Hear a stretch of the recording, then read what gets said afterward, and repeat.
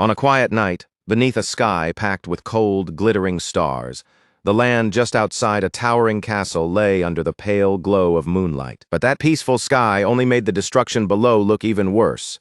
The ground was torn apart, stone walls had collapsed, and everything around the castle looked as if a fierce battle had just swept through it. Then, from beneath the broken rubble, a single hand suddenly pushed upward. A man buried under the debris forced his way out, dragging himself from the wreckage with whatever strength he still had left. Even if a star cannot shine from the highest reaches of the night sky, even if it lies buried deep in a ditch where no one ever bothers to look, it is still a star as long as it longs to shine and carries even one spark of light in its heart. Those words seemed to belong to the man who had just clawed his way out of the dirt, covered in dust and ruin. He planted his sword against the ground, used it like a support, and struggled back onto his feet while cold night air rushed into his lungs. The moment shifted, and the same man now stood in front of a building completely still, his attention fixed on a sword displayed against the wall as if he could not tear himself away from it. His bright blue eyes stayed locked on the blade as it caught the light and shimmered, almost like something enchanted. No matter how many times Vlad looked at it, he could not help muttering to himself that the sword was unbelievably cool. That little daydream was broken when someone called out to him. Vlad's face immediately tightened with irritation, and he turned with a bothered look toward the person who had dragged him back to reality. The one who had found him was Zemina, and from the look on her face, she had expected exactly this. She told Vlad she knew he would be standing there again, staring at that sword like always, and with a slightly condescending expression, she pointed out that he had been spacing out a lot lately. Vlad bristled at that and snapped back, warning Zemina not to get on his nerves when she was interrupting one of the few breaks he actually had. But Zemina did not look the least bit scared of his temper. Instead, she bluntly told him that this strange behavior was exactly why people had started whispering rumors about him. That caught Vlad off guard, and his irritation quickly shifted into surprise as he asked what she meant by people talking about him. Zemina instantly realized she had let something sensitive slip out without thinking, and her confidence faltered. Rather than explaining, she turned her eyes away and awkwardly tried to move the conversation somewhere else. Instead, Zemina suddenly asked Vlad whether he was still hearing strange voices in his head whenever he picked up a stick. Vlad did not answer her. He simply stared ahead in silence, his eyes drifting as if the question had struck something too familiar. Seeing that reaction, Zemina quietly concluded that he was still hearing them, then wondered aloud what kind of sins he must have committed in a past life to end up like this. After all, Vlad had somehow been struck by lightning on a perfectly clear day, and it had not even been ordinary lightning. The bolt that hit him had been black. Something like that was already rare enough to be terrifying. So Zemina warned Vlad to stay hidden inside the shop for a while. She told him the new bishop was rumored to be extremely sensitive about omens and strange signs. Worse, that bishop had once served as a heresy inquisitor, meaning he knew exactly how to sniff out anything that seemed supernatural. If a man like that decided Vlad looked suspicious, Vlad could be dragged away and burned at the stake before anyone could protect him. Hearing all of that only made Vlad's expression sink further, because he understood that Zemina was not exaggerating about the danger hanging over him.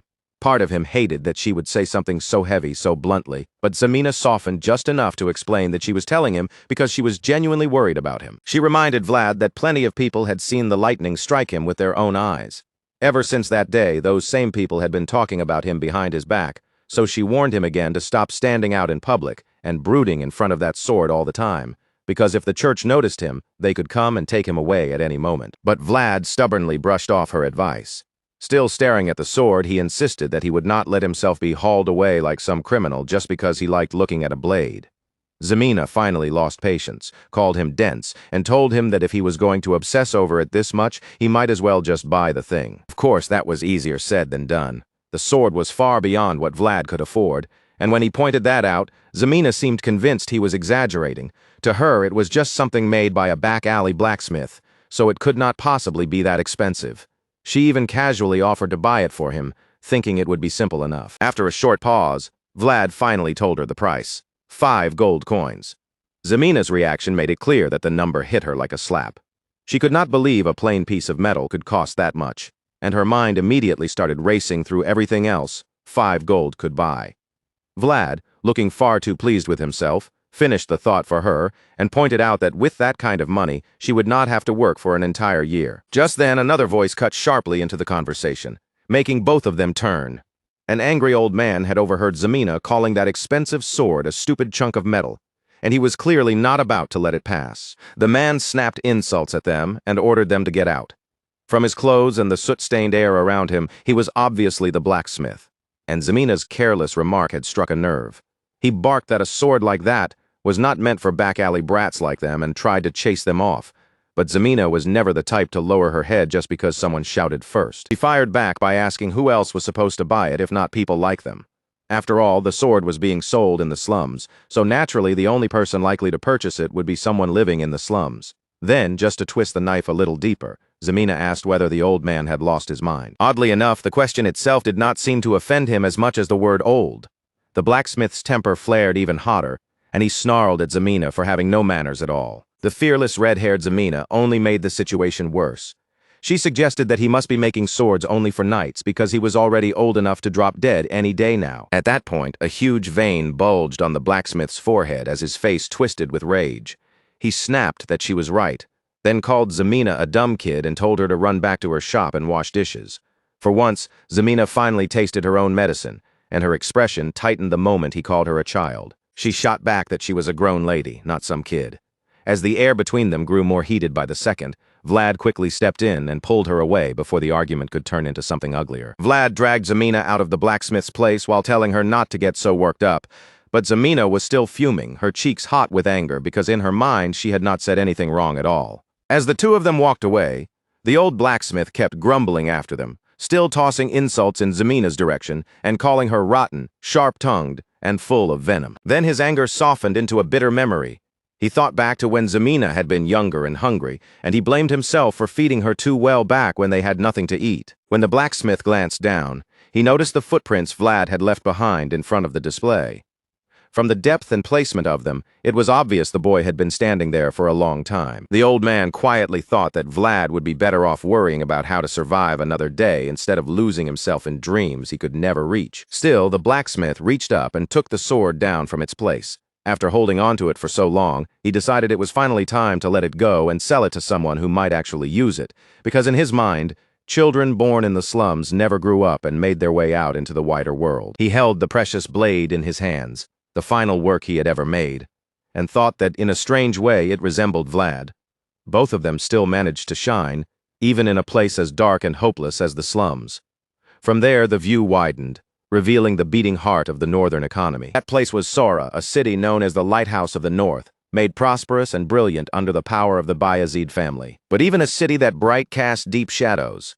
Beneath Soara's wealth and shining streets lay the slums, the place where every foul, unwanted thing was tossed aside and left to rot. Inside one of those taverns, men laughed over cups of wine while women sat close beside them, the room filled with smoke, noise, and the rough warmth of cheap entertainment. That noisy pleasure shattered when a shirtless man grabbed a woman by the hair and yanked her forward, snarling that she had tried to scam him.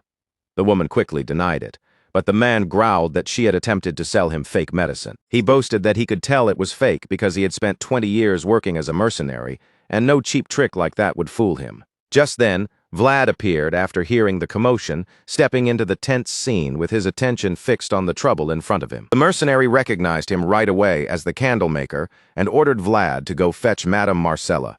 Vlad answered with a blank, almost bored expression, telling the man that if he wanted to see Madame Marcella, he would need to pay in gold coins, not silver. That only enraged the mercenary further. He barked that they had no right demanding gold when the business could not even run properly, then told Vlad to bring his mother if Madame Marcella was unavailable.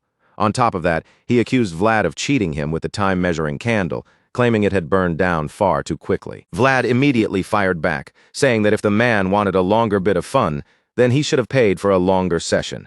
And if he had that much to complain about, Vlad added, he might as well crawl into his wife's bed instead. The mercenary's anger surged even higher at that insult, but Vlad stayed calm and decided there was an easy way to prove whether the candles were a scam or not. He even laid out the terms plainly. If the candle turned out to be faulty, and they really had cheated the mercenary, then the man could do whatever he wanted with the woman. The mercenary hesitated, still grumbling that he had no reason to trust a bunch of scammers, but Vlad pressed him to accept, then added his own promise with a dangerous edge. If the candle worked properly, he would beat the mercenary senseless. As Vlad spoke, his blue eyes began to shine with an eerie, unsettling glow.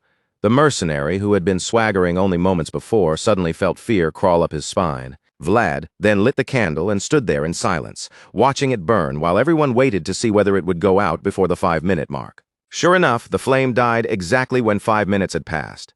And before the mercenary could even understand what had happened, Vlad swung his wooden staff and struck him square in the face. As the man staggered and fell backward, Vlad declared that the candles were perfectly fine after all. Then, without giving him a chance to recover, he kicked the mercenary in the back and shoved him into another room. Vlad slammed the door shut behind the mercenary and locked it with a cold final click. Then he turned back toward the trembling man and flatly told him that he was already dead. The mercenary, now completely terrified, clutched his bleeding nose and begged Vlad to wait. But Vlad's blue eyes stayed sharp and merciless, and without slowing down, he stepped in and beat the man until he could barely defend himself. Again and again, Vlad brought the staff down on him, furious that the mercenary had tried to cheat the shop. But what truly pushed Vlad over the edge was the way the man had spoken about his mother with no respect at all. The beating was so brutal that every heavy thud and every muffled cry echoed beyond the room, loud enough for people outside the building to hear what was happening inside. By the next morning, while everyone gathered for breakfast, Vlad told Jorge that someone had tampered with the candles and caused the whole mess the night before. The moment Madame Marcella heard that, her expression flared with outrage. She demanded to know who would be bold enough to interfere with their candles and cause trouble in her establishment. Marcella immediately ordered Vlad to track down whoever had done it. Vlad, completely unsure where to even begin, asked how he was supposed to find the culprit. But Marcella only smiled brightly and revealed, with far too much cheer, that she had already found them. As it turned out, Marcella herself had been the one messing with the candles. She had shortened them on purpose so she could squeeze more money out of drunken customers. And with that playful confidence and striking beauty, Marcella proved she was not just another woman surviving in the slums, but someone who knew exactly how to turn the darkness around her into profit. Vlad stared at her in stunned silence. Only then did it sink in that the fat mercenary he had beaten half to death had actually been telling the truth about the candles. As Vlad made his way down the stairs afterward, he pushed the guilt aside with a tired shrug. In the end, he told himself he had only done what an employee was supposed to do. That was when a group of men approached him, blocking his path with easy grins. The man leading them praised Vlad for the beating he had handed out the night before, acting as if they were old friends. The ringleader casually hooked an arm around Vlad's neck and pulled him close, lowering his voice as he asked for money. He had heard Vlad earn some tips selling candles the previous night, and he claimed his group needed help because every one of them was broke. Vlad snapped at the man called Burley, his patience immediately wearing thin. As his irritation rose, that strange glow began to return to his blue eyes. Burley only laughed and teased Vlad, telling him not to look so scary. Then he explained that he was not simply begging for money. According to him, he had come to offer Vlad a fair trade. Vlad frowned, clearly not understanding what Burley meant. Seeing his confusion, Burley grinned wider and said he had something worth handing over in exchange for a bit of silver. Then, without warning, Burley yanked a little boy forward by the hair and shoved him into view. He called the child a useless pickpocket, too stupid and unskilled to even steal properly. Vlad recognized the boy right away. Burley noticed the look in his eyes and immediately offered to return the child to him for 40 silver coins. The first thing Vlad asked about was the boy's fingers and ankles. Burley quickly assured him that he had not cut anything off, only roughed the little thief up enough to teach him a lesson. In the end, Vlad handed Burley and his men the silver, but as he did, he coldly told them that next time they should simply kill pickpockets instead of dragging them to him. The boy went pale with fear the moment he heard those words. Burley, however, clicked his tongue and insisted that he and his gang were not murderers. As Burley and his men started to leave, Vlad reminded him that he was basically scamming Vlad's own family and co-workers. Burley did not care in the slightest. He was too pleased with himself for managing to squeeze money out of Vlad by using a stray kid as leverage. Once the men were gone, Vlad turned on the boy named Ned and scolded him sharply. Ned quickly apologized, saying he had tried to be careful, but Vlad only checked that no bones were broken before telling him to leave. Ned thanked him in a small, shaken voice and hurried away. Afterward, Vlad stood there thinking bitterly that his dream of saving up 5 gold coins had just been pushed even further out of reach. Later, Vlad went to see Harvin, a man working under Captain Hoover, the infamous boss known as the Whale Hunter. Vlad told him about Ned and mentioned that luckily the boy had managed to keep all his fingers. That news seemed to catch Harvin off guard. He could not help remembering the time he had stolen something and paid for it with his own fingers and ankles. Back then, young Vlad and Zemina had watched him bleed in the street, while his punishment became a warning for everyone else in the slums. Harvin then brought up another rumor, saying he had already heard that the candles at Marcella's place had been tampered with. Vlad looked surprised, wondering how Harvin had learned about that incident so quickly. Harvin explained that whispers had been spreading all over the slums, claiming Marcella was cheating her customers. Still, he did not seem convinced, saying he did not believe Marcella was the type to do something like that without a reason. Vlad said he felt the same way.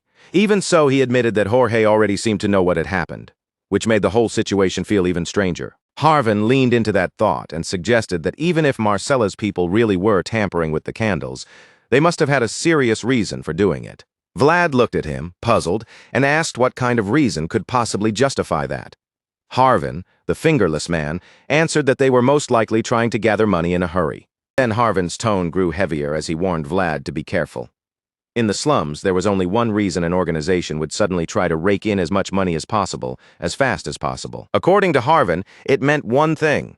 They were preparing for a war against another organization. Jorge, the Whore's Knight, Black Bear, the Swine Butcher, Dice, the Gambler, Captain Hoover, the Whale Hunter, and One-Armed Jack, the Money Bug. These were the 5 bosses who held the slums of Sora in their grip. Without Vlad even realizing it, every shadowed part of slum life was beginning to creep closer to him, stretching toward him from the darkness. That danger became impossible to ignore when One-Armed Jack and his gang showed up at Vlad's shop, looking for Vlad's boss. Vlad could only stare at him in disbelief. He had never expected One-Armed Jack himself to walk straight into the shop like this. His gaze fixed on One-Armed Jack, and Harvin's warning echoed in his mind. Vlad wondered if the preparations for war had already begun. One of One-Armed Jack's men snapped Vlad out of his thoughts by yelling at him. The thug had a ponytail and a scar across his face, and he barked at Vlad like he was nothing more than a brat, demanding to know why he was not answering One-Armed Jack and where his boss was. A frown settled across Vlad's face almost immediately. He answered that he had no idea where the boss was, because as far as this place was concerned, he was only the candle seller. The ponytailed thug clearly had no patience at all. He insulted Vlad again, then slammed his fist down onto the table with enough force to make the whole surface shake as he threatened him. The impact sent candles scattering into the air and tumbling across the room. Even so, Vlad did not flinch. He simply stared back at the man with steady eyes, making it clear he was not frightened. The other workers were a different story. The women watching from nearby were frozen with fear, their mouths hanging open as they waited to see how far this confrontation would go. Then Vlad suddenly lowered himself to one knee and began gathering the expensive candles that had fallen and broken on the floor. Without even looking intimidated, he calmly made the ponytailed thug even angrier by suggesting that the shop was closed for the day. The ponytailed thug's face twisted with irritation. Vlad's calm refusal to react only made him more frustrated, as if every ignored threat was another insult thrown back in his face. While Vlad continued picking up the broken candles, he suddenly spoke again and told the man to move his feet out of the way. That finally pushed the thug past his limit. He raised his leg to kick Vlad while Vlad was still kneeling, but Vlad's trusted wooden staff flashed up and struck the man's leg cleanly in midair. The ponytailed thug lost his balance at once. Vlad seized that opening without hesitation and swung again, landing a powerful blow straight across the man's face. The strike knocked him down hard, sending him crashing onto the floor. Everyone in the room stared in stunned silence, unable to believe what they had just seen. One-Armed Jack, however, did not look angry. If anything, he seemed amused, watching Vlad with a faint interest that made the room feel even more dangerous. With that eerie blue light still burning in his eyes, Vlad looked down at the thug sprawled beneath him and pressed the end of his staff against the man's face. In the back alleys, the rule had always been brutally simple. The winner remained standing above, while the loser was left crawling below. The sight instantly enraged One-Armed Jack's men. Seeing Vlad humiliate their companion right in front of them made their blood boil, and several of them looked ready to rush him at once, until One-Armed Jack raised his voice and ordered them to stop. One-Armed Jack lifted his hook in front of his men, stopping them with a single casual motion. His subordinates froze in confusion, clearly unable to understand why their boss would hold them back instead of letting them tear Vlad apart. The huge man then explained, almost lazily, that he had taken a liking to Vlad. To everyone's surprise, One-Armed Jack even began applauding the candle seller.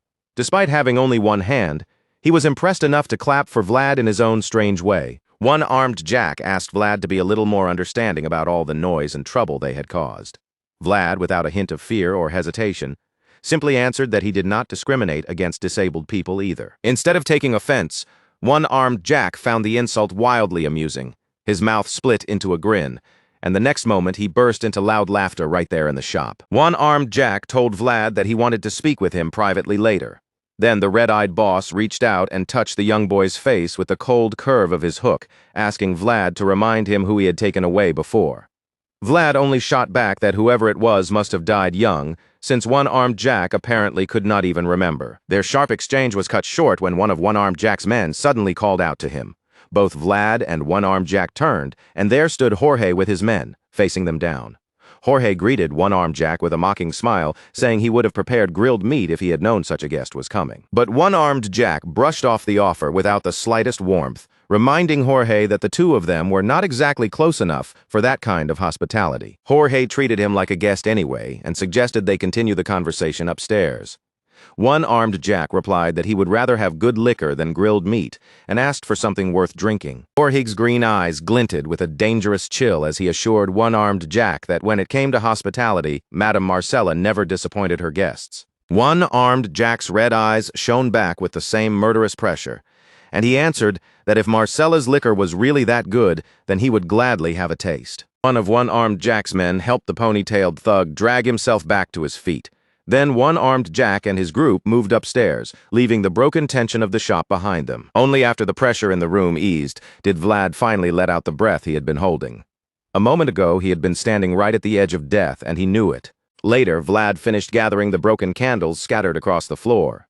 As he looked over the damage, he wondered bitterly just how many of those expensive candles that pony-tailed bastard had smashed. His thoughts were interrupted when one-armed Jack called out to him from nearby, addressing him with a strange grin as a shining star. It seemed one-armed Jack and his men were leaving after finishing their talk with Jorge and Marcella. The boss admitted that both of them had spoken well of Vlad, and after saying he had seen Vlad's potential with his own eyes, he told Vlad to come find him whenever he got tired of smelling burnt candles all day. One-armed Jack made it clear that he would value someone like Vlad under him. But Vlad, still loyal to his current place, answered that he had no real complaint about his job. They paid him, fed him, and gave him a roof over his head. Hearing that, one-armed Jack only laughed and said he could offer all of that and far more. But since Vlad clearly intended to stay where he was, one-armed Jack tossed him a gold coin as payment for the candles his men had broken.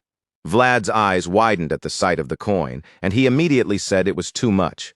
The man with the hook insisted he take it anyway, then added that Vlad could earn many more coins like that if he ever decided to work for him. After dangling that tempting offer in front of him, one-armed Jack reminded Vlad of his other name, the Money Bug. Then, with a satisfied smile, he thanked Jorge for the delicious meal and left the shop with his men. Vlad watched him go and noticed that one-armed Jack looked strangely cheerful. Seeing that expression, Vlad could not help wondering whether the meeting with Jorge and Marcella had gone better than expected. Just then, Zemina called down to him from upstairs and told him that Jorge wanted to see him. A little later, Vlad found himself in the same room as Jorge and Madame Marcella, the air around them heavy in a way that made the earlier tension feel far from over. Vlad stood speechless, staring at the precious knife placed before him. Jorge explained that he had originally planned to give it to Vlad later, but since the situation had changed, he had decided to hand it over now. Jorge told Vlad to keep the dagger on him at all times. As Vlad accepted it, the serious mood in the room told him more than enough. Whatever Jorge and one-armed Jack had discussed, it had probably gone terribly. Vlad looked around the room and saw the men sitting in silence, their faces dark and their spirits weighed down. Even Marcella, who usually carried herself with confidence and charm, looked deeply displeased. Seeing her expression, Vlad knew trouble was already beginning to gather around them. That was when Jorge told Vlad something else. He should stop selling candles for now. Vlad's confusion showed immediately, and he asked what he was supposed to do if he could not sell candles anymore. Sensing the worry in Vlad's voice, Jorge explained that they had received information about one-armed Jack bringing outsiders into the slums. He believed those men were mercenaries who had once been knights. Vlad quickly understood and remarked that they were people like Jorge. With a grave expression, Jorge confirmed it. The look on his face made it clear that even he was worried about what those men could mean. The problem was that one-armed Jack already commanded an overwhelming number of dangerous men in the slums. Even so, Jorge had always been a major obstacle for him. As a former knight, Jorge was like a lone wolf standing among a flock of frightened sheep, too dangerous to simply brush aside. But now that one-armed Jack had brought in mercenaries and swordsmen who were individually skilled enough to stand on the level of knights, the balance that had barely held the slums together had finally been shattered. Jorge admitted that they were already at a disadvantage. Then he explained to Vlad exactly why they needed him on their side now more than ever. Vlad was visibly surprised that they thought so highly of him. Jorge then told him that his first mission would be coming soon, and the news hit Vlad so suddenly that he could only stare back, completely dumbfounded. Overwhelmed by everything happening around him, Vlad found himself thinking of Harvin. Harvin had lost his fingers and even the ability to walk, yet somehow he had survived by sharpening his mind.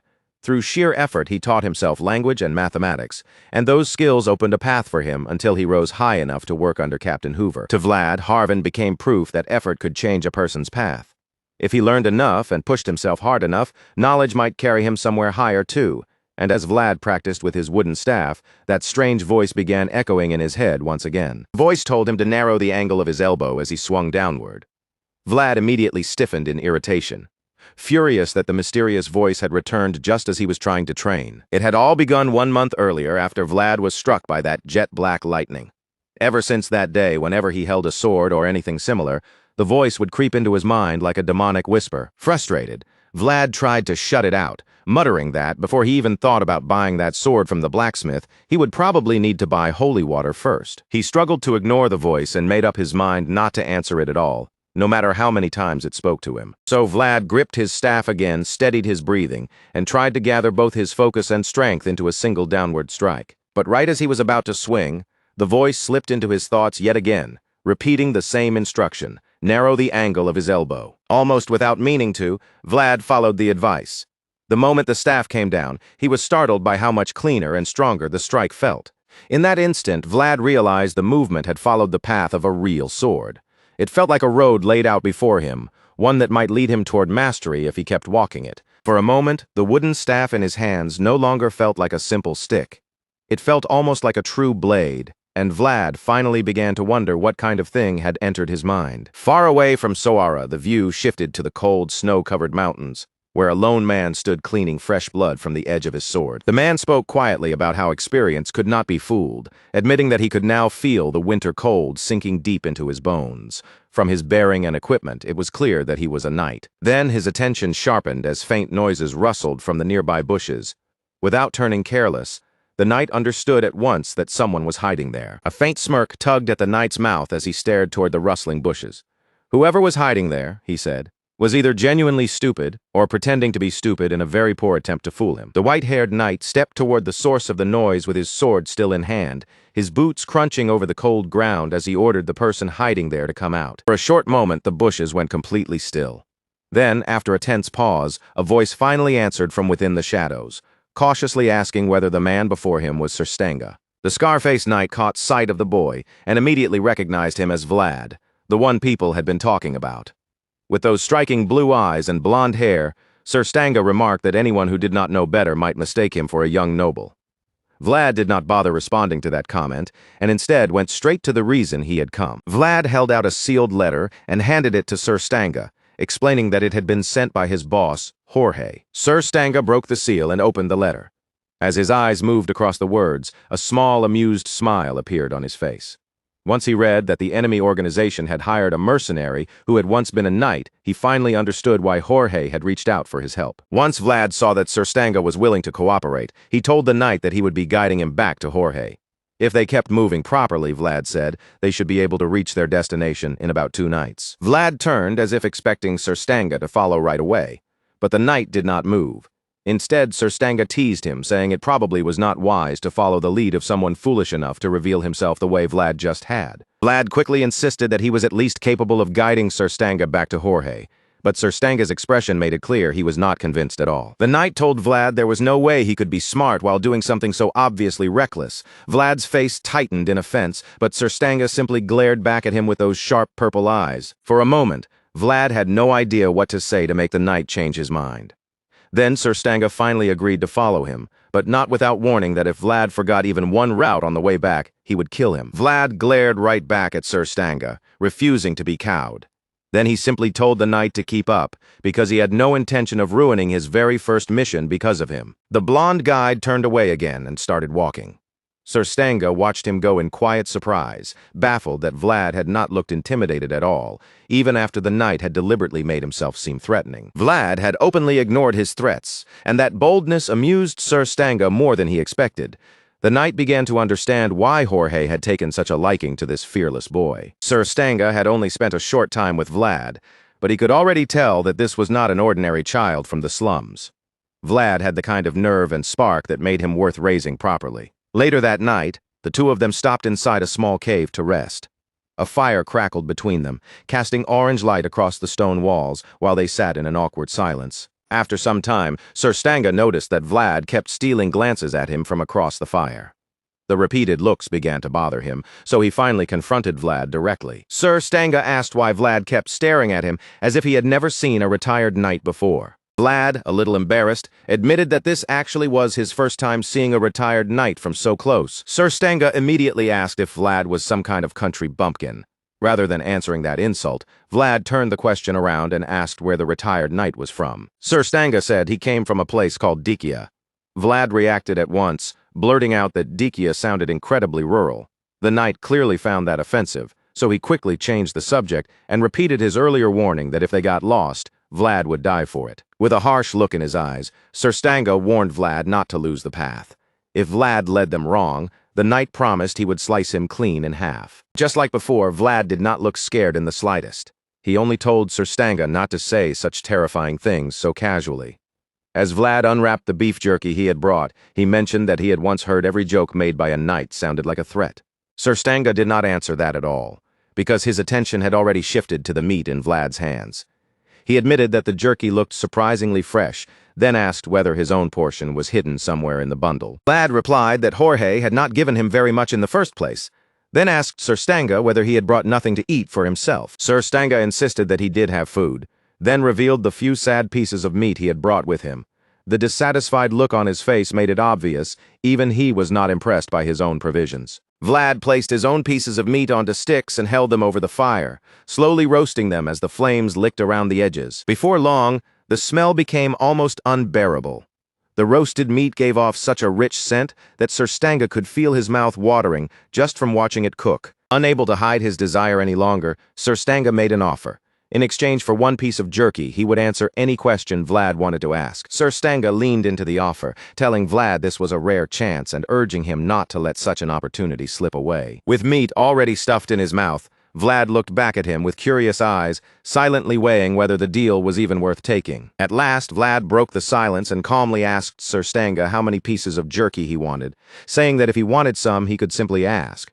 Sir Stanga immediately looked offended and explained that his pride would never allow him to beg like that. Sir Stanga declared that knights only accepted something when they gave something in return. Then he crossed his arms and shut his eyes, making it clear that he would not back down from that belief. Vlad pointed out that Sir Stanga was already a retired knight, but Sir Stanga answered that he had lived by that principle his entire life, and he had no intention of abandoning it now. In the end, Vlad decided to start with something simple and asked Sir Stanga for his name. After the knight answered, Vlad asked his age next, and Sir Stanga revealed that he was 42. Only then did Sir Stanga realize Vlad had not given him any meat for either answer, and he snapped at him, calling him a brat. Vlad ignored the complaint completely and moved right on to the question he really cared about. He asked Sir Stanga whether he knew how to use aura. Hearing that, Sir Stanga smiled slightly and said Vlad only looked innocent on the outside. For a boy from the slums, he seemed to know far more than expected. Sir Stanga then explained that not every knight could actually wield aura. Possessing aura and being able to properly use it were two very different things. Vlad sensed that Sir Stanga was trying to dodge the real answer, so he looked at him plainly and asked again whether Sir Stanga could use aura or not. Sir Stanga smiled, then hesitated just long enough to make Vlad anxious. Wanting the truth badly, Vlad even offered to give him all of the beef jerky in exchange for a clear answer. After dragging the moment out a little longer, Sir Stanga reminded Vlad that a knight should only take something after giving something in return. Since that was the case, he decided to show Vlad something special. Sir Stanga drew his sword and held it firmly before him, his grip tightening around the hilt as the atmosphere in the cave changed. Then he closed his scarred left eye. Vlad immediately noticed the strange movement and asked why he had shut only that eye. Sir Stanga answered that he needed to draw out his world from deep within his own soul. With his scarred eye still closed, a faint blue glow began to gather around it. Sir Stanga told Vlad to watch carefully and not miss what was about to happen. A moment later, the sword in Sir Stanga's hands began to shine with the same light. He told Vlad that what he was seeing was the true essence of knights. The blue radiance grew brighter and brighter, filling the cave with such intense light that Vlad had to lift an arm and shield his face from the glow. Later that night, Vlad and Sir Stanga continued on their way and approached the city under the cover of darkness. Sir Stanga complained that he felt disgusting, but Vlad told him that looking dirty and forgettable was better than looking like knights and attracting attention. But Sir Stanga was not talking about his appearance at all. He grumbled that his mood felt disgusting, because he still had pride as a knight and hated the idea of sneaking through a hole. When he asked why they had to enter that way, Vlad explained that his orders were to bring Surstanga back secretly. If Vlad and Surstanga entered through the main gate, there would be nothing secret about their return at all. But even after Vlad explained that clearly, Surstanga kept grumbling like a sulking child. Vlad urged him to keep moving anyway, and promised that once they reached the destination, he would prepare a proper bath for him. As the two of them moved through the hidden passage, Surstanga's eyes narrowed.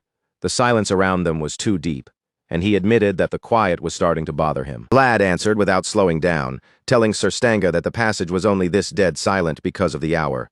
At this time of night, there should not have been anyone moving around there, but almost immediately after that, the two of them came upon something that stopped them cold. Lying ahead in the darkness were several dead men, their bodies scattered across the passage. Surstanga looked over the corpses and asked whether this kind of thing happened often around here. Vlad, just as unsettled, answered right away that it definitely did not. Vlad studied the bodies carefully, taking in the positions of the dead men and the signs left around them. From what he could tell, it looked like they had probably fought each other before dying. Then Vlad suddenly suggested that they split up. He said he would tell Surstanga where the secret back door was, the one used only by members of Jorge's organization. Surstanga immediately looked concerned and asked where Vlad planned to go instead. Vlad explained that he would pass through the main gate himself. If they split the attention between them, it would be harder for anyone watching to catch both of them. Then, as he started walking away, Vlad told Surstanga they would meet again later. Sometime later, Vlad finally reached the shop.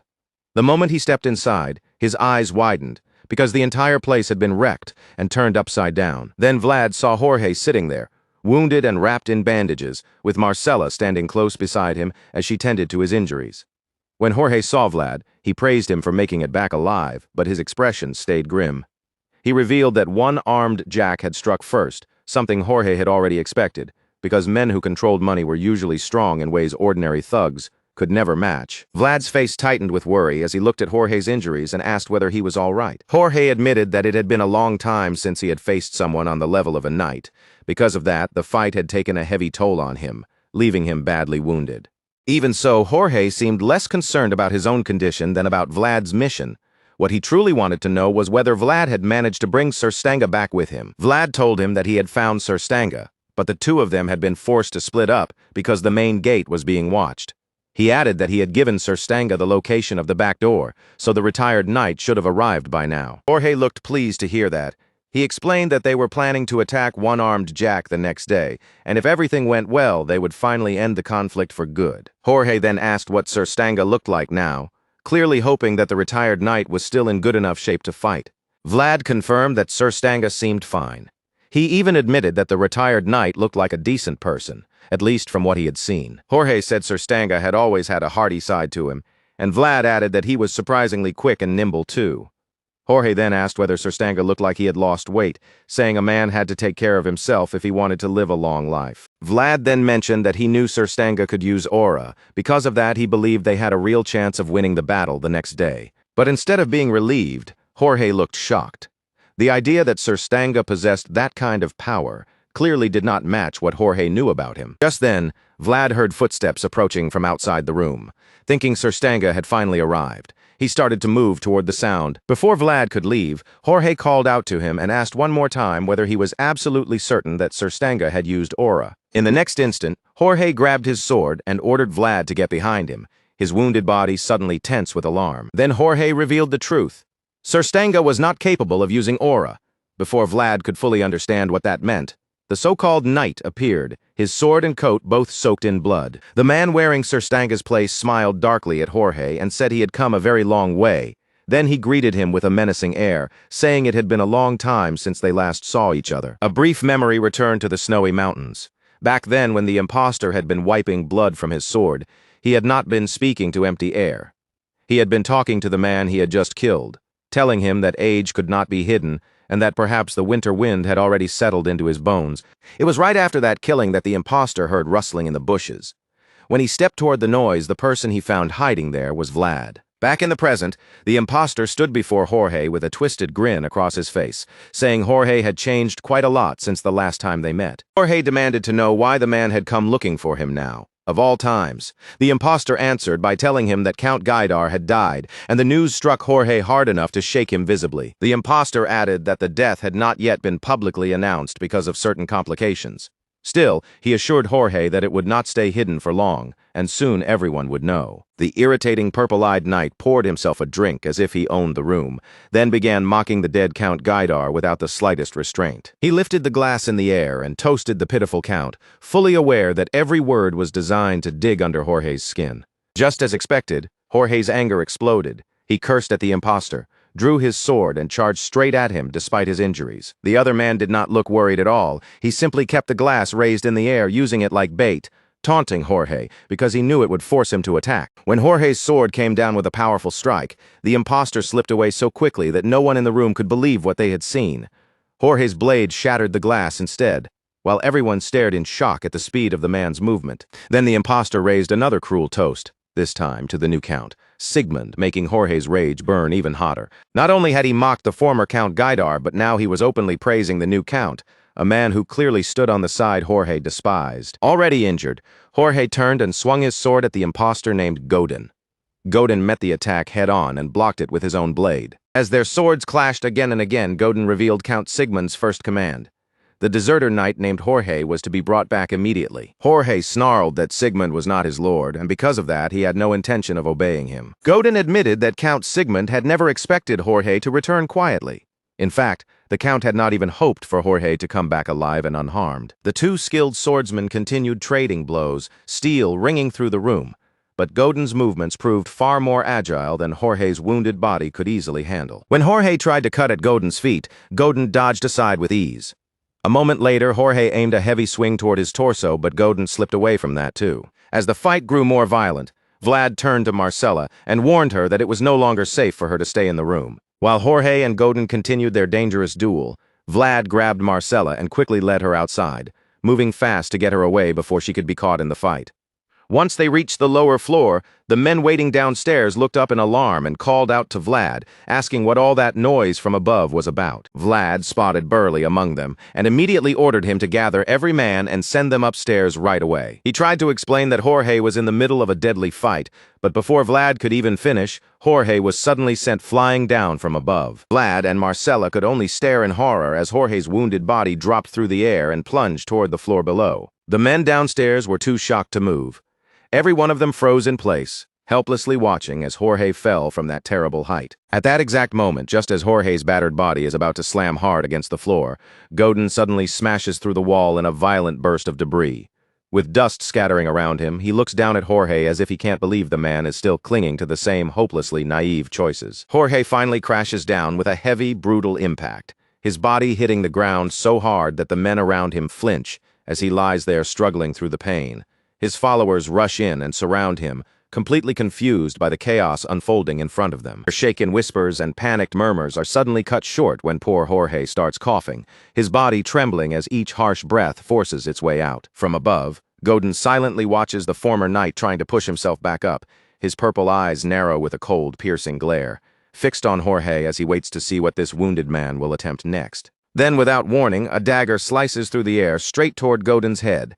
And this isn't some random blade, it is the very dagger Jorge once handed to Vlad. Godin reacts just in time, snapping his sword up to block the flying dagger.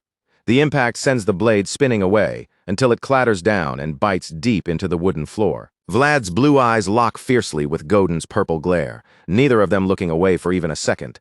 After that brief but intense stare down, Godin grips his sword and rushes toward the injured Jorge. As Godin leaps down with his sword raised for the finishing strike, Vlad shouts at Jorge with everything he has, warning him to move before it is too late. Jorge hears Vlad's cry just in time. Forcing strength into his battered body, he throws himself out of the way before Godin's killing blow can reach him. Jorge barely manages to avoid the attack, rolling clear at the last possible moment, while the silver-haired knight's sword drives down and sinks into the floor where he had just been. A moment later, Jorge drops back to his knees, breathing hard as he reaches out and clutches his weapon again.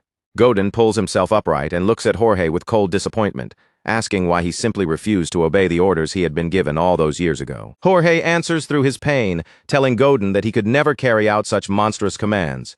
He still has a human heart, And more than that, he has honor. Godin immediately corrects him, his voice sharp and merciless. Jorge is not supposed to be just an ordinary human being. He is a knight. Those words ignite Jorge's fury all over again. His face twists with rage, and a low, furious growl rises from his throat. Jorge's men rally around him as well, their anger rising with his. But when Godin sees himself surrounded, he decides this has gone on long enough. The impostor slowly closes his left eye and mutters that now, more than anything, he simply wants to rest. The instant Vlad sees that movement, he recognizes what is coming. His eyes widen as he realizes Godin is about to release his aura. Vlad breaks into a desperate sprint, pushing his body forward as fast as he can, trying to reach Godin before the attack can be unleashed. Vlad is too late.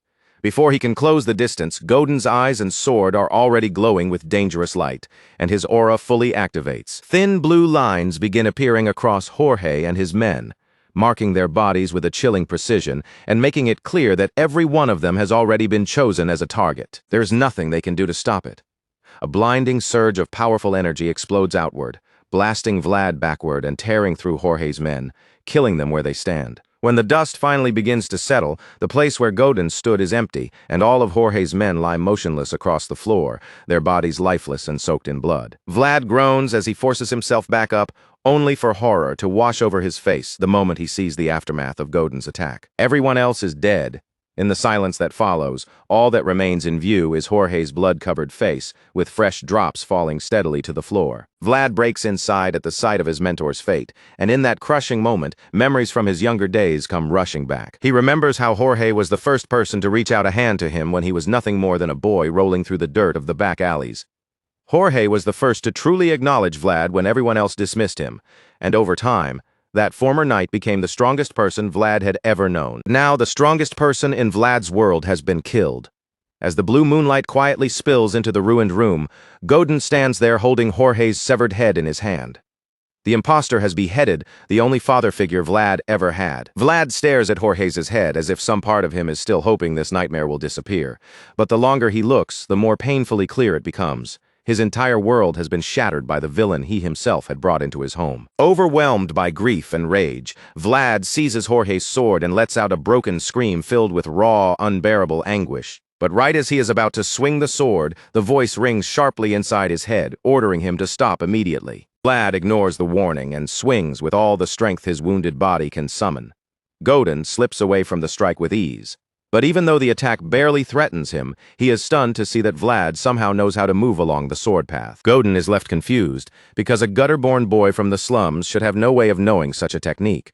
What he doesn't know is that this same gutter kid was once struck by jet-black lightning. Despite his curiosity, Godin cannot hide that he is impressed, and he openly admits it. But Vlad doesn't care about earning his praise. The only thing burning in his mind is the need to kill him. Consumed by rage, Vlad charges at Godin a second time, screaming for him to die.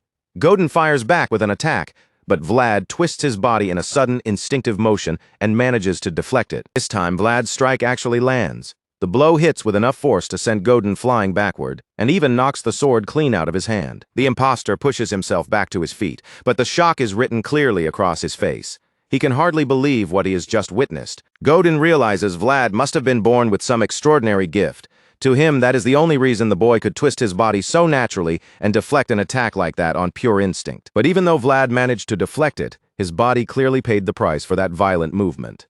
He collapses to the ground, groaning in pain, while the voice tells him to slow down, breathe, and keep his focus. Vlad clutches the side of his stomach, curling up on the floor as the pain continues to tear through him. Godin watches the child writhe on the floor, his cold gaze lingering as the thought of killing Vlad right then and there crosses his mind. He considers snuffing out the dangerous light and potential inside Vlad before it can grow any further, but in the end he decides that would be far too much of a waste, even though he knows this child may one day return with a sharper sword. Godin thinks back to the days when he and Jorge were still friends. He remembers Jorge once saying that he found joy in watching over people with great potential, and that memory brings the faintest smile to Godin's face. Then Godin calls out to Vlad, who is still wincing on the floor. He tells him that a knight only takes a fair price, leaving Vlad confused enough to ask what he is even talking about. Suddenly, Godin tosses back 2 pieces of the beef jerky Vlad had given him in the cave. He says his name is not Stanga, and he is not 42 years old either. Since Vlad paid an unfair price, Godin is returning a few pieces to balance the exchange. However, Godin makes one thing clear. He is still taking Jorge's head with him. Vlad stares in horror once again at his master's bloody, severed head. As he trembles in place, Godin calmly says he will carry it away because, as the victor, that is the price he deserves. Godin says it with shameless arrogance, staring Vlad down as though daring him to answer. Vlad's heartbroken face hardens with rage, and through his grief, he glares at the impostor and vows that he will kill him. Godin only scoffs at Vlad's threat, turning his gaze away with a look of clear disappointment. He tells Vlad not to even think about demanding the second price for the beef jerky, especially in the miserable state his life is in right now. Then Godin turns his back and begins walking away, leaving Vlad behind, shaking with fury. Vlad remains on his knees, struggling to force himself upright. His teeth grind together, his voice shakes, and he stammers through his rage as he swears again that he will kill the bastard who beheaded his master. But the impostor pays no attention to him at all. Without looking back, Godin walks out of the shop, carrying Jorge's head in his hand like a trophy. Vlad screams Godin's name after him, his voice cracking with fury. But Godin doesn't even bother to turn around. With that same blank, emotionless face, the knight continues walking away and finally steps through the jagged hole he smashed into the wall earlier, while Vlad warns him that one day he will come back and kill him. After Godin's brutal rampage leaves the shop in ruins, Zemina does everything she can to help the injured Vlad escape from that blood-soaked place. Zemina supports Vlad's weight as he limps forward, every step dragging another groan of pain out of him. His hand stays pressed tightly against the spot that hurts the most, and when the pain suddenly spikes through his body, Vlad can't hold himself up anymore and drops down to one knee. For a moment, Vlad can only remain there, sweating heavily and breathing in rough, broken gasps, forcing himself to endure the unbearable pain tearing through him. Few moments earlier, Vlad had still been inside the ruined shop, curled up tightly on the floor like a wounded animal. Marcella looked down at him without sugarcoating a single word and told him to get up. Marcella asked him if he actually wanted to die right there, but Vlad didn't answer her at all, not even with a word. The boy simply stared blankly into the distance, silent and hollow, as if some part of him no longer cared whether he lived or died. Marcella immediately understood that dangerous emptiness in his eyes, and it made her furious. Without hesitation, she slapped Vlad hard across the face, snapping his head aside. She told him to pull himself together, then demanded to know if he understood what truly separated the people living comfortably in the center of the city from people like them who crawled through the slums. Vlad had no answer. He just looked up at Marcella with lost, wounded eyes, almost like a stray puppy afraid that one wrong word would earn him another slap. Marcella told him the difference was opportunity. The people in the city could stumble, fail once, and still stand back up again because they had the money, power, and safety to afford another chance. But for people trapped in the slums, people already treated like losers before they even started. Life was never that forgiving. Marcella told Vlad to look around at the shattered shop and the bodies of their own men scattered across the floor.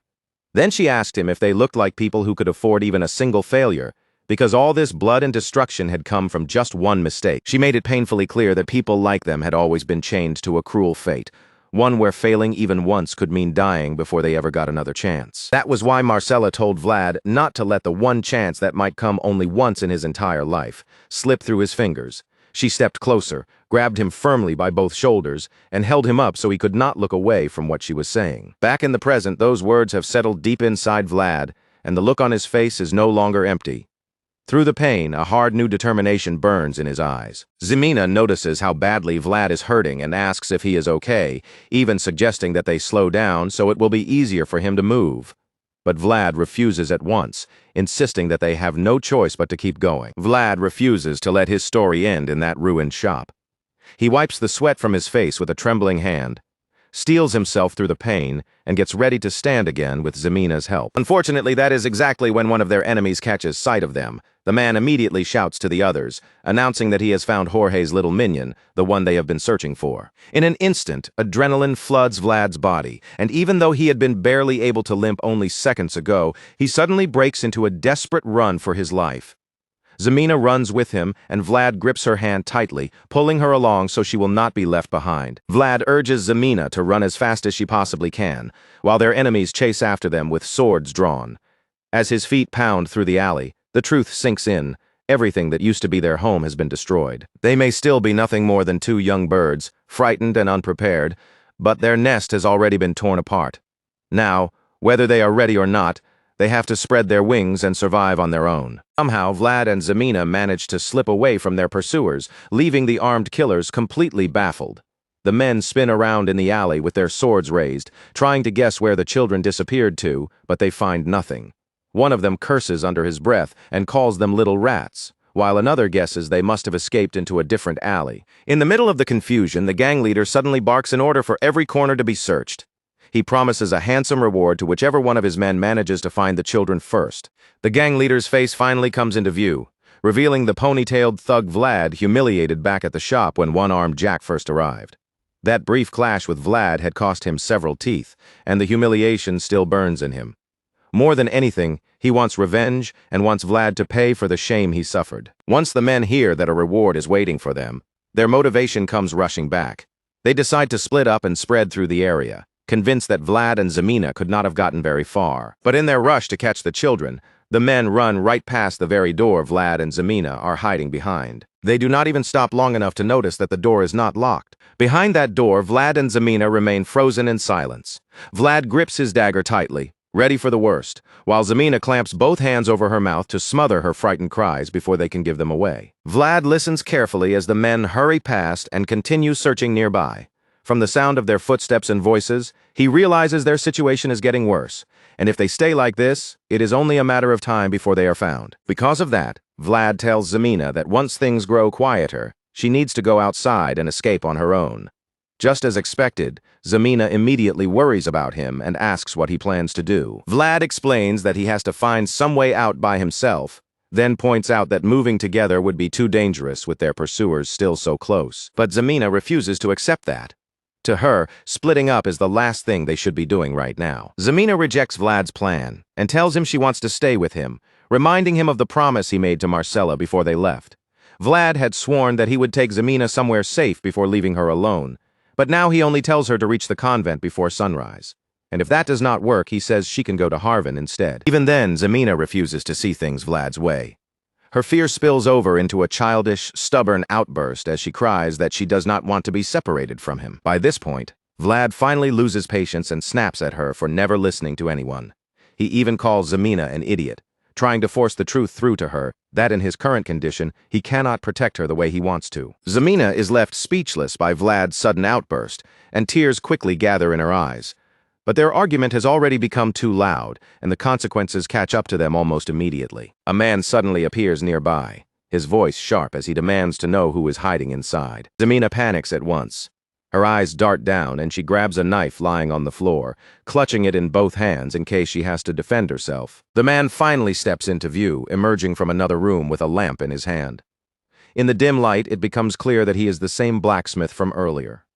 The blacksmith recognizes the two children almost immediately and asks what they are doing inside his place. Once again, Zemina starts getting on his nerves right away. Still gripping the knife, she calls him an old man and threatens him as if she is ready to use it. With the most bored, irritated look on his face, the blacksmith fires back at her, asking what the hell is wrong with her and reminding her that she and Vlad are the ones who broke into his home. But Zemina, as usual, does not listen at all. She just keeps the knife pointed at him and warns him not to move, insisting that she really will stab him if she has to. The blacksmith meets her eyes and quickly notices the tears gathering there. Her hands may be holding a knife, but her face is full of fear. Realizing that Zemina is terrified more than anything else, the blacksmith softens his approach and tries to calm her down, telling her that he understands the situation they are in. He calmly tells Zemina to lower the knife, but instead of backing down, she demands that he hand over the sword Vlad is always staring at. The blacksmith is clearly confused by her demand, so Zemina makes sure he understands that she is completely serious. To remove any doubt, she tells him she means the sword he had hanging outside. Zemina explains that they will not be safe even if they make it beyond the city, and with desperation in her voice, she tells the blacksmith one last time to give her the sword because she is not joking. Vlad finally steps in and tells Zemina to put the knife down, but she refuses to calm herself. Instead, she breaks into another desperate outburst, shouting at the blacksmith to bring out the sword. The blacksmith can feel Zemina's desperation pouring out of her, and in that moment he quietly thinks that this is simply what life in the slums turns people into. Down here, surviving often means reaching out, taking something from someone else, and clinging to it before the world crushes you first. His mind drifts back to his own younger days, and he admits to himself that he was once no different from her. So when he sees this frightened girl acting so fiercely, he cannot even bring himself to be surprised. After a long, heavy silence, the blacksmith finally speaks. But all he says is that Zamina's situation is truly pitiful. His tone makes it painfully clear that sympathy alone does not mean he intends to help. That answer pushes Zamina past her breaking point. Her face twists with anger, and she suddenly rushes straight at him with the knife clenched in her hand. The blacksmith sees the blade coming toward him and closes his eyes, standing still as if he has already accepted whatever is about to happen. Vlad also thinks Zamina is about to stab the old man, and he cries out to stop her. But instead of driving the knife into him, Zamina swings it toward herself and slices off her own hair. The blacksmith's eyes snap open in shock. With tears shining in her eyes, Zamina holds out her red hair to him, saying she knows it is nowhere near enough to pay for the sword, but she swears she will repay the rest someday. Her voice trembles as she begs the blacksmith to give the sword to Vlad. In her eyes there is no pride left, only fear, desperation, and a fierce need to protect the boy beside her. For a moment, the blacksmith is left completely speechless. Then he turns his gaze toward Vlad and quietly asks whether the boy is really planning to leave the slums behind. Vlad confirms it, and the old blacksmith feels something stir deep inside him. This boy is about to do the one thing the blacksmith himself was never able to do. All his life, the blacksmith had dreamed of escaping that place and spreading his wings beyond the walls of the slums.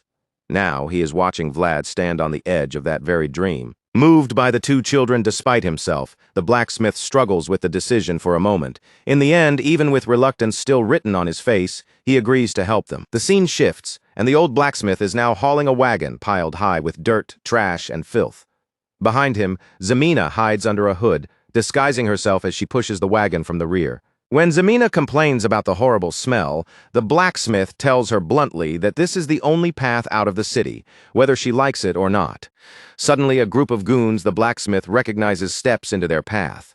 One of them eyes him suspiciously and asks why he is dragging trash out at such a late hour. The blacksmith immediately snaps back at them, cursing under his breath and reminding them that they are the ones who blocked every alley with their stupid fighting. Because of that, he complains. His smithy is about to burst from all the garbage he could not throw out earlier. The goon leader then notices the hooded figure behind the wagon, and suspicion flashes across his face. He knows the old blacksmith usually works alone, so the extra helper does not sit right with him. Thinking quickly, the blacksmith explains that he was exhausted, so he gave the boy a piece of bread in exchange for helping him move the trash. Of course, the man does not believe the story so easily. His eyes narrow, and he steps closer to inspect the hooded figure for himself. He lifts his knife and hooks it beneath the hood, warning Zamina that if she so much as moves, he will cut her without hesitation. When the hood rises, what he sees is Zamina's newly shortened ginger hair, no longer falling the way it did before. Zamina lowers her head and plays the part of a poor boy trying to earn a scrap of food. And after looking her over, the goon decides to let her pass. Before the blacksmith and Zamina can move on, the old man asks what the goons are searching for. They answer that they are looking for the body of Jorge's blonde-haired kid. The blacksmith only scoffs and asks if they can finally get going, but the goon leader says they still need to make absolutely sure he is not helping that boy escape. With that, he orders one of his subordinates to check the wagon and tells the blacksmith to move it aside so they can inspect it properly. For the first time, the blacksmith begins to wonder if coming this way was a mistake. But almost immediately, he remembers the harsh truth. There was no other road left for them to take. Goon starts poking through the trash and mutters that there is quite a lot of filth packed inside the wagon. Then, as he catches the faintest hint of movement beneath the dirt, he tells them not to hate him because he is only doing his job. A second later, he thrusts his staff down into the heap of garbage. The blacksmith and Zamina freeze in terror as they watch him stab into the trash. Beneath all that dirt, Vlad is hiding in silence, just as frightened as the two people trying to smuggle him out. Out of nowhere, the goon begins speaking about Harvin putting a boat out on the water. He says Harvin must have done it for a reason, letting the words hang in the air as if they are meant for someone hidden nearby. He tells them to remember that, and after stabbing through the dirt, he declares that he has now repaid the debt of 40 silver coins that his younger brother, Ned, once owed. The man finally allows them to pass. From the way he acts, it seems clear that he knew Vlad was hiding inside the wagon, but he lets them leave the city anyway, repaying the help Vlad once gave his younger brother. At last, Zamina and the blacksmith reach the outskirts of town, where the city's trash is thrown into a channel that runs beyond the walls. As they dump the trash into the water with Vlad hidden inside it, Zamina quietly says her goodbye. The old blacksmith watches in silence, thinking about the star sword now resting in the boy's hand. That sword was something the blacksmith forged out of the dreams he could never reach. And now it had also been bought with the tears of a desperate girl. And now that very sword lies in the hands of one lone boy, a boy who is finally being carried toward a world far greater than the slums. Outside the town, Vlad pushes his way out from beneath the dirt, clutching the sword as he catches his breath. Once he is clear, he begins speaking to the voice inside his head. Holding the weapon tightly, Vlad asks whether the voice can hear him. After a brief pause, the voice answers that it can. Vlad then asks the voice who it really is, but the voice gives no clear answer, as if it does not even know the truth about itself. That leaves Vlad baffled. The voice seems to understand swords so deeply, yet when it comes to its own identity, it cannot explain a thing. Even so, Vlad decides that maybe this arrangement is for the best.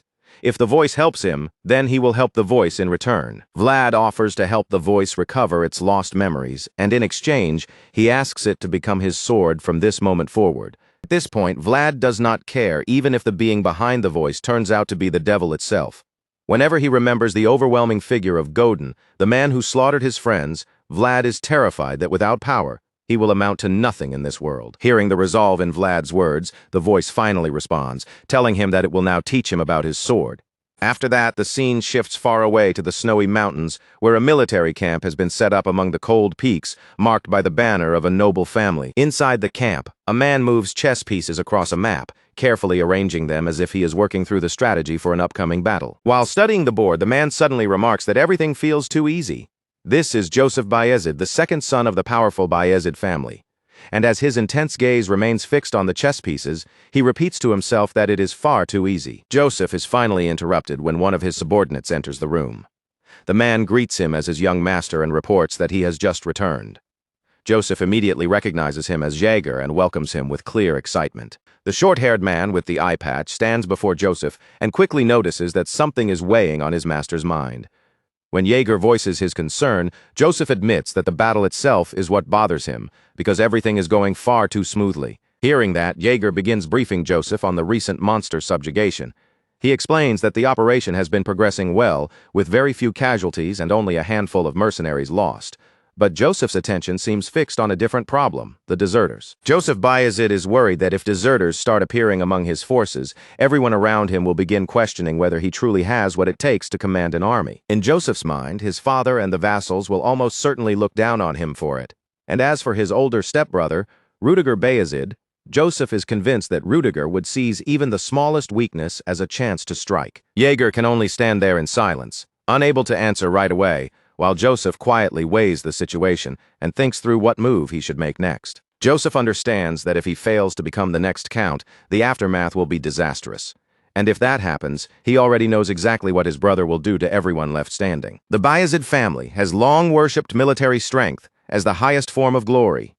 Joseph knows that better than anyone, because he has watched his own father and blood brothers trample over each other again and again for that kind of power. Joseph can already feel chaos approaching, and what frustrates him most is how few reliable swordsmen he has at his side.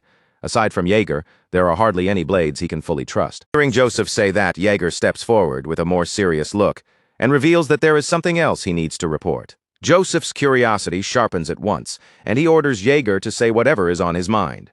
Jaeger then tells him there is a suspicious soldier among their ranks, and Joseph immediately guesses that the man might be a spy planted by his brother. Jaeger agrees that Joseph's suspicion is reasonable, but says that is not the main reason this soldier caught his attention.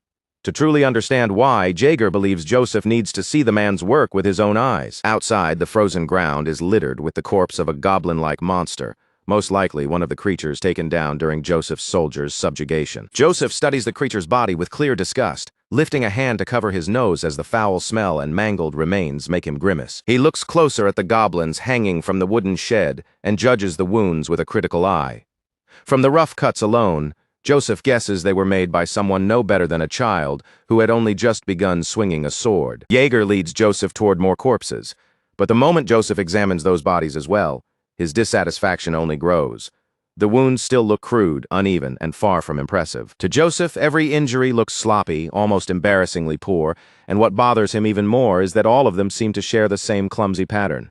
Then Joseph finally spots one corpse that makes him pause, because this wound is different enough to actually draw his interest. The goblin's torso has been split open in one clean, decisive cut.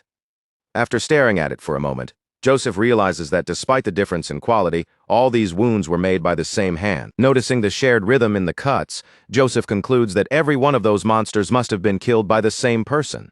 Still, he turns to Jaeger and asks for confirmation. The one-eyed swordsman confirms Joseph's theory.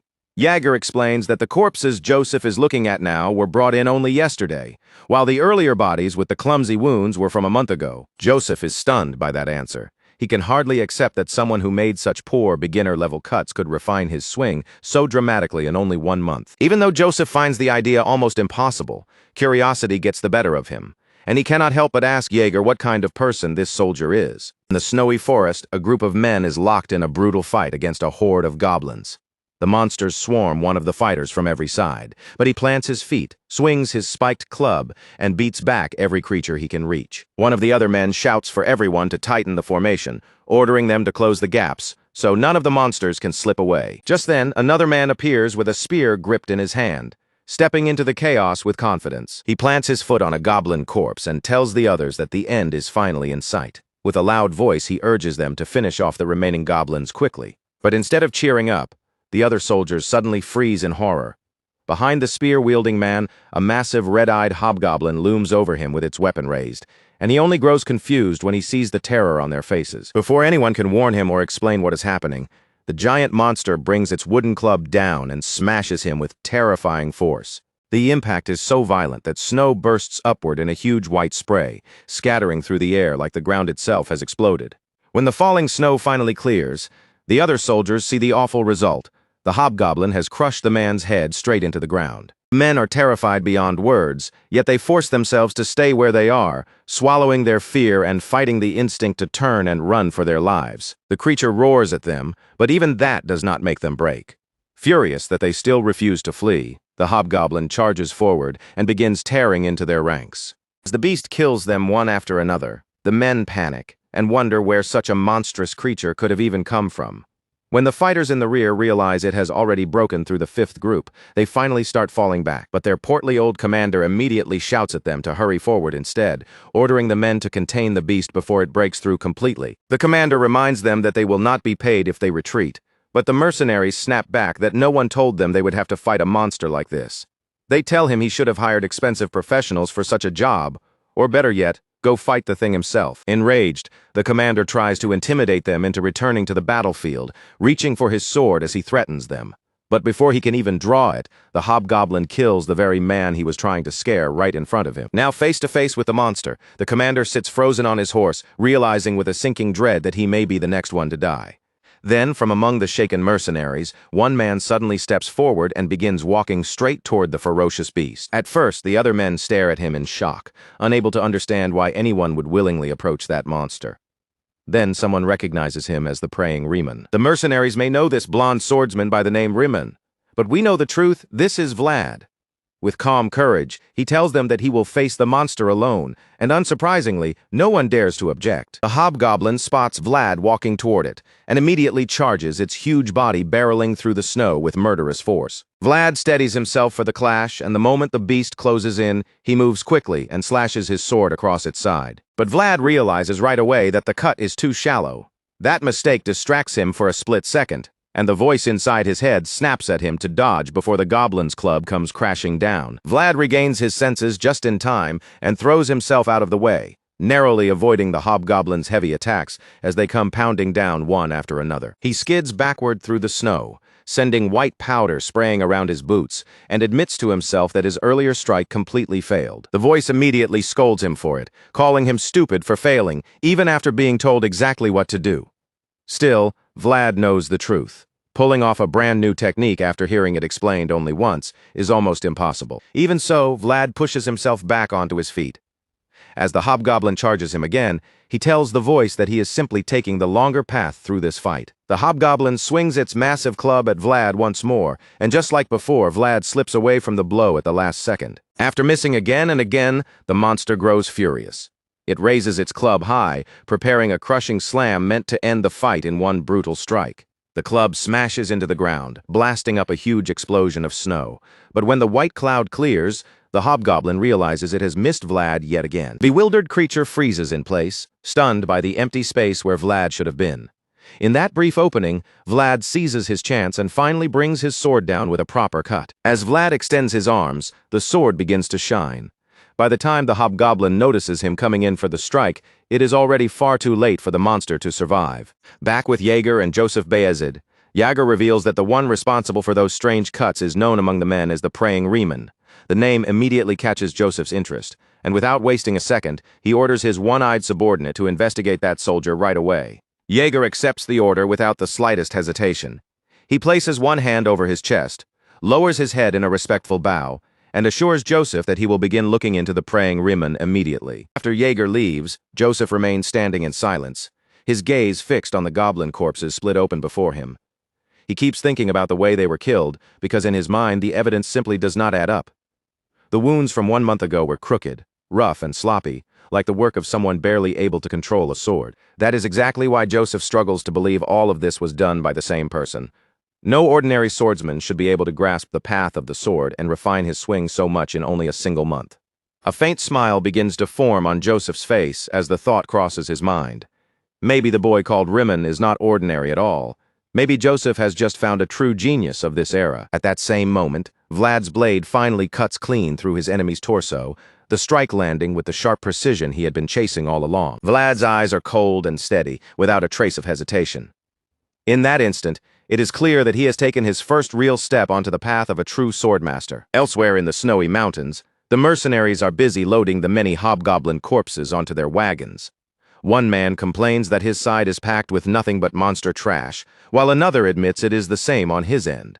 Apparently, they had expected treasure to be hidden somewhere in the forest, especially with so many hobgoblins gathered there. One of the men calls out to Vlad, who is now using the name Riemann and has somehow become their captain. The mercenary excitedly praises Vlad's incredible performance against the giant hobgoblin, though by now it seems almost normal for Vlad to stand out whenever monsters appear. The man keeps piling on the compliments, but Vlad barely reacts.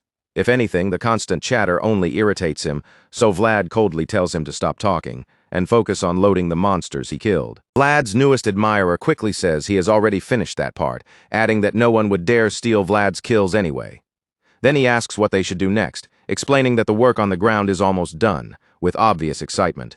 He tries asking whether Vlad would take on another job with him, even though Vlad's expression already makes it clear he has no interest. The man is just about to brag that his brains and Vlad's swordsmanship would make them a perfect team, but Vlad cuts him off without mercy. He bluntly says he has no intention of working with frauds. The man falls silent, clearly offended by the insult.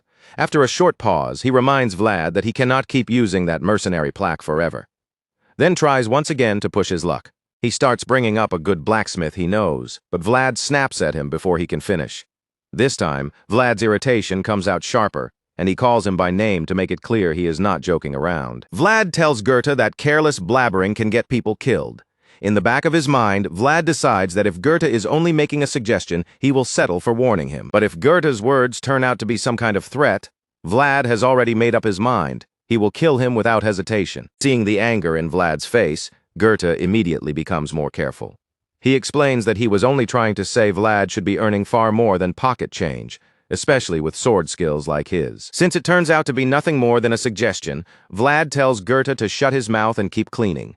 He warns him that if he keeps talking carelessly, he might lose his head. Terrified by Vlad's very unfriendly advice, Goethe quickly takes the hint and hurries away before he gives Vlad a reason to actually decapitate him. Once Goethe leaves, Vlad thinks back on what he said and quietly decides that he will need to deal with that stalker-like follower sooner or later. Behind him, the mercenaries continue stacking the wagons with bloody goblin corpses, while Vlad turns away from the mess and walks off on his own. Vlad heads deeper into the woods, and the other mercenaries immediately assume he must be going off to prey again.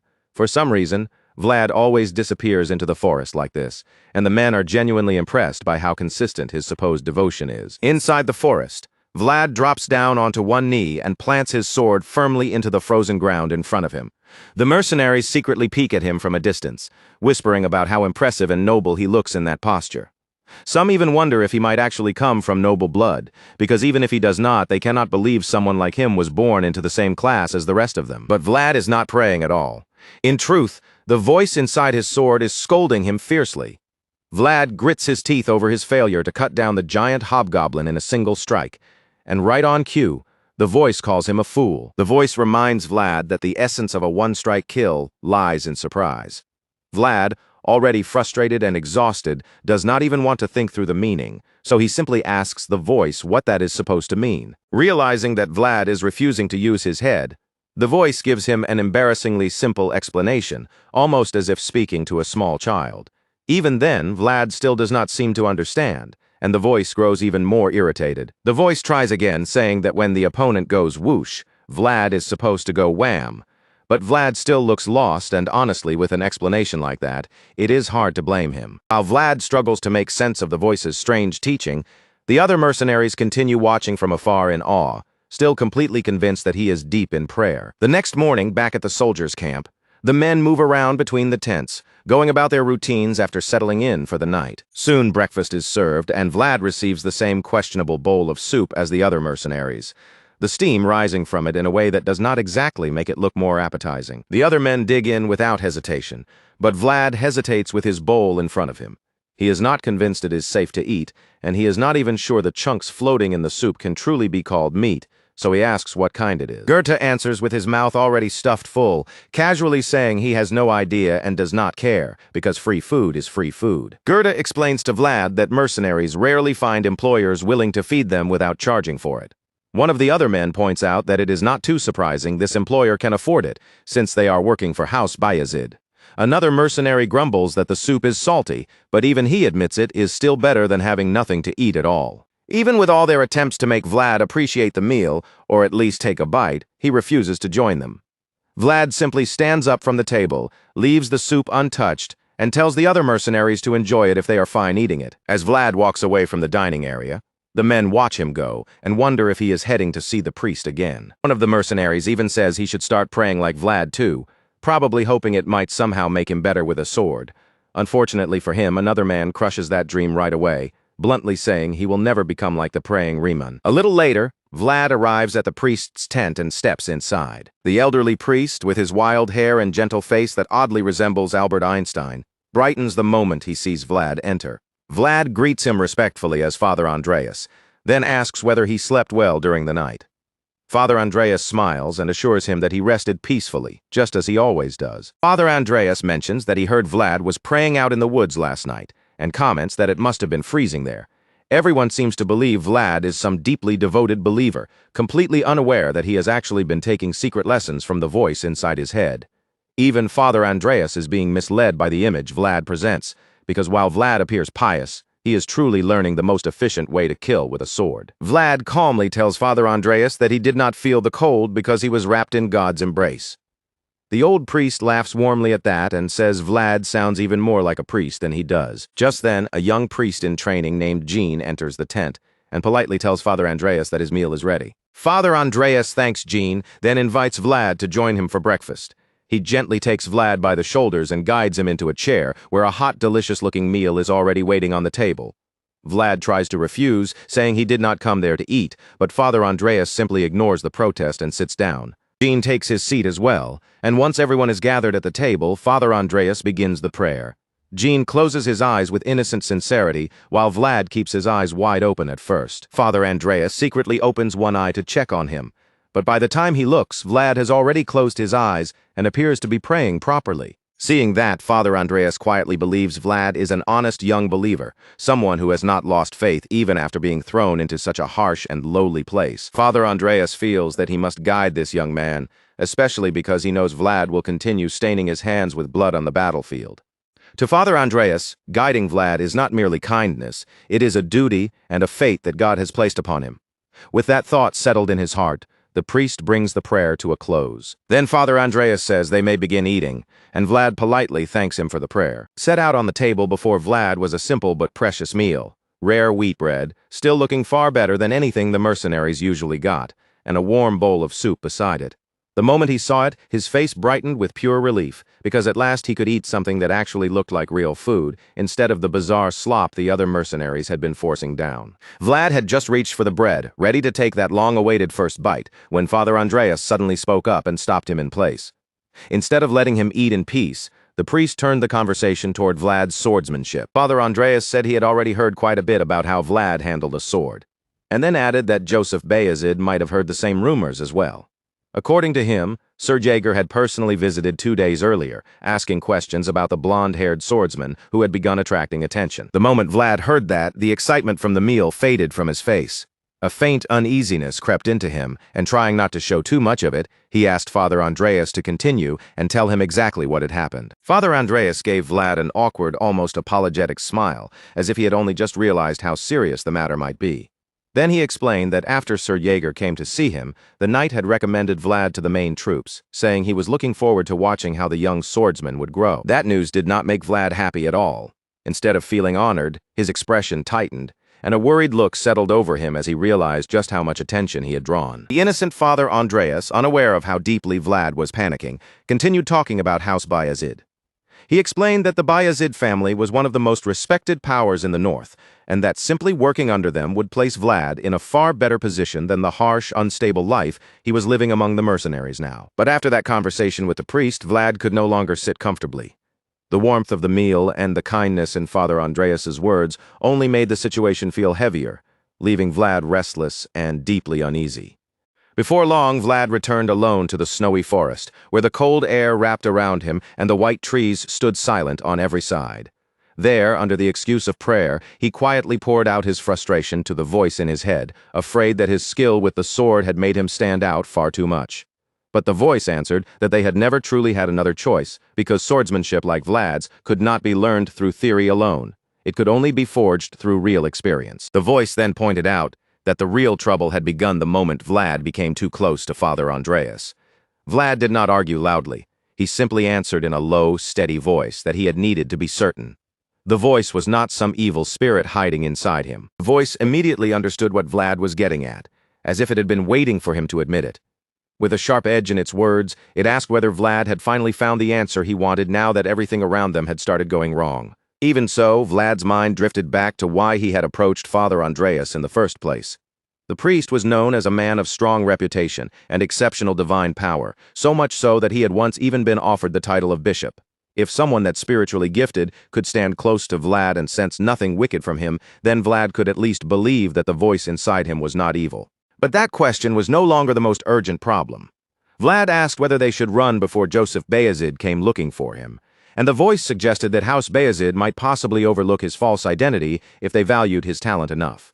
After all, a swordsman as skilled as Vlad was not something any noble family would dismiss lightly. Vlad knew that even if such a miracle happened, it would not solve everything sooner or later.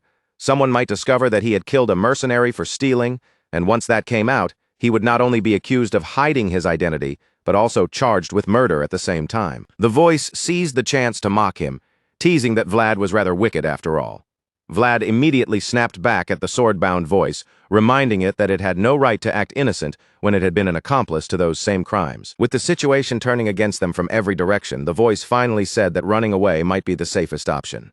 It pointed out that claiming self-defense would only work if someone had actually witnessed the fight. Vlad accepted that grim logic and decided they would escape under cover of night, adding that they should bring Goethe with them as well, since they would need his help to get a fake plaque. The plan sounded risky and difficult, and it did not hide its concern from Vlad. But before the conversation could go any further, the voice suddenly sensed something behind them and warned Vlad that someone was approaching. From the weight of the presence closing in, the voice quickly judged that whoever was coming was no ordinary soldier. The aura pressing through the snowy forest belonged, at the very least, to an advanced knight. Vlad reacted instantly. He spun around through the snow, his hand flying to the hilt of his sword, and in a single breath his entire body shifted into battle readiness. But the figure standing there was none other than Sir Jaeger. The green-eyed knight looked genuinely surprised that Vlad had detected him at all, and with quiet interest, he admitted that the young swordsman was even sharper than he had expected. Vlad did not lower his guard right away. He stayed tense, sword ready, while Sir Jaeger calmly informed him that Joseph Bayezid wished to see him. The moment Vlad heard that, his thoughts raced. He regretted not arranging a meeting with Joseph himself while he still had the chance, because now he would be walking in under pressure, and one wrong move in front of Joseph could put him in serious danger. Even with fear twisting inside him, Vlad kept his face composed and replied that he was honored to be summoned by the young master. He forced himself into a calm expression, deciding to play his cards carefully, because in moments like this, a good poker face could be just as valuable as a sharp blade. Sir Jaeger studied him and asked whether Vlad had been expecting his arrival. Vlad answered that he had learned about the matter from Father Andreas, though he admitted he had not imagined Sir Jaeger would come for him quite this quickly. Seeing how steadily Vlad answered, Sir Jaeger found him even more interesting. For someone so young, the boy did not shrink back or tremble in front of him, and that lack of visible intimidation clearly caught the knight's attention. Then Sir Jaeger ordered Vlad to follow him, and turned his back without hesitation. For a split second, Vlad considered making a sudden break for it, but the voice immediately warned him not to try anything foolish, because a knight of Sir Jaeger's level could cut him down before he even managed 3 steps. Realizing there was no escape, Vlad swallowed his frustration and accepted the situation. With no other choice left to him, he quietly followed behind Sir Jaeger through the snow. Sometime later, they arrived at Joseph Bayezid's tent. Waiting inside, the young master looked toward Vlad and said he was pleased to finally meet the famous praying Raiman everyone had been talking about. Vlad lowered his head in a respectful bow, carefully hiding his nerves as he greeted Joseph. He said it was an honor to meet the second son of House Bayezid. Joseph asked whether Vlad had faced any inconvenience in his work so far. Vlad answered politely that all the mercenaries were grateful for the consideration they had been shown. Then Joseph shifted to the subject Vlad had been dreading. Looking at his blonde hair and blue eyes, the young master said he had once thought Vlad might be the son of some fallen noble family. To make certain, Joseph asked directly whether his name was truly Riemann. Without showing hesitation, Vlad confirmed it as if there were no doubt at all. At that moment, Joseph calmly closed the blue book in his hands. His tone changed as he told Vlad that he should have been honest from the beginning. Before Vlad could respond, Sir Jaeger's hand came down with a powerful slap across his face. The sharp sound filled the tent, and Joseph coldly revealed that he hated liars. Vlad wiped at his stinging cheek while Sir Jaeger glared down at him with a hard, warning stare. Then Joseph delivered the real blow, revealing that he already knew the young swordsman was not Riemann at all, but Vlad from the city of Sora. Vlad rubbed his chin and cheek, trying to ease the pain from the slap while acting as though Joseph's words had not shaken him. Joseph went on, saying that their investigation had confirmed Vlad's mother had been an unmarried woman, though they had found nothing clear about his father. Then Joseph looked at Vlad more closely and asked whether by any chance he knew who his father was. That question struck a nerve.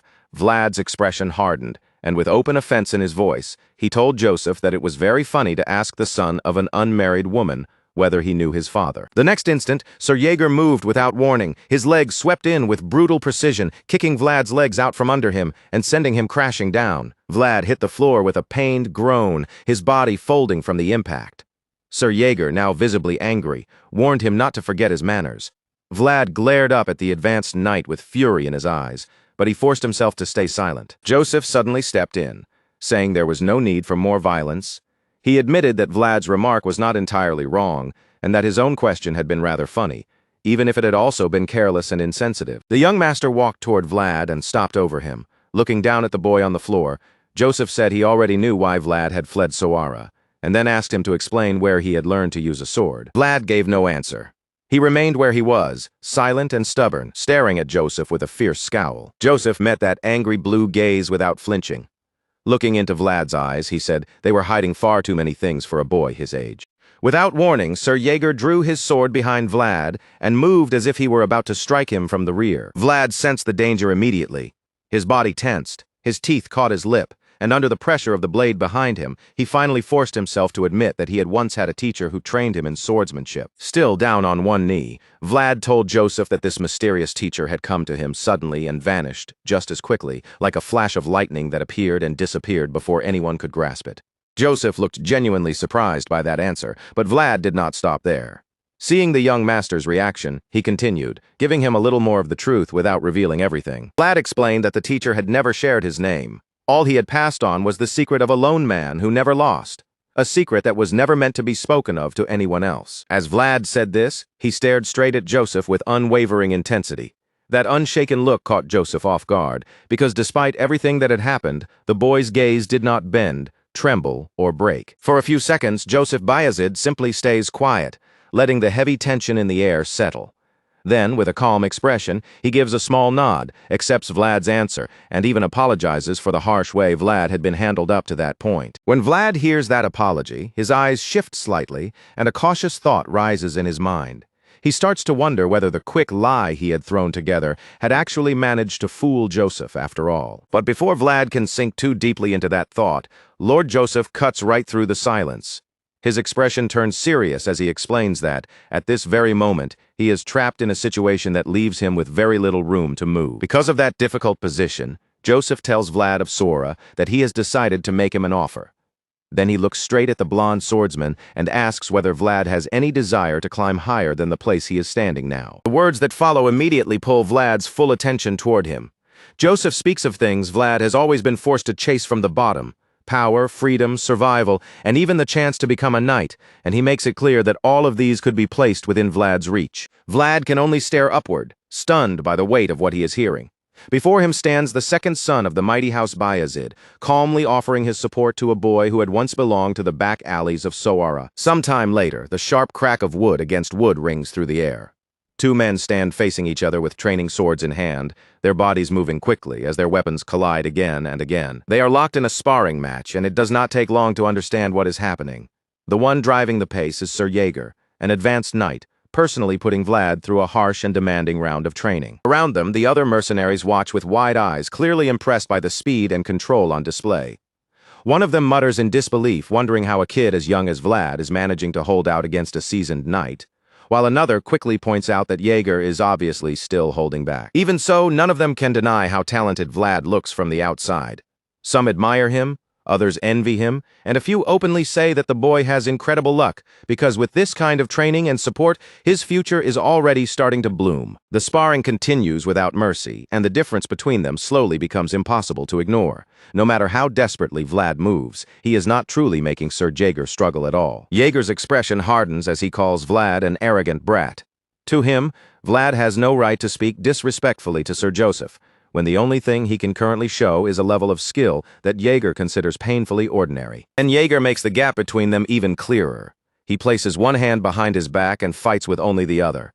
Yet even like that, he overwhelms Vlad with effortless swings, scolding him again for being a cocky child who has no understanding of his own position. Vlad grits his teeth as he struggles to survive the storm of attacks coming at him.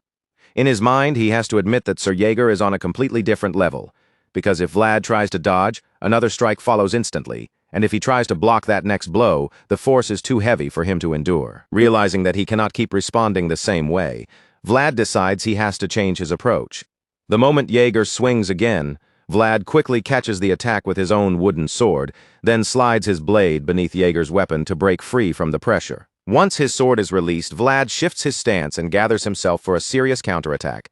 His gaze sharpens, and the look in his eyes begins to glow with intensity, making it clear that this next strike is not just another desperate swing. Jaeger meets the attack with his own sword and blocks it cleanly.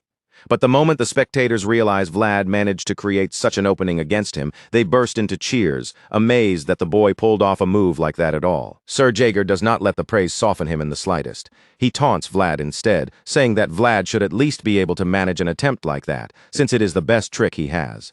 Vlad, breathing heavily and worn down to the bone, does not share the crowd's excitement. In his own mind, he knows the attempt did not truly succeed. To Vlad, that exchange was not a real victory or even a clean hit. He believes Sir Jaeger only allowed him to land that blow because the knight wanted him to feel the difference for himself. At last, Jaeger brings the exhausting training session to an end. Then he casually tells Vlad that from now on, they will be sparring like this twice a day, once in the morning and once in the evening, leaving Vlad horrified after barely surviving a single round. Vlad is still frozen in shock, his body aching and his mind struggling to accept what he just heard. But Sir Jaeger simply turns away, announcing that morning sparring is finished for now and warning Vlad not to let his body cool down too much. Once Sir Jaeger leaves, Vlad finally lets his frustration spill out. With no one else nearby to complain to, he starts grumbling to the voice inside his head. Vlad mutters that Jaeger is annoyingly vague and non-committal, complaining that the man did not offer him even one proper piece of advice.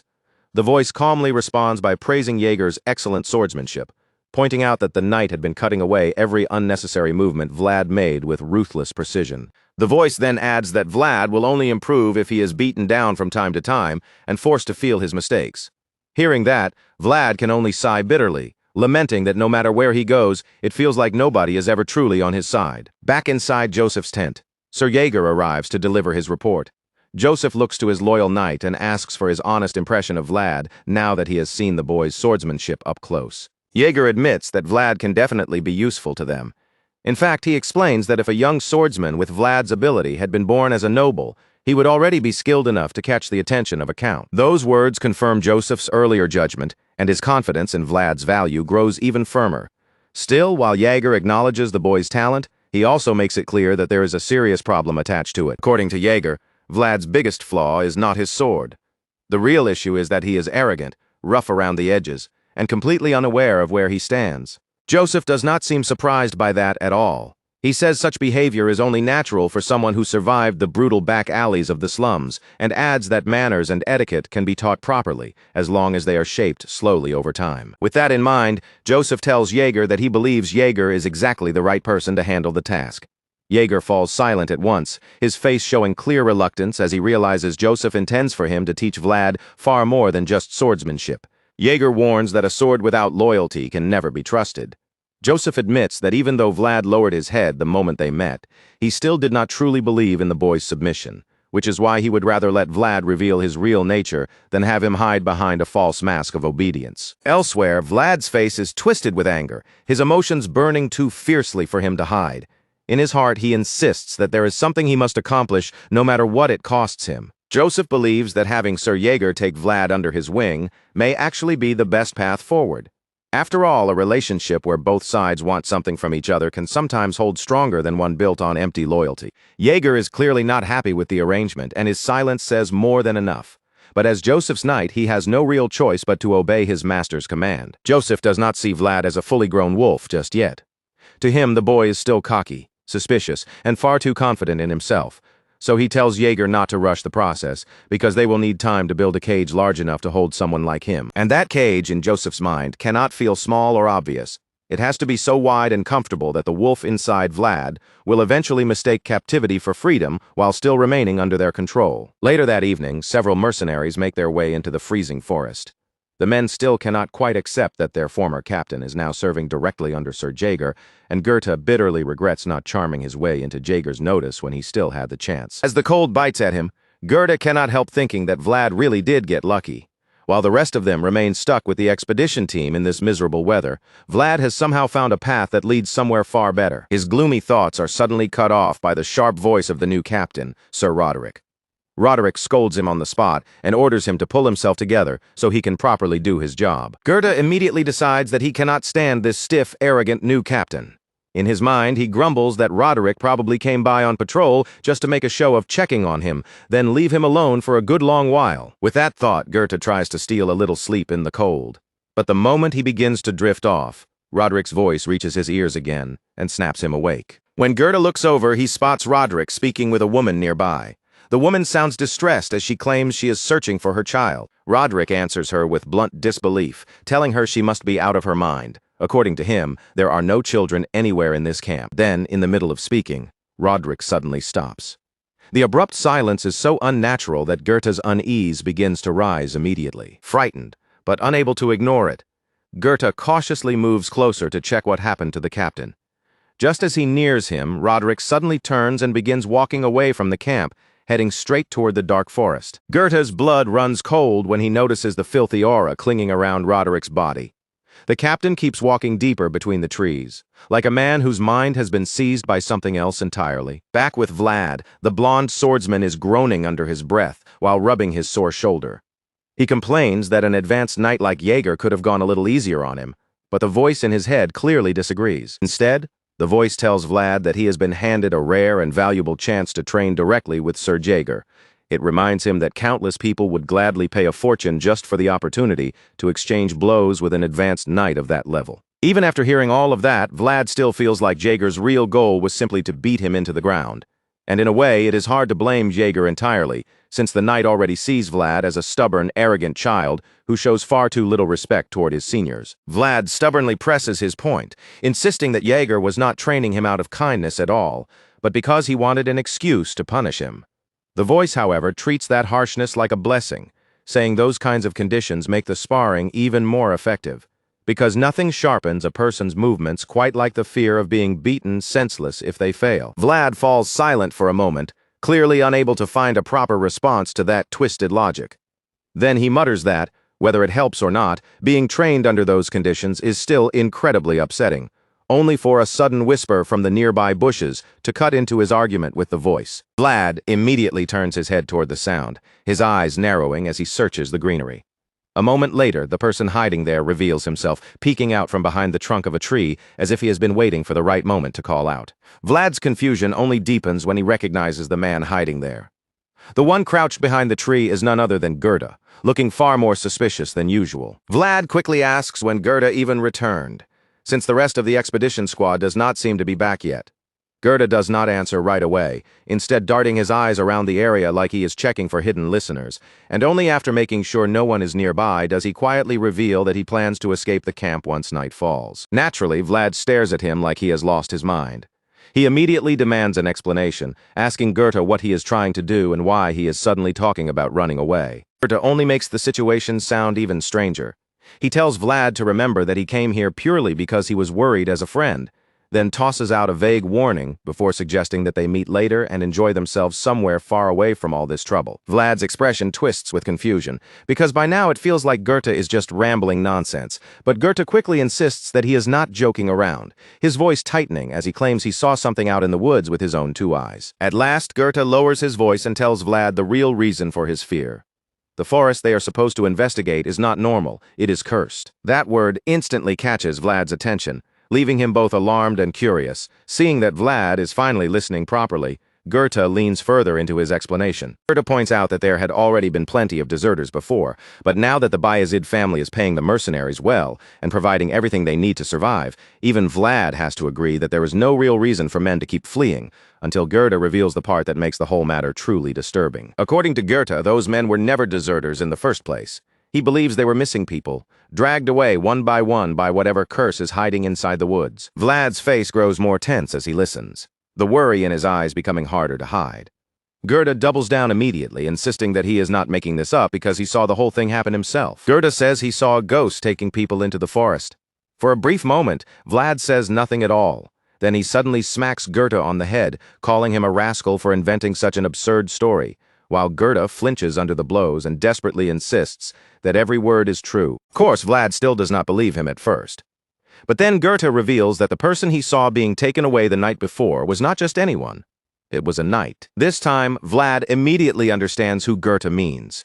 He realizes Gerda is talking about Sir Roderick, and Gerda confirms it before adding that, on his way back, he noticed something even more unsettling. Every single one of the missing men had black hair. A while after that shocking discovery, Gerda is seen muttering curses under his breath, his face tight with regret and fear. It quickly becomes clear why he is so miserable. His little attempt to slip away quietly has been completely ruined. Sir Jaeger arrives on horseback with the mercenaries following behind him, while Gerda, the fool who exposed everything, is forced to lead the way.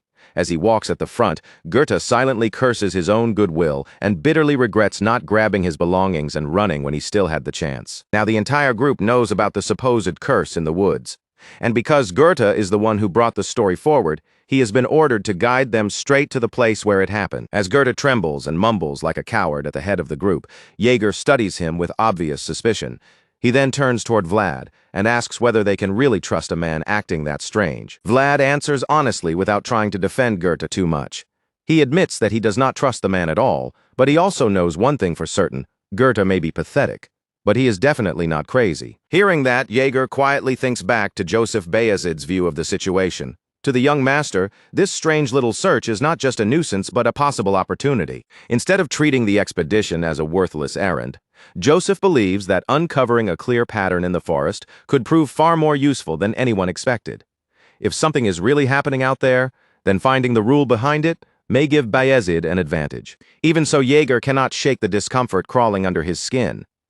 The detail about every missing person having black hair keeps circling in his mind, and since his own hair is the same color, the thought of walking into that forest sits badly with him. Wanting to be certain, Jaeger asks Vlad again whether the information about the hair color is accurate. Vlad confirms it and adds that 3 knights have been stationed at the post in case anything happens. Though, as an advanced knight, Jaeger still finds it difficult to rely on others in a situation this uncertain. Because of that, Jaeger realizes that even if the black-haired victims make him uneasy, he cannot hang back behind the rest. With Sir Roderick already missing, someone more skilled than the lost captain has to stand at the front, and that means Jaeger must take the vanguard himself. Jaeger is still turning the danger over in his mind when Goethe's voice pulls him back to the present. Goethe announces that they have already reached the expedition camp. At the camp, Jaeger is met by a man named Erun. The man steps forward and introduces himself as one of Sir Roderick's subordinates. Jaeger immediately questions him, asking whether they are absolutely certain their captain is nowhere to be found. He also wants to know if they have truly searched through the entire forest. Erun confirms that they have not found even the smallest trace of Sir Roderick. He explains that even with former hunter mercenaries leading the search, they could not discover a single footprint or trail worth following. After hearing that report, Jaeger understands that waiting around will solve nothing. If no one else can find a clue, then he has no choice but to enter the woods and inspect the area himself. Still seated on his horse, Jaeger gives the mercenaries their orders. He tells them to split into groups of 3, spread out as far as they can see, and begin combing through the area, and the men quickly follow his command as the search begins. Sometime later, Goethe starts picking a fight with Vlad, still fuming over what happened earlier. He complains that he came to Vlad in good faith, only to be exposed and dragged into the very investigation he wanted to avoid. His frustration boils over, and Goethe angrily calls Vlad a fraud who takes advantage of people's kindness. Vlad barely reacts to the accusation, simply telling him to shut his mouth and focus on the search, while adding that he will compensate Goethe for the trouble later. As the two continue moving through the woods, they run into Jaeger.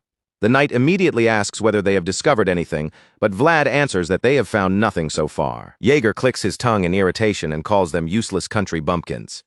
Vlad immediately protests that he is from the city, not the countryside, which prompts Jaeger to ask how Vlad used to find missing people in the back alleys. Vlad answers as if the method is obvious. In Sawara's back alleys, he says, all they had to do was grab someone, beat the truth out of them, and force them to reveal where the missing person had gone, which only convinces Jaeger even more that Vlad is completely useless for this kind of search. Just then, Jaeger notices the fading light around them.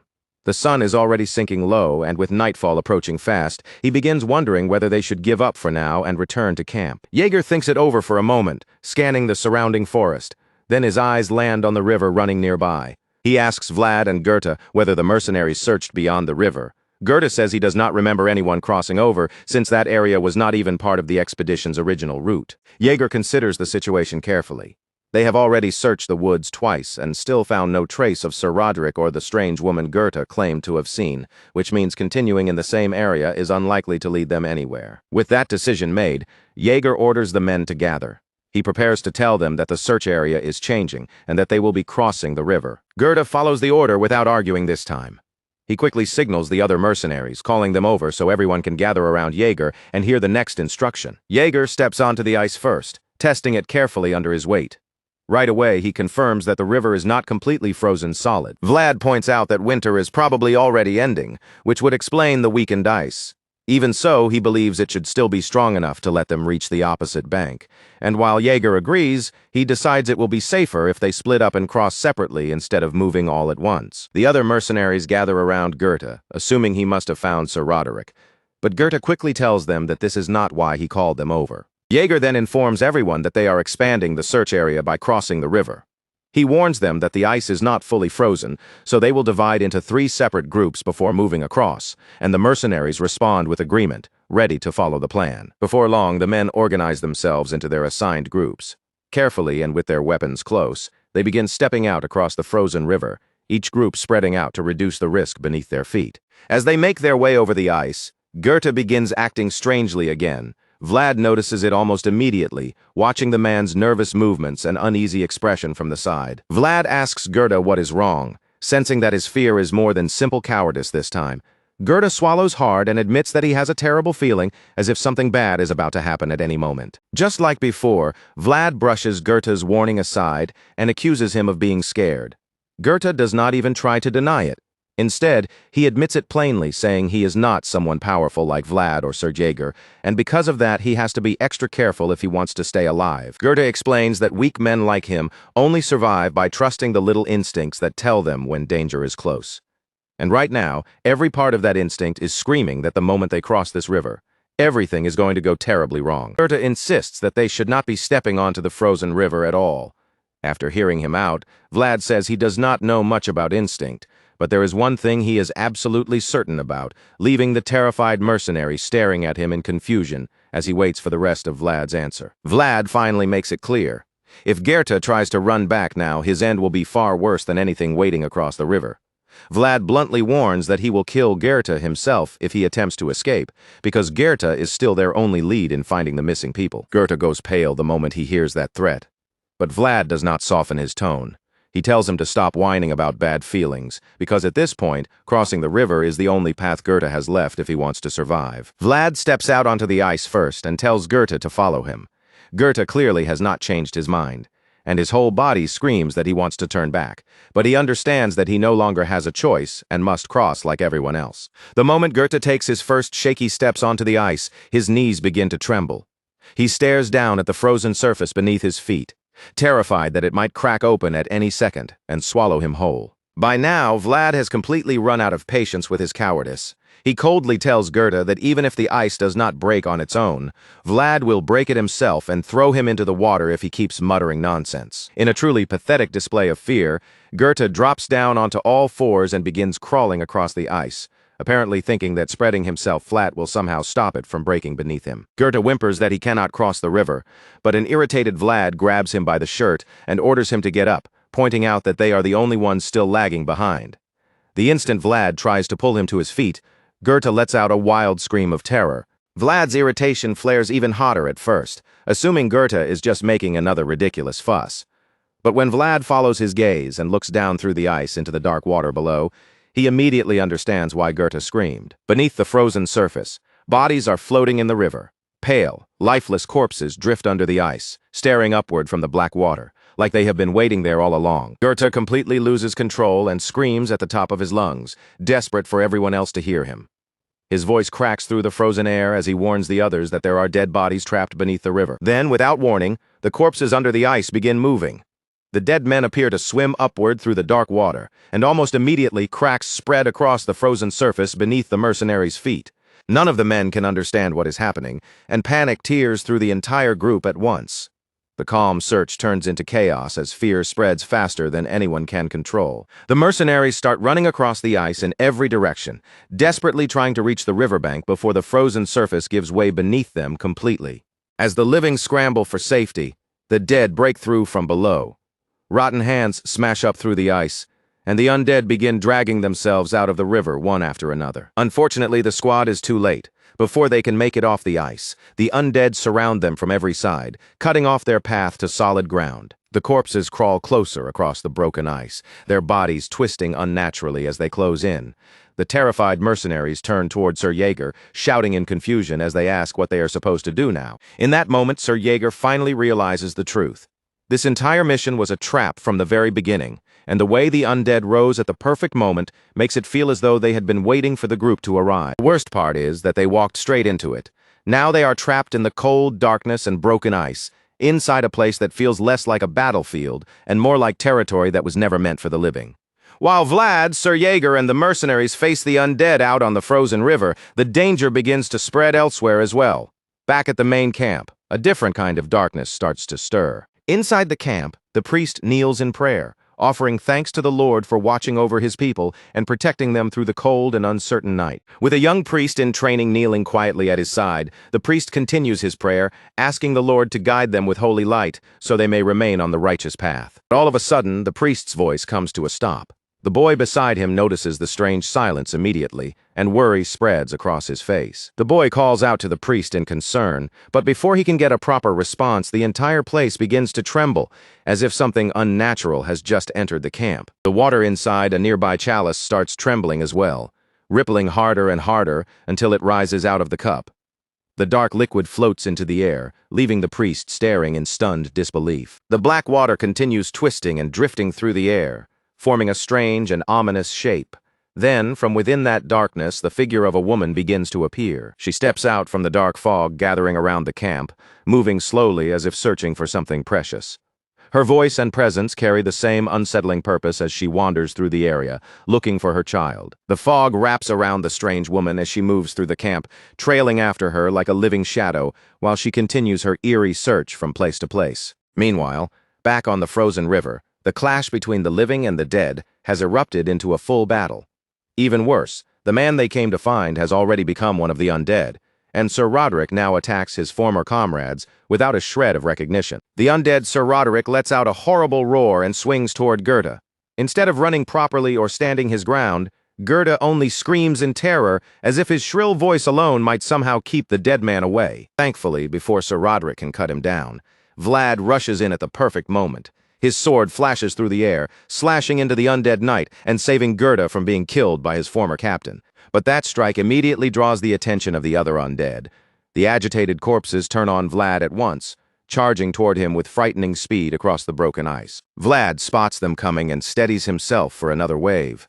His eyes begin to shine with a pale, fierce glow as he takes a clean sword stance, and in the next instant, he moves with incredible speed, cutting down every undead creature rushing through his path. All around Gerda, severed limbs and broken pieces of undead bodies fly through the air. And while Vlad fights, Gerda can only scream in fear as the remains of the dead scatter around him. Vlad's patience with Gertie snaps yet again.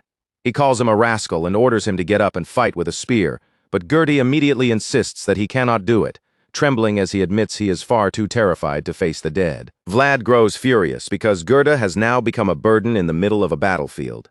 He curses inwardly, but the voice in his head tells him not to lose control, advising him to calm down, choose a direction, and only then think about escaping. Vlad looks ahead and sees 3 more undead rising out of the water, their dead eyes fixed directly on him. That makes the path forward impossible, and with the ambush splitting everyone apart, he starts wondering whether Sir Jaeger is safe on his side of the ice. Elsewhere on the frozen river, Sir Jaeger is still fighting with terrifying skill.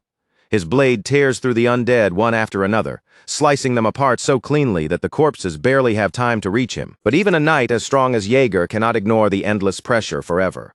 When he watches one of his men get taken down right in front of him, he realizes grimly that the undead just keep coming without end. At that point, Jaeger becomes certain that this was not some random accident.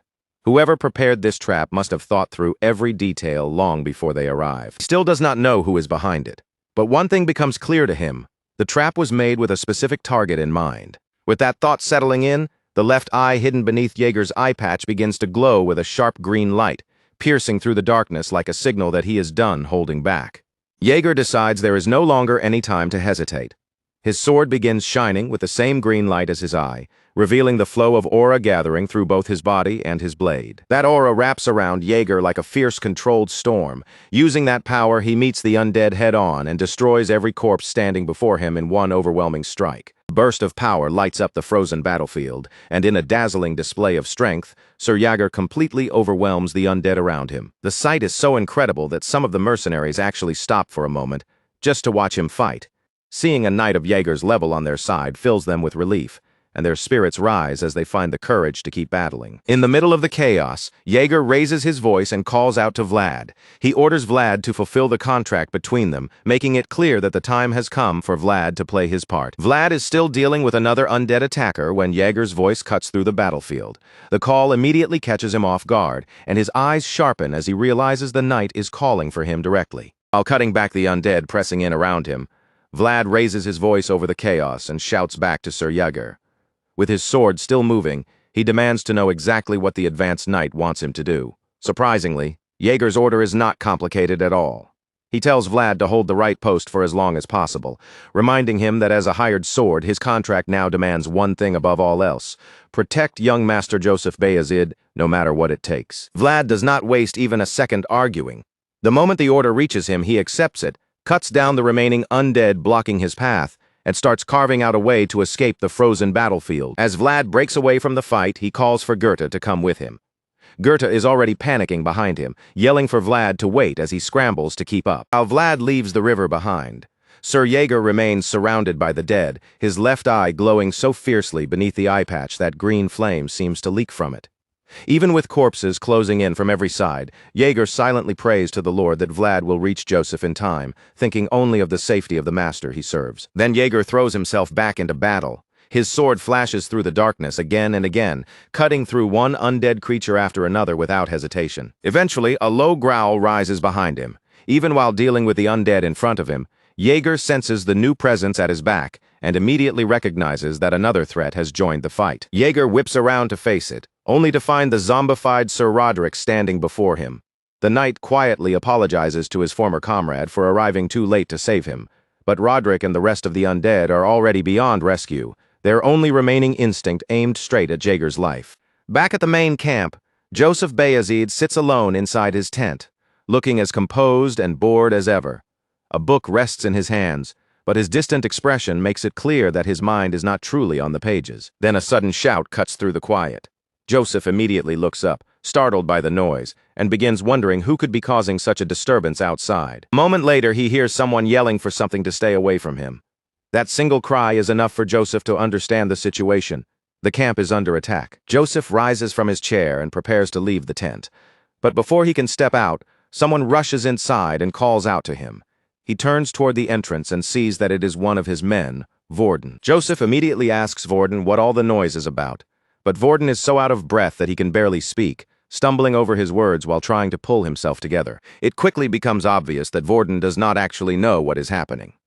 Joseph's expression hardens, and he sharply asks whether Vorden really barged into his tent without first confirming the situation outside.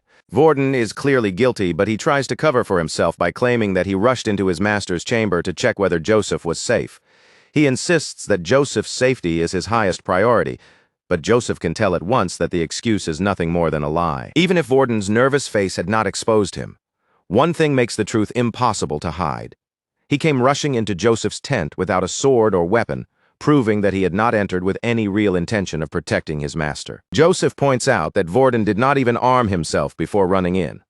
Only then does Vorden look down and notice his empty sheath, finally realizing that his sword is not at his side. Joseph's voice turns cold as he tells Vorden that, if this were any ordinary day, he would have had an imbecile like him hanged for such carelessness. The threat makes Vorden immediately break into desperate apologies.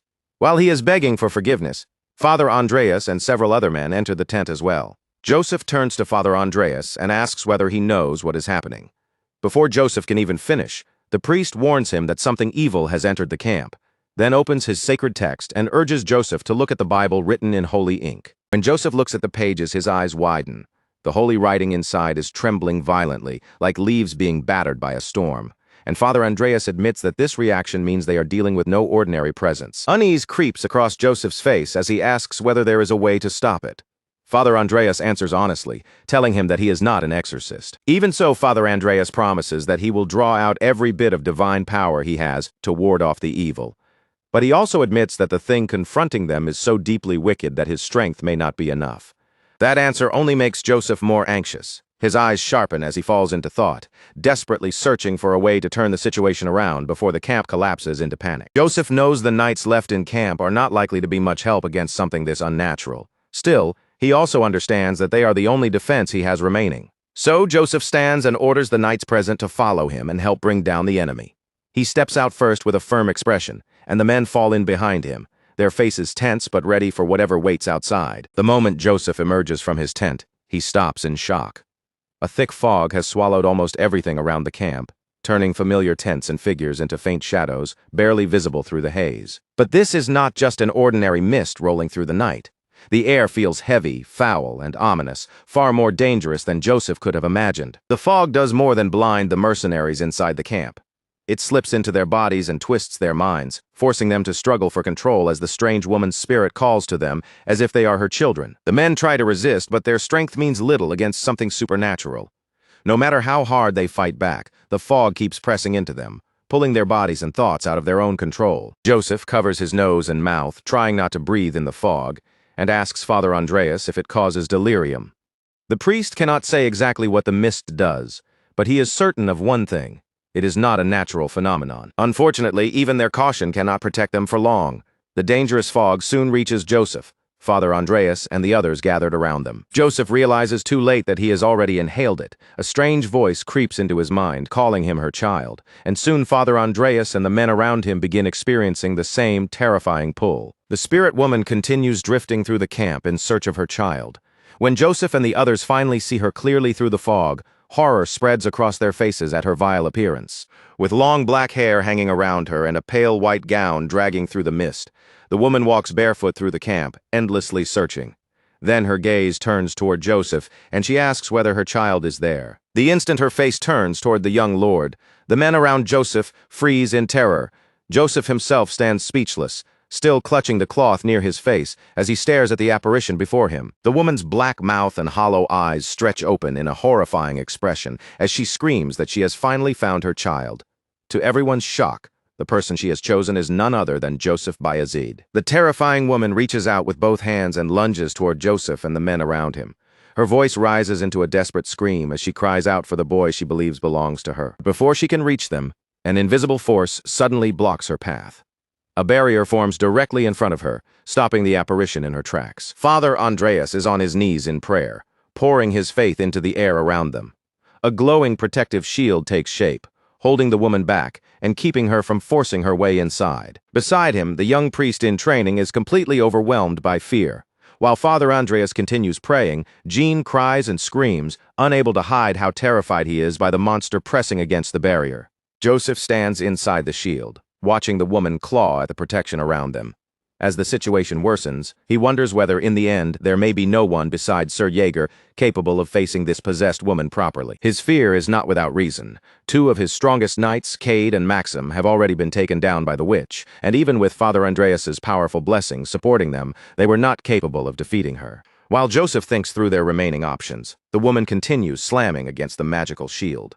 She strikes it again and again, desperate to break through because, for some unknown reason, she is convinced that her child is inside. When she forces her hand into the barrier, her fingers begin burning away from the holy power. But even as her flesh is scorched, she refuses to stop reaching forward. Seeing how relentless she is, Joseph comes to a grim conclusion.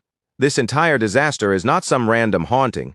It is a spiteful curse aimed directly at him by an enemy he has not yet identified. Father Andreas continues holding the shield with everything he has, but when Jean suddenly coughs up blood, his concentration wavers.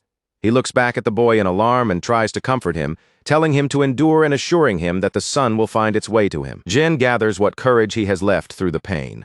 With a trembling voice, he joins Father Andreas in prayer, singing hymns alongside him so their faith can strengthen the barrier. Even with their brave effort, Joseph cannot shake the feeling that they are only buying time. Father Andreas has clearly reached his limit, and every passing second brings him closer to exhaustion. Worse still, Joseph knows the hymns will not last forever. Once those prayers fade and the barrier weakens, there may be nothing left between him and the woman reaching for his life. As that eerie battle of wills drags on beneath the endless night, Joseph keeps his eyes fixed on the witch and quietly starts shaping a plan in his mind. Waiting for sunrise suddenly feels far too slow, as if the darkness itself is stretching longer just to trap them.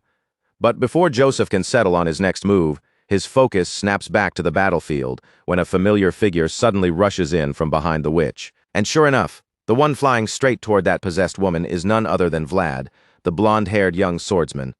With his blue sword glowing fiercely in his hand, he cuts through the air like he's throwing his entire body into one desperate strike. For a brief moment, the witch doesn't seem to notice Vlad at all. She fails to sense him closing in from behind, and because of that, she doesn't even turn her head to meet his attack. But just as Vlad is about to bring his blade down, the voice stops him cold. It warns him that the witch's body is being driven by the curse itself, and a normal sword strike, no matter how sharp, will never be enough to cut her down. Hearing that warning, Vlad pulls back at the last second and quickly slips behind a nearby rock to hide himself. Still gripping his sword tightly, he asks the voice what they're supposed to do against something like her, and the voice answers with a question of its own, asking whether Vlad can use aura right now. Vlad immediately admits that he can't use aura at all, and for a moment even the voice seems thrown off by that answer. But after a short pause, it tells him there may still be another way to defeat an enemy like this, and of course, Vlad's blue eyes sharpen with curiosity as he waits to hear what that solution is. That's when the voice gives him a far more dangerous suggestion. It asks Vlad to lend over his body for a short while, meaning the voice intends to take control of him directly and handle the fight with its own power. The moment Vlad hears that, his expression tightens with worry. He asks whether something like possession is even possible, and the voice explains that it is confident in its ability to use aura. The real uncertainty is whether that aura can actually be manifested properly through Vlad's young body. And that isn't the only risk. The voice also warns him that even if the attempt succeeds, Vlad's body may be left unable to move afterward, which is about the worst thing that could happen in the middle of a deadly fight against a cursed monster. The voice speaks honestly and tells Vlad that it does not recommend taking such a reckless gamble. But Vlad understands the situation clearly. If he fails to kill the witch here, then she will be the one to kill him. For Vlad, that alone is enough reason to accept a dangerous option. Even after the voice reminds him that the path of the sword is never safe, and that this choice could cost him dearly, Vlad steadies himself and agrees to let the voice borrow his body. The voice asks one last time if Vlad is truly certain, and Vlad answers with quiet resolve.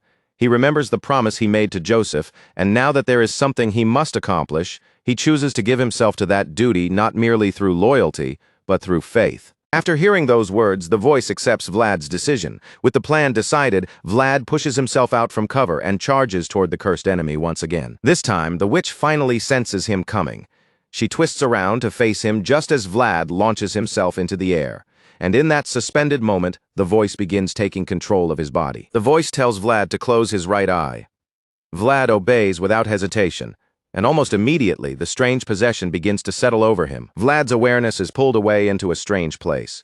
The voice calls the world of voices. As his consciousness drifts there, his physical body starts glowing with the same brilliant blue light as his sword, and aura pours through him like a force too powerful for his own frame to contain. With that borrowed power surging through him, Vlad closes the distance in an instant.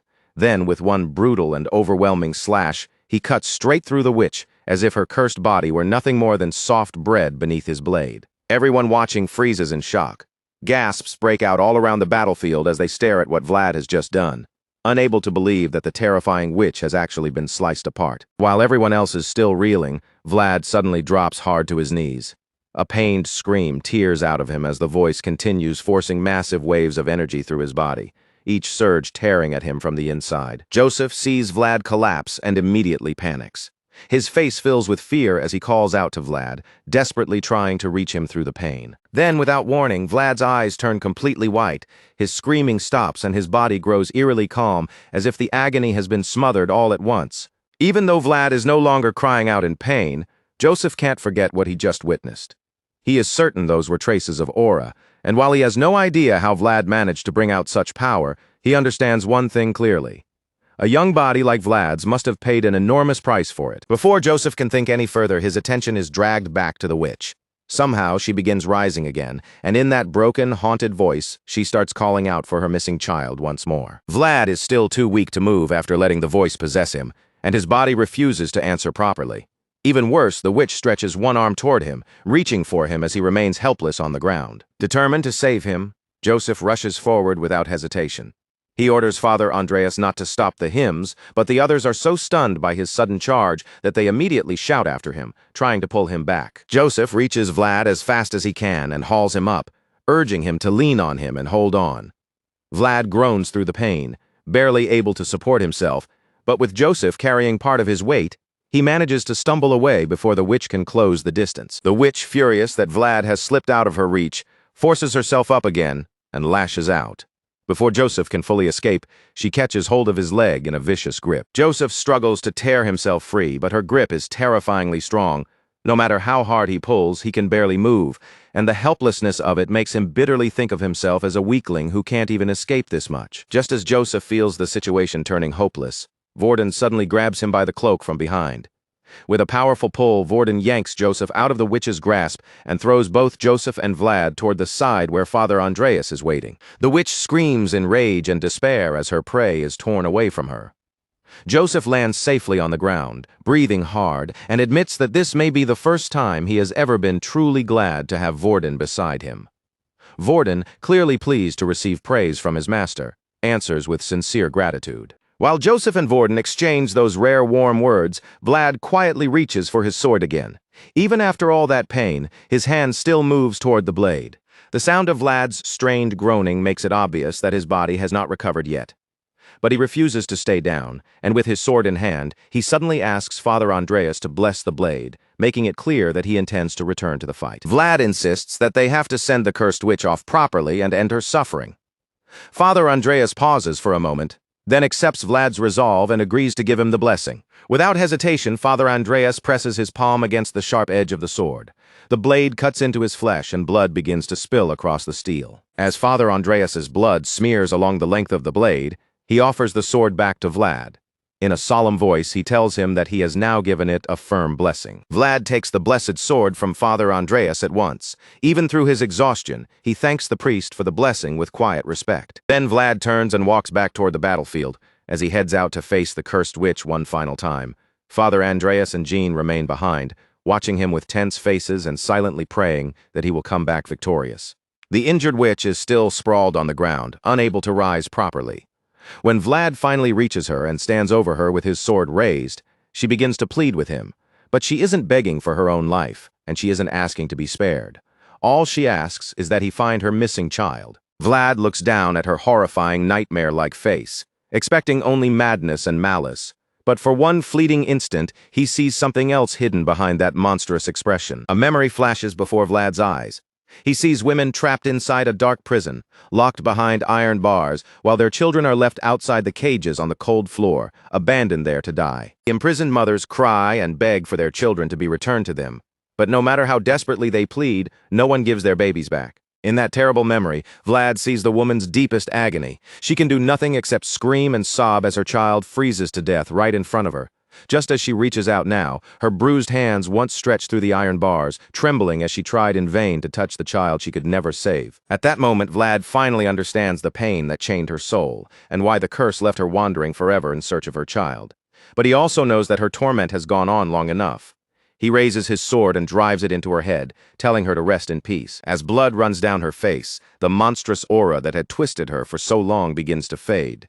The terrifying expression disappears, and little by little, the cursed witch returns to the form of an ordinary human woman. Tears stream down her cheeks as she looks up at Vlad. In her final, broken moment of peace, she wonders if perhaps the young man standing before her might have been her child all along. While Vlad is severing the curse, the focus shifts deep into the forest. There, an ominous hooded man sits in the shadows with a strange box placed between his legs. Dark energy coils around him, and black fog gathers under his control, making it clear that he is likely the one behind the supernatural horrors that have been unfolding. The sinister man continues feeding and shaping that black fog, letting it swell larger and denser in front of him. As the darkness grows, a twisted smile spreads across his face, showing just how much pleasure he takes in this cruel work. But right as the dark cloud is about to reach the size he wants, it suddenly begins to vanish. The hooded man's expression changes at once, his confidence cracking as he realizes something has gone wrong with his plan. Unfortunately for him, this night is not going to unfold the way he expected. Confused by the disappearing fog, he realizes that the hateful thoughts he had been drawing from the desperate woman have suddenly stopped. The moment Vlad pierced her head and restored her humanity, the spell connected to her was destroyed. Because of that, the sorcerer begins to suspect that someone must have defeated the puppet he had been controlling. The thought deeply unsettles him, because he can hardly imagine anyone capable of overcoming such a creature. Then, all at once, he remembers that there is only one knight known to use aura with that kind of efficiency. But before the sorcerer can even finish saying the name in his mind, the very man he feared appears right in front of him. It is none other than the green-eyed advanced knight, Sir Yager. Standing before the evil sorcerer with his aura wrapped around his entire body, Yager calmly confirms that his suspicion was right. He has finally found the rat hiding in the dark and pulling the puppet's strings. The moment the sorcerer sees Yager's overwhelming presence, his confidence collapses, and his body begins to tremble in fear. The sorcerer looks like he might lose control of himself on the spot, because he understands exactly how dangerous Sir Yager is. Yager has every intention of ending him right there for all the chaos and suffering he caused, and the evil magician knows perfectly well that there is no escape left. But before Jaeger's punishment can be seen directly, the moment moves forward to a later time, when Jaeger returns to meet Joseph. As the knight arrives before him, Joseph looks at the face brought back from the forest and asks if this is the one who had been controlling death from the darkness. And that is when it becomes clear just how merciless Sir Jaeger was. The brooding knight with absolutely no softness in him had already cut the sorcerer's head clean off, and now he is presenting that severed head to Joseph as proof. Holding the bloody head by its hair, Sir Jaeger gives a blunt answer. From everything he found, this man appears to have been the one behind it all. But the severed head is not the only thing Jaeger has brought back. He also believes that the box found with the dead sorcerer is likely the cursed object the desperate woman had been searching for throughout the previous night. With the sorcerer's head gripped in one hand and the strange chest in the other, Jaeger comes to a grim conclusion. That box was not merely part of the curse. It had become the coffin of the woman's missing child. After hearing such heartbreaking news, Joseph instructs Sir Jaeger to deliver the box to Father Andreas once they return to Varna, so the priest can examine it properly. As expected, the ever-loyal Jaeger accepts the order without hesitation and assures Joseph that it will be done. Before Jaeger can leave, however, Joseph stops him for a little longer and speaks with him privately. Joseph quietly admits that this expedition, which was supposed to strengthen his authority, has ended as a complete failure instead. Sir Jaeger does not deny it and confesses that he feels ashamed by how everything turned out as well. The two men stand together on a cliff, looking down at the camp below, and Joseph repeats that he has truly failed this time. Even so, he decides they must return home carefully, with their steps lighter and their pride swallowed. The moment Joseph says this, Sir Jaeger suddenly asks whether he found the blonde boy useful. Joseph gives Jaeger a sideways look for a brief moment, as if he already knows exactly what the knight is trying to ask. Then a faint, knowing smile appears on his face, and he admits that he may have found the person who can one day replace Jaeger as his sword. Joseph begins thinking back to the impossible sight he witnessed the night before. In his mind, Vlad is no ordinary boy, but someone destined to grow into a swordsman who will shine brighter than anyone around him. The image Joseph remembers is almost unreal. Vlad standing amid blue flames and sparks, his body overflowing with the pure force of aura, but that majestic form did not last for long, and once the brilliance faded, all that remained was a battered, drained blonde kid who had pushed himself far beyond his limits. Soon after, Vlad finally wakes up. His hair is sticking out in every direction like a bird's nest after a fight broke out inside it, and his pupils are so tiny that he looks completely dazed. The shocked expression on his face makes sense, because he has just been told that he was unconscious for 3 whole days and is only now opening his eyes again. Unable to believe what he has heard, Vlad immediately asks the voice inside his head to confirm it. The voice answers in that same casual way, confirming that 3 days really did pass and warning Vlad to be much more careful from now on. The voice adds that it never expected the recoil to be that severe. Meanwhile, Vlad just sits there on the bed like a half-awake corpse, still staring forward in disbelief as the weight of those lost 3 days slowly sinks in. After a little while, Vlad finally manages to push through the shock. He admits that, whatever happened, he is relieved to be awake now, because he wants to finish everything at the camp quickly and return with the others as soon as possible. That is when the voice tells him something important. Joseph and the others have not left yet. They are actually waiting for Vlad to recover before beginning the journey back. Using his sword like a support to steady his weakened body, Vlad forces himself upright. As he does, the voice also mentions that Joseph seemed to be genuinely concerned about him. Vlad manages to stand and makes his way outside, but when he pulls aside the flap of his tent and looks around, he freezes because there is no one in sight.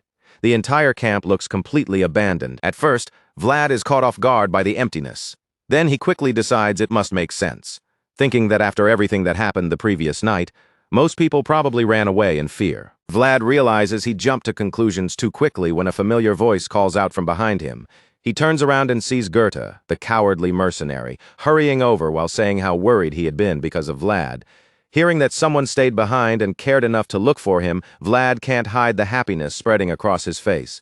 Vlad immediately starts teasing Goethe, pointing out that he had wanted to run away before yet somehow ended up being one of the people who stayed the longest. Most of the mercenaries had already fled the Bayezid camp, but Goethe and a small group remained behind. Of course, the reason was not pure bravery. It was because they had been promised higher pay until they returned. Then Goethe begins proudly listing his so-called heroic achievements. He reminds Vlad that he was the one who brought him back to camp when Vlad could no longer ride his horse, and that he even returned to the dangerous forest for Lord Joseph. But it soon becomes obvious that Goethe is not saying any of this just to impress Vlad. What he really wants is for Vlad to speak well of him later and make him look good in front of Joseph. Vlad answers with an easy, almost careless tone, telling Goethe that he will do his best to put in a good word for him. Right then, Goethe suddenly remembers something important. Sir Jaeger had ordered him to call Vlad as soon as he woke up. Since Joseph is waiting in the barracks, Goethe urges Vlad to hurry, while also reminding him to leave enough time to praise Goethe properly. The moment Vlad hears where Joseph is, he turns to leave and says goodbye, but Goethe keeps repeating the same reminder so he won't forget. Vlad's patience starts wearing thin, and by then he silently wishes Goethe would finally stop talking. Not long after that, Vlad arrives at Joseph's tent, where Joseph personally receives him. As Joseph pours red wine into a glass, he casually asks Vlad whether he is able to drink. Vlad answers with surprising confidence, saying he can handle alcohol because he used to work around both a brothel and a bar. Still, even though he has tasted liquor before, he admits that he has never had anything as refined as a noble's drink. Hearing that, Joseph explains that the bottle in his hand is exactly that, a drink meant for nobles, far different from the rough alcohol Vlad would have known in the slums. Before pouring Vlad his glass, Joseph says he wants to thank him first.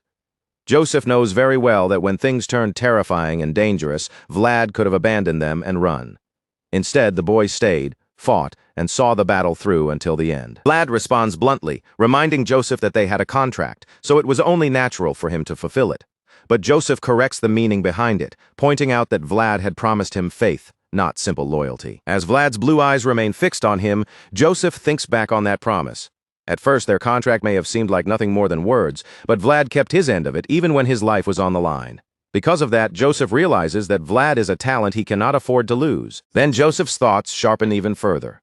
Vlad is not merely someone he should avoid losing. He is someone Joseph must bring to his side no matter what. After reaching that decision, Joseph slides a glass of wine across to Vlad. He tells him that it is now time for Joseph to fulfill his own side of the contract. But this time, the reward will match what Vlad has actually achieved. With that, Joseph formally offers Vlad a place within the powerful House Bayezid, presenting the invitation itself as Vlad's reward. Afterward, the journey brings them to Varna, the beautiful county ruled by House Bayezid. Joseph and the others return to Varna, and while they are still settling in, Sir Jaeger reports that the mercenaries have been dismissed. Joseph acknowledges the report and praises him for handling it well. He then tells his men that the expedition report is still pending, so they will need to remain in Varna for another day or two. Vlad, meanwhile, looks completely overwhelmed by the beauty of the place. His head keeps turning from side to side as he takes in the streets, buildings, and atmosphere around him. Noticing this, Sir Jaeger asks whether it is Vlad's first time visiting the county. Vlad answers honestly, saying that anywhere he goes will feel like a first time for him. After all, before this journey, he had never left the miserable slums he grew up in. That answer immediately earns him a snide reaction from Sir Jaeger, who wastes no time giving him a new teasing nickname, Country Bumpkin. When Joseph hears the exchange, he tells Vlad to take the day off and look around the county, and Vlad is genuinely grateful for the chance. Before leaving with Joseph, Sir Jaeger warns Vlad not to lose his way in the city and orders him to be at City Hall by nightfall. Vlad already did not care much for Sir Jaeger before, but after being scolded, teased, and mocked again and again, he feels his dislike for the advanced knight growing stronger. The voice, however, suggests that Jaeger probably likes Vlad just as much as Joseph does. Vlad does not find that very comforting, because if this is what Jaeger's affection feels like, then a little more of it might actually get him killed. Vlad shakes off that unpleasant thought and decides to focus on something far more important. With a heavy payment finally in his pocket, he wants to treat himself to a delicious, greasy meal for the first time in far too long. As Vlad wonders what kind of food Varna might have, someone suddenly tugs at his arm. He turns around in surprise and finds Jean standing there. Jean smiles brightly and tells Vlad that Father Andreas would like to see him as long as Vlad does not already have any major plans for the day. Soon, Vlad and Jean are standing before a massive church. Vlad looks up at the huge structure and admits that even the churches back in Sawara were never this large. Jean explains that while Sturma may be the capital, Varna is considered the religious center of the kingdom. Jean asks Vlad to wait inside while he goes to bring Father Andreas. The moment Vlad steps into the church, he stops in awe, his mouth practically falling open as he takes in the magnificent beauty of the interior. Standing there beneath all that sacred grandeur, Vlad suddenly realizes something uncomfortable. Even though he has been going around under the name Rimmon, he has never once offered a proper prayer. Because of that, guilt slowly begins to creep over him. Surrounded by the holiness of the church, Vlad starts to feel as though he may have committed some kind of sin without even realizing it. Just then, Father Andreas finally arrives, stepping into the church with a gentle apology for making Vlad wait. Vlad, still trying to compose himself in that sacred place, answers with proper manners, saying it is no trouble at all, and sincerely thanking the priest for inviting him. Father Andreas simply laughs it off as if there is no need for Vlad to be so formal. Then he presents Vlad with an identification token, explaining that Joseph would certainly have handled matters somehow, but when it comes to official recognition, a token backed by the church carries the strongest weight. After all, the Lord's favor is not limited to a single city or noble house. Its reach spreads across the entire continent, and that kind of authority can open doors that ordinary backing never could. Vlad grows even more stunned when he looks closely at the token and realizes that Father Andreas himself is listed as his guarantor. Before Vlad can fully process it, the priest calmly tells him that from now on, whenever he needs help inside the city, he may come to the church and seek him out. Father Andreas will stand as Vlad's guarantor in Varna. Vlad is left speechless, because he never imagined that a boy from the back alleys, someone who could not even have his birth properly registered, would one day have a real person sincerely write his name into the wide world. Overcome by that kindness, Vlad lowers himself before Father Andreas and kneels on the church floor. It is the only way he can express just how deeply grateful he is. From this moment forward, Vlad is no longer just an unnamed back alley boy surviving in the shadows. He now carries a place and an identity with him, Vlad of Sora. As things move forward, the scale of Bayezid territory becomes clearer. The county is made up of 3 major cities and 12 surrounding villages, each with its own role in the land's power and prosperity. The first of those cities is Sora, a coastal city facing the sea. Because of its location and constant flow of goods, Sora serves as the trade capital of the county. The second city is Varna, known as the religious center of the region. And beyond that stands Storma, the main capital and the heart of Bayezid authority. That capital is also the place Vlad is now seeing for the very first time. As he enters the magnificent city alongside Joseph, he can barely hide his amazement, because even the outer view of the city is already enough to leave him staring in awe. Once the travelers finally step inside the incredible city, Sir Jaeger turns to Vlad and Goethe with a strict expression.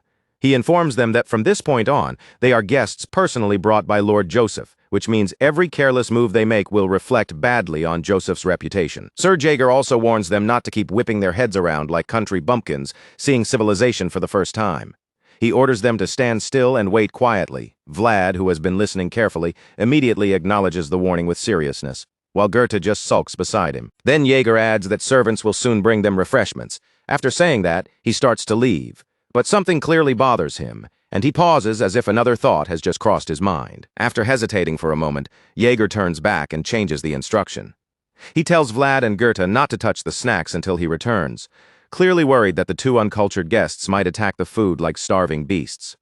Naturally, neither of them feels comfortable with being treated that way, so Vlad tries to speak up and asks if they can at least have a little. Before Vlad can even finish the sentence, Sir Jaeger cuts him off sharply and tells him to shut up.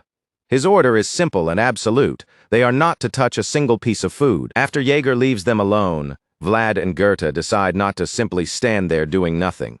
They begin wandering around the castle a little, and before long they find themselves inside a luxurious waiting room glittering with gold. The room is so grand and overwhelming that Goethe can hardly believe what he is seeing. To Goethe, the place feels far beyond anything he ever imagined. He openly admits that Bayezid is completely different from wherever he came from. And Vlad, who is just as stunned by the elegance around them, can only agree with him. While the 2 awestruck guests are still trying to take in the sheer beauty of the room, an unfamiliar voice interrupts them.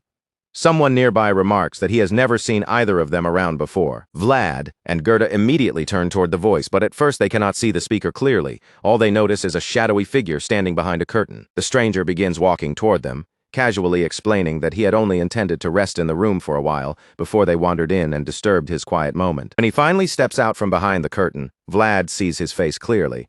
Something about the man feels familiar, and Vlad is certain he has seen him somewhere before, but he cannot immediately remember where. The man stops in front of the 2 guests and plainly asks who they are.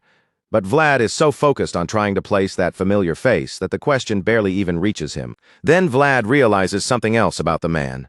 The aura around him feels completely different from an ordinary person's, so sharp and oppressive that it seems like he could kill someone with nothing more than a look. His eyes burn with such intensity that the air itself feels heavier. When Goethe notices that terrifying pressure, he quickly panics and begins introducing himself. His words come out in a nervous stutter before he finally manages to explain that he accompanied Lord Joseph on his expedition. Before Goethe can start rambling about things the noble has no interest in, the unidentified man cuts him off. After confirming Goethe's name, he turns his attention to Vlad and asks who the blonde boy is. Vlad straightens himself and answers without flinching, introducing himself clearly as Vlad of Sora. The nobleman finds that answer interesting, partly because he has never heard Vlad's name before, but there is something beyond the name itself that catches his attention. As the stranger studies Vlad's face, he silently judges the boy to be rather impressive. Vlad's eyes are full of spirit, And what stands out most is that he does not shrink back while speaking to him. For someone with such a frightening aura, seeing a young guest remain steady in front of him is unusual enough to be memorable. In the end, the noble concludes that Joseph has managed to find himself a useful subordinate, someone with far more backbone than his age or appearance might suggest. With that thought in mind, the noble reaches into his pocket and brings out a handful of peanuts. He offers them to Vlad in a casual gesture and asks whether he would like some. Vlad stares at the nobleman's open hand in silence for a moment.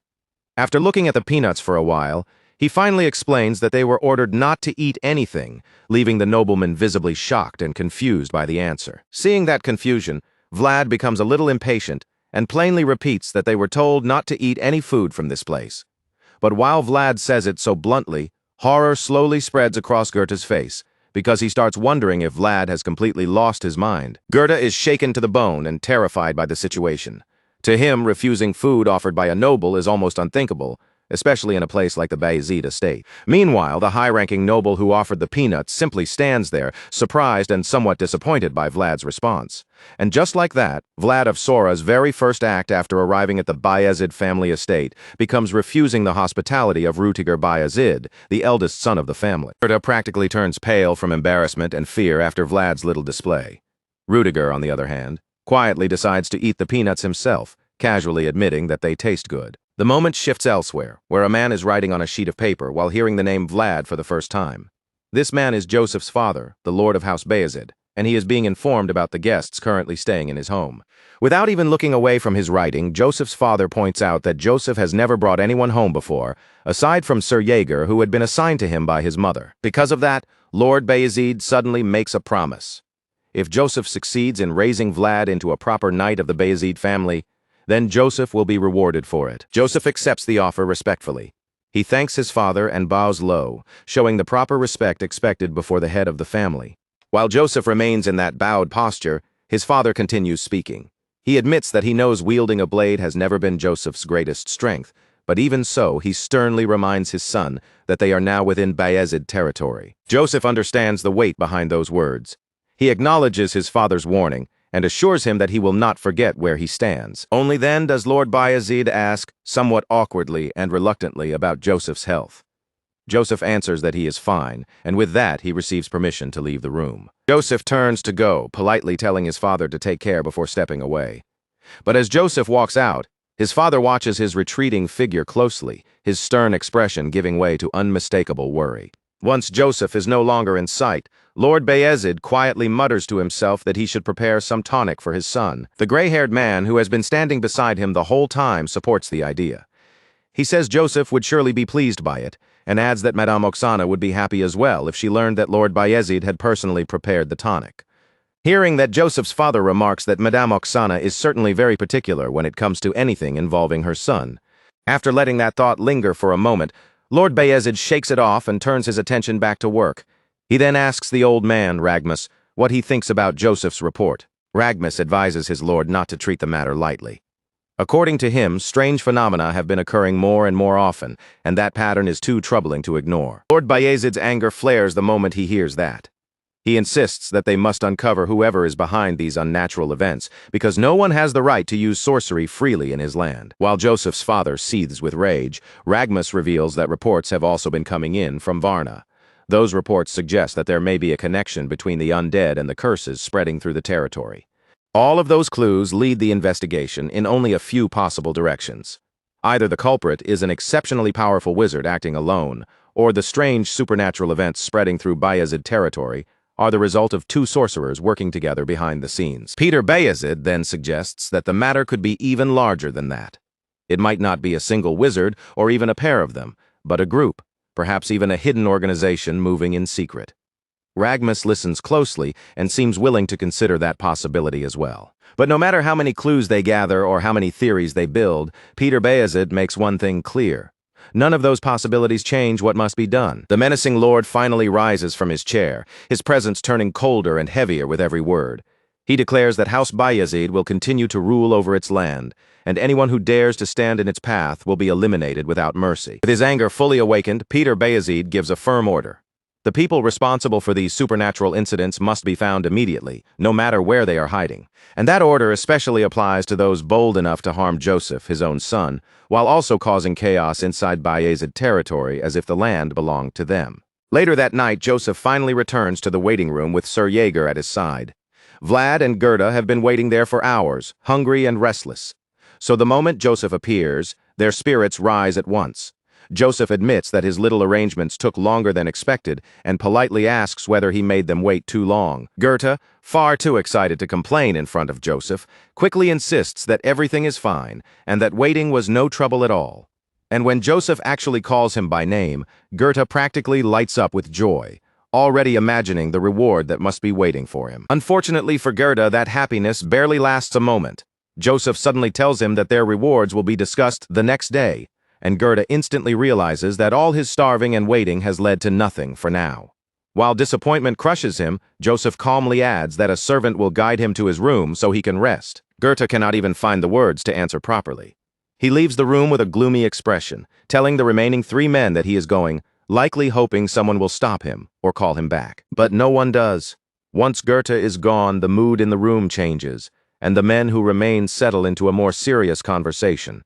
Joseph takes his seat, crosses his legs, and fixes his gaze directly on Vlad. Joseph reminds Vlad of the moment he saved him, and of the vow Vlad made afterward. He urges Vlad to remember clearly that he pledged to become Joseph's sword. Vlad confirms that he remembers his vow. Once Joseph hears that answer, he brings up something Vlad himself still needs to do. From Joseph's understanding, Vlad wants to gain his freedom first, and only then fulfill his duties afterward.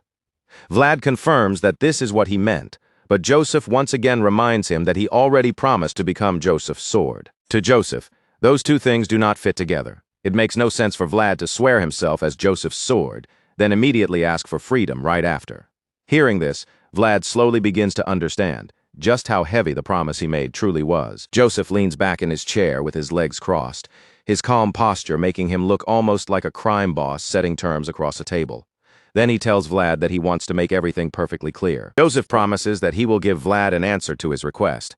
But before that, Vlad must reveal the real reason he is asking for freedom in the first place. For a short while, the 2 young men simply stare each other down in silence. Then Vlad finally breaks it, asking Joseph whether he knows a knight named Godin, the man connected to the memory of the Blue Moon. The moment Joseph hears that name, his view of Vlad changes completely. Until now, he had thought Vlad was merely a talented boy with sharp instincts, but he never imagined that this same slum-born kid was carrying such an extraordinary and dangerous past. Joseph then reveals that the person who destroyed Rose's smiles was Godin, a knight of Gaidar. Vlad already knows the name too well, because the figure from that night is burned into his memory, and impossible to forget. The image of Jorge's severed head flashes through Vlad's mind, dragging his pain back to the surface.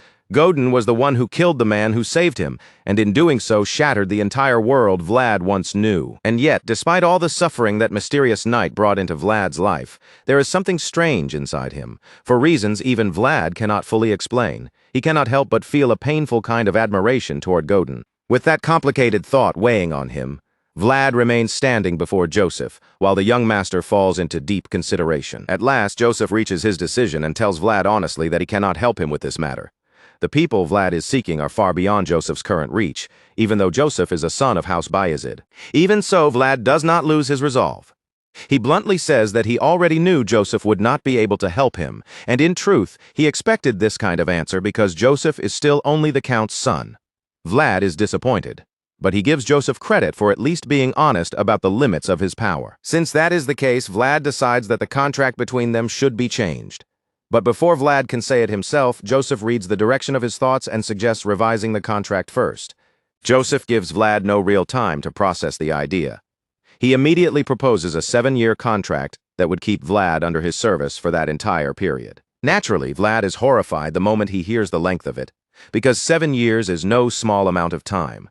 Before he can even properly protest, Joseph makes it clear that offering this contract already means lowering his own pride. To make things even worse for Vlad, Sir Jaeger is standing nearby, staring him down like a predator watching its prey. As Vlad thinks over Joseph's proposal, he reluctantly admits to himself that even though he is unsure, Joseph does seem to be speaking honestly. Still seated comfortably in his chair, Joseph assures Vlad that a promising future is waiting for him, reminding him that Vlad is the one who saved his life. Then Joseph makes the offer even more tempting, explaining that for the next 7 years, he will feed Vlad, clothe him, and have him trained properly. On top of that, Joseph intends to turn this so-called country bumpkin into an outstanding knight who will not lose to anyone in battle. Until that point, it is obvious that Vlad has no interest in accepting the contract, especially because the term is so painfully long. But the moment Joseph says he will make him a proper knight, Vlad's eyes widen with a mixture of surprise and hunger. While Vlad is still caught off guard, Joseph continues laying out the conditions, trying to draw him in further. He says that a poor boy from Swara can enjoy all these benefits as long as he remains loyal and only handles the tasks he is permitted or ordered to take on. Joseph then says that the matter of Godin goes without saying. He cannot directly help Vlad pursue that enemy, but he will allow Vlad to interfere in any matters related to his former city of Sora. After that, Joseph drops another piece of information.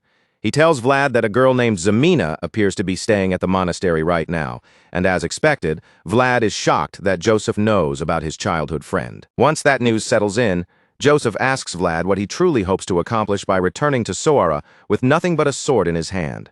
He points out that a blade is not the only sharp thing in the world, and with that, Joseph continues striking Vlad with one unexpected revelation after another. Joseph then reveals that he also has a weapon of his own, though not the kind Vlad carries at his waist.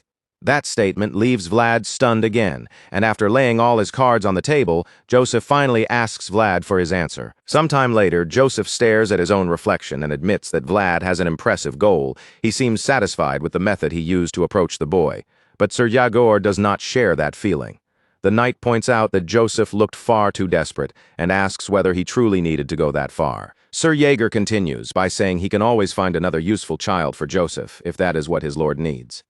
Joseph replies that he understands talent can be found all over the world, but awakening that talent is another matter entirely, and that is exactly what keeps drawing Joseph's interest back to Vlad. Even though Joseph sees Vlad as the perfect candidate, Sir Jaeger still tries to change his mind. He asks whether Joseph is truly certain that the blonde boy will agree so easily. Joseph keeps staring at his reflection for a moment longer before finally answering. He believes Vlad is perfect for him, because he saw it with his own eyes during the expedition, when Vlad cut down the cursed woman with power that should not have belonged to an ordinary child. Sir Jaeger does not give up. He tries another approach, reminding Joseph that Vlad is irrational, rebellious, and difficult to control, which means he could become a serious problem in the future. Seeing how persistently Jaeger keeps pushing back, Joseph decides to flatter him a little. He says training Vlad should not be too difficult, since there happens to be an advanced knight perfectly suited for the job. Joseph also reminds Jaeger that 7 years is a long time, and more than enough to put a leash around Vlad's neck and teach him obedience. Joseph's plan works immediately. In the blink of an eye, Sir Jaeger accepts the responsibility of training the headstrong boy. Even though Jaeger does not look especially thrilled about it, he assures Joseph that he will do his best to make Vlad follow their orders without unnecessary trouble. Joseph is pleased by that answer and encourages him further, saying that the harder Vlad is to manage, the more rewarding the final result will be. By now, it is clear that Joseph is deeply fascinated by Vlad. Even after finishing his conversation with Jaeger, he returns to praising the blonde boy in his own mind. Looking again at his reflection, Joseph says that he first thought Vlad was a useful wolf, but now he sees that Vlad is also someone who chases after the moon. By the next morning, Sir Jaeger brings Vlad to his new room and begins helping him settle into life under House Bayezid. Jaeger admits that the room is a bit shabby, but assures Vlad that he will have the whole space to himself. Vlad's reaction immediately reveals just how different his standards are, because to him, the room looks incredible. In Vlad's eyes, this supposedly shabby room is nearly perfect. There is no dirt covering the floor, and even better, there is an actual bed waiting for him. To Vlad, it might as well be a palace, and as Jaeger listens to him marvel over such basic comforts, he remembers once again that this boy truly came from the back alleys of Sora. Jaeger is not used to that kind of reaction. Most trainees come from wealthy or respectable families, and because of that, they often struggle when they are thrown into the harsh conditions of training. After everything Jaeger has seen in such a short time, he figures Vlad probably will not have much trouble settling in here. The only real concern is whether the boy decides to cause trouble on his own. Vlad immediately understands that Jaeger is talking about the peanut incident with Rudiger Bayezid, and his eyes narrow as he silently judges the knight for giving him such troublesome instructions. but Jaeger pushes the blame right back at him, saying he honestly never expected Vlad to obey the order this time, especially after the boy had listened so obediently before. Their little exchange ends quickly when Jaeger turns to leave. Before walking away, he tells Vlad to come to the military exercise hall after eating, because from that point on, their sparring sessions will officially begin. Just as Jaeger is about to step away, a woman's voice calls out to him, addressing him as her loyal knight. For someone who always carries himself with a stern, brooding face, Jaeger becomes shockingly flustered the moment he hears Lady Oksana speak. The nervous knight quietly tells Vlad that the woman approaching them is Joseph's mother. Then, in a hurried whisper, he urges Vlad to show his respects exactly the way he was taught earlier. Thankfully, Vlad manages not to embarrass himself this time. He carefully imitates the senior knight's movements and greets Lady Oksana with proper manners. Lady Oksana returns their greeting with graceful ease, then turns her bright gaze toward Vlad and asks if he is the child she has been hearing about. Jaeger confirms it at once, explaining that Lord Joseph personally took Vlad in under his protection. Hearing that, Lady Oksana studies Vlad intensely with her brilliant yellow eyes. Her gaze is so direct and elegant that Vlad grows visibly uncomfortable, and before he can stop himself, his face begins turning red. Once her gentle charm has completely unsettled him, Lady Oksana thanks Vlad for saving her son. Vlad, now thoroughly flustered, stumbles over his words as he tells her that he was only doing the job he had been given. Even so, Lady Oksana says she intends to reward him properly, because what Vlad accomplished was far greater than he himself seems to understand. With his cheeks still burning red, Vlad bows before her and gives his thanks. But then Lady Oksana suddenly reaches out and pats his head, softly complimenting the color of his hair and the brightness of his eyes. Like a mother unable to stop herself, Lady Oksana begins speaking gently about Vlad's appearance, suggesting little ways he could be made to look better before long. She even promises to arrange proper clothes for him. By this point, Vlad is completely overwhelmed by her warmth, her affection, and the calming presence she gives off. He tries to keep himself composed, but the blush spreading across his face makes it painfully obvious how embarrassed he is. At last, the motherly noblewoman leaves with her maids, giving Jaeger one final instruction to keep up the good work. After Lady Oksana and her attendants disappear from sight, Vlad and Jaeger both seem to breathe again. Jaeger then looks at Vlad and asks why he had been acting so restless in front of her. Vlad admits that he has never met a noblewoman before, and Jaeger says he handled it well for a first encounter. After all, Lady Oksana has a special talent for making people lose their composure before they even realize it. With that brief conversation finished, Jaeger finally allows Vlad to go and eat his meal before training begins. The scene moves to the dining hall where trouble is already waiting.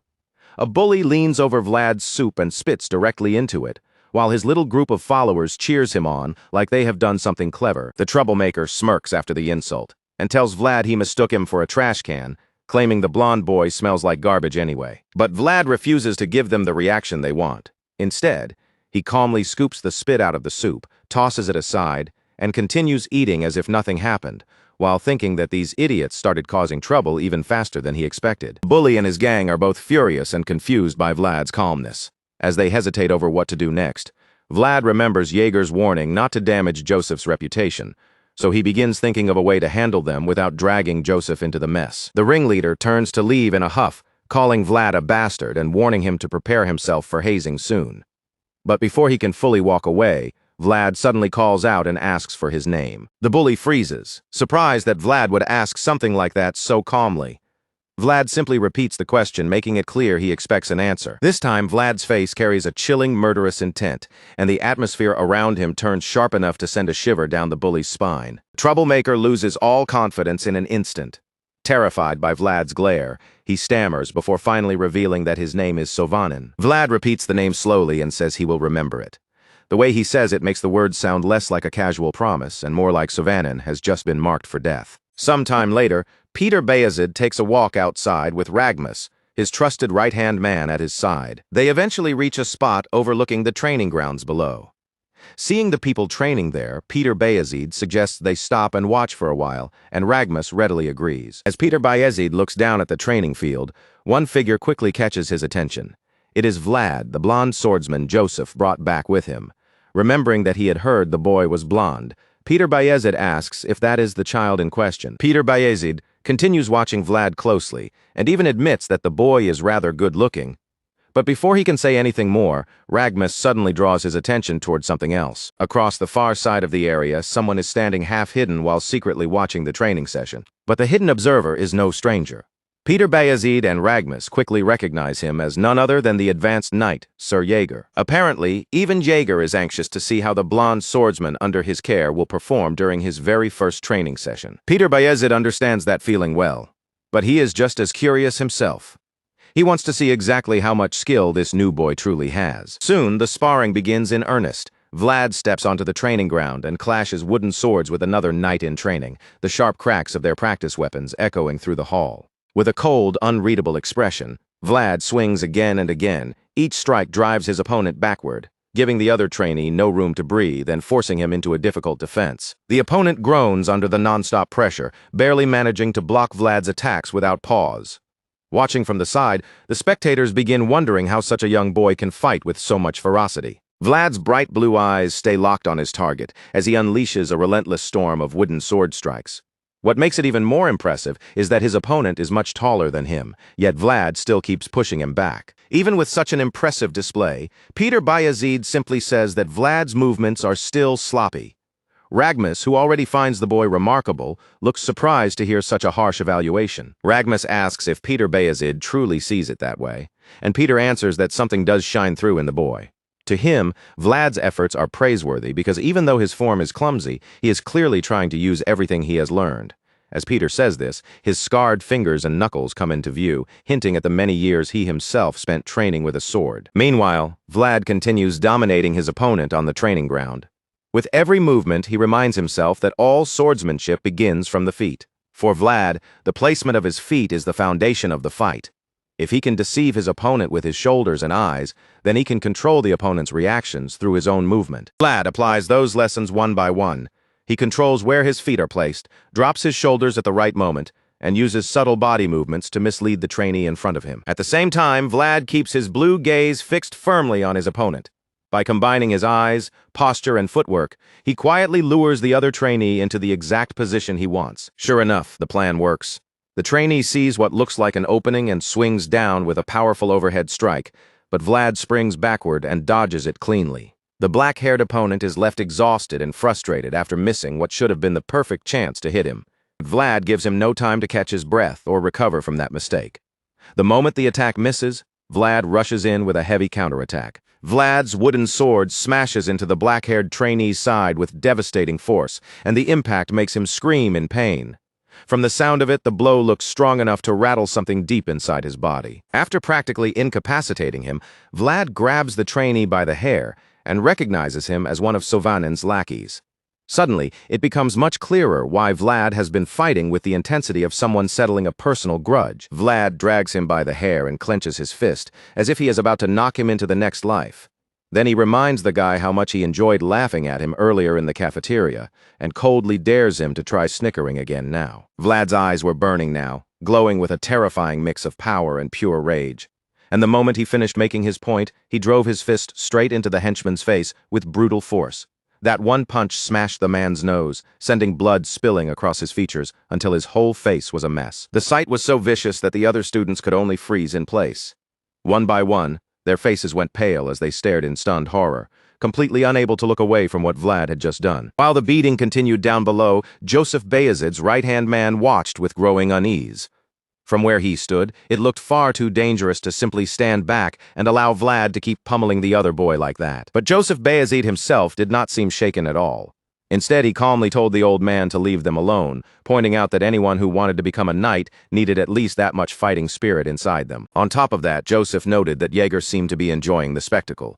And when his right-hand man looked over, he could only agree, because the veteran knight was watching Vlad's beating with an intense, almost fascinated concentration. Meanwhile, Vlad kept driving his fists into his opponent's face, hitting him again and again until the boy's features were barely recognizable. Finally, one of the other students could not take it anymore and shouted at the newcomer to stop hitting him. Vlad did not even bother to answer. The blonde swordsman simply ignored the shout completely, and that cold dismissal only made the other student even angrier. The student raised his voice even louder, trying to scare Vlad into backing off with sheer volume. But Vlad only stopped when he was personally satisfied with the bloody damage he had carved into the henchman's face. With blood smeared across his own face, Vlad turned toward the others and offered a chillingly calm apology, admitting that he had gotten a little too absorbed.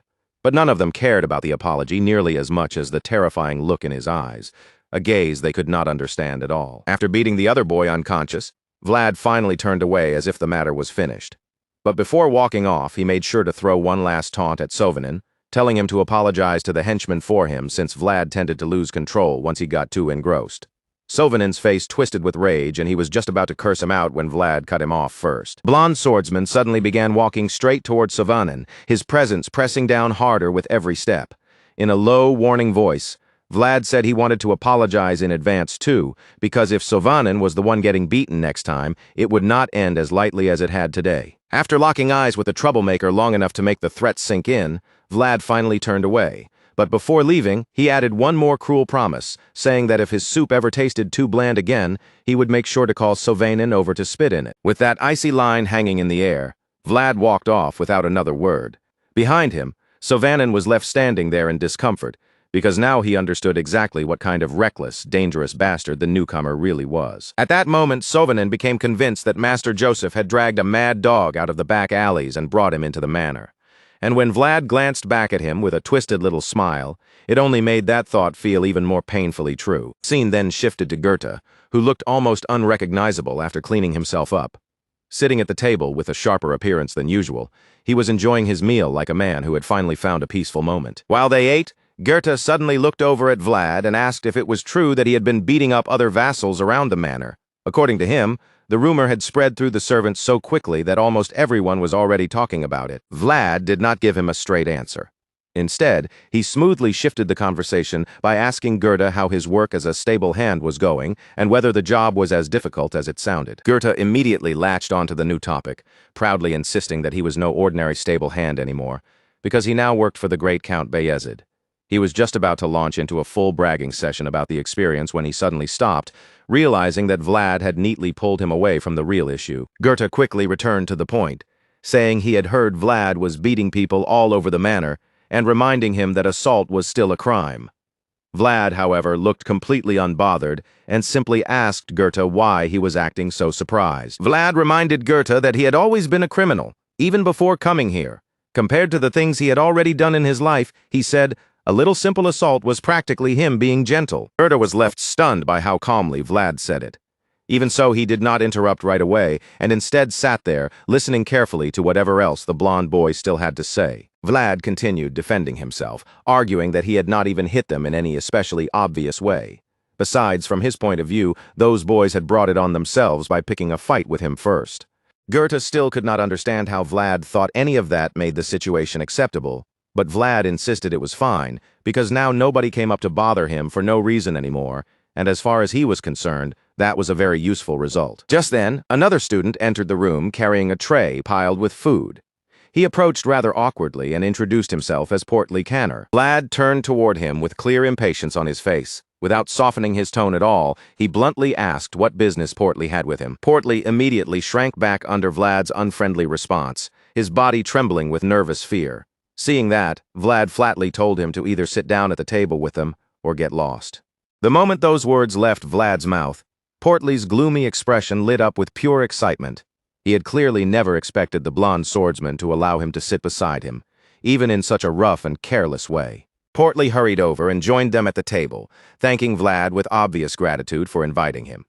Vlad, on the other hand, only let out a tired sigh, because in truth he had been hoping Portly would choose the option where he disappeared. Portly was so thrilled just to have a seat with them that he began rambling about how he had been eating alone until now. He even admitted that sometimes he had taken his meals in places as miserable as the bathroom. Naturally, Vlad looked disgusted the moment he heard that. With his precious sausage still in front of him, he reminded Portly that this was absolutely not the kind of thing he wanted to hear while eating. Portly noticed the food and asked Vlad if the sausage was good, then quickly revealed that his father was actually the one who supplied the manor. According to Portly, the Canner family provided all the meat used there, and their household had been involved in livestock and cattle farming for generations. After explaining all of that, Portly suddenly remembered seeing Vlad ask for more sausage earlier.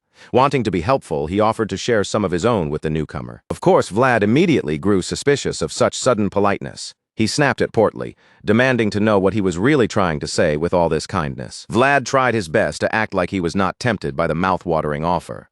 But when the scene changed, the truth became obvious, because there he was, standing in front of what looked like a paradise made entirely of sausages. It turned out to be Portly's enormous private stash sent by his father for him to eat. Portly insisted that there was far too much for him to finish alone, so he wanted to share it. Looking at all that food and hearing the reason behind it, Vlad was reminded that the vassals living in this manor were all young masters from powerful families. For a short while, Vlad had actually forgotten that these were people he could never have even spoken to back when he was still trapped in the back alleys. With that thought settling in, he decided that while he was in a place like this, it might be smart to build at least one useful connection. So almost out of nowhere, Vlad asked Portly if he wanted to eat with them from now on. Portly's face immediately brightened with joy, and he accepted without hesitation, while Vlad calmly confirmed that he was fine with the arrangement. Vlad then said that all vassals should get along with each other. And even though it looked like he was only making friends with Portly for the sake of those sausages, there was a little more going on in his head than simple hunger. The scene shifted again, this time to Jaeger, the green-eyed veteran knight, walking alone down a wide and imposing hallway. Jaeger looked somewhat worn out, and honestly it was easy to understand why. Serving the young master while also practically raising an entire human being was not something anyone could handle lightly. The pressure was clearly building on him, and he knew the only time he would finally be able to breathe was when his men, Cade and Maxim, recovered from their injuries. His thoughts were suddenly interrupted when a large knight with a thick beard stepped into his path and approached him. The man asked Jaeger where he was heading in such a hurry. At that, the eye-patched knight turned around and recognized him as Sir Gregory. The moment Jaeger saw his fellow knight, he cursed inwardly. From the look in his eye, it was obvious that this was not someone he had wanted to run into right now. Jaeger tried to hide his irritation, but Sir Gregory caught it immediately. The bearded knight laughed at him and teased him for being far too easy to read whenever he was annoyed. Jaeger bluntly told him that he was busy at the moment.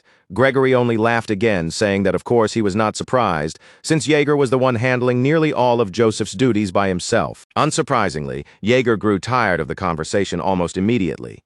He cut through the pointless banter and asked Gregory to get to the point, wanting to know if there was actually something he had come to say. Gregory kept smiling like a child who had just been handed a sweet treat, then revealed that he had come to suggest that a knight like Jaeger should be raising a vassal of his own.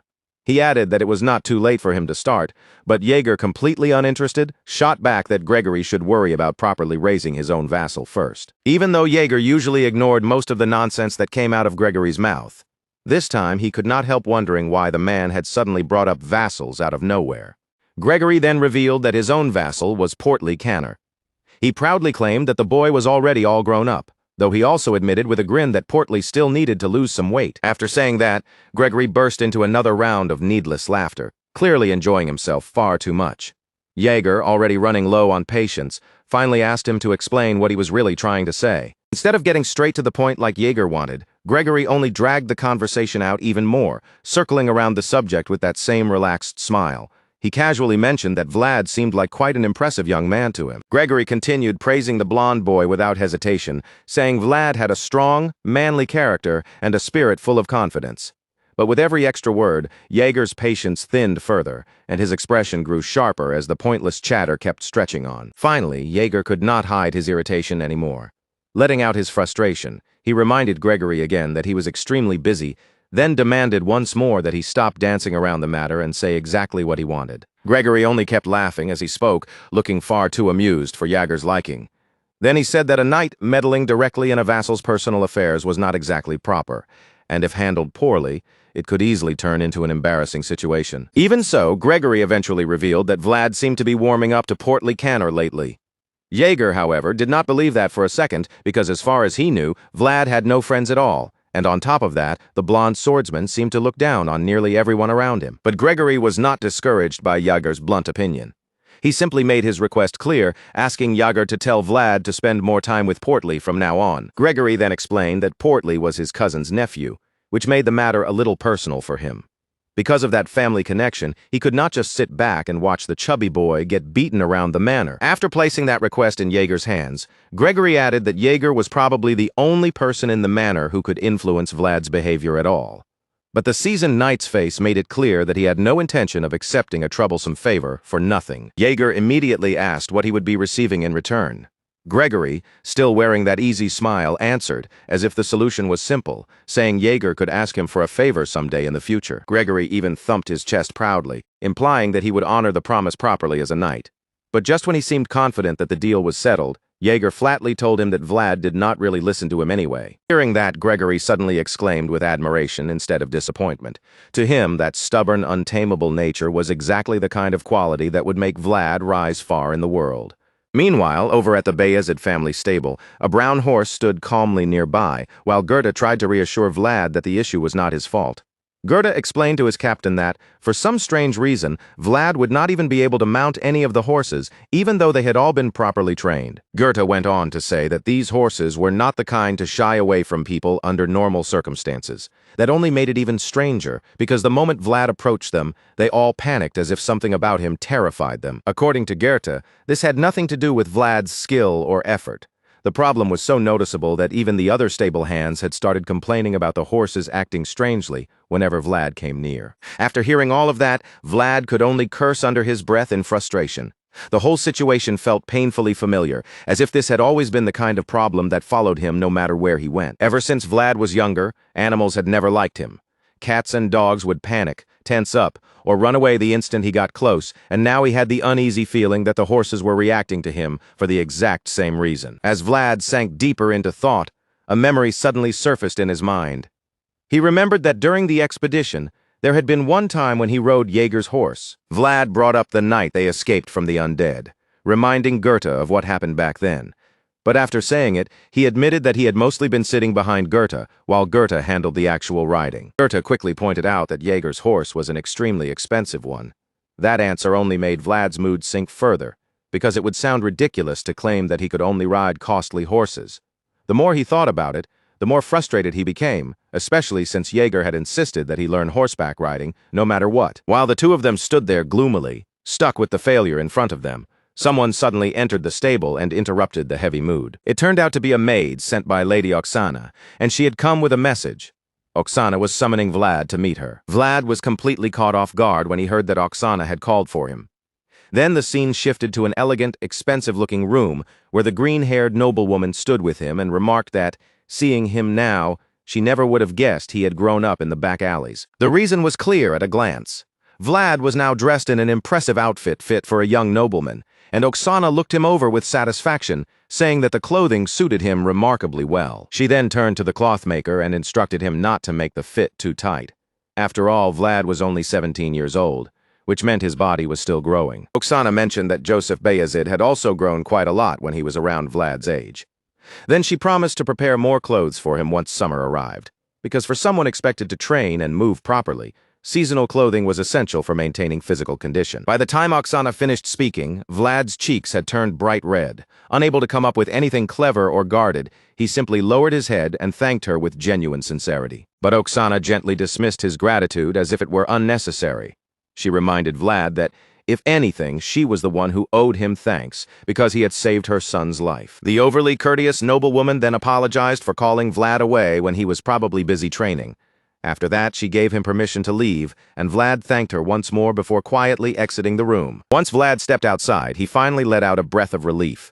For some reason he could not quite explain, being around Oksana made him feel tense and awkward, even though she had treated him kindly the entire time. Vlad looked down at the new clothes on his body and found himself wondering just how much they must have cost.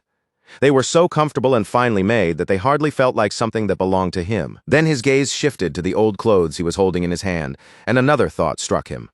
Those worn-out clothes had never truly belonged to him either. As Vlad walked down the hallway, he told himself that he should not get too used to this new life.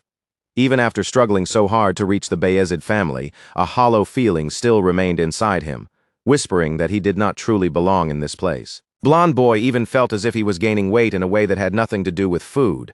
It was like new flesh was clinging to his soul, slowly covering the part of him that had survived the back alleys. That gloomy spiral of self-pity suddenly broke when Vlad glanced out a nearby window.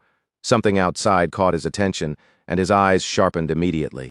Vlad froze for a moment when he saw Sovanin below, brutally beating one of the other vassals until the boy could barely defend himself. Sovanin kept striking him while sneering and calling him a pig. Between the blows, he asked if the boy had already forgotten what it felt like to be bullied. Sovanin looked furious, as if the very sight of the boy enjoying himself had offended him. In his mind, they had only allowed that kid to live quietly, and yet he had dared to start having fun. That was when it became clear who the poor vassal on the receiving end of the violence was.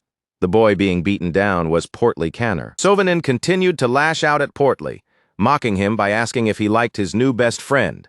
The more he spoke, the angrier he became, until he was spitting insults and calling them a flock of filthy bastards. From the high window, Vlad watched the whole thing in silence.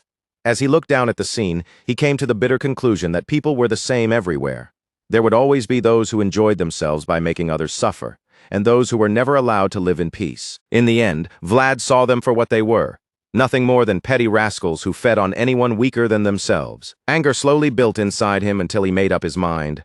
For at least one day, he decided, he would need to put his old clothes back on again. Later that night, Vlad stood in front of a door and knocked.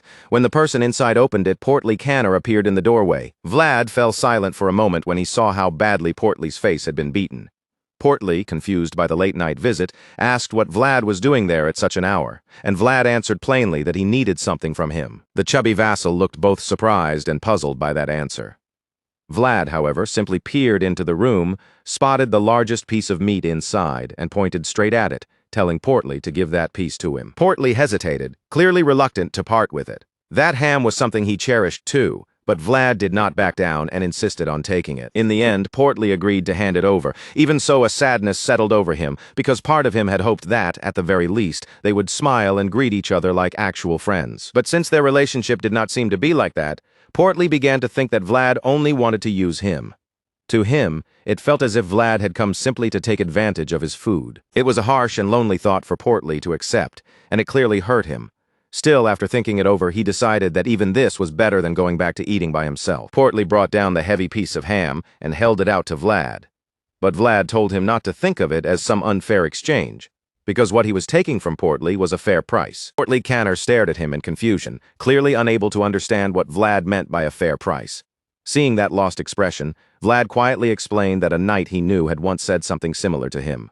Then Vlad's voice faded, and for a brief moment, his thoughts drifted back to the man who had taught him those words. Vlad remembered that knight as someone who only took the price he believed was rightfully his, and as that memory settled over him, the scene shifted from the doorway of Portly's room to another place entirely, where Vlad now stood with a wooden sword in his hand.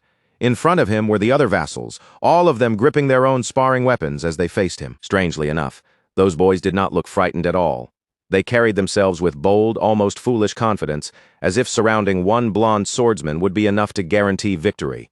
Unfortunately for them, their confidence was nothing compared to the calm certainty in Vlad's eyes. Vlad swept his gaze across the group without the slightest hint of fear, counting them one by one. 14 opponents stood against him, and he was facing them completely alone.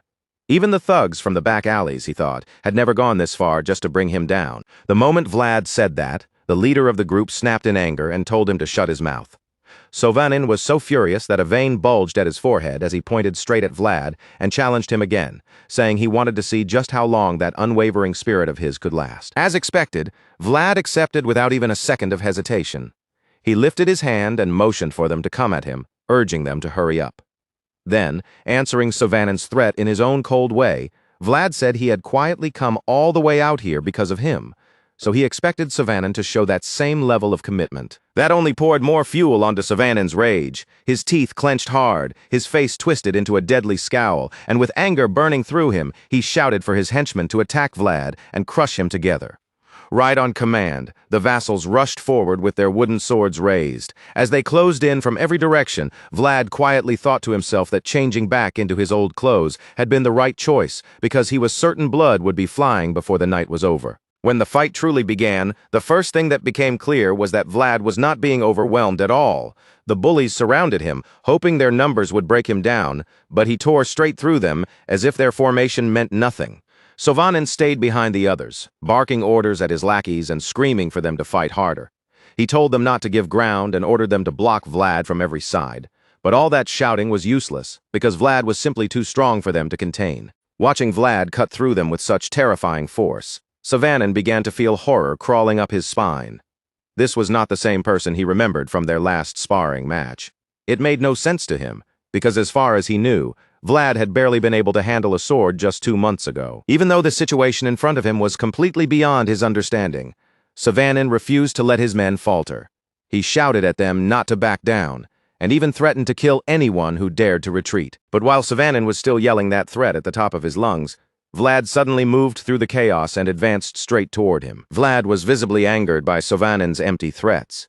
With a sharp glare, he asked Sovanin whether he had ever actually killed anyone before. Naturally, that taunt struck Sovanin's pride like a blade. Enraged, he swung his wooden sword with everything he had, trying to shut Vlad's mouth for good. But Vlad was far faster than him.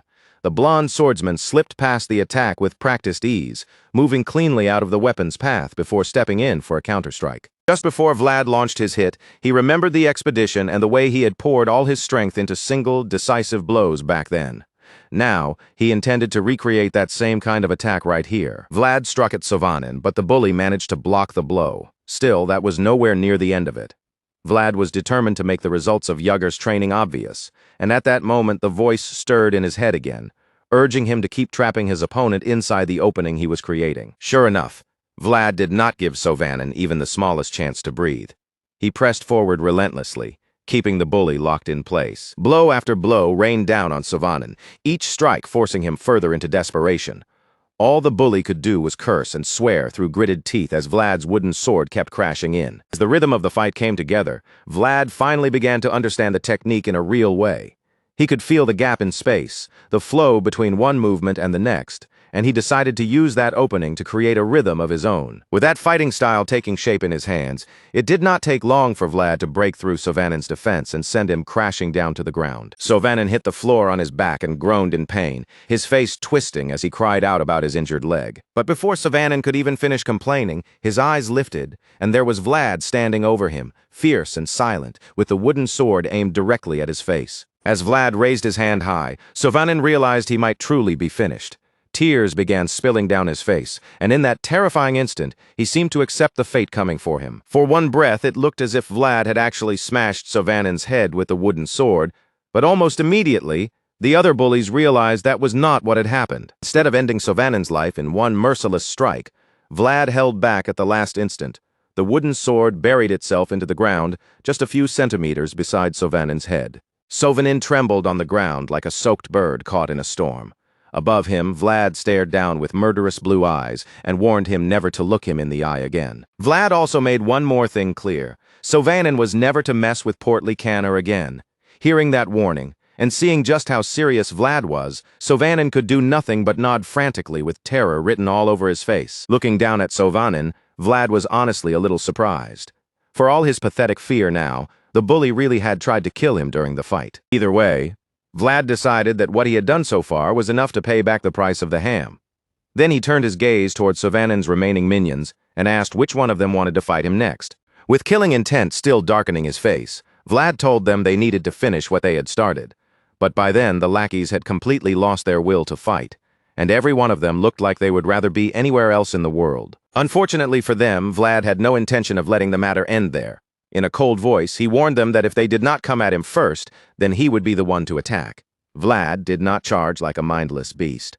Instead, he walked forward with the slow confidence of a lion closing in on prey, and with each measured step, the boys in front of him grew more terrified. Yet even with fear shaking through their bodies, none of them had the courage to run. They simply stood there frozen, trembling in place, until Vlad reached them and delivered the brutal lesson he had decided they deserved. Vlad made sure those bullies learned exactly what came from preying on the weak, and by the time he was done, he had left behind marks they would not forget anytime soon. As blood splattered across the training ground, Count Bayezid watched from a window above. Rather than looking disturbed, he seemed deeply impressed by the sheer quality of Vlad's display and the sharp progress in his swordsmanship. Several days later, the Bayezid family held its regular monthly meeting of knights. The gathering took place in the throne room, and almost by coincidence, Rudiger Bayezid's supporters and Joseph Bayezid's supporters stood on opposite sides, with Rudiger's men wearing especially obvious frowns. Of course, not everyone in the room belonged firmly to one side or the other. Among the divided knights, there were still some who remained neutral, watching the tension without openly taking a position. Just then, the knights were informed that the duty schedule had been reorganized to prepare for Rudiger Bayezid and his men leaving soon on a mission. The announcement came from the Knights' Order Captain, Anatalis. Anatalis then moved on to the next matter, revealing that the meeting would now address the distribution of holy items sent by the church. But while he continued speaking, Count Bayezid's attention drifted elsewhere. Count Bayezid found himself thinking about how completely different the atmosphere felt today. His eyes moved toward Rudiger Bayezid's knights, who looked so tense and hostile that they seemed ready to tear into the other side at any moment. On the other hand, Joseph Bayezid's supporters appeared far more relaxed than usual, and honestly Count Bayezid could understand why, because this time they had every reason to feel pleased. After all, until recently, it had usually been the knights on Joseph's side who seemed dispirited and pushed down. With that thought in mind, Count Bayezid's gaze drifted almost absent-mindedly toward Jaeger, and a faint smile appeared on his face. Naturally, Jaeger noticed the gaze almost at once. The green-eyed knight glanced sideways at Count Bayezid and began wondering why the man was smiling at him like that. Not long after, the regular meeting came to an end. Captain Anatalis advised all the knights to review their newly assigned duties once more before leaving. As the swordsmen began filing out of the room, one of them could not resist taking a jab at Jaeger. The knight sneered that the Bayezid family had brought in a rabid dog that did not even know who it was supposed to bite. Then he added that this was exactly why a person's background should be considered carefully in such matters. Jaeger took offense immediately and turned to glare at Rudiger Bayezid's knights, but they did not shrink back from him. Instead, they met his look with sharp scowls of their own. One of them only clicked his tongue and suggested they leave, rather than waste time confronting the advanced knight. Another then confirmed the point out loud, saying that the new ferocious knight in training was indeed under Jaeger's command. As Rudiger Bayezid's knights walked away with anger still hanging around them, one of the neutral knights came over to Jaeger with an amused look. He joked that those men were practically boiling alive from rage. Jaeger turned his green eye toward him and asked Sir Gregory what he was talking about. But Gregory only grinned wider, telling him not to pretend he knew nothing when the rumor had already spread everywhere. When Gregory saw that Jaeger genuinely looked confused, he finally explained what he meant. Apparently, he had heard that Vlad had carried out a massive exorcism among the vassals, and even the drill instructor could not properly handle the blonde kid because Vlad had already gone far beyond the usual standard. Of course, Jaeger had not heard any of this beforehand, and the moment the news reached him, he immediately remembered just how troublesome Vlad could be whenever that boy decided to act on his own. After dropping that piece of news, Sir Gregory cheerfully offered his help again. He claimed he could take on any task Jaeger needed, no matter how difficult, exhausting, or annoying it turned out to be. Jaeger did not give him a clear answer. He simply started walking away, saying in a dry voice that he would keep Gregory's offer in mind. Once Jaeger was finally alone again, his expression softened just slightly. Quietly, he admitted to himself that Vlad had made him proud, though he was not exactly shocked by it. After all, since Jaeger was the one who had trained the boy, he felt that much was the bare minimum Vlad should be able to achieve. Not long after that, a brand new set of armor was brought out and unveiled before them, its fine craftsmanship immediately drawing everyone's eyes. The armor was apparently a gift Count Bayezid had personally sent for Vlad. Hearing that, Jaeger was visibly surprised, because even he had not expected the Count himself to prepare something like this for a mere vassal. Jaeger almost could not believe it, and another knight nearby seemed to feel the same way. In that knight's eyes, the armor looked far too valuable and far too generous to be given to someone of Vlad's current standing. As they continued staring at the beautiful armor, Sir Jaeger noticed what it was made from and narrowed his eye. He realized the leather came from an orc, and not just any orc, but a gray orc. Joseph Bayezid then confirmed that his observation was correct. Gray orcs were creatures found only in the northern lands, which made their leather rare and deeply tied to that region. Armor made from gray orc hide was not just equipment, it was the kind of thing that marked its wearer as a warrior of the north. Seeing such a rare gift being prepared for Vlad, Joseph concluded that his father had already taken a liking to the blonde boy. In his mind, Vlad must have done something to prove he was worth investing in, because earning the great Count Bayezid's approval in just 1 month was no ordinary accomplishment. Jaeger agreed with Joseph's judgment. At the very least, he said, there was not a single vassal in the manor who could truly stand as Vlad's equal anymore. Joseph admitted that he had heard the same thing, and by now the rumors about Vlad's strength had already spread widely. Still, even with Vlad achieving so much in such a short time, Joseph reminded his knights that they could not afford to sit back and do nothing. Then Joseph suddenly took out an envelope sealed in red wax. When Jaeger asked what it was, Joseph answered only vaguely, saying that this was their next step. After breaking the seal, Jaeger unfolded the paper and began reading through its contents. It did not take long for him to realize that this was no ordinary invitation. Joseph then looked to his trusted knight and asked whether Jaeger would be able to respond to it. Naturally, Jaeger was more than willing to act for his young master. On top of that, after spending so much time cleaning up after Vlad lately, he had plenty of pent-up frustration that needed somewhere to go. Joseph was delighted to hear that. With the matter settled, he confirmed their decision and announced that their next destination would be a place called Dirmar. Before long, a horse-drawn cart rolled across a bright, sunlit field, its wheels creaking gently as it moved along the open road. Inside the moving carriage, Joseph Bayezid sat across from Vlad, looking unusually excited about the journey ahead. Since they had time on the road, the young nobleman decided to teach Vlad a little about their destination, explaining that Dirmar was famous for its lemons, and that northerners had good reason to appreciate such a city, since fruit was something they rarely got to taste. Joseph went on to say that Dirmar was also one of the gateways leading toward the central regions. That position made the city especially important to the people of the north, both as a route and as a valuable point of connection. After listening to the explanation, Vlad asked with curiosity whether that importance was the reason Sir Jaeger was getting involved. Joseph confirmed that it was, then reminded Vlad that a crisis could always become an opportunity, especially when the crisis belonged to someone else. The crisis in question was the Heinel family succession dispute.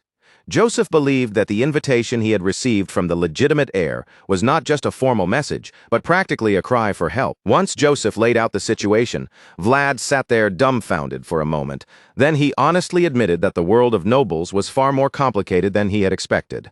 Seeing the confusion and exhaustion written across Vlad's face, Joseph simplified the entire matter for him.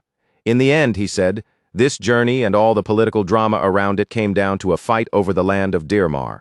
Only then did Vlad finally understand, though he was still baffled that the dispute was happening between blood relatives. Joseph noticed Vlad's reaction right away and explained it without much surprise. Among nobles, he said, feuding with one's own blood was practically an old and well-established tradition. Elsewhere, the rightful heir of the Heinel family was a young blue-haired lady named Alicia Heinel. Her uncle Endre Heinel had become one of the people standing against her, claiming that Alicia had been born from an illegitimate relationship. Naturally, it was an extremely convenient story for him to spread among the people. After all, if Alicia were to mysteriously disappear for any reason, Endre Heinel would be the one most likely to become the next Baron Heinel. Alicia was the only child of the former Baron Heinel, but with her father's seat now empty. The fact that she was a woman made it easier for others to weaken and challenge her right to inherit. In the end, Alicia had no choice left but to prove her innocence through an honorable duel arranged under the authority of the church. Joseph reflected on Alicia's unfortunate circumstances and considered how their relationship stood in that strange noble sense, distant, but still close enough to matter, yet not close enough to be simple. Thinking back through his own bloodline, he admitted that through his mother's side, he was no more than Alicia's eighth cousin. Even so, that distant connection was still enough to establish a form of kinship between them. Because of that, Joseph believed they could use this chance to make the Heinel family indebted to House Bayezid. As he revealed this plan to Vlad, he also made it clear that his father, Count Bayezid, fully supported the move. After hearing all the layers hidden inside noble family politics, Vlad felt a little overwhelmed. Still, he could not deny that Joseph's plan was impressive, even if it made his head spin. As that thought passed through Vlad's mind, he looked outside and saw Sir Jaeger riding on horseback beside the carriage. Vlad realized that the knight must truly be honored, though he still did not quite understand why a family head would specifically invite Jaeger to defend his honor. While Vlad was thinking that, Jaeger suddenly sensed something from outside. He turned his sharp gaze toward the carriage window, stared directly at the blond boy, and asked what that insolent look in his eyes was supposed to mean. Vlad quickly denied that he had done anything wrong, but Jaeger seemed determined to pick a fight with him anyway. The knight snapped that it irritated him to see a lowly vassal like Vlad sitting comfortably inside the carriage, while the knight he served had to ride outside on horseback. Hearing that, Vlad looked embarrassed and had no clever excuse to offer.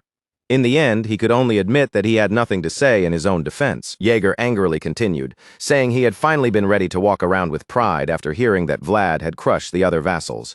But now that he had seen the boy could not even ride a horse, his disappointment was beyond words, and he felt furious at himself for wasting so much time teaching an idiot.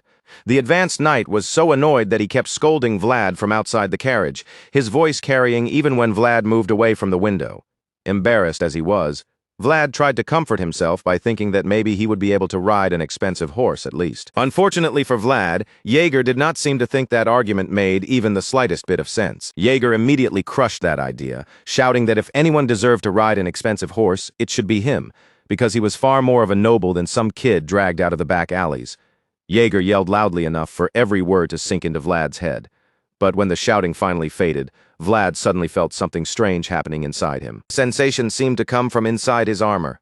Vlad pressed a hand against his chest, wondering if something was wrong with his body. because for the last few days his heart had been pounding wildly. Confused, he wondered if all of Jaeger's constant nagging had somehow caused it. Honestly, Vlad decided, it would not be that surprising if the nagging really was the reason. After all, Joseph would not stop talking in front of him, and beside the carriage, Jaeger seized every chance he could to scold him. But as much as Vlad would have preferred that first explanation to be true, he soon realized the strange sensation was not coming from his body at all. The ground beneath them was shaking. It was an earthquake. At that exact moment, the vibrations grew even stronger. Outside the carriage, the other knights shouted in alarm as they confirmed that the ground itself was rumbling. Jaeger noticed it too, and as panic began spreading through the traveling group, he immediately took command.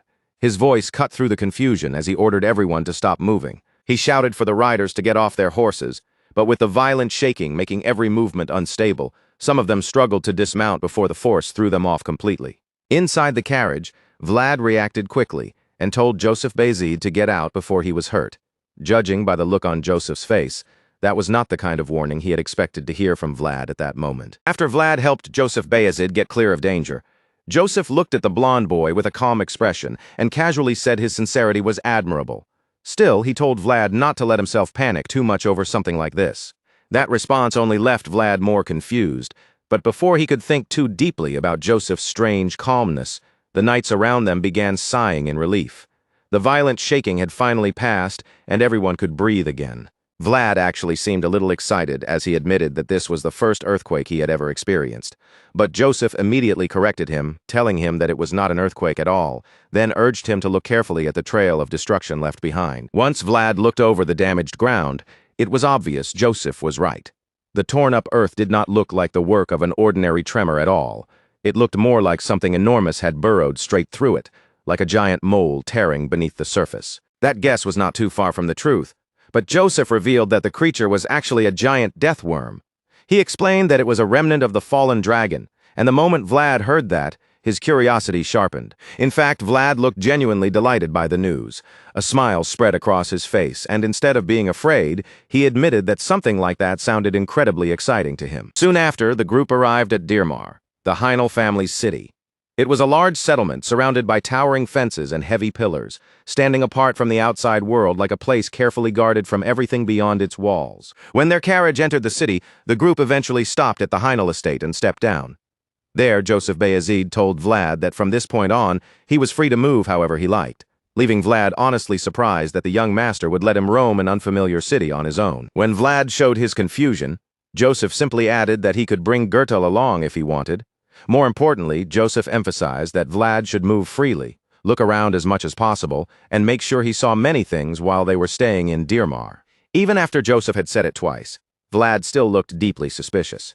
The idea that they were genuinely allowing him to wander around freely did not sink in easily for someone used to being watched, ordered around, or restricted. Vlad still did not seem completely convinced that he was allowed to do that. When Joseph noticed his strange reaction and asked whether he was dissatisfied, the blond boy immediately denied it, quickly saying he was perfectly fine with the arrangement and would gladly go sightseeing. But before Vlad could add anything else, Joseph cut him off and told him to think carefully about why he had brought him to Dirmar in the first place. An honorable duel was already a rare event, and Joseph wanted Vlad to understand the value of witnessing it. This time, the duel was even more unusual because it would be fought as a team event. On top of that, Joseph explained that knights from many different backgrounds had gathered in Dirmar, so he instructed Vlad to observe them closely and learn whatever he could from watching them. Vlad was caught off guard by that instruction, realizing that Joseph had not brought him along just to tag behind the group. There was a purpose behind this freedom, and Joseph clearly had something planned for him. Joseph understood that seeing something once could leave a deeper impression than hearing about it 10 times. That was why he intended to raise Vlad properly through real experiences, hoping the young knight in training would broaden his world little by little. Jaeger, however, only gave Vlad a blunt warning not to get beaten up in some random alley. Jaeger also informed Vlad that they would be warming up and sparring later that evening. But while the knight was still talking, Vlad showed a bit of attitude, trying to make it clear that he was not some complete idiot who needed every little thing explained. Unfortunately for Vlad, Jaeger did not seem to hold him in very high regard at the moment. The knight openly admitted that he had lost faith in him, especially after discovering that Vlad could not even ride a horse. A fresh wave of shame washed over Vlad as the same humiliating weakness was brought up yet again. After Jaeger finished mocking him, Joseph gave Vlad one final instruction. He had to report back every evening, and if he noticed any strange movements or unusual behavior in the city, he was to tell Joseph immediately. Once Joseph and Jaeger finally left, Vlad stood there and slowly absorbed the unfamiliar reality. For the first time in what felt like ages, he had free time that truly belonged to him. So Vlad decided to look around the estate first.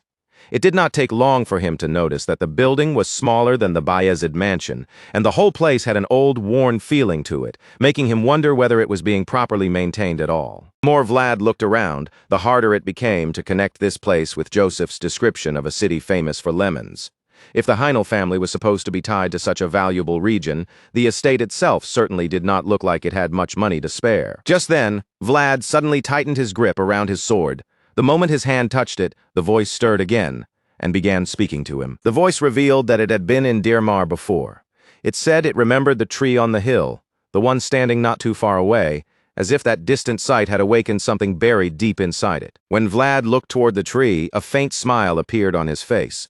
After such a long time, he admitted that he would need somewhere to pray. The graveyard, a mysterious leafless tree, rose high over the headstones, standing silently among the dead. The words lingered like an old vow, "I shall give you the sword, and you shall give me the memories." And somewhere nearby, someone unseen acknowledged that it was finally time to give something back, after taking for far too long. Meanwhile, inside the Heinl family mansion, Lady Alicia Heinl welcomed the visitors with composed courtesy. She thanked Joseph Bayezid for coming all this way after receiving her invitation. Joseph answered her with a polite smile, saying that of course he had to respond. After all, this matter concerned the crisis facing the rightful heir of the Heinl family. He then reminded her that the call of blood was the most important thing in a situation like this, especially between noble houses tied by kinship, no matter how distant. Joseph assured Alicia that Count Bayezid had already approved both the visit and their intervention. The only thing left now, he told her, was for Alicia herself to make her decision. Alicia replied without hesitation, making it clear that her mind had already been made up.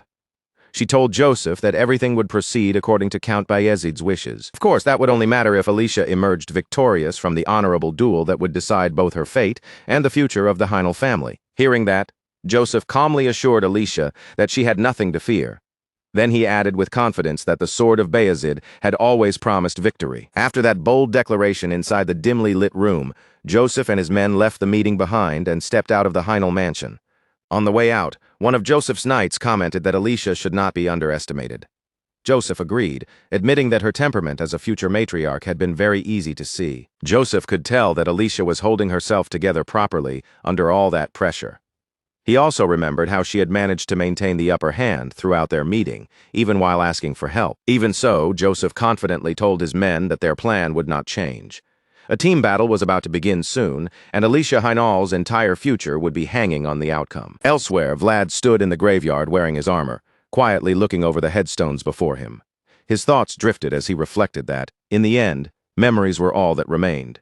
Maybe that was why people were so desperate to leave traces of themselves behind. It made sense to Vlad in a strange way. When people looked back at those traces, even if they were like scars, the memories of that day could still rise clearly in their minds. Vlad gazed at one of the graves with a quiet longing in his eyes. As he stood there, he found himself wishing that he could do something like this for his mother as well. Then he noticed the wilted leaves scattered over the grave. Seeing them lying there made him think that this place was not being cared for as well as it should have been. So Vlad reached out and began cleaning it a little, gently brushing the dead leaves away from the grave with his hand. He suddenly paused, wondering if the sword had something to say about what he was doing. Vlad reminded the blade that it was only common courtesy to greet the owners of the land properly, but the voice denied having said anything at all. Vlad already understood what the voice wanted. Without making a fuss, he drew the blade and allowed it to face the grave as long as it wished. After all, he had skipped watching the nights he was supposed to observe just to come to this graveyard. In response, the voice thanked him, confirming that it had wanted to see this place all along. Vlad knelt before the graves and bowed his head, planting the sword into the earth in front of him. He remained like that for a while, silent and still, until a spirit appeared behind him. It was the ghost dwelling inside the sword, and as Vlad continued kneeling, the spirit began to remember fragments of its past. The spirit remembered that the tree in the cemetery had been much smaller back then. It wondered how long it had been since it last saw that tree, and as Vlad stayed kneeling before the graves, more memories surfaced. Then the spirit recalled that. The last time it came here, it had not been standing by that tree alone. But before the spirit could sink any deeper into those memories, Something caught its attention and startled it. The spirit quickly warned Vlad that something was watching them. Even more strangely, it said that whatever was watching them seemed to recognize the spirit. Vlad was shocked by the warning, but before he could fully understand what was happening, the spirit made an unexpected request. It asked to borrow Vlad's human body for a short while. The request caught Vlad off guard, but he agreed almost immediately. Since it would only be for a moment, he decided there was no reason to refuse. Vlad closed his eyes and braced himself as the blue spirit behind him moved closer.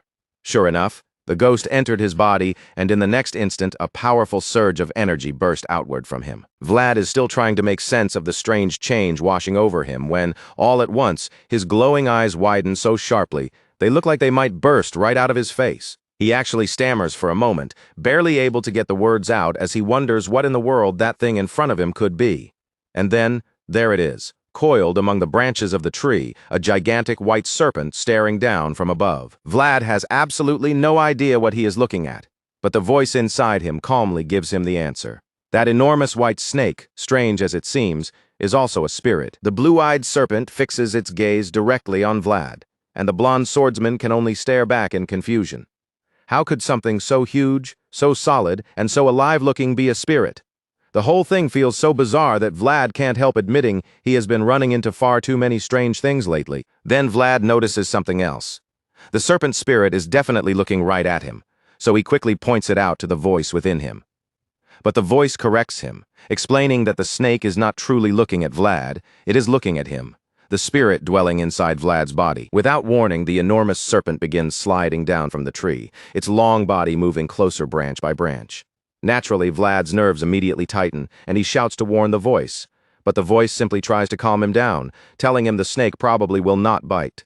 Vlad, however, is not convinced at all, because probably is not exactly comforting when a giant spirit snake is coming straight toward him. Yet, despite the serpent's massive size and unsettling appearance, Vlad slowly realizes something strange. It does not feel hostile. There is no killing intent, no pressure, no sense of danger at all, and that only makes him even more curious. Instead of fear, Vlad begins to feel a strange warmth coming from the snake, almost gentle enough to make him lower his guard. By the time the serpent comes face to face with him, that feeling reminds him of spring air drifting through the cold. But the moment is suddenly broken when a woman steps up behind him and asks who he is. The unfamiliar voice makes Vlad jolt in surprise. And at that exact moment, the white serpent spirit slowly fades away from sight, as if it had never been there at all. The woman narrows her eyes and asks how he managed to get into this place, but Vlad is left completely dumbfounded, still caught between the vanished spirit and the person now standing behind him. His silence only makes her more irritated. With a sharp tone, she tells him that no one except members of the Heinl family is allowed inside this graveyard. Judging by her outfit and the cleaning tools she carries, she seems to be a worker from the Heinl estate, which explains why she looks so stern and angry about finding an outsider there. After hearing her warning, Vlad quickly lowers his attitude and apologizes. He explains that he had only wandered in while searching for a quiet place to pray, never meaning to trespass on a noble family's private grounds. The blue-haired woman pauses at that and looks at him with clear suspicion, as if the idea of someone coming all the way here just to pray sounds far too strange to accept. Seeing the doubt written across her face, Vlad hurries to prove himself. He pulls out his badge and shows it to her, explaining that he is a vassal under Sir Yager, not some suspicious wanderer sneaking around the estate. Vlad holds the badge right in front of her, so she can see it clearly. The woman studies it with careful eyes, checking every detail, and only after confirming it does she finally accept that he is not someone she needs to treat as an immediate threat. Once she gives him that much approval, Vlad smiles with visible relief and thanks her. But right after that, the air between them turns awkward, and neither of them seems to know what to say next. The two of them just stand there, staring at each other in uncomfortable silence. Then Vlad finally realizes just how rude it must look for him to be lingering beside a nobleman's grave. He knows he has made a serious mistake, and now all he can do is hope this woman does not report the incident and drag young Lord Joseph into trouble because of him. And honestly, Vlad's fear is not unreasonable. If word of this reaches the wrong ears, he could be punished badly. And knowing Sir Jaeger, that punishment would probably be anything but light. So Vlad decides he has to say something, anything, that might convince her to let the whole matter disappear quietly. But with no clever excuse coming to mind, the young knight in training suddenly asks if there is any way he can help her. Of course, the question catches her completely off guard, since this strange boy she just caught trespassing is suddenly offering to assist her. While she is still trying to process that, Vlad keeps going and asks if she is a maid who came to tend the grave. The question surprises her all over again, and before she can even answer, he quickly adds that he had already cleaned the area a little before she arrived. The woman remains silent with her arms crossed, just staring at him as if she is waiting to see where this is going. So Vlad fills the silence himself, explaining that there had been leaves piled up around the grave, and that he had cleared some of them away. She looks genuinely surprised to hear that he actually cleaned it. Vlad confirms it without hesitation, saying he thought it was only proper courtesy to greet the owners of the land respectfully. He points toward the grave, and the woman turns to look, clearly unsure how she is supposed to respond to him now. But Vlad does not stop there. He suddenly reaches for her bucket and cleaning tools, taking them as if it is already decided, and offers to handle the rest of her work himself. The woman is still too speechless to stop him, so she simply watches as he moves forward. That is when Vlad finally reveals the real reason behind his sudden helpfulness. He would be deeply grateful if she could let their earlier little encounter pass without mentioning it to anyone. Vlad admits that Sir Jaeger would be furious if he found out what happened. The moment those words leave his mouth, something seems to click in the blue-haired woman's expression. Her face shifts quickly from confusion to playful mischief. Instead of letting him off easily, she decides to use the situation against him, telling Vlad that she will only consider granting his request if he cleans the grave properly. The moment Vlad hears that, he knows he has stepped into trouble of a different kind. In his head, he bitterly curses his own luck and confirms a painful truth for himself. The pretty ones are always the hardest to persuade. He is clearly annoyed, but at this point, he has no real choice left. So Vlad gets down to work and starts scrubbing, while the mischievous woman watches him with a satisfied smile, clearly enjoying the power she now has over him. The scene shifts back to the Heinl family mansion, where the quiet tension of the graveyard is replaced by the sharp, violent sound of steel crashing against steel inside the estate. Hidden away from view, Vlad secretly watches a duel between knights unfold before him.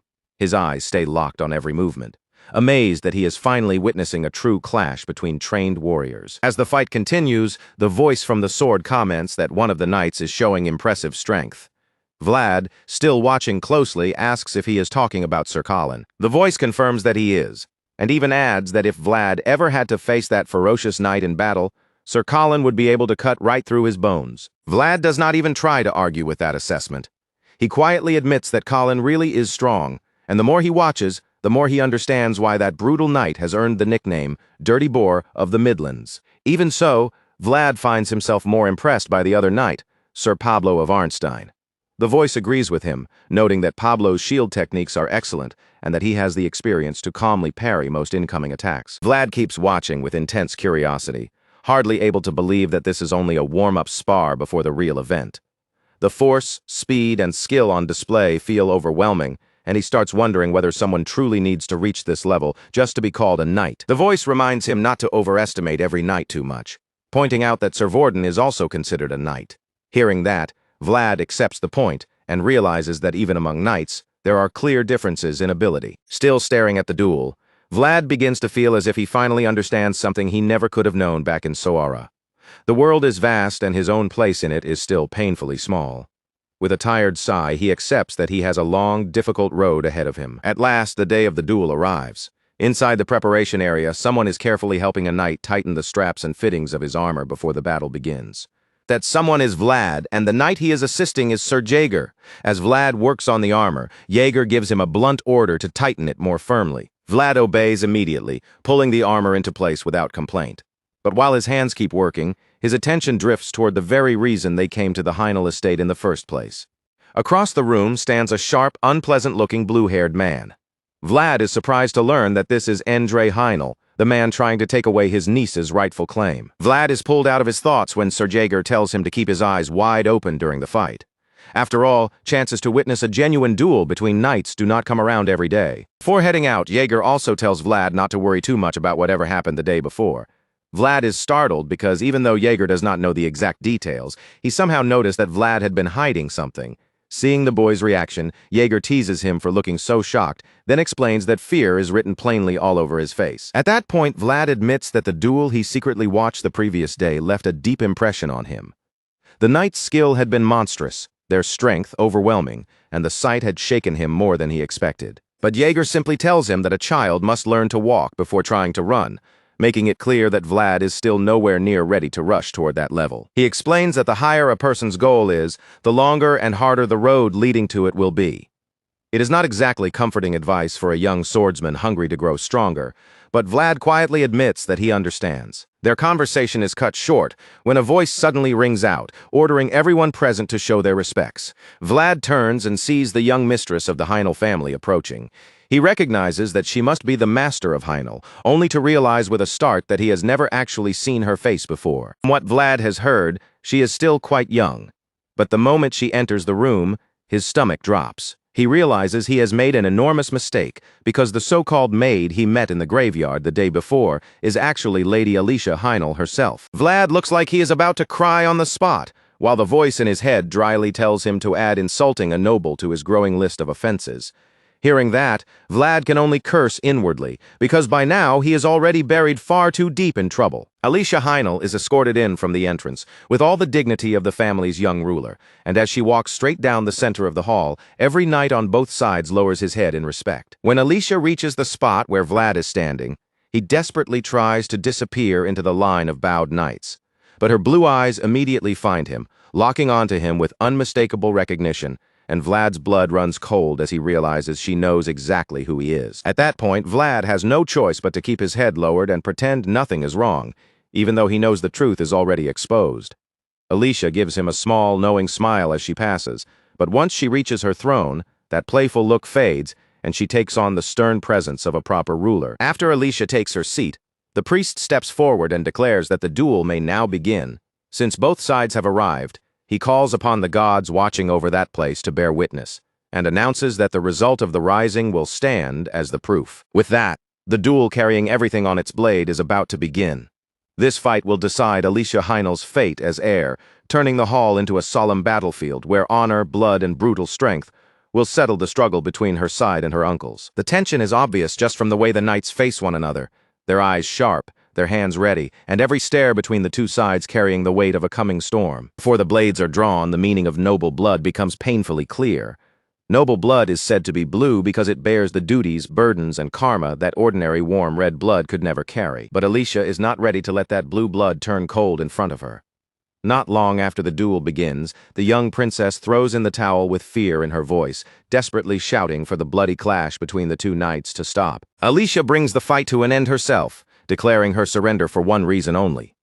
She wants to save the older knight, who has clearly suffered far more wounds and taken the worst of the exchange. But the injured swordsman remains standing, breathing hard through the pain, and refuses to accept that it is over. His body is covered in cuts, blood running from several wounds, yet he keeps his sword raised and insists that the battle has not ended yet. Priest addresses the wounded knight as Sir Duncan and reminds him that his master, Princess Alicia, has already thrown in the towel. With the surrender declared, the priest urges him to acknowledge defeat and put an end to the duel. His younger and stronger opponent also encourages him to lower his sword, telling him that it was a worthy fight.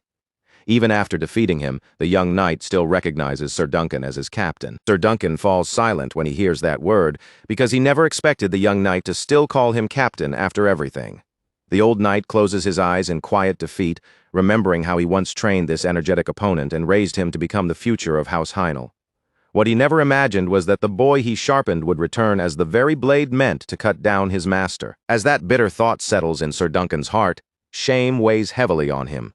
At the same moment, the priest raises his voice and announces that the victor of the duel is Andre Heinl's knight, Sir Chard. When Sir Colin, who also serves under Alicia's uncle, hears the result, he bursts into laughter and praises Sir Chard for giving their side such a strong opening. Andre Heinl smiles as well, clearly pleased with the first victory, and while that confidence still hangs in the air, the priest calls for the next two proxies to step forward. At a glance, everyone can tell the second duel will be fierce, because Sir Jaeger is now set to face the massive brute, Sir Colin.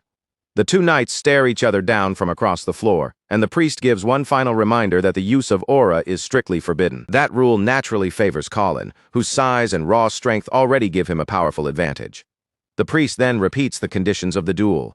The fight ends if a proxy or that proxy's master surrenders, or if one of the knights is injured so badly that continuing becomes impossible. Once the rules are finished, Sir Jaeger turns his head and looks back at the anxious vassal watching him from the side. The green-eyed knight can clearly see the worry in Vlad's eyes, but instead of comforting him, Jaeger seems to decide that the boy needs to watch this properly, If Vlad cannot even walk yet, then there is no point thinking about running. Jaeger points toward his open eye, silently telling him to keep watching and miss nothing. That is because Sir Jaeger has already chosen this duel as Vlad's lesson for the day. The veteran knight draws his sword without fear and prepares to begin, making it clear that Vlad's study material this time will be none other than Sir Colin, the warthog of the central regions. As expected, the larger knight makes the first move, bringing his blade down in a powerful overhead strike.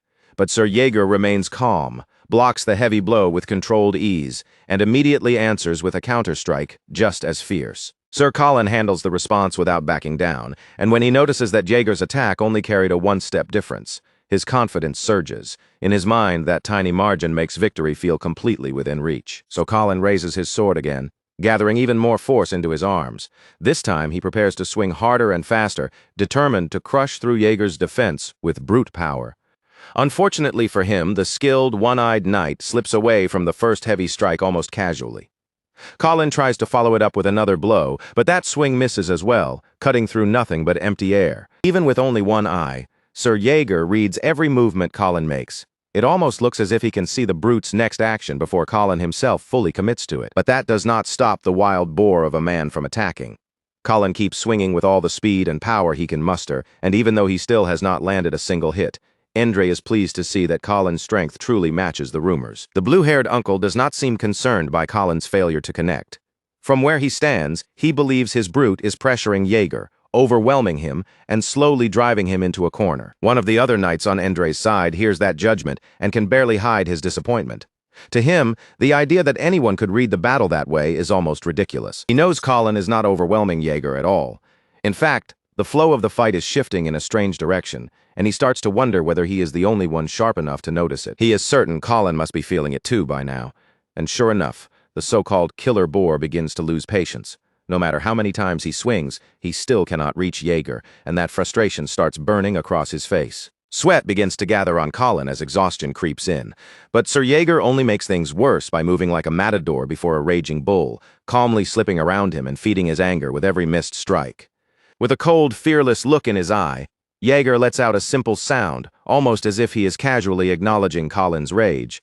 That tiny provocation is enough to awaken the wild boar inside Colin completely. The insult sends Colin over the edge, and he charges at the one-eyed knight while cursing him furiously. But this is exactly what Jaeger wanted. He had already predicted Colin's uncontrollable outburst, and when the giant knight tries to bring down a killing blow, Jaeger lowers his stance into the perfect position for the true finishing strike. At that crucial moment, the voice tells Vlad to watch carefully, making it clear that this is the exact instant the boy is meant to burn into his eyes. Colin believes he is finally about to land a hit on Jaeger, completely unaware that he has stepped right into the place the veteran knight wanted him to be.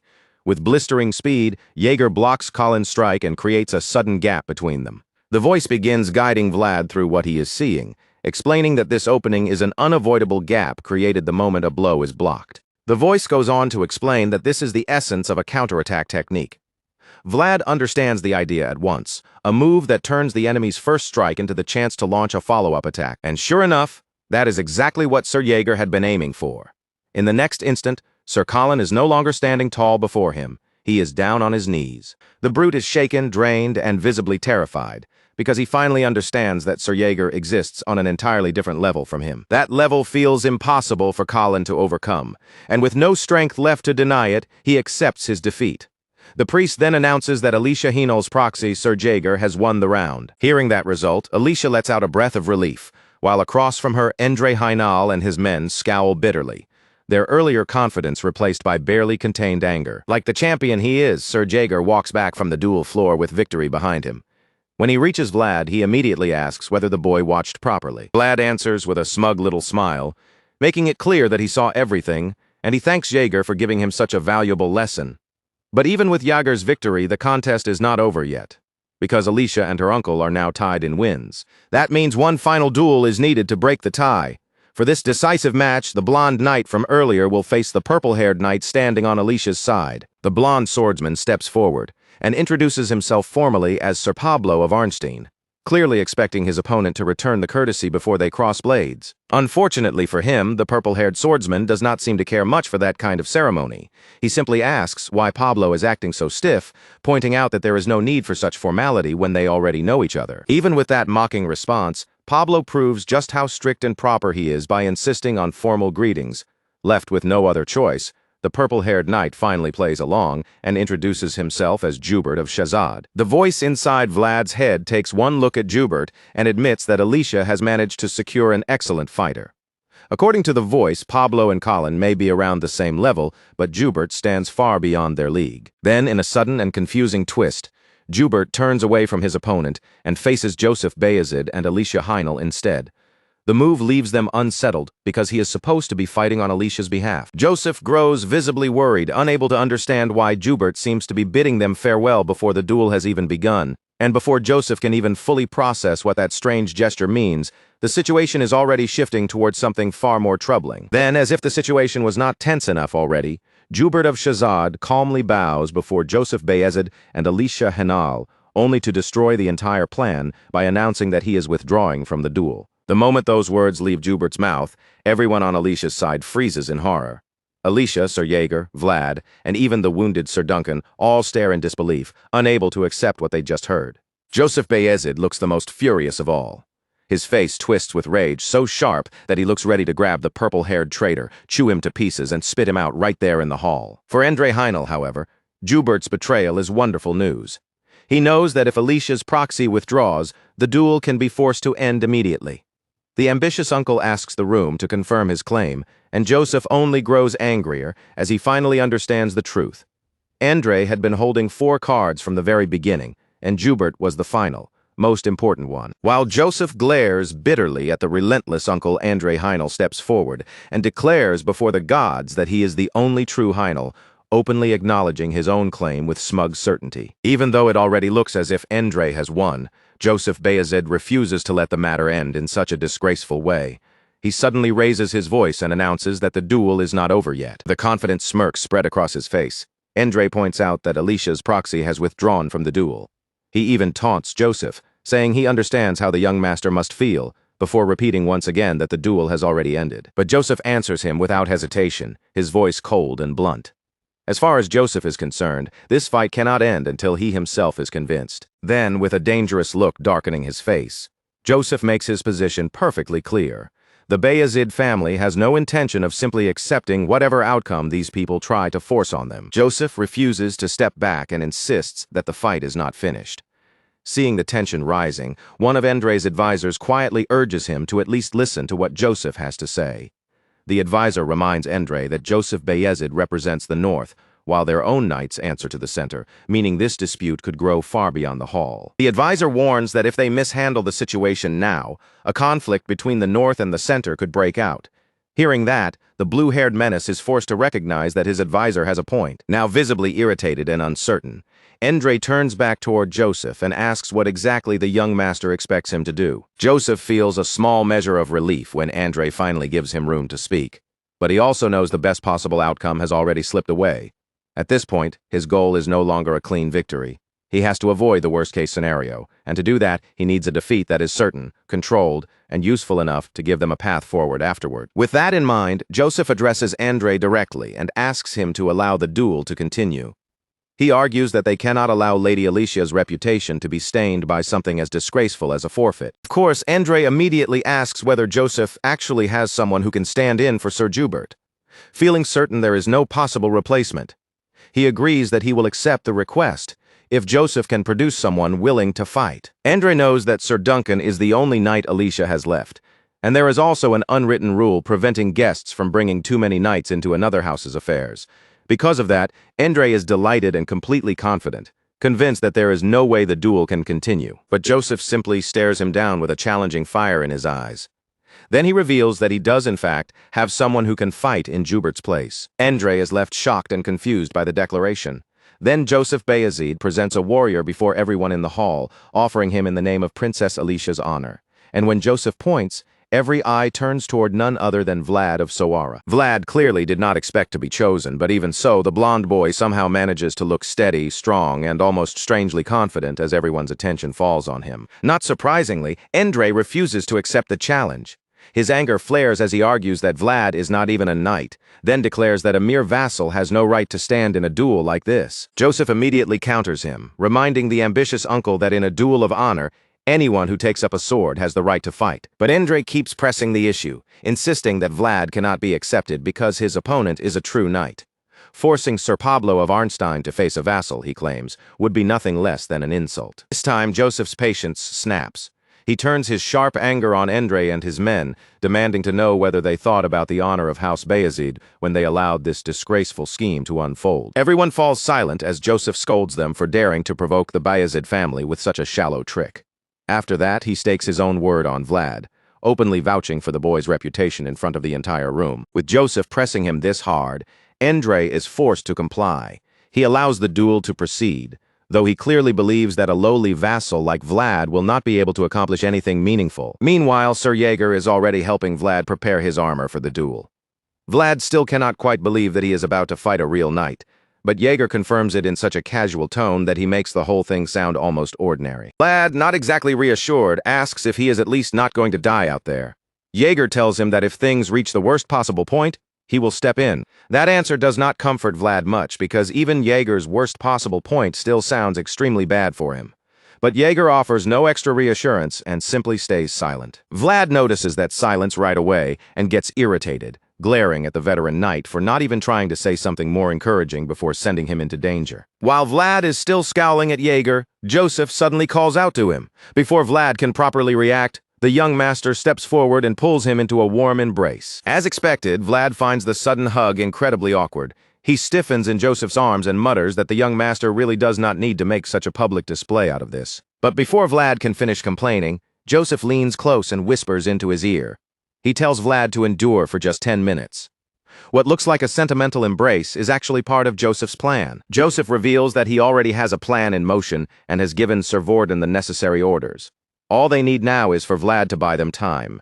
So Vlad quietly asks whether 10 minutes will really be enough. Joseph admits that in this case, the longer Vlad can last, the better. Vlad understands what is being asked of him, accepts the burden, and promises that he will do everything he can to help.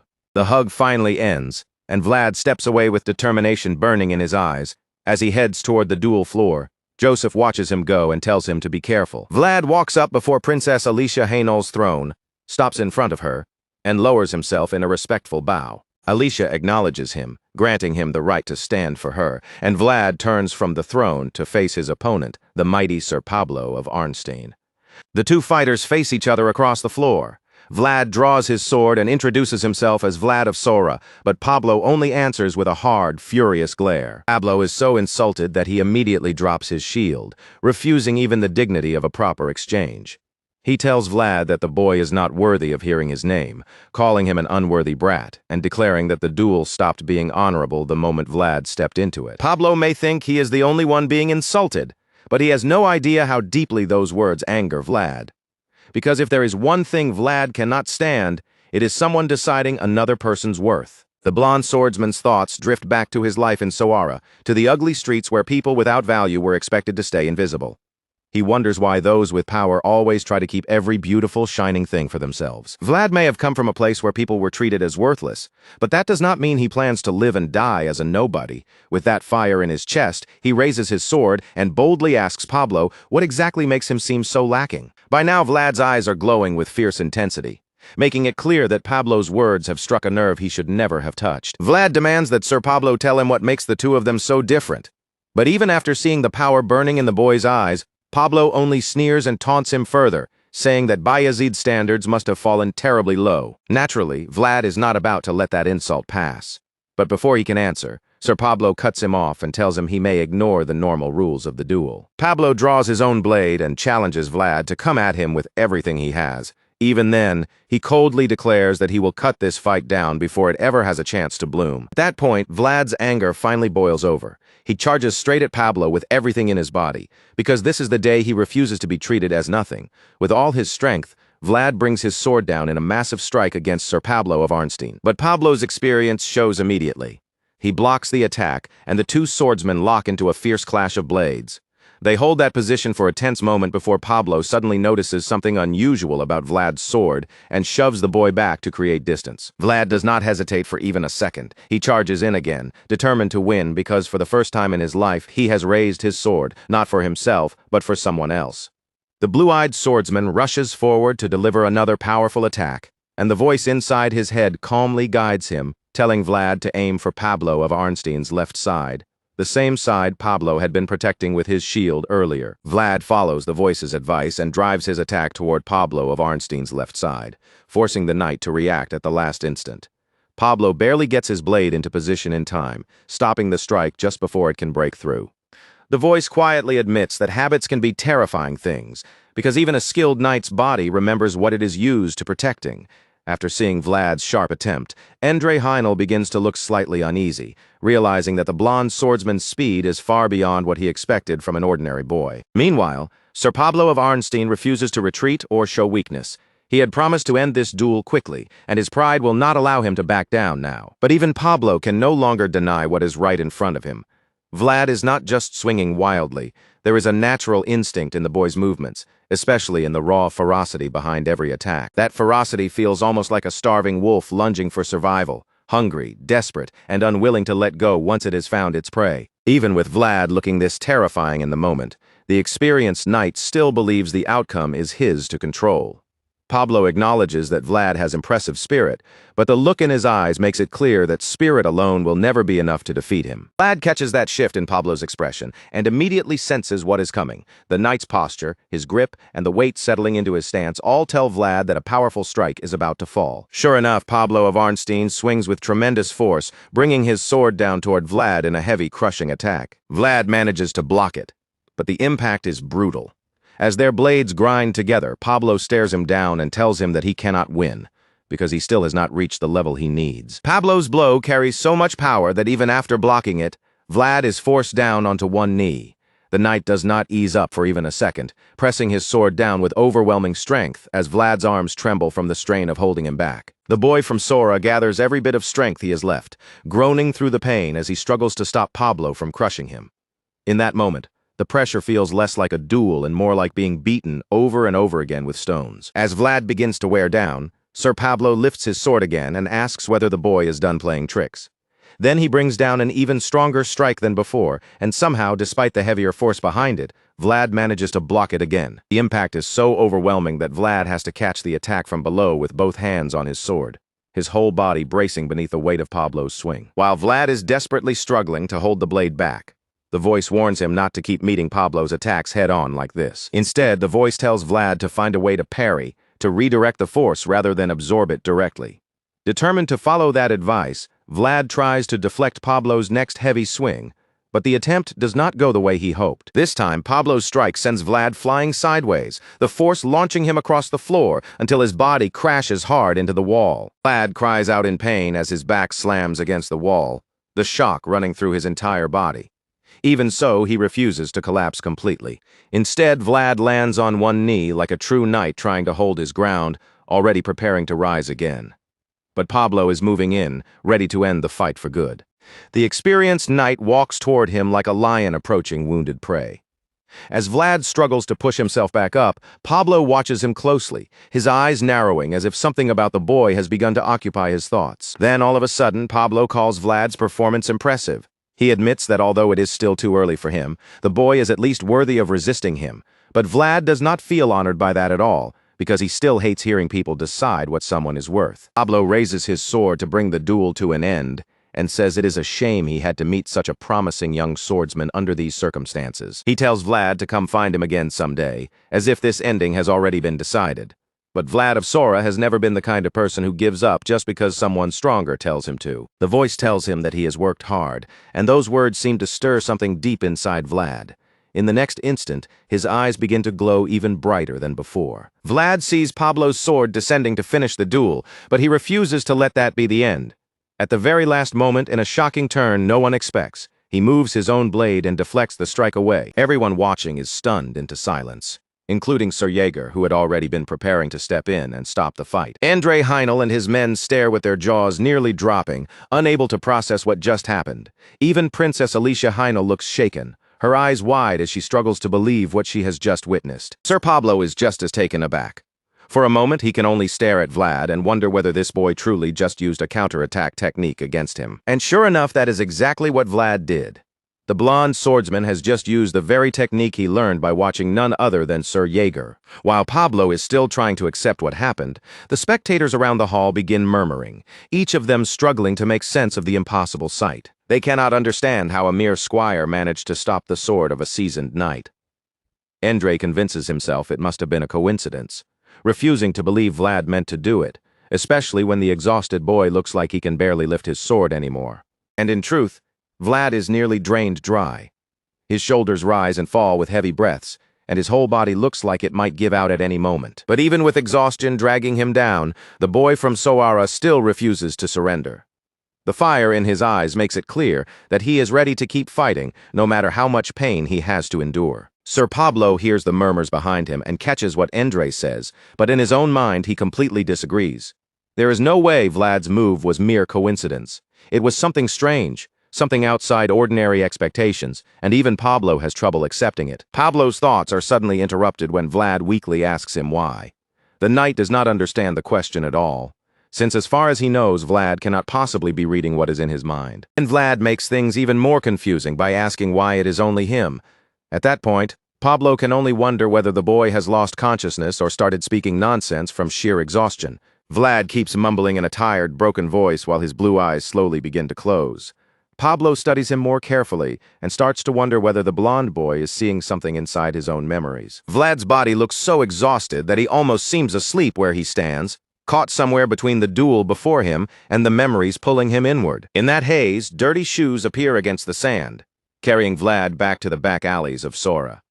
Back then, he had always been a boy without rights, a child treated as if he had no place to stand, even though he desperately wanted to become something more. Vlad had always longed for the beautiful, shining things beyond his reach. He wanted strength, he wanted ability, he wanted opportunity, but more than anything, he wanted the right to claim them. In that memory, the poor blonde boy stands in the sand with his worn, filthy shoes, staring up at a special sword hanging outside an old blacksmith's shop. It is the same sword that had haunted his thoughts from the very first day he saw it. No matter how badly he wanted it, a rare thing like that was never something a boy from the alleys could afford. Those unreachable treasures are exactly what made Vlad ache for the right to step into a brighter place, somewhere beyond being the underprivileged child forced to watch from the shadows. As the memory of Soara begins to fade, Vlad snaps out of the trance. His eyes open wide, burning with determination and anger, as he declares that he wants to stand in that shining place too. That sudden awakening shocks Pablo, because for a moment it looks as if Vlad has risen back up from the dead. Pablo can feel it immediately. The fight is no longer the same. The confidence that filled his face only moments ago begins to crack, because something inside Vlad is changing right before his eyes. A brilliant flower, one no one has ever seen before, begins to bloom. An unbelievable aura surrounds Vlad as he pushes himself back up, ready to continue the duel of honor. In the next moment, Vlad and Pablo clash swords again. But this time, Vlad's blade does not tremble under the force. Andre Heinel and his men are left completely bewildered by the sight. Andre can barely comprehend what his own eyes are showing him. Vlad's hands are covered in blood as he tightens his grip around the sword, refusing to let pain, fear, or exhaustion make him release it. Sir Jaeger is just as shocked as everyone else, because he knows very well that he did not show Vlad that technique expecting the boy to actually use it in battle. Sir Jaeger had only shown Vlad that movement as a way to sharpen his focus on the basics. He never expected this absurdly talented young swordsman to drag that lesson into a real duel and pull off a technique that should have been far beyond him. The duel grows even more aggressive as Vlad and Sir Pablo of Arnstein continue trading blows head-on, their blades crashing again and again, while neither swordsman shows the slightest intention of stepping back. Sir Jaeger is still stunned as he watches his vassal use such a dangerous technique in the middle of battle. Vlad swings hard at Sir Pablo, and Pablo studies the strike carefully, realizing that the sharp, scattered edge at the tip of Vlad's sword has already disappeared. That change tells Pablo something important. The boy from Soara is no longer just attacking with raw anger or desperate instinct. His blade is now filled with a resolve that has settled firmly into place, and Pablo cannot help finding that fascinating. Vlad keeps attacking with every ounce of strength and determination he can squeeze out of his battered body, but the sight raises a deeper question. Where exactly is that fierce resolve trying to lead him? Just as Vlad prepares to deliver another heavy strike, Sir Pablo is already waiting for it. The knight braces himself, meets the attack directly, and their swords collide once more with a violent ring of steel. Then Pablo notices Vlad's bloodied hands wrapped tightly around the sword, and a chill runs through him. For one alarming moment, it feels as if the boy's sword itself is howling. Pablo realizes that Vlad's sword is on the verge of blooming at any moment. While that thought weighs on him, Vlad pulls himself together and prepares to swing again with the same reckless intensity. Seeing what is about to happen, Pablo understands that he cannot treat this as a simple duel anymore.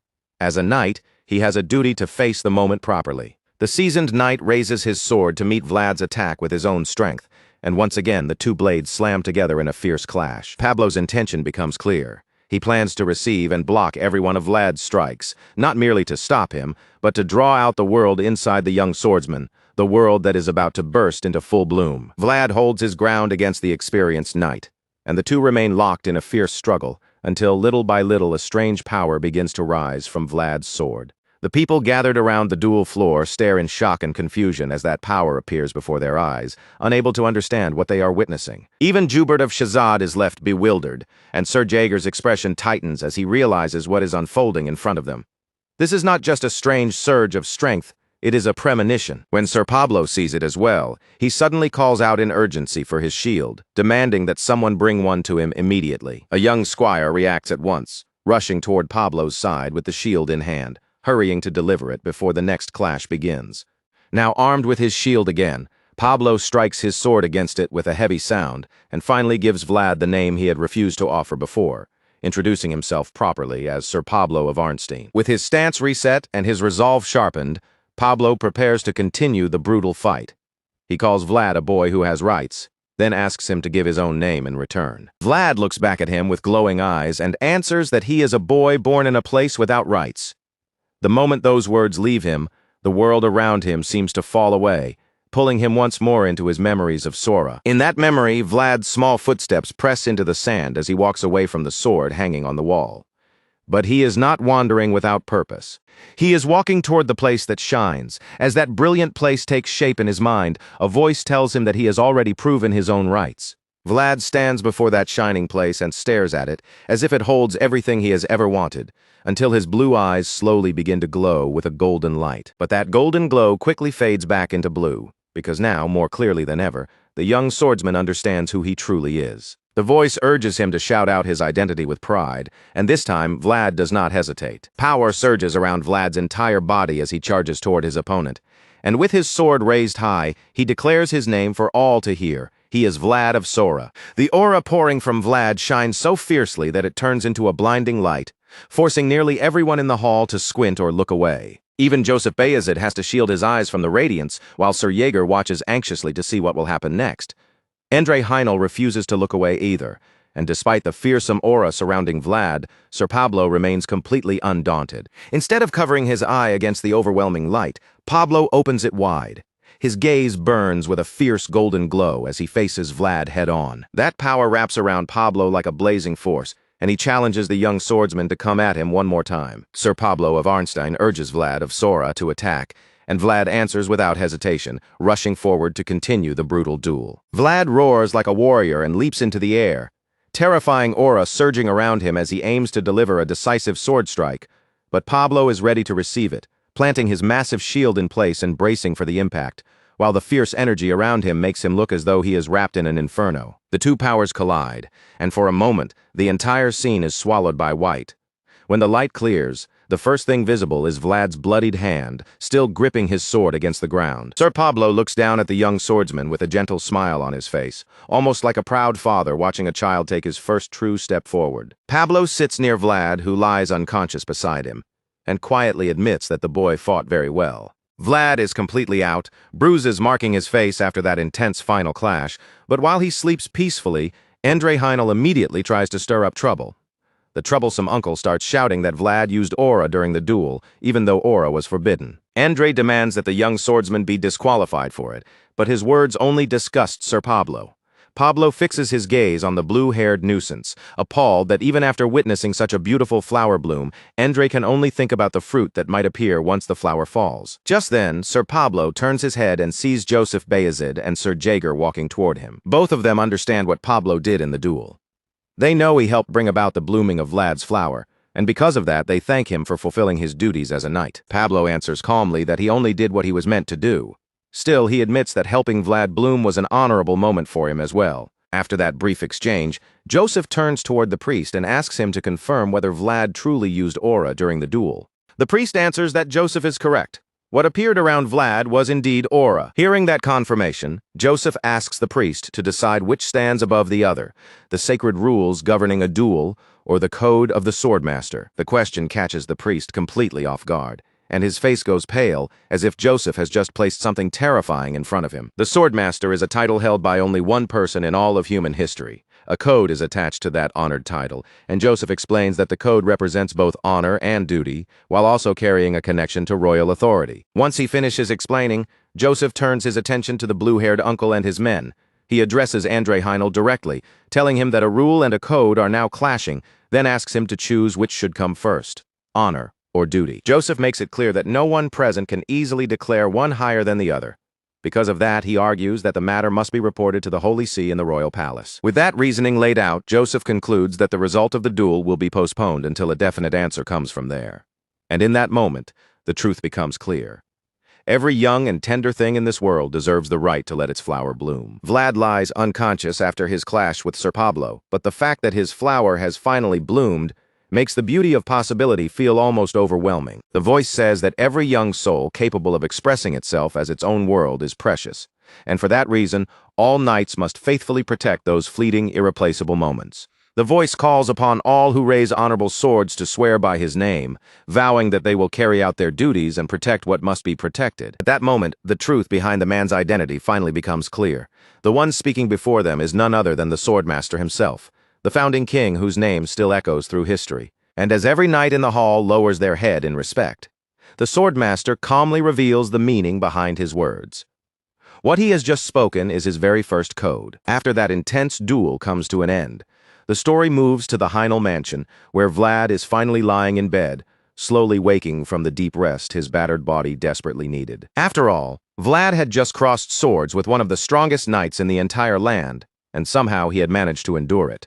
When he finally opens his eyes, a pained groan slips out of him, and we can see both of his hands wrapped tightly in bandages from the cuts he suffered during the fight. The first thing Vlad does after coming back to his senses is call out for Gerta, assuming his loyal attendant is standing nearby at the side of the bed. His throat dry and his body aching, Vlad asks for water, and someone beside him quickly moves to pour a cup for him. But even while the water is being brought over, Vlad can barely keep from groaning again, complaining under his breath that every bone in his body feels like it has been beaten to pieces. When the cup is finally placed in his hands, Vlad lifts his eyes properly for the first time and freezes in surprise. The person standing before him is not Gerta at all, but the young master, Joseph Bayezid. Joseph does not seem bothered in the slightest by serving him water. Instead, he looks genuinely relieved, admitting that he is simply glad to see the blonde swordsman awake and with his strength returning. Vlad immediately stiffens and apologizes for making Joseph run an errand for him, but Joseph quickly waves away the concern.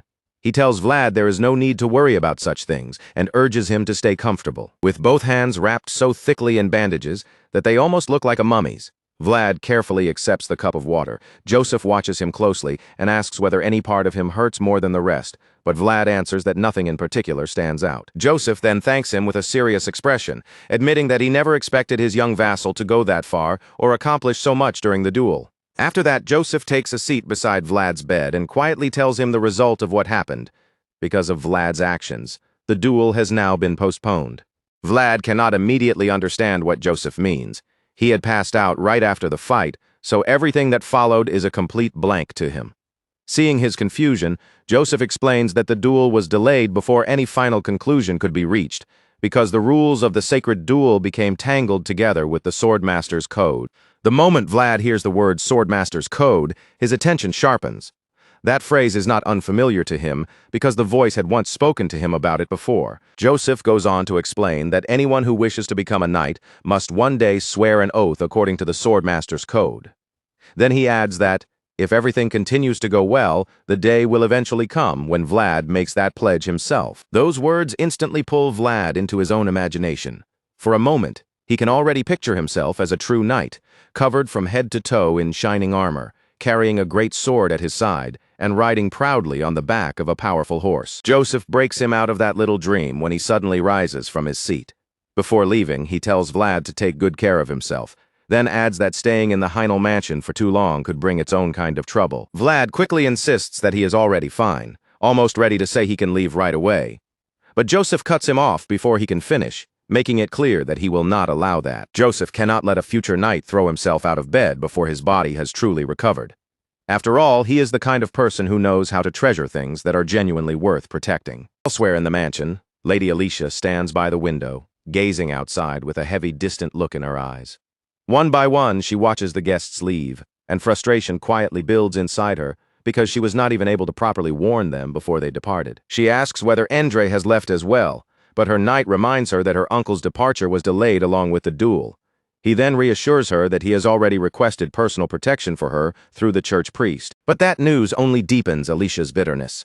The very people who tried to drive her toward ruin are now leaving in peace, and she says it feels as though her heart is being crushed. As she struggles with that pain, the old knight calmly tells her that the time for revenge will come later. For now, these harsh days demand that she become stronger, and more importantly, that she secure complete control over Dirmar. Alicia steadies herself and accepts the truth of his words.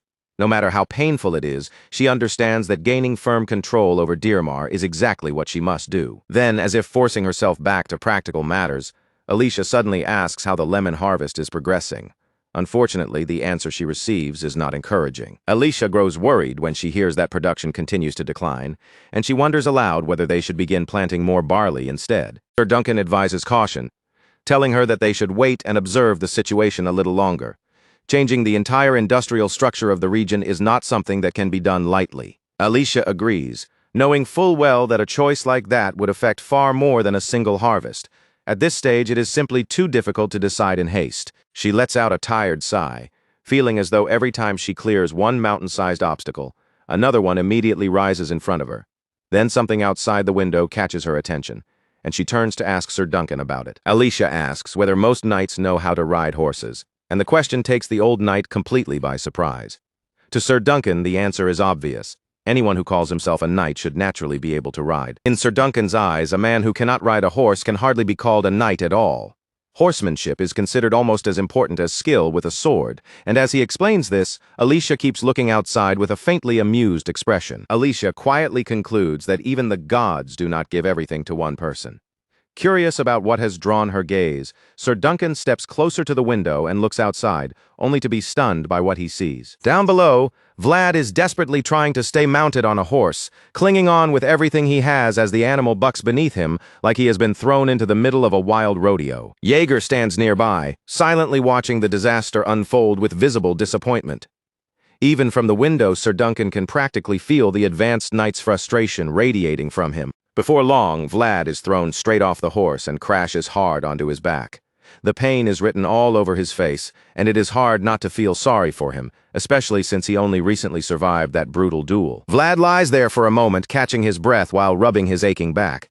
But Jaeger simply reminds him that he was the one who claimed he could ride an expensive horse. Vlad fires back that maybe the horse just needs to be a little more expensive. As expected, that smart remark is enough to push the short-tempered knight over the edge, and Jaeger delivers a powerful smack to the back of Vlad's head, while telling him to think before opening his mouth. Vlad groans from the blow, then protests that he did manage to get onto a horse the last time he tried.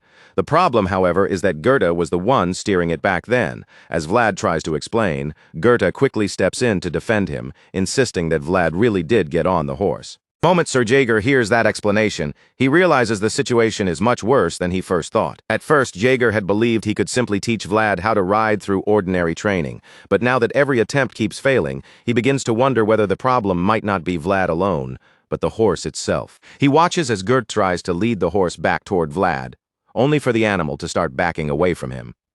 The horse is not just nervous, it is glaring at Vlad as if it wants nothing to do with him. Jaeger starts to suspect that there may be something about Vlad that the horse is afraid of, though he cannot yet understand what it is. With no clear answer for the moment, he decides to end the training for the day. Vlad asks whether they will continue practicing tomorrow, but to his surprise, the advanced knight says they should skip the next day's training as well. That answer leaves Vlad completely confused, and he immediately asks Jaeger when he is supposed to learn how to ride a horse if they keep putting it off. Jaeger replies that they are delaying that part of his training for now. Vlad, sounding annoyed, points out that he has heard that same kind of excuse far too many times since arriving in Dearmar. The hot-headed knight bluntly asks whether Vlad has a problem with that, and of course, Vlad cannot resist poking at him, casually admitting that he might have just a small problem with it. Hearing that, Jaeger can only let out a weary sigh. At this point, he understands that there is no easy cure for his squire's bratty mouth or stubborn attitude. Jaeger turns and starts walking away, saying they can think about the horse problem again once they return to Sturma. Besides, he has other work waiting for him later that day. Once Jaeger leaves, Goethe finally looks at Vlad and asks the question hanging in the air.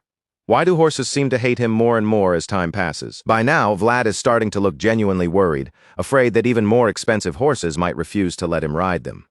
Seeing how badly things are going, Goethe suddenly throws out a ridiculous suggestion and says that maybe Vlad should try riding a cow instead. Goethe thinks it should be easier since cows are definitely slower and duller than horses, but Vlad only feels more insulted the longer he listens to that ridiculous suggestion. Vlad snaps at Goethe, accusing him of running his mouth without thinking, and even scolds him with the same warning Jaeger had just used earlier. But Goethe clearly remembers those words too, so he fires right back at the blonde swordsman, mocking him for being the only knight in training stuck riding in a carriage while everyone else rides horses. Then, with a teasing grin, Goethe adds that Jaeger would surely love seeing that. Once Goethe realizes Vlad has no intention of appreciating his so-called advice, he decides to leave and leads the horse back toward the stable. Watching the animal avoid him so openly, and seeing Goethe suddenly turn the teasing against him, Vlad starts wondering what the real problem could be. That is when the voice finally speaks inside his mind, suggesting that Vlad may simply be moving too fast. Vlad grips his sword as the voice continues, calmly explaining that animals are often far more sensitive to such things than humans, and they can sense what ordinary people would never notice. Still confused, Vlad asks the voice what he is supposed to do about it. The voice tells him that he must learn to control his momentum, explaining that this is one way of handling the inner world of the mind. If Vlad can one day use aura freely, then controlling that momentum should become possible as well. For Vlad, the idea feels almost too complicated to grasp right now. He cannot even draw out his aura consciously yet, and even when it appears, it is faint and unstable. The voice reassures him that this is completely natural, because using aura properly in a real battle takes both training and mastery. Then the voice reminds Vlad of what Jaeger had been trying to tell him all along. He is trying to run before he has even learned how to walk. Vlad quietly absorbs those words, but the more he thinks about it, the more overwhelmed he feels, as if every answer only leads to another difficult lesson waiting ahead. Then Vlad suddenly remembers that they are supposed to return to Sturma after the farewell ceremony the next day. His gaze drifts toward the tree on the hill, and he wonders whether he should visit that place one last time before leaving Dearmar. Inside the Heinel mansion, the purple-haired knight Jubert walks through the halls, convincing himself that his lord will understand once he explains the condition he had been placed in, even if the mission itself ended in failure. As Jubert continues down the corridor, he turns the thought over in his mind, telling himself that no one can blame the sea simply because it creates waves. From Jubert's point of view, everything that happened during the duel was nothing more than an unfortunate accident, something no one could have fully controlled. After all, nobody could have predicted that Vlad's flower would bloom on that very day. The more Jubert thinks about it, the more absurd it feels to him. A lowly vassal creating that much chaos is still something he can barely wrap his head around. His quiet walk comes to an abrupt stop when Jaeger suddenly appears and presses the edge of a sword right against his neck.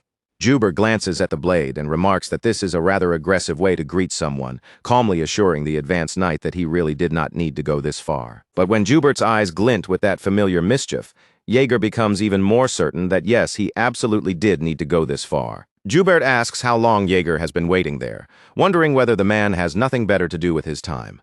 Jaeger answers flatly that today happens to be his day off. Jubert suggests that spending a precious day off like this is a terrible waste, but the one-eyed knight coldly replies that he is simply catching up on delayed work during his break. Standing there with irritating calm, Jubert admits that he understands why Jaeger is angry, but at the same time, he insists that he had no other choice. Jaeger answers with a sharp taunt, saying their meeting must be a coincidence then, because he does not have much of a choice right now either. Then Jubert slowly raises a finger and pushes Jaeger's sword away from his neck.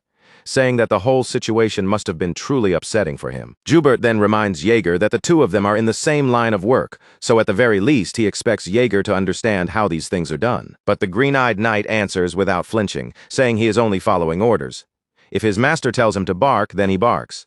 In the next instant, both knights begin drawing out their aura.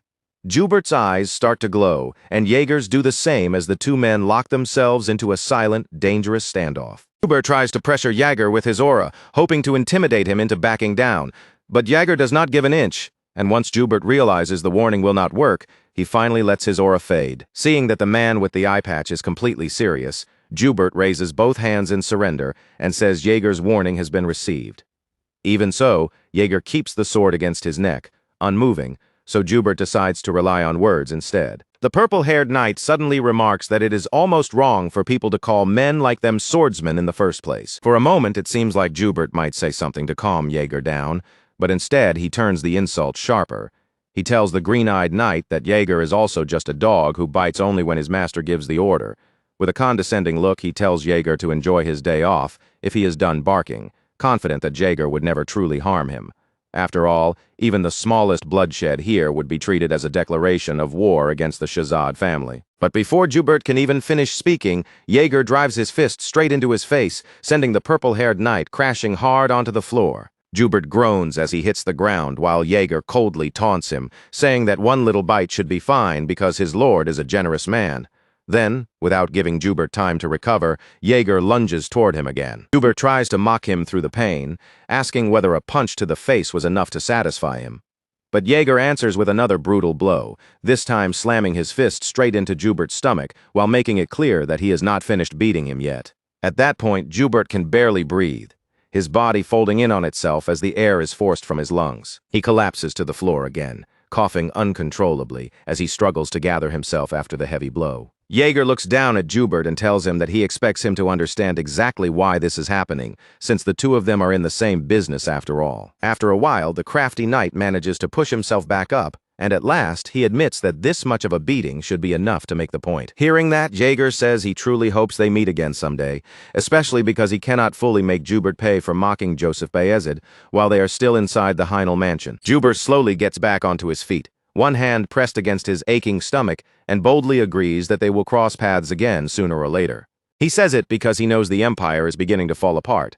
In times like that, people end up gathering together, whether they want to or not, which means the chances of meeting again are only getting higher. The mischievous knight limps away from Jaeger, still managing to lift a hand in farewell as he says they will see each other soon. Jaeger listens to those words and simply agrees in silence, thinking that the time Jubert is talking about is surely approaching, a time when swords will be needed more than ever, and when their lands will be dragged into war, destruction, and death. Meanwhile, outside the mansion, Vlad returns to the graveyard tree.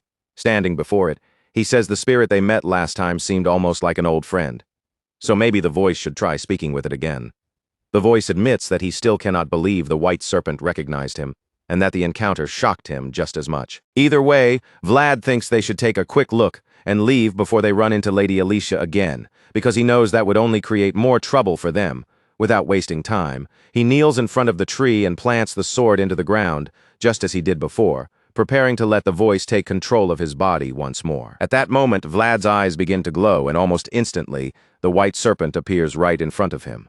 Vlad is startled by how quickly it arrives, and even more startled by how close its face is to his own, but he does his best to stay calm. Trying not to panic, Vlad asks the voice to confirm whether this spirit is truly his friend.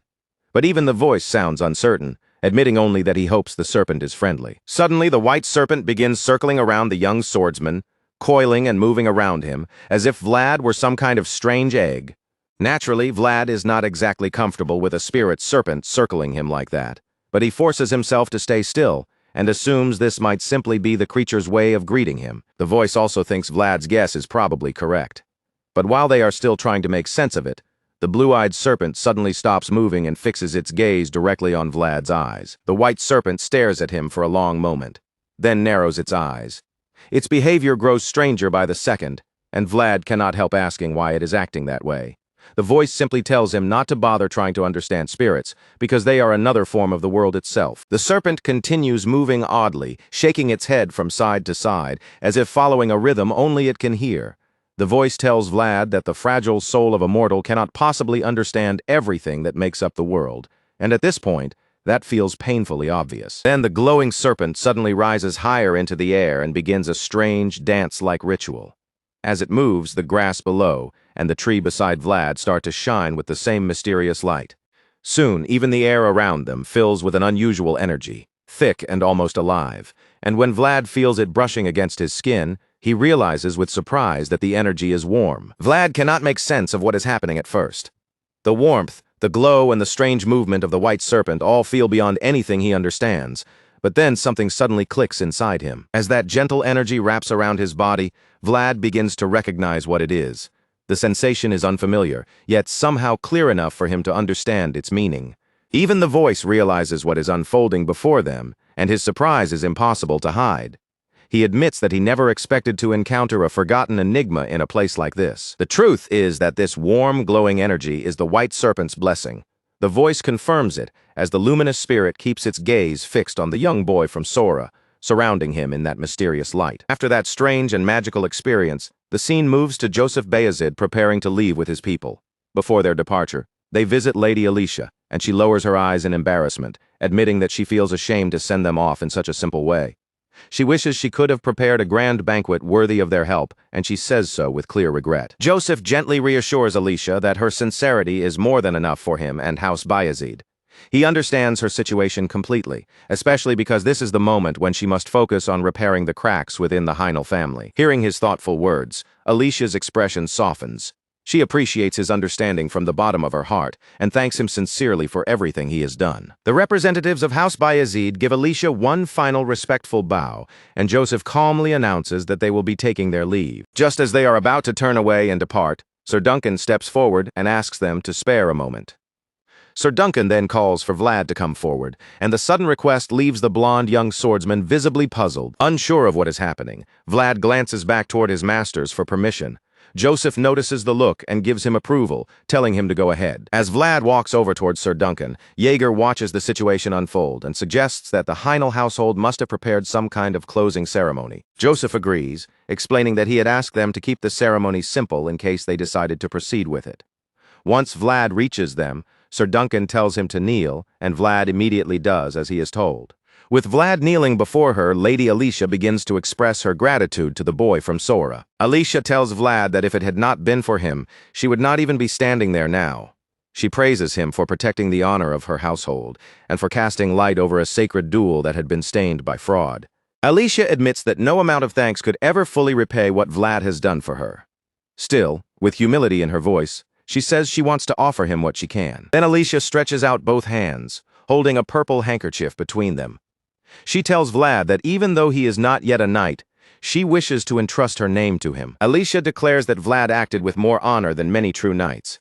As she speaks, Joseph watches quietly and realizes that things are unfolding exactly as he expected. Joseph knows Alicia is a clever woman. By giving her favor to someone like Vlad, a promising but still common-born vassal of Bayezid, she is not only showing gratitude, but also making the bond between Heinel and Bayezid visible to everyone watching. Meanwhile, Vlad raises his head and looks at the purple handkerchief in Alicia's hands. Instead of feeling honored, he is secretly disappointed, wondering if this piece of cloth is really supposed to be the valuable reward everyone is making such a fuss about. Vlad cannot even hide his reaction properly, and a frown forms on his face before he realizes it. Since he is still new to all these noble customs, he has no idea whether he is simply supposed to take the handkerchief from her hands. Luckily, a memory quickly flashes through his mind. Jaeger once warned him that when nobles offer something, it is proper manners to accept it. That lesson rings in Vlad's head like a bell, along with the memory of being scolded after refusing Rutiger Bayezid's peanuts. Not wanting to earn another beating from his terrifying mentor, Vlad accepts the handkerchief and politely thanks Lady Alicia. Vlad is probably still wondering what he is supposed to do with this little piece of cloth, but since noble courtesy leaves him no room to refuse, he simply holds on to it. Unfortunately, it becomes clear almost instantly that Vlad may have made another mistake. The moment he takes the handkerchief directly from Alicia's hands, everyone around them gasps in shock. Jaeger looks as if a headache has struck him on the spot, while Joseph grows visibly tense, realizing too late that he forgot to teach the boy from the back alleys how to behave in this kind of noble ceremony. Sir Duncan, looking just as exhausted by the mistake, finally tells Vlad that he accepted the gift in the wrong way. Vlad has no idea what the old knight means. Sir Duncan explains that there are two ways for a lady to pass a handkerchief that symbolizes her honor. One is by hanging it from the end of a sword, and the other is by handing it directly from hand to hand. Only then does Vlad realize he has messed up, and as he turns to see the judging stares around him, he nervously asks how he was supposed to do it. The problem is that those two methods carry completely different meanings. Receiving the handkerchief from the tip of a sword represents honor, while accepting it directly by hand carries the meaning of love. After the awkward misunderstanding settles over the room, Alicia becomes visibly flustered, her cheeks turning red. Vlad, however, is still trying to process what everyone is reacting to. Vlad is completely lost because he still has not fully realized that, by noble custom, he has practically accepted a romantic gesture from Lady Alicia. In the end, Vlad responds in the most Vlad-like way possible, cheekily saying he will make good use of the handkerchief while wondering why everyone behind him is acting like this is such a huge disaster. Later, during the carriage ride back, Joseph admits that he has not felt that flustered in a very long time. Joseph also acknowledges that part of the fault is his own, since he never taught the young squire about that particular custom. Then he jokes that the wandering minstrels of Dirmar will not have to worry about earning their meals for quite a while after this incident. Vlad apologizes for what happened, but Jaeger still scolds him sharply. He tells Vlad that if he ever receives anything from a noble in public again, he must look at Jaeger first before doing anything. Vlad agrees to remember that lesson, but then Joseph suddenly congratulates him. Vlad does not understand why he is being congratulated, so Joseph reminds him that he has now become a man honored by the high-ranking noble lady, Alicia Heinel. In other words, the boy from Sora has now been elevated to the position of an honorary knight.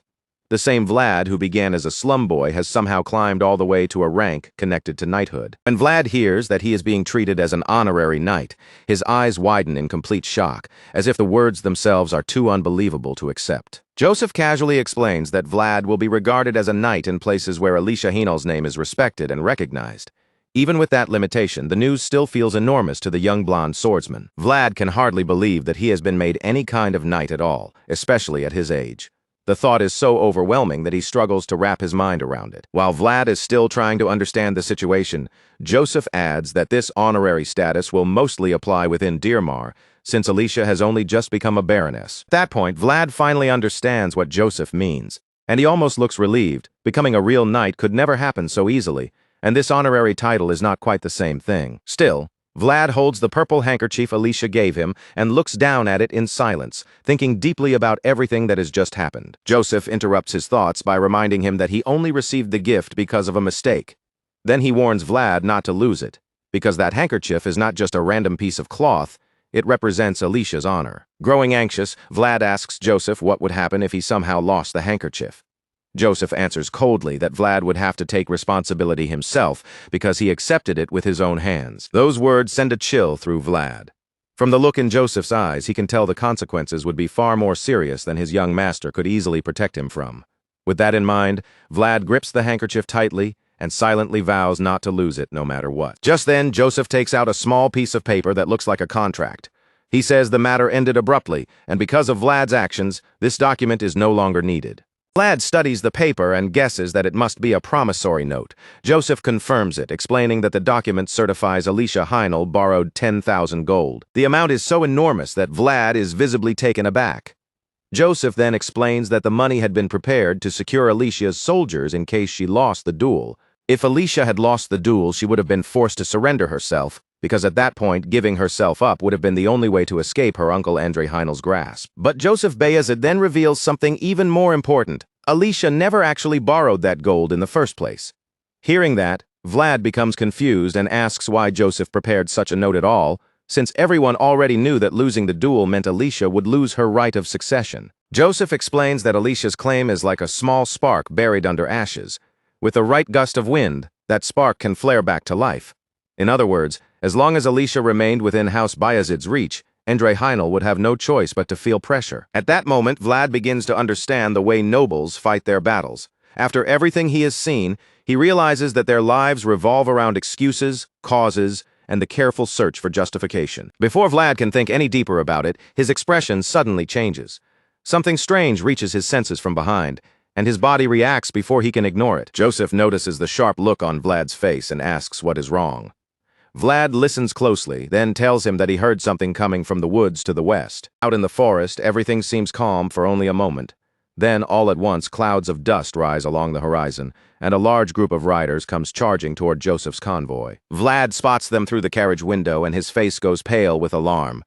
From where he sits, it looks like an entire band of armed riders is rushing straight for them. Without wasting a second, Vlad warns the others and draws his sword, readying himself for the fight that seems about to crash down on them. But just as Vlad is about to raise his blade, Joseph calmly stops him and tells him in a quiet voice to put the sword away. Vlad stares at him in confusion, but Joseph only wears a faint, confident smile. He assures Vlad that he had already prepared for this possibility before the duel even began. Then the situation takes a completely unexpected turn. The riders were never coming to attack or rob Joseph's convoy at all, because when they reach him, they drop down and bow before Joseph Bayezid. Their white-haired, scar-faced leader kneels and tells Joseph that they arrived a little late because they were collecting the proper price for something. Then, still on one knee, he presents Joseph with a blood-stained sack. Joseph looks at the sack and asks whether this is what he requested, since he knows he had ended up asking for something a little different.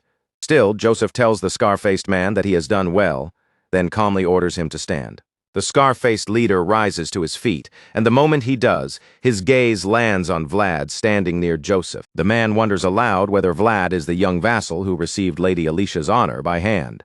Apparently, the story has already spread far and wide, and when he says this, Joseph simply confirms it. Joseph seems a little surprised that the news traveled so quickly, but he tells the bandit leader that he can admire the blonde swordsman later. Vlad grows uneasy just from looking at the scarred man's terrifying face. And when the white-haired stranger's gaze sharpens toward him, the pressure becomes even harder to endure. A chill runs through Vlad as he senses the man's aura. It is nothing like the aura he has felt from nights before. Instead, it carries the same raw smell of danger that once filled the back alleys of Sora. Because of that, Vlad's instincts scream at him that this scar-faced man is not someone he should ever take lightly. Joseph then asks the man to follow the convoy if he is returning to Sturma, but the scar-faced leader politely refuses. He says he and his men need to get back a little faster, especially since they are traveling on horseback. Joseph looks slightly disappointed, but he lets them go and thanks the leader once again for his service. The man answers that he merely fulfilled his duty as House Bayezid's hidden sword, a title that sounds far too elegant for what is clearly closer to an assassin's work. Hearing that strange title for the first time, Vlad feels both confused and unsettled. He starts wondering who these men really are because it is now obvious they are not ordinary bandits. On top of that, Vlad cannot stop his eyes from drifting toward the bloody sack, curiosity and dread mixing together as he wonders what could possibly be inside. Joseph notices Vlad staring at the sack and turns toward him, asking whether he wants to know what it contains. Vlad admits right away that he is a little curious. Joseph gives him a vague but chilling answer, saying that what lies inside is the world of nobles, the cold, brutal, and unforgiving world they live in. Even without Joseph saying it directly, the blood soaking through the sack already makes the truth painfully easy to imagine. Back in Sturma, Peter Bayezid hears that a group of pilgrims is passing through the territory, so he asks his advisor whether he should go out and greet them. The white-bearded advisor suggests that the visitors do not seem to want such attention, according to what they said. They only intend to quietly see the dragon's trail and then leave. Hearing that, the head of House Bayezid reflects that they must be like voices of the gods, asking for nothing at all. He has not seen pilgrims so sincere in a very long time, especially ones who refuse both greeting and recognition. Even so, Peter Bayezid believes it would be fine to look after the pilgrims without letting them know. His advisor seems to have expected exactly that response, and Peter simply says that one has the right to enjoy what they deserve. Seeing that his master truly wants to do this, the advisor assures Peter Bayezid that he will make arrangements to quietly watch over the pilgrims. After that, Peter Bayezid brings up another matter. He wants to speak about his second son, Joseph, and Vlad, because he has already heard about the remarkable achievement they accomplished in Dirmar. The advisor confirms the report and admits that it even contained a certain word powerful enough to make an old man's heart race. Peter Bayezid is immediately intrigued and connects that word to the Swordmaster's first code. To him, it is a nostalgic phrase, one he has not heard in a very long time. Elite sword education begins by selecting children with proven bloodlines and natural talent from the very start. These young swordsmen are treated like diamonds in the rough, carefully protected and shaped through their training, which is why situations rarely become so extreme that the first code must be invoked. Peter Bayezid feels that it must have been an extraordinary sight in this era, when knights are raised with such care. The advisor suggests that his master would have loved to witness Vlad in action himself. Peter agrees, but he adds that he is surely not the only one who would have wanted to see it. There are several others who would have been just as interested in such a rare moment. As Peter thinks about Vlad's achievement, the golden generation of Bayezid comes to mind, and pride quietly fills him. Peter Bayezid says that at this rate, the old veterans may come walking in with treats in their hands for the promising newcomers. Hearing that, the advisor remarks that Joseph would certainly enjoy such a sight. The head of House Bayezid closes his eyes and remembers a time when his second son was practically gasping for breath. Back then, he thought Joseph had given up, but Joseph surprised him by crawling through the mud that held him back until he brought something shining into their home. That shining thing was none other than the boy from the back alleys of Sora. But the warm feeling in Peter's heart does not last long, and sadness soon settles across his face. Peter knows he has much to think about, because in the end, he can choose only one of his two sons. Elsewhere in Sturma, the other vassals are gathered around a meal when one of them suddenly announces that Vlad has returned after completing his mission in Dirmar. The table quickly fills with gossip about everything they have heard. One vassal wonders if it is true that the blonde kid actually dueled a knight, while another says he heard Vlad even created his own world. Naturally, Sovanin, still Vlad's biggest hater among the vassals, refuses to believe any of it. He calls the rumors absurd and impossible, because as far as he knows, a back-alley kid like Vlad cannot even use aura. While the vassals continue whispering among themselves, someone suddenly enters the hall. It is Vlad himself, the very person everyone has been talking about, and he admits to himself that he is starving after being away from this place for almost a month. Vlad looks around and sees all the vassals sitting at their tables. But what catches his attention most is how their faces shift the instant they notice him, as if fear has suddenly settled over the entire room. The vassals quietly lower their eyes and turn back to their meals, pretending not to stare. Seeing that reaction, Vlad begins to understand that high birth or low birth no longer matters the way it once did. Whether the difference in status between them is wide or narrow, that old childish struggle between boys in the same training hall has already come to an end. And the reason is simple. One person has appeared among them who walks in a completely different world from the rest. The next moment, Vlad is sitting in front of a plate piled with sausages, devouring them like a starving wolf. Bite after bite, the blonde swordsman makes it painfully obvious just how much he missed eating here. Unfortunately, Vlad cannot enjoy the meal in peace. The other vassals keep stealing glances at him and whispering among themselves, and the constant attention slowly starts getting under his skin, until even the food becomes awkward to swallow. When Vlad complains about it, portly Canner, who is eating beside him, tells him this is probably going to continue for a while. After all, almost everyone here has already heard at least some version of what happened in Dirmar. Vlad casually licks his finger and realizes just how quickly rumors spread around this place.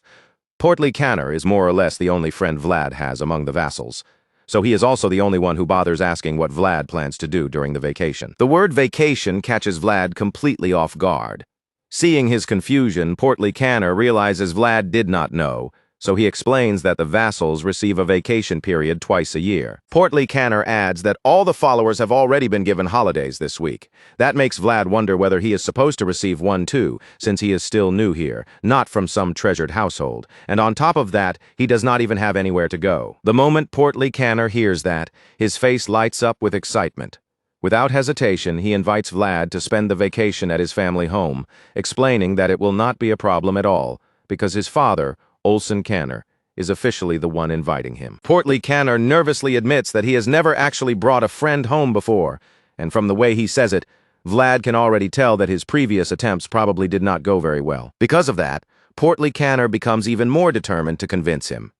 He promises Vlad that guests are treated properly at his house, and even adds that they serve unlimited freshly roasted meat. The offer definitely sounds tempting, but Vlad still pauses to think it over. Noticing Vlad's hesitation, Portly Canner suddenly remembers that Vlad once mentioned he was looking for horses. He reminds Vlad what his family does and explains that House Canner can arrange horses from anywhere nearby. That finally catches Vlad's interest, and then Portly Canner adds that they even have horses with better pedigree than Jaeger's horse. In other words, House Canner has even more expensive horses.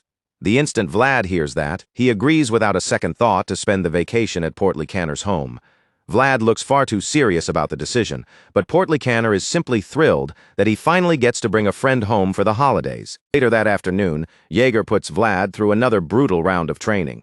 During their sparring session, the advanced knight casually snaps his wooden sword across Vlad's face, but even after taking the hit, the stubborn young swordsman refuses to go down easily. The pain is clear on Vlad's face, and Yager notices it right away.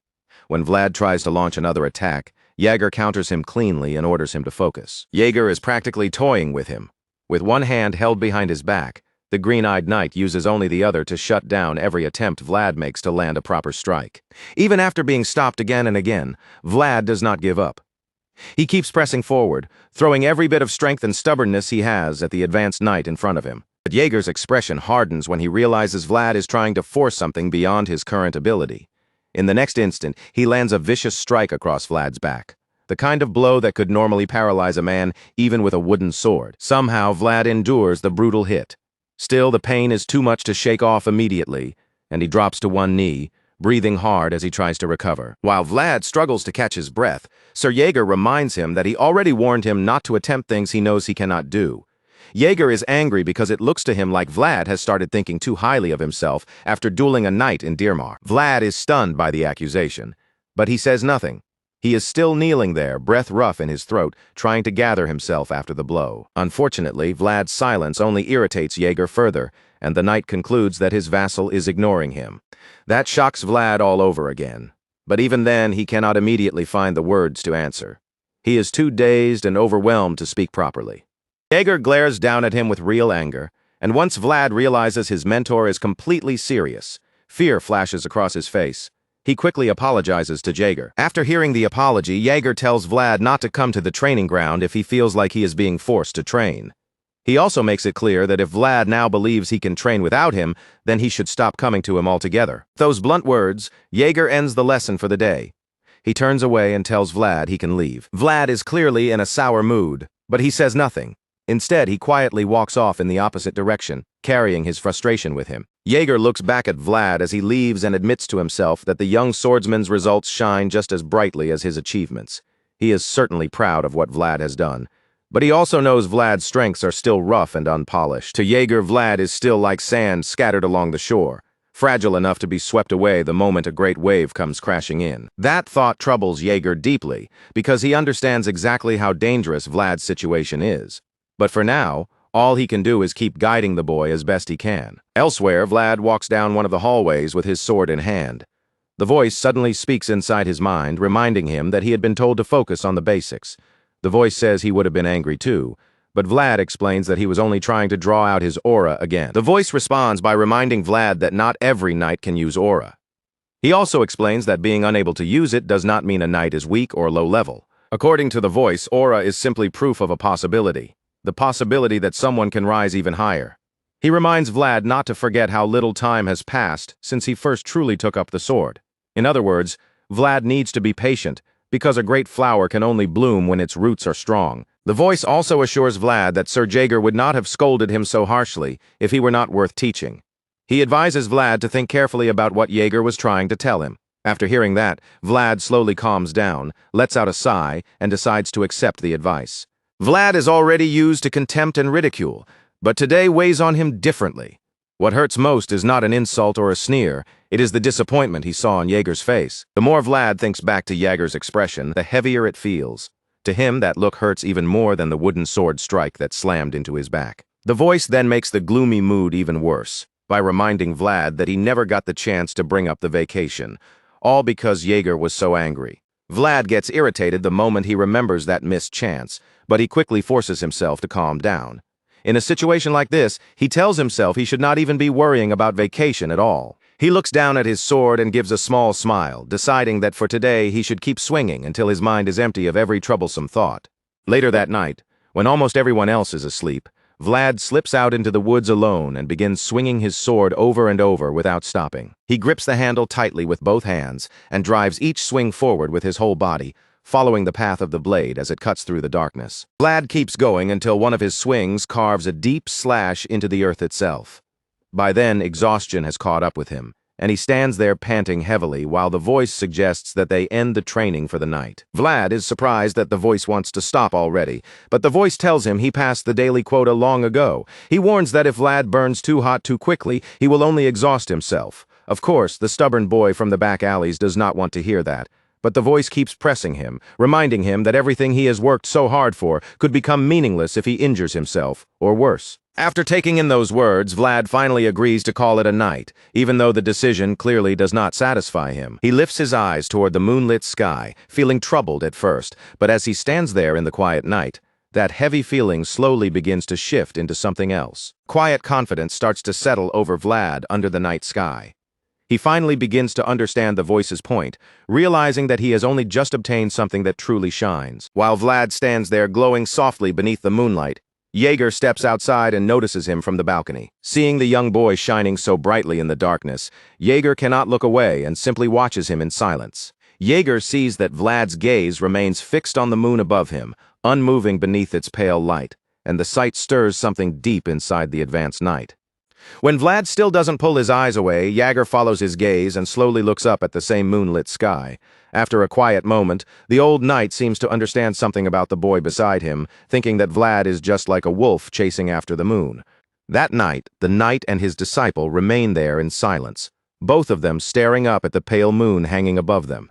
And while the two of them are lost in that quiet sky, the view begins to drift away, slowly carrying the story somewhere else. Then, through a striking shift beneath the same night sky, the scene moves to Trinova, a county that belongs to the land of Ravnoma. The peaceful moonlight remains above, but the world beneath it has changed completely. Unlike Sturma, where Jaeger and Vlad could calmly stand beneath the moon and look up without fear, Trinova is drowning in chaos. The entire county is lit by flames, and the night there is no longer quiet at all. Trinova burns from within and without, fire crawling across buildings and swallowing everything in its path. As the flames tear through the structures, the only sounds left are the terrified screams of the people and the harsh crackling of the inferno. And as anyone could guess from the horror unfolding there, this is no simple accident and no natural disaster. Trinova is under attack, and deep inside the throne room, the bloodshed has already turned into a massacre. The room is littered with the blood-soaked bodies of fallen knights, their armor scattered across the floor like broken shields.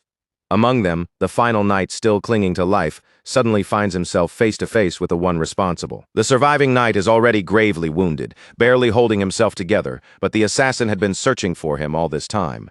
He had come all the way here for one reason alone, to make sure the last loose end was finished. With a sword still wet with blood gripped in his hand, the unknown killer steps closer to the wounded knight. In a cold voice, he suggests that the man must have been carrying out his final duty until the very end. The injured knight breathes hard, every breath rough and painful, yet he still forces himself to speak. Looking at the killer before him, he points out that in the end, the man really did come all this way just to find him. That is when the assassin's identity is finally revealed, and the sight is more than enough to make the moment feel even darker. The killer is Godin, the same dangerous man tied to Vlad's past, the one who killed Vlad's boss back in Soara. With what little strength he has left, the dying knight tells Godin that he does not have to obey orders like a machine just because people say a lord's name must come before honor.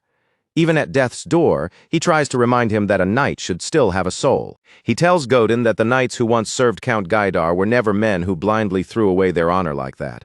But Godin answers without hesitation, coldly telling him that this way of thinking is exactly why all those knights are dead now. Hearing that, the injured knight gives Godin one last warning, saying that his light will also be snuffed out someday. Until that day comes, he wants Godin to deliver a final message to Count Gaidar, that he will be waiting for him in hell. The instant those words leave the knight's mouth, Godin lifts his sword for the final strike. He calmly promises to pass along the message, and then, with one brutal motion, sends the dying man to the afterlife. Vlad is taken completely off guard when Master Joseph suddenly brings up the idea of a vacation.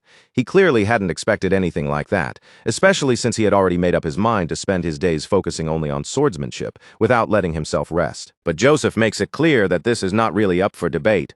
Vlad is, in fact, going on vacation because he has received an invitation from the Canner household. Vlad asks again, as if he needs to confirm what he just heard, surprised that Joseph even knows about the invitation. He starts to ask how the young master found out in the first place, but before he can finish, Joseph simply explains that rumors spread fast. Apparently, Sir Gregory's vassal, Portly, had been talking about the matter with far too much excitement to keep it quiet. The moment Vlad hears that name, the route the rumor took becomes painfully obvious to him. Portly must have excitedly told Sir Gregory. Sir Gregory must have passed it on to Jaeger, and from there, of course, Jaeger would have reported it to Joseph. By now, Vlad can already picture exactly how the whole thing reached his lord. Joseph says that he had been planning to give Vlad a vacation anyway, so there is no reason to send him somewhere else when Vlad already has a place to go. Vlad thanks him properly, but even as he does, a part of him is still irritated at Jaeger for exposing the whole thing. He shoots a sharp glare toward Jaeger, but the knight simply acts as if he has done absolutely nothing wrong. His expression remains calm enough to make Vlad even more annoyed. Joseph notices the strange atmosphere settling over the room and looks slightly confused at first. But after watching the two of them for a moment, he quickly realizes that something must have happened between master and disciple. He understands that if he steps in, the awkward silence will probably disappear right away. Even so, Joseph chooses not to interfere because he knows there are certain relationships that should be respected and left alone in their own shape. The tension keeps hanging in the air until Vlad finally feels as if it is getting difficult just to breathe.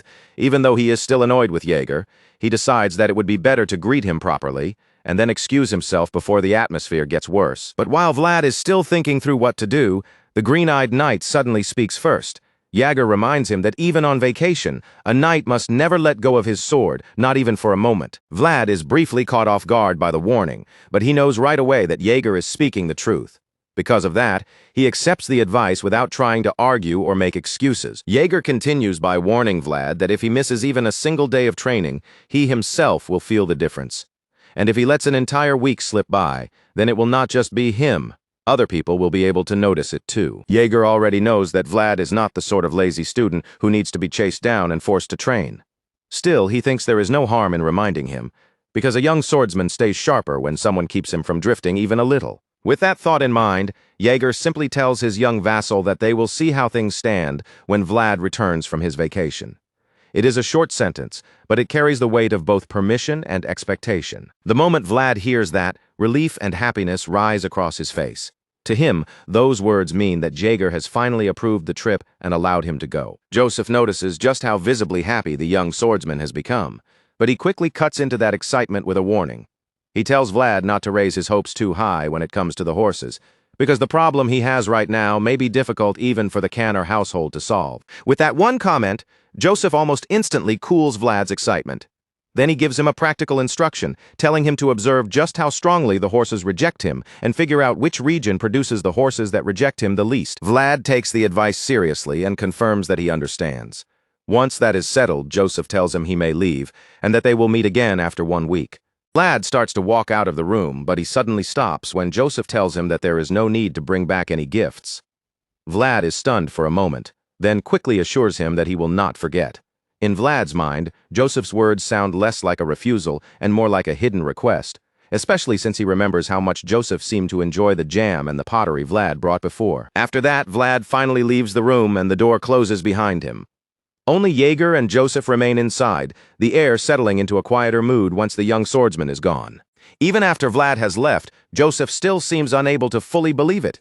The Canner household has actually invited a boy from Soara to spend his vacation with them, and that fact alone clearly gives him a lot to think about. Jaeger seems to understand exactly why Joseph is concerned, so he quietly suggests that if Vlad is lucky, he might end up meeting a certain person there. Joseph agrees, remembering that both Vlad and this mysterious figure are already names worth paying attention to. Then Jaeger asks what might happen if someone is watching both Vlad and that person from behind the scenes. The question leaves Joseph silent for a moment, his expression turning thoughtful before he finally finds an answer. Joseph says that anyone capable of keeping tabs on the two of them would probably be the sort of person who simply asks for what they want when the time comes. It is a calm answer, but there is caution hidden beneath it. Even though Joseph knows that this is most likely the case, he also makes his stance clear. If someone does come asking for something, he has no intention of simply handing it over just because they want it. Elsewhere, Vlad is left looking completely confused. He seems unsure of what is happening around him, and from the look on his face, he does not even fully understand where he has been brought. As it turns out, the situation is not dangerous at all. Vlad has simply been made to try on a new cloak, standing there while it is fitted and checked on him. Unsurprisingly, Joseph's mother, Oksana, is the one behind this latest shower of gifts. Vlad looks overwhelmed by all the attention, but Oksana seems perfectly pleased, saying that the color suits him well. In her eyes, he looks especially good in leather armor, and beyond that, almost anything suits him because of his strong build and solid frame. That is exactly why she enjoys making new clothes for him. Just seeing him wear them makes the effort feel worthwhile. Even though Vlad is clearly shy and uncomfortable under all that attention, he is also sincerely grateful. Lowering himself with proper respect, he thanks Lady Oksana for treating him so kindly. After that, Oksana asks him about the invitation to spend his vacation with the Kanner household. Vlad confirms that the rumor is true, and she immediately reminds him that when a person is invited to someone else's home, they must be neatly dressed and properly presented. She explains that this is simply basic manners, and that appearing carelessly in another household can bring shame to the people who raised you. Vlad goes quiet at her words, looking a little down, because he knows very well that she is right. Then Oksana lands an even heavier blow, gently telling him that he should not give her a bad name either. In other words, she is saying it as plainly as she can. She sees herself as someone close enough to be his mother. Lady Oksana pulls Vlad into another embrace, but he is too stunned by what she just said to even react. He freezes in place, his eyes widening as he struggles to take in the warmth and meaning behind her words. As for the kind woman holding him, she only answers his shock with a warm smile. Her yellow eyes shine softly as she looks at Vlad, and under that gentle gaze he immediately becomes flustered. Vlad's face burns so fiercely that even the tips of his ears have gone red. With nowhere left to hide his embarrassment, he simply accepts Oksana's advice and promises in a stiff but sincere voice that while he is away on vacation, he will not do anything that might bring shame to her name. As Vlad lowers his head in a respectful bow, still frozen in that humbled posture, Oksana catches him off guard once again. She calmly tells him that, once he returns from his vacation, she will assign a tutor to him. After all, she has no intention of letting him repeat the kind of mistake he made when he accepted a lady's honor directly with his hand. Oksana gently points out that a blunder like that should only ever happen once. The moment Vlad remembers what he did, his embarrassment deepens all over again, and he nervously asks her to forgive him, looking as if he wishes he could disappear on the spot. Lady Oksana then explains that the title of knight places him in a position close to that of a semi-aristocrat, which means he must learn how to behave properly in every situation. Vlad listens carefully, takes her words to heart, and promises that he will remember her advice from now on. The kind woman then turns her attention to a servant standing nearby, who is carrying a basket filled with fruit. With a gentle gesture, Oksana tells Vlad that he may take the basket with him when he leaves. It turns out Joseph Bayezid prepared the basket for him, because visiting someone's home empty-handed would be considered poor manners. Even for something as simple as a vacation, Joseph has already thought ahead for Vlad. Once again, the young swordsman bows deeply before Lady Oksana. Holding back his lingering embarrassment, he thanks her for being so considerate and for guiding him through things he still does not fully understand. Oksana simply waves away his thanks with another soft, graceful smile. Rather than making a big deal of it, she tells him to enjoy himself and truly relax during his vacation. A little later, Vlad steps out of the room with the fruit basket in his hands. The basket is full of lemons, and he carries it carefully as he makes his way through the quiet halls. After closing the door behind him, Vlad suddenly slows down. For some reason, an uneasy feeling rises in his chest, as though something about the moment has started to bother him. He turns his gaze toward the nearby window, and in the glass, he sees his own reflection staring back at him. For a moment, Vlad is struck by how much he has changed since the days when he first left Sowara behind. As his mind drifts back to the back alleys of Sowara, Vlad seems to glimpse the boy he used to be. The contrast feels so strange that he quietly admits everything around him now feels unfamiliar, almost as if he is wearing fine clothes that were never meant for someone like him. Vlad keeps staring into the glass, unable to look away from the reflection. Then, as if the window has become a mirror into his memories, he even sees the image of his red-haired best friend from the back alleys. But the vision is far from comforting. Zemina appears to be scowling at him, her eyes sharp with judgment, and even the image of Vlad's younger self looks displeased, as if both of them are silently accusing him. Their cold, judging stares seem to bore into him through the glass. Vlad's heart sinks as he remembers that Zemina is supposedly staying in a convent now, far away from the streets they once knew. Unable to endure the accusing reflections any longer, Vlad shuts his eyes and turns away from the window, as if breaking eye contact is the only way to stop the guilt pressing down on him. All Vlad can do is hope that Zemina is safe and doing well. Yet the thought aches inside him because he believes she must also be wearing clothes that do not suit her, trapped in a convent life that feels just as foreign as his own. With that heavy feeling in his chest, Vlad leaves the reflections behind and walks down the hall. Elsewhere, whispers have begun spreading about a certain new attendant who is quickly gaining attention inside the Bayezid household. People have already heard the stories about the genius vassal who awakened his aura in Dirmar. But that is not the only rumors circling around him. According to the gossip, Vlad is not just talented with a sword, he is also shockingly handsome. The ones trading these rumors turn out to be sisters inside a convent. While some of them chat excitedly about how attractive the talented young vassal is said to be, a red-haired girl nearby quietly scrubs the floor. Then the sisters begin describing what they have heard about Vlad's appearance, mentioning his blonde hair and striking blue eyes. The red-haired girl's hands suddenly stop moving. Still kneeling on the floor with the cleaning cloth in her grip, she freezes the moment those details reach her ears. The sisters go on to speculate that a young man with such features might come from noble blood. And since he managed to draw out aura at such a young age, they believe he may someday become a knight who represents the North itself. The redhead quietly dismisses their gossip the moment they suggest he might be of noble origin. To her, that one detail alone sounds far too impossible to match the boy she remembers. The girl scrubbing the floor is none other than Zemina, Vlad's old friend from Soara, as she listens to the sisters talk about a talented vassal who awakened aura and may soon become a knight. She tells herself it cannot possibly be Vlad. In her mind, there is no way he could have risen that quickly. Still, a small, painful hope lingers. If he is alive somewhere and doing well, that alone would be enough. Because Zemina has become distracted, the other sisters quickly notice that her hands have stopped. Their tone turns sharp as they ask whether she is just playing around, then remind her that she has not made any donation to the convent. They coldly tell her she should spend the rest of her life working to repay what she owes. If she does not want to be scolded by the head sister, they order her to finish scrubbing the floors first and then move on to washing the dishes. Three bullies continue running their mouths, saying Zemina has nowhere to go, even if she leaves the convent. They also point out that there is no one who would come to take her away. So in their eyes, getting used to a life of endless work might not be such a bad thing for her. After throwing those cruel words at her, they leave the room and order her to keep working until everything is finished before lunchtime.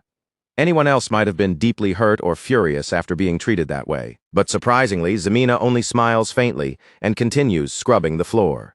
Rather than breaking under their words, she thinks it is fortunate that she learned how to endure this kind of treatment back at Rose's Smiles. Even so, that thought soon brings a heavier feeling with it. Zemina's expression grows sad as she remembers that this place was never able to accept everyone. As that memory rises in her mind, the past begins to unfold again. In the flashback, the head sister speaks coldly, saying that the convent is one of the places closest to God. She insists they cannot shelter girls who have placed themselves in filthy environments, clearly looking down on the lowborn girls standing before her. Marcella, who brought the girls there, refuses to let that insult pass unanswered. She firmly insists that all of the girls are virgins and reminds the head sister that even the bishop watched over them. But the head sister still resists. With a troubled expression, she claims that the convent cannot simply take in so many girls all at once. Marcella has no patience left for excuses. She snaps at the head sister and reminds her of the enormous amount of money she has donated to the convent. Her anger is clear because she knows the donation was more than enough to feed the girls for 10 years and still leave plenty behind. The head sister tries to argue back, but her words catch in her throat. Before she can come up with a proper response, Marcella cuts her off again, leaving her with no room to hide behind polite excuses. This time, Zemina is the one who speaks up, asking Marcella where she herself plans to stay. Marcella simply tells them not to worry about her, then leads the girls toward the convent without caring what the head sister has to say. Just as Marcella is about to move forward with them, the head sister stops her. In a firm voice, she tells Marcella that she is not allowed to enter the sacred building. The gray-haired woman accepts that without surprise, admitting that she never expected to be allowed inside in the first place. All she asks is that the head sister take care of the children, adding that every one of them is hardworking and capable. Then, without warning, a group of men appears. The moment they spot Marcella and the girls she has brought with her, they rush toward them with dangerous intent. Hearing the men charging in, Marcella immediately shouts for the children and the head sister to hurry inside. Her voice turns urgent as she pushes them to get behind the convent doors as quickly as possible. The girls manage to make it into the building just in time, but Marcella is not so lucky before she can escape with them. One of the scumbags grabs hold of her. Marcella struggles desperately, trying to tear herself free, but the man's grip does not loosen.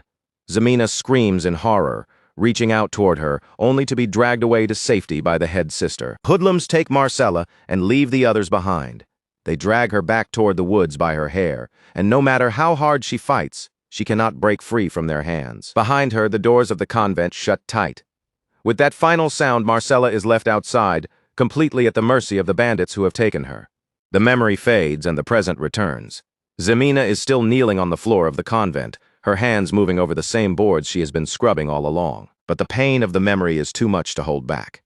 Tears begin to spill from Zamina's eyes as she remembers Marcella, and soon she is crying over Vlad as well. Elsewhere, Vlad stands outside a massive residence, staring up at it in stunned silence.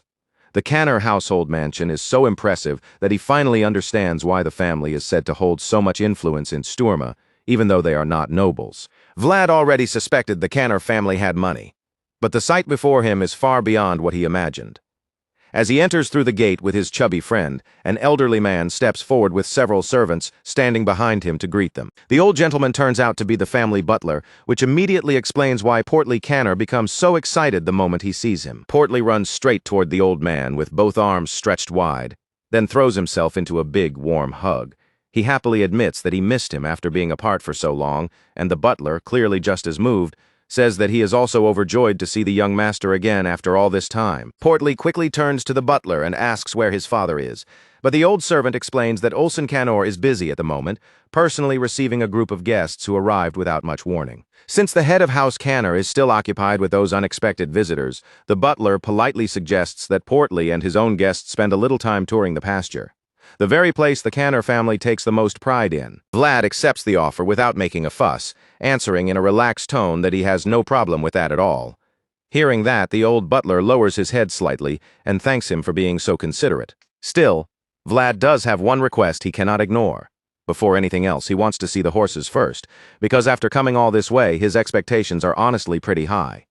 The butler sees no issue with that and assures Vlad that they will head over there shortly. The butler explains that Olsen Canner normally introduces the horses himself, especially to important guests, but he admits there is no harm in taking a quick look before the formal introduction. With that decided, the old man leads them toward the place where the horses are kept. Vlad is clearly hoping that the famous Canner estate might finally give him better luck than everywhere else. But sadly, the moment Vlad actually reaches the horses, his hope starts to collapse. There is no real progress at all, because these horses react to him with the same intense rejection as every horse he has met before. It is almost like the animals are terrified of his very presence. As soon as Vlad takes even a few steps closer, the horses panic, scatter, and flee as if their lives depend on escaping him. And it does not stop with the horses either. Even the cattle bolt the moment they notice Vlad approaching. He can only stand there in stunned disappointment, watching the animals run away while the embarrassment slowly sinks into him. At this point, Vlad looks so defeated that he might as well bury himself on the spot. Not only do the horses still refuse to let him anywhere near them, but even the cows will not allow him to ride them. The sheep are no better either, keeping their distance like he is some kind of disaster. Seeing all of this, the butler's expression grows serious, and he begins to suspect that the problem may not be ordinary at all.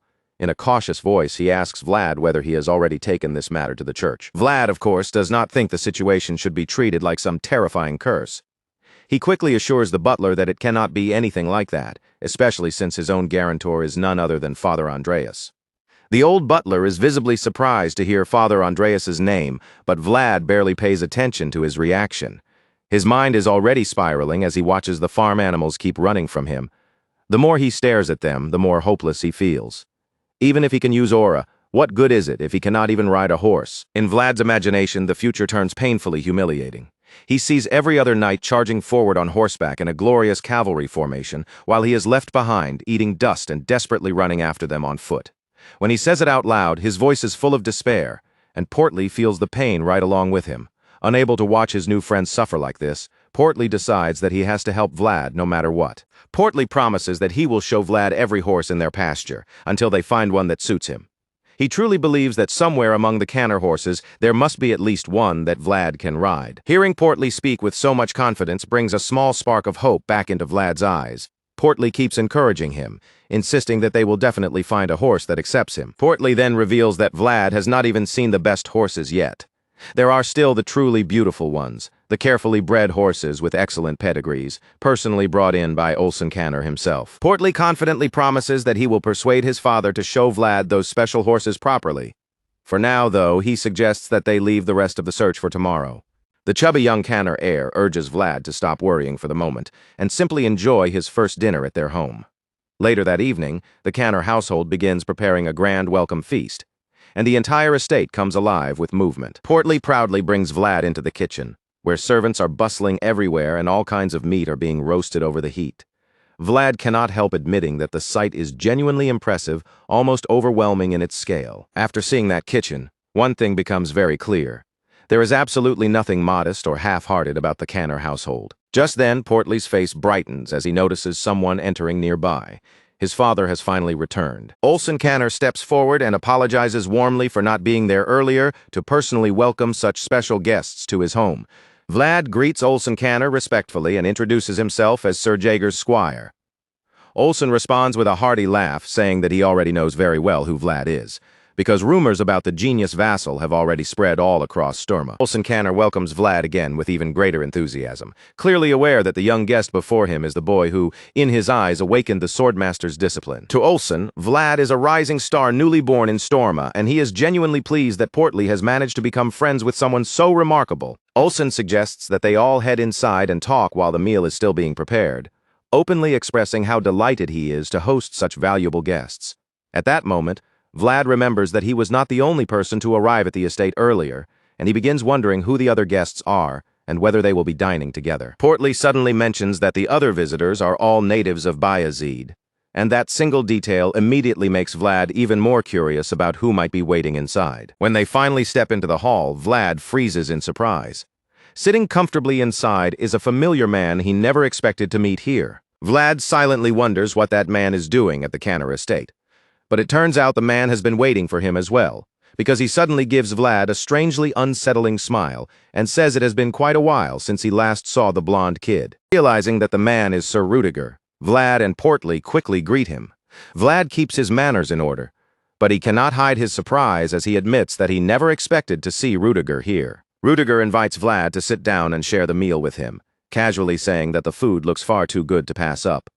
Vlad immediately grows awkward, and in that instant, he painfully remembers refusing the nuts Rudiger once offered him. As Vlad glances around the hall, he notices the sharp stares aimed in his direction. The atmosphere makes him think that everyone here must resent him for insulting the first son of the Bayezid family. And that is not even the only reason they might hate him. Earlier, Vlad also beat up their squires, so from their point of view, they have more than enough reason to glare at him. Even so, Vlad realizes that shrinking back now would gain him absolutely nothing. He forces himself to stand firm, gathers his nerve, and accepts Rudiger's invitation with confidence, saying that he has been waiting for this. Rudiger's interest is clearly piqued by that bold response.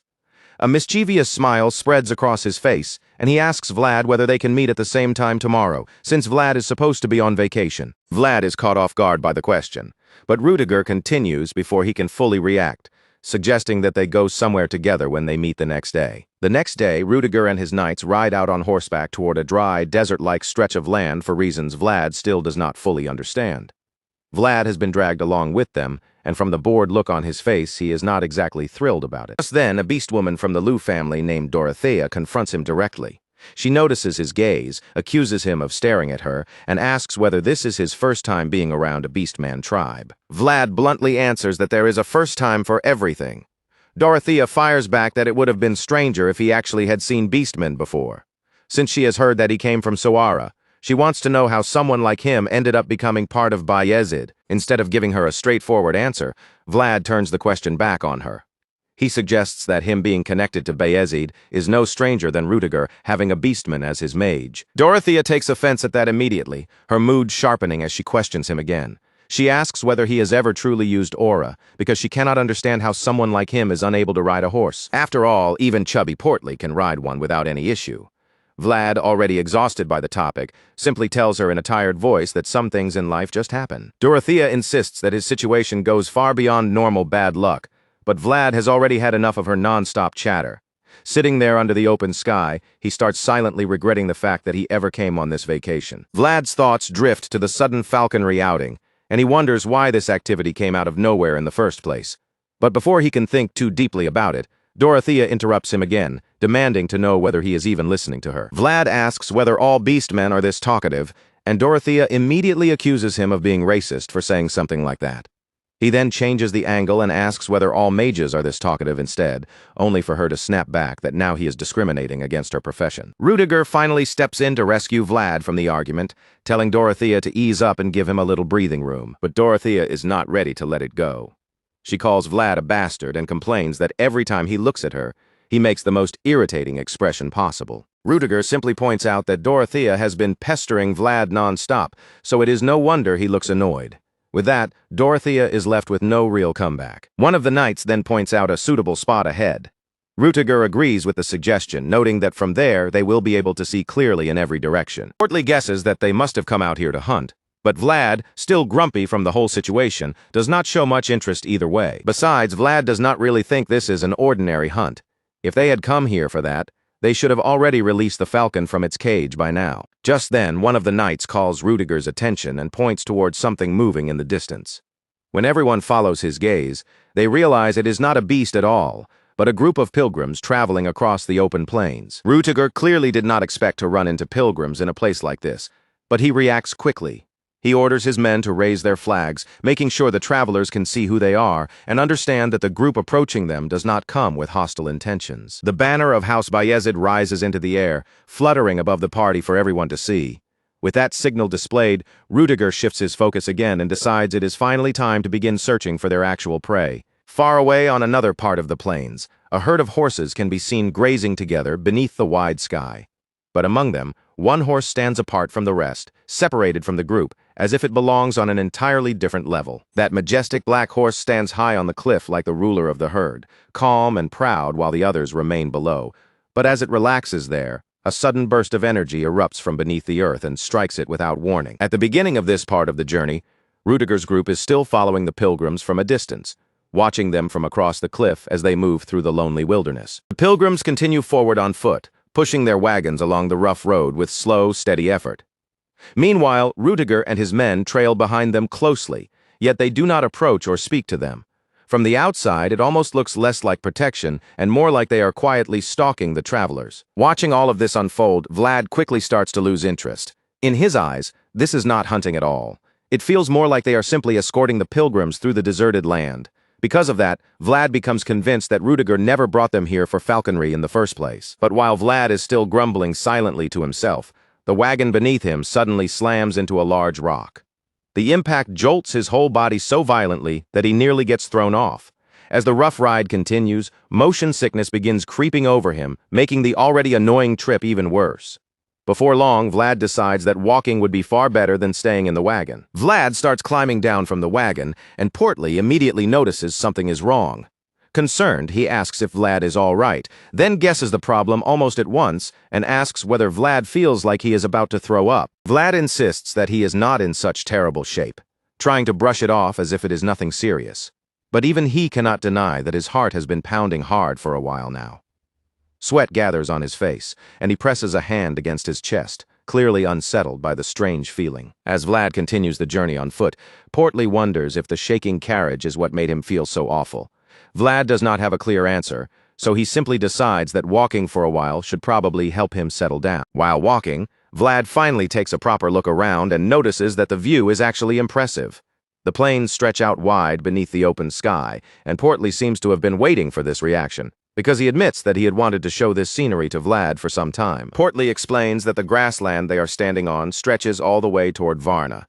Monsters sometimes appear in this region too, but this year he believes there should be nothing to worry about.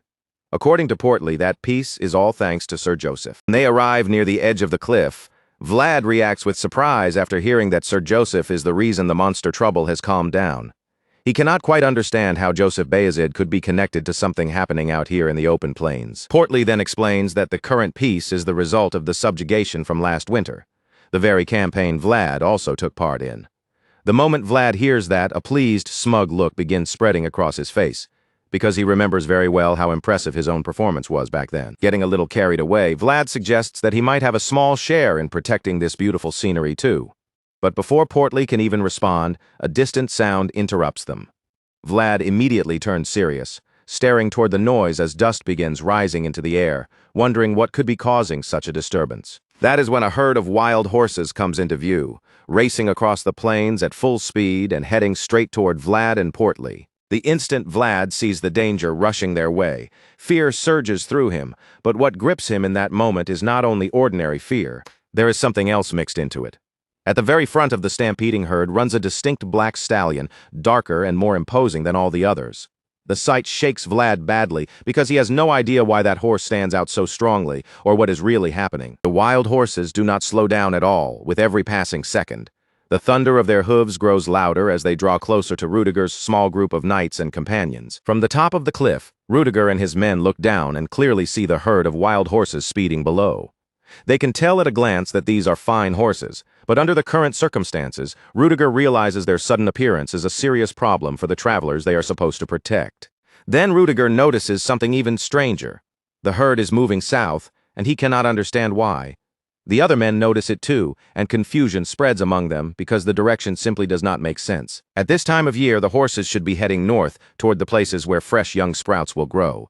Their current route goes completely against what everyone expects from a normal migration. Rudiger also realizes that the herd is running far too fast for ordinary movement across the plains. This is not a calm migration or a natural shift in grazing grounds. The horses are fleeing with desperate urgency, as if something terrifying is driving them forward. Because of that, Rudiger begins to suspect that the horses are not simply running on their own. Something must be chasing them. Rudiger is not the only one sensing that something is wrong. Vlad is also deeply disturbed by the herd, and the pounding in his chest returns even stronger than before, beating harder and faster with every moment. Then Vlad sees the black horse at the front again. When his eyes meet the animal's frantic gaze, he understands immediately that the horses are not just restless. They are truly terrified. Vlad keeps staring into the black horse's eyes, his concern growing heavier. He cannot imagine what kind of threat could frighten such a massive herd so badly that they would charge across the plains in blind panic. As Vlad wonders what could possibly be behind them, the knights watching from the cliff reach their own conclusion.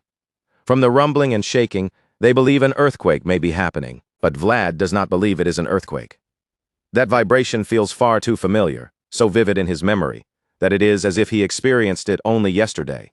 He knows exactly what kind of presence creates that feeling, and before he can even say it out loud, the answer reveals itself when something bursts violently from the ground behind the fleeing horses. The force of the eruption is almost like a volcano exploding out of the earth, throwing dust and debris high into the air.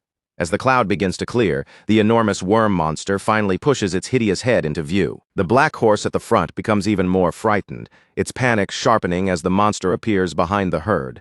Everyone who sees the gigantic creature is struck by fear in an instant. Vlad is especially horrified because he knows this beast far too well.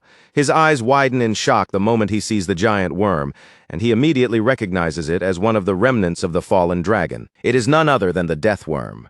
This destructive freak of nature carries an overwhelming presence, and it does not even try to hide the kind of disaster it can bring. The deathworm burrows in and out of the earth, like a monstrous drill tearing through the ground at full power, and right now, that unstoppable creature seems focused on only one thing: slaughtering every horse in its path. The deathworm catches up to one unlucky horse in the herd with terrifying ease.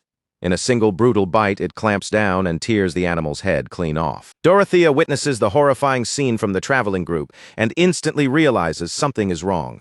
A death worm should not be rampaging like this, chasing prey and killing in such a savage frenzy, because by nature it is not supposed to be a carnivore. That realization leaves Dorothea shaken and completely confused. She cannot understand why the creature is behaving in a way that goes against what she knows. Unfortunately, whether Dorothea understands the reason or not does not change the danger in front of them. Right now, the massive worm is clearly hungry for blood. As the mangled leg of a horse hangs from between its blood-stained teeth, Dorothea notices something else strange about the monster. There is definitely something abnormal happening to the death worm. Dorothea focuses on its head and sees a strange energy flowing out from the area around its forehead. From that point on, the situation becomes even worse. The death worm's sudden eruption has forced the wild horses to change direction, twisting the path of the stampede into something far more dangerous. Now the entire herd is charging straight toward the innocent pilgrims Rudiger, and his men are supposed to be protecting. One of Rudiger's men quickly reports this disastrous turn of events, and Rudiger looks just as stunned and confused as the man delivering the warning. The strange energy keeps pouring from the death worm's head, and the terrified horses show no sign of slowing down. Whatever is happening, it is driving them forward without mercy. The horses continue running for their lives, but their path still leads directly toward the pilgrims. And as expected, the enormous bloodthirsty worm stays right behind the herd, turning the stampede into an even deadlier threat for everyone in its path. The pilgrims panic and begin fleeing for their lives, abandoning all calm as the danger closes in. But at this rate, it is only a matter of time before they are either crushed beneath the hooves of the wild horses or swallowed by the monstrous deathworm chasing behind them. Seeing that there is no time left to hesitate, Rudiger moves immediately. He calls out to Dorothea and asks what the deathworm reacts to, since she is the one who should know the most about this kind of creature. Unfortunately, even the supposed expert is trembling with fear like everyone else. Dorothea does not seem to have a plan, and the deathworm does not appear to have any obvious weak point she can rely on, since it has no eyes or ears. Still, she knows one important thing. It reacts to vibrations underground, which means that may be the only way to draw its attention. Rudiger notices that Dorothea is nearly frozen in terror, so he sharply orders her to pull herself together. He demands that she find a way to lure the deathworm away from the pilgrims. Hearing the first son of Bayezid speak with such firm authority snaps Dorothea out of her panic, and she forces herself to focus on the task. Sir Rudiger takes command of the situation without wasting another second. He orders Vlad to bring Dorothea to higher ground and protect her there, then tells them to send a signal the moment they find a way to draw the giant worm's attention. Of course, Vlad does not hesitate for even a second. The moment Sir Rudiger gives him the order, he accepts it without flinching and immediately moves to carry it out. Portly watches him from nearby, completely stunned by how fearless this young swordsman looks in the middle of such chaos. And Vlad is not the only brave one stepping forward. Sir Rudiger takes command at once, preparing to face both the stampeding wild horses and the deathworm chasing behind them. He raises his sword high into the air, making sure every knight under him can see it, and makes it clear that whether this plan sounds reasonable or not no longer matters. Sir Rudiger tells his men that the only thing that matters now is standing where they are meant to stand and doing what must be done. As the first son of House Bayezid, he speaks with enough force to stir the courage of every follower around him. His men listen with admiration in their eyes as he reminds them that their duty is to uphold the mission given by the Count. One by one, the knights draw their swords, their fear replaced by renewed resolve. Then, as Sir Rudiger shouts for them to protect the pilgrims, they spur their horses forward and charge into danger. Rudiger rides at the front, and his men follow behind him with unwavering faith. Sir Rudiger pushes his horse onward, drawing out every bit of courage he has, even while knowing that the decision he has made goes against ordinary judgment. The entire situation feels far too strange to be natural, and that is exactly why Rudiger becomes convinced that someone must be behind these abnormal events. With that thought burning in his mind, Rudiger charges forward, personally offended by whoever dared to create this disaster. In that moment, Sir Rudiger is like a flame rushing straight toward the enemy. To him, whoever caused this must have an incredible amount of nerve to attempt something so outrageous on Bayezid land. While Rudiger and his loyal warriors ride straight into the danger below, Vlad, Portly, and Dorothea remain on the higher ground, watching the crisis unfold from above. Dorothea suddenly throws a bag of strange jewels onto the ground, scattering them in front of her while the two boys keep their eyes fixed on the action below. She frantically searches through the jewels, trying to remember which one carries the vibration engraving. But the problem is that she has completely forgotten what color it is. Vlad does not seem to understand what she means by engraving either. That is when the voice inside his head calmly explains that an engraving is a kind of mystery created through divinity and aura. The voice goes on to explain that mystery fulfills the Trinity, and once Vlad hears that, the situation begins to make a little more sense. He realizes there must be a reason Dorothea serves as Sir Rudiger's mage, because ordinary people would never be carrying magical tools like these. Then, without warning, a tornado of flame erupts from beneath the ground. The sudden burst of fire makes Vlad and Portly whip around to see what has happened. The moment their eyes land on the flames, horror washes over them, because it is not just fire rising from the earth. The deathworm itself has burst out from below, wrapped in those roaring flames. But even that is not the most shocking part. Through the burning chaos, they can see Sir Rudiger actually fighting the deadly worm from within the flames. It is an unbelievable sight, enough to make Vlad stare in awe. In that instant, he realizes just how extraordinary Sir Rudiger really is, and he can only conclude that this knight stands on a completely different level from anyone he has seen before. The voice inside him, however, does not sound nearly as impressed. The voice tells Vlad that Rudiger's attack is shallow, and almost immediately, that judgment begins to make sense. Even with all his courage, Rudiger has not fully prepared for a direct clash against something this monstrous. Compared to the deathworm's massive body, Rudiger looks unbelievably small, even though his flaming sword is already blazing in his hand. It is obvious that he is fighting at a severe disadvantage. Rudiger grits his teeth, realizing there is almost no way to defeat the giant worm now that it has revealed such an enormous form. Still, he refuses to back down. He challenges the deathworm head-on, mocking it as if he refuses to believe that a giant maggot like this could truly be the toughest dragon. Sir Rudiger is fearless, but the deathworm is not intimidated either. The monster seems determined to prove its own strength, and instead of retreating, it lunges straight in for the kill. The deathworm dives downward with terrifying force, aiming to crush Rudiger and his horse beneath its massive body. Rudiger instantly urges his horse to move, pushing the animal to escape before the monster buries them both. Thankfully, Rudiger's horse manages to bolt out of the target area just in time, escaping before the deathworm drills itself violently back into the ground. The other knights see how close that attack came, and panic flashes across their faces as they call out to their leader, asking whether he is all right. Rudiger does not waste time reassuring them gently. Instead, he warns them not to drop their guard. Rudiger knows a deathworm is not the kind of creature that simply flees after one failed attack. He tells his men to stay alert, because the beast is likely waiting underground, ready to launch another ambush at any moment. From the cliff, Vlad watches everything with his body tense and his nerves stretched thin. The voice inside his head also admits that the situation has become complicated, because no matter how skilled a fighter may be, there is little he can do against an enemy hiding beneath the ground. Rudiger understands that problem as well, so he refuses to simply stand around and wait for the next surprise attack. He orders his men to spread out and search for the deathworm, certain that the creature is hiding somewhere nearby. His knights answer immediately and move to carry out his command. As the men begin searching the area, Sir Rudiger cannot shake the tension crawling through him. He turns sharply from side to side, scanning the ground and wondering where the deathworm might be lurking. Only a few seconds after the search begins, one of the men shouts that he has found the deathworm. But the discovery brings terrible news, because the monster is now heading straight toward the innocent pilgrims they have been trying so desperately to protect. The first son of Bayezid turns and sees the deathworm racing toward the pilgrims from beneath the earth. The monster is already dangerously close, but Rudiger still refuses to give up on saving those people. He drives his horse forward at once and orders every one of his men to follow the deadly creature before it reaches the pilgrims. From up on the cliff, Vlad sees the situation turn worse in an instant, and he knows there is almost no time left. He tells Dorothea that they may need to hurry, but when he looks back at her, the beast woman appears completely lost and confused. It almost looks like Dorothea does not know what she is doing at all, and Vlad's patience immediately snaps.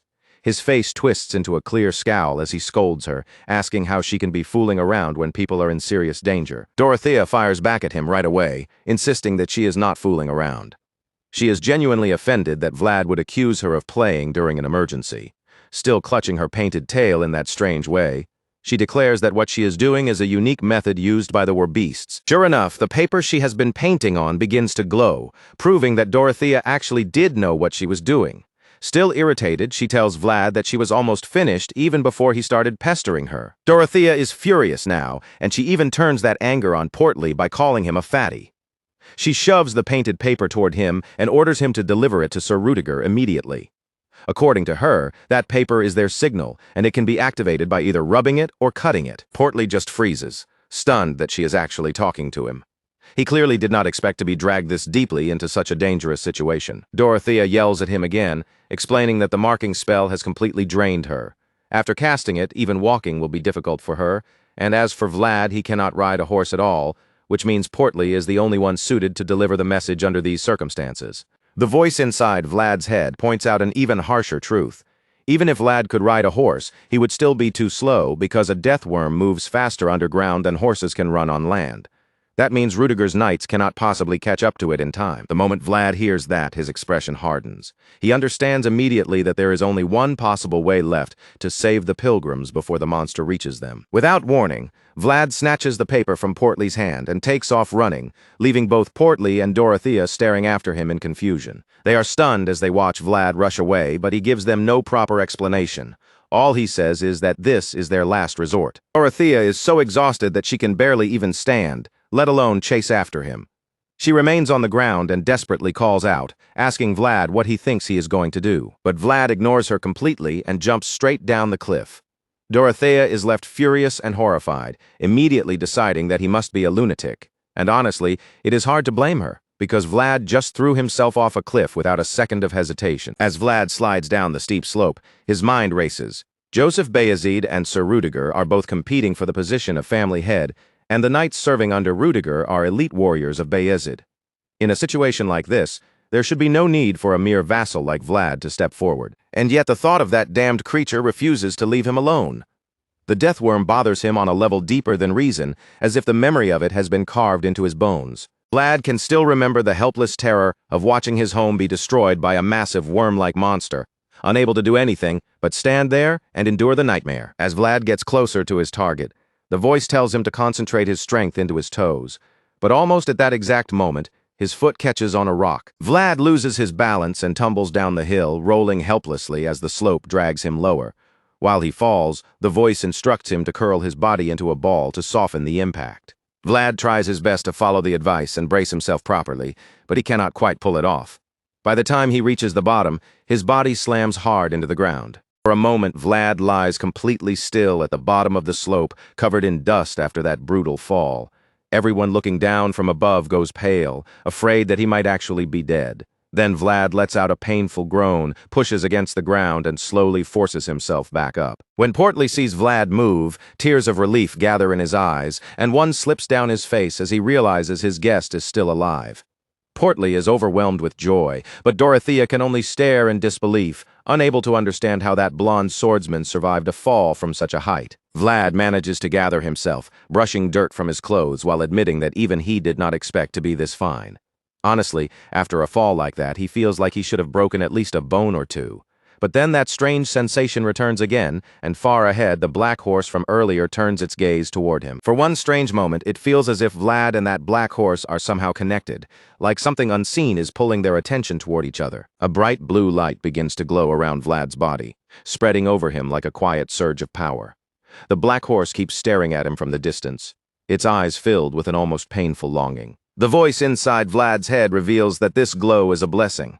It tells him that if not for the white snake's blessing protecting his body, that fall from the cliff would have killed him. Vlad looks down at his own glowing body, amazed by the brilliant light surrounding him. Even the voice admits that the blessing is impressive, then casually suggests that they should visit the World Tree later when they have the chance. With new strength rushing through him, Vlad launches himself toward the danger again. He assures the voice that they will get another chance to go there someday.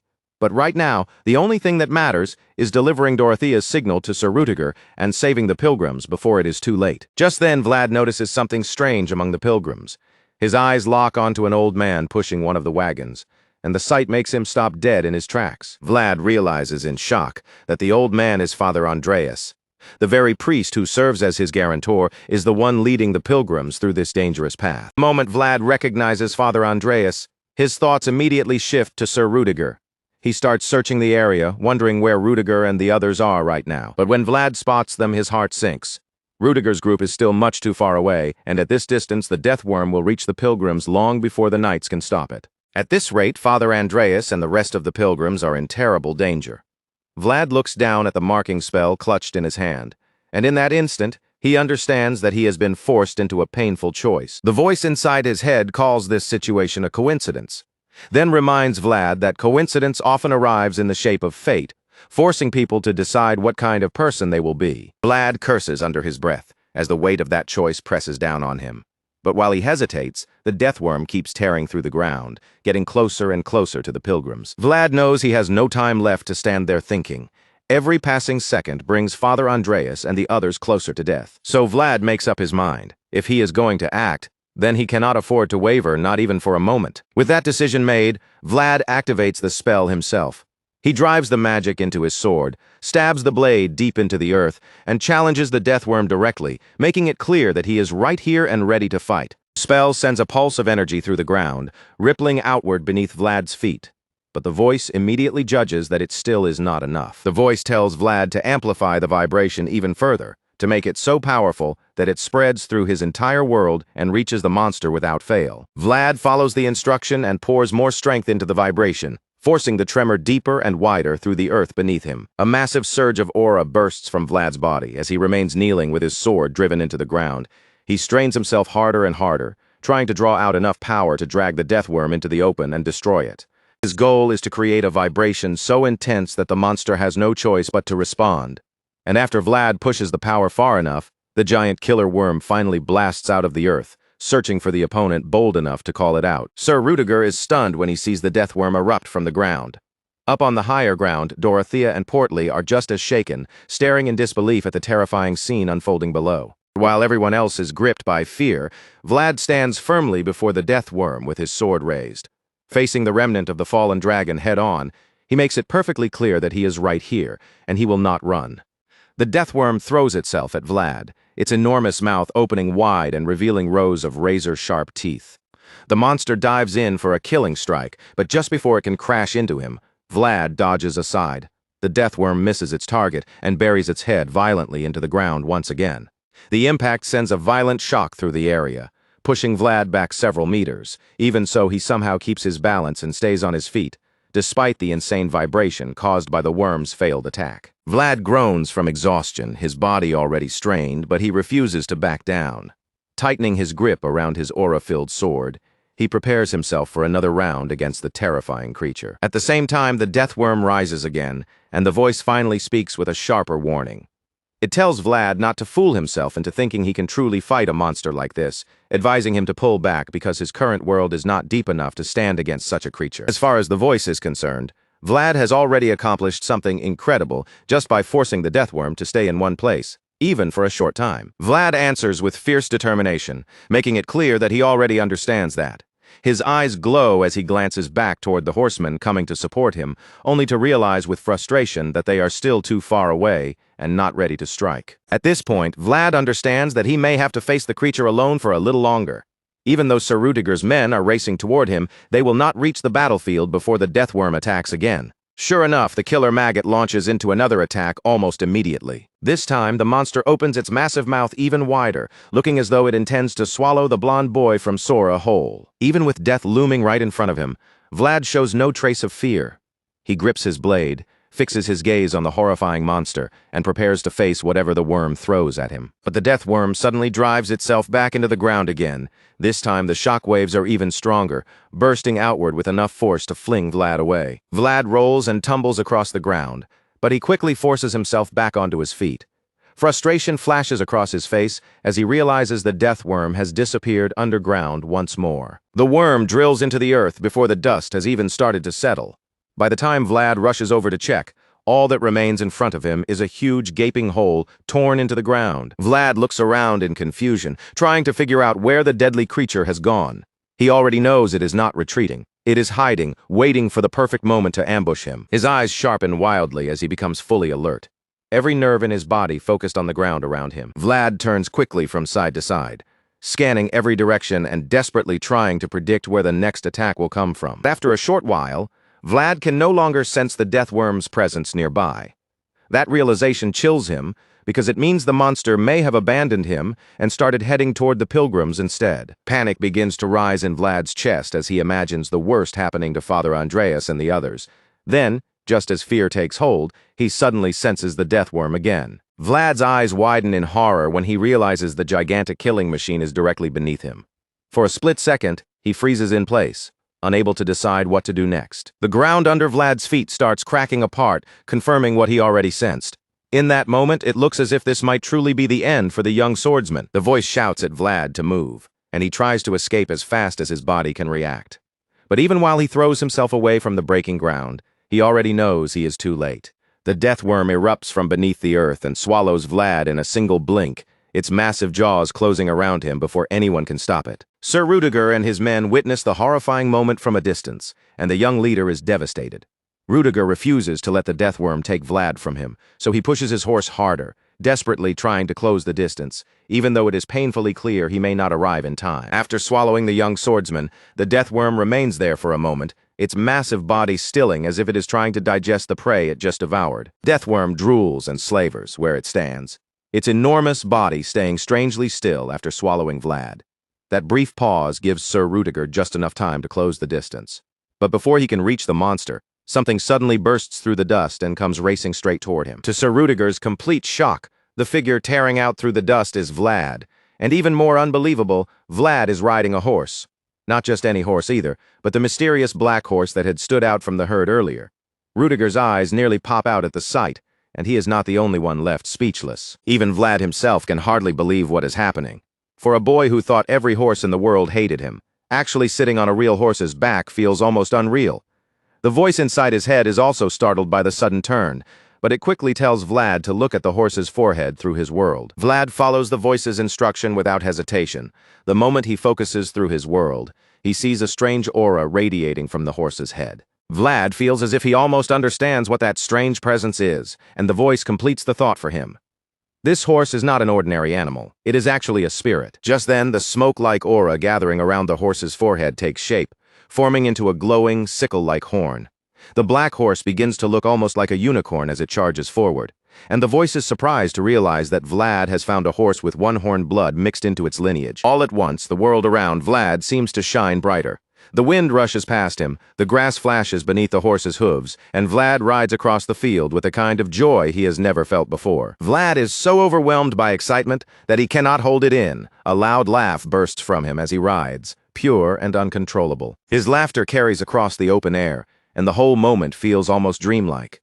For the first time, Vlad begins to imagine what the world looks like from a horse's point of view, racing forward with everything stretching wide ahead.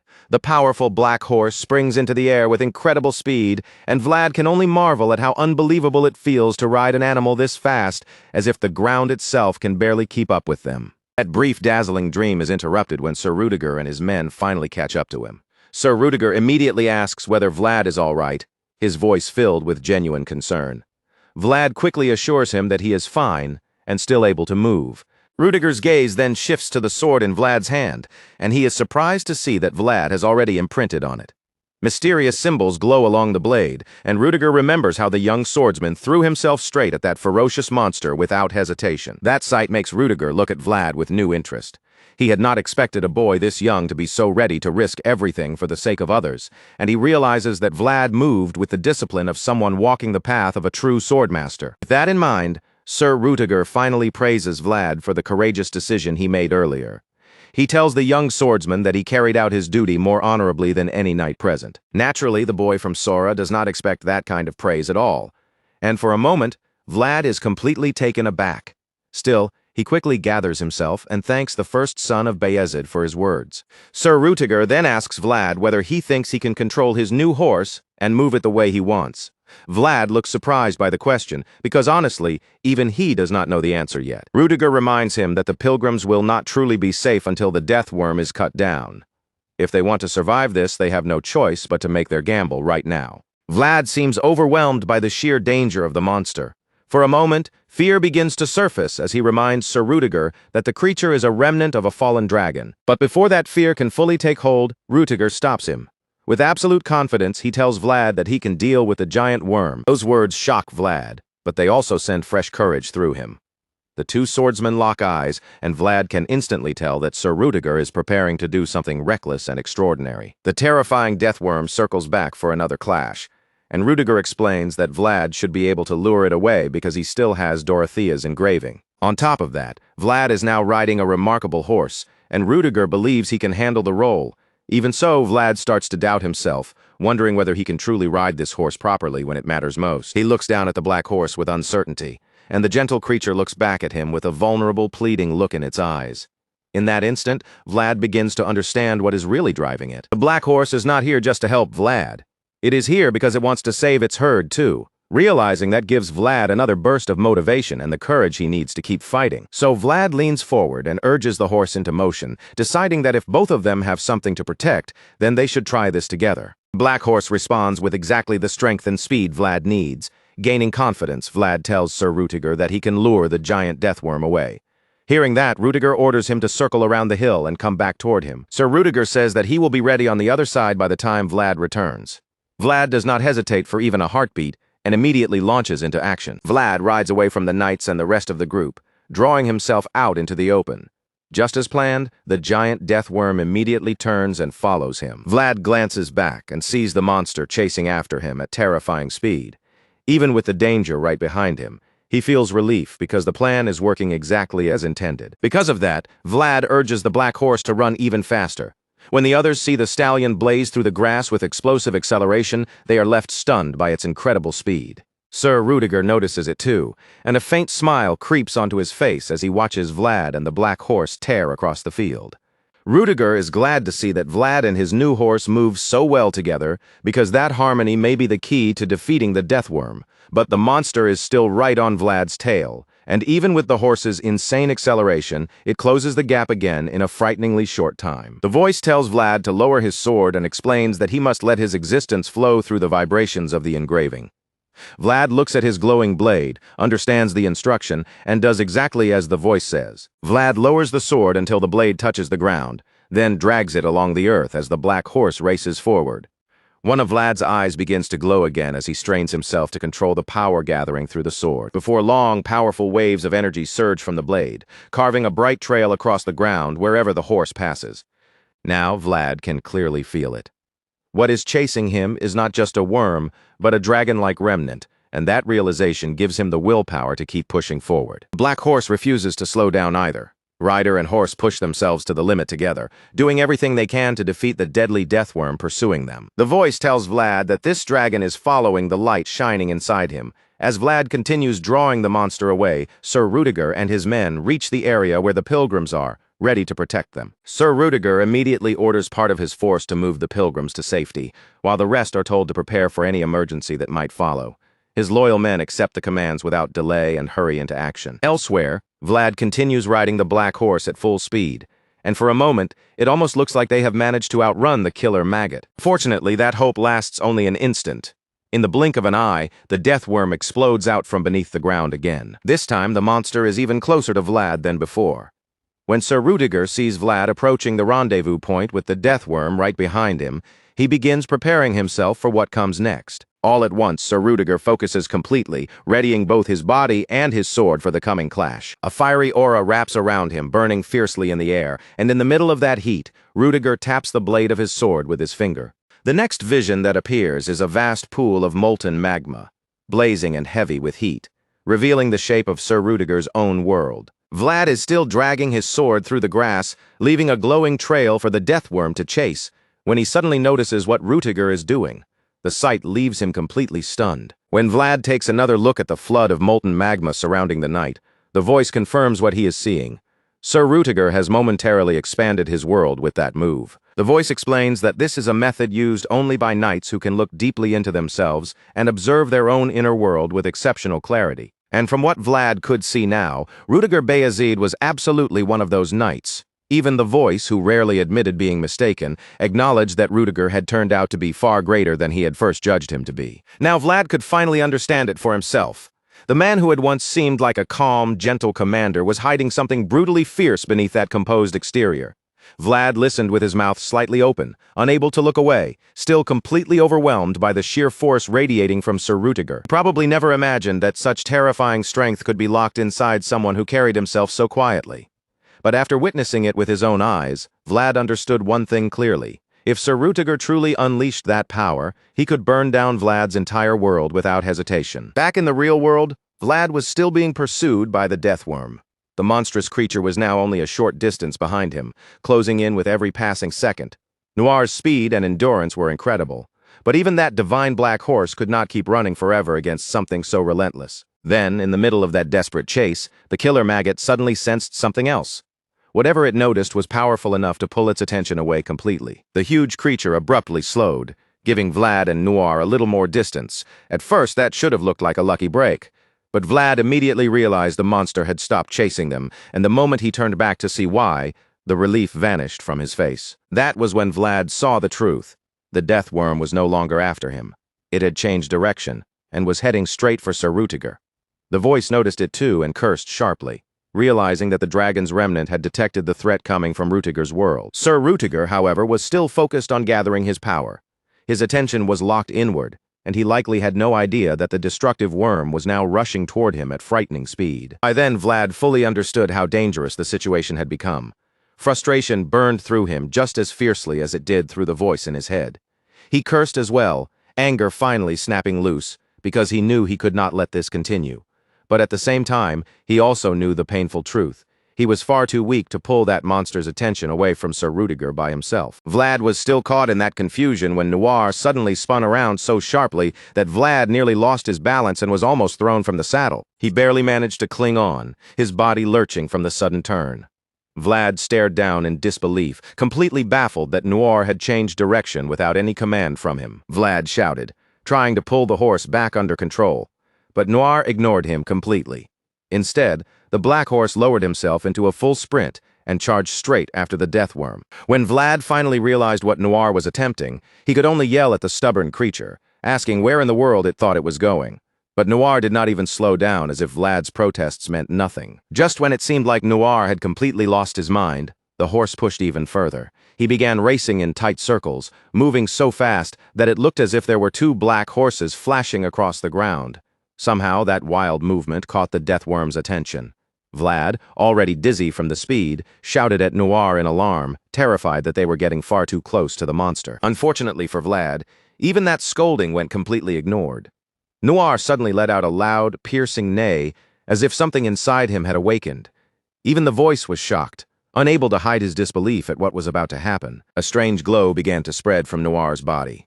As the light grew brighter, Vlad started to understand what was really happening right beneath him. He was stunned at first, but then the answer became impossible to deny. A shining horn appeared once more on Noir's forehead. Seeing it, the voice revealed that Vlad's world and the blessing of the white snake were resonating with the mysterious horse. In that same instant, both Vlad and Noir were wrapped in light. As the black stallion reared up on his hind legs, the voice declared that an ancient divine secret, long buried in the memories of this world, was rising again. Meanwhile, the deathworm remained still for a moment, watching them carefully. It waited like a predator measuring the perfect instant to strike, and while the monster watched, Vlad and Noir finally brought their powers together, their light and strength merging into one. The two of them were ready to move the moment the deathworm sensed that shift. It wasted no time and launched itself in for the kill. As the worm lunged toward them, Vlad urged Noir forward, pushing the horse to charge directly into the attack. Noir exploded across the ground with unbelievable force. As he ran, the sight almost seemed absurd. A unicorn without its horn fully formed, and a knight who had once lacked a true horse of his own. At first glance, it looked like a strange pair with no hope of standing against such a deadly monster. But at the point where their powers met on the horizon, they became something far greater together.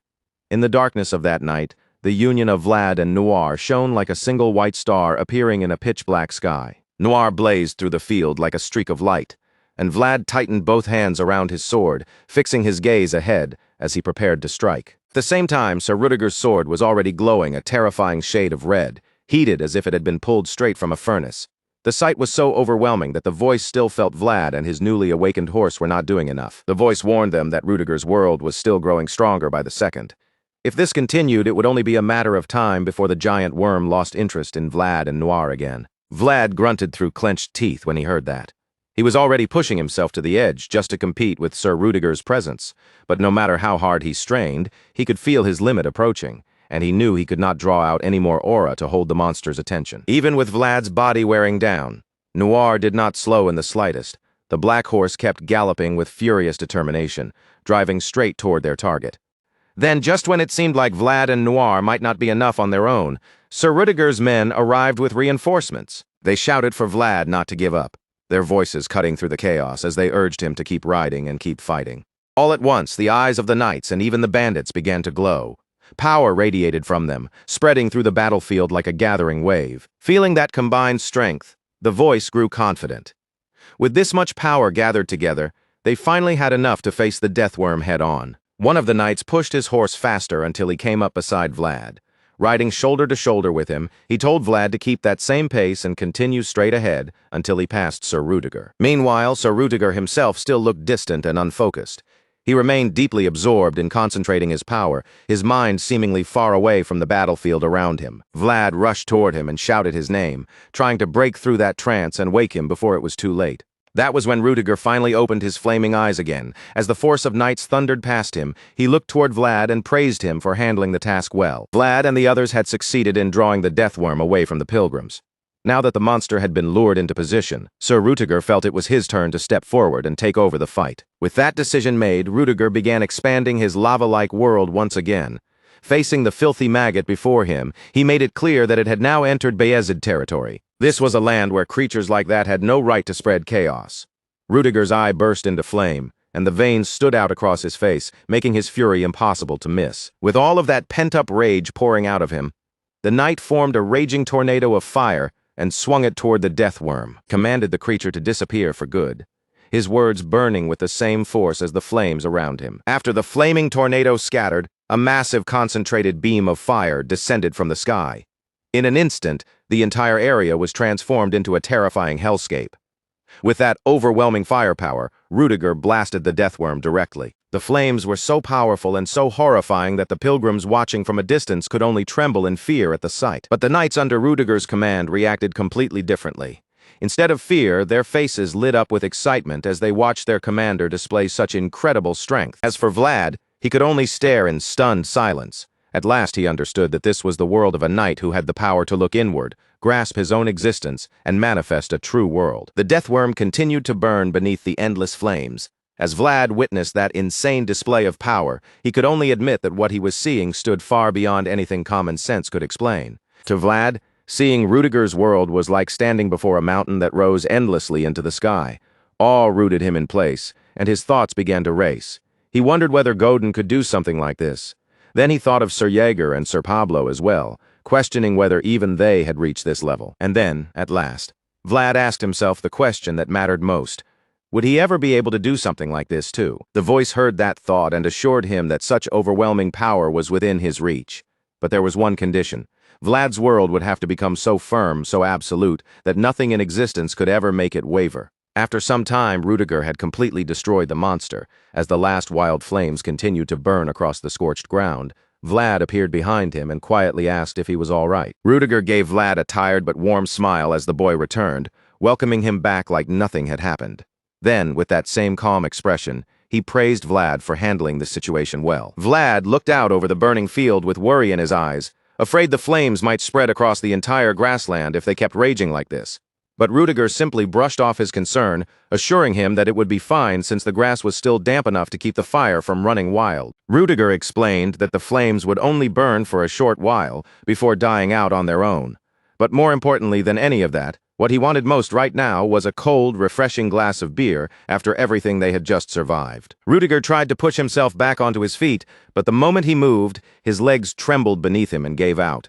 He dropped right back onto the ground, and the voice immediately guessed that the strain of forcing his world to expand for even a limited time had finally caught up with him. Still sitting there, Rudiger teasingly asked whether Vlad planned to help him up or not, but instead of offering a hand, Vlad simply let himself collapse down beside him, saying that if Rudiger was going to fall, then he might as well fall too. The older knight found Vlad's reaction amusing, a faint smile tugging at his face.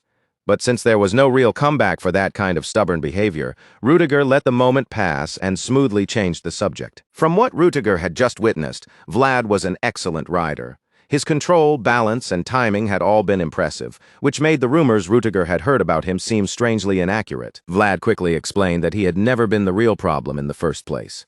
Hearing that, Rudiger turned his gaze toward Noir, studying the black horse carefully, before admitting that the creature really was something remarkable. Vlad agreed without hesitation, clearly understanding just how extraordinary Noir was.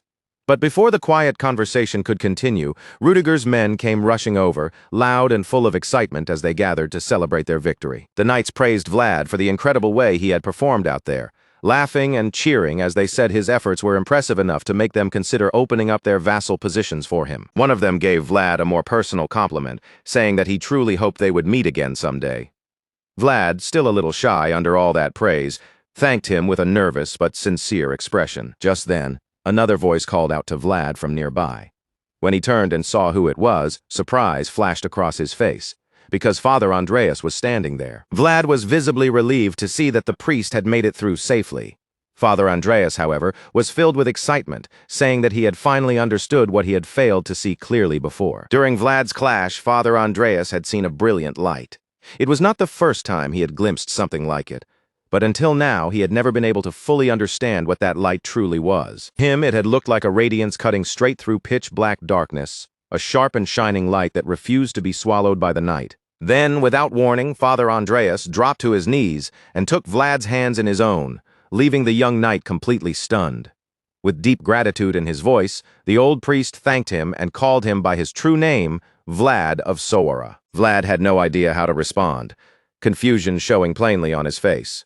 But Father Andreas continued, lifting his prayer to the Lord and declaring that the boy who had received God's will had acted only according to that sacred calling. Still kneeling before him, Father Andreas prayed for the Lord to comfort the young boy who had protected his world. He asked that this shining child be blessed with mercy, pity, and compassion. On that day, countless hearts gathered into one shared light, all because the world within that young boy had expanded and reached the people around him. As the evening settled over Bayezid, the warm glow of sunset poured across the noble family's mansion. The fading light touched the walls and windows gently, making the estate look calm despite the heavy news arriving inside. Within that mansion, a familiar scarred hand held a letter tightly, the rough marks across the fingers standing out against the paper. The owner of those scarred fingers asked in a low voice whether the contents of the message were absolutely correct. It was Peter Bayezid, questioning his special advisor about the startling report he had just received. The white-haired advisor calmly assured him that the information was accurate, then explained that Dorothea had sent the message through the crystal ball herself. The moment Peter Bayezid heard that, his jaw tightened in anger. All he had done was send the youngsters out as a precaution, just in case something happened, yet somehow they had ended up in the middle of something far more serious. He suddenly snapped, demanding to know whether dark magic was involved again. The old advisor did not avoid the question and admitted that some of those forces had already settled in the north. Peter Bayezid's fury only deepened. In his eyes, the empire had become far too relaxed about these threats. And because of that carelessness, the old cursed beings were slowly beginning to show themselves again. He fell into heavy thought, his expression dark and troubled, before turning his furious gaze out the window. His advisor then reminded him that not all the news was bad. There was something relieving in the report as well, and that deserved to be acknowledged.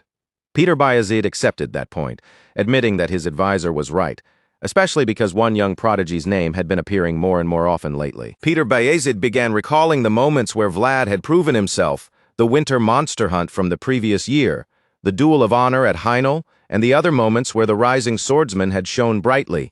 Now, Vlad's involvement in the matter with the pilgrims had been added to that growing list. By this point, it was impossible to ignore how much attention Vlad had been drawing through his recent achievements.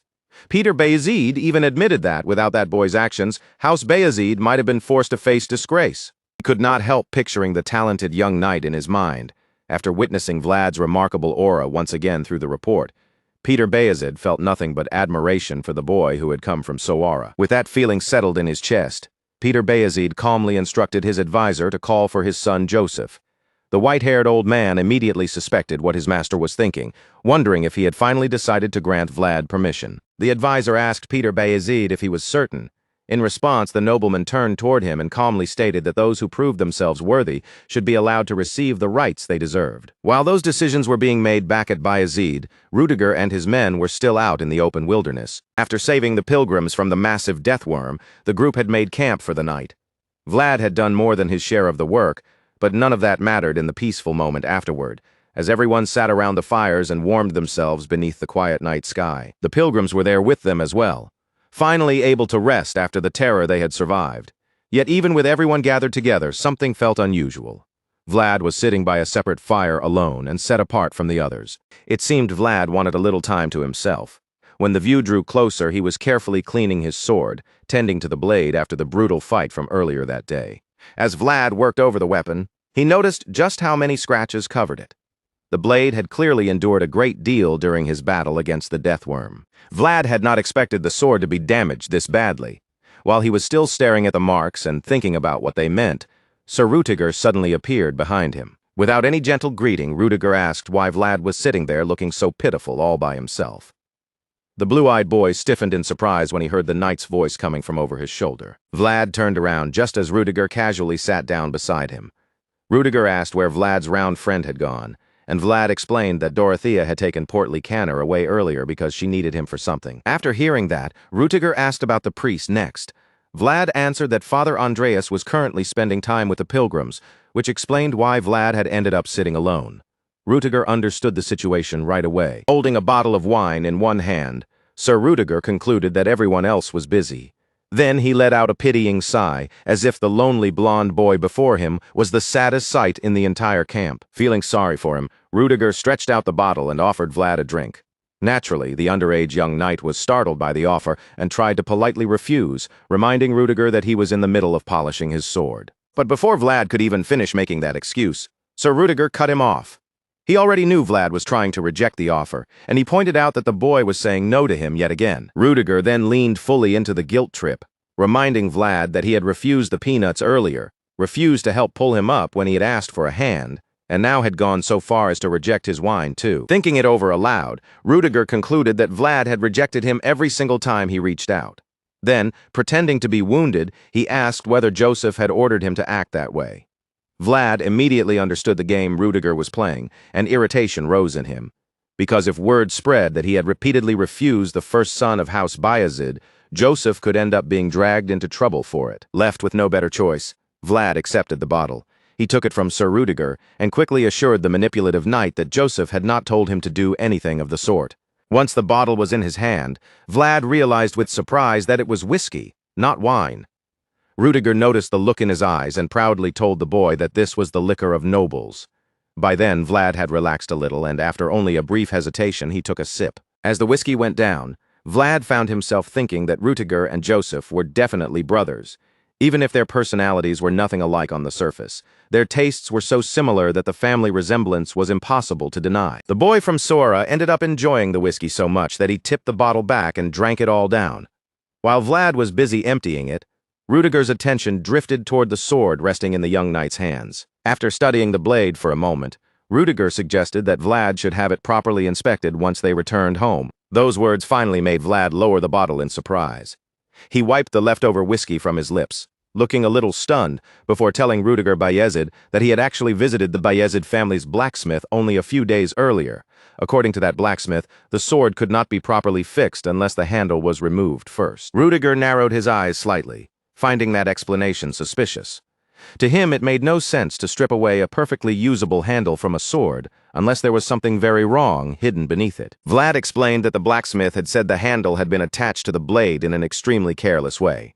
Because of that, Vlad had only two choices: either find the person who originally made the sword, or allow the blacksmith to remove the handle completely. After taking the whiskey bottle back from Vlad, Sir Rudiger gave the young knight a teasing look and said that the sword's owner seemed just as reckless as the blade itself. Rudiger said it while casually drinking from the bottle, but the moment Vlad said he was not going to remove the handle, the older knight suddenly stopped mid-sip. Rudiger looked genuinely confused by that answer, so Vlad quietly explained why. He could not bring himself to do it, because if the handle was removed, it felt like he might lose the sword itself. As Vlad said that, memories from Sora rose in his mind. He thought of the old blacksmith who had made the weapon for him, and of course he thought of his red-haired best friend, Zemina. Vlad lifted the sword slightly, his gaze steady as he said that too many things were held inside this blade for him to simply let it go. For a brief moment, Rudiger could not say anything. He stared at Vlad with quiet awe, before finally gathering himself enough to try persuading him again. Rudiger reminded Vlad that even if he did not want to lose the memories tied to the sword, the weapon still needed to be repaired, especially since it was already starting to look dangerously worn. Vlad agreed with that much, but he insisted that this was exactly why he needed to return home and find the person who had made the sword in the first place. When Rudiger heard that, he asked where this mysterious blacksmith could be found. Vlad did not answer immediately.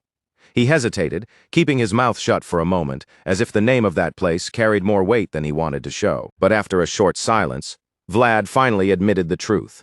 The person who had made his sword was in Sora. Rudiger did not look especially shocked by the answer. If anything, it made perfect sense to him, since he had already heard Vlad call himself Vlad of Sora more than once. Rudiger teased Vlad lightly on the surface, but deep down the name stayed with him. A gifted young swordsman from the shining city of Sora, known as Vlad of Sora, it was hard for the older brother not to admit how well that title suited him. To Rudiger, it was the perfect name for someone who might one day become a true swordmaster. After all, on the battlefield earlier, Vlad had been the one who shone brighter than anyone. The image of him riding fearlessly on that majestic black horse flashed through Rudiger's mind, and it made him start piecing something together. After replaying everything that had happened that day, Rudiger finally understood why Joseph had been moving so restlessly lately. His younger brother had clearly seen something special in Vlad long before this moment. Vlad kept holding the sword with fierce determination in his eyes.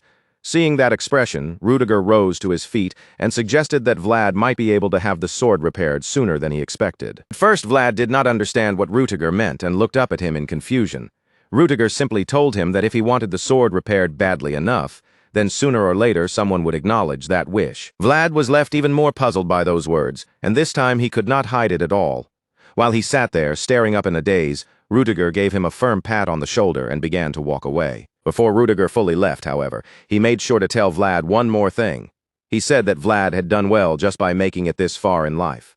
The sudden warmth of those words caught Vlad off guard, leaving him sitting there in silence as Sir Rudiger finally walked away. Rudiger told Vlad to get some sleep early, then added that they would be leaving for Stuma first thing the next morning. Vlad watched Sir Rudiger's back as the older knight disappeared into the camp. After a moment, he quietly admitted that Rudiger was right, because deep down, Vlad truly believed he would be able to fix his sword someday. Vlad sank into thought, holding on to the feeling that this sword was the very reason he still had a place to return to. Memories of Sora slowly began to surface in his mind. His old boss, the life he once lived in the bar, and the people he had left behind. The emotions pressed heavily against his chest, until he was almost brought to tears. On the cliffside, Vlad could still be seen sitting alone beside his small fire, separated from the knights and pilgrims laughing together on the other side of camp. Then, the black horse from earlier appeared again, quietly watching him from above. Noir said nothing. Yet the longer the horse stared at Vlad, the clearer their bond seemed to become. There was something silent and powerful passing between them, as if words were not needed at all. The same kind of energy seemed to radiate from both Vlad and Noir, almost like their souls were echoing each other. In that quiet moment, it felt as though the two of them had been meant to meet from the very beginning. That same night in Sturma, Lady Oksana was spending the evening quietly with one of her maids. She sat with needle and thread in hand, passing the time through careful stitching and embroidery. Oksana did not seem completely confident in her skill yet.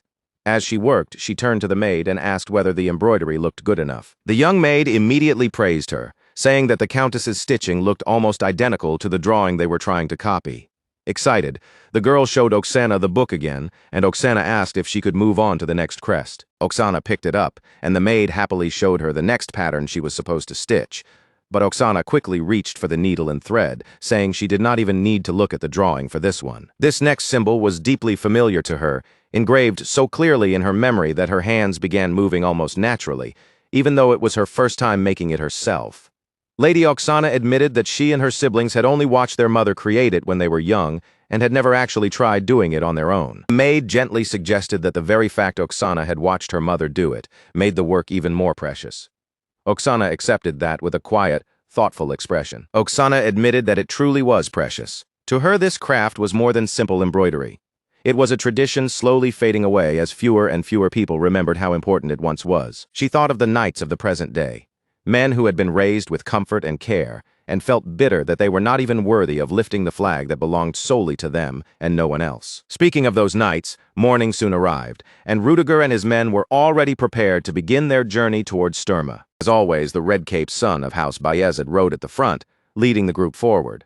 But as they set out, one of his men suddenly called out, drawing his attention to a stunning sight nearby. The man was amazed, saying he had never seen anything like it in his entire life. Sir Rudiger turned to look, and there, running across the plains, was a massive herd of wild horses. They were moving side by side with the knights and pilgrims, close enough to make the man stare in disbelief, because he never would have imagined such a thing could happen. Seeing the herd racing beside them, Sir Rudiger calmly admitted that it was indeed a rare sight. In fact, he suggested that this might be the first and last time any of them would ever witness something like it. As the wild herd slowly began to pull away from the convoy, the red-caped leader glanced back toward Vlad with a mischievous look in his eyes. Vlad had already returned to life without a horse, which meant he was stuck inside the carriage, while the other knights rode proudly on their mounts. He looked visibly gloomy about it, and Rudiger noticed right away, understanding that Vlad and the black horse must have formed a bond unlike anything ordinary during their brief time together. But that moment had come to an end. Vlad and Noir now had to return to their separate lives, and as anyone could guess, Vlad was taking the parting much harder than the wild stallion seemed to be. Vlad seemed to be thinking exactly what Rudiger had already guessed. He leaned toward the carriage window with a long, sorrowful face, knowing that the time had finally come for him, and that incredible stallion to go their separate ways. Noir blazed across the plains with the rest of the herd, and Vlad tried hard to hold back the ache rising inside him. He knew he had his own purpose to fulfill, and Noir had a duty of his own as well, to lead and protect the herd. No matter how much Vlad wanted otherwise, the two of them could not simply stay together. Then, all at once, Noir came to a sudden stop when he reached the edge of a high cliff. Noir could no longer keep following the knights and their convoy, so the black stallion rose onto his hind legs, striking one last unforgettable pose for Vlad to carry in his heart. By then, it was clear this was their goodbye. Vlad understood that this might be the final moment they could see each other like this, and tears gathered in his eyes as he looked at Noir one last time. It was heartbreaking to watch him struggle with the farewell, but while he was still caught in that sadness, Father Andreas suddenly appeared beside him and gently told him not to be too sorrowful. Vlad quickly tried to hide what he was feeling, pretending that he had only been saying goodbye because it was the proper thing to do. But Father Andreas clearly knew better. The old priest burst into laughter and said that humans truly did have a hard time being honest with themselves most of the time. To Father Andreas, human life was a constant cycle of meetings and farewells. Goodbyes brought tears and heaviness to the heart, while new hellos arrived carrying happiness and hope. The old priest then admitted that what had happened the previous day had been an extraordinary encounter even in his eyes. Because of that, he found himself wondering when the young star would cross paths with that remarkable horse again. Even though the moment looked painfully sad, Father Andreas did not believe this was truly the last time Vlad would see Noir. After all, the depth of a bond was not decided only by how much time two beings spent together. Hearing those words, Vlad slowly began to brighten. Father Andreas was right, and as that thought settled in, a small smile returned to Vlad's face. He realized that he and Noir would meet again someday. He was sure of it. With that new belief in his heart, Vlad was finally ready to leave the black stallion behind for now. And as the traveling party moved farther into the distance, Noir remained on the cliff, silently watching them go. Later that night, a violent storm rolled over Storma, shaking the mansion of House Bayezid beneath flashes of lightning and heavy crashes of thunder. Rain battered the estate from every side, making the entire noble house feel tense and restless. Inside his office, Peter Bayezid sat with a deeply frustrated expression, his mood even darker than the storm outside. But the thunder and lightning were not the true reason for the pressure weighing on him. The real cause was the troubling report he had just received about the fall of Count Ravnoma.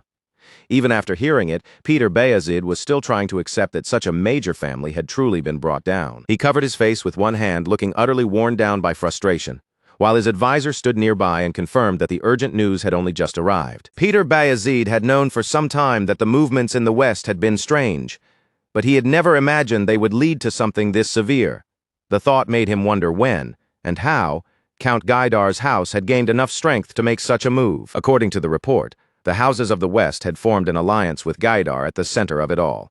Because of that, even Ravnoma, the true leader of the West, had been overwhelmed and defeated by sheer numbers, with too few allies left to stand beside him in battle. Now that the situation had grown this serious, Peter Bayezid found it shocking that the royal family had not stepped in. His advisor answered that matters involving the central region were usually difficult for them to learn about in detail. With that realization settling heavily on him, Peter Bayezid rose from his chair. He thought about how the North had always carried a stronger identity than any other region, protected from the royal family's influence by the unshakable wall built around it. But that same isolation had also left them blind to what was happening beyond their own borders. And because of that ignorance, the Count's family had fallen before anyone could properly react. Peter Bayezid could hardly believe that a guardian family tied to the old pact had collapsed so easily to him. It felt as if the rules and traditions of the past were being trampled into meaninglessness by those who now held power. The nobleman felt the weight of the changing era pressing in around him, fearing that truly turbulent times had arrived. His advisor agreed, saying that the empire needed to understand exactly where the line should be drawn. As Peter Bayezid looked out through the rain-streaked window, he could not shake the feeling that Count Ravnoma's downfall marked the beginning of a new age. And worse than that, he realized there was now even more trouble waiting to be handled. The so-called pilgrims were not ordinary travelers at all. They were refugees from Ravnoma, and they had now arrived in Sturma, carrying the old pact with them. Elsewhere, Vlad learned what had happened and found himself completely torn. The truth left him unsure of what he was supposed to do next. Helping the pilgrims had been the right thing to do, or at least it should have been. But now Vlad had also helped Rudiger, and he already knew Joseph would not be pleased when he heard the full story. Vlad could already picture Sir Jaeger's face the moment everything came out. In his mind, the green-eyed knight looked furious enough to beat him half to death this time. Still, there was no point trying to run from what was coming. With his fate practically decided, Vlad stood before Joseph's door and knocked. From inside, Joseph calmly told him to enter. When Vlad stepped in, the young master pointed out that he had returned a day earlier than expected. Joseph seemed strangely composed as he said he had already heard a little about what had happened. His voice was calm, almost too calm, which only made Vlad more uneasy. The first thing Joseph asked was whether Vlad had been injured. Vlad quickly answered that he was fine and had managed to return safely. Even so, Joseph advised him to take better care of himself from now on. Vlad could only agree. answering obediently while trying to read Joseph's expression. At first, Vlad was confused because everything seemed surprisingly normal. Joseph looked calm, and the room did not feel as tense as Vlad had feared. But when Vlad looked closer at Joseph's face, he realized he was in trouble, because the hidden frown on his lord's face was becoming clearer with every passing second. Joseph then began speaking about Sora. He admitted that he did not know much about the back alleys there, but said he had heard rumors of a conflict, and asked Vlad if those rumors were true. Vlad was caught off guard by the question, but after a moment he admitted that it was true. Joseph then asked whether Vlad was unable to send letters back to Sora, which only left the young knight even more baffled. When Vlad asked what Joseph meant, Joseph finally mentioned Zemina, referring to her as the girl Vlad cared for back in Sora. Vlad immediately corrected him, making it clear that he and Zemina were friends, not lovers. Joseph said he had understood that much from the beginning. Then he pointed out the real reason Vlad had not been sending letters home. Vlad was afraid that the people in Sora might get hurt because of him. Joseph admitted that he wanted to solve that problem for Vlad, but he also made it clear that doing so would require a great deal of effort and careful preparation. He suggested that the man known as One-Armed Jack was too valuable to ignore. Vlad confirmed it, because he knew that One-Armed Jack had built connections with some of the most powerful people in Sora. Then Joseph suddenly shifted the conversation, speaking about everything Vlad had endured in his service. He said it was time to repay him properly, just as the two of them had once promised each other. Vlad looked confused, so Joseph showed him a flag that represented a knight's honor. In the old days, knights carried flags like this as proof of who they were, and Joseph admitted that he had always been frustrated by the fact that he could never possess one himself. Because of that, Joseph had made up his mind to find a knight who could carry such a flag in his place. And now Vlad had fulfilled every condition Joseph had been waiting for. Joseph declared that Vlad was a knight worthy of raising his own flag. He promised that House Bayezid would stand behind him and give him their full support. After all, Vlad was the man who had received Lady Alicia Heinel's name, and he was also a sworn vassal of House Bayezid. For that reason, Joseph wanted Vlad to raise his head with pride beneath his own flag and return to his hometown carrying it openly. Joseph told Vlad to go back, cut down the worthless people who still bound him, find his true freedom, and then return to his side once it was done. Sir Jaeger gave his approval without saying a word. Seeing that silent support, the young boy from Sora was deeply moved. Vlad thought back on everything that had carried him to this moment. The plain sword given to him by the girl and the old man, the identity token given by Father Andreas, and the handkerchief bearing Lady Alicia's name. And now before him stood his very own flag, marked with the crests of the family that had chosen to support him. Each of those gifts had become part of Vlad's roots. Each one was proof of the life he had lived, the bonds he had formed, and the achievements he had earned with his own hands. Overwhelmed by the honor of it all, Vlad lowered himself onto one knee like a true knight. Tears ran down his face as he promised Joseph that he would carry out his young lord's command. Soon after, the scene shifted to Peter Bayezid's throne room. Father Andreas stood before a massive chest bound tightly in chains, while behind him the pilgrims knelt respectfully before the nobleman. The head of House Bayezid stared at the chained chest in front of him, his eyes narrowing in surprise as he realized it was the proof of the pact. By then, the box was glowing with a sinister red aura. Whatever had been sealed inside was clearly no ordinary relic, and it certainly did not feel harmless. Peter Bayezid hesitated to accept what he was seeing, but when he finally asked whether this was truly the proof of the pact, Father Andreas quickly confirmed it. The old priest then revealed that a dragon's fragment was sealed inside the chest. Within that mysterious box rested a fragment of the prime dragon of perfection, the enormous dragon said to have possessed scales like gold. Father Andreas reminded Peter Bayezid that this magnificent beast had once been slain by the founding king. Naturally, Peter Bayezid's attention sharpened at once. He could only let out a low hum, unable to find the right words. The information was almost too overwhelming to process, especially with such a rare and dangerous object sitting in the middle of his own throne room. Seeing Peter Bayezid's reaction, Father Andreas bowed and apologized in advance, because he still had even more shocking news to deliver. He then informed the nobleman that Count Ravnoma's family had been the only house in the West capable of protecting the pact. That was enough for Peter Bayezid to understand the situation immediately.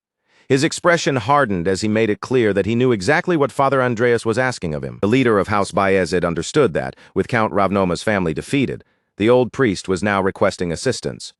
Without hesitation, Peter Bayezid promised to provide the pilgrims with his knights. He vowed to help move the proof of the pact as safely as possible, using every resource he could offer. Peter Bayezid also recognized how exhausted the pilgrims must have been after such a difficult journey, so he kindly invited them to rest comfortably in his mansion. He even asked them to remain as his guests until the preparations were complete. Hearing this, Father Andreas thanked him sincerely, and with that matter settled, the pilgrims immediately began turning their attention to what had to be done next. The hooded men moved quickly around the ominous chest, covering its chained surface with a plain white tarp before lifting it together and carrying it out of the throne room without wasting another second. Peter Bayezid watched the hooded men leave with the chest, his eyes fixed on their backs and a deep scowl carved across his face as they disappeared from the room. Something was clearly troubling him. The tension in his expression made it obvious that his thoughts were moving in a dangerous direction, and his advisor noticed the change in his mood right away. Because of that, the old advisor tried to calm his lord, gently telling him not to let the matter weigh too heavily on him. Peter Bayezid suddenly rose from his seat, but the advisor continued, reminding him that the pilgrims had not been left with any real choice. Peter Bayezid stepped down from his seat, still unable to shake the anger pressing against him. He said he already understood that much, but from the West's perspective, the only guardian house of the pact that could stand equal to them was the ruler of the North. To Peter Bayezid, the ruler of the North was the only person the people of the West would truly recognize as a threat.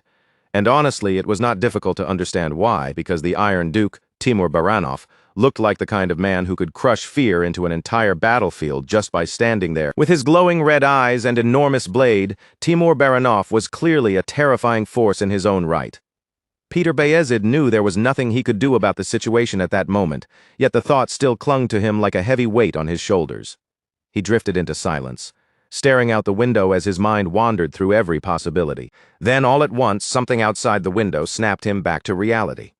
What he saw on the other side was shocking enough to pull him completely out of his thoughts. Peter Bayezid's eyes widened in disbelief as he spotted a familiar flag waving outside. Almost without realizing it, he murmured that he had not seen that banner in a very long time. Hearing him speak, the advisor grew curious and quickly moved closer to see what had caught his lord's attention. When the white-haired advisor looked through the window, he immediately understood why Peter Bayezid had been so drawn in.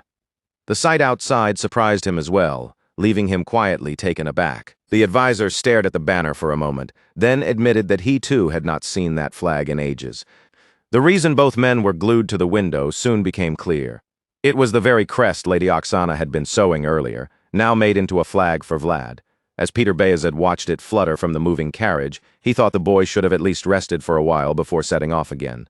His advisor, seeing Vlad leave as well, suggested that perhaps the young knight simply could not hold himself back. After all, Vlad was a knight now. With that in mind, Peter Bayezid understood him completely and admitted that he probably would not have been able to control himself either. Vlad had just received his own banner as a knight, and not just any ordinary banner, but one bearing the powerful crest of House Bayezid. No one could really blame him for wanting to ride out beneath it as soon as he could. Peter Bayezid understood very well what it meant for a knight to stand beneath his own flag. Vlad was now being recognized as a knight banneret, an achievement that carried real weight in the world of knighthood.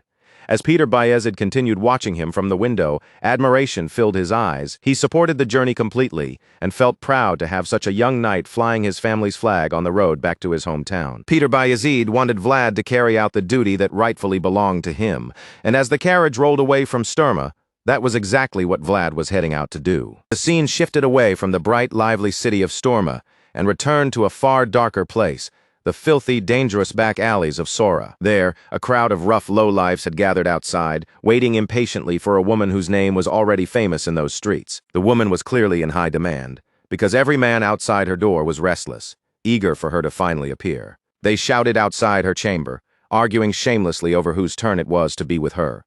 In a place like this, those arguments were usually settled in the simplest and ugliest way possible. The man who offered the most money would be allowed to go first. One of the men yelled for the woman to pour him a drink, and at last, the person they had all been waiting for was revealed. It was Marcella. Marcella ignored the barking voices outside as if they were nothing more than background noise, calmly applying her makeup in the mirror. As she slowly colored her lips, someone else inside the room complained that the men outside were causing a commotion like animals in heat.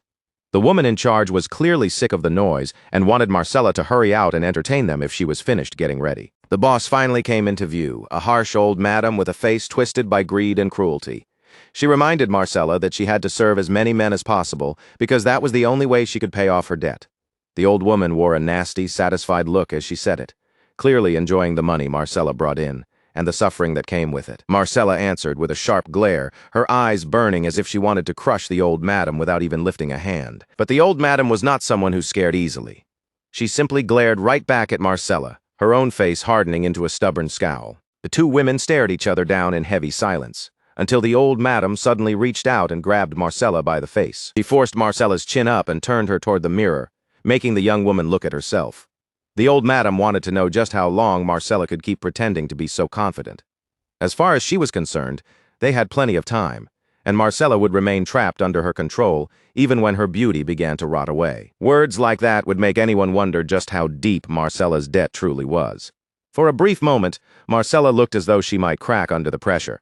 But then the fear vanished from her face in an instant, and her usual proud composure returned like a mask sliding perfectly back into place. With a cold, unfazed side eye, Marcella looked toward the old madam and taunted her, telling her to live a long life. The old madam was genuinely startled by Marcella's confidence. It seemed to worry her, and she looked both confused and disappointed that even after all the humiliation she had put Marcella through, the young woman still refused to break. Realizing that Marcella would not crumble so easily, the old madam finally gave up on trying to frighten her. She turned toward the door, and as she left the room, she only ordered Marcella to hurry up and go outside. Once the old madam was gone, Marcella was left alone with her thoughts, and the truth hiding beneath her steady expression began to surface. Marcella finished her makeup and reflected on the position she had managed to reach, despite being someone forced to sell herself to survive.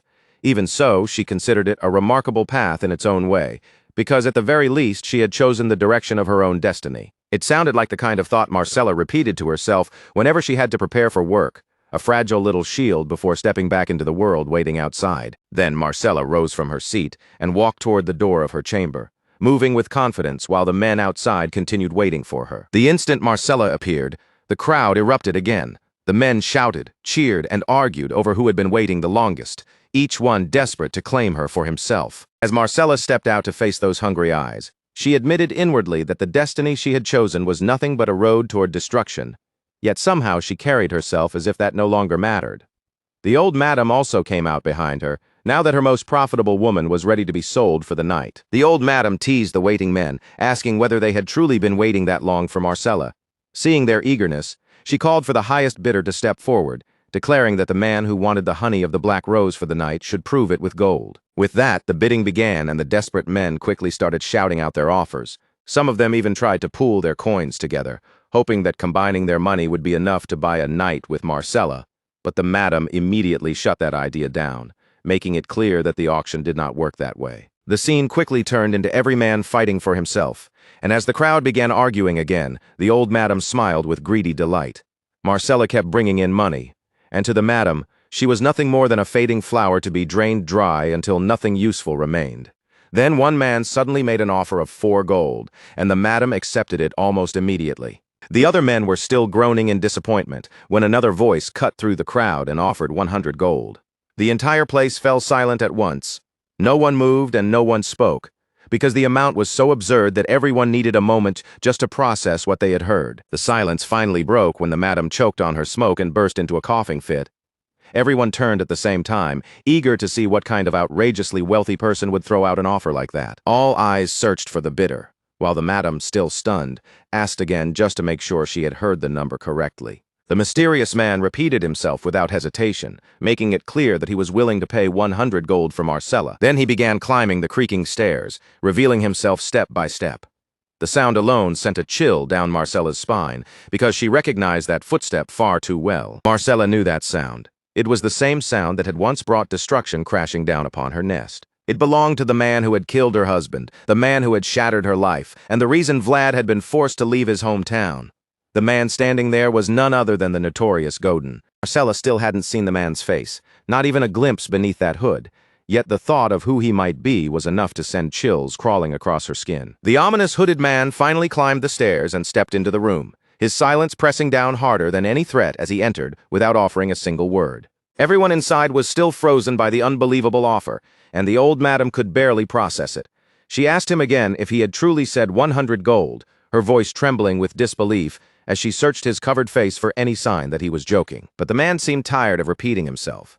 He ignored her question completely and moved past the crowd, walking straight toward the counter where Marcella stood rigid, bracing herself for whatever fate was coming next. The men in the room had already been uneasy, but now that he was closer, they could truly feel how dangerous he looked. His presence alone made the air feel heavier. They all sensed it right away. His aura was no ordinary pressure. Curiosity flickered in their eyes, but not a single one of them had the courage to open his mouth and question him. The hooded man finally stopped at the counter, then calmly asked the women there if he could order something from the house. The moment she heard that, the old madam's greed stirred. Even if the 100 gold had been an empty bluff, she figured a man like this could still easily hand over 10 gold without blinking. With that thought in mind, she hurried to bring out the menu and serve him properly. But before she could present it, he stopped her and told her there was no need for a menu at all. Then came the twist no one expected. The person hidden beneath the hood was not Goethe or some random mercenary at all. The man refused the old madam's offer and quietly said there was one dish he had never stopped missing since the day he left Sora. That dish had stayed with him the entire time he was away, so now that he had returned, the first thing he asked for was grilled sausage with black pudding. The instant those words left his mouth, Marcella's eyes widened in shock. That order was far too familiar, and deep down, she knew there was only one person in the world who would ask for it like that. Sure enough, the man beneath the hood was none other than Vlad. He pulled the hood back, letting his blonde hair fall into view, and once again made the same order that his former master Jorge used to love. Marcella was left completely speechless at the sight of him after all those years. And what shook her even more was that Vlad had returned to Sora as a knight, while honoring Jorge with the very meal he used to order. In that moment, Marcella understood that the gold he offered had never come from some filthy desire. Memories rushed back all at once. The little boy Jorge once brought home, the bright color of his blonde hair, and the days when she herself had bathed him like he was family. Marcella remembered everything so clearly that it almost hurt, and even though her heart struggled to believe what her eyes were seeing, Vlad gently reassured her that he had truly come back. At that, Marcella lifted a hand to her mouth, trying desperately to muffle the soft sobs escaping before anyone could hear them. Just looking at the young man she had helped raise was enough to break her composure, and tears began to gather before she could stop them. The room grew heavy with emotion as Vlad met Marcella's gaze. So much time had passed since they last stood face to face, yet the warmth between them had not faded even slightly. Vlad smiled at her softly, and for a brief moment, the two of them simply shared that quiet reunion, letting the silence carry everything they could not say aloud. It was the kind of moment that should have lasted much longer, but Marcella suddenly remembered exactly where they were and what kind of danger surrounded them. A room full of lustful lowlifes was still waiting nearby, all of them expecting to buy her for the night, and Marcella knew Vlad could be in danger. She quickly wiped the tears from her face, leaned in close, and whispered for him to leave the pleasure house as fast as possible before the men lost control. Keeping her voice low, Marcella warned him that this place was being run by the subordinates of the notorious one-armed Jack. The last thing she wanted was for that man to learn that a blonde swordsman had returned to Soara. Marcella continued whispering urgently to Vlad, and the old madam noticed the exchange right away. However, no matter how hard she listened, she could not make out what Marcella was saying. To the old madam, it sounded like nothing but hushed nonsense, and that only made her more curious. She was startled to realize Marcella and the mysterious man clearly knew each other, and the secretive mood between them made the entire atmosphere feel strangely tense. That uneasy feeling quickly pushed her into action. Before anything unexpected could happen, she decided she needed to separate the two of them as fast as possible. With that in mind, the old madam turned her eyes toward a group of shady armed men sitting together at a table in the corner and quietly signaled them over. One especially vicious-looking man caught her gaze, and the moment their eyes met, he understood exactly what she wanted without needing a single spoken command. Without wasting even a second, he gave a signal to his men. One by one, they pushed back from their seats and rose like soldiers heading out on a mission. It was almost as if they shared some silent connection.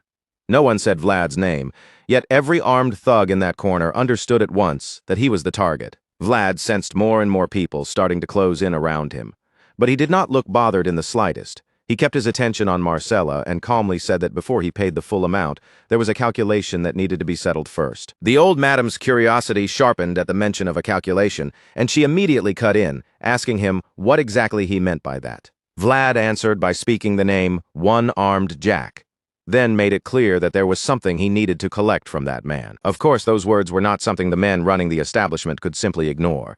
After all, they were One-Armed Jack's subordinates, and Vlad had just openly called out their boss. The scar-faced thug was the first to lose his temper. Furious, he drew his sword and barked at the others to deal with Vlad for daring to say such a thing. To him, this young man was beyond ridiculous. He spat insults at Vlad, calling him a crazy bastard, enraged that anyone would casually speak his boss's name in that manner.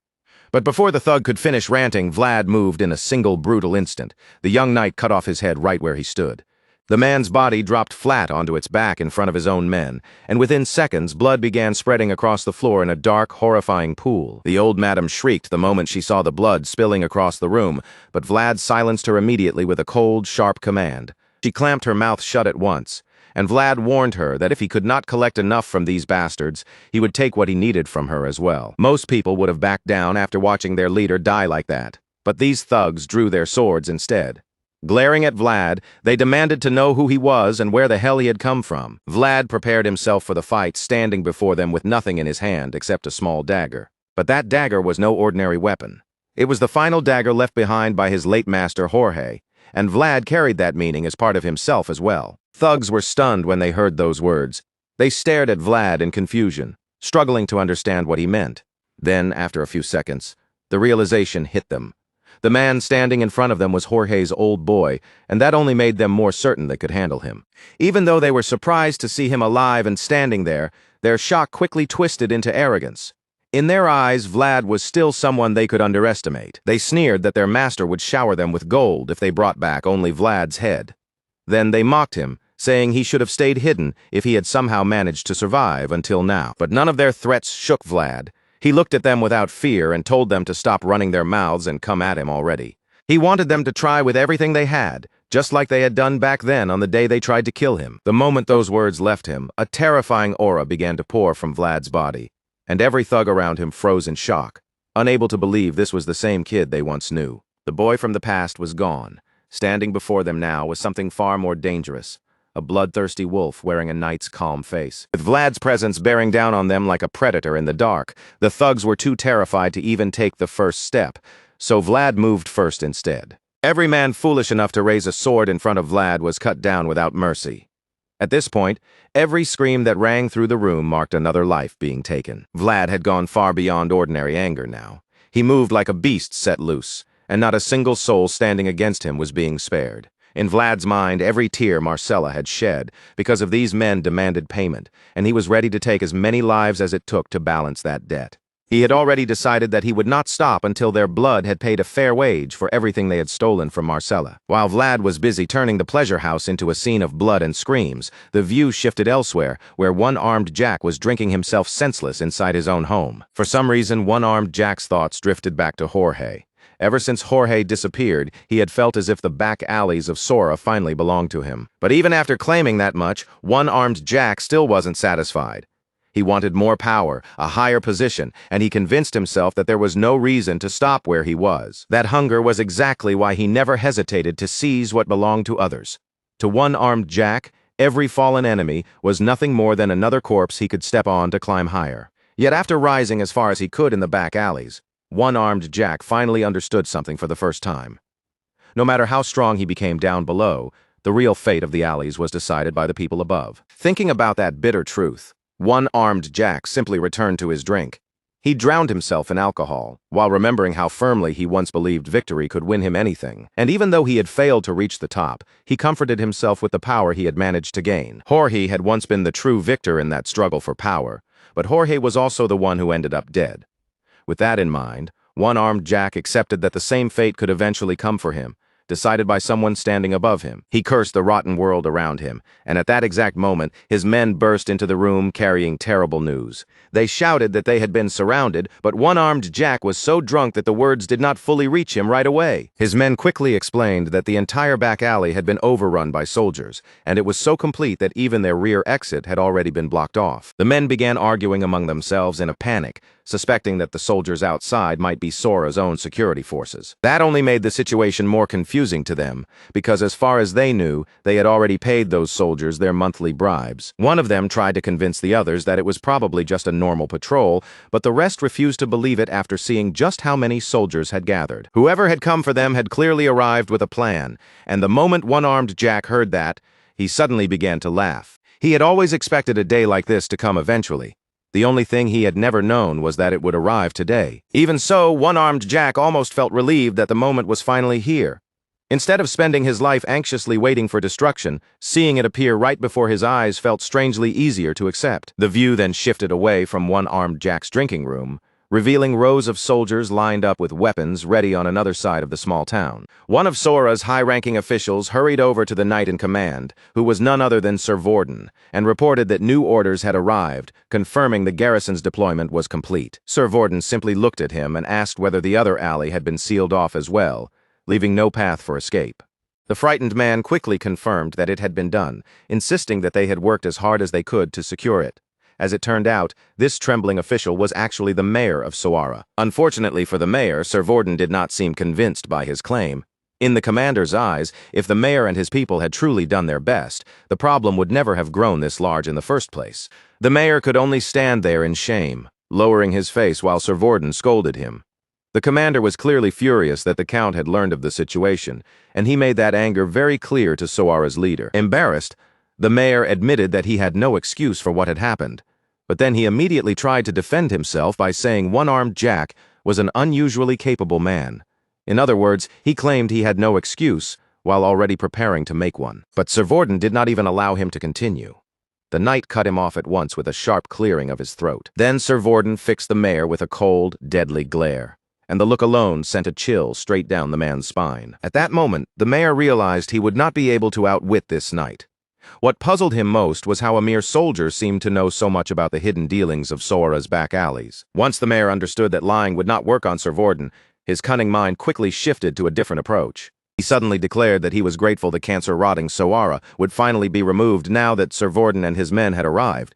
But those words only irritated the knight even more, and Sir Vorden glared at him again. As far as Sir Vorden was concerned, the true cancer was the mayor himself. The commander could hardly believe that a back-alley boss like one-armed Jack had been allowed to control such a large system within the town. To Sir Vorden, the mayor was the reason one-armed Jack had gained so much influence.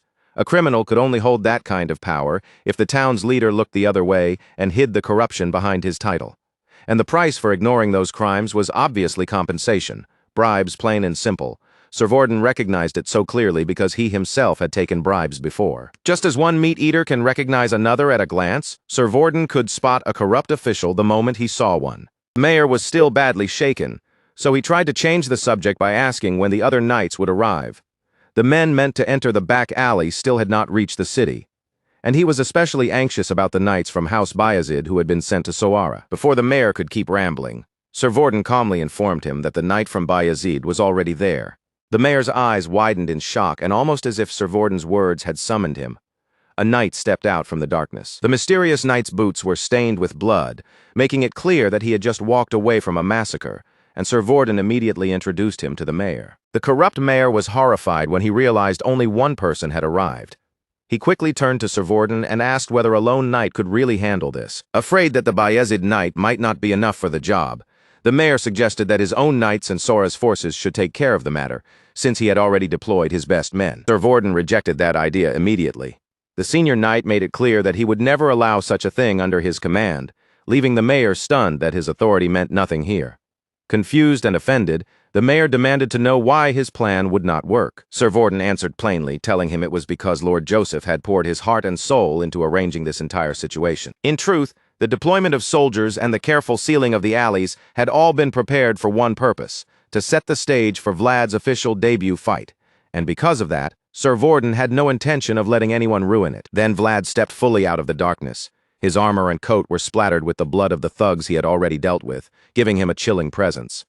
Sir Vorden quietly moved closer and whispered, asking if he would truly be fine fighting alone. Keeping his voice low so the mayor would not hear, he warned Vlad that more than 50 enemies were waiting inside, and that he would not be able to face Lord Joseph if anything happened to him. Lord Joseph's wrath was not something Sir Vorden wanted to imagine, so he needed to be absolutely certain Vlad understood the danger. Vlad, however, answered calmly, assuring Sir Vorden that even if he got hurt inside, he would make sure Sir Vorden did not take the blame. Unfortunately, that answer did nothing to ease Sir Vorden's worries. If anything, it only made him more anxious, because he had just explained that letting Vlad get hurt was the one thing he absolutely could not allow. By now, Sir Vorden was growing visibly uncomfortable. He could not predict what Vlad was planning, and that uncertainty made the whole situation feel even more dangerous. To make matters worse, Vlad did not answer him anymore. He simply stood there in silence, staring at the massive building ahead. And after a long moment, Sir Vorden finally realized that nothing he said would change the young knight's mind. With a tired sigh, he stepped back and let Vlad go. Before letting Vlad move ahead, Sir Vorden reminded him one last time that Vlad had promised to protect him from punishment if anything went wrong. Vlad gave his confirmation without hesitation, calm as ever. Once Sir Vorden heard that answer, he quickly handed Vlad the banner he had been holding, saying that Lord Joseph had ordered him to present it to Vlad in front of everyone gathered there. Sure enough, the soldiers stood lined up behind Sir Vorden, watching the entire exchange unfold clearly. The senior knight placed the banner into Vlad's hands, and Vlad accepted it without the slightest sign of doubt. Vlad stepped forward and drove the banner pole deep into the ground, letting the cloth unfurl proudly in the night air. The moment the soldiers saw the banner spread open, shock rippled through their ranks. To them, carrying a personal banner into battle was an old tradition nearly forgotten by time, and seeing it revived so boldly made them desperate to know who this young knight really was. They began whispering among themselves, unable to understand how someone so young could already be granted a flag of his own. The sight felt almost impossible to believe. Then one of the soldiers spoke up, saying that this was the knight personally sent by House Bayezid, and that single detail made the display feel even more extraordinary. While the ordinary soldiers were still stunned by Vlad's imposing entrance, Vlad himself was quietly preparing his mind and body for the battle ahead. With his banner planted firmly in the earth and his cold blue eyes fixed on the enemy's stronghold, Vlad shifted fully into battle mode. In that moment, he claimed this ground as his domain, exercising the authority given to him under the honored names that stood behind him, over Sora and everyone living within it. As those powerful thoughts settled inside him, Vlad's eyes began to glow with a fierce light.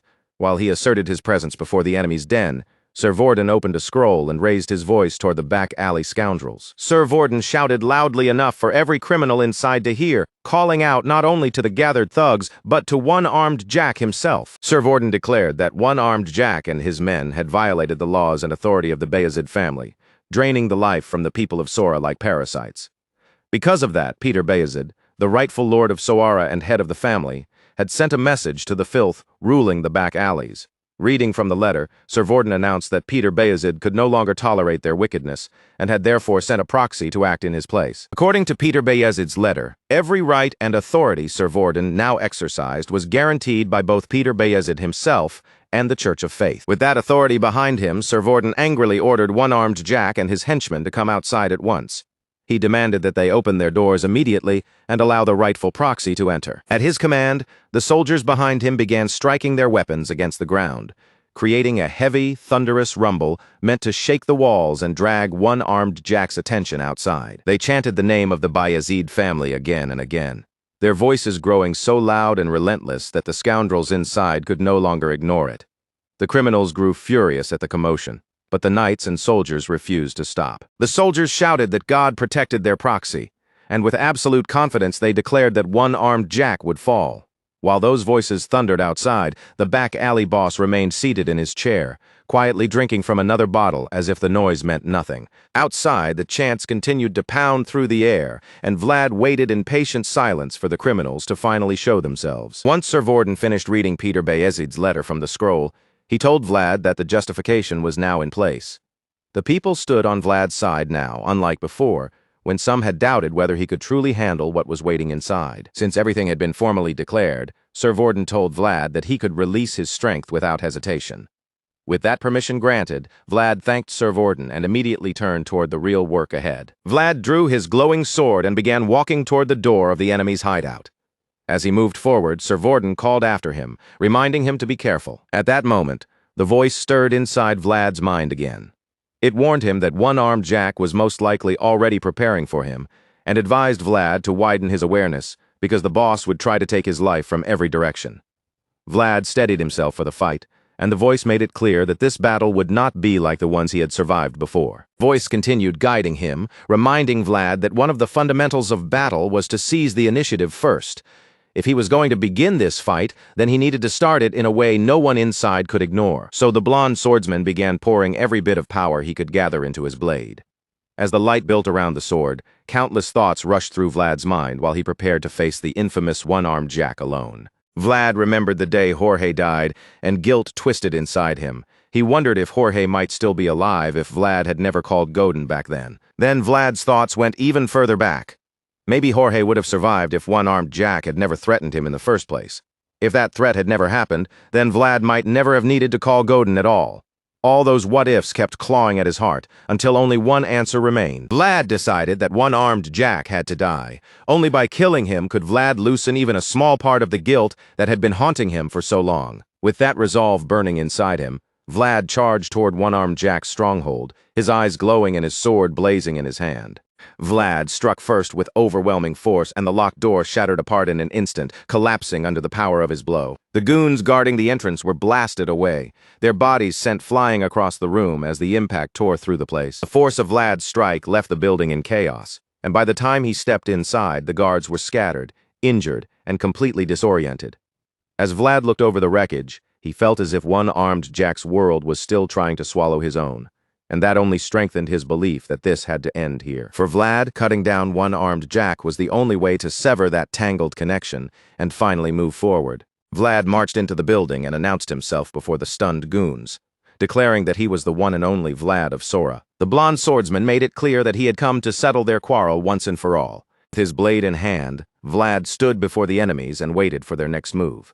But none of them dared to move a muscle. When he saw them frozen in silence, he raised his sword toward the boss deeper inside and called one-armed Jack out. Vlad lifted his glowing sword and shouted that Vlad of Sora had returned, and that he had come back for revenge. He called out again and again, until one-armed Jack finally decided to answer. One-armed Jack remained seated in his chair at first, listening closely to the voice echoing through the building, only to realize that it sounded strangely familiar. Once recognition began to sink in, one-armed Jack slowly rose from his chair, straightening himself as a sinister laugh burst from deep in his chest. He had already recognized Vlad's voice, and the moment he realized his opponent was that same kid from the past, his confidence surged wildly. To one-armed Jack, it was almost funny that the blonde boy from the back alleys had become the rightful proxy sent to take his head. Of course, one-armed Jack had heard plenty about Vlad's impressive achievements, but none of it made him believe he would lose. The idea that the rising star himself was knocking on his door only excited him more because he saw the challenge as entertainment. While one-armed Jack treated the whole situation like an easy game, Vlad stood ready to prove him wrong. He fixed his gaze deeper into the building and waited for his enemy to reveal himself. And as if the boss's confidence had spread through the room, the surrounding goons suddenly found the courage to fight again. One of the thugs shouted for the others to attack the blonde swordsman, disturbing their peace. And at his call, the men rushed toward Vlad with their weapons raised.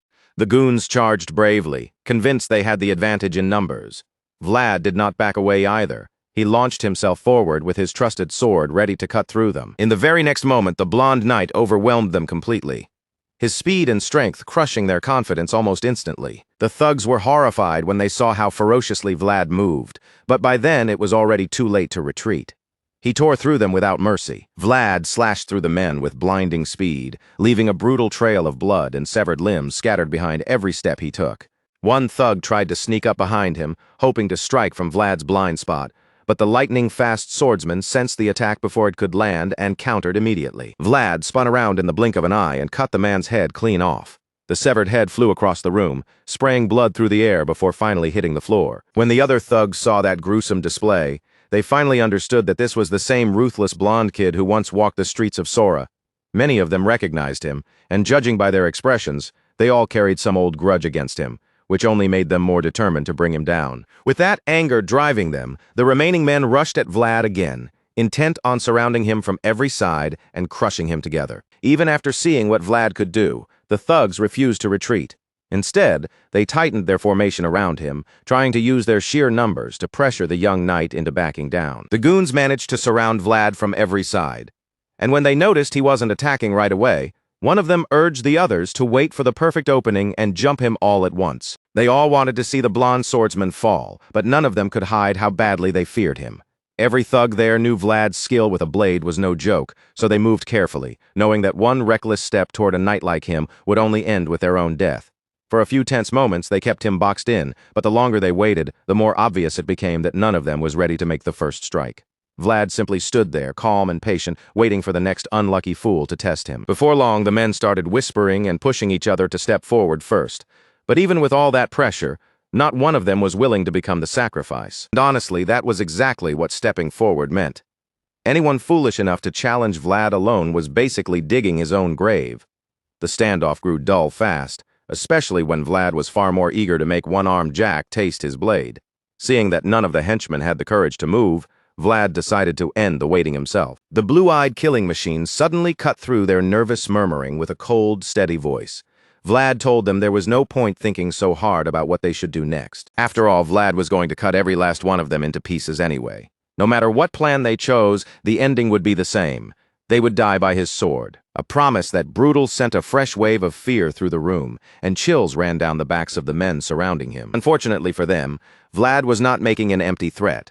The instant those words left his mouth, he launched into the next round of slaughter, and this time, the violence was even more overwhelming. As Vlad moved, he activated his world, and a brilliant light suddenly burst through the space above them, filling the area with a blinding glow. The thugs froze in place when that dazzling light appeared, their faces twisting with shock and terror. At that point, it was painfully clear that none of them stood a real chance against Vlad. Every bit of hope they had of defeating him vanished in an instant, because the enemy in front of them no longer looked like an ordinary human. Vlad gathered that powerful beam of light and turned it into a devastating slash, sweeping through the fighters surrounding him. As the light carved them apart, their screams filled the building, and within seconds, the men who had tried to trap him were lying lifeless in pools of blood at his feet. The remaining henchmen could only stare in disbelief at what had just happened. None of them had the slightest idea how they were supposed to stop a monster like Vlad. Then one of them suddenly shouted a desperate idea, telling the others to throw the iron fishnet over Vlad and trap him. They acted immediately, and in the blink of an eye, Vlad saw a massive fishnet flying through the air toward him. Without wasting even a second, Vlad darted out of its path. When that failed, the henchmen decided to start throwing anything they could get their hands on. But their plan was hopeless from the start, because Vlad was far too fast for that kind of desperate trick to work. Vlad suddenly vanished from their sight, but someone spotted him taking cover behind a pillar, determined to catch the blonde intruder. The men quickly worked together to block every possible exit. The thugs on the lower floor tried to drive Vlad upward, hoping to force him toward the upper level, where more men were waiting to ambush him with every blade they had. Of course, Vlad heard their plan clearly, and he immediately understood that charging straight into the second wave of fighters would be too reckless. Seeing the danger waiting ahead, Vlad moved cautiously, but the men above began taunting him, daring him to come forward if he was truly confident. Thankfully, Vlad was far too sharp to fall for such an obvious trap, so he chose to stop relying on aura against them for the moment. Just then, his eyes landed on a rope tied around a pole, and he remembered how Zamina used to complain about that very thing. When Vlad noticed the heavy curtains connected to the rope, a plan formed in his mind. He could use their weight to rise above the henchmen waiting for him without charging through them head-on. Vlad sliced the rope and grabbed hold of it, letting the force of the heavy curtains pull him upward toward the higher floors. In the blink of an eye, Vlad reached the next floor, and the goons below immediately panicked and rushed upstairs after him. When Vlad saw how few guards were stationed on the highest floor, he was surprised that this was all they had left. Still, that only made things better for him, because it meant he could cut them down much faster. Vlad lunged straight at the waiting bastards, and they attacked him with everything they had.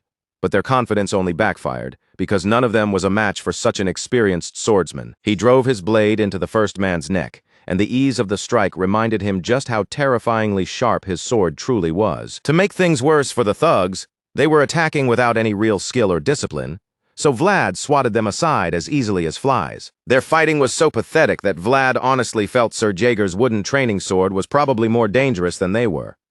After the brief massacre ended, the rising star let out a small sigh of relief, thinking that part was finally over. But just as Vlad relaxed for a moment, he suddenly sensed another attack coming straight for him. His sharpened senses and unbelievable reflexes kicked in instantly, allowing him to dodge an arrow at the very last second. But avoiding one shot did not stop the archers. They kept firing at Vlad again and again. The other henchmen shouted for the archers to keep shooting, desperate to make sure the knight never reached the highest floor. The archers unleashed everything they had, sending arrow after arrow slicing through the air. No matter how many arrows they released, Vlad kept charging forward.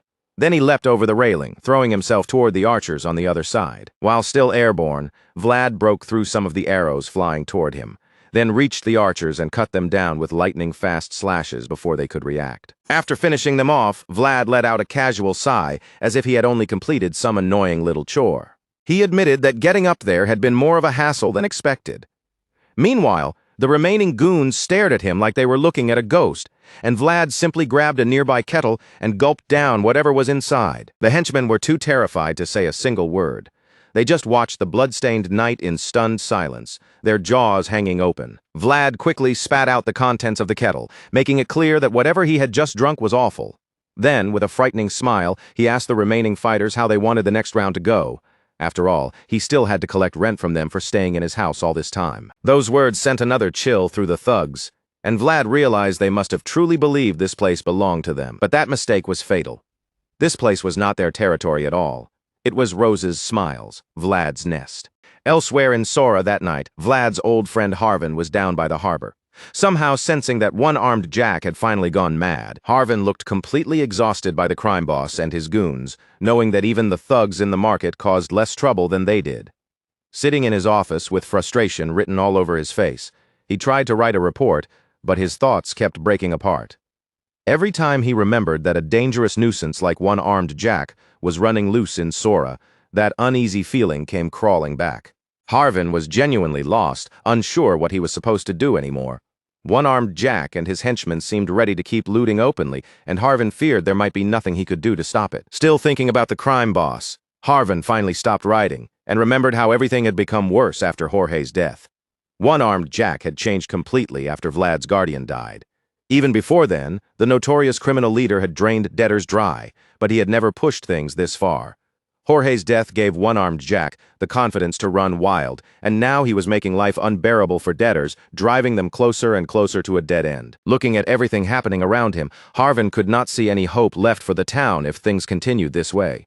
At this pace, only a few months would pass before Sora's entire back alley economy collapsed for good. The pressure of it all was clearly weighing on Harvin, so it was no surprise when he finally admitted the situation was driving him insane. And honestly, who could blame him? He had no idea how he was supposed to report that someone had taken away so much contraband in such a short time. It would barely sound believable once written down, so he remained stuck on the same page, pen in hand, with his mind tangled in frustration. While Harvin was sinking deeper into frustration, someone suddenly burst into his office with urgent news. It was one of his own men, rushing in to report that the back alleys had been sealed off. The short-haired young man looked like he had sprinted all the way there, panting hard and struggling to catch his breath. But Harvin had no time to worry about that. What mattered first was understanding what the boy was even saying, because the idea of someone blocking off the back alleys sounded impossible to him. Frowning in confusion, Harvin demanded that the worker explain himself properly. That was when the breathless boy finally told Harvin that the blockade had been caused by people from Sturma who had arrived in Sawara. The worker also revealed that they had come to capture one-armed Jack, and right now, while they were speaking, Sawara's guard soldiers had the back alleys surrounded from every direction. Hearing that only made Harvin look even more exhausted than before. He figured one-armed Jack must have crossed a serious line this time, because people from Sturma did not come hunting criminals in a chaotic place like Sora for no reason. Part of him felt relieved, but he knew he could not simply celebrate one-armed Jack's downfall either. If such a powerful crime boss was truly being forced out of Sora, then blood would surely pour through the back alleys before it was over. While Harvin was still caught in that bitter mix of relief and dread, the young informant suddenly said that one of the visitors might be someone close to him.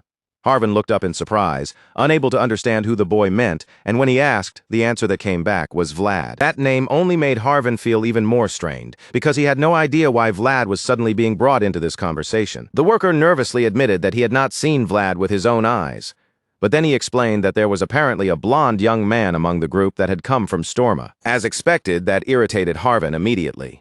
Vlad was not the only blonde person in the world, so Harvin snapped at the worker for jumping to conclusions and turned his attention back to the report in front of him. But the worker quickly added that there was more.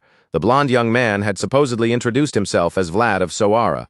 The instant Harvin heard that, his hand froze above the paper, and goosebumps spread across his body.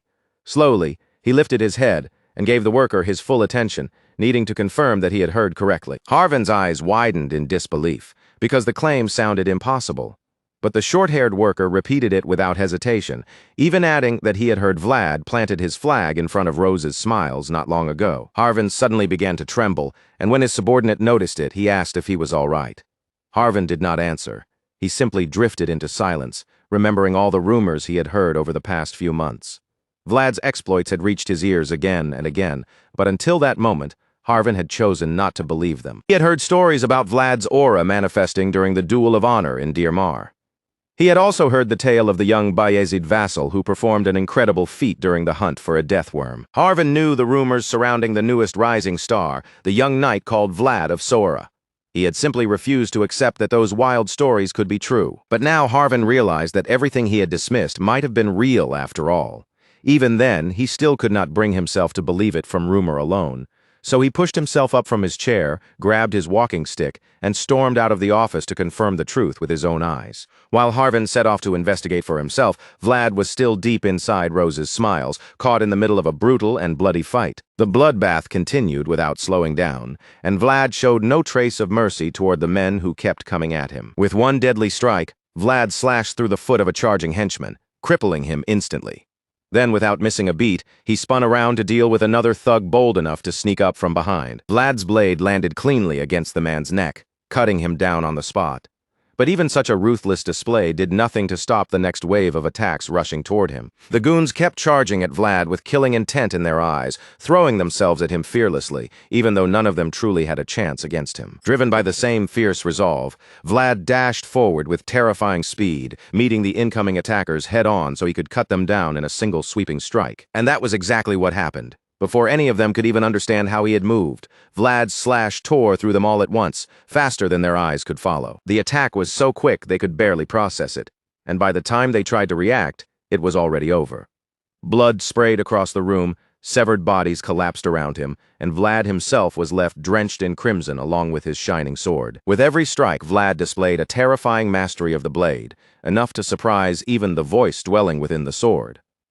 Watching Vlad move, the voice admitted that his form and technique were the kind that would leave anyone speechless. The voice was awed by the raw talent Vlad possessed, but just as much it was drawn in by the relentless effort and ferocity he poured into every battle. Beyond skill alone, Vlad's will burned so strongly that anyone nearby could feel it pressing through the air. Seeing that, the voice reached a clear conclusion.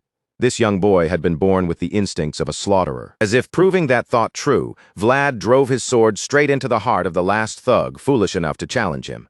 By then, Vlad looked fully consumed by battle, staring into the dying man's eyes with a chilling, almost unhinged intensity. With a twisted smile spreading across his face, Vlad told the thug that he still had all the time in the world, so he might as well put his fallen tooth back into his mouth before dying. Then again, Vlad added that the man would not need his teeth anymore anyway. With that cold remark, he pulled the sword from the thug's chest and ended his suffering. Vlad held the bloodied sword close to the dying man's face, but before he could make another move, the voice suddenly told him that he had already done enough. After all, no one was going to survive a blade through the heart. The moment Vlad heard the voice, the haze of killing finally began to clear from his mind. Vlad looked around and seemed almost surprised by the number of bloody corpses scattered around him. He decided to calm himself and agreed with the voice that he had done enough. He had not perfectly recreated the scene from that day, but the results satisfied him for now, and it was time to end the entire mess. Even beneath all the blood, Vlad's sword still gave off a faint sparkle. With his resolve set on finishing one-armed Jack for good, Vlad closed his eyes, took a deep breath, and began climbing the final flight of stairs toward the one-armed crime boss. The dark stairway creaked beneath each step. Vlad took, the sound echoing through the silence.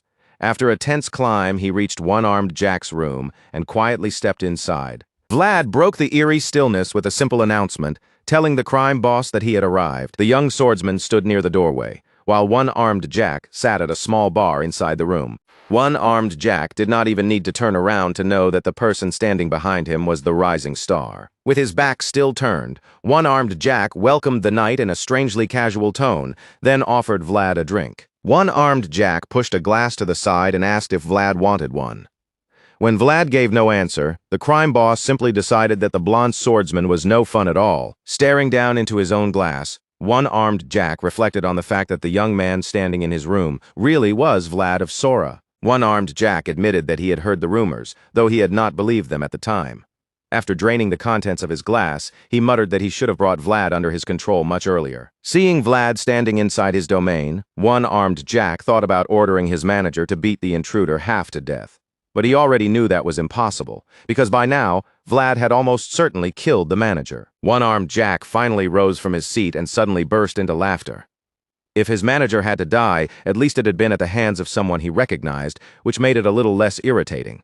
The crime boss admitted that he had left Vlad alone for too long because he did not want to deal with the kid back then. But one-armed Jack was also the kind of man who liked to make things certain. And now he felt he had no choice but to finish the job himself. Without warning, he reached for his blade and drew it from its sheath. Now, one-armed Jack stood with both hook and blade pointed toward Vlad. And the moment Vlad saw him like that, he felt that tangled connection between their worlds once again. Vlad understood then why one-armed Jack's world had been eating into his own for so long. The endless feeling of reverence Vlad once had toward the one-handed crime boss was gone now. Whatever shadow one-armed Jack had cast over him in the past no longer held the same power. Vlad was certain that one-armed Jack's world could no longer contain him. With that conviction settling in his chest, he raised his sword and prepared to face his opponent head-on. Just before making the first move, Vlad warned one-armed Jack that he was about to strike. Of course, that only excited the big man even more, and one-armed Jack waited eagerly to see what kind of skills the kid had brought back with him. Vlad lunges straight into the attack, his body cutting forward without hesitation. And as he closes the distance, one thought burns through his mind. One-armed Jack's very existence has always felt like an enemy standing in his path. Even so, Vlad doesn't treat this as a simple execution. If this is going to be their final clash, then he intends to pour everything he has into it, giving the crime boss one last form of respect through the only language the back alleys truly understand. Vlad steps in with killing intent and unleashes the first heavy blow, his sword crashing down with brutal force. But one-armed Jack raises his weapon in time, catching the strike and stopping it head-on. Vlad presses harder, forcing more weight and strength behind his blade. Across from him, the massive crime boss digs in and refuses to yield, his whole body straining against the pressure. But Vlad's strength is simply too overwhelming. It doesn't take long before one-armed Jack's guard begins to collapse, and the big man is forced backward, step by step. The force of their clash throws both fighters apart for a brief instant, steel ringing through the air. And just as one-armed Jack thinks he might finally have room to breathe, Vlad surges back and even fiercer than before, pouring every bit of himself into the next strike. He shows the old man no mercy, because deep down, Vlad knows this is the only kind of respect that ever mattered in Soara's back alleys. That was the law of their world, harsh and simple, so Vlad refuses to soften his blade, refusing to hold back even a fraction in this brutal exchange. Once again, one-armed Jack manages to block the blow, but this time the power behind it is far beyond what he can truly withstand. His knees begin to tremble beneath him, his huge frame shaking as he struggles to stay upright against Vlad's relentless pressure. In the end, his body finally gives out, and the crime boss drops to his knees as the truth becomes impossible to deny. The kid standing before him has become stronger than he is. Vlad doesn't let up. Instead, he drives even more force into the attack, determined to crush the man who once ruled the alleys, because in that world, strength decides everything. Soara's back alleys were merciless beyond reason. One-armed Jack growls and groans through clenched teeth, fighting with everything he has just to keep the ferocious young swordsman from breaking through. For a moment, it really looks like the end has come for the powerful crime boss. Fear spreads across one-armed Jack's face, plain enough for anyone to see. But unfortunately for Vlad, the fight isn't over yet. Without warning, one-armed Jack gathers a sudden burst of strength and violently shoves him away. It's almost as if something has taken hold of one-armed Jack's body and filled him with unnatural power. Even Vlad is stunned as he's forced back. A terrifying expression twists across Jack's face, and every trace of fear vanishes in an instant. He lifts his blade, aiming to deliver a fatal blow, but Vlad reacts fast enough to deflect it, then slips away from the next attack before it can land. One-armed Jack can't hide his shock. He admits that it's unbelievable to see how far Vlad has come, because the rising star who once swung a wooden sword has changed so much that he's almost unrecognizable now. Looking at Vlad's strength, the crime boss understands that the boy must have reached this level before daring to return to the back alleys of Sora. One-armed Jack admits that Vlad's growth is impressive, even admirable. But being impressed doesn't mean he plans to go easy on him. If anything, seeing how strong Vlad has become only makes the old monster want to fight the young swordsman with everything he has left. In that moment, one-armed Jack seems to recognize something familiar in Vlad, because long before he became the monster standing here now, Jack once had a dream of his own. And strangely enough, the dream of this deranged old crime boss was once almost childlike. When he was young, one-armed Jack looked up at the night sky and wanted every shining star for himself, no matter what it took. He wanted to reach out and hold those lights in his own hands. Even back then, he understood one cruel truth. If he wanted to take hold of something so far above him, he would need power, a great deal of it. To him, strength was the only ladder that could let him reach those sparkling stars spread across the darkness. But as the years passed, he came to believe that strength alone was not enough. He needed even more power and more blood staining his hands if he was ever going to make that impossible dream real. One-armed Jack gave everything he had to chase that dream. In a chaotic place like Sora, where the line between good and evil barely existed, he never allowed morality to slow him down. What he means is painfully clear: to climb higher and gain the power he craved. One-armed Jack kept killing, stepping over more and more bodies along the way. And yet, even after all the violence, all the bloodshed, and all the lives he trampled to reach that power, he never came any closer to touching the stars he wanted so badly.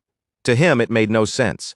He had tried everything, sacrificed everything, and still ended up grasping at nothing. Even so, he still longed for those stars. Their light may have been dulled and dirtied by blood and greed, but his desire for them never truly disappeared. One-armed Jack didn't care how stained they had become. In his twisted heart, those stars still belonged to him. The memory fades away, and in the present, the towering crime boss is suddenly swallowed by a dazzling burst of light. That blinding radiance is coming from none other than Vlad himself. His sword is already moving, gathering power for a devastating strike that makes the next attack impossible to miss. But one-armed Jack is caught off guard. The light floods his vision, distracting him at the exact moment he needs to focus most. As the brightness fills his eyes, the old man thinks about how much strength it must take to seize something that shines. And there Vlad is, swinging toward him with a blade glowing like a star brought down from the sky. Before one-armed Jack can fully process that thought, Vlad's powerful slash reaches him. In the next instant, he sees the horrifying result. His remaining hand has been severed clean off. With that single cut, Vlad turns one-armed Jack into a man with no arms left at all. The blade takes the arm off with terrifying ease, and Vlad immediately moves in to finish him. As he prepares the killing blow, everything around him begins to shine, his eyes and sword glowing like stars, while his aura surges as if it's about to burst beyond its limits. At that moment, right after cutting away one-armed Jack's last working hand, Vlad looks as though he has reached the very height of his power. He moves to strike again, but then his attack suddenly stops.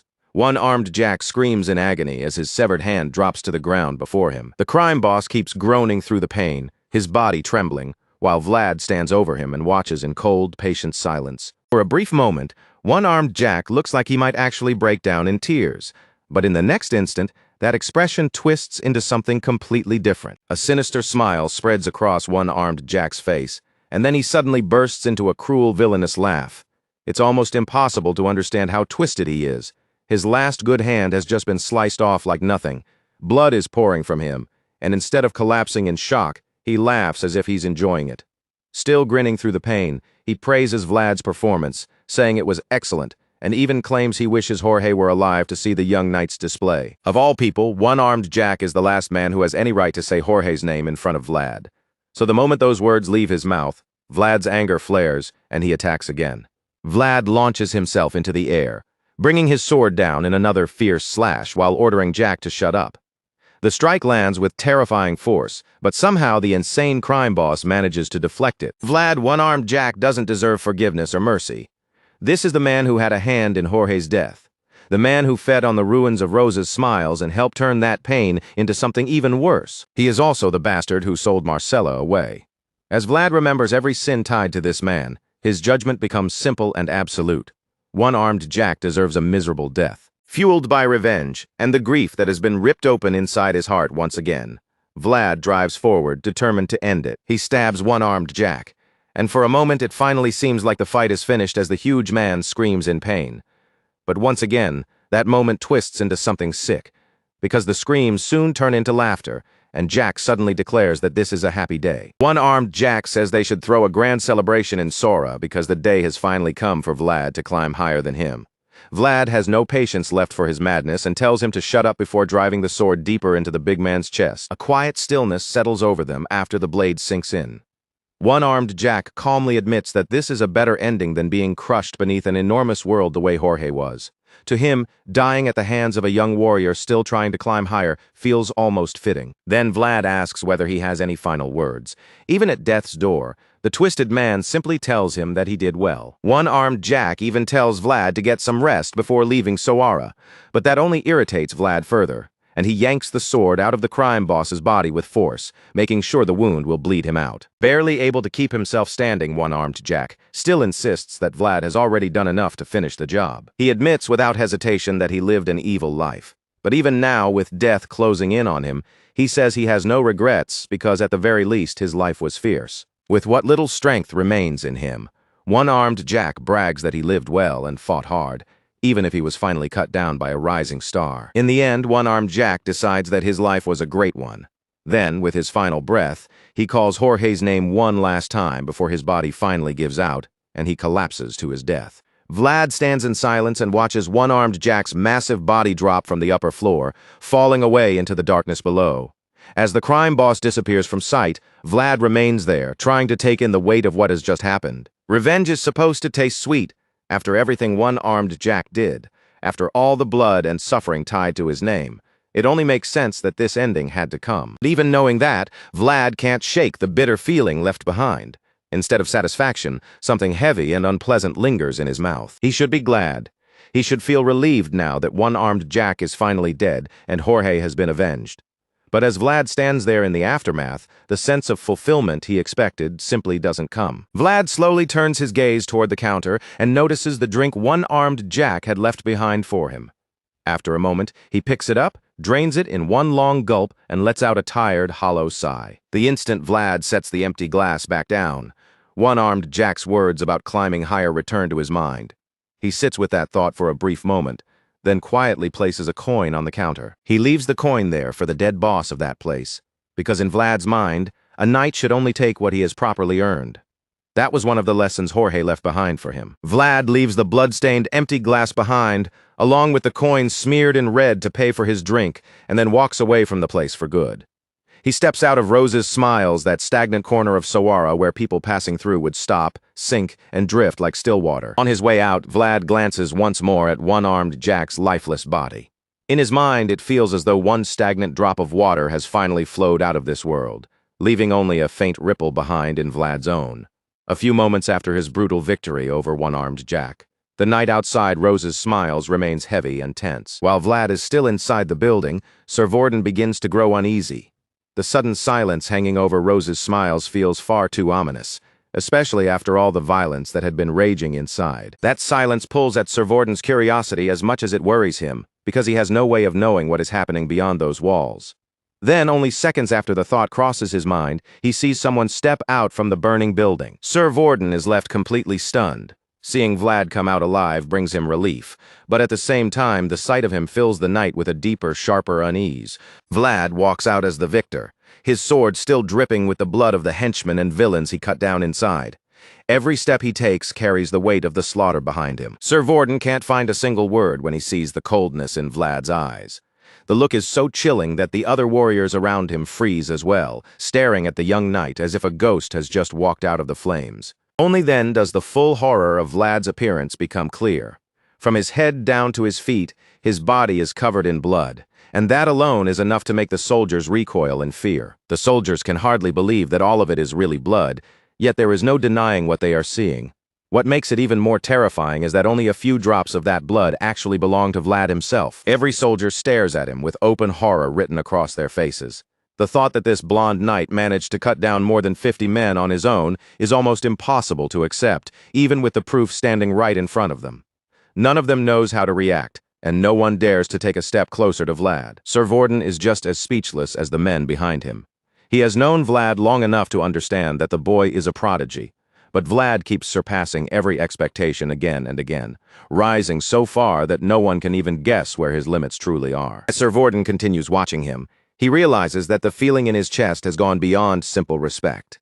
What he feels now is closer to fear, and after seeing what Vlad has done, it's hard to blame him for feeling that way. After all, Vlad has just massacred an entire gang of deadly henchmen by himself, and on top of that, he defeated the dreaded One-armed Jack. When Vlad notices everyone staring at him in frozen silence, he lets out an exhausted sigh, and somehow that quiet breath only frightens them even more. Realizing just how terrified they are, Vlad chooses not to approach them. In the next moment, the blonde swordsman turns away and begins walking off, leaving the stunned soldiers behind. Sir Vorden is shocked when Vlad starts to leave, but even then, he can't bring himself to call out or stop him. Vlad is only a few steps away from vanishing back into the shadows when someone finally gathers enough courage to speak. A voice breaks through the silence and calls out to him. Vlad turns around at the sound of his name, and that is when he realizes the person calling him is Harvin. Harvin calls Vlad's name again, and for a moment, the young knight can only stand there, deeply puzzled by the familiar voice. Vlad thinks about it for a second, and it's clear that the name has stirred something in his memory. Still, he almost can't believe it could be real, so he turns fully toward the voice. That is when he sees the other soldiers holding Harvin back. They won't let him through, and since he can't reach the terrifying young knight directly, Harvin shouts Vlad's name as loudly as he can. Vlad finally spots Harvin and realizes that his old friend is truly standing there.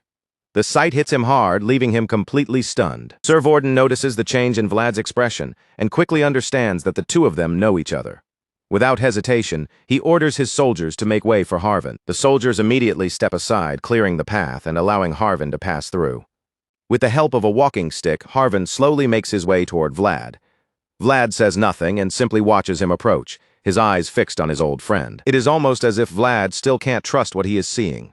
Harvin, too, is visibly shaken as he takes in how much the blonde boy he once knew has changed. Right now, Vlad seems like a darker shadow of his former self, sharpened by danger and drenched in blood.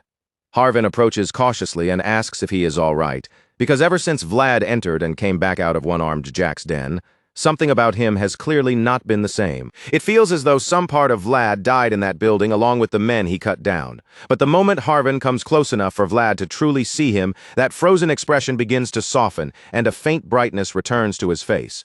Knowing his old friend is really there lets Vlad finally lower his guard. Then, all at once, Vlad lets his sword slip from his hand. The weapon clatters to the floor, a small smile appears on his face, and his body begins to collapse. Thankfully, Harvin catches him before he hits the ground. Only then does Vlad finally reveal just how badly he is hurting, telling his old friend that the pain is everywhere, spreading through his entire body. Harvin is understandably confused, since from what everyone saw, Vlad was the one who dealt most of the damage inside the building. So he asks what really happened, and Vlad answers quietly that he finally feels like he has come back to himself. The next morning, Vlad wakes up to a beautiful view stretching across the city. From his room, he can see so much of Sora that he almost looks like a prince gazing down over his own domain. But even with such an impressive sight before him, Vlad can't quite get used to it. His bright blue eyes look out past the wide balcony, towering above the surrounding buildings. As he takes in the view, Vlad realizes why it feels so unfamiliar to him. It is nothing like the back alleys where he grew up. While Vlad is still staring out over the city, Gerda suddenly enters the room. He clearly hadn't expected Vlad to be awake already, and seems to have thought this would be the perfect time to come in. Seeing Vlad up so early, Gerda tells the young captain that he should have slept a little longer, but Vlad explains that lying down is even harder right now, because his entire body still aches from the insane battle he fought the night before. Then Vlad notices the bowl of water in Gerda's hands and asks what it's for. Gerda responds by spreading a strangely eager smile across his face and explaining that the water is for Vlad to wash up. Vlad immediately frowns, because he has no interest in being fussed over when he is perfectly capable of washing himself. He stares at Goethe with obvious discomfort and bluntly asks what the hell is wrong with him. It is a fair question because Goethe's smile while talking about washing Vlad is far too creepy to ignore. He is clearly being over the top, and it is painfully obvious. Still, Goethe denies that anything is strange and insists that this is simply how he has always been. With that weird smile still stuck on his face, Goethe nervously pretends he has no idea what Vlad means. But just as Vlad suspects, Goethe is working toward his own little goal. He knows that Vlad's old acquaintances across Soara are beginning to appear one after another, and he worries that if too many of them return, his own position beside the young captain could become harder to keep. Because of that, Goethe is determined to prove that Vlad needs him, even if it means acting overly helpful and suspiciously pleasant. After all, he didn't follow Vlad this far just to end up tending horses back in Bayezid. Goethe keeps trying to act as though he has no hidden motive, but Vlad sees straight through him and already understands exactly what he is doing. Vlad knows what is going on inside Goethe's head, and in a way he understands it too. So he tells Gerda not to get so anxious and promises that he will take care of him, as long as Gerda continues doing his job properly. The moment Gerda hears that, his face lights up with joy, and he can barely hold himself together as he asks whether Vlad is truly promising him. Vlad answers dryly that if Gerda doesn't trust his word, then he should go do something about it himself. From Vlad's tone, Gerda immediately realizes that the young captain is getting irritated. He quickly panics and assures Vlad that he does trust him, especially because he knows Vlad is fully capable of changing his mind if he feels like it. Watching Gerda get that frightened and desperate only makes Vlad feel a little sorry for him. He lets out another tired sigh, already exhausted by all the excessive flattery and nervous groveling. Right around then, Gerda suddenly remembers something he should have told Vlad the moment he saw him awake. Servorden had asked to see Vlad as soon as he got up, but Gerda had completely forgotten to pass along the message because he was too busy trying to prove himself as the perfect servant. Vlad is a little surprised when he hears that Servorden wants him, but the timing actually works out well. After all, Vlad also has something he needs to discuss with the senior knight. The scene shifts again, and the next thing spread out before them is a large office table packed with pastries, cakes, and all kinds of sweet treats. Apparently, this is what Servorden considers a normal breakfast, which explains a lot about how a man who is supposed to be an active swordsman ended up with that kind of belly. Vlad clearly isn't impressed by the mountain of sugary food. He looks at Servorden and bluntly warns him that if he keeps eating like this, that kind of diet is going to get him killed one day. Unfortunately, Servorden is already far too attached to his sweets to take that advice seriously. He answers Vlad by saying he'll die if he doesn't eat them too, then lifts a slice of cake and gazes at it like it's the most precious thing in the room before taking a huge bite. Of course, Servorden didn't call Vlad over just to be scolded about his eating habits. He quickly shifts to the real reason and points Vlad toward the huge stack of documents piled up on a table in the corner. Servorden explains that he has to go through all of those papers, but even looking at the pile makes it clear he'll never see the end of it alone. So he brought in the young prodigy, hoping Vlad could lend him a hand with some of the work. Even then, Servorden still doesn't seem to think there's anything wrong with his breakfast. In his mind, his brain needs plenty of sugar to keep working, which is probably the excuse he uses every time he fills his desk with sweets. Servorden then reveals that one-armed Jack's shadow reached even into the deepest corners of the back alleys. Vlad isn't especially surprised to hear it. If anything, it makes sense, because Jack was born and raised in those alleys before eventually ruling over nearly everything there. Servorden agrees with Vlad's reaction and adds that it will still take time to pull out every root of that dark network. One-armed Jack may be dead, but the mess he left behind isn't going to disappear overnight. After that, Servorden casually asks what Vlad plans to do next. The senior knight himself has to remain in Sora for now, handling the aftermath of one-armed Jack's defeat and cleaning up the chaos that followed. Servorden tells Vlad that his own immediate work in the city is basically finished. When Vlad admits that he isn't sure what comes next, Servorden explains that he'll be on standby until Lord Joseph officially arrives in Sora. Since that's the situation, he also asks Vlad to help him with the work from time to time. Vlad immediately questions whether there's anything he can actually help with. He admits that he doesn't know much about documents, paperwork, or the kind of desk work Servorden is buried under. But Servorden has already thought that far ahead. He says he knows perfectly well what Vlad is and isn't good at, then picks up a sheet of paper and hands it across the table to him. Vlad reads through the document and is genuinely surprised by what he finds. According to the paper, he'll be staying in Sora on standby as captain of the guard, and along with that new position, he'll also be given certain privileges, including representative authority. Vlad has no idea what that title is supposed to mean, so Servorden explains it in simple terms. Basically, Vlad will have the right to arrest anyone who breaks the law, and Servorden seems especially amused by the fact that this authority gives him a legal reason to rough up criminals to a reasonable degree. From Servorden's explanation, Vlad learns that Lord Joseph intends to use this victory as the perfect chance to finally clean up the back alleys. Joseph's plan is to pull out the weeds by the roots, then replace them with people and systems that can actually hold the place together properly. Vlad is still a bit overwhelmed by the sudden responsibility, but Servorden assures him that he is the right man for the job. After all, no one understands the back alleys better than Vlad of Sora. Hearing it put that way, Vlad reluctantly accepts the position, admitting that it does make sense to leave this kind of work to him. Once Servorden sees that Vlad is willing to accept it, he tells him there's no need to start immediately. For now, Vlad still needs rest, and he should use the time to reconnect with his old friends in the back alleys. Servorden even jokes that Vlad should invite his girlfriend over, but Vlad does not look amused in the slightest. With a completely blank expression, Vlad reminds the teasing knight that Zemina is only his friend. Servorden then takes the opportunity to mention that he has already applied for a visit to the convent. He expected permission to be granted right away, but the convent asked him to wait a few days instead. So he tells Vlad to be patient and promises to let him know as soon as he receives good news. Vlad is caught off guard by the thoughtful surprise and immediately thanks Sir Vorden for going that far. He hadn't expected the senior knight to handle the matter so thoroughly, especially since Vlad hadn't even asked him to take care of it. With no more updates to give, Vlad prepares to leave, but before he can take a proper step away, he suddenly remembers one more thing he needs to ask. Out of nowhere, he turns back and asks Sir Vorden whether the rest of One-Armed Jack's henchmen are being held in prison. Sir Vorden answers that all of the goons have been locked up. Even though they were scattered all over the area, the guards made sure to track them down and apprehend them. After hearing that, Vlad asks if he can visit the arrested henchmen, and the request clearly surprises Sir Vorden. He hadn't expected Vlad to want to go anywhere near the prison, so he quickly asks why Vlad would need that kind of permission. Vlad's expression turns serious, and in a firm voice he explains that there is someone he needs to find. His determination is clear. Vlad says that if he doesn't find that person inside one of the prison cells, then he'll search through the entire back alleys until he does. Later that night, Vlad arrives at the prison, where the guards inform him that One-Armed Jack's captured henchmen are being held in the innermost section. Vlad thanks the guards for their work, then steps into the dark passageway. It doesn't take long before he reaches the cells and comes across some of the imprisoned men. Even from behind bars, the prisoners have already heard about Vlad's bloody revenge. The moment they see the blonde-haired knight walking through the prison corridor, they recognize him at once. Most of them had known Vlad back when he was still a boy in the back alleys, but now the name passing between them is different. To these men, he has become Jorge's dagger. The inmates are shaken when they hear that someone like him is walking through their halls. They can hardly believe the Bayezid proxy is standing in the prison with them, and they are even more confused because they have no idea why he would come to a place like this. Then a terrifying possibility suddenly hits them. What if Vlad has come here looking for everyone involved in the attack on Rose's Smiles, planning to take his revenge even inside the prison walls? Just imagining that possibility is enough to make even these hardened criminals go pale.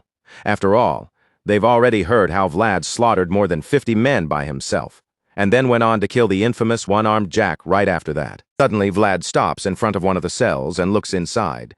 His gaze moves slowly from one prisoner to another as he scans the cramped room. His blue eyes seem to pierce through the darkness, and the terrified prisoners quickly scramble away from the bars. Not one of them wants to be the unlucky man who draws Vlad's attention. For a moment, Vlad says nothing. He simply stands there in silence, and his expression almost seems disappointed. But then Vlad notices someone crouched near the back of the cell. The instant he sees him clearly, he realizes this is exactly the person he came looking for. Out of everyone in the cell, that man is the only one who doesn't seem frightened at first, so Vlad decides to speak with him before doing anything else. He remarks that the man is already dark enough as it is, and with him squatting so far in the back, Vlad could barely recognize him. The man freezes when he hears Vlad's voice, as if he hadn't been paying attention until that very moment. Then he slowly looks up at the blonde swordsman, and fear immediately creeps across his face. Sweat starts forming on him all at once, though it turns out he has no reason to be afraid, because Vlad hasn't come to harm him. Instead, Vlad casually offers him a deal, promising to get him released in exchange for 40 silvers. The short-haired man is Otar, the same person who helped Vlad escape Sora that night when Zemina hid him beneath a pile of trash in a wagon. Otar is completely stunned, while Vlad continues joking as if the situation is perfectly normal. He even adds that if Otar doesn't have the coins ready, he accepts credit too. Otar can hardly believe what he is seeing. In a place where dark-skinned people like him are often shunned, the first person to reach a hand out to him turns out to be someone who never lost his light, even after crawling through trash and darkness. Otar remembers Vlad clearly. He remembers the boy from that night, the one who desperately needed to escape from the city. The scene shifts again, and Vlad arrives at the convent in a carriage. The nuns become excited the moment they see him. They whisper among themselves, openly amazed by how handsome the young man looks. With his bright blue eyes and blonde hair, they are certain he must be the vassal from Bayezid. Peeking through the windows, the sisters continue gossiping, unable to contain their curiosity. They talk about the rumors spreading through the city, especially the ones saying that the Bayezid vassal has already become a knight. The sisters are convinced those rumors must be true.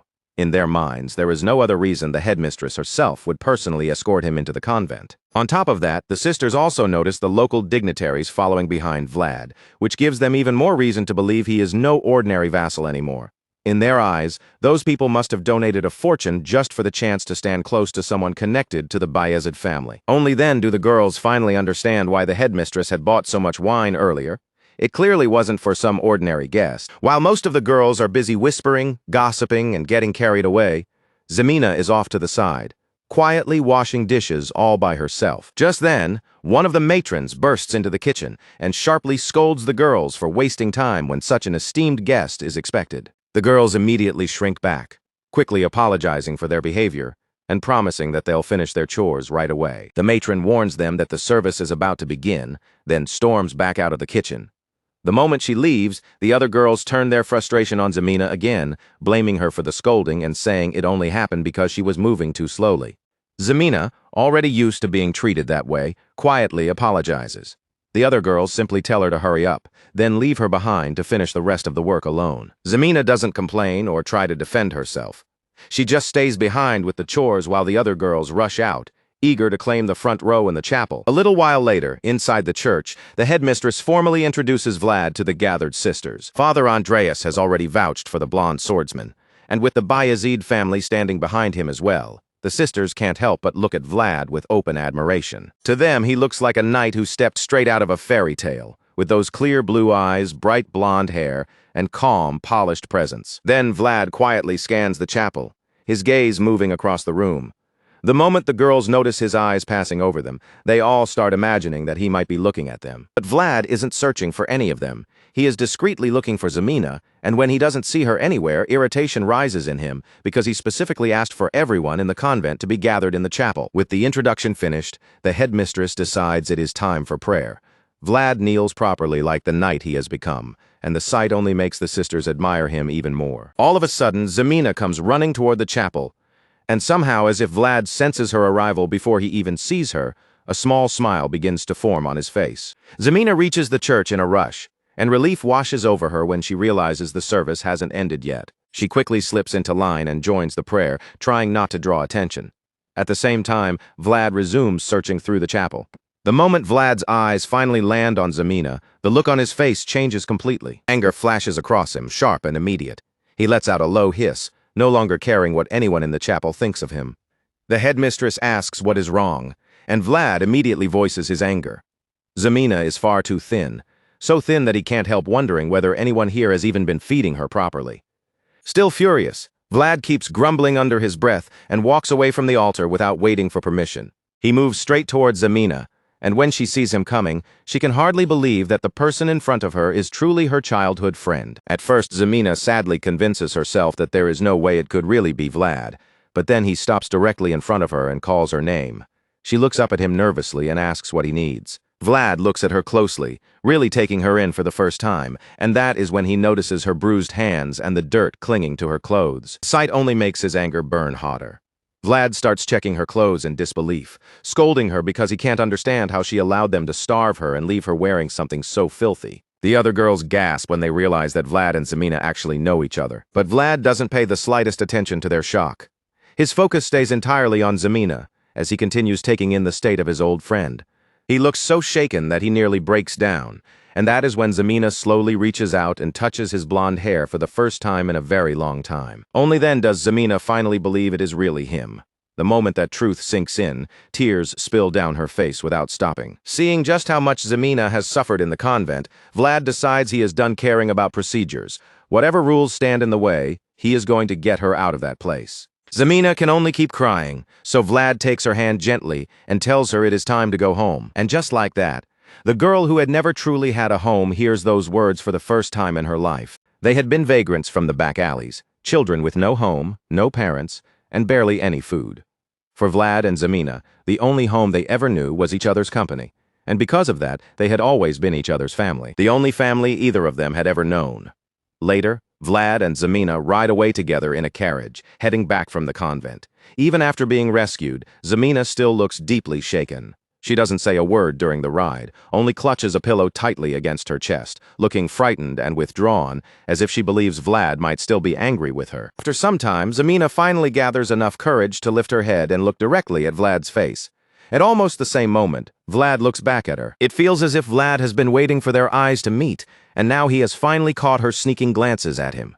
Zemina looks so nervous that it makes him uncomfortable, so he bluntly asks why she is acting like that. In his mind, he expected her to be relieved after escaping the awful place where she had been mistreated, but instead, she seems stiff, distant, and painfully unsure of herself. Even through her nerves, Zemina tries to speak and begins asking him something. But before she can finish, Vlad cuts in and asks why she keeps looking at him like that. The awkward silence in the carriage has worn him down, and he wants to know what is actually going on inside her head. Zemina tries to explain why she has been staring, but she is still too nervous to put it into words. Every time she looks at Vlad's face, his appearance distracts her all over again. It is hard for her to accept that this polished blonde swordsman is the same boy who once grew up beside her in the back alleys. Vlad notices her eyes drifting back to him again. That only leaves him more confused while he is still trying to understand what is wrong with her. Zemina quickly hugs the pillow to her chest again and hides her face in it, thinking about how much Vlad has changed since the last time she truly knew him. Seeing her act like this surprises Vlad because he can't understand why she feels so awkward when they have only been apart for about 6 months. Yes, some time has passed, but to him it isn't long enough for Zemina to suddenly feel like a stranger, especially when they had been so close before he left Sawara. Even after Vlad asks her about it, the shy girl still can't bring herself to answer. Zemina keeps her face buried in the pillow while sitting across from him.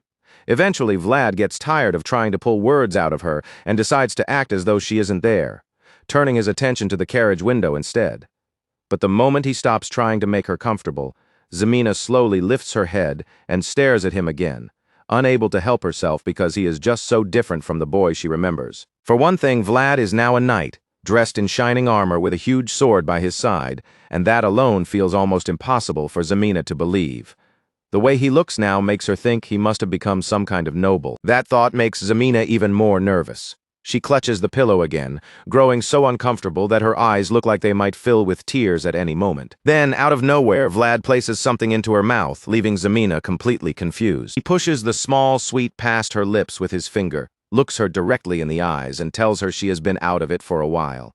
Vlad says she should eat it and snap out of her gloomy mood, so Zemina agrees, even though she has no idea what he just gave her. Zemina asks what it is, and Vlad tells her it is caramel. He adds that he got it from a knight he knows. Zemina is shocked that Vlad would casually give her something so delicious because she knows caramel is expensive. Then fear creeps in, and she immediately worries that he must have stolen it. Vlad looks completely exhausted when she says that. He only wanted her to feel a little better, so instead of explaining everything, he tells her to think whatever she wants, then leans back against the seat to rest, knowing the sweetness should help cheer her up. And sure enough, only a few seconds after tasting the caramel, Zemina begins to smile. Vlad secretly opens one eye to peek at her reaction, but instead of relaxing, he is shocked to see her suddenly shivering and trembling. By the time Vlad opens his eyes fully to understand what is happening, Zemina is already sobbing uncontrollably. He can only stare at her in confusion, completely lost on what he is supposed to do next. Bewildered by how suddenly her mood has fallen apart again, he asks why she is crying this time, and Zemina finally tells him it is because he came too late. Vlad goes completely silent when those words leave her mouth. He tries to find a way to comfort her, but Zemina turns her face away from him and presses herself deeper into the pillow, hiding her tears behind it. Seeing that Zemina is still too overwhelmed to speak properly, Vlad decides not to push her any further.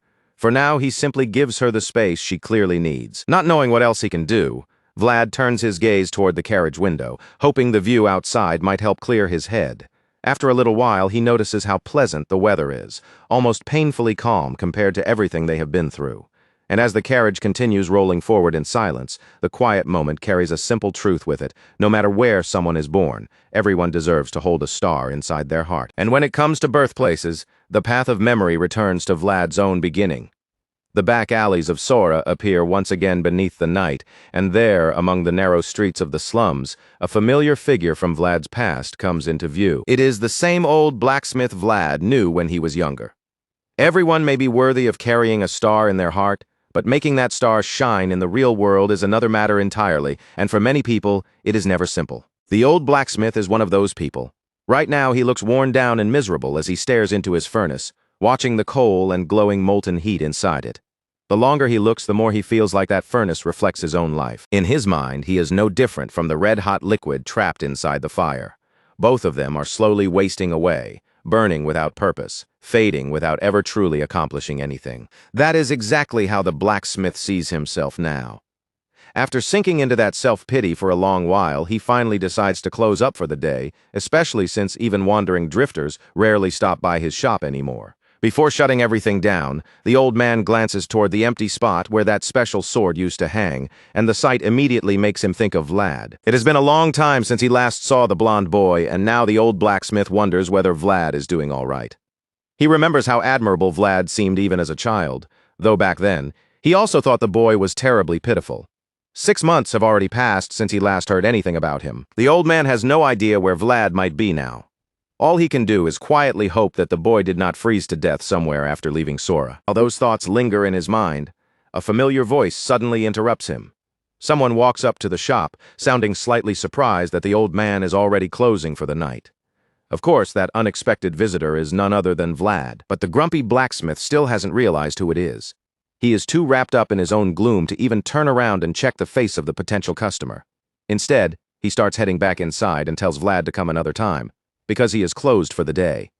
Vlad answers that he cannot come later, since he will be busy tomorrow, and he insists that he needs the blacksmith's attention right now, making it clear the matter is urgent. Those words finally catch the old man's interest.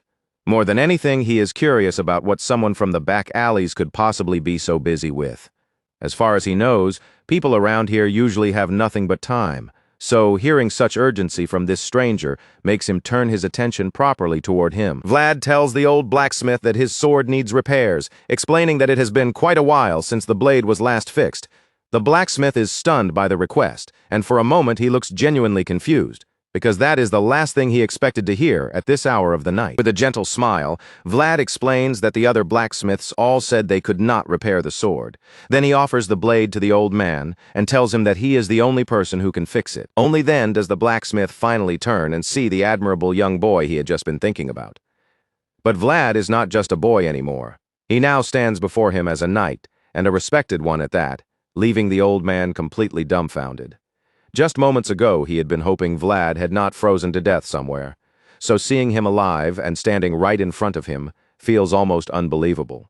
The old blacksmith is shocked, but beneath that shock, he is deeply relieved to see that Vlad is safe. The blacksmith keeps staring at him in silence for several seconds, still too dazed to respond properly. Seeing that, Vlad helps pull him back to the moment by asking whether he can repair the sword or not. That question finally snaps the old blacksmith out of his trance. He quickly regains himself and admits that yes, he can repair the blade. After going so long without meaningful work, seeing such a beautiful job arrive at his door feels almost like a gift, and the old blacksmith grabs that opportunity with both hands. Excitement begins to fill his chest as he realizes this is really happening. He gladly invites Vlad into the shop and tells him to sit down, already more than ready to take on the repair. With renewed energy, he leads the way inside, takes the sword from Vlad, and begins examining the blade carefully to understand exactly what it needs. As the blacksmith studies the many scratches across the sword, he admits that he is pleased to see how thoroughly Vlad has been using it. To him, every mark is proof that the weapon has truly lived in its owner's hands. Then the blacksmith notices one striking scar on the blade and asks where it came from. Vlad explains that it happened last winter while he was hunting goblins. Back then, he still was not fully used to the sword, which is why the blade ended up chipped. The old blacksmith soon spots another scar and becomes just as curious about that one. Vlad tells him it came from the Duel of Honor in Dear Mar. The curious old man does not stop there because one mark after another keeps catching his eye. When he asks about another scratch, Vlad explains how he recently had to act as bait in order to catch a death worm. During that dangerous job, the sword scraped against the ground while he was trying to lure the creature in. After hearing all of this, the old blacksmith is stunned by everything the sword has been through. Monster hunts, duels of honor, and even the hunt for the remains of a fallen dragon. The stories leave him speechless. He stares at his own reflection on the blade, overwhelmed by the fact that the weapon he once made has been carried through such heroic battles. Those adventures are incredible, and the blacksmith cannot help feeling proud of the young blonde knight in front of him. Vlad did not waste his star the way so many people do. Unlike the old blacksmith, who had been slowly withering away in the back alleys, Vlad has been faithfully carrying out his duties and moving forward. Seeing him return like this fills the old man with joy, and hearing about everything he has done makes that joy burn even brighter. Suddenly, the blacksmith bursts into laughter. He admits that he feels even happier now than he did when he first created his greatest work, the very sword Vlad has brought back to him. With excitement surging through him, the old blacksmith tells Vlad to wait there while he repairs the blade in no time. Without wasting another second, he rushes toward the blazing furnace and begins pumping air into it, feeding the flames until they roar brighter. The old man throws himself into the work, breathing in short, focused bursts as though the fire might vanish if he hesitates even once. As he places the sword into the heat, the passion he thought he had lost begins to flare inside him again. The blacksmith has not felt this kind of fulfillment in his craft for what feels like ages. Watching him light up as he works on Vlad's sword is almost beautiful, because in that moment, the star that had been fading inside him begins to shine once more. The following morning, Vlad goes to speak with Harvin. It has been a long time since the two friends had a proper conversation, so they use the chance to catch up. Harvin is surprised when he learns that Vlad has the loan certificate for Rose's smiles, the same document one-armed Jack held before he died. Vlad only smiles cheekily in response and says it was a fair exchange between him and the crime boss. Harvin understands exactly what Vlad means by that, so he simply laughs before asking whether Vlad plans to run Rose's smiles now that he has the deed and related documents. Vlad denies it without hesitation and makes it clear that he has no intention of managing the place himself. He has already given it back to Marcella. Marcella cannot reopen Rose's smiles immediately, but Vlad is confident that everything will be sorted out there soon enough. Harvin agrees, saying the decision makes sense, especially when the whole place is still soaked in blood. Since Vlad is leaving the business to Marcella, Harvin grows curious about what he plans to do next and asks whether he will return to Sturma or stay in Soara with them for a while. Vlad confirms that he will remain in Soara for the time being and tells Harvin that he is currently on standby. He gives Harvin a gentle smile, already knowing his friend will be happy to hear that. And sure enough, Harvin looks visibly relieved, unable to hide the smile on his face. He admits that seeing Vlad like this feels great, especially now that his childhood friend has become a man trusted by a noble family. That is when Vlad adds that they also asked him to look into something during his free time. Vlad tells Harvin that he has been asked to investigate one-armed Jack's hidden assets, along with anything the authorities still failed to recover. After all, Vlad knows that one-armed Jack, that moneybug, had been digging holes all over the place. Harvin is more than willing to help with that, and Vlad suggests that it could not be any other way. Vlad then teases Harvin a little, especially since Harvin had treated him to some very expensive whiskey earlier. Then Vlad suddenly remembers that Marcella also said she was looking for the other girls. Harvin suggests that they may have already been sold off, but even though Vlad knows that is possible, he still believes they have to be somewhere. All at once, Harvin starts to feel that the missing gold coins and the missing girls might be connected. Something about the situation feels deeper to him, as if there is another hidden layer beneath one-armed Jack's crimes. Vlad, however, admits that the whole matter already sounds like a hassle. He explains that he has tried searching for a few of them, but most left no trace at all. Harvin becomes curious at that and asks which girls Vlad is talking about. Without hesitation, Vlad says that one of the girls is named Anna. Besides Anna, there are several others who disappeared without leaving behind any clear trail. After Vlad explains this, Harvin agrees that it is strange because in his mind, there should have been at least some way to trace some of the girls. Harvin remembers that one-armed Jack did plenty of terrible things while ruling the back alleys, but even so, this feels different from his usual methods. Seeing how mysterious the situation has become, Harvin offers to help Vlad investigate it as well. He admits that his own organization has shrunk recently, so he may not be able to provide much support, but he is willing to do what he can. Their conversation comes to an end when the dark-skinned prisoner Vlad freed arrives. Otar calls out to Vlad and tells him that just as Vlad had suspected, there is indeed a suspicious place worth checking. After hearing that, Vlad immediately rises from his seat and heads out to meet Otar, while Harvin stays behind and promises to let him know the moment he uncovers anything new. Not long after, Vlad arrives at a suspicious-looking butcher shop tucked away in the shadows of the back alleys. He asks about the missing girls, but the butcher quickly plays dumb, insisting he has no idea what Vlad is talking about. But Vlad's eyes narrow, because he clearly remembers this street, and 6 months ago there was no butcher shop here at all. When he presses the man on it, the butcher dodges the question and tells him to go ask Black Bear instead. According to the butcher, Black Bear, the so-called swine butcher, is one of the 5 bosses ruling the Black Alley, and he was the one who gave them permission to open this shop in the first place. Vlad can tell the man is trying to intimidate him by throwing Black Bear's name around, but he doesn't back down. Instead, he calmly says that if that's the case, then he'll simply go and meet Black Bear himself. That is when Vlad catches the butcher in his own lie. Most people raised in the back alleys cannot even read, yet this man instantly recognized that the paper Vlad showed him had names written on it. With that one mistake, it becomes obvious that the butcher is not a real back alley resident. Vlad's expression hardens, and without hesitation, he accuses them of selling human meat. The moment those words leave Vlad's mouth, the butcher's mask completely falls apart.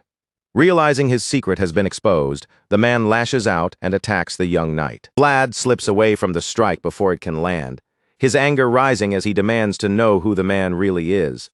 But Vlad fires the same question right back at him, warning him that if he knows what is good for him, he had better cooperate. Then Vlad turns to Otar and tells him to shut the door. As far as Vlad is concerned, this butcher shop is no longer open for customers today.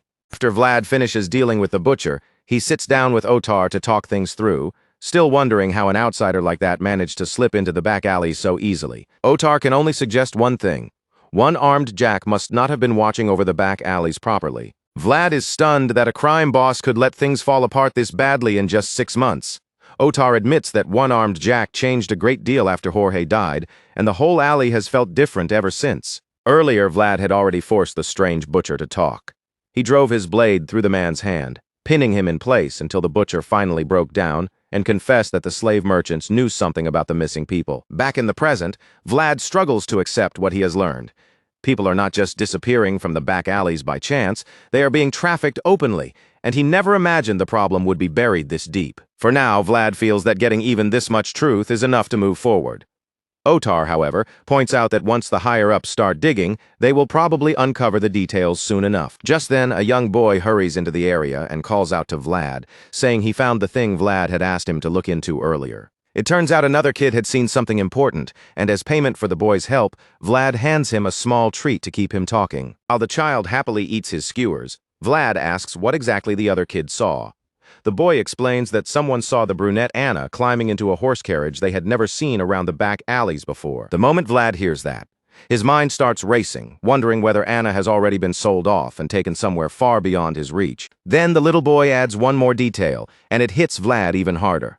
The other women riding in that same carriage were pregnant. Vlad is left baffled by it because he cannot understand why anyone would go out of their way to buy pregnant women when they would not even be able to work properly. Otar notices Vlad suddenly falling silent, his eyes fixed in thought, and worry begins to show on his face. Anna being pregnant was already disturbing enough, but now there is someone actively buying pregnant women, even in the filth and cruelty of the back alleys. This feels far too twisted. And then, without warning, Vlad remembers the strange spirit he had encountered only a short while ago. A cold fear settles over him as he wonders whether that spirit might have been Anna, or perhaps one of those pregnant women, desperately trying to reach him. At that moment, the voice inside his sword warns him to listen carefully to his own instincts, because dark suspicions have a way of turning real in the end. Vlad desperately hopes that the thought forming in his mind is wrong, but he also knows he cannot afford to ignore it.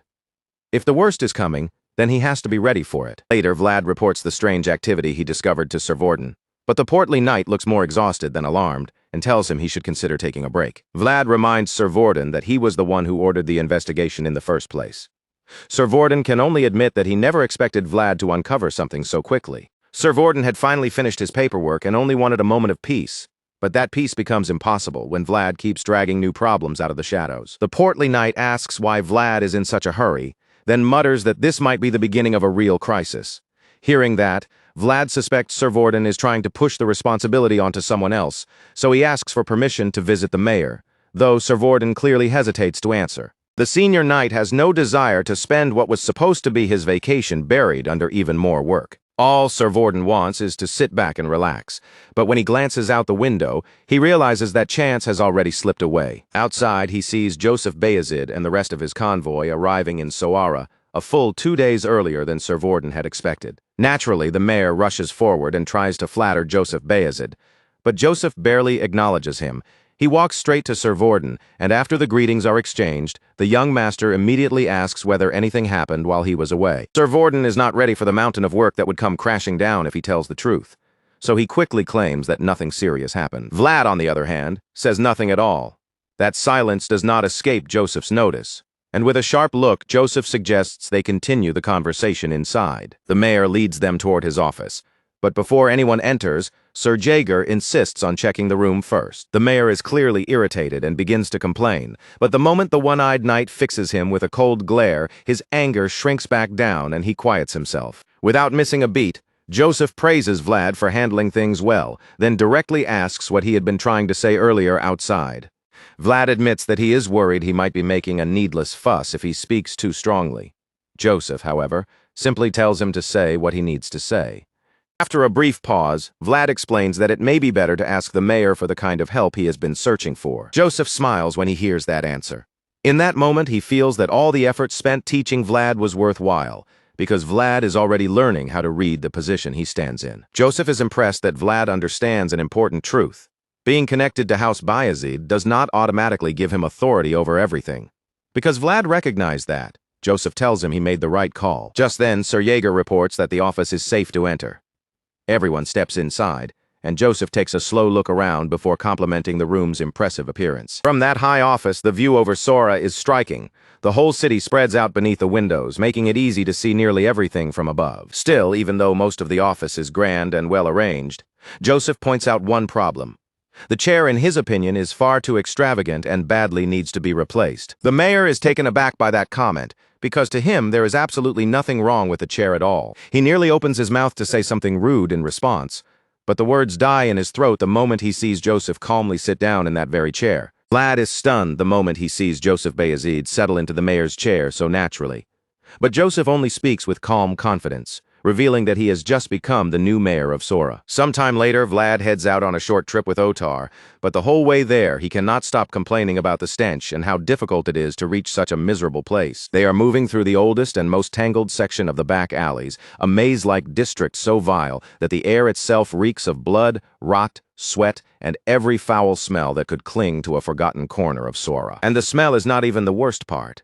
The people living there have a frightening emptiness in their eyes, the kind of look that comes from spending every day so close to death that fear has almost become normal. Seeing that place for himself, it becomes easy to understand why even one-armed Jack never dared to carelessly interfere with this part of the back alleys. After all, this is exactly the kind of nightmare one would expect from the alley ruled by Black Bear, the swine butcher himself. Vlad finally reaches the place he came for and steps up to knock on the door. Sure enough, the man who answers looks every bit as nasty and hostile as the alley itself. The stout man peers out through the small opening and asks who Vlad is. Vlad answers coldly, saying the man must have already heard of him, especially since he and his companions had been watching the blonde swordsman from the entrance of the alley. The instant Vlad says that, the irritated man slams the viewing hole shut so hard that Vlad cannot even finish his next sentence. Vlad tries to tell him to wait, but the sharp bang cuts him off completely. Inside his mind, the voice remarks that the man is clearly trying to provoke him, and Vlad silently agrees. Vlad feels a cold irritation settle in his chest. In the past, he might have swallowed this kind of treatment without a word, because disrespect like this had once been ordinary for someone from the back alleys. But that was when Vlad had been a nameless nobody. Now too many people have placed their trust, honor, and expectations on his name, and because of that, he can no longer allow insults like this to pass unanswered. After thinking of every person whose honor now stands behind him, Vlad decides that walking away is not an option. He plants himself in front of the door and stays there for hours, forcing Otar to remain beside him the entire time while holding the folded banner upright. A long while passes, and by the time the sun begins to rise, Vlad is still standing in the same place. Dust has gathered over his feet, showing just how long he has waited without moving an inch. Only then does the rude man from earlier finally open the door again. When he sees that the young knight has truly waited there all night, he sneers and tells Vlad to come inside in a tone dripping with condescension. Vlad does not answer the insult. He simply stands there with a cold expression, letting the silence press down heavier than any reply could have. He takes a slow breath, quietly considering how he should deal with the man in front of him. But before Vlad can settle on a response, the man has the nerve to interrupt and ask whether he is coming in or not. This time, the man has two large, heavy-built thugs standing on either side of him, and that makes him look far more confident than before. He seems to believe they can overpower the young knight, and Otar appears to sense the danger too, because he suddenly starts trembling as the tension rises. Vlad still says nothing, and that silence only makes Otar more nervous. The young man understands exactly how dangerous these back-alley brutes can be, and the longer Vlad remains quiet, the more frightening the moment becomes. After waiting and receiving no answer, the rude man laughs mockingly and tells them to get lost if they are too frightened to step inside. He turns back into the building and starts to shut the door again. But this time, Vlad finally speaks. His voice is low and blunt as he warns the man not to even think about closing it, because if he does, he will not be able to handle what comes next. The big man freezes, shocked, because he had already dismissed Vlad as a frightened little boy, but that judgment could not have been more wrong. A dangerous gleam flashes through Vlad's blue eyes, and the man begins to feel unease crawling up his spine. He is still trying to process what he just heard, likely because no young man has ever dared to challenge him so directly before. The man snaps back and asks what Vlad is trying to say. Vlad answers without hesitation, telling him that he has brought this punishment on himself. As Vlad says this, he reaches toward the wooden pole in Otar's hands, takes it firmly, and drives the end of it down against the ground with a sharp, commanding strike. The moment the pole hits the floor, the folded banner unfurls, revealing the powerful seal of House Bayezid. Vlad then introduces himself before the thugs as Vlad of Sora, declaring that he will now exercise the authority granted to him by the honorable names standing behind him. Once Vlad makes that clear, his expression darkens completely, and his eyes burn with a murderous edge. Then he orders them to go tell Black Bear to stop hiding and come face the rightful representative of House Bayezid. Those words strike the rude man with pure fear. The same man who had been insulting Vlad moments earlier suddenly begins to tremble, and when Vlad sees the horror spreading across his face, he decides to drive the warning in even deeper. Vlad knows the man has probably heard the rumors by now. That means he should also understand what happens whenever a certain blonde knight plants his flag in a place. With all the stories spreading through Sawara, the thug does not need anyone to explain that his life is now in danger. In his mind, he can almost see the bloody piles of criminals Vlad has left behind over the past few days. And because he is no different from those corrupt men, he realizes this might be the end for him too. At this point, Vlad can practically sense the fear pouring out of the man's body, so he decides that the warning has gone far enough. Vlad tells the man not to take his words lightly, making it clear that this is the final courtesy he will offer. In other words, if the man ever insults him again, death will be waiting. Meanwhile, in the center of Sawara, the former mayor is still sinking into misery after being stripped of his position. With Joseph Bayezid now serving as the new mayor of Sawara, that corrupt and spineless man no longer has a home to return to. He gazes helplessly at the mansion that once belonged to him, then walks away in tears, knowing there is nothing left there for him anymore. As the former mayor takes one last look at the place he used to call home, Joseph sees him from the window, even though Joseph never meant to feel pity for such a man. A trace of sympathy still rises in his heart. Hearing Joseph's reaction, the firmest knight in the room speaks up and reminds his master that the man is only paying for his crimes. Sir Jaeger has no softness to spare for the former mayor of Sora, and he makes it clear that after all the corruption in his administration has been exposed, there is no escaping the punishment waiting for him in Storma. Joseph accepts Sir Jaeger's words, knowing his right-hand man is correct. The former mayor deserves what is coming, but Joseph still cannot fully shake the feeling that his own actions helped push that punishment forward faster. Speaking of corrupt men, Joseph suddenly remembers that he still has not received any proper news about Black Bear. Joseph asks for an update, and Vlad answers by reporting that the swine butcher has agreed to cooperate as much as he can.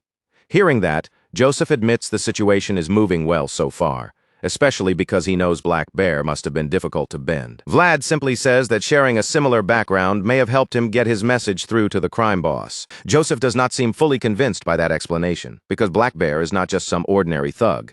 He is a boss who controls an entire district. Joseph does not believe that a shared background alone was enough to sway Black Bear, but he is still genuinely impressed by Vlad's performance. He understands that Vlad must have struggled in a situation completely unfamiliar to him, which makes it even more remarkable that he handled the mission so well. Because of that, Joseph feels that his plan to raise Vlad into a polished and capable knight is moving in the right direction. The blonde young man has proven himself again, and Joseph can clearly see the progress. The new mayor praises Vlad, then steps forward to take command of the room, preparing to address everyone gathered under his authority. At this moment, Joseph has 5 knights, 1 mage, 10 administrative staff members, 30 elite soldiers, and 1 squire at his side, and that squire is none other than the blue-eyed swordsman, Vlad. To Joseph, every person in that room is his vassal, bound to the same fate as him. If he rises to become the next head of House Bayezid, they will rise with him. But if he loses his place in the struggle for succession, then every one of them will fall alongside him. Sawara is Joseph's final stepping stone, and because of that, he vows to govern the city smoothly from this point forward. He promises to do everything in his power, even though he knows that for the time being, he will be too overwhelmed to personally handle every matter that appears. Joseph understands that he is not fully prepared to face the darkness that has seeped into every corner of Sawara. But at the same time, he knows no one can ever be perfectly ready for every danger that lies ahead. From now on, Joseph decides that every action he takes must become a step forward, because this opportunity may be the last real chance he has. With that decision made, Joseph entrusts Sir Gregory with the immediate task of choosing members for the investigation team. Sir Gregory thanks Joseph for trusting him with such an important duty, and in that moment it becomes clear why Joseph chose him for the role. Sir Gregory has always remained neutral within the family, which is why Joseph believes he will not be blinded by the rivalry and conflict between the Bayezid brothers. Even though Sir Gregory is not exactly one of Joseph's personal men, Joseph is certain that he is the right knight for the task. Since this mission depends on quietly following people without being noticed, Sir Gregory chooses Sir Cade first, knowing that Cade's tracking skills are exactly what they need. After that, Sir Gregory turns his attention to Vlad and says he will also be relying on the rising star. Vlad is caught completely off guard when his name is called, his expression showing clear surprise. Far away from Sora, in a place called Moshium, a gloomy mansion stands under the name of Baron Uthman, its dark walls giving off an eerie, unsettling presence. The mansion looks like something pulled straight from a ghost story, and the storm raging outside only makes it worse, with rain battering the windows and thunder pressing down over the house. Inside one of the rooms, a gravely ill boy lies weakly in bed. While his parents stay close to him, their faces filled with fear, exhaustion, and desperate hope. It seems they have brought in a strange healer for one final chance, but the boy's father needs reassurance, asking whether the ritual she is about to perform can truly save his son's life. The mysterious woman calmly assures the lord of the house that her method will work. Even though Baron Uthman still looks doubtful, his desperation leaves him with no room to refuse. After all, Baron Uthman has no better answer in front of him. With tears running down his cheeks, he finally gives in and tells the woman that he will pay any price, as long as his son can survive. The hooded healer notices the father's suffering, but rather than comfort him gently, she tells him not to drown too deeply in pain, saying that God cannot watch over everything. Then she reveals her face, floating with an unnatural presence, as her eyes glow with a sinister purple light, making her look more like a witch than a healer. The woman begins to cast her spell, and an ominous energy spreads through the room like a living shadow. As the grieving father watches, she tells him that people like her exist precisely because God cannot watch over the world alone. Meanwhile, Vlad and the rest of the investigation team stand out in the rain, keeping watch beneath the cold downpour as their stakeout becomes more miserable by the minute. Sir Gregory looks up at the terrible weather and admits that the conditions are awful. With rain coming down this hard, continuing the mission properly will be nearly impossible. Vlad agrees that it is unfortunate, while Sir Gregory reminds him in a dry tone that life rarely moves according to anyone's plans. The two of them stand side by side, looking out over the surrounding area, and that is when Vlad notices Sir Gregory quietly dropping something like a pill into his cup. Vlad stares at it in silence, unsure what he just saw. Sir Gregory catches his gaze and casually asks the young squire whether he wants a sip of the drink, saying a little alcohol in this weather would not hurt. Sir Gregory adds that the cold makes it even more tempting, but Vlad refuses the offer without hesitation and heads toward the nearby bushes to gather branches instead. Sir Gregory warns him that every branch around here is already soaked through, so starting a fire will be nearly impossible. Even knowing that, Vlad insists they should at least try, making Gregory wonder for a moment whether this stubborn kid really is Sir Jaeger's squire. Unsurprisingly, once Vlad steps into the forest and starts searching, he quickly realizes that Sir Gregory was right. Every branch he finds is drenched and practically useless, and Vlad begins to worry that they may be forced to spend the whole night trembling in the rain. While Vlad is imagining the worst, another knight arrives carrying better branches wrapped in cloth. He explains that these should work because they are hollow inside. Vlad is visibly relieved and thanks Sir Cade, offering to take the wood from him. As Vlad gathers the branches from Cade's arms, an awkward silence settles between them, and Cade seems to struggle with something he has been wanting to say. Suddenly, Cade thanks Vlad, saying he never had the chance to say it properly before. Vlad understands right away what Cade means, because he had once saved Cade's life. So Vlad answers simply, telling Cade that he was only doing what he was supposed to do at the time. Then Vlad asks how Cade has been holding up since then, and Cade admits that during that earlier encounter, he truly believed cutting off a limb was the only choice left to him. Just then, Sir Gregory joins them and says once again that he chose the right men for this task, because very few knights would willingly accept this kind of dirty, difficult work. The moment Sir Gregory says that, the same person comes to both Vlad and Cade's minds. It is hard to blame them, since Sir Vorden has already proven himself to be one of the laziest knights they know. In any case, Sir Gregory is grateful that both of them are willing to work with him, especially now that they are no longer acting as formal knights, but as mercenaries. Sir Gregory explains that they are now inside Baron Uthman's territory. Thanks to Black Bear's cooperation, they have managed to follow their targets this far, but they still have no solid evidence to act on.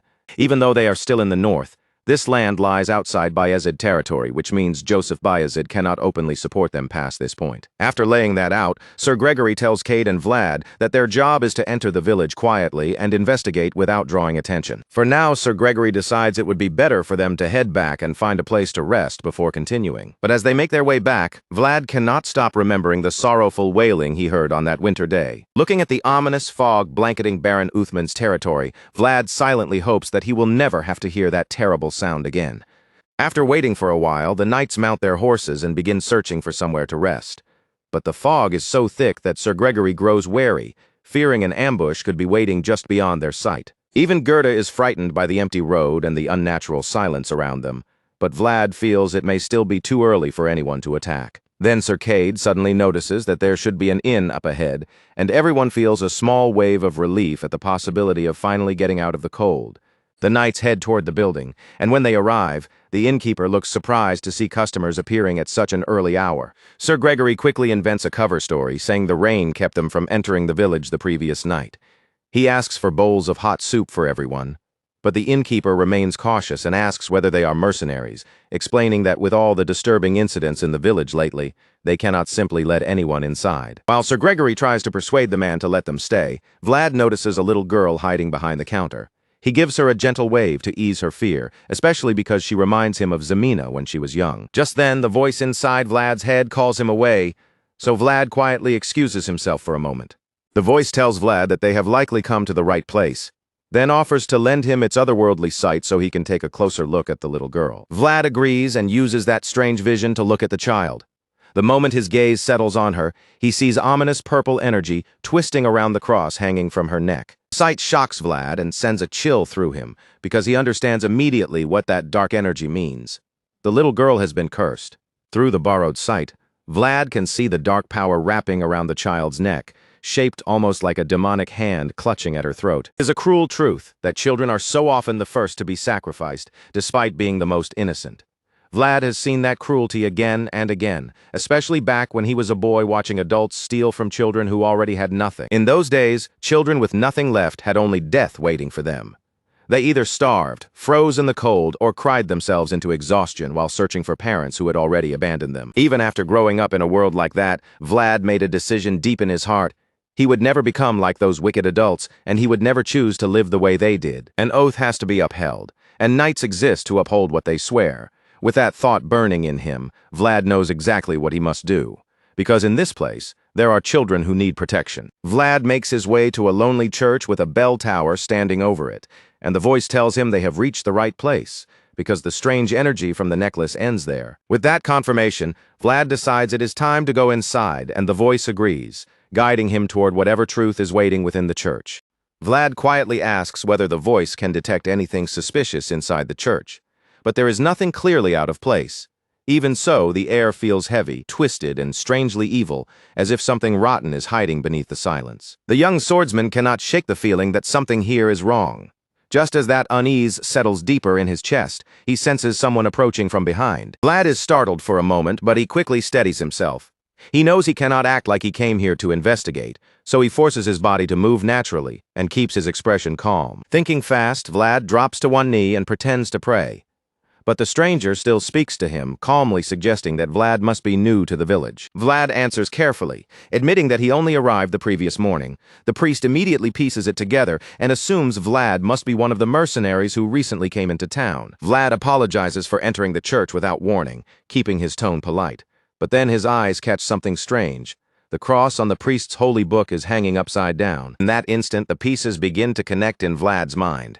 The reason the whole village has felt so wrong is because he has not seen a single proper cross since arriving. Every cross has been inverted, and now that Vlad understands that, he knows he must be extremely careful around this priest. The priest gently assures Vlad that there is nothing to fear, saying God's embrace is open to everyone. But this false priest seems disturbingly powerful because even the voice cannot see through him or clearly sense the darkness surrounding him not yet. The man apologizes for interrupting Vlad's prayer, but Vlad smoothly says it is fine. He claims he feels more at ease now that he has been given permission to stay. Vlad then promises that he will leave once he finishes praying. The priest responds warmly, telling him that this place is a home for all who seek God. The priest tells the young knight to do as he wishes, and then leaves him alone. But once the man is gone, Vlad becomes even more certain that something strange is rooted in this village, because the cursed energy from the little girl's cross led him directly to this church. Even though the priest wears a harmless smile and speaks with a gentle voice, Vlad knows better than to trust him. Vlad refuses to let his guard down around that man, so he decides to cut the conversation short and avoid showing too much interest. But before Vlad can fully step away, the priest says something that stops him cold. A plague has been spreading through the village. Vlad is genuinely shocked to hear that, but the priest only makes himself seem even more suspicious by calmly praying that the plague will not reach the children. Later that day, Vlad goes to question a man from the village about the so-called plague. But the man does not seem to understand what Vlad is talking about at first. Vlad explains that the priest mentioned it, adding that it concerns him because he and the others will be staying in the village for a few days. The man tells him not to worry too much because the plague only kills children. That answer leaves Vlad shaken. He asks how any plague could possibly affect only children, but the farmer has no explanation. All he knows is that the same tragedy has been spreading through the villages in Baron Uthman's territory. The man mutters that God must be angry with them to allow such a terrible curse to fall on their homes, especially one that steals only the lives of children. Once Vlad realizes he has gotten all the useful information he can from the man, he thanks him and quietly takes his leave. On the way back, Vlad thinks about the missing women in Sawara and the dying children in this village, and the more he connects them, the more they feel like part of the same chain of ominous signs. In Vlad's mind, this is definitely not a simple plague. The problem is that he still has no solid evidence to prove what is really happening. For a moment, Vlad considers returning to Sawara to borrow a holy item, hoping it might help him identify the truth. But the voice does not believe that would be very useful right now. Instead, the voice suspects the curse was created by a skilled black mage, the kind of work that only a properly trained priest would be able to recognize with certainty. Vlad wonders how the voice can judge something that serious, but even the voice has no clear answer. That only frustrates Vlad more because he can feel the danger with his instincts, yet he still has nothing firm enough to present as proof. While Vlad is still lost in thought, he overhears a child saying that the priest gave them something. When he looks over, he spots a hooded figure holding an inverted cross in front of the children. The mysterious figure hands the cross to the little kids and then walks away. Vlad quietly follows, thinking that if he is lucky, this person might lead him to the evidence he needs. The voice warns Vlad to be careful, because the hooded figure does not seem like an ordinary person. Vlad answers with confidence, saying he will be fine since, long before he became a knight, he spent years as a skilled pickpocket. Of course, the voice immediately reminds him that being a former master thief is not exactly something to brag about. After tailing the hooded figure for some time, Vlad begins to feel that he is being deliberately drawn toward the outskirts of the village. The voice cannot resist teasing the former pickpocket, pointing out that the stranger clearly noticed he was being followed. With his cover blown, Vlad decides that continuing to follow the figure would be too risky. Instead, he thinks it is time to retreat and report everything to Sir Gregory. Unfortunately, the voice does not believe the hooded figure intends to let Vlad walk away so easily. Sure enough, Vlad senses the hooded figure drawing a sword, and the threat becomes obvious. The stranger is coming straight for him. Before Vlad can fully process the danger, the hooded swordsman closes in and attacks him with a sharp strike. Thankfully, Vlad is no helpless target. He draws his own sword quickly and tries to block the blow, but the sheer force behind the attack throws him into the air. Vlad is shocked by the impact, but he has no time to dwell on it. He scrambles back to his feet and runs for his life, while the voice urgently tells him to keep moving and guides his steps so he can dodge attacks he cannot even see coming. After several desperate attempts to escape, Vlad realizes he cannot outrun this opponent. With no other choice left, he turns around and prepares to face the hooded swordsman head-on. The moment their blades cross, Vlad understands that his opponent is also a knight. And this is no inexperienced fighter. Whoever is under that hood is dangerously skilled. The hooded knight glances at Vlad's sword and notices the strange glow surrounding the blade. At the same time, Vlad forces himself back onto his feet, ready to continue the fight. He still cannot tell whether his opponent is a former knight or one still serving under a banner. Since he cannot figure it out through ordinary observation, Vlad decides to rely on a rare technique. He points his sword toward the enemy and closes one eye, narrowing his focus for a precise read. While Vlad holds that stance, the enemy charges again. But Vlad does not move because he knows the key to landing a deadly strike lies in surprise. He waits for the hooded knight to make the first move, searching for the perfect opening to deliver a lethal counter. As Vlad waits, he reminds himself that he only has one chance. There will be only one instant to choose correctly, so he shuts out every distraction and pours all his focus into that single moment. Vlad's sword begins to shine, and with a sharp movement, he manages to knock the enemy's blade aside. But the hooded knight still has hidden tricks. Even after losing the line of attack, the enemy keeps hold of the sword and activates a secret power. A brilliant golden light flares from the hooded knight's eyes and sword, and Vlad immediately realizes what he is seeing. This opponent is using aura. The sight shocks Vlad, but the fight has already reached a dangerous rhythm. Even though the voice warns him that he should retreat, it is already too late for Vlad to simply stop. With no safe path left, Vlad clashes blades with the enemy, and the fight turns into a contest of whose aura can overpower the other. Their swords collide with such force that the impact sends a shockwave through the forest and blasts Vlad backward. Thankfully, Vlad is not seriously hurt, but when he opens his eyes and sees the hooded knight advancing with overwhelming energy, it becomes painfully clear that he is not the stronger one here. Vlad struggles to push himself back onto his feet, and the voice admits that this encounter is far stranger than expected. The person standing before them is actually a holy knight. And even more surprising, there is not a man beneath that hood. Once Vlad realizes who he has been fighting this entire time, he decides he needs to clear up the misunderstanding somehow. But the voice is not convinced that talking will work anymore, because the holy knight no longer looks willing to listen. After all, a sword moves faster than words ever could, and explaining himself would take time Vlad clearly does not have. The voice believes the holy knight has already made up her mind, which means she intends to bring Vlad down first and ask questions later. At this point, it is painfully obvious that Vlad has no choice but to face this mysterious warrior head-on. It is far too late to retreat, and peaceful conversation is no longer an option, because the golden-haired holy knight is clearly determined to defeat him. With no other path left, Vlad grips his blade and charges back into another brutal exchange of steel. As he rushes forward, the voice in his head predicts the incoming attack and quickly warns him to counter before the strike lands. Fortunately, Vlad manages to deflect the blow with his own sword, which is now surging with aura as well. But even though he blocks it, the sheer weight behind the woman's attack tells him exactly how dangerous she really is. Her strike carries a force unlike anything Vlad has faced before, and he admits that it feels completely different from Sir Pablo's attacks. That alone says a lot. This holy knight may be the strongest opponent Vlad has ever fought, yet he still has no choice but to keep clashing with her. What baffles him most is how she can release so much aura without any obvious sign. And while Vlad is still trying to understand it, the voice tells him that what she is using is not ordinary aura. It is a blessing. In that instant, a glowing golden cross-like seal shines above the holy knight, and right after that, she leaps high into the air, bringing her sword down toward Vlad with terrifying force. As the holy knight descends for what looks like a killing blow, the voice explains that because of her blessing, she does not even need to create her own world. The word of God is already resting upon it. Just as the voice finishes explaining, the white-haired warrior's devastating strike crashes down on Vlad. For a moment, it looks like she may have him completely overpowered, but Vlad somehow stays in the fight, gathering every bit of strength he has to hold her sword back while she presses down harder and harder. Even under that crushing pressure, Vlad refuses to collapse. As he struggles to stay alive beneath her blade, he can hardly believe that she gained this much power simply by accepting the will of God. For most people, this would be the moment where their spirit breaks. But Vlad of Sora is not most people. He digs deep, forces strength back into his arms, and shoves the holy knight away, creating just enough distance to breathe and steady himself again. Even though the blessing has made her overwhelmingly powerful, Vlad refuses to be swallowed by fear. Her strength is terrifying, but he is certain that even an opponent this overpowered must have openings he can exploit if he watches carefully enough. In that split second, Vlad begins to notice several weak points in the Holy Knight's armor.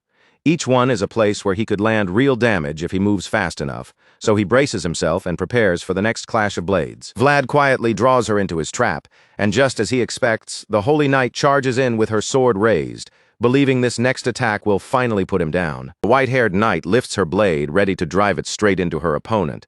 But she has no idea that Vlad has been waiting for exactly this moment to deceive her. Right before her attack lands, her weak points open up. Vlad seizes that perfect instant, pretending at first as if he means to block her sword, only to suddenly shift his aim and thrust his blade straight toward the gaps in her armor. The older knight's eyes widen when she realizes she has been tricked. But by then, it is already too late to properly counter. Shock flashes across her face, and for one brief moment, there seems to be no way for her to avoid Vlad's attack. At least that is how it appears. Vlad's plan works almost perfectly, and he succeeds in forcing his opponent into an incredibly vulnerable position. The sharp tip of Vlad's sword stops right beside her exposed neck, so close that only a few centimeters separate the Holy Knight from death. At this point, anyone would think the fight is over for the white-haired knight. But instead of panicking, she gives Vlad a cold, steady stare, showing not even the slightest trace of fear. That chilling glare shakes Vlad for just a moment, and fear creeps into him before he can stop it. That tiny hesitation gives the more experienced knight the opening she needs to shift the path of his sword away from her face. Vlad can hardly believe what he is seeing, and while he is still stunned, the Holy Knight launches her counterattack. He is so shocked by how smoothly she escaped that he barely realizes she is already tackling him toward the ground. Of course, the voice sees the danger coming and urgently warns Vlad to focus, regain his balance, and stop himself before it is too late. But the warning comes too late. The powerful swordswoman grabs Vlad and slams him down before he can fully understand what is happening. With frightening speed and monstrous force, the Holy Knight drives Vlad into the hard, rocky ground. A blow like that could leave some people paralyzed, and most others would simply die on impact. The pain that rips through Vlad is written all over his face. His eyes go wide from the shock, and for a terrifying instant it feels as if his life flashes before him. Thankfully, Vlad is not paralyzed. Determined to survive, Vlad forces his body to move and starts crawling away from her. But the Holy Knight has no intention of letting him escape that easily. She immediately stops Vlad by bringing the tip of her sword right beside his face, pinning him in place without even needing another strike. Vlad is still shaken, unable to fully process what just happened. He cannot understand how she countered him so effortlessly, so the voice explains that she used armor magic. It is a technique unique to Holy Knights, allowing them to use their plate armor to twist the trajectory of an opponent's sword. That explains how the Holy Knight redirected Vlad's blade away from her neck and toward her armored shoulder instead. Once Vlad notices the scratch on her shoulder plate, everything starts to click, and panic rises inside him. She has a blessing, and on top of that, she has magic armor, which makes the whole fight feel completely unfair. As far as Vlad is concerned, this woman is practically a walking cheat. And honestly, it is hard to blame him, because they have been locked in a brutal sword fight for so long, yet she has not even broken a sweat. Not a single drop of sweat marks her cold, composed face, which makes it painfully obvious that she has been controlling the fight from the start. After everything Vlad has learned, he begins to suspect that she may have shown him those openings on purpose. Vlad thought he was the one setting a trap for her, but now he realizes that the Holy Knight had been playing him from the beginning. He wanted him to attack, just so she could prove exactly who held the advantage, and now that Vlad understands how completely she outplayed him, he can only smile. He is not even angry, because her skill is genuinely impressive. While he is still taking that in, the white-haired warrior grows impatient and finally asks who he is. The moment Vlad hears her voice, he raises both hands in surrender, knowing she could easily end his life while he is in this vulnerable position. Without wasting a second, he tells her that he is from Sawara and explains that he came into the village as part of an investigation. The Holy Knight seems surprised when she hears that Vlad is from the city of Sawara, and she asks again to make sure she heard him correctly. Vlad confirms it, and because she is clearly familiar with the place, his life is spared almost immediately. Before long, Vlad and the Holy Knight return to the inn together, the deadly tension between them finally easing enough for everyone to speak. There, the Holy Knight formally introduces herself as Justia from the Northern Archdiocese of San Rosino. To her, meeting the Knight of Sawara in this village must be the will of heaven, and she considers it an honor, just as the other knights involved in the investigation do. Sir Gregory is there as well, and he shares Lady Justia's sense that this meeting is far too meaningful to be dismissed as coincidence. Now that everyone is no longer at each other's throats, the bearded knight suggests they all sit down and talk things through. Lady Justia agrees without objection. It turns out that Lady Justia has also been investigating the village in secret. She explains that she had been looking into the strange incidents happening in the area, and at first she believed the village was suffering from some kind of plague. But after digging deeper, Lady Justia realized the truth was far worse.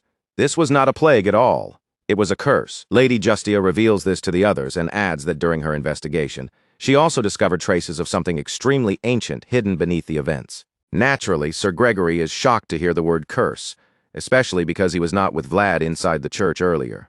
The theory confuses him because, as far as he knows, there is a large church nearby, and that should normally prevent curses from taking hold in the village. Sir Gregory cannot understand how something wicked could spread so openly in a place watched over by a church.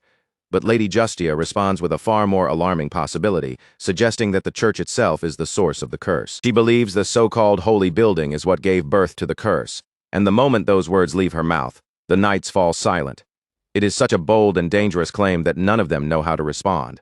But inside Vlad's mind, the voice agrees with her completely, and is genuinely impressed that she managed to figure it out so quickly. Sir Gregory is horrified by what Lady Justia has said, and he immediately understands that the situation is far more serious than he first imagined. He never expected a holy knight who follows the will of God to point to the church itself as the root of an evil curse, and that alone tells him this is a crisis that cannot be ignored. Even though Sir Gregory knows they need to act quickly, he also understands the problem standing in their way. This village does not fall under Bayezid jurisdiction. That leaves Sir Gregory torn, because the matter is rapidly growing beyond both his authority and his ability to handle. Frustrated, the senior knight slams his fists down on the table, while Lady Justia simply watches him in silence, unsure what more she can say. Before Sir Gregory can let his frustration spill any further, Lady Justia calmly cuts into his little outburst. Her tone stays composed, but her words land clearly as she tells him to pass along her gratitude to the new mayor of Sora. Sir Gregory stiffens for a moment, visibly caught off guard by that unexpected request. Lady Justia simply continues, saying that the mayor's method of making use of information hidden beneath the surface was genuinely impressive, and in her eyes, the way he handled the entire matter deserved real praise. Put another way, Lady Justia is carefully and politely telling the Bayezid knights that they should step away and leave the rest of the matter in her hands. After all, Gregory himself has already admitted that this village does not fall under Bayezid's jurisdiction.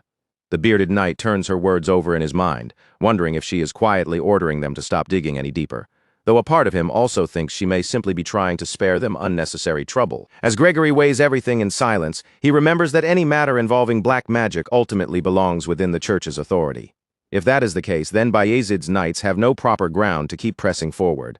With the situation boxed in from every side, they may have no choice but to return home, and Sir Gregory can only swallow that bitter truth. Vlad watches the exchange unfold without saying a word. He understands from the tension in the room that an invisible line has just been drawn, not by strength or anger, but by the heavy weight of authority, duty, and responsibility. Later that night, Vlad sits alone beside the window, while an eerie fog presses against the glass and swallows almost everything beyond the inn. The world outside is so dim and blurred that it feels unreachable, and his face darkens with disappointment as the thought settles in that they may not be able to save Anna after all. Just as that bleak thought drags him deeper into silence, a small voice suddenly interrupts him. The little girl from earlier looks up at him and asks, with innocent worry in her eyes, whether he will be leaving soon. Sadly for Anna, Vlad already feels that their farewell is not far away. When he quietly admits that they will probably be saying goodbye soon, the girl's eyes begin to water. Heartbroken, she asks why he has to leave so quickly, and the young swordsman can only tell her that their work here is already finished. Judging from Vlad's expression, he has no desire to keep talking. Now that the investigation has been cut short, all he wants is to sit there in the dark, stew in his frustration, and let the night pass around him. But Anna refuses to let him sink into that silence. In response to his excuse, she tells him plainly that in this life, there is no such thing as work truly being finished. Vlad's brows tighten into a grumpy scowl, because the worst part is that the little girl is completely right. That truth irritates him more than he wants to admit. Vlad would much rather stay out of trouble and follow the decision his superior has already made.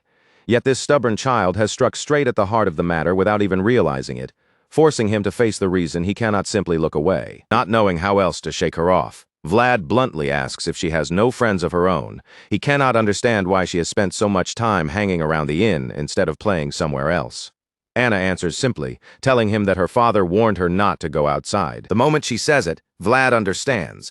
With everything strange and unnatural happening around the village, it makes sense that her father would rather keep her safely indoors than risk letting her wander outside. Vlad can completely understand why Anna's father keeps her close, though he does not realize that the man himself is quietly watching their conversation from nearby. The poor girl must be painfully lonely, trapped inside day after day with no other children her age to spend time with. So when she starts begging Vlad to stay just a little longer, it hardly feels surprising. She tries to tempt him into remaining by telling him that the church will soon be handing out gifts. Vlad clearly has no idea what she is talking about, and his surprise shows right away as he asks if he heard her correctly. At that point, the innkeeper steps in and explains that the church plans to gather the village children soon and perform some kind of blessing ritual. From the way he speaks, the man seems to believe the church's words without question, even thinking the ritual is something to be grateful for after all the hardship the village has suffered. The moment Vlad hears that, his attention sharpens. He turns to Anna's father and asks when this ritual is supposed to happen. The man admits that he heard it would take place in roughly 3 or 4 days, and adds that the priest intends to gather every child in the village for it. After hearing all of that, Anna looks at Vlad with pleading eyes and asks him to stay until then, hoping with all her heart that he will not leave before the blessing day arrives. But Vlad still cannot give her an answer right away. He falls quiet instead, lifting his drink and taking a slow sip while his thoughts begin to turn. As he sits there, Vlad starts calculating the situation in his head. He remembers that Justia has only just sent out a carrier pigeon to request help, and based on what he knows, it will take at least 4 days for the Holy Knights to reach this village. The timing is dangerously tight, almost too close for comfort. After weighing the risk for a while, Vlad begins to feel that staying might still be possible. With that thought settling into place, he finally tells Anna that he could remain in the village until the blessing ritual. The instant Anna hears that, her face lights up with excitement. She suddenly decides she wants to give Vlad something as a gift, and when she reaches into her pocket, he watches her curiously and asks what she is holding. Anna quickly reveals a small ring and proudly hands it over to him. She calls it a flower ring, but Vlad stares at it in confusion, because no matter how he looks at it, there is not a single flower on the thing. Vlad turns the little ring in his fingers and realizes it is made from thin, twisted twigs. She must have woven it from the ivy growing along the inn's wall. In any ordinary place, it would seem like a simple child's trinket, but in a village where even one real flower is not allowed, this tiny handmade ring carries far more meaning than it first appears. Just then, Anna's father calls out to her and tells her it is time for bed. Anna immediately tries to argue, not wanting the conversation to end yet, but her father has no intention of listening to any excuses. He firmly tells her to go upstairs to her room, and Anna reluctantly begins to shuffle away. Before she leaves, she pauses and turns back to ask Vlad if he will really still be there in the morning. Instead of giving her a clear promise, Vlad only flashes a mischievous little smile and says that he probably will be. That small possibility is enough to make Anna brighten all over again. Her disappointment melts into excitement, and she immediately tells Vlad to promise that he will stay a little longer. Anna does not even wait for Vlad to answer before turning to leave. But after taking only a few steps, she suddenly stops in place, her small body going unnaturally still as if something unseen has taken hold of her. Then, in the very next instant, Anna collapses where she stands, her strength vanishing as she loses consciousness. Her father lets out a terrified scream the moment he sees her falling. He throws himself forward and barely catches her before her head can strike the floor. But by the time she is in his arms, her body is already shaking violently, like she is trapped in a seizure. Vlad instantly understands that something terrible has just begun. He moves without hesitation, determined to save Anna before it is too late. At the same time, the voice inside his head reacts with urgent readiness, offering to lend Vlad its world so he can grasp what is happening. It will not be enough to solve the problem on its own. But with that power, Vlad will at least be able to see the truth more clearly and understand the shape of the danger in front of him. Because the terrible truth is that the curse has finally been triggered. Anna's father's screams tear through the inn and alert the other knights. One after another, they rush down the stairs to see what has happened, only to find the man cradling his daughter in his arms and desperately trying to wake her. Sir Gregory freezes in horror when he sees the very curse Justia had warned them about happening right before his eyes. While the senior knight struggles to get his words out, the voice warns Vlad that Anna's breathing is beginning to fade. The curse is draining away her life force. But Vlad is the only one who can see the pale white smoke spilling from Anna's mouth and drifting through the air, flowing straight toward the church. Vlad has no idea how he is supposed to explain what he is seeing to everyone else. As he frantically searches for the right words, Justia suggests that their enemies may have detected her presence. It seems the wicked force behind the curse has tracked Justia to the inn, and now an innocent child is paying the price for it. Justia's expression tightens with guilt as she blames herself for being careless. She had believed her presence was hidden well enough, never imagining they could sense the level of divine power she carried. Without warning, Justia turns and starts walking out of the inn. As she moves toward the door, she tells the others that if she does not return, they must explain everything to the Holy Knights when they arrive. With the situation spiraling out of control in front of him, Sir Gregory can only let out a strained groan, frustration and helplessness weighing heavily in his voice. But Vlad cannot understand why the senior knight is still standing there. To him, every passing second feels like another life slipping closer to the edge. Anger rises in Vlad's chest as he watches Sir Gregory hold himself back because of jurisdiction and authority. To Vlad, those invisible boundaries feel cruelly meaningless while a child is dying in front of them. And just when it seems things cannot possibly get worse, the curse spreads across the entire village. All at once, children everywhere begin to convulse, their small bodies seizing as the same nightmare overtakes them. Terrified parents scream in anguish as they watch their children collapse before their eyes. Their cries fill the village raw and desperate, as each family realizes they may be losing the ones they love most. The entire village erupts into unbearable suffering, and Vlad feels that pain crashing over him from every direction. The fear, the screams, and the helplessness press down on him until it becomes almost impossible to endure. Vlad did not claw his way out of the back alleys simply because he wanted to survive. He did not take up the sword only because he admired knights from afar. What he wanted was the power to change something. If he sits still now and watches this horror continue, then he is no different from the helpless boy trapped in those filthy alleys, forced to watch the world crush the weak. With that resolve burning inside him, the rising star swordsman reaches for his sword and moves to step outside, ready to hunt down the enemy himself. But before he can leave, Sir Gregory blocks his path and stops him. The senior knight tells Vlad that he understands the anger tearing through him. But in the same breath, Gregory reminds him that a knight's sword must carry weight equal to its sharpness. Gregory tells him that a knight cannot swing a sword without justification and responsibility. But Vlad, already wounded by everything happening around him, snaps back and asks what the point of justification and responsibility even is if they cannot protect the people standing right in front of them. Hearing Vlad's furious words, Sir Gregory falls silent for a moment, then admits that the young knight has struck the heart of the matter. Suddenly, with a grave look in his eyes, he tells Vlad to repeat after him. Vlad is baffled by the sudden command, but Gregory does not waver.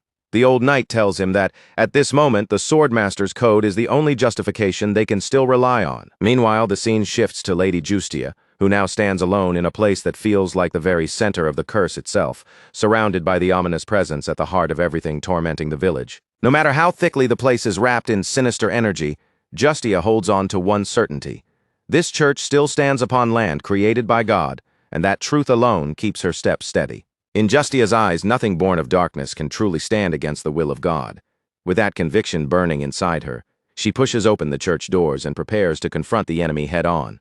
But the moment she looks toward the altar, her expression hardens in shock at the demonic symbol defiling that sacred place. The instant Justia sees that cursed mark spread across the altar, her voice turns sharp with anger. She accuses the false priest of committing blasphemy in the very house of God. The corrupted reverend smiles as soon as Justia's voice reaches him. Rather than looking surprised, he remarks that she arrived earlier than he expected, then wonders aloud why she would come to a place like this all alone. After all, in his twisted mind, the two of them by themselves could never offer enough prayers for all the people gathered inside the church. The moment Justia hears those words, her senses sharpen. She realizes that the entire church is saturated with an alien, unnatural energy that should never belong in a holy place. Justia scans the interior, but she cannot see or sense any ordinary living people around her. Then, from the darkness filling the church, the hidden congregation of demons begins to reveal itself. The evil forces stir awake one after another, while the priest breaks into a mad, echoing laugh. With his voice ringing through the corrupted sanctuary, he declares that the service can finally begin. From the other side, the demons suddenly surge toward the church like frenzied corpses. They rush at terrifying speed, and the moment they reach the entrance, they start clawing and tearing at the door, as if trying to rip it apart. The dead hurl themselves against the door, desperately crying out for their lost children. Only then does the horrible truth become clear. These undead were once the parents of the children sacrificed here. Justia's stomach turns in disgust as she realizes what the false priest has done, unable to understand how a man like him could stand there without any fear of God. In response, the false prophet coldly tells Justia that God has very little to do with him anymore.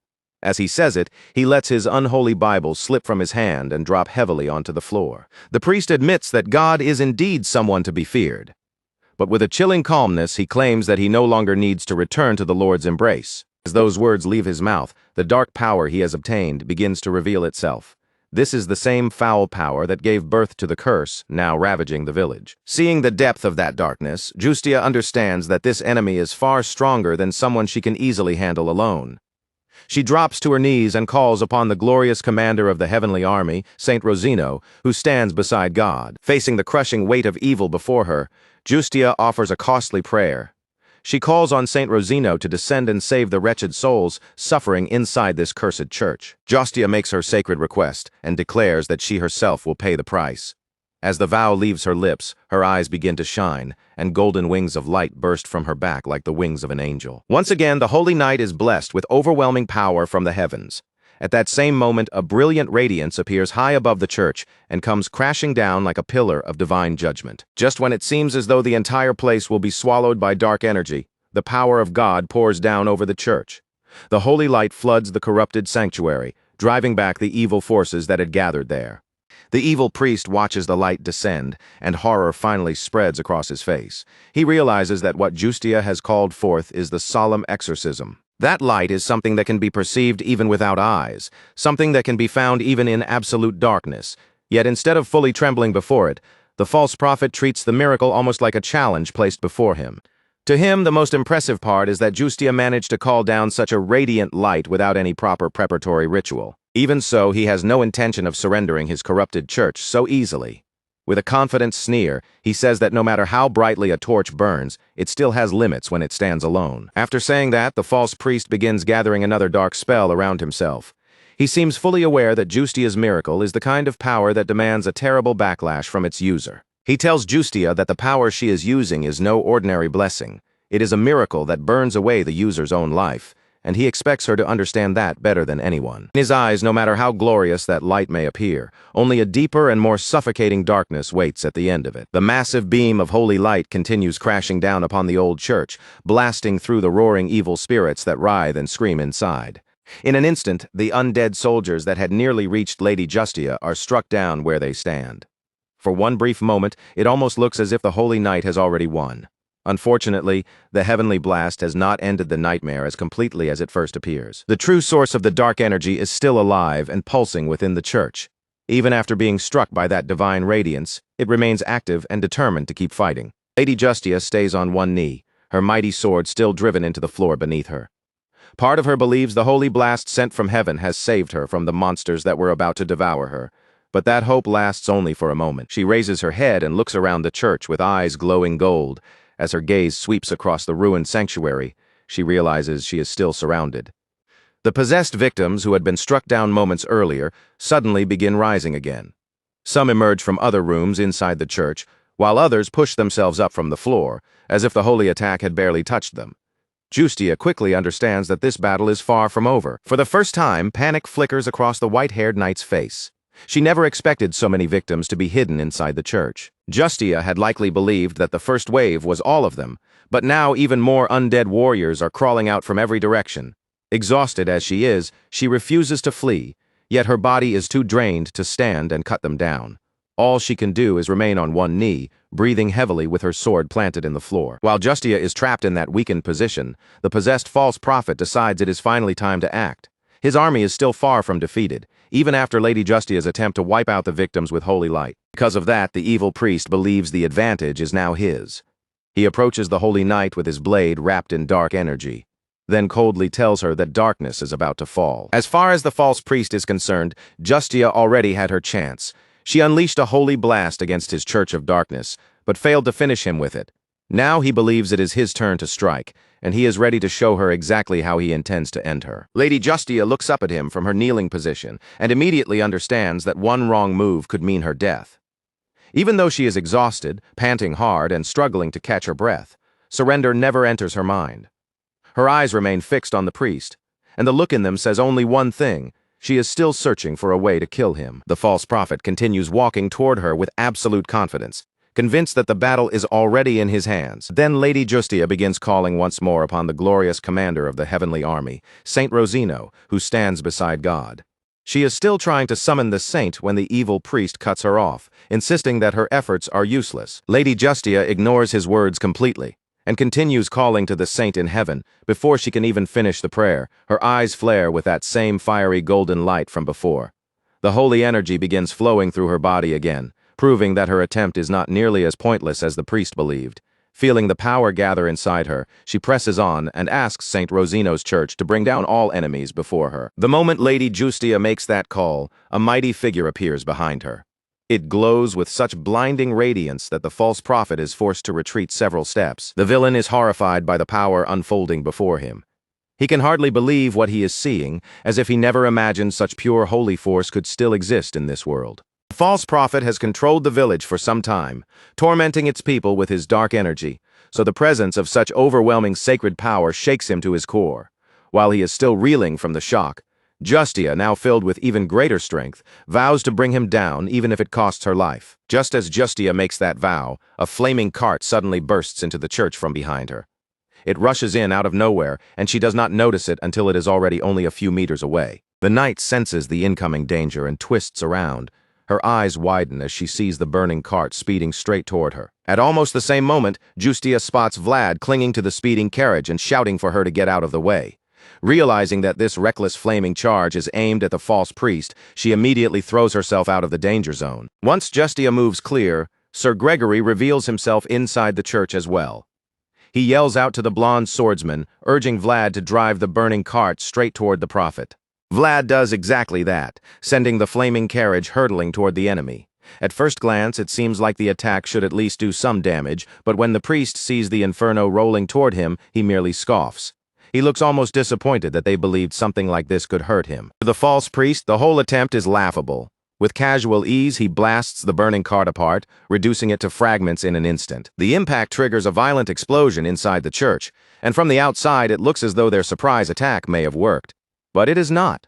Vlad is the first to notice the false prophet stepping out through the flames, and the moment he sees that, he prepares to rush in with a follow-up strike. Vlad grips his sword tightly and launches himself into the air, his whole body driving forward with one purpose. He is determined to cut down the false priest before the man can spread any more darkness. At that moment, no one in the church hates the priest more than Vlad. The moment he gets a chance to strike, he throws himself into the fight with pure fury burning in his eyes. To Vlad, the false priest has crossed a line that can never be forgiven by using the village children as sacrifices. Now he wants to end the man for good. Steel crashes against steel as two opposite powers collide, and a fierce battle erupts. The false priest proves he is no easy opponent, holding his ground against Vlad's relentless attacks and blocking every attempt the young knight makes to cut him down. As Vlad and the false priest clash again and again, the rest of the church begins to burn around them. The flames from the exploding cart have spread through the old building, crawling across the walls and beams until the entire place looks ready to collapse into fire. This should be the moment for everyone to escape, but in the middle of the battle, no one has the room to notice the danger closing in. Vlad is too focused on killing the priest to care about the heat around him, and the false prophet is just as absorbed in the fight. As the fight grows more intense, both of their eyes begin to glow in that instant. The priest starts to understand who he is truly facing. He stares into Vlad's blue eyes and catches sight of the source of the power hidden inside them. The figure reflected within Vlad's eyes looks terrifyingly powerful, with lightning-like glowing eyes and an aura heavy enough to make the air tremble. But even that frightening presence does not seem to scare the priest. Instead, the false prophet recognizes the shadowy figure the moment he sees him. His expression shifts from surprise to fascination, as if he cannot believe he has been given the chance to meet that man again. The realization excites him. From the way the priest reacts, it becomes clear that he has some kind of history with the man he sees hidden within Vlad's eyes. Vlad notices the priest getting excited over something he cannot understand, and that only makes him angrier. He is trying with everything he has to kill the man, yet the priest looks like he is enjoying some private joke. Driven by rage, Vlad sharpens the force behind his attacks and snaps at the priest to stop spewing nonsense. His sword swings faster, each strike carrying more anger than the last. Right now, Vlad wants only one thing: to see the false priest dead in front of him. He moves in for the finishing strike, thrusting his sword toward the prophet's side in a fatal jab. But the annoying priest seems to read the attack before it lands. While Vlad pours everything into bringing down the evil force, the others hurry over to check on Lady Justia. The white-haired holy knight still looks drained after her first clash with the false prophet, her body clearly pushed close to its limit. Sir Gregory rushes to Justia's side and asks if she is all right. Instead of answering directly, she reminds him that simply being inside the church places him in grave danger. Hearing that, the bearded knight calmly admits that they had no choice but to come. The children in the village are dying, and Gregory knows this church is the root of the curse. After learning that, none of them could simply stand back and watch the situation grow worse. Even so, Gregory never imagined they would uncover something this horrifying inside. The church is crawling with the walking dead, and the sight leaves him deeply disturbed, especially because he still does not fully understand what is happening in this cursed place. Seeing Gregory's concern, Lady Justia tells him they must reach the bell tower, because that is the source of the curse. Gregory immediately understands the importance of her words and decides to help her, but he also realizes they do not have time to clear the path carefully. If they want to reach the tower, they will have to split up and find a way through, no matter how dangerous that choice may be. Gregory quickly looks around the burning church and starts forming a plan. Since Sir Cade cannot use aura, Gregory decides that the archer must be escorted out of the church first before the situation becomes even worse. Knowing he needs to create an opening for Sir Cade and the others, Gregory throws himself into the battle without hesitation. The large knight stomps 1 foot hard into the floor, announcing his presence with a force that shakes the ground beneath him.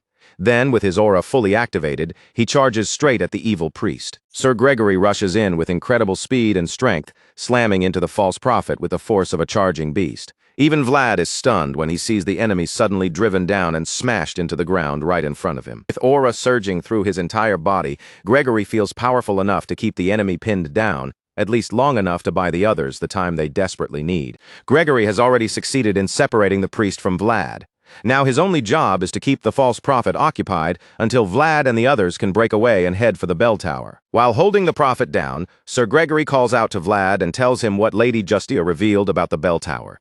He admits that he does not know exactly what waits up there, but he knows enough to give Vlad a clear order. Go to the tower and destroy it. Vlad hears Gregory's command and instantly understands the weight of the mission being placed on his shoulders. Vlad can see that the bearded knight is practically sacrificing himself so the rest of them can move.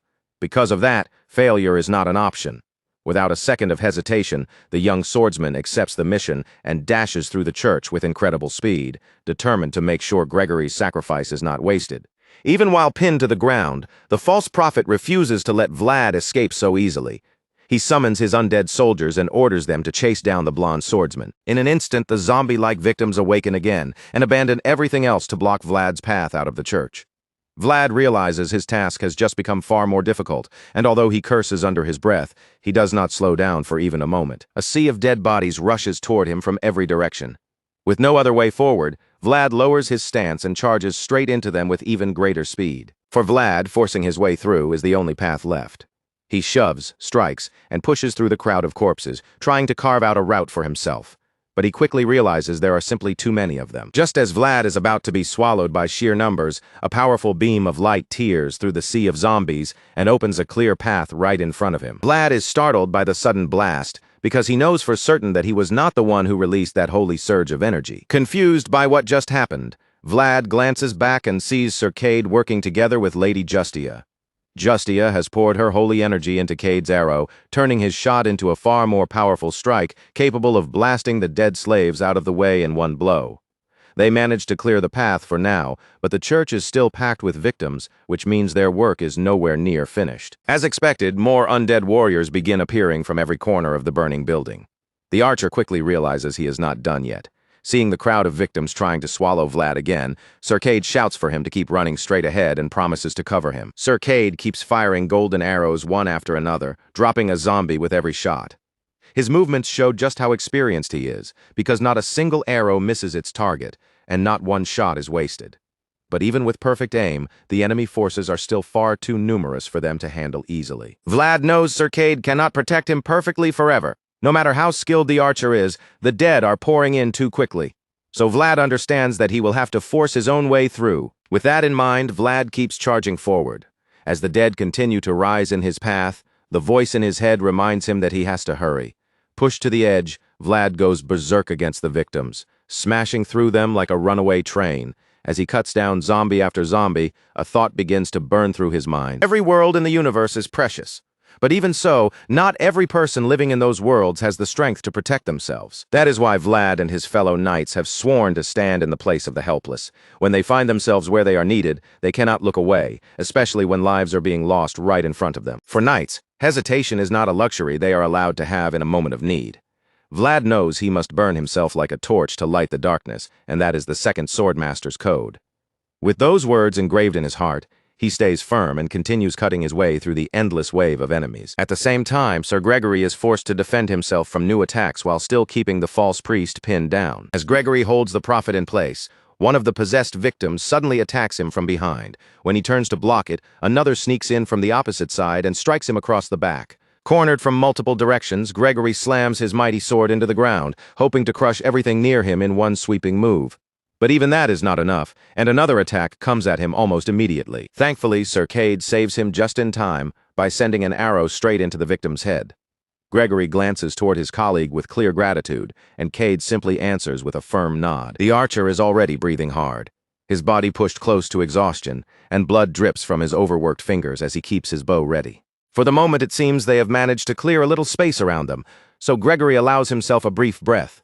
Looking at all the zombies swarming around him, the bearded knight jokes that he wishes he were this popular in ordinary life, because that kind of attention might actually be nice. Even while Gregory is joking, one of the zombies crawls toward his feet. He looks down at the creature with disgust, already feeling like he has seen far too many twisted things in a single day. And a major part of what disgusts him is the false prophet's face. Gregory is enraged that the priest has been smiling like a madman through all of this, as if the horror around him is nothing but entertainment. Sure enough, the false prophet is still wearing that sinister smile. It is the kind of creepy expression that makes it feel as if he has another secret plan waiting in the dark. Sitting on the floor as if he has given up on resisting, the priest tells Sir Gregory to do whatever he wants to him. In the sick man's mind, death is not something that can end him so easily. Gregory grits his teeth in anger when he hears that. To him, the prophet is clearly trying to provoke him, and every word makes his rage burn hotter. Gregory is already furious, and hearing the priest speak with such confidence finally pushes him over the edge. Determined to teach the false prophet a lesson, Sir Gregory raises his sword and swings it down hard, eager to see whether the man can keep babbling after losing his head. The false prophet answers Gregory's anger with nothing but laughter, and that only makes the bearded knight's fury burn hotter. Gregory brings his sword down with killing intent, growling for the priest to keep laughing all the way to his death. With one brutal slash, Sir Gregory cuts the priest's head clean from his body. The severed head tumbles down a few steps across the floor. But just when it seems the fight has finally ended, something horrifying happens. All at once, the possessed victims stop moving, their bodies freezing in place as if their strings have been cut. Seeing this, Lady Justia quietly states that if one wishes to destroy an army, the commander must first be captured. With that simple truth confirmed before their eyes, the Holy Knight understands that Sir Gregory's plan has worked, at least for the moment. Anyone would expect Gregory to feel triumphant after taking down the evil priest, but instead, the large knight only looks irritated. He curses under his breath and huffs in annoyance, clearly thinking about just how narrowly they avoided disaster. Even so, Gregory is relieved that the worst seems to be over. He pulls out his flask and takes a gulp, already feeling like he will need far more liquor once the night is done. But just as everyone starts to believe the job is finished, the priest's voice suddenly cuts through the air. From somewhere nearby, he casually tells Gregory that there was no wine at the mess. Gregory nearly chokes on his drink the moment he hears that voice. The other knights are just as horrified, their eyes widening in disbelief at the nightmare of a severed head continuing to talk after being cut off. The head keeps speaking as though nothing unusual has happened. Then, with disturbing calmness, it asks Gregory for a sip of his liquor. Sir Gregory freezes in place when he turns and sees the talking head on the ground. But before he can even process that horror, the situation takes an even worse turn. Suddenly, Sir Cade shouts for Gregory to watch out. At that exact moment, the priest's headless body is shown standing right behind the bearded knight. A strange blue flame erupts from the stump of the severed neck, flickering with an unnatural glow. Seeing it, Lady Justia realizes the truth at once. This evil being is actually the headless knight, known as Dullahan. While the others are still trapped in the church facing the headless knight, Vlad charges up the tower stairs, each step filled with fierce determination. At last, Vlad reaches the bell at the top of the tower. The moment he sees it, he can clearly make out dark energy swirling around it like a living curse. Vlad immediately understands that the bell is the source of the curse, and the voice inside his head confirms it. This is the curse of a noble warlock, and now that the target is clear, the voice urges Vlad to give everything he has and break the spell at once. Vlad begins preparing to activate his power, ready to strike the source of the curse. But before he can complete the move, the headless knight appears and launches an attack at him. The voice instantly warns Vlad to watch out, but the warning comes almost too late. The entire tower begins to shake violently, as if the stone structure is about to collapse beneath his feet. Vlad grits his teeth as he realizes the tower is about to crumble. With no time to hesitate, he throws himself off the collapsing structure to avoid being crushed beneath the falling stones. The entire tower explodes apart, all because Dullahan refuses to let them destroy the source of his curse so easily. Meanwhile, Vlad manages to land safely on the ground, escaping the falling debris in one piece. He looks around at the scattered rubble in confusion, trying to understand what just happened.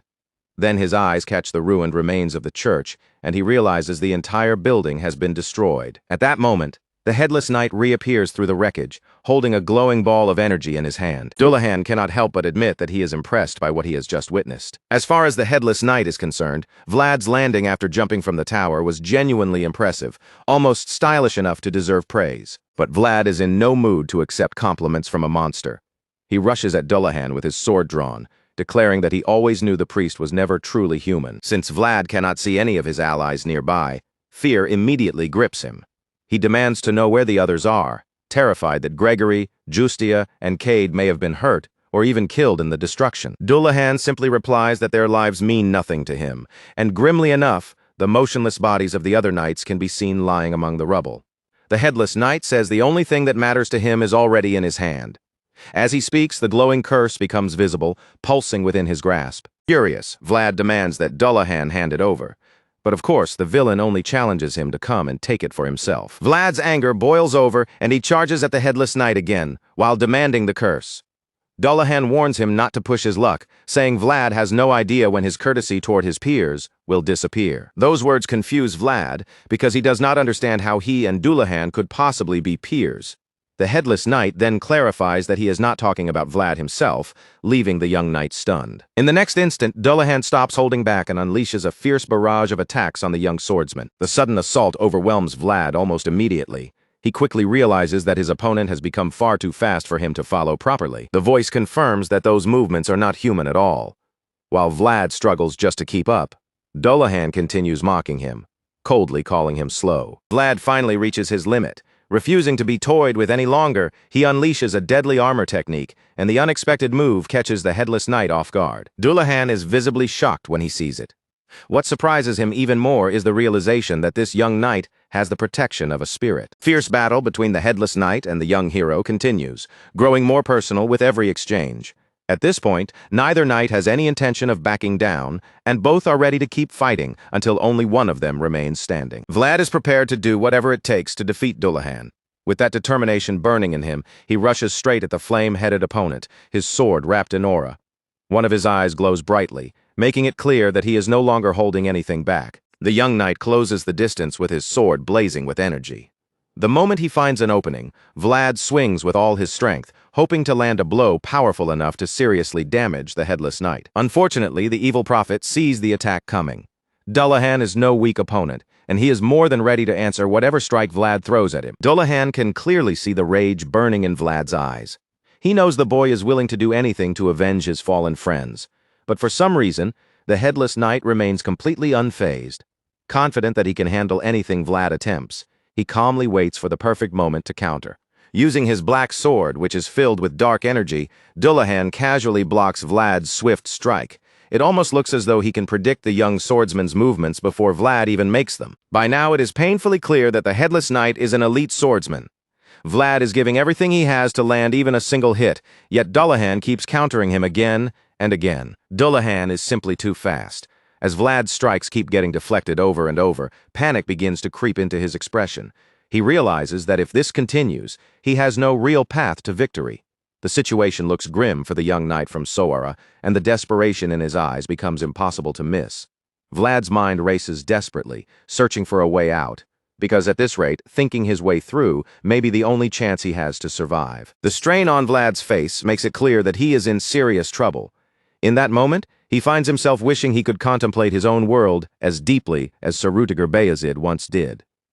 The thought has barely crossed his mind when something suddenly sparks inside him, and his glowing eyes widen as if he has just touched some kind of spiritual realization. Vlad's growing inner world needs something to fill it, something strong enough to help it take shape. And the truth is, the only world currently intertwined with Vlad's own is the world of the voice inside his head. It makes sense, because the two of them have been together for a very long time, sharing battles, pain, and survival. Now the boundary where Vlad and the voice overlap begins to reveal itself. The voice is finally on the verge of manifesting, but this time, it will not simply seize Vlad's body like a hidden puppeteer pulling strings from the shadows. This time, Vlad and the voice have reached a kind of agreement. The voice realizes that he and the young swordsman are about to become one, no longer acting as two separate beings. The stakes are too high for anything less because they have encountered an enemy neither of them can defeat alone. If they want any chance of standing against Dullahan, they must merge their strength. And so the voice permits the union, choosing to lend Vlad his world. Dullahan watches the young knight carefully, but then he begins to notice unsettling changes taking place in Vlad. For the first time, those changes make the headless knight show a hint of panic. All at once, the blue glow in Vlad's eye begins to fade, only to transform into sharp bolts of lightning. In that moment, the voice manifests his world in the form of crackling thunder, allowing Vlad to draw that new power into himself and channel it through his blade. The power has been granted to him, and Vlad has every intention of using every spark of it. With this newly granted strength surging through him, Vlad raises his mighty sword, now overflowing with violent energy, and prepares to unleash a supercharged strike against the headless knight. As he swings toward Dullahan, fully aware that the force of the blast will be devastating, he asks the evil priest one more time whether he truly believed Vlad would just abandon the children in the village. There is no world where Vlad would leave without giving everything he has to save the innocent. As a knight, he swore to protect those who cannot protect themselves, and right now, the helpless children suffering under Dullahan's curse are the ones he must save. Fueled by rage and the will to protect the innocent, Vlad finally releases the devastating attack.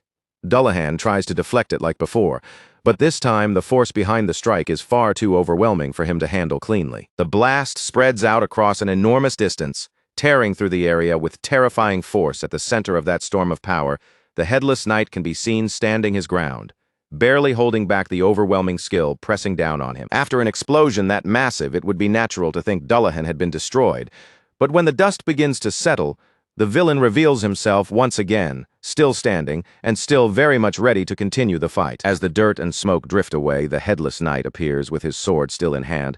He looks steady, prepared for another round, making it hard to imagine what kind of attack could actually bring him down. After proving that he is still in the fight, Dullahan begins gathering power for what looks like a dangerous counterattack.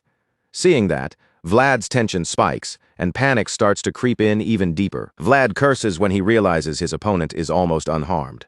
After pouring so much power into that attack, all he managed to leave behind was a small scratch. It is painfully frustrating, because the effort felt enormous, yet the result barely shows. With his options shrinking, Vlad begins to understand the problem. His own world is still too small to properly contain the world of the voice. That last attack was already incredible, but judging from Vlad's realization, it was only a glimpse of what the combined power could truly become. The reason the blast failed to finish Dullahan is that Vlad's world is not yet equal to the voice's world. Because the two could not fully fit together, the attack never reached its complete power. Vlad is already exhausted after trying almost everything he can, and none of it has been enough. Worse still, he can feel his strength running thin, leaving him with only 2 or 3 real attempts before his energy gives out completely. Even so, Vlad's first strike did manage to cut deeply into Dullahan's wrist. But that injury quickly begins to look like it may backfire, because the blood seeping from the headless knight's body starts twisting into dark energy, turning into something he can use as a weapon. Dullahan laughs and admits that he went easy on Vlad at first because he thought the boy merely shared the same style. But now that he has realized Vlad may actually become a threat, the headless knight stops holding back and unleashes his full ferocity. Without warning, Dullahan's body becomes wrapped in wicked, terrifying armor. From within the gaps of that armor, eerie blue flames burn outward, making his entire form look even more monstrous than before. The sight is horrifying, and when Vlad sees what Dullahan has become, his eyes widen in disbelief as if he can barely process the monster standing in front of him. Vlad is stunned by the insane armor covering Dullahan's body. The headless knight stands before him, ready for another brutal exchange of blades, and with every swing of his massive sword, dark and terrifying energy spills from the weapon like smoke from a curse. While Vlad is still trying to understand the full weight of what he is facing, the headless knight launches the first attack. Vlad does not see it coming in time, but the voice remains alert inside his head. Before the blast of energy reaches him, the voice warns him immediately. Right after that, Dullahan follows with another attack. This one frighteningly fast. Once again, the voice tells Vlad to dodge, and Vlad tries to move aside, but he is still caught by a huge surge of power from the headless knight's blade. The blast is massive enough to send Vlad flying through the air, crashing him back and kicking up a thick cloud of dust around the battlefield. Dullahan remains standing after landing the hit, silently watching as the dust spreads and swallows the space where Vlad fell. The headless knight waits patiently as the dust begins to settle. He wonders how Vlad managed to squeeze out enough aura to deflect part of the attack in that tiny instant, and after seeing that, Dullahan admits the boy has remarkable potential. As Vlad lies exhausted on the ground, Dullahan realizes that what he first believed about the young knight has now been proven wrong by what he has witnessed with his own eyes. Because of that, the evil priest concludes that Vlad's potential is too unpredictable to ignore. To him, this is the perfect time to cut down the threat before it can grow any further. Vlad is exhausted, vulnerable, and barely able to move, making this the ideal chance to finish him. Dullahan knows that if he lets the blonde swordsman survive, Vlad may become a thorn in his side later. With that in mind, the headless knight walks toward him and raises his sword, preparing to drive the blade into Vlad's body. Vlad sees the killing blow coming, but his body is too drained to respond. All he can do is lie there, staring up in horror as the sword descends toward him. At that moment, it looks like the end for the young hero, and what makes it even more painful is that Vlad seems too exhausted to resist. Dullahan raises his sword to stab him to death, and as he presses the blade downward, he coldly tells the boy that he should have acted with more moderation. Dullahan goes in for the kill, and just as the blade is about to pierce Vlad's armor, something completely unexpected happens. Suddenly, Vlad reaches up and grabs the tip of the blade with his hand. With raw force, he holds it back, stopping the sword just before it can punch through his armor. At that exact moment, the voice inside Vlad finally speaks aloud. For the first time, someone other than Vlad is able to hear it. The voice roars at Dullahan, asking the evil priest whether he failed to hear what Vlad said earlier. After a brief pause, the voice reminds the headless knight that Vlad told him to leave the children of the village alone. With that declaration, a massive surge of energy erupts from Vlad's body, blasting into the evil priest with overwhelming force. The shockwave hurls the headless knight backward, making him scream in pain as he is blown away. At the same time, Vlad begins pushing himself back up from the ground. Vlad slowly rises to his feet, surrounded by an intense flow of energy. Then he begins to speak, but from the way his presence has changed, it is clear the one talking is no longer only the boy from Soara. The consciousness of the voice has come forward, admitting that he does not know who he is anymore. All he knows is that there is something he must do. The memories of the voice's existence have long since faded, but the duty carved deep into his soul remains. In that moment, he understands that the entire reason he still exists is to fulfill that duty. Now he is more than ready to carry it out, no matter what it takes. With that resolve, the voice takes control of Vlad's body and decides it is time for the adults to step into the fight. The voice is tired of watching the headless knight prey on children. If Dullahan wants to bully someone, then the voice intends to make him try it against someone his own size. Meanwhile, Dullahan is still recovering from the blast that struck him. Smoke coils off his body, showing clearly that the attack managed to deal real damage. Even so, the damage does not kill his will to fight. Dullahan still believes he can defeat the young swordsman, but he may need to rethink that, because while he is still trying to recover, Vlad suddenly shoots into the air to unleash another deadly strike. Dullahan is shocked when he sees Vlad charging at him again. He tries to counter the attack, but this time he is forced backward instead. Even after being driven back a second time, Dullahan refuses to give up or admit defeat. He tries to rise and attack again. But before he can fully recover, Vlad follows up with a supercharged chokehold. Using that crushing grip, he slams the headless knight violently into the ground. The voice feels insulted that the evil priest would dare cause such a mess with skills this pathetic. To Vlad of Sora, Dullahan's power may have seemed overwhelming, but to the voice, none of it is even slightly impressive. At this point, the terrified priest realizes he is completely outmatched. Fear creeps into him, and he finally asks who the voice truly is. The voice gives him no grand answer. He simply tells the headless knight that he has no words to waste on trash who survives by using the blood of children. With that judgment made, the voice decides that Dullahan should die. Then he begins activating a killing technique meant to finish the battle for good. Seeing the power gathering before him, the evil priest becomes even more terrified. What frightens him most is that he does not even understand why fear is gripping him so strongly. It makes no sense to Dullahan, but he is forced to admit one thing. The existence now standing before him is genuinely worthy of fear. At that moment, the headless knight senses something savage approaching, like a beast baring its fangs. Dullahan sees that beast taking shape from Vlad's aura, and terror grips him as he realizes it is coming to devour him. Just when Dullahan feels certain that everything is over, the beast suddenly disappears. Confused, he starts searching for where the terrifying creature went. The evil priest turns around, desperately looking for the devourer. And that is when Vlad appears right behind him. The voice then turns his attention back to the villain and mocks him coldly, asking if the reason Dullahan keeps running his mouth is because his movements are just that slow. That insult clearly strikes a nerve. Dullahan, furious at being looked down on, tries to make his opponent pay by releasing a deadly wave of power, but the attack washes over Vlad without doing any real damage at all. After watching Dullahan's pathetic attempt fail, the voice decides it is time to show the headless knight the difference between empty threats and true power. Burning with rage, the voice unleashes a storm of attacks, striking again and again without giving Dullahan room to breathe. As he tears into him, he spits out his disgust, furious that someone like this would dare mock the precious potential Vlad carries within him. That moment, Dullahan can barely understand what is happening to him. He knows better than anyone that his body should be beyond death, a cursed existence that no ordinary attack should be able to end. On top of that, his body should have rejected pain completely. And yet, as the voice drives one brutal strike after another into him, Dullahan begins to question what in the world is being done to him. The evil priest cannot make sense of this sharp, vivid agony. It feels less like his body is being wounded, and more like something is hacking directly into his soul. The villain keeps enduring every hit, staggering under the relentless assault, but from the look in Vlad's eyes, the voice has no intention of stopping yet. The blonde swordsman presses forward with chilling determination, completely focused on ending the headless knight once and for all. The fierce battle rages on until Vlad finally lands a devastating blow, smashing Dullahan down into the ground with terrifying force.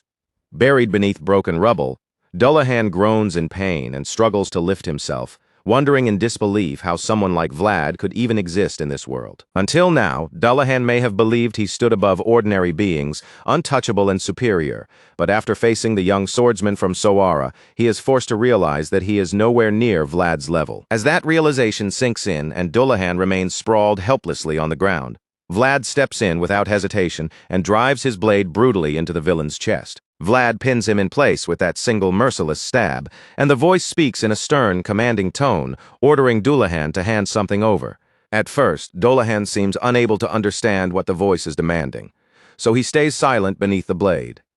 But when the voice repeats the order, his tone grows far harsher, making it clear he will not ask again gently. Vlad then raises his fist over the fallen villain, gathering frightening power into his arm as he prepares to smash that supercharged blow straight into Dullahan's chest. The punch lands with explosive force, and the impact sends shockwaves ripping through the entire area. By this point, anyone would think Vlad might finally give the villain a moment to breathe, but the voice does not allow even that small mercy. In the next instant, Vlad moves in like he is going for the kill.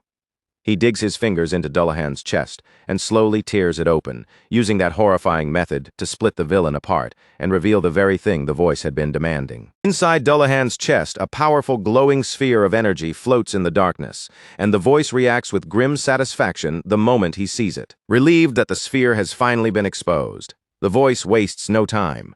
Vlad reaches directly into the open chest and pulls out the curse itself. As Vlad drags the curse free, the voice commands it to return to the place it came from. The evil priest can only scream in frustration and agony, helplessly watching as his precious curse is forced out and exorcised before his eyes. Dullahan cries out again and again, but Vlad does not even flinch.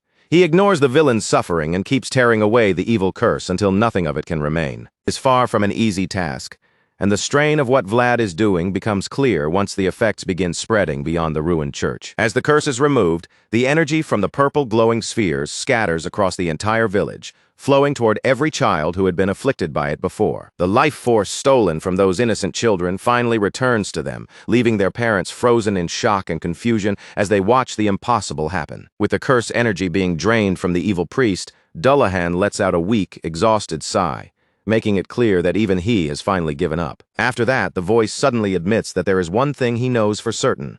The problem is, no matter how hard he reaches for it, he cannot remember the exact answer. What he is trying to recall is the proper method for killing wretched creatures like Dullahan for good. In response, the evil priest insists that he was never truly on the same side as the curse. He claims he believed they were both beings who had escaped death itself. The voice hears that and answers almost casually, saying that even if he has forgotten the main method, there are still other ways to deal with someone like him. With that decided, Vlad rises back to his feet and stands over the half-dead villain. Then the voice settles on a simple, brutal solution. He will tear every limb from Dullahan's body. To the voice, cutting away all of Dullahan's limbs is practically the same as killing him, because a monster who cannot move is no different from a corpse. Dullahan immediately understands how horrifying that fate would be, and he is not willing to accept it. With no other option left, he begins crawling away in desperation, trying to escape, but it is hopeless.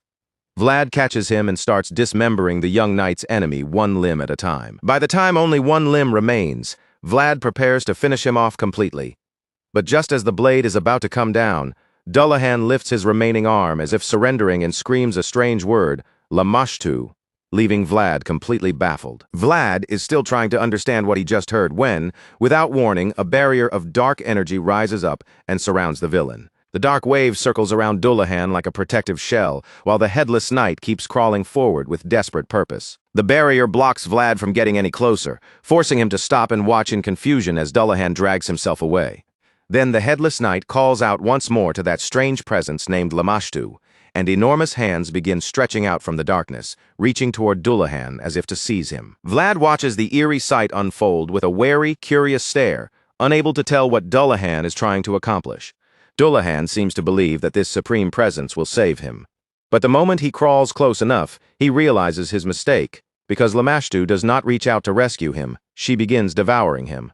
The Dark Master consumes the evil priest completely, and within seconds, everything that had been Dullahan is reduced to nothing but scattered dust. Once Dullahan disappears, Lamashtu finally reveals herself before Vlad.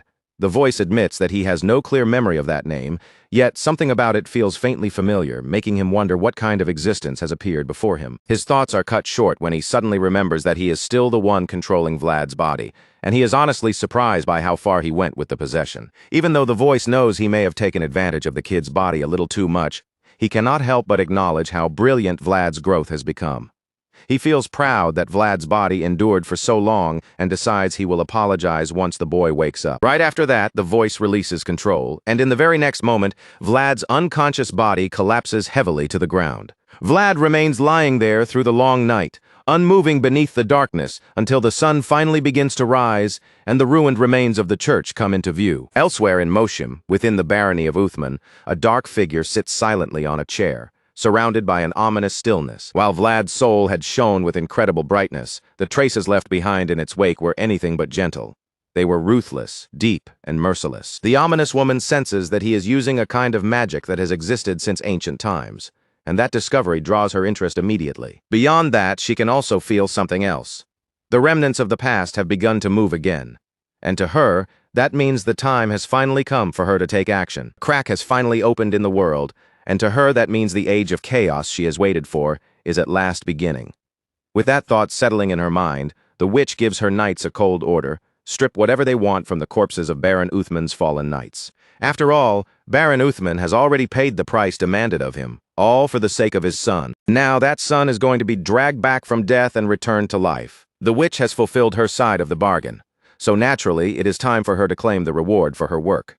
Since Baron Uthman's son has been revived, she decides that Moshim will become a new harbor for darkness, meaning she and her dark knights intend to settle into the land for the time being. Several days pass and the story returns once again to the small village where everything had nearly been swallowed by the curse. There, Vlad finally appears again after being out of sight for some time, though he looks messy, irritated, and completely worn down. Somehow, the young swordsman has just woken up after sleeping for 3 straight days. This is not even the first time something like this has happened since he arrived in the village, and it clearly bothers him, especially because he is supposed to be an active knight protecting others. Still, as bad as it looks, no one can truly blame him. Vlad had just survived a deadly battle against Dullahan, and after defeating such a powerful enemy, his body desperately needed rest. While Vlad is still sitting there, struggling to understand how he managed to sleep for 3 entire days, Goethe steps into the room. He tells Vlad not to be too hard on himself and says he should simply be grateful that the exhausting fight is finally over, especially since Vlad almost did not survive it. According to Goethe, when he first found him after the battle with the headless knight, Vlad looked less like a knight and more like a torn piece of ragcloth. Goethe then explains just how much trouble it took to get him back to the inn. Since Vlad was completely unconscious, Goethe had no choice but to drag the young knight along the ground the entire way back. After hearing that, Vlad has no idea how to respond, so he only reaches behind his head and rubs it awkwardly, as if checking whether the trip left any extra bruises. Then Vlad suddenly remembers the other knights who had been with him during the battle. Since he has no idea what happened to them afterward, he quickly asks Goethe if they are all right. The moment he asks, Goethe's expression shifts, and it becomes obvious that the answer is not good. Reluctantly, Goethe admits that things are rough, and the captain is in the worst condition out of everyone. It is troubling news, but Goethe still wants Vlad to focus on recovering, so he tells the young knight not to worry too much about the others for now. After saying that, Goethe heads toward the door so he can let the others know Vlad has finally woken up. Before stepping out, he tells the blonde swordsman to call for him if he needs anything, and Vlad quietly accepts the offer, thanking him for everything he has done. Goethe leaves the room, and the door closes behind him, leaving Vlad alone with the weight of everything he has just heard. Sitting on the bed in silence, the young swordsman slowly lets the news sink in. Things are far from perfect, but Vlad feels relieved that everyone survived. The voice in his head agrees, admitting that this is what matters most. Now that Vlad knows none of his companions died in the battle, his mind begins drifting back to the terrifying events of that night. The voice suggests that the barrier Justia deployed must have been strong enough to hold until the very end. That would explain how the knights managed to survive, even when the entire church was destroyed in the explosion. For her protective shield to endure that kind of destruction for so long, the voice concludes that Lady Justia must be an incredibly powerful knight. Vlad naturally agrees, but then he suddenly notices something strange about the conversation itself. The situation feels familiar, yet completely different at the same time, and he realizes how odd it is that he can speak with the voice even though he does not have a sword in his hand. Before this, Vlad could only communicate with the voice while holding a blade, but that limitation seems to have disappeared. The voice explains that the horizons of their words are now connected.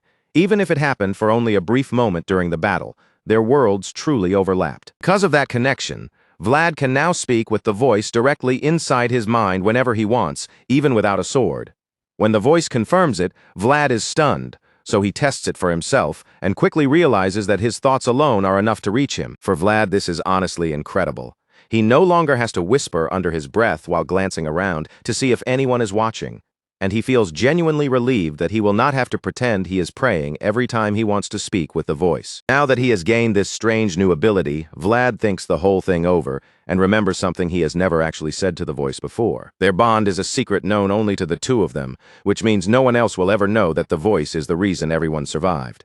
If Vlad had not borrowed the voice's world, he would never have defeated Dullahan, and he certainly would not have been able to save the other knights or the children of the village. With that in mind, Vlad sincerely thanks the voice for saving them all, because in his eyes, the voice deserves just as much credit as he does. After hearing Vlad's gratitude, the voice falls completely silent. He is clearly moved, but he has no idea how to answer, leaving an awkward stillness hanging in the room. Before that silence can grow any heavier, the voice quickly speaks up and admits that Vlad fought incredibly hard as well. Hearing that praise, a warm smile slowly spreads across Vlad's face, and for a brief moment, a quiet sense of pride fills his chest. The scene then moves forward, and before long, Vlad is already out of bed and stepping into the next matter waiting for him. Right now, a large knight blocks his path and orders him not to come any closer. Vlad calmly introduces himself, explaining that he is from Sora and has come with a reason. He assures the guard that Lady Justia will know who he is, and that she would want to see him, but the big knight still looks reluctant to take his words at face value. The guard clearly does not trust Vlad yet, so he fixes him with a hard stare, trying to intimidate the young swordsman, but Vlad does not back down and meets that pressure with a cold, steady look of his own. In the end, the guard decides to report to Lady Justia first. He tells Vlad to wait where he is, then turns and heads inside. Once the large knight leaves, Vlad takes a quiet look around the area. Seeing the villagers finally able to rest a little easier brings him some relief. The holy knights may have arrived late, but even so, their presence now gives the village a sense of safety it desperately needed. His thoughts are soon interrupted when the big knight returns and tells him that he has been allowed to enter. Vlad thanks the man and walks into the building, but he only manages to take a few steps before a heavy shock stops him cold.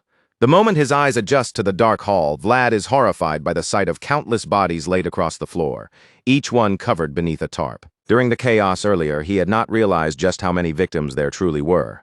Now that the scale of it is right in front of him, the grief hits him so hard that he is nearly pushed to tears. That painful moment is suddenly broken when Lady Justia appears and asks what he is doing there. The moment Vlad sees the white-haired knight, he quickly straightens himself and asks for permission to search the area for more victims.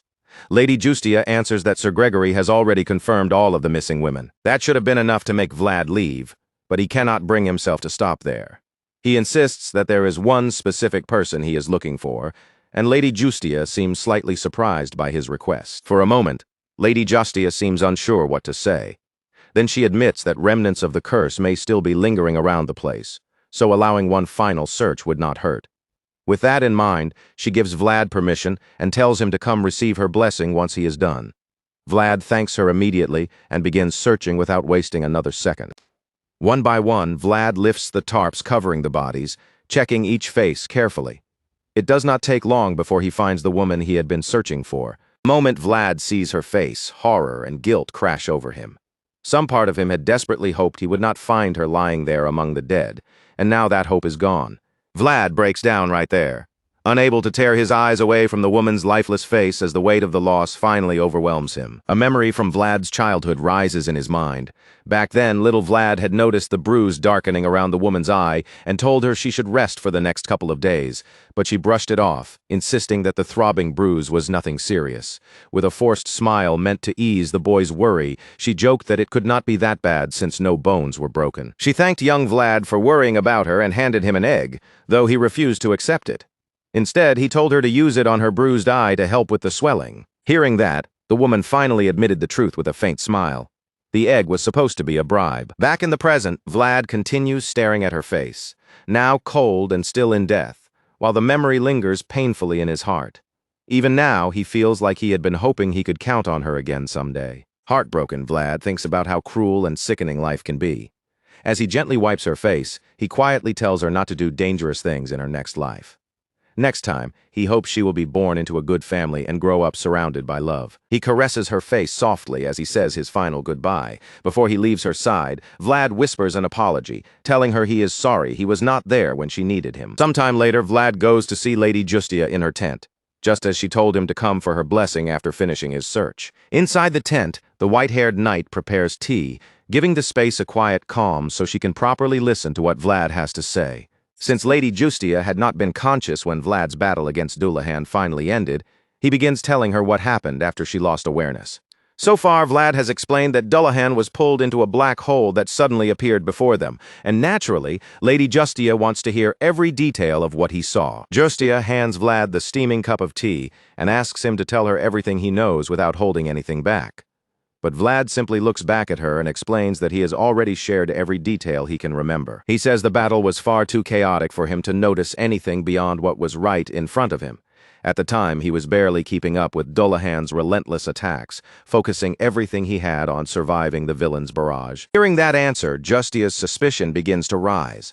She does not accuse him outright, but her eyes narrow slightly as she studies his face, quietly waiting to see if that pressure will make him reveal something more. While Justia keeps staring at him, Vlad calmly lifts the cup and takes a sip of tea, using the gesture as a perfect excuse to stay silent. Inside his mind, the voice praises him for how smoothly he is putting the story together, because the mix of truth and lies makes it sound convincing. Vlad accepts the compliment with quiet confidence, knowing this is nothing new to him.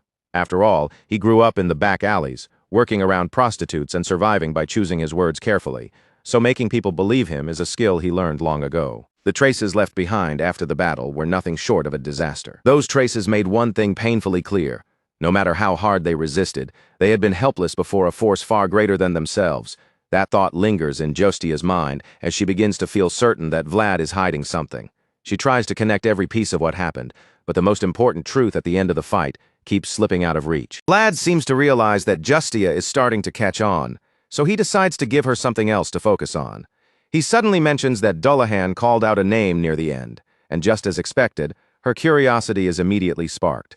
When she asks what the name was, Vlad claims he cannot remember clearly because his consciousness had been fading in and out at the time. Determined to pull more information from him, Justia picks up an apple and asks whether having something to eat might help him remember a few more details. Only then does Vlad finally say that the name sounded something like llama, and the moment Justia hears it, she immediately realizes he must be talking about Lamashtu. The instant Vlad confirms it, the white-haired holy knight freezes in place.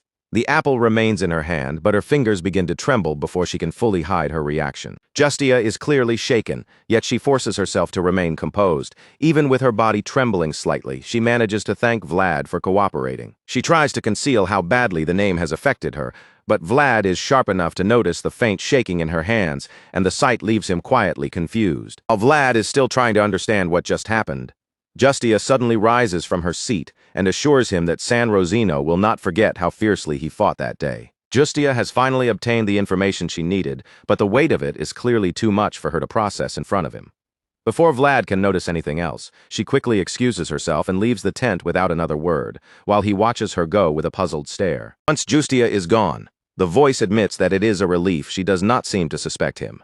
That may be true, but Vlad is far more bothered by the strange expression she made the moment she heard the name Lamashtu. To Vlad, it felt as if Justia had become a completely different person in that instant, and that sudden change leaves him deeply unsettled. The scene then shifts again, this time moving to the mayor's residence in Sora. Inside, Joseph Bayezid, who now serves as the new mayor of Sora, receives an unexpected guest. As he pours tea for the visitor, he asks when the man arrived in the city. The guest is revealed to be the old knight Lemund, who answers calmly that he has actually been in the area for quite some time already. Hearing that, Joseph says he would have personally come out to welcome Lemund if only he had been informed about the visit beforehand.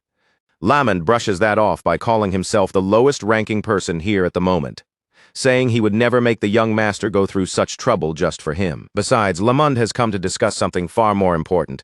Without wasting time on formalities, he shifts the conversation and asks Joseph directly where the young boy is. Joseph explains that the young knight is currently away on a mission. Vlad has gone to the Uthman barony, and Joseph believes they should be hearing news from him soon. Lemund is surprised to learn that Vlad is already being sent on missions, despite still being only a servant. Lemund then reveals that before coming to visit Joseph Bayezid, he had already met with the Bayezid patriarch. He also mentions that he has only one Jukat left, and because of that, he wants to settle this matter quickly. The word Jukat clearly carries great weight, because Joseph is visibly shocked to hear that Lemund still possesses one. At that moment, it becomes obvious that the old knight has not come merely to ask about Vlad. Lemund finally begins revealing his true purpose for visiting. He says the servants in Sturma are all far too dull, which is disappointing since those very servants are supposed to be the ones who inherit and carry the Bayezid name forward. With that in mind, Lemund casually wonders whether the servants Joseph has been raising are any better than the unimpressive ones back in Sturma. At that point, Jaeger finally joins the conversation and confirms that Vlad is definitely better than that lot. The advanced knight says it plainly, though he also admits that the kid has a habit of doing whatever he wants. Lemund becomes intrigued the moment he hears that. If even the grumpy Jaeger is speaking so highly of the boy, then Vlad must be rather useful, because everyone knows how difficult it is to impress the green-eyed advanced knight. Jaeger is startled that Lemund can read him so easily without needing a single word. But before he can say anything, Lemund tells him there is no reason to be surprised.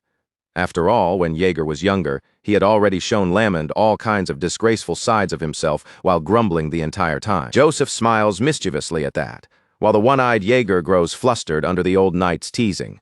Lemund then adds that he hopes he will come to like Vlad once he finally meets the boy in person. Lemund mentions a knight in training named Sovanin, a spoiled young man who bullies other trainees because he has his parents backing him. The old knight makes it clear that if Vlad turns out to be anything like that kind of brat, he will beat the boy seriously himself. That is when Joseph calmly tells his guests that Vlad does have parents, a statement that immediately catches Lemund off guard. This works perfectly for Joseph. Now that he understands Lemund's true intentions, he becomes determined to make the old knight even more interested in Vlad. So Joseph explains that Vlad grew up in the back alleys without parents to protect him, and that the boy climbed all the way to where he is now through his own strength. Joseph says all of this very deliberately. It is obvious that there is a reason he chooses to bring up the harsh environment Vlad came from. Joseph knows Lemund will understand that kind of past, because the old knight also endured hardship and carved out success through his own power. As Joseph lays out Vlad's background, Lemund's interest in the blonde swordsman begins to grow stronger and stronger. Joseph then says that Lemund does not have to give Vlad his last Jukat, implying that it would be enough if the elder simply taught the boy a thing or two. Of course, this is Joseph carefully playing with Lemund's curiosity, and Lemund responds by admitting that none of the young men he has seen lately have caught his interest. However, that may soon change. Since Joseph has made the request, Lemund promises that he will personally take a good look at the blonde swordsman everyone keeps talking about. Back in the village, the Holy Knights are preparing to say farewell to Vlad's group. Everyone has gathered outside, and Justia speaks on behalf of her order, telling the Bayezid Knights that San Rosino will not forget their bravery. In response, Sir Gregory says he hopes she will put in a good word for them, since their mayor is not exactly the kind of person who handles details carefully. Justia bluntly tells him that she cannot lie in her report, though she does promise to consider their position when she speaks about what happened. Gregory clearly does not trust that enough, so he decides it would probably be better if she simply said nothing at all. Just as the Bayezid Knights are about to depart, Justia notices that Vlad is carrying a flag, and the sight takes her by surprise. Sir Gregory is the one who answers her unspoken question, explaining that the Bayezid family has finally found someone worth keeping an eye on. He also admits that they are treating Vlad quite well. As Gregory says this, Justia thinks back on everything connected to Vlad, the violent traces left behind after the battle, and the fact that he managed to stand against Dullahan. All of it tells her that this boy may truly possess extraordinary potential. Sir Gregory then bids her farewell and prepares to leave. Justia responds by praying that the blessing of Saint Rosino will be with all of them on their journey. As Vlad leaves the village, he looks back toward the people and raises a hand in farewell. With the ominous fog finally gone, he cannot help noticing how much brighter and calmer everything looks now. Sir Gregory speaks up beside him, telling Vlad that the village had once been a peaceful place filled with sunlight. Everything terrible that happened here was because of Dullahan. Now that the villain is gone, Vlad feels relieved, knowing Anna would probably prefer to be buried in a bright, peaceful village like this. As he continues away from the village, Vlad quietly hopes that Anna can find warmth in the place where she will take her final rest. Later that night, the travelers stop and make camp. The others soon fall asleep beneath their blankets, but Vlad remains awake beside the fire, staring into the flames as the events of the village weigh on his mind. To the young swordsman, the mission feels like a complete defeat, because deep down he knows he would have died if the voice had not been there to help him. Vlad cannot shake the feeling that he is still far too weak. The thought digs into him because he had come so close to dying, just like Jorge and Anna, and that truth fills him with shame. In his mind, he sees himself being crushed far too easily by a vast world he still has no power to challenge. As Vlad sinks deeper into that heavy self-pity, Gregory's voice cuts through the silence at just the right moment, pulling him back from his thoughts as the bearded knight asks what he has been thinking about so seriously. Of course, Vlad is not comfortable enough to say everything out loud. Instead, he avoids the real answer and simply claims that he was thinking about all kinds of different things. Gregory can immediately tell that Vlad is not being honest. He does not press him right away, but that only makes the silence between them feel even more awkward. After a moment, Vlad quietly admits that there are far too many incredible people in the world. Compared to them, he does not know if he can keep surviving while standing among such overwhelming existences. Hearing that, Sir Gregory calmly reassures him, saying that everyone has thoughts like that at least once in their life. There may not be a perfect answer to those worries, but Gregory tells Vlad that he has already found his own conclusion after carrying those same thoughts for a long time. When Vlad asks what that conclusion is, Gregory gives him a simple answer. He just has to keep burning. Gregory explains that there is no special way to stop a flame from wavering when the wind blows against it. But as long as even a single spark remains, that fire can always rise up and burn again. With that in mind, Gregory encourages Vlad to endure, again and again, no matter how many times he is shaken, so that his flame can keep burning without ever truly going out. Those words reach Vlad deeply. They remind him that there is no shortcut to reaching the powerful people who stand ahead of him. Vlad understands now that he has to keep burning and focus on what is right in front of him. If he is going to face the enormous world closing in around him, then he will need to build an enormous flame of his own. Eventually, Sir Gregory and his group return, and Joseph Bayezid greets them by commending them for completing the mission. Joseph praises their diligence and acknowledges the effort they put into carrying out their duty. Even so, he makes it clear that he cannot ignore the fact that swords belonging to the Bayezid family were drawn in the territory of another local lord. Sir Gregory immediately bows his head and apologizes, taking full responsibility for what happened. He makes it clear that he is prepared to accept whatever punishment the mayor decides to give him. At that moment, Lamond speaks up and sharply scolds the bearded knight. He rebukes Sir Gregory for interfering in a matter outside their jurisdiction, saying the worst part is that Gregory understood the consequences and still chose to act anyway. When Vlad hears the old man's voice, he turns his attention toward him and wonders who he is. There is something strangely extraordinary about the air surrounding Lamond, enough to make Vlad immediately wary. Meanwhile, Joseph agrees with Lamond, saying Gregory has touched a very sensitive issue at an especially chaotic time. The empire itself is beginning to crumble, now that the imperial family has lost its grip on control. With things growing more unstable by the day, Joseph fears that it is only a matter of time before similar incidents begin spreading into the north. Sir Gregory continues apologizing, but Joseph points out that the Iron Duke is likely already paying close attention to what happened in the village, especially because curses were involved. Joseph admits that the knights acted with good intentions, but he believes the fire Gregory started has grown far too large. In Joseph's eyes, they should have withdrawn from the village much earlier. That statement immediately upsets Vlad, because to him, it sounds as if they are saying the cursed children should have simply been abandoned to keep suffering in that village. Lamond then adds that he heard the Holy Knights of San Rosino were present in the village as well. Because of that, he says the matter should have been handed over to them. That is when Vlad finally snaps, furious that everyone is scolding Sir Gregory when none of them were there to see what was actually happening. By now, it almost feels as if Joseph and Lamond have been pushing this conversation just to provoke Vlad, and if that was their goal, it works perfectly. The blonde swordsman can no longer hold back his anger. Vlad suddenly raises his voice and shouts that the children would have died if they had not gotten involved. His outburst catches everyone in the room off guard. Vlad then turns sharply and glares straight at the meddling old knight without backing down at all. Lamond is thrilled by Vlad's fearless reaction. Seeing that fire in the boy's eyes, he cannot help wondering where Joseph managed to find someone like him. At first, Lamond had assumed Vlad was just some snot-nosed brat, but he quickly realizes he was wrong. The boy standing in front of him is not soft at all. He is more like a beast wearing the shape of a young knight. Still burning with anger, Vlad continues defending Sir Gregory. He bluntly tells Lamond that Gregory did everything he could for the children, and the icy glare in Vlad's eyes makes it clear that he is not afraid of anything the old knight might do to him. At that moment, Vlad does not care whether Lamond feels insulted. All he wants is for everyone to stop blaming Sir Gregory for what happened in the village. He goes on to say that the Holy Knights of San Rosino saw what they did there, and instead of condemning them, they praised their actions. Vlad is so furious now that it looks like he might say something truly dangerous if no one stops him. Before the situation can go any further, Joseph cuts him off. The mayor slams his palm against the table and, with visible anger on his face, orders Vlad to stop talking. Joseph warns Vlad in a furious voice not to test his patience any further. As that sharp command echoes through the hall, Vlad finally realizes just how angry his lord is, and when he looks toward Joseph, the rage in the mayor's eyes shakes him more than he expected. Even Jaeger and the other knights are slightly intimidated by Joseph's current mood.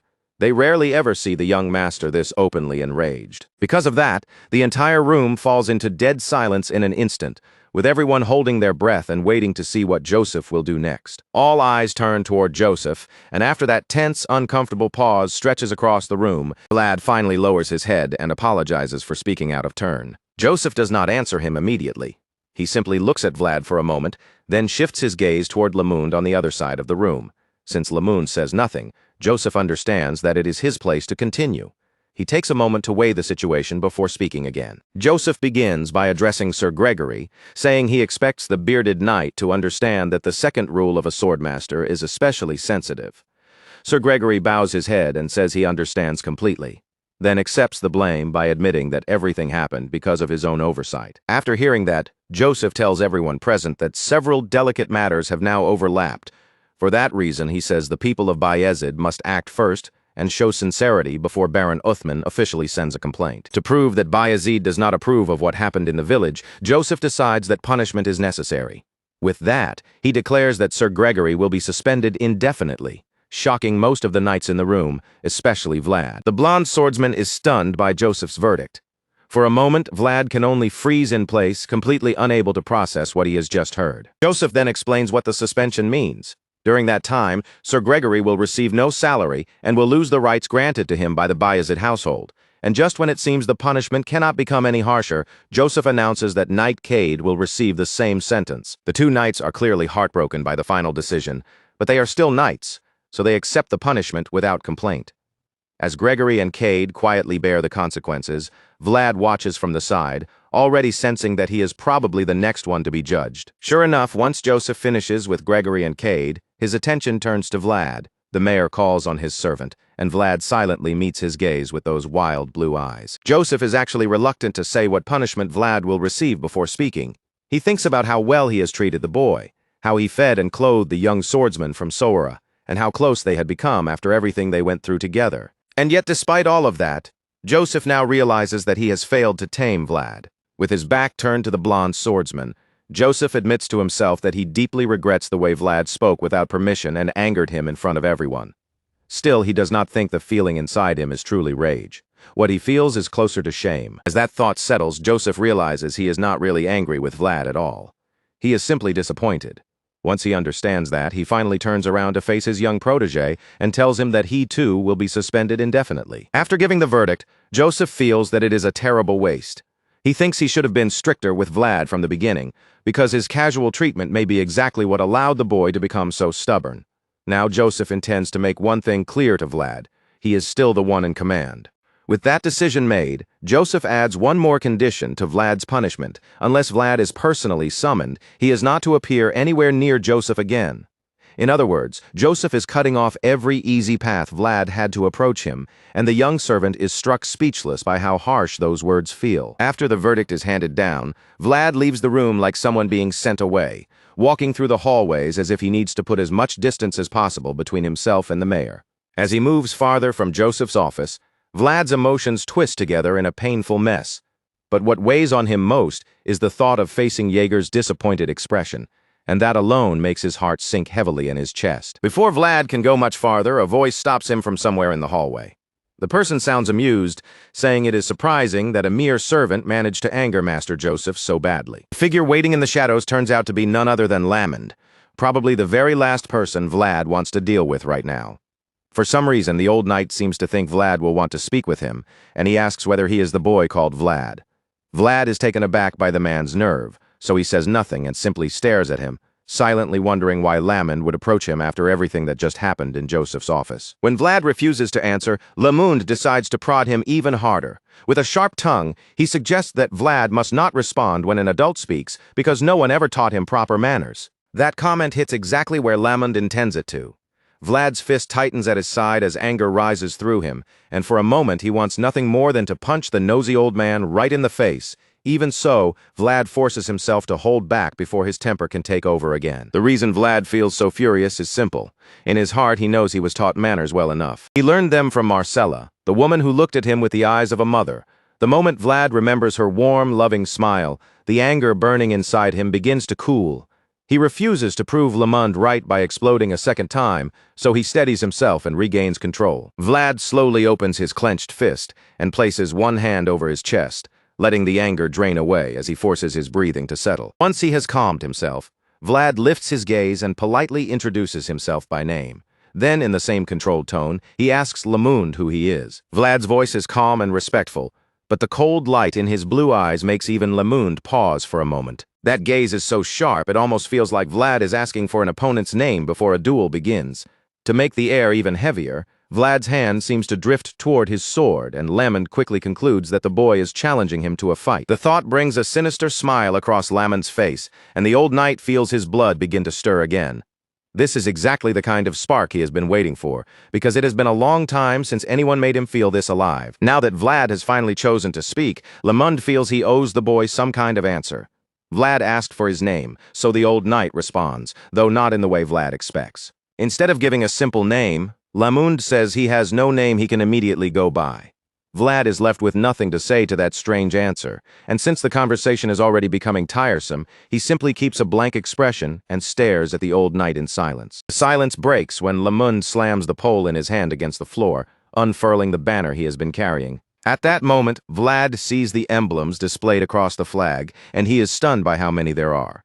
He never would have guessed that this frail-looking old man held such an extraordinary rank. Even so, Lamond introduces himself casually as someone who walks the lowest path. He then says that his duty has not yet been completed. According to Lamond, there are knights who grow old without dying properly because they were never able to retire with honor on the battlefield. Because of that, those knights are forced to wander through the lowest places, searching for the honor they lost somewhere along the way. Lamond says this path follows the example left behind by the founding king, who was also a swordmaster in his final moments. The scene suddenly shifts away from Sora and returns to Dirmar. There, Lady Alicia and her advisor are gathered over a strategy map, discussing the situation with tense expressions.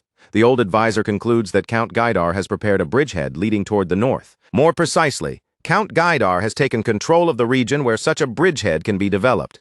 Hearing that, Lady Alicia realizes that if Gaidar wants to reach the north, he will have no choice but to pass through them. Because of that, Lady Alicia wonders uneasily whether Count Gaidar will come directly to them, and the thought of his forces approaching Dirmar leaves her visibly worried. The old advisor has no clear answer either. The only thing he knows for certain is that they must prepare themselves for every possible outcome. That makes Lady Alicia even more anxious, because she understands that the center has already been blocked. Once everyone realizes the west has closed in as well, the pressure on Dirmar will only become worse. With that in mind, Lady Alicia decides she must send a letter to Count Bayezid before it is too late. She believes he will help them now when they need him most, because he has both the reason and the duty to do so. Her advisor agrees and points back to the maps spread across the table. He explains that if the enemy forces manage to get past Dirmar, the next place they will threaten is Bayezid County. Lady Alicia is frightened by the situation, but at the same time, she feels relieved that she gave Vlad her handkerchief when she had the chance. The advisor then mentions that he has been hearing more and more rumors about the blonde swordsman lately. Judging from those stories, Vlad seems to be growing into a fine man. Lady Alicia agrees and suggests that he may have even formed connections with San Rosino. That thought eases her worries a little because being closer to the church can only help him. Hearing that, the old advisor lightly teases her, saying she looks quite proud of Vlad. Lady Alicia blushes at his words, unable to deny it completely, since she did invest her hopes in Vlad after all. The advisor agrees that she made a good choice. Thanks to her continued attention to Vlad's movements, their own network of spies has also grown much stronger. In fact, the network has expanded so much that at this rate, people may start saying Dirmar's famous specialty is not lemons at all, but spies. The advisor's teasing earns him a sharp glare from Lady Alicia. Still, Lady Alicia does not take the joke too seriously. Since their spy network has clearly become reliable, she suggests expanding their surveillance range. If they can detect suspicious movements early, it will buy them precious time, especially when their available troops are still far from enough. Lady Alicia looks out the window toward the rest of Dirmar, her face tense with worry, hoping that their enemies will pass by without laying a hand on the city. The old advisor quietly agrees with her. He is just as worried because he can clearly feel how quickly the world is changing. Things are moving so fast that even he cannot predict what will come next, though he does not believe every change will bring only disaster. Just as the flowers began to bloom after Vlad left their city, the old advisor feels that their current situation may still bring a small measure of hope and comfort in the end. Back in Sawara, night has already fallen, and Vlad is now venting his frustration inside a smithy. He is still furious about the conversation with that old fogey Lamund, complaining that he wanted to hit the man right on the head. At the moment, Vlad is in the workshop of the old blacksmith from the beginning of his journey. The bearded blacksmith works on Vlad's sword while listening to the young swordsman rant. Eventually, he cannot help asking what on earth Vlad did with the weapon, because it has not been long since he repaired it, yet the blade is already damaged again. Vlad answers with a blank face, saying he used it on a headless man. He admits that Dullahan was an incredibly tough opponent, but the old blacksmith has no idea what Vlad even means by a headless man. Seeing the man's confusion, Vlad tries to explain only to realize he does not really know how to put it into words. At that point, Vlad starts to feel that the more he sees of the world, the more often he ends up fighting things he has never seen or even heard of before. Because of that, Vlad begins wondering if this strange path is simply his fate. While he is still sinking into that thought, the old blacksmith suddenly cuts in and says it may be time for Vlad to replace the sword altogether. Vlad is genuinely surprised by the suggestion, because changing his sword is the last thing he expected to hear. The blacksmith explains that the weapon is no longer as good as it used to be. In his opinion, it is only a little better than the rough, half-finished blades used by common mercenaries. He adds that Vlad would be lucky if this worn-out sword could keep cutting through the monsters he is bound to face in the future.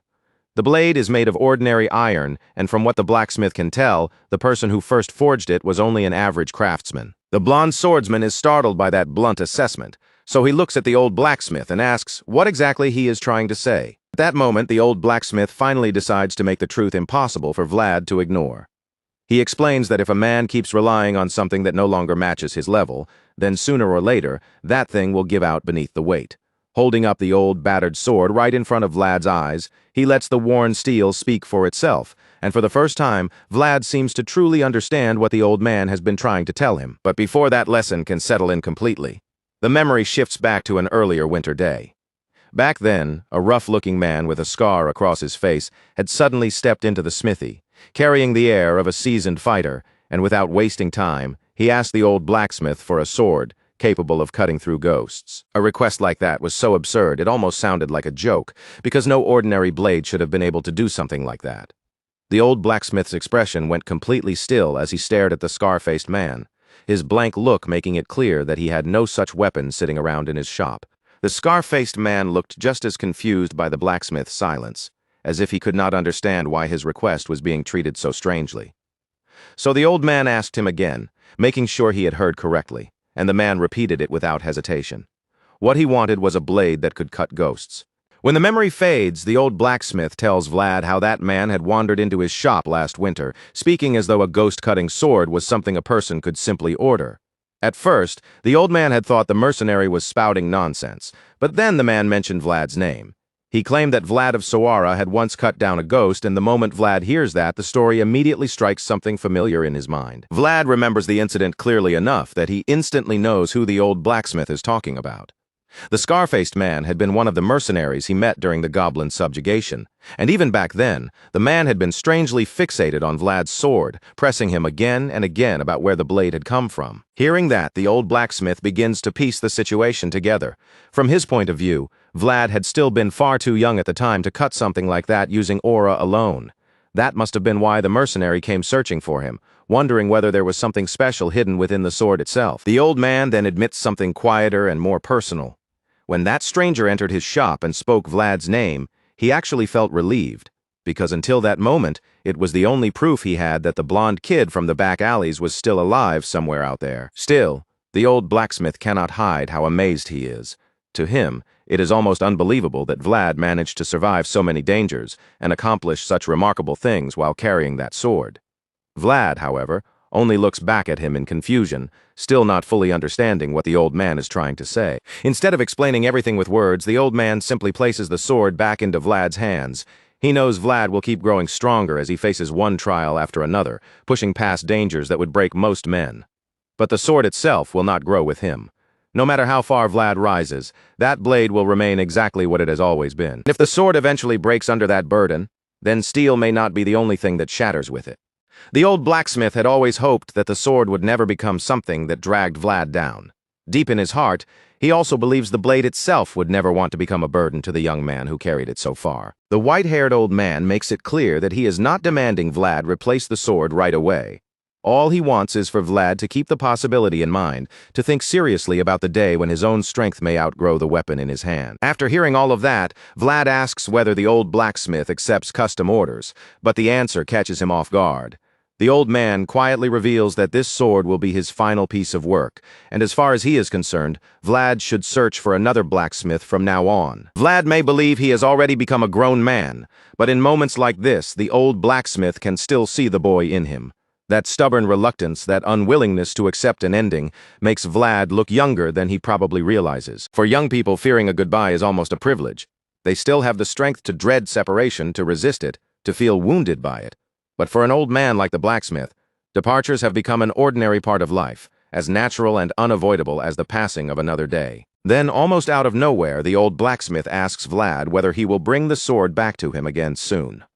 Vlad answers honestly, saying he has no immediate reason to use it, so there is no urgent need. But the moment those words leave him, Vlad pauses. Something comes back to him, and he remembers that there may actually be a time very soon when he will need to draw the blade again. Once the old blacksmith hears that, he does not argue or ask for details. He simply decides that he should sharpen the sword properly before Vlad leaves. With that settled, the old man gets straight to work. Vlad stands nearby in silence, watching the familiar rhythm of the blacksmith's hands as the sound of metal and stone fills the shop. Sometime later, the sword is returned to Vlad, and the blade looks so clean that his own reflection appears across the steel. He cannot help being impressed.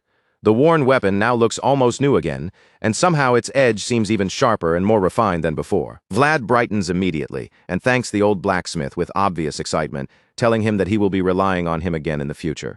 The old man, however, does not look pleased at all, and quickly warns Vlad not to come by too often, because even he needs time to rest. Not wanting to be brushed off that easily, Vlad quickly promises that next time he will bring the old man some high-quality meat. But the blacksmith is not satisfied with that alone, grumbling that meat by itself will not taste nearly as good without something proper to go with it. So Vlad immediately adds to the promise, saying that the next time he visits the shop, he will bring good liquor as well. With that, the old blacksmith finally sends Vlad off, his tone softer now as he says he will be looking forward to it. As Vlad disappears into the dark alley outside, the old man suddenly bends forward and coughs violently, the sound tearing through his chest and revealing just how much weaker his body has become. He realizes he has done more than enough for one day. Sharpening that sword took everything he had left in him, and now his exhausted body is demanding rest. Before heading back inside, the old blacksmith glances once more in Vlad's direction. The boy's back is already fading into the alley, but the way he walks now is different, steady, certain, and filled with a confidence he never had before. Seeing that brings the old man a quiet satisfaction. Vlad is no longer a child trapped in the mud of the back alleys. Now, with those firm steps, he looks like someone who can walk out of that mire on his own. Holding that thought close, the old blacksmith finally turns away, goes back into his house, and lies down to rest. Meanwhile, Vlad continues moving through the dark, narrow alleys, his sharpened sword now back at his side. But as he walks deeper into the shadows, someone else moves quietly behind him, following at a distance while keeping hidden from view. The figure turns out to be Lamund. For a moment, the old knight seems to believe he has successfully stayed out of sight. But just when he thinks he has outwitted the young swordsman, Vlad suddenly senses the presence trailing him. In the very next instant, Vlad turns sharply to face whoever is behind him. Lamund immediately realizes how sharp the boy's instincts are, and in that moment he understands why Vlad was entrusted with the armor of House Bayezid. The young knight's awareness is impressive enough to earn the veteran's silent admiration. Vlad fixes his eyes on Lamund and asks why he has been following him, but the old knight plays innocent, denying everything, and claiming that they simply happen to be walking in the same direction. That answer only irritates Vlad more. He knows Lamund has been tailing him ever since he left the city, and the casual excuse is far too weak to fool him. Vlad's patience starts to wear thin, because from the moment they first met, Lamund has acted as if he enjoys provoking him. To Vlad, it feels like the old man has been deliberately trying to get under his skin again and again. Lamund, on the other hand, seems to savor that sharp energy coming from Vlad. Even more than the anger itself, he is impressed by the way Vlad keeps it under control, letting the frustration show without allowing it to rule him. Because of that, Lamund becomes even more certain that Vlad has far more potential than he originally expected. The boy is not merely talented, there is room in him for something much greater. Lamund can tell that anger does not swallow Vlad whole. That realization makes him wonder whether Vlad's earlier rebellious attitude during their first meeting had been intentional all along, a deliberate choice rather than a childish outburst. Back then, Lamund had not even said anything truly unbearable, so Vlad could have ignored him and stayed quiet if he wanted to. Yet he chose to push back. As Lamund gets visibly caught up thinking about it, Vlad cuts through the tension and tells the old man to say whatever is bothering him instead of circling around it. That fearless bluntness delights Lamund. It has been a long time since anyone spoke to him with such raw honesty, and the old knight seems almost pleased to have found someone who does not lower his head so easily. Drawn in by the challenge, Lamund reaches for his sword and says that blades are better than words. Seeing his hand move, Vlad realizes he has no choice but to face him directly. He still does not know exactly who Lamund is or why he is acting this way. But he does know one thing. Joseph Bayezid vouched for him as a former knight of House Bayezid. With that thought in mind, Vlad moves first. He swings his sword with full intent, but Lamund meets the attack calmly and blocks it with effortless precision. Their blades clash in the darkness, and Lamund openly admits that Vlad's swordsmanship is impressive. Vlad says nothing in return. He simply keeps pressing forward, throwing one attack after another with everything he has. But no matter how hard Vlad attacks, Lamund deflects each strike again and again. Vlad quickly notices that the old knight is using the very tip of his blade to interrupt and cut off every attack. It is far too precise to be luck, and Vlad understands that Lamund has already read the flow of his movements. After only a handful of exchanges, Vlad can feel it clearly. Lamund is a man who has crossed swords with countless opponents, and every movement of his blade carries the weight of that experience. Realizing that his attacks have been seen through, Vlad stops for a brief moment. Lamund immediately seizes the chance to tease him, asking if the young swordsman is already tired, but Vlad is nowhere near finished. If anything, he is only beginning to warm up. Vlad tightens his grip on the sword and charges in again, this time unleashing his aura around the blade.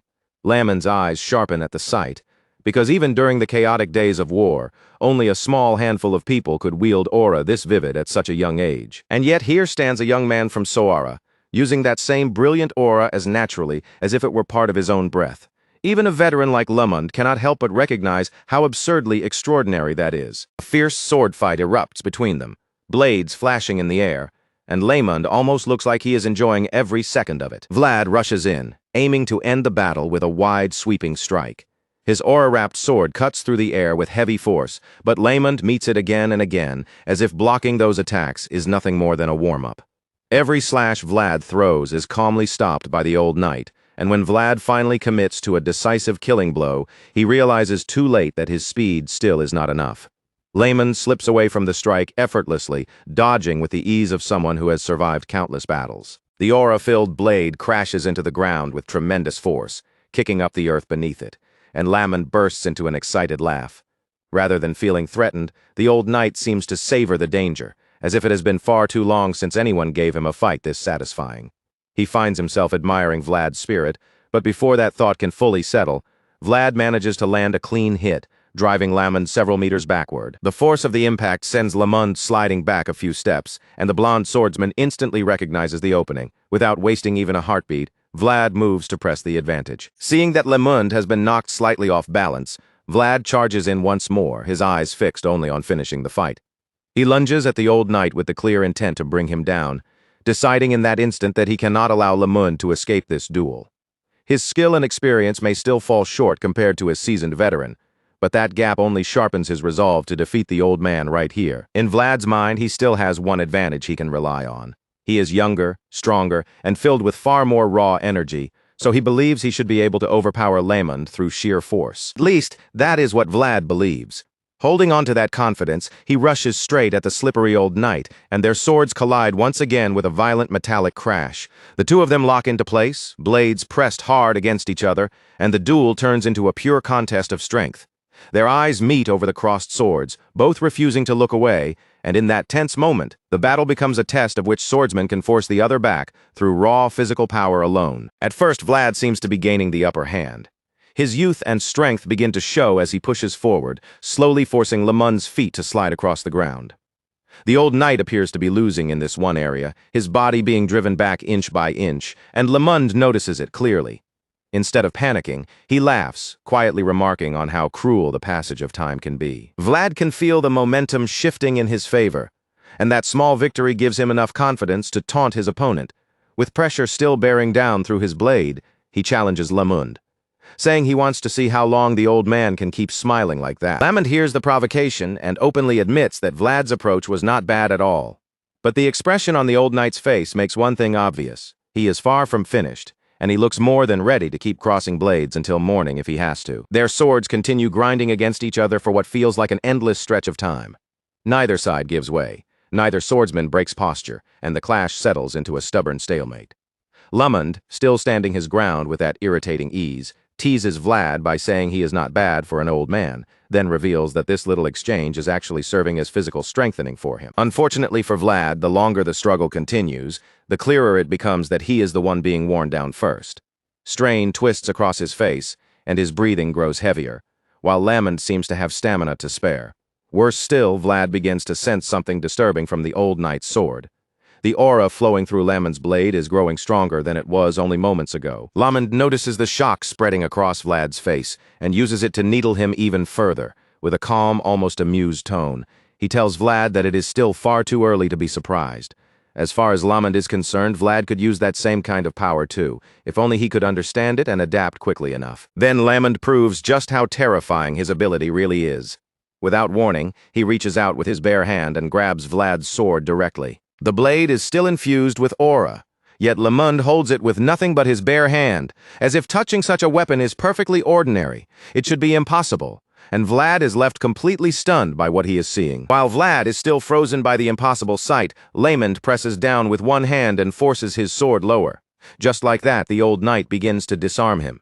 For a moment, it looks as though the duel is about to end with Vlad helpless, but the young knight makes a reckless, fearless move that completely turns the situation around and catches Lamond off guard. Lamond may have pinned Vlad's sword with one hand, but before he can fully strip him of his weapon, Vlad instantly reaches behind him, pulls out a small knife, and slashes the old knight with a dangerous, well-timed strike.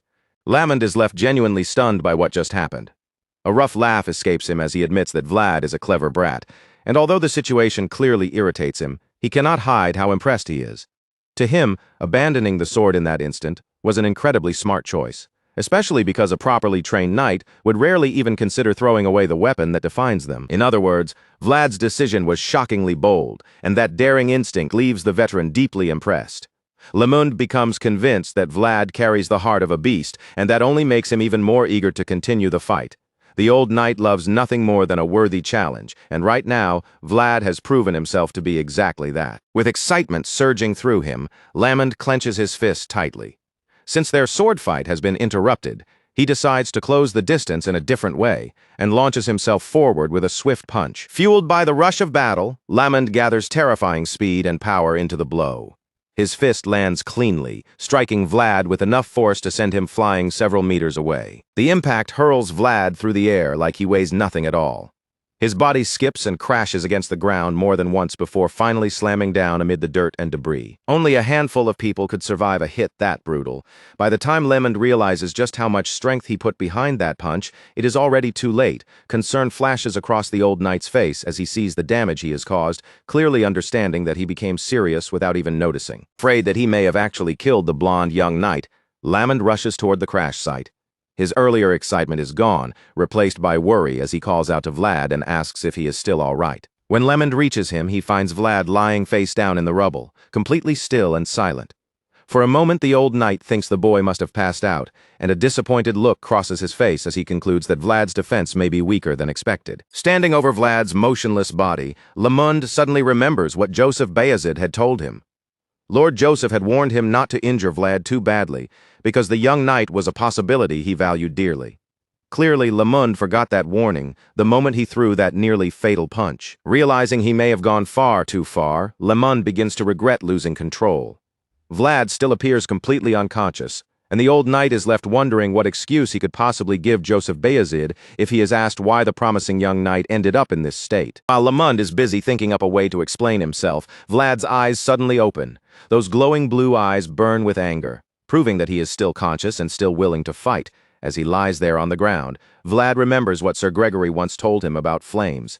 As long as the fire has not gone out completely, there is still a chance. And right now, the flame inside Vlad is still burning, which means this duel is not over yet. With that thought driving him forward, Vlad explodes up from the ground with incredible speed and rushes straight at the old knight who had just nearly crushed him. Vlad bolts toward Lemond before the old man can fully process what is happening, grabbing hold of his robe in a sudden desperate grip.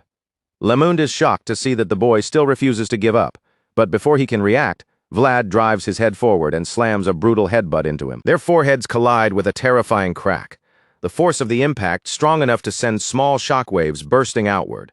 It is almost unbelievable that neither skull splits from the blow, though Vlad clearly takes damage from the reckless collision. When the dust settles, Vlad is down on the ground again, looking painfully dizzy and barely able to keep himself together. It is a miracle he is not completely concussed, but that is not what bothers him.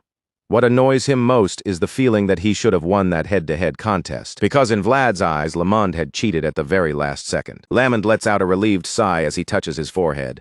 The gesture makes it clear that he had used some kind of protective magic just in time, shielding himself from being knocked out by Vlad's sudden headbutt. In other words, if Lemond had not raised that protective barrier at the last moment, Vlad's reckless attack could have ended very badly for him. Even so, Lemond admits that the young knight has undeniable talent. Because of that, he decides that Vlad has passed his test. Unfortunately, Vlad is truly unconscious this time, so he is not awake to hear the judgment for himself. The scene then shifts back to Storma, where the head of the Bayezid family receives a report about everything that has recently happened. His advisor informs him that Lemond is currently in Suara and adds that the old knight appears to have taken an interest in Vlad. Hearing this news, the nobleman looks intrigued, though not entirely surprised.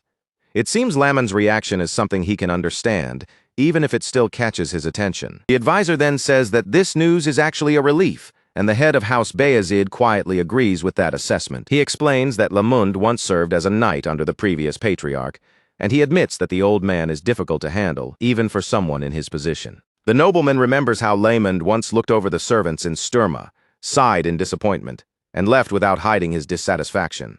That memory clearly still bothers him, and he admits it was not a pleasant experience to endure. So now that the veteran knight has found some promise in the blonde swordsman, Bayezid feels a measure of relief, as if House Bayezid has recovered a little pride in Lemond's eyes.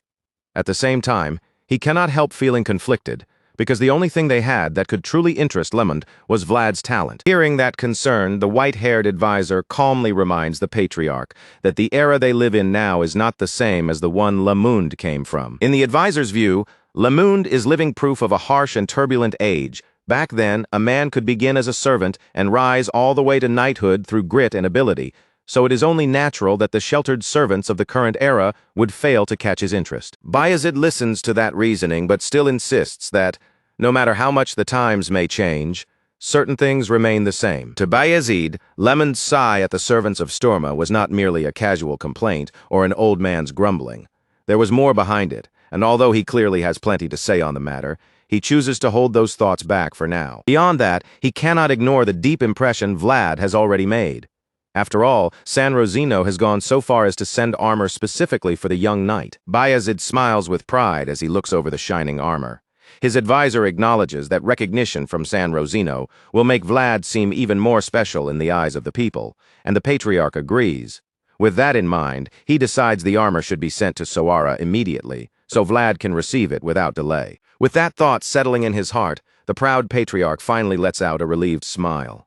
The old customs had not vanished after all, and the legacy they carried was still being passed forward, and in his eyes that hope survived because of one remarkable servant. Meanwhile, that very servant was waking up somewhere else, not in glory, but with a pounding headache after taking a nasty concussion the night before. One look at Vlad's bruised face was enough to tell the whole story. Laymond had beaten him up so badly that even opening his eyes looked painful. His head throbbed like it was still ringing from every blow, and all Vlad could think about was how ridiculous that fight had been. As the memories returned, he had to admit he had never seen anything like what Laymond did last night, using aura through his own body instead of channeling it into a sword. While Vlad was still turning that over in his mind, the voice quietly spoke up inside his head, pointing out that Laymond was someone worth learning from. Talent did not always appear in the same shape, and that old veteran had clearly shown a rare kind of strength. Vlad could not really argue with that, because now he was starting to understand why Laymond had earned so much respect. The more Vlad thought about it, the clearer it became. When he first saw Laymond, he had probably mistaken him for some harmless, worn-out old man with nothing special left in him. But after last night, that idea had been completely shattered, and Vlad finally understood why even someone like Joseph Bayezid treated him with respect. Just as Vlad was lost in those thoughts, Zemina suddenly kicked the door open and stormed into the room with a heavy pile of clothes stacked in her arms. She froze for a moment, surprised to see him sitting there awake.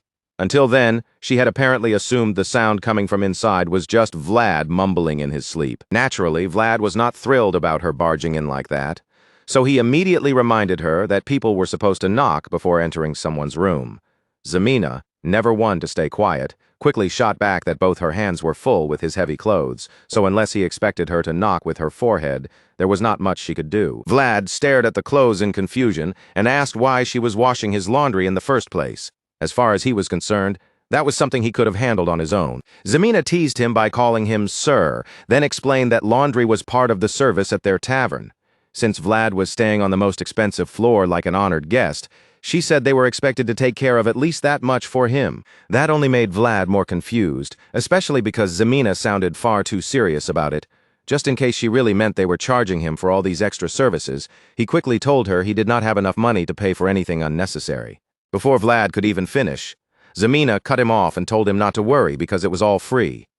His presence alone was already helping them more than enough. As she folded his clothes neatly on the table, she reminded him that Rose's Smiles was a tavern now, even though plenty of idiots still came around without realizing the place had changed. Hearing that, Vlad wondered if simply staying there could really cover the cost of his room.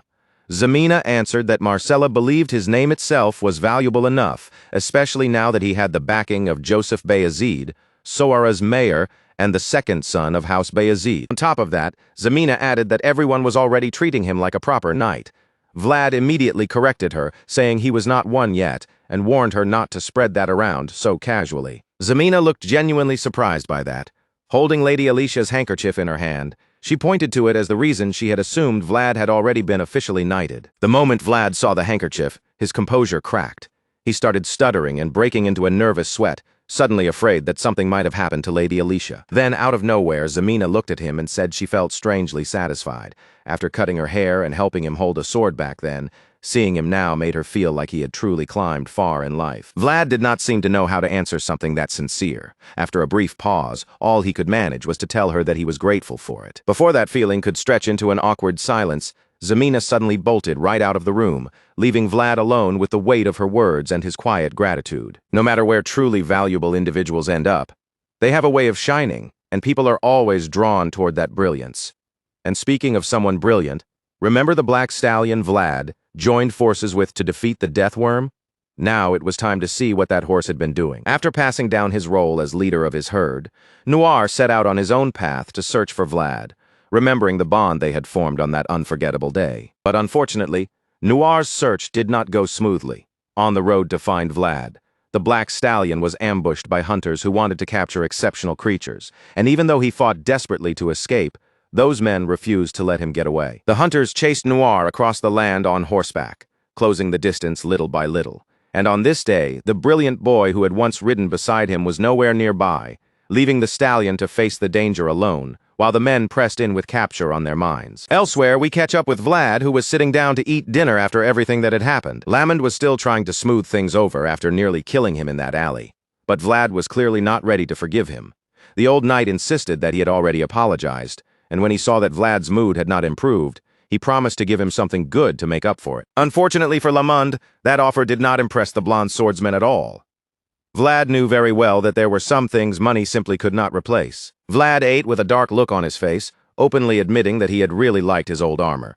Lamond said he understood, because that armor was only given to servants who had shown real promise, and he even confessed that when he first received his own, he had held it tightly like a treasure. That only made Vlad even angrier. Lamond clearly knew how special that armor was, yet he had still destroyed it during their fight. Seeing Vlad's reaction, Lamond finally looked genuinely guilty and asked him to come somewhere with him. When Vlad asked where they were going, the old knight said they needed to show Joseph Bayezid that Vlad could still be useful, because if he simply fooled around during his suspension, people would only see him as a troublemaker. Lamond knew exactly how to choose his words, and that alone was enough to make Vlad hesitate. Even the voice agreed with the point, since Joseph clearly held Lamond in high regard. Once they were finally thinking along the same lines, Vlad asked how he was supposed to prove his usefulness. Lamond answered that they should do something together first, and then report the results afterward. Vlad, now extremely curious, pressed him for details and asked what exactly they were going to do. Lamond only responded with a sly, mischievous grin and asked Vlad whether he liked horses. The scene then shifted again, and before long, Vlad and Lamond were already traveling through the open wilderness together. Inside the wagon, Lamond spoke about a rumor spreading through Soara. A black horse had once been seen wandering around the area, only to vanish one day as if it had been possessed by a ghost. Goethe then joined the conversation, saying he had heard the same rumors too.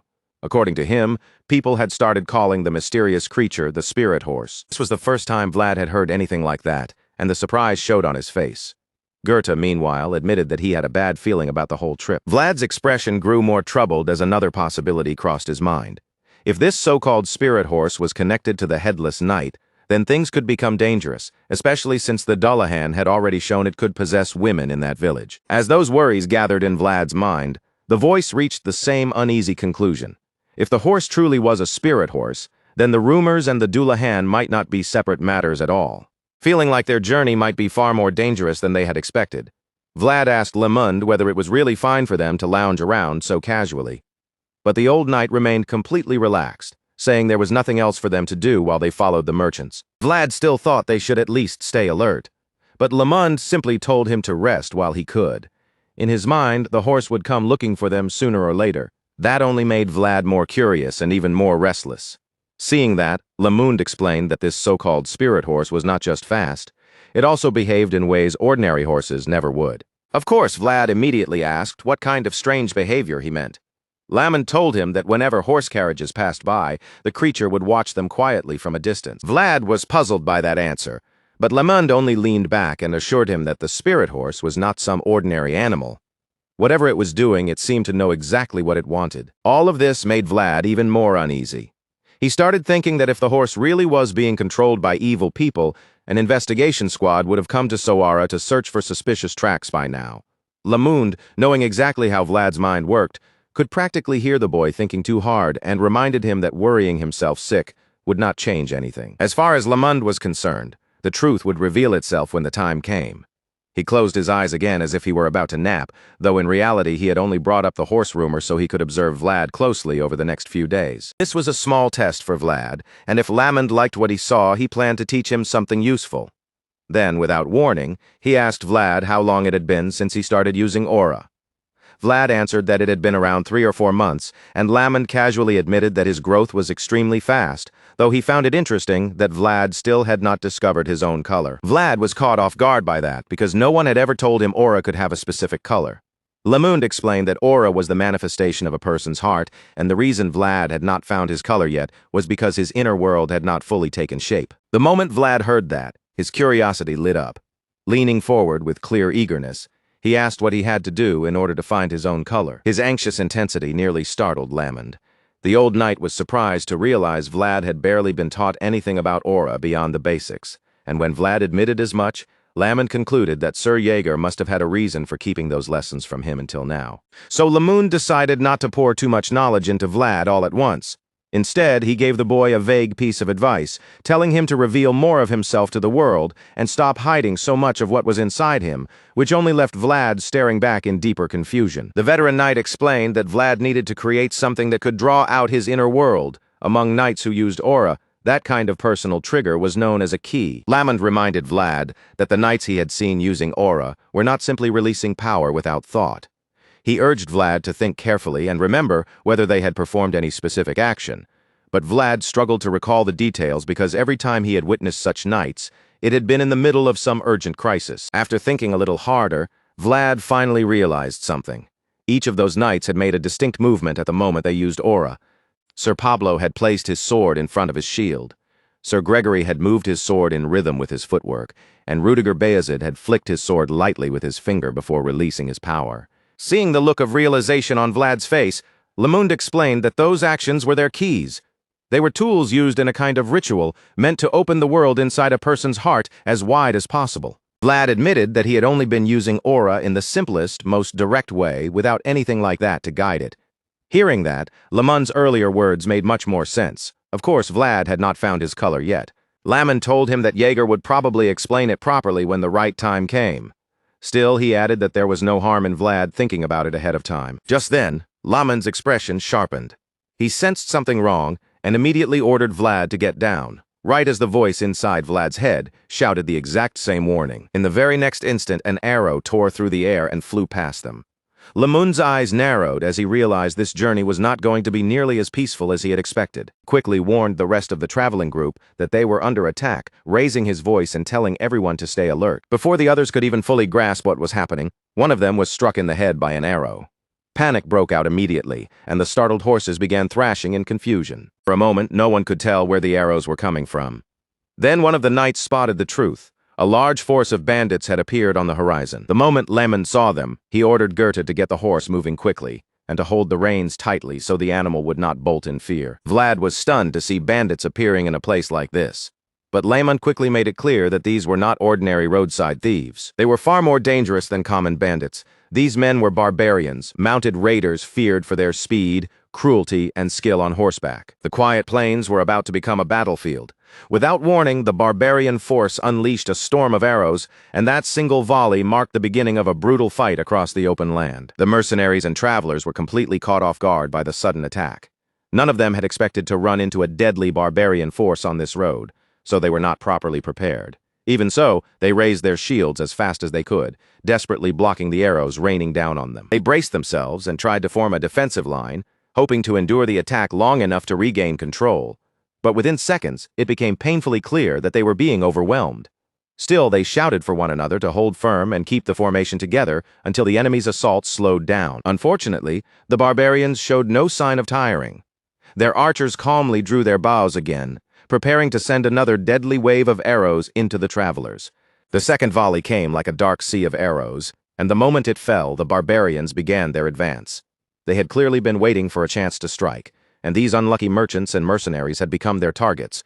With the slope and momentum on their side, the mounted warriors suddenly charged forward at terrifying speed. Vlad and his small group watched the chaos unfold from farther back. Because they had been traveling near the rear of the convoy, they were able to hide quickly and avoid the first wave of the barbarian assault. Lamond, however, did not look surprised at all. He had clearly expected the attackers to hit the mercenaries first, which explained why he had chosen to stay with the merchants at the back. Thanks to that decision, they had gained a little time to think before getting surrounded. Vlad could not make sense of what he was seeing. Barbarians were supposed to live beyond the northern borders, so why were they this deep inside the country? Lamond agreed that it was strange, admitting that he had never seen anything like it before, since barbarians were not known to come this far into Bayezid territory. The situation clearly annoyed the old knight. He had expected this to be a simple, uneventful trip, but instead they had run straight into a deadly battlefield with no choice left. Lamond drew his sword, preparing to go out there and teach the barbarian raiders a lesson himself. As he readied himself, Lamond ordered Goethe to put a saddle on the horse. making it clear that he intended to ride straight into the danger. Goethe hesitated, knowing the horse was meant to haul luggage, not charge through a battlefield, and he worried that it would not be suitable for fighting. Goethe was afraid the horse would not be good enough, but Lamond reminded him that riding a weak horse was still better than trying to run across a battlefield filled with mounted enemies. Against barbarians on horseback, staying on foot would leave them with almost no chance at all. After all, barbarians were known as some of the finest riders in the world. People said they were practically born in the saddle, and no matter their age or gender, their skill on horseback was something everyone feared. Even so, Lamond believed there were limits. If a barbarian's advantage on horseback could be taken away, then most of them should not be able to handle a trained knight in a one-on-one fight. After making that bold claim, the old knight fixed his gaze on Vlad and told him to burn the next words into his mind. Once Lamond was sure Vlad was listening closely, he told him that when fighting barbarians, the most important thing was to destroy their mobility. Their horses were their greatest weapon, but that also made them their greatest weakness. Before Lamond could finish driving the lesson home, a loud, intimidating voice rang across the battlefield, forcing everyone, Vlad's group, and the wounded mercenaries alike, to look up and listen. The man speaking appeared to be the barbarian leader. He began by declaring that he and his men did not intend to kill the merchants or mercenaries, and that they would be allowed to pass if they paid the toll being demanded. The mercenaries were stunned when they heard that. They were relieved that the attack had paused, but they could hardly believe the barbarians might truly let them go for a toll, while most of them were still trying to understand the offer. One terrified merchant near the back raised his hand in desperate surrender. Speaking for the merchants, he said they agreed to pay, clearly willing to do anything if it meant leaving alive, and then asked the barbarian leader how much the fee would be. The barbarian leader answered without hesitation. The toll for passing through was everything they owned except their lives. In other words, if they wanted to leave, they would walk away with only their bodies and nothing else. Those words struck the merchant like a lightning bolt.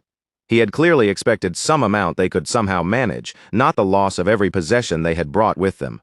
Horror spread across his face as the truth sank in. The barbarian leader continued speaking while the merchant stared in shock. He warned them that anyone who tried to hold on to even a single possession would end up paying their toll to the afterlife instead, and the cold look on his face made it obvious. He had no intention of showing mercy. The travelers remained crouched behind their shields, many of which were already splintered and damaged from the arrow volleys. When the merchant spokesman looked over the battlefield again, he realized there was no realistic chance of defeating the barbarians with only the mercenaries they had hired. They had already paid a heavy price for an armed escort, but now it felt like all that money had been wasted. The merchant admitted that he never imagined they would run into mounted bandits inside Bayezid territory of all places. And even worse, those bandits turned out to be barbarians, the last enemies any traveler wanted to face. No matter how much they had spent on protection, survival now mattered more than pride or profit. At that moment, staying alive became the only thing that truly mattered to them. Still, the merchant spokesman wondered whether the words of these barbarians could really be trusted. He did not openly refuse their demand, and that silence was enough for the barbarian leader to signal his men forward. One of the barbarians immediately rode out ahead of the others.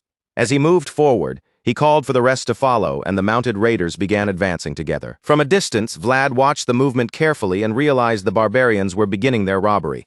He muttered that he really did not like them, while Lamond and Goethe reacted with a much more familiar, resigned look.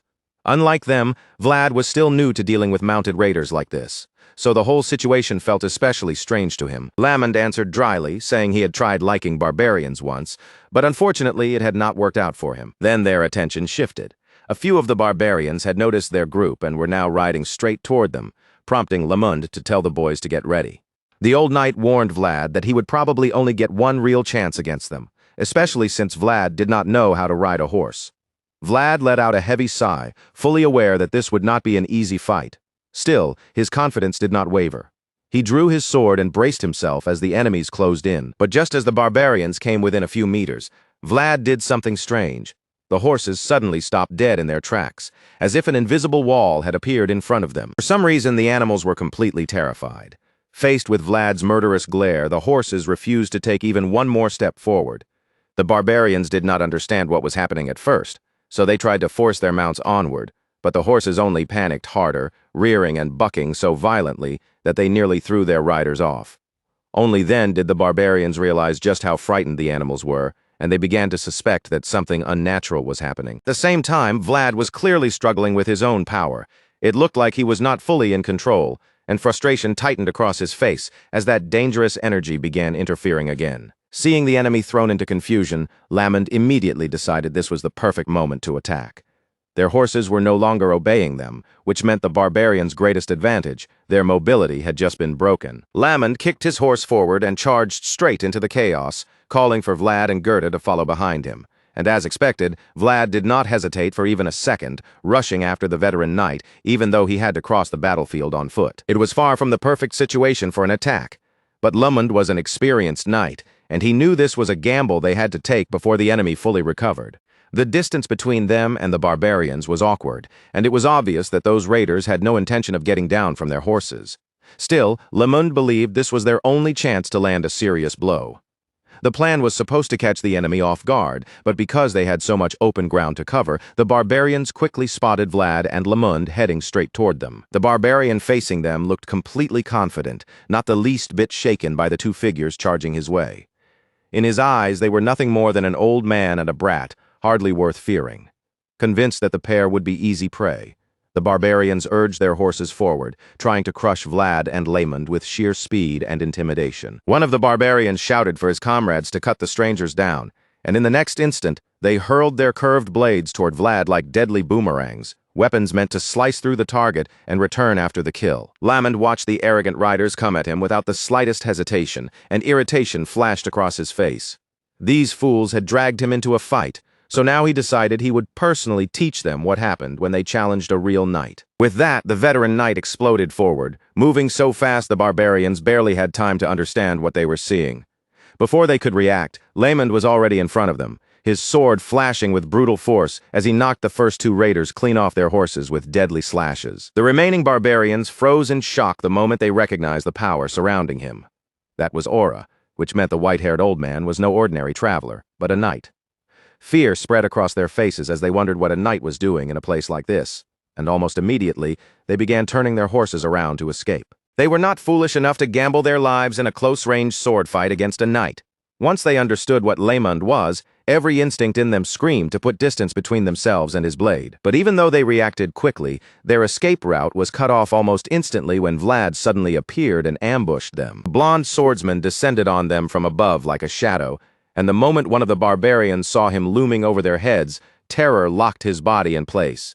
Vlad made the fear even worse by coldly telling the scumbags that they were not going anywhere. The barbarian's eyes widened in pure panic, but he did not even have time to process Vlad's words. In the next heartbeat, Vlad's sword flashed, severing his head and sending his body tumbling from the horse. Vlad killed the first man in the blink of an eye, and when the last barbarian saw his comrade's head lying in the sand, his fear spiked instantly. He stood frozen on his horse, unable to decide whether to run or fight back, while even the animal beneath him trembled under Vlad's terrifying presence. Then Vlad slowly turned his gaze toward the last barbarian, and that single glare sent a chill straight through the man's body. The barbarian's courage vanished the moment he saw Vlad's expression. All the confusion in his mind cleared at once, leaving only one answer. If he wanted to live, he had to run. So the last raider whipped his horse around and fled from the scene as fast as he possibly could. He was lucky Vlad did not have a horse of his own, because if Vlad had been mounted, there was no way that man would have left the battlefield alive. Vlad simply watched the barbarian ride away, and that was when Lamond called out to him, explaining that the barbarian's ambush had failed. Because of that, Lamond wanted Vlad to follow him into the fight immediately. They needed to kill as many enemies as they could before the raiders regrouped and called for reinforcements. But while Lamond was still speaking, another barbarian suddenly appeared above him, launching a fresh ambush of his own. Vlad noticed the danger first, and without wasting a second, he shouted a warning to the old knight. By the time Lamond realized he was being attacked, the enemy was already closing in at a dangerous speed. The charging barbarian stretched out his curved sword, aiming to take Lamond's head in a single sweeping strike.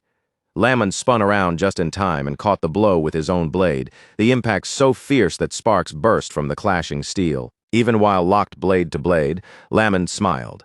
That brief exchange was enough to show that this level of pressure was still nothing he could not handle. The barbarian, however, could feel the terrifying strength behind the old man's sword. A question flashed through his mind as he wondered where someone this powerful had suddenly come from. As he looked more closely, the barbarian realized that the white-haired opponent crossing blades with him was a knight. Even then, this high-ranking warrior did not lose his nerve, and his calm reaction was bold enough to catch attention. Lamond noticed that the man remained steady even after seeing his aura, and that immediately made the old knight more cautious. This was not the kind of opponent he could simply cut down with one easy strike. So Lemond committed himself fully to the fight, meeting the barbarian head-on with everything he had. At the same time, he shouted for Vlad to run away as quickly as possible. Vlad was shaken when he heard that order because he understood exactly what it meant. Lemond was not having an easy time. The young swordsman stood there, unwilling to abandon his new ally, but Lemond yelled at him again, reminding him that the mercenaries would flee the moment they saw an opening. If that happened, the merchants would be left exposed with no one to protect them, so Vlad needed to return and help them however he could. Even then, Vlad still hesitated, trying to argue with Lemond instead of leaving him behind. But the old knight cut him off sharply, making it clear that Vlad would be useless in this fight without a horse. Lemond ordered Vlad to get back to the people immediately, and at last, Vlad forced himself to obey. Gripping his swords, he turned away from Lemond and started running toward the other side of the battlefield. But before Vlad could even properly move, another high-ranking barbarian came charging straight toward him, his killing intent obvious from the way he drove his horse forward. The huge rider closed the distance at terrifying speed, and for the first time in this battle, Vlad was genuinely caught off guard. Thankfully, his instincts reacted at the last possible moment, letting him raise his blade and deflect the incoming slash. The impact slammed into Vlad with brutal force as the horse shot past him. He was pushed back hard enough that he nearly fell, scraping through the sand before finally managing to regain his balance. Dust exploded around him from the force of the attack, making the situation even worse for Vlad as he stood there on foot. He groaned and admitted the blow had been incredibly heavy. With the horse's speed added behind the sword strike, the impact was on a completely different level, and Vlad quickly realized this duel would be far more difficult than expected. Vlad saw the barbarian turning his horse around for a second charge, sensing the tension building inside him. The voice finally spoke up, telling Vlad to calm down and stand his ground against the enemy. But those words did little to settle him, because Vlad was already feeling the full disadvantage of fighting without a horse. He wished he could ride one, knowing how badly he needed that mobility. And while that thought burned through his mind, something strange suddenly happened. Vlad's eyes began to glow, as if he had sensed something approaching, and even the barbarians noticed a cloud of dust rising in the distance. The barbarians looked toward the dust in confusion, unable to tell who or what was coming. For a moment they wondered whether warriors from another group had returned to the battlefield. But that explanation did not seem right. From what they could see, the dust was not being kicked up by a large group of riders. As they stared harder, the shape in the distance became clearer, and they finally realized there was only one black horse racing toward them, and it had no rider. Vlad heard the sound of the approaching hooves, and a smile slowly crept across his face. He already knew exactly who that black horse was. The barbarians recognized the horse as well, but judging by their reactions, their memories of it were far from pleasant. They warned each other in alarm, saying this was the same horse that had escaped them the last time they tried to capture it. Now that the horse had appeared before them on its own, the barbarians were determined not to let it slip away again. This majestic creature was famous throughout the area, known to them as the Son of the Grasslands. In an instant, the barbarians' priorities changed. Robbing the merchants no longer seemed nearly as important as capturing the prize that had just run into their path. They had spotted something far more valuable, so they quickly organized themselves and prepared to chase it down with their numbers. As the riders gathered to capture the Son of the Grasslands, it became clear that the powerful horse had no intention of backing away from them either. Anyone would expect the horse to turn and flee once it saw men coming with swords and ropes. But instead, Noir lowered himself into the charge and ran fearlessly straight toward the barbarians. Barbarians threw their ropes, trying to snare him as he rushed past. But for some reason, every attempt missed its mark, and not a single one landed properly. The Son of the Grasslands slipped through the first wave of raiders with almost no effort at all. The men could only stare in frustration as the magnificent horse passed them so cleanly that their trap looked useless. Noir blazed past and continued racing away, but the barbarians refused to give up on such a prize. They shouted at one another to stop standing around and chase after the horse before it escaped again. The Son of the Grasslands was clearly the fastest horse in the area, and no matter how hard the barbarians pushed their mounts, they could not close the distance. While the chase continued, Vlad climbed up onto a raised platform so Noir could see him, because he knew his old friend had come to help. Vlad called out to Noir, letting the horse know exactly where he was. And with Vlad's eyes glowing and Noir's eyes shining in response, it became clear that some mysterious connection still linked the young swordsman and the black horse. Noir suddenly stopped when he saw the aura radiating from Vlad's body high above the battlefield. That single sight was enough, and in the next moment the son of the grasslands turned and began racing straight toward Vlad. By now it was obvious to everyone on the battlefield that Vlad and Noir were moving as one. The moment the barbarian saw Vlad sprinting toward the black horse, he immediately gave chase, determined to cut off their reunion before the boy could reach him. Vlad ran with everything he had, but the rider behind him closed the distance far too quickly. Just as the barbarian raised his curved sword to slash him down, Vlad threw himself off the cliff without hesitation, taking a desperate leap into open air. Only after his feet left the ground did the danger fully hit him. For one sharp moment, Vlad seemed to realize how badly that fall could hurt him. But then, almost like they had planned it together, the son of the grasslands leapt as well. Noir rose perfectly beneath him, placing himself exactly where Vlad needed him, and Vlad landed on the wild horse's bare back, gripping the mane tightly because there was no saddle to hold him in place. The barbarians stared in disbelief at what had just happened. To them, it was impossible to accept that the son of the grasslands, a horse said to carry divine blood, would allow someone who was not born of the grasslands to ride on his back. To everyone watching, the sight looked almost unreal. But while the barbarians were still trying to understand it, Vlad rode boldly into the battlefield. Now that he had Noir beneath him, the disadvantage was gone, and he could finally move to help the merchants who were being stripped of everything they owned. As Noir raced across the plains, Vlad suddenly broke into an excited laugh. It had been so long since he had felt the rush of riding like this, and the sensation pulled him right back to that battle with the death worm. It was the same feeling from that day, the feeling that told him he no longer had to hold himself back. And from the way Noir surged forward beneath him, it was clear the horse felt that freedom too. That overwhelming sense of freedom wrapped around Vlad so completely that he slowly released Noir's mane. Somehow he knew he would not fall. Vlad could feel it now. He could run as far and as wildly as his heart desired, and that was exactly what he intended to do. But while he was enjoying that long-awaited taste of freedom, the barbarians were still obsessed with capturing the son of the grasslands. Refusing to lose their prize to some boy from the Empire, they gave chase with everything they had. As some of the riders chased after him, Vlad steered Noir straight toward the rest of the barbarian force. He looked confident, almost certain that he could break through them. The barbarians were just as confident in their numbers, charging toward the lone rider, as if they planned to crush him with their combined strength. At that moment, Vlad decided it was time to release his aura. The instant his power flared, Noir responded in the same breath, and man and horse moved in perfect harmony, becoming a force that looked almost impossible to stop. The combined power of Vlad and Noir blazed across the plains, stunning most of the barbarians where they rode. A blinding light tore through the battlefield, and as the enemy charged in, that shining force struck them like a thunderbolt. The barbarians were left speechless by the sight. None of them had ever faced anything like it before. The aura-powered light cutting through the field was a lethal ray, sharp and deadly enough to turn the entire charge into chaos. Every beam that struck the barbarians killed them on the spot. With Vlad and Noir's aura working together, Vlad wiped out an entire wave of raiders almost effortlessly. All it took was one terrifying swing of his sword, and that single slash seemed to multiply in an instant, cutting down enemy after enemy. After the first wave was destroyed, the remaining barbarians recoiled in horror. Only then did they realize that the boy they had dismissed as an imperial brat was actually a knight too, and that discovery sent their fear soaring. The men looked back in panic, trying to understand how many of their comrades Vlad had killed in just the blink of an eye. Once they understood how dangerous Vlad really was, the barbarians knew that charging him head-on would only get them killed. They warned each other not to face him directly, and decided that the only sensible choice was to get away and attack from a distance. But before they could put that plan into action, Vlad turned Noir around and completely reversed the chase. The barbarians had meant to retreat far enough to unleash ranged attacks, but Vlad refused to give them that opening, circling behind them so quickly that they became the ones fleeing while he became the hunter.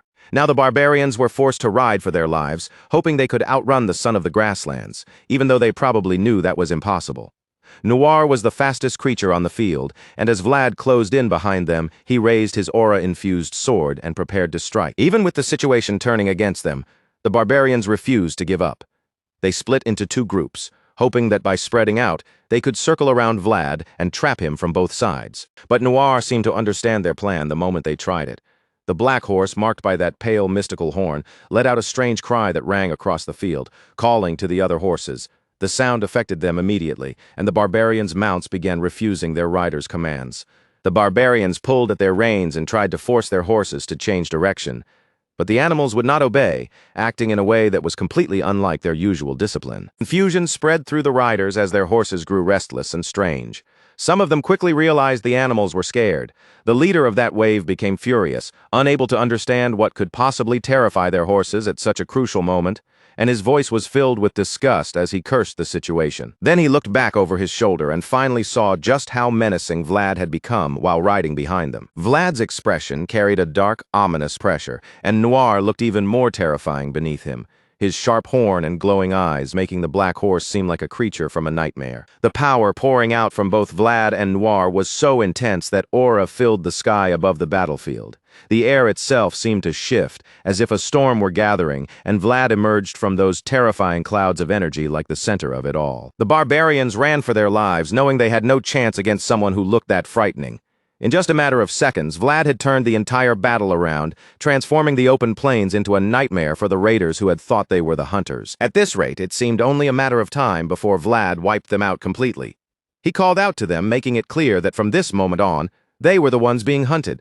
With the barbarians fleeing like frightened animals, Vlad's confidence surged, but that momentum was suddenly interrupted when the high-ranking barbarian from earlier reappeared, looking even more dangerous than before. That warrior had been giving Lamond a hard fight for some time, and it even looked like he might be overpowering the veteran knight.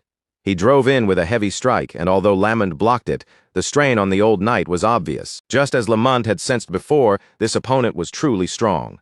Each blow carried serious weight, and Lamond was struggling to keep absorbing the attacks. The force of the repeated clashes was also taking a toll on Lamond's horse. The poor animal began foaming at the mouth, its body clearly exhausted, making it painfully obvious that this pack horse had never been meant for a real battlefield. Lamond could tell the horse would not survive much more punishment. He admitted that he had pushed the pack horse too hard, and with the animal nearly at its limit, the old knight realized things were starting to look grim for him. With that in mind, Lamond and his exhausted horse were forced to endure one final finishing strike. Lamond managed to block the sword, but the impact forced him to steer wide and lose control. Unfortunately, neither Lamond nor the horse could recover their balance. Within seconds, they stumbled hard and tumbled across the sand. The fall sent a thick cloud of dust bursting into the air, swallowing the spot where they had gone down. When the dust finally settled, the half-dead horse lay sprawled on the ground. Its eyes had rolled white, and it looked like only a matter of moments before the poor creature gave out completely. Lamond was disappointed by what had happened, but that did not mean he was finished. If this barbarian scum was not moved by the fact that he was facing a knight, then Lamond wanted to carve the fear of swordsmen back into his heart. The old knight smiled, feeling his blood heat up from the challenge. It had been a long time since anyone had stirred him like this, and he had not expected to meet someone capable of it here. Enough talk. Lamond drew his sword again and stood ready for a proper duel. When the barbarian turned and saw the old knight back on his feet, irritation twisted across his face. Lamond had proven stubborn and difficult to break, but the ponytailed barbarian still believed the old man's end had finally come. Just as their duel was about to begin again, a strange sound cut across the battlefield and drew both of their attention. Lamond recognized it instantly as the sound of a barbarian horn. His guess was exactly right. When Lamond turned, he saw Vlad chasing the barbarian army across the plains, and the most shocking part was that the young swordsman was riding a horse. Vlad rode with a majestic force that drove the raiders into retreat, and when the leader of the barbarian army saw it, rage burned across his face. The thought of a young boy from the Empire sending his best warriors running like frightened chickens made him sick with fury. With anger blazing in his eyes, he rode toward Vlad, determined to punish him for humiliating his army. Just like that, Lamond no longer had to reveal whatever tricks he had been saving. His opponent now had a far more insulting target to deal with. The barbarian leader charged away to challenge Vlad, clearly unable to ignore the humiliation. Lamond shouted for the bastard to stop, but the leader ignored him completely and kept riding. The reason for his anger was obvious. Vlad was riding that black horse. The son of the grasslands had rejected even the barbarian leader, which meant everything to people who were practically born alongside horses. Before Vlad appeared, the leader seemed to believe he was the only one worthy of riding such a stallion, and yet even he had been refused. Seeing a blonde boy from the Empire accepted by Noir baffled and enraged him. So the barbarian leader shouted at Vlad, ordering him to get off the horse immediately. When Vlad saw the barbarian leader charging straight toward him, he was surprised. That man was supposed to be fighting Lamond, so seeing him alone made Vlad wonder whether the old knight had been killed. But then Vlad looked more carefully and spotted Lamond farther back on the battlefield. Vlad let out a quiet sigh of relief because for a moment he had truly feared Lamund might be dead. While Vlad was still feeling that relief, the barbarian leader yelled at him again, once more ordering him to get off the horse. In his eyes, the son of the grasslands was not a mount someone like Vlad had any right to ride. Those words immediately set Vlad off. His eyes sharpened as he snapped back at the barbarian leader, warning him not to act so arrogantly toward the wrong opponent. As far as Vlad was concerned, this man had no right to order him around. Vlad's defiant response only made the barbarian leader explode with anger. His face twisted with rage as he roared at Vlad to shut his mouth. The barbarian leader was furious now, and Vlad could see it clearly. A massive wave of red power began radiating from the man's body, spreading around him like heat from a blazing fire. At that moment, the voice spoke inside Vlad's mind and revealed that some barbarians could use magic to carve their own inner world into reality. Hearing that, Vlad quickly understood that this barbarian leader was at least on the level of a knight who could control aura, meaning he was definitely not an opponent to underestimate. While Vlad measured him carefully, the enraged leader swore that Vlad would pay with his life for defiling a divine horse, and Vlad accepted the challenge without flinching, daring him to try. At that point, both warriors were burning with fury, their power surging around them as the tension snapped. A heartbeat later, they charged straight at each other like two deadly jousters, both ready to risk everything in a head-on clash. After that first violent impact, neither of them backed away. Vlad and the barbarian leader kept pressing into each other, turning the duel into a fierce mounted battle. They rode side by side across the battlefield, blades flashing between them as steel rang again and again in rapid succession. The barbarian leader swung his curved blade with relentless force, landing attack after attack, while Vlad answered every strike with his aura-infused sword, blocking and countering without giving ground. For long, the fight reached a tense stalemate. Neither warrior could overwhelm the other, and for the moment, they looked almost evenly matched. As their swords locked together, the barbarian leader glared at Vlad with glowing eyes, clearly trying to intimidate the young knight through sheer pressure. But after a few seconds, it became obvious that Vlad was not even slightly afraid of him. Realizing the glare would not shake Vlad, the barbarian leader abruptly ended the contest of wills and suddenly brought his horse to a stop. Vlad failed to read the move in time. By the moment he noticed the barbarian leader had stopped, Noir had already carried him ahead. The voice immediately warned Vlad what was happening.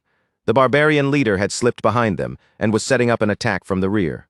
Vlad realized it too, but by the time he tried to slow Noir and turn back toward his opponent, the opening had already been created. Vlad could not turn around quickly enough. The barbarian leader seized the moment, charging in from behind to deliver a devastating strike. Thankfully, Noir seemed to know exactly what the barbarian leader intended to do. At the last possible second, the son of the grasslands ducked low, bringing Vlad's head down with him and allowing the blade to slice past by a hair's breadth. Noir had saved Vlad's life with that dangerous movement. Even though the dodge had been terrifyingly close, Vlad was still breathing, and he quickly thanked the horse for pulling him out of danger. Meanwhile, the barbarian leader grew even angrier after missing his chance to kill Vlad. His jealousy deepened as well, because Noir kept revealing one extraordinary trait after another. He had always known the son of the grasslands carried divine blood, so he expected the horse to be special, but he had never imagined it would be this exceptional. At that moment, Vlad could feel it clearly. His movements and Noir's movements were starting to blend together as if they had become one body. Vlad had already faced many terrifyingly strong opponents, and this barbarian leader was undoubtedly one of them. He felt confident that he could still handle the man's sword attacks. But he also knew there was another problem he could not ignore. Just as Vlad was about to focus on that weakness, the voice spoke up and pointed directly to the issue. Vlad's riding technique. He had no saddle, no bridle, and barely any experience riding in a battle like this. If not for his mysterious connection with Noir, he would have been thrown off already. Vlad admitted it too, feeling his thighs trembling from the strain and fear of staying mounted. His legs were shaking so badly that he could no longer use them properly. The voice warned him that the longer the fight continued, the worse his disadvantage would become. Vlad needed a way to reverse the situation quickly, or this duel could end with him dead. That was when Vlad suddenly remembered Lamund's lesson. When fighting barbarians, the key was to destroy their mobility. The old knight's words had stuck with him, and now Vlad realized that taking away the barbarian leader's advantage was exactly how he could turn the fight around. With that in mind, Vlad decided it was time for both him and his barbarian opponent to leave the saddle behind and fight down in the dirt. Vlad charged toward the barbarian leader, searching for a way to immobilize him. When the leader saw Vlad coming, he decided this fight had dragged on long enough and prepared to end it right there. The barbarian leader roared for Vlad to come at him, then drove his horse forward and charged straight toward the young knight. Vlad saw the man rushing in with terrifying speed and chose that instant to act. He turned noir sharply, and the son of the grasslands swerved so fast that dirt and sand sprayed up into the barbarian leader's face. That sudden move gave Vlad enough time to pull away and start running. When the other barbarians saw him retreat, they immediately began jeering at him. The barbarian leader was shocked by the sight, and his anger only grew stronger. To him, Vlad now looked like nothing more than a dishonorable coward. That impression made his blood boil even hotter. The thought of someone without honor riding a divine horse was unbearable to him, and the rage he had shown before was nothing compared to the pure fury rising in him now. The barbarian warlord kicked his horse forward and chased after Vlad.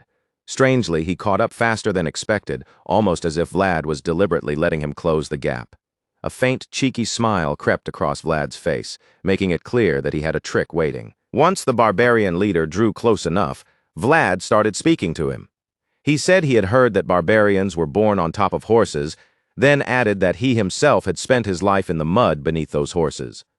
The furious warrior had no patience for Vlad's words and snapped at him, demanding to know what nonsense he was spouting.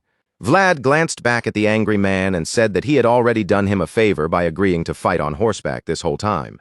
Now he felt it was the barbarian leader's turn to do something for him.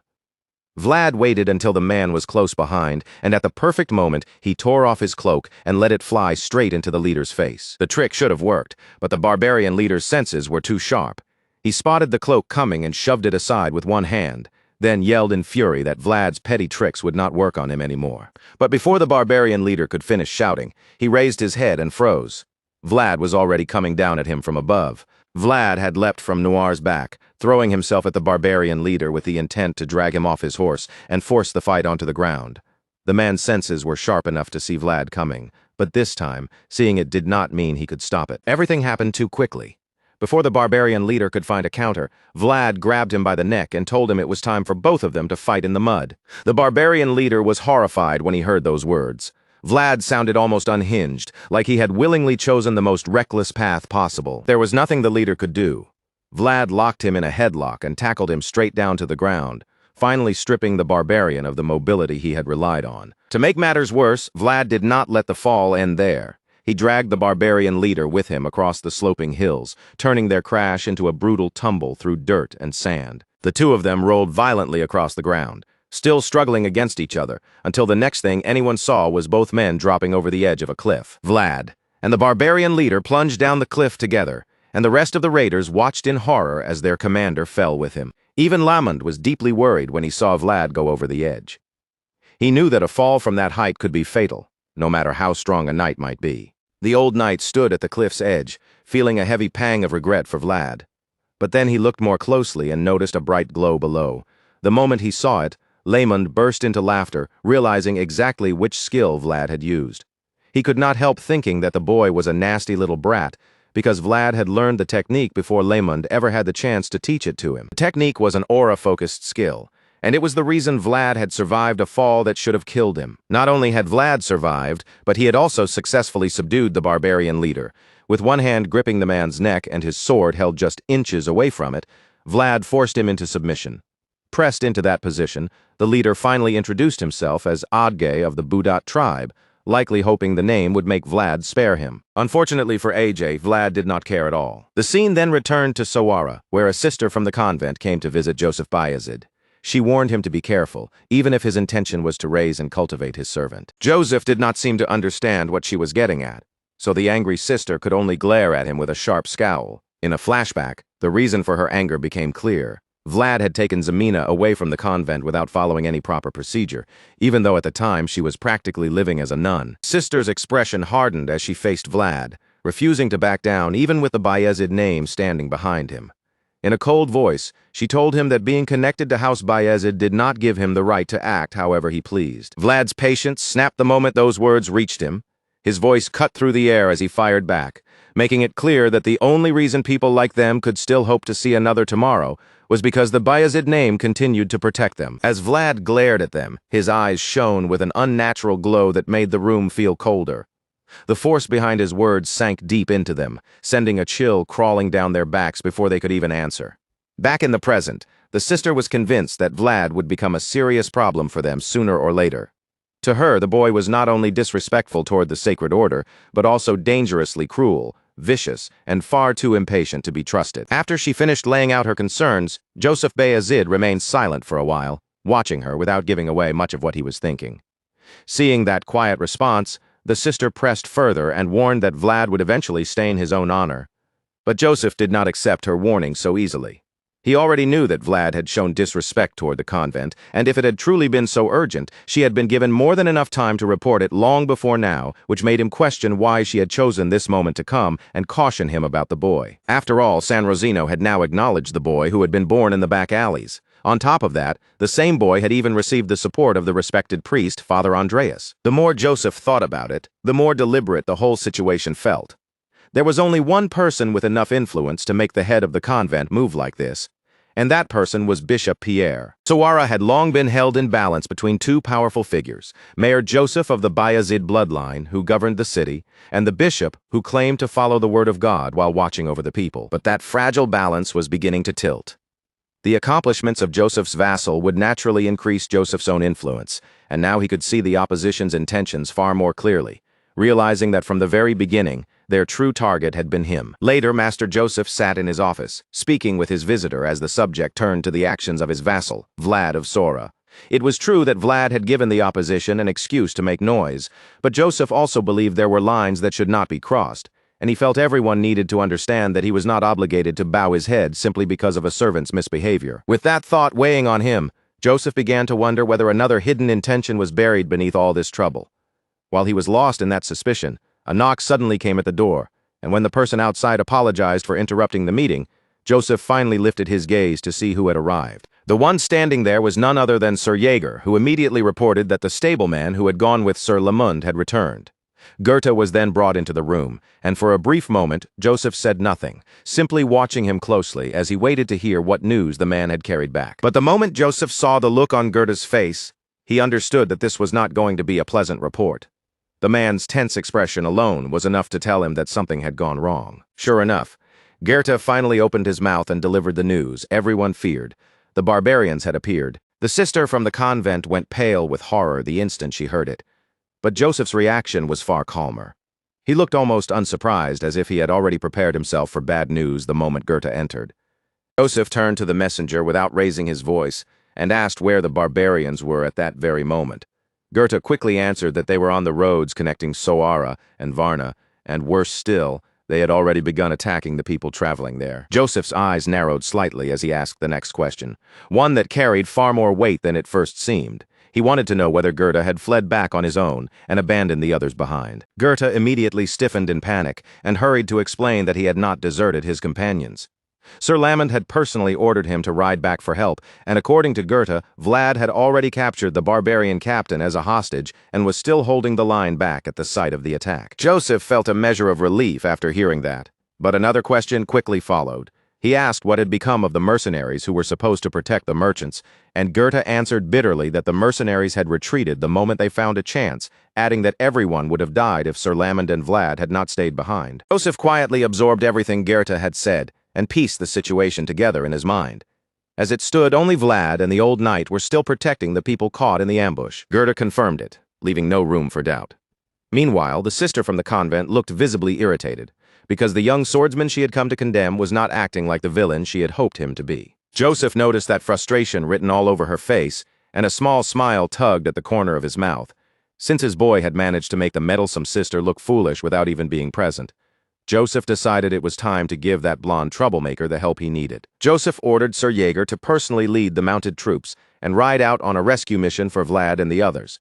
Then he told Goethe to guide them to the right location, making it clear that they were to move as quickly as possible. Both men understood the urgency at once, accepted the order, and immediately set themselves in motion. After they left, Joseph turned his attention back to the sister and resumed their conversation with a faintly teasing edge, suggesting that his vassal was rather impressive. And judging by her reaction, the remark struck exactly where he intended. From Joseph's point of view, Vlad was still acting in accordance with God's will, protecting the helpless lambs, even though he had come from a lowly birth and carried a temper that was not always easy to manage. That, to Joseph, mattered far more than the sister's complaints. The sister realized she had no clean way to argue against that. With visible reluctance, she admitted that Joseph was right, and Joseph immediately seized that small opening before she could retreat from it. Joseph knew that he would eventually have to meet Bishop Pierre in person. But before that meeting happened, he wanted the sister to carry a message to the man of God on his behalf. The sister listened anxiously, waiting to hear exactly what Joseph intended to say. Joseph spoke calmly and said that he was truly grateful for the bishop's concern toward him. Then, as the final piece of his message, Joseph stated that he would visit the man of God soon. The moment those words left his mouth, fear washed across the sister's face, because she clearly dreaded what might happen if those two men finally stood before each other. And honestly, she had every reason to be worried. Joseph had no intention of avoiding Bishop Pierre forever, and when they finally met face to face, he meant to confront the bishop directly. Elsewhere, the focus shifted back to Vlad, who was still out in the wilderness with no room to relax. The open road stretched around him, but the danger following them had not disappeared. Vlad was still traveling alongside Sir Lamond and the merchants, and exhaustion was beginning to show on him clearly. Even on horseback, his posture carried the weight of everything that had happened. As he rode forward, Vlad glanced to the side and noticed another group of mounted men moving together in the distance. From their formation and movement, he became convinced that more barbarians were gathering there, and Sir Lamond confirmed his suspicion, saying that quite a number of them were heading south, which struck him as strange because ordinary mounted bandits would have fled the moment their chief was captured. Because of that, Sir Lamond reached a troubling conclusion. The hostage they had taken was not just some ordinary warrior, but someone with a very high rank among the barbarians. The man in question was tied up in the wagon, yet his face remained strangely calm, almost as if the chaos around him had nothing to do with him. He likely believed his warriors would come to rescue him soon, and Sir Lamond feared the same thing, especially since the barbarians were still lingering nearby, making the old knight worry that they might be in serious trouble before they even reached Sora. For now, Vlad and Sir Lamond continued trying to hold their ground and get everyone home safely, while the barbarians kept circling and waiting for the right chance to strike. Sir Lamond grew increasingly uneasy, wondering why Gerda was taking so long to return with reinforcements, and when the barbarians suddenly began to scatter, he feared they had changed tactics and started questioning whether something unexpected had happened. Then, all at once, Vlad and his horse turned their attention to the side. What they saw there was startling enough to pull their focus away from the enemy. That was when they realized Gerda had finally made it back, and he had not returned alone. He had brought the reinforcements with him. Sir Lamond looked in the same direction and saw clouds of dust rising across the road. The sight confirmed Vlad's words, and the old knight immediately understood that help had arrived. The Bayezid forces advanced toward them, with Sir Jaeger and Gerda riding at the front. When Sir Lamond saw the mounted troops closing in, he finally realized that all the tension he had been carrying had been for nothing. The merchants were overwhelmed with relief the moment they spotted the approaching army. Recognizing them as Sora's mounted troops, they immediately understood that they had been saved, while the barbarian leader could only glare in frustration, furious that the reinforcements had reached them so quickly. That also explained why the barbarians had scattered earlier. They had likely seen Sora's mounted troops coming from a distance and decided to break away before they were caught. Realizing that the situation had turned against him, the barbarian leader acknowledged Sir Lamond's move and praised him for sending Gerda to call for help. He admitted that it had been a sharp judgment, because if they had stubbornly stayed behind to protect every piece of cargo, the outcome could have been completely different. Sir Lamond answered with a smug little confidence, telling him that this was simply one of the advantages of growing old. But he did not waste much time on banter, because now that reinforcements had arrived, the old knight finally had the chance to question their hostage properly. The first thing Sir Lamond wanted to know was why the barbarians had come all the way out here in the first place. He demanded to know why they had pushed so deep into this territory, and this time, the captured warrior seemed ready to answer. The hostage looked at Sir Lamond and gave him a straightforward answer. They had come this far because they needed the son of the grasslands. Hearing that, Sir Lamond pointed out that they could have simply gone after the horse without attacking and robbing the merchants. To him, their actions did not match such a simple goal. When Sir Lamond asked why they had plundered innocent travelers, the bound man replied that they needed some earnings to survive as well. To him, it was only practical, but now that he had been captured and the son of the grasslands had chosen someone else, he believed there was no longer any reason for his people to keep heading south. The hostage then admitted something that clearly wounded his pride.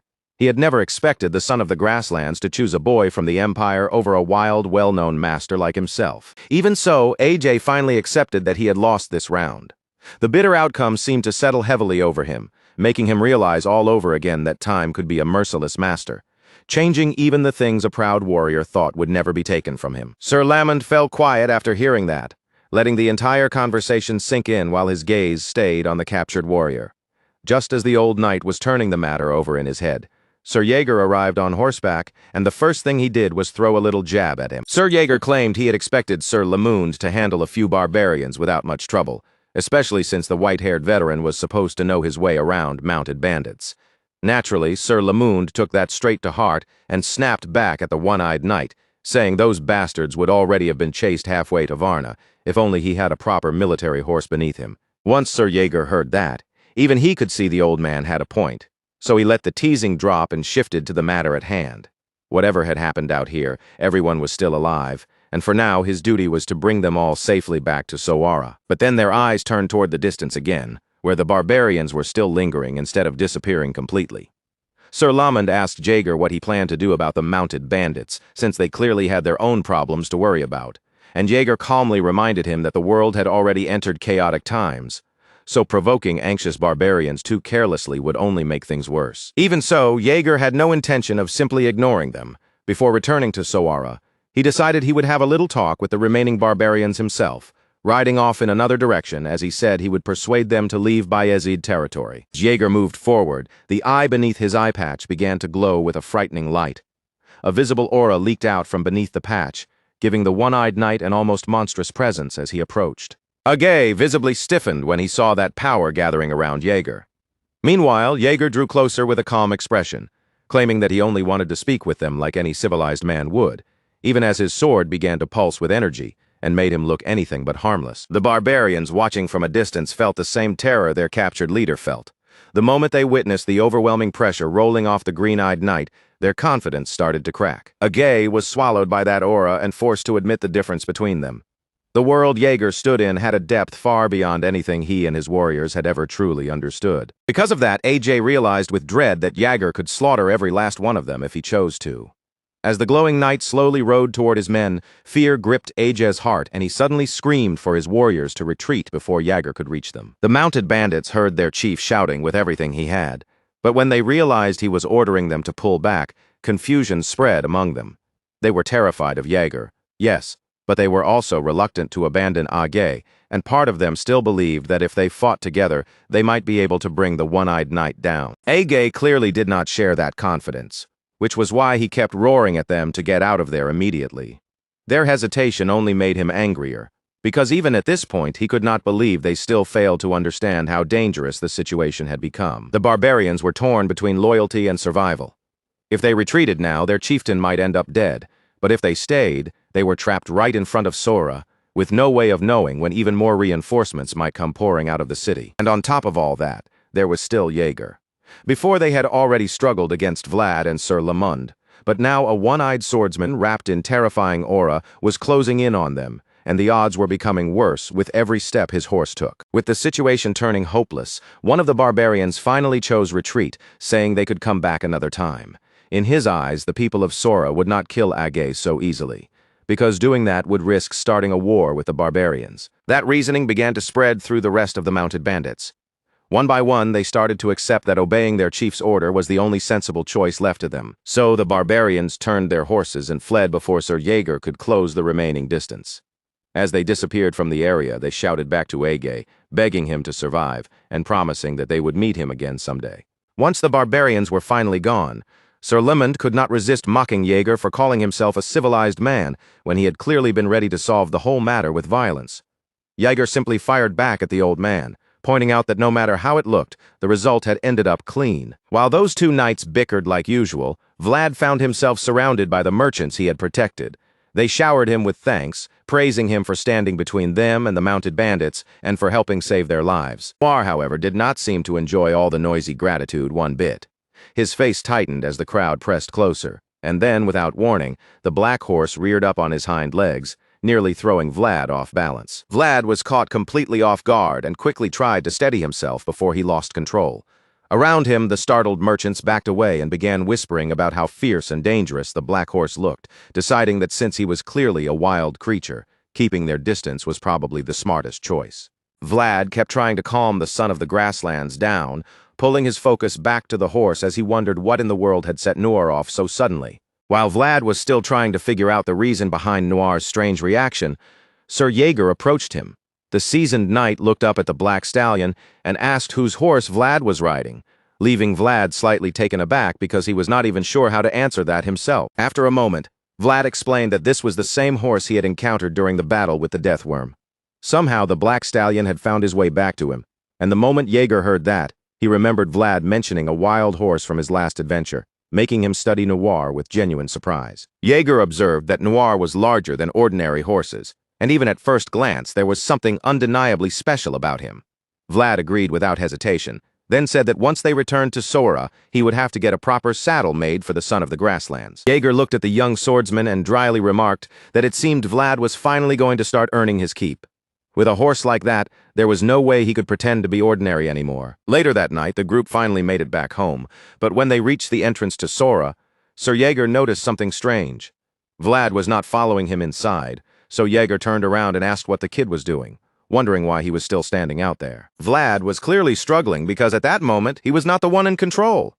He explained that Noir had suddenly stopped moving and refused to take even one step farther, leaving Vlad completely confused as to why the son of the grasslands had started acting up again. Jaeger stood there watching Vlad wrestle with the stubborn black horse, and for a while, even he had nothing to say.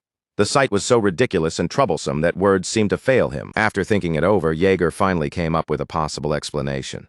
He remembered how Noir had reacted badly when the merchants came near, then pointed out that the person riding him was already hated by other horses. Of course, Jaeger said it partly to annoy Vlad, and it worked exactly as intended.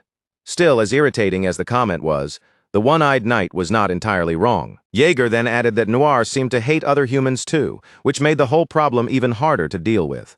A horse that rejected people and other horses alike was not exactly easy to manage inside a city. For a knight as experienced as Jaeger, even this was something new.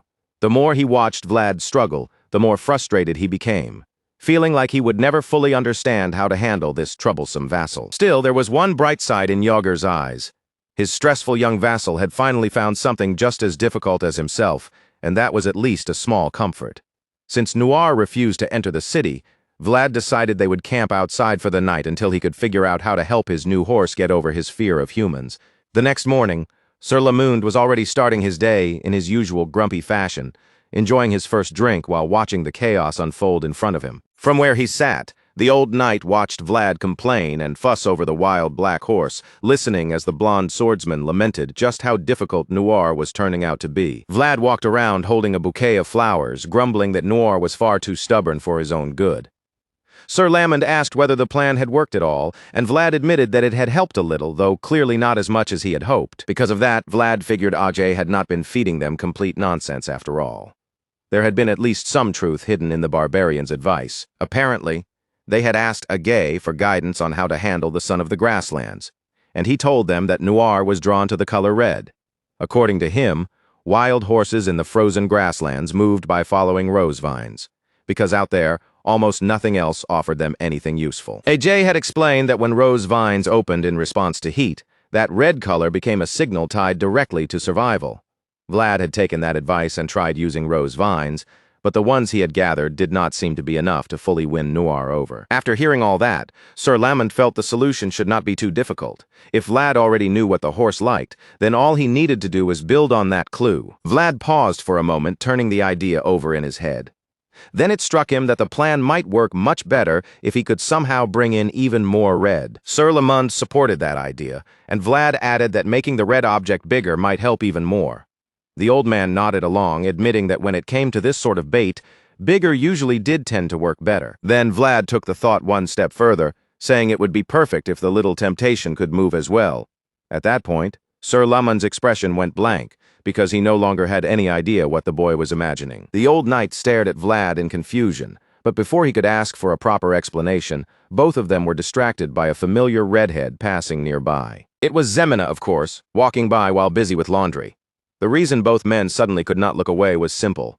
Her bright, shining red hair looked almost too perfect for the plan Vlad had just started forming. Sir Lamond found himself thinking that Zemina truly deserved to be called a rose. But since he and Vlad were clearly arriving at the same idea, The old knight also started to worry that Vlad might not actually be able to pull this off. Sir Lamond asked Vlad if he would really be fine asking her, since he knew the relationship between Vlad and Zemina did not seem to be very smooth anymore. Vlad simply brushed that concern aside, saying Zemina had been grumbling at him ever since they were children. Because of that, Vlad confidently declared that what he and Zemina had went beyond simple likes or dislikes. He said it with a cheeky smile, looking completely certain that she would help him out. Though whether things would really go that smoothly was another question entirely. Zemina did not even wait for Vlad to open his mouth. The moment the redhead saw him coming her way, she cut him off with a sharp glare and bluntly told him to get lost. The funniest part was that Vlad had not managed to say a single word yet.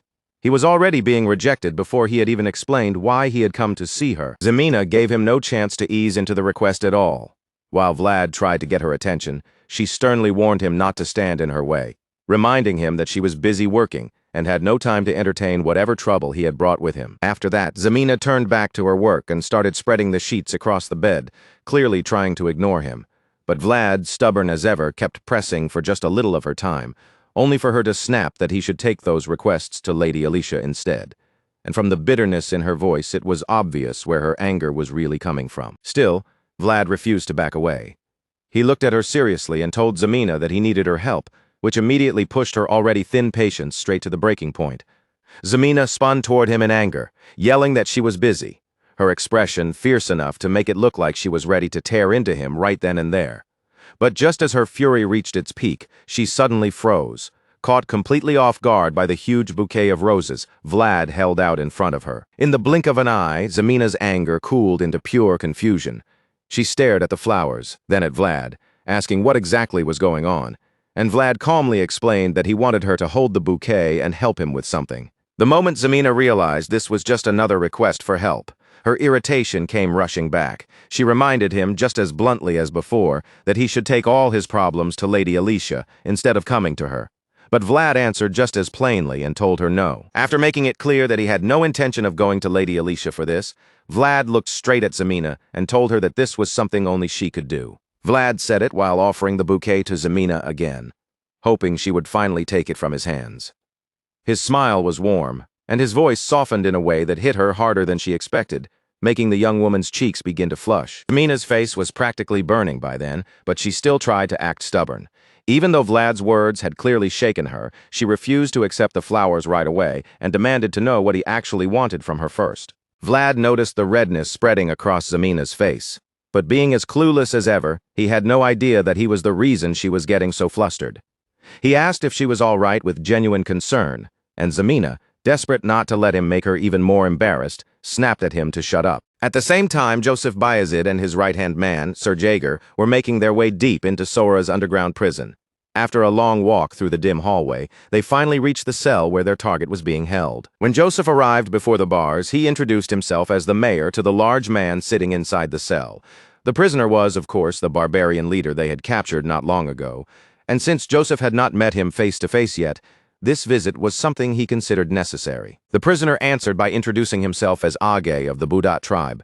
Thick, heavy chains held him in place, and from the defeated look on his face, it did not seem like he was planning to break out anytime soon. But that beaten expression did not last long. Agea's mouth curved into a smug smile as he said it was an honor to be visited by the mayor of Sora, and then he added that there were a few things he wanted to ask as well. Joseph calmly replied that he sincerely hoped this trip down into the prison would not end up being a waste of his time. As he spoke, he studied Age closely, and what he saw in the man stirred his interest. Joseph had seen plenty of people try to act cold, dignified, or fearless when trapped in desperate situations like this, but only a rare few carried that strength for real, and Age seemed to be one of those rare men. From that brief exchange alone, Joseph concluded that Age was no ordinary brute. This barbarian leader was the real thing, and that made Joseph even more eager to hear what he had to say. Joseph admitted that at first, he had assumed Age's pursuit of the wild horse was part of some traditional ritual of the Budat tribe. But after looking into it more carefully, he had learned that capturing such a horse was actually forbidden by Age's own people. That discovery made the matter even more interesting to Joseph. In his view, every world had its own way of shining and should be allowed to remain as it was, which meant that wild horses, creatures that shone brightest when running free, belonged out on the green grasslands. Joseph repeated that principle to Agay, saying that the Budat tribe seemed to be a people who valued such beliefs, at least before this incident began. Agay remained silent inside the cell, unable to defend himself because Joseph's words struck directly at the taboo he had broken. Since Agay had no answer, Joseph continued pressing him. He pointed out that Agay had violated his own tribe's law and risked his life crossing the Iron Duke's territory just to come here, and Joseph could not believe a clan leader would go that far merely to break a rule he was supposed to uphold, which meant the barbarians had another reason for trespassing. At that, AJ slowly rose and looked Joseph straight in the eye. With his hands still chained to the wall, he stepped closer to the bars and admitted that he had been thinking during his time in confinement, deciding that this situation might actually work better for him as someone meant to take charge of the Budat tribe's future. Then AJ revealed that there was only one reason he would break his tribe's taboo and try to capture the son of the grasslands.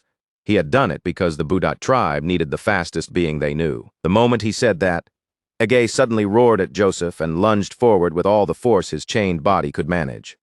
The heavy restraints snapped tight and held him back before he could reach the mayor. Agay snarled that the people of Sora had ruined his plan, but before he could push any farther, he looked up and found the tip of a sword hovering just inches from his forehead. Sir Jaeger had already extended his blade through the bars, ready to end the prisoner on the spot if AJ made even one suspicious move toward Joseph. Joseph, however, was more curious than frightened. He focused on what Agay had just said and asked him to explain exactly what he was talking about. AJ's rage only burned hotter as he glared at Joseph. Once again, he demanded to know what the people of Sora had done to make the dragon fall into a crazed frenzy. The moment Joseph heard that, his calm expression tightened slightly. Agay's words clearly touched on something Joseph recognized, and unease began to creep into him. A dragon that had remained quiet all this time had now begun to rampage. That fact alone was enough to make the situation far more dangerous than a simple barbarian raid. Agay kept shouting in fury, demanding to know what Joseph had done with the dragon's fragments. And from the way Joseph reacted, it was clear that the mayor understood exactly what those words meant. Joseph knew about the dragon's fragments. This was not some wild accusation he could simply ignore. As far as Joseph knew, the West's evidence of path had already been safely transferred to the Iron Duke. Everything on that side should have been settled, yet he could not stop himself from wondering whether it was somehow connected to the dragon's rampage. Before he could think any deeper, AG suddenly demanded that the blonde boy who defeated him be brought to the prison, and Joseph immediately asked why he wanted to see Vlad. AJ answered that the only being capable of catching up to the fastest dragon was the son of the grasslands, and right now, that black horse was in Vlad's possession. To AJ, Noir choosing Vlad over him could not have been a meaningless accident. He was convinced the young swordsman carried something special, and as Joseph listened, he began to understand what the barbarian was trying to say. So he replied that he would consider the request. But AJ knew there was no time to waste. He urged Joseph to hurry, speaking as though the mayor should already understand just how urgent the situation had become. The remnants of the fallen dragon carried the blood of the most perfect dragon within them. AJ revealed that until now, those remnants had lived without even realizing they were dragons. But something had changed, and that change was dangerous enough to put everyone around them at risk. AJ feared that once those beings realized what they truly were, the disaster would not remain contained within the borders of his own territory. It would spread far beyond the land of the Budat tribe. After making that clear, Agay looked at Joseph with desperate intensity and asked again what his people had done with the dragon's fragments. The fear in his eyes made it obvious that this problem was far more serious than Joseph had first imagined. Far away from Sora, in Vastapal, the main city of the Baronoff dukedom, another crisis was beginning to unfold. High above the city, a blue flag snapped in the cold wind, marked with the symbol of a clenched fist surrounded by flames. At the top of one of the castle towers, a white-bearded man stood by the window and gazed out toward the snowy mountains in the distance. As he stared across the frozen landscape, he sensed that the fallen dragon was crying. The realization left a deep concern on his weathered face. That white-haired old man was the Iron Duke, Timur Baronoff. While he looked out through the window, his thoughts were suddenly interrupted when one of his subordinates burst into the room and urgently reported that something was happening to the dragon's fragments. The man's voice was filled with panic, and the instant Duke Baronoff heard the report, his own expression grew grave. Whatever was happening, it was clearly enough to worry even him. The Iron Duke informed his soldiers that their familiar problem had begun again, and to handle it, he needed the mages first.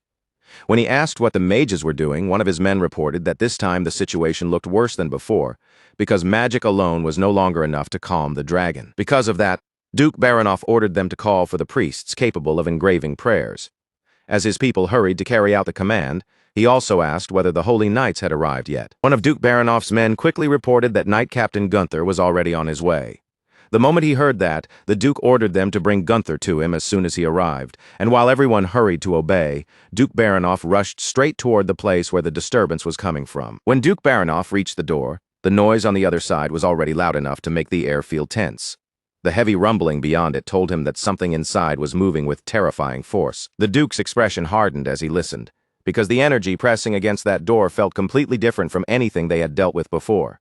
Even so, standing outside would solve nothing, so he had no choice but to go in and face it directly. Duke Baronoff pushed the door open and stepped inside, bracing himself as the chaotic energy rushed out to meet him. Inside the chamber, two chests were shaking violently, releasing wild surges of power as though something trapped within them was trying to break free.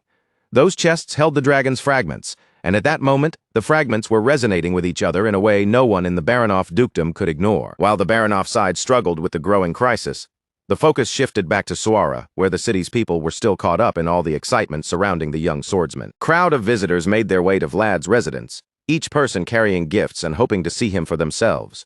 But when they arrived, a young woman informed them that Vlad was not there because he had gone out on a mission, leaving the visitors visibly disappointed that their favorite blonde knight was nowhere to be found. The people groaned in regret, feeling as though they had missed their chance. Some lowered their shoulders, while others held their gifts helplessly, lamenting that they had arrived too late. One visitor complained that he had gone out of his way to prepare a gift for Sir Vlad, because he had not been able to greet him properly at the convent. As the crowd continued to grumble, the young woman wondered if she had been too quick to add Sir to Vlad's name earlier, realizing she may have been swept up in the mood. But after thinking about it for a moment, she realized this situation could actually become a useful opportunity. Rumors that Vlad had saved the merchants from the barbarians were already spreading quickly through Suara, and she decided she could use this gathering to spread his name even farther. With that in mind, she addressed the visitors again, and told them that Vlad had been extremely busy lately. She explained that Vlad was, after all, one of the most promising talents serving House Bayezid. The visitors immediately agreed, nodding and murmuring that it made perfect sense, since a young man like him was surely destined for even greater achievements. Since no one knew exactly when Vlad would return, the young woman asked whether they would like to leave their names behind for him. The visitors welcomed the suggestion at once, saying it was a wonderful idea, while Zemina quietly passed by nearby with more laundry in her arms. Zemina did not look happy when she noticed the crowd gathered for Vlad. That reaction made her feel guilty, because deep down, she knew this was something she should have been glad to see. But instead of happiness, a heavy sadness settled inside her. The more people praised Vlad and came looking for him, the more it felt as though he was drifting farther and farther away from the life they once shared. Zemina's expression darkened as tears began to gather in her eyes. Before they could fall, the dark-haired woman from earlier noticed her and called out to her. Zemina quickly answered, trying to pull herself together, and the friendly woman invited her into the kitchen. There, she explained that she wanted Zemina to take care of the visitors who had come to see Vlad, which immediately left the red-haired girl startled and uneasy. When Zemina asked in confusion, the woman explained that from now on, those guests would have to interact with Vlad through her. That responsibility felt far too heavy for Zemina, because in her eyes, the visitors were important people she was not even qualified to speak with. Because of that, Zemina politely tried to refuse, saying the young woman should be the one to handle it instead. She was afraid that if she made even one mistake while dealing with Vlad's visitors, she might end up putting him in a difficult position. The dark-haired woman fell silent for a moment, but she had no intention of letting Zemina escape so easily. Since Zemina was questioning whether she had the right to receive Vlad's guests, the woman made it clear that no one in Rose's Smiles was more qualified for that role than she was. Then the woman told Zemina that the Vlad standing where he was today might not even exist if it had not been for her. Those words struck Zemina so deeply that she could only stare back in stunned silence. Zemina was shaken to her core as she realized she may have played a far more important role in the famous young knight's life than she had ever allowed herself to believe. Seeing that shock on her face, the woman gently told her that what she needed most was confidence. Even then, Zemina was still struggling to take it in. The idea that the current Vlad might not exist without her left her overwhelmed. And although the woman's faith in her was sincere, Zemina admitted that she would definitely make mistakes and did not even know how to begin. The woman simply smiled at her and said a few mistakes were nothing to be afraid of. As far as she was concerned, if Zemina was going to stand in front of Vlad's guests for his sake, then Vlad could bear at least that much risk for her. Then the woman revealed that she had heard about Vlad asking Zemina to help draw the attention of his horse. She pointed out that if he still came to Zemina for something as strange as that, then it was proof that Vlad still needed her. After saying that, the woman invited Zemina to come to her room. Naturally, the sudden invitation caught Zemina off guard, and she hesitated for a moment. Zemina was reluctant to follow at first, but the woman calmly told her that men were not the only ones who stepped onto battlefields. Women had their own battlefields too, even if the weapons looked different. Then she told Zemina that she would help her learn how to wield her own weapon, just as Jorge had once given Vlad his dagger and helped him take his first step forward. Elsewhere, Joseph Bayezid sat down for tea with Sir Lamond, while Sir Jaeger stood nearby. Sir Lamond explained that stability was always necessary before any expansion could happen, and on that point he believed Count Gaidar would not be able to move north right now, while Joseph noted that the remnants of Ravnoma, the former alliance leader, still remained scattered across the west despite Count Gaidar's strong forces. On top of that, Sir Lamond added that the dwarf movement battlefront was supporting those forces as well. With so many factors tangled together, Count Gaidar would first have to deal with the root of that concern before he could even think about leaving for the north. Joseph agreed with Sir Lamond's reasoning, but the old knight did not look relieved.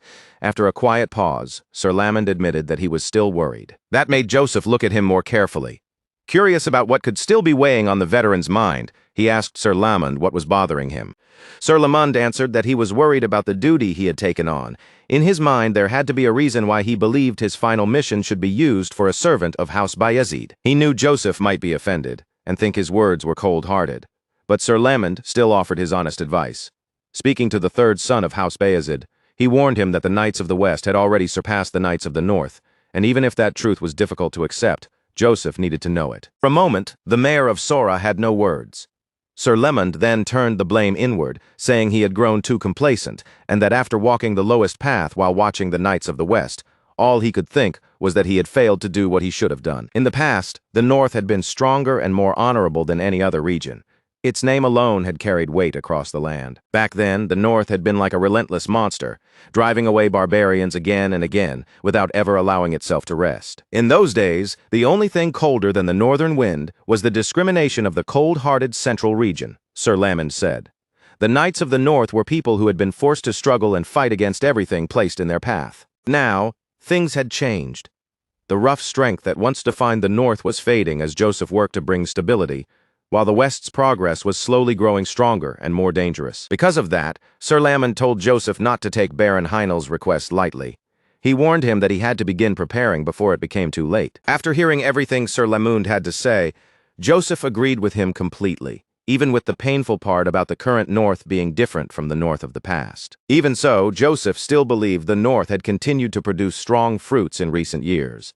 Its old glory might have changed, but its future was not empty. Sir Lamond had been deeply worried about everything unfolding around them, but Joseph's calm hope began to change the air between them.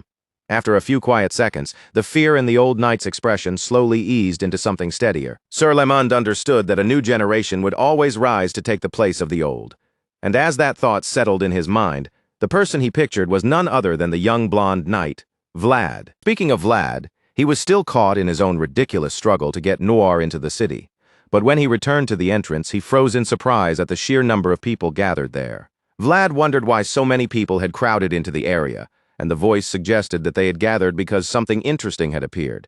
When Vlad failed to understand what was supposed to be so special, the voice told him to think back on everything he had done so far. The voice reminded him that they had tried covering Noir's eyes to bring him into the city, then attempted to drag him in with brute force.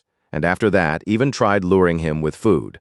None of it worked, and Vlad had even lowered his head to beg the horse, a fact he could not exactly deny. The voice continued teasing him, pointing out that the young boy whose name was rising higher and higher in value had somehow been rendered completely helpless by a single horse.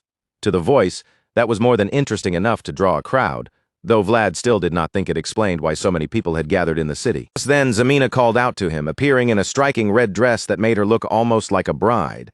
Vlad immediately realized this had not been part of the plan, and asked why she was dressed like that. The voice then told Vlad that Zemina was wearing a woman's combat uniform, speaking with open admiration as it praised how thoroughly she had prepared herself for the battlefield ahead. After hearing the voice's strange praise, Vlad decided there was no point hesitating anymore. He looked towards Zemina and gave her the signal, telling her that it was finally time to begin. Zemina had clearly been waiting for that exact moment. She reached up and slowly removed the veil covering her head, letting her beautiful red hair spill into view. and the men gathered nearby could only stare in stunned silence, completely mesmerized by how well she had hidden such beauty until now. The moment Zemina revealed herself, even Noir began to react, drawn toward her by the vivid red of her hair and dress.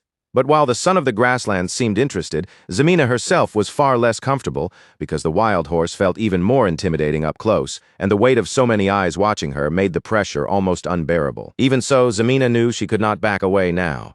If she faltered over such a small fear, then in her own mind, she would not deserve to stand beside Vlad, so she steadied herself, raised the bouquet of rose vines, and began luring Noir forward just as they had planned. To everyone's amazement, the plan actually worked. Noir finally started moving into the city, and the gathered crowd burst into excited murmurs as they watched the son of the grasslands take those long-awaited steps forward. Vlad was practically glowing with excitement, but he forced himself to stay composed. Instead of shouting in victory, he praised Zemina for doing well and encouraged her to keep drawing Noir in little by little. After seeing just how much effort it took to get Noir to enter the city, Vlad could not help but realize how firm the horse's preferences really were. The son of the grasslands was not merely stubborn. He was frighteningly certain about what he liked and what he refused to accept. At last, Noir reached Zemina. She offered the flowers to the wild black stallion and stood there nervously, holding her breath as his intense gaze locked directly onto her eyes. The silence stretched for what felt like forever as Zemina and Noir stared at each other. Then, after gathering every bit of courage she had, Zemina slowly lifted her hand and reached toward him. Thankfully, Noir did not reject her. The son of the grasslands had already accepted Zemina enough to remain still, allowing her hand to touch him without pulling away. The people around them witnessed the incredible sight and immediately erupted into cheers. Voices rose from the crowd, calling Zemina the Crimson Lady as if she had just stepped onto a battlefield and won. Then someone shouted another title, calling her the Rose of Sora. When Vlad turned to see who had said it, he realized the voice belonged to his old friend Harvin. Harvin was not alone either. Several other familiar faces were there as well, and together they kept cheering for Zemina, some calling her the Crimson Lady again and again, while others proudly hailed her as the Rose of Sora. As the crowd showered Zemina with praise, Madame Marcella smiled warmly, watching those children from Rose's smile stand beneath the city's attention. Nearby, a few people asked her when she had managed to prepare such striking attire for Zemina. Madame Marcella simply told them to look carefully at the beautiful red-haired young woman standing before them. Then she asked whether any of them had ever seen a child from the back alleys receive this much attention from the people of Sora. To Madame Marcella, that applause meant more than simple admiration. No one from the back alleys had ever been cheered like this outside the world that had once trapped them. And because of that, Madame Marcella was glad to see it finally happen, even if only this once. For her, that single moment was precious enough to remember. For the first time, Sora was truly looking at two children born from the back alleys. Vlad and Zemina were standing where the whole city could see them. Far away from that celebration, high in the snowy mountains, two figures were moving through the frozen landscape on an investigation of their own. As they pressed deeper into the mountains, they suddenly came across a scene of slaughter. Bloody gray orc corpses scattered across the snow.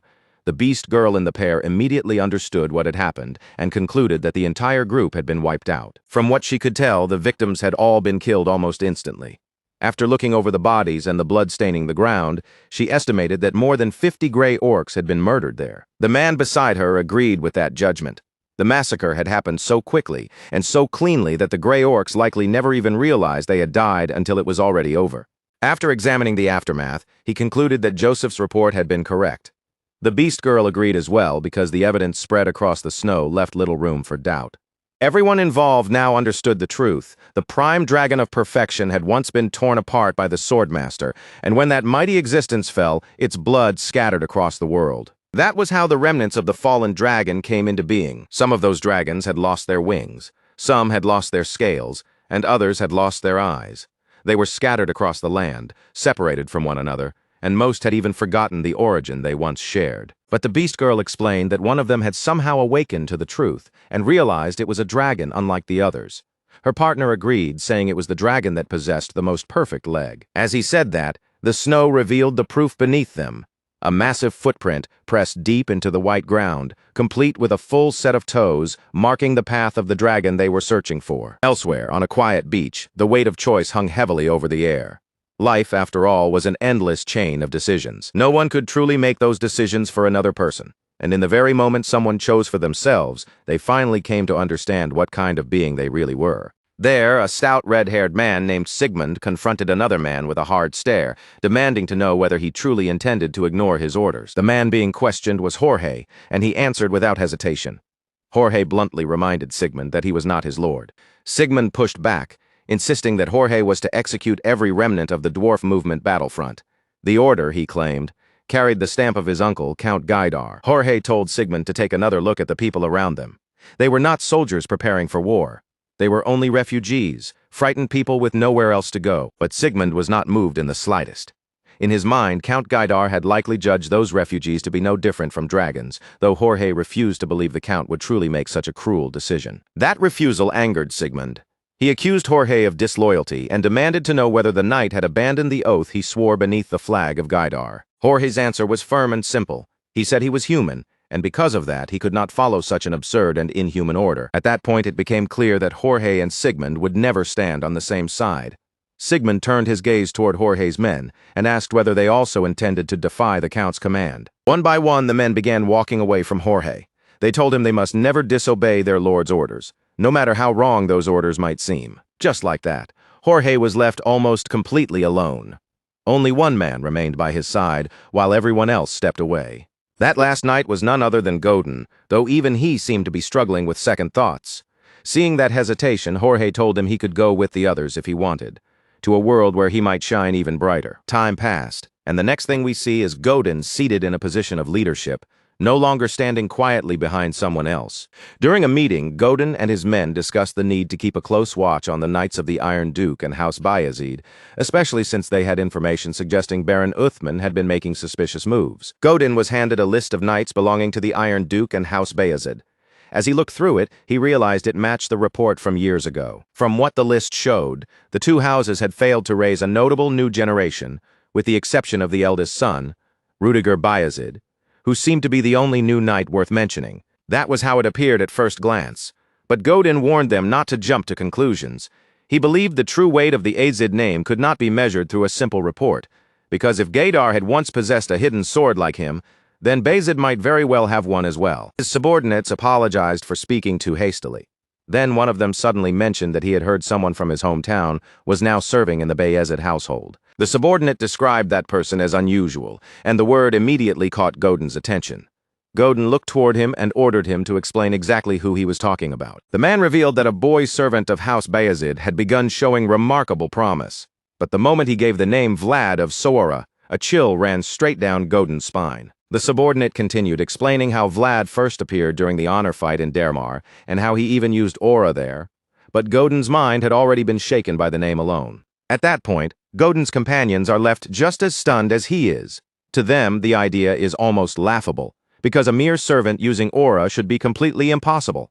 A few of them even start chuckling under their breath, treating the whole claim like a ridiculous excuse, as if House Bayezid failed to raise a proper new generation and was now inventing stories to cover it up. While the others dismiss the story as an obvious lie, Godin falls strangely silent. That name he just heard keeps echoing in the back of his mind, tugging at an old memory he cannot quite ignore. It does not take Godin long to connect the pieces. The name Vlad brings him back to that day in Suara, and he realizes this might be the same fearless kid who stood against him when Jorge was killed. The thought amuses Godin more than anything. He still remembers how brightly that boy's potential had shone back then, bright enough that Godin had seriously wanted to take Vlad with him after their clash. Even so, he cannot be completely sure. The rising name in House Bayezid may be that same child. But Godin has no way of knowing whether the boy from that day even survived. Right then, the focus shifts to the dramatic young knight everyone is talking about. And despite all the rumors surrounding him, Vlad looks nothing like a shining hero in that moment. He is slumped over in exhaustion, drained so badly that he seems like he might collapse and die on the spot. Inside his head, the voice shows him absolutely no sympathy. Instead, it sharply scolds Vlad, telling him to stop whining and just eat the food in front of him. There is a reason Vlad is barely functioning. That morning, he had already been put through combat guidance with Sir Jaeger, and before his body could recover, the afternoon was swallowed up by aura training and body-strengthening practice under Sir Lamond. And as if that brutal schedule were not already enough to grind him down, Vlad still has to sit through a training progress discussion at night. Looking at how packed his days have become, he genuinely starts fearing that if things continue like this, training might kill him before any enemy ever gets the chance. After Vlad finishes groaning about his situation, the voice simply tells him that he should consider himself incredibly lucky. Not everyone gets taught by people like that, and he ought to be grateful they are even willing to train him. Vlad can only admit, with a tired and defeated expression, that he already knows that. That is exactly why he keeps forcing his body to move and obeying every single thing they ask of him. Just then, Goethe steps into the room with a large bag strapped heavily across his back. He looks over at Vlad and casually asks whether he has been holding up all right. Vlad lifts his tired eyes toward him, clearly confused. The first thing he notices is the luggage, and he cannot understand why Goethe has shown up carrying enough baggage to move in. Goethe explains that Lord Joseph has ordered him to stay there from now on, but even after hearing that, Vlad still looks puzzled, unable to understand why such an arrangement would be necessary. The reason turns out to be Vlad's new horse. Since Vlad has recently been given a proper place for Noir, and Goethe is the stableman assigned to him, Goethe is now expected to remain wherever the horse is kept. Vlad does not look entirely convinced by this plan. Knowing what Noir is like, he is not sure Goethe can actually handle that horse. Goethe, however, reminds him that he is still the stableman of House Bayezid, so Vlad simply wishes him luck, which immediately makes Goethe look a little uneasy. Goethe nervously asks why he would need luck just to look after a horse, but Vlad is far too exhausted to explain anything, and the blonde knight barely has enough energy left to keep the conversation going. At that moment, Goethe adds that Lord Joseph has summoned Vlad back. The words hit Vlad hard, and his tired expression immediately turns into shock. Vlad wonders why Joseph would call for him now, and Goethe tries to reassure him by guessing that the young master probably intends to lift his punishment. A little later, Vlad arrives before Joseph and immediately regrets trusting Goethe's guess. The mood in the room tells him everything. This is not the kind of atmosphere where a punishment is about to be forgiven. If anything, it feels like he may be in even deeper trouble, because he has been summoned in front of everyone, as though he is standing trial. Joseph begins by reminding Vlad of what happened in one of Baron Uthman's villages, when Vlad disobeyed orders and chose to save the children there. Even with Joseph's stern gaze fixed on him, Vlad does not deny it. He quietly admits that he did defy those orders. Then Joseph asks him something even heavier. If the same situation happened again, would Vlad still choose to go against his command? The question catches Vlad completely off guard. Joseph does not soften his expression or look away. He simply keeps staring at him, waiting for an honest answer. Vlad remembers the oath he made. He did not swear blind loyalty to Joseph. He swore to be truthful with him. Because of that, he cannot hide behind a convenient lie. After a tense pause, Vlad admits that if he were placed in the same situation again, he would still defy Joseph's orders a second time. That answer could easily have ruined everything for him. It could have been the reason Vlad was cast out of House Bayezid for good. But strangely enough, Joseph's reaction shows that this was exactly the answer he had been waiting for. Joseph reveals that this is precisely why he chose Vlad. He explains that honor may be the light that allows other people to shine, but for Vlad, the light that guides him is something different. For Vlad, that light is conscience. To Joseph, conscience is the compass that leads a person back to the right road after they have lost their way. And now, looking at Vlad, he is certain that the boy has finally found the path he is meant to walk. Because of that, Joseph presents Vlad with a new suit of armor. He wants it to shield not only Vlad's body in battle, but also the conscience that brought him this far. When Vlad sees the gleaming breastplate, he freezes in surprise. He recognizes it as armor sent from San Rosino. As a place known for producing countless iron armors, San Rosino's craftsmanship is unmistakable, and Vlad can tell at a glance that this piece was made using several refined techniques. Still, Vlad cannot help feeling attached to the armor he already has. Joseph understands that hesitation immediately. Every dent, scratch, and scar on Vlad's current armor is proof of the road he has walked and the battles he has survived until now. Even so, Joseph gently assures him that this new armor represents something else. It is proof of the path Vlad has discovered in the present. Vlad still does not fully understand what Joseph means, so Joseph tells him to step closer and see it for himself. Vlad approaches the armor, and only then does he notice the words engraved into it. The title carved there names him the Defender of Children. Around him, the other knights smile with quiet pride as Joseph honors Vlad with the armor. Then Lady Oksana tells the young knight that this is the path he will walk from now on. The story then shifts back to the snowy mountains, where Volkov Baranov, successor of the Iron Duke, leads his men through the freezing white landscape in search of the dragon. When Volkov spots flames burning in the distance, his eyes sharpen. The sight is enough to convince him that they have finally reached the right place. But Volkov is not the only one hunting the dragon. Several horsemen are also charging after the white-scaled beast, determined to capture it. The problem is that the dragon moves with terrifying speed, so the riders quickly decide their best chance is to spread out and cut off its paths. As the hunters struggle to corner it, Volkov-Baranov suddenly joins the pursuit. Rather than dragging the chase out any longer, he attempts to end the chaos with one decisive attack. Volkov gathers his power and conjures a massive spear-like arrow, aiming it directly at the dragon as the beast races toward him through the snow. Once the dragon draws close enough, Volkov releases the enormous shot, hoping to bring down the white dragon in a single strike. But the beast slips away from the attack with effortless agility, leaving him stunned. He already knew the dragon was fast, but he had not expected it to move with such sharp, fluid precision. That mistake is a costly one, because this creature is Lindblom, known as the fastest dragon ever. Volkov's lone strike fails to hit the beast, but it does succeed in distracting it. That brief opening gives the horseman enough time to close in, surround the dragon, and block off its escape route. Realizing it has been cornered, the dragon understands that running is no longer enough. If it wants to break free, it has no choice but to face the hunters head-on. With that in mind, Lindblom prepares to unleash a burst of fire breath against them. The moment the hunters see what is coming, they scatter across the snow, trying to avoid being swallowed by the blast. Volkov, however, refuses to simply let the dragon breathe fire on his men. He immediately draws on his power again and launches another massive magical arrow straight at the beast. The attack ruins the dragon's attempt to breathe fire, forced to abandon its strike. Lindblom pulls back and retreats, trying to evade the furious force of Volkov's shot. The dragon turns and bolts across the snow, and the pursuers race after it. But no matter how hard they push their horses, the beast is simply too fast for them to catch. Volkov can only watch as the white dragon slips away from him and his men yet again. Frustration twists through him, and all he can do is curse bitterly as his target escapes once more. While that hunt continues in the north, the focus returns to young Master Joseph, who is receiving a visit from his older brother.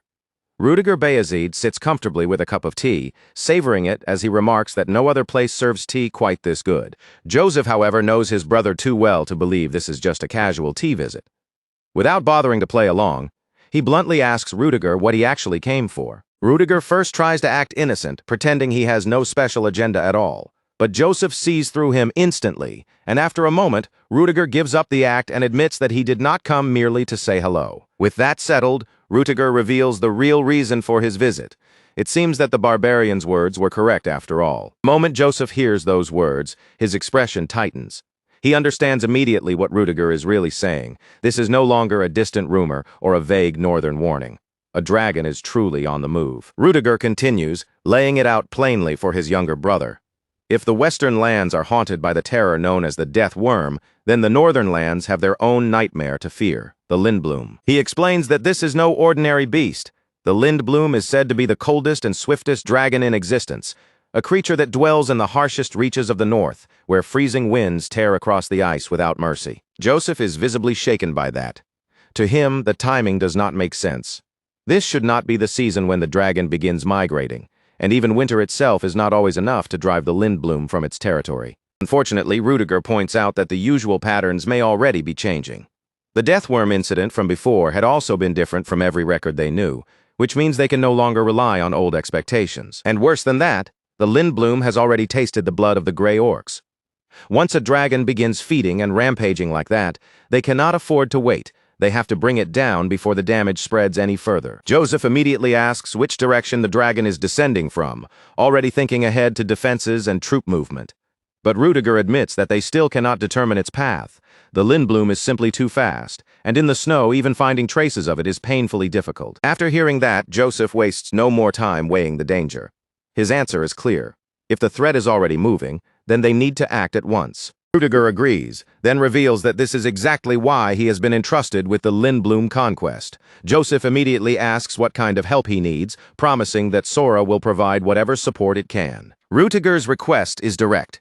He needs knights assigned to the mission, and before anything else, he needs a thorough reconnaissance of the northern region.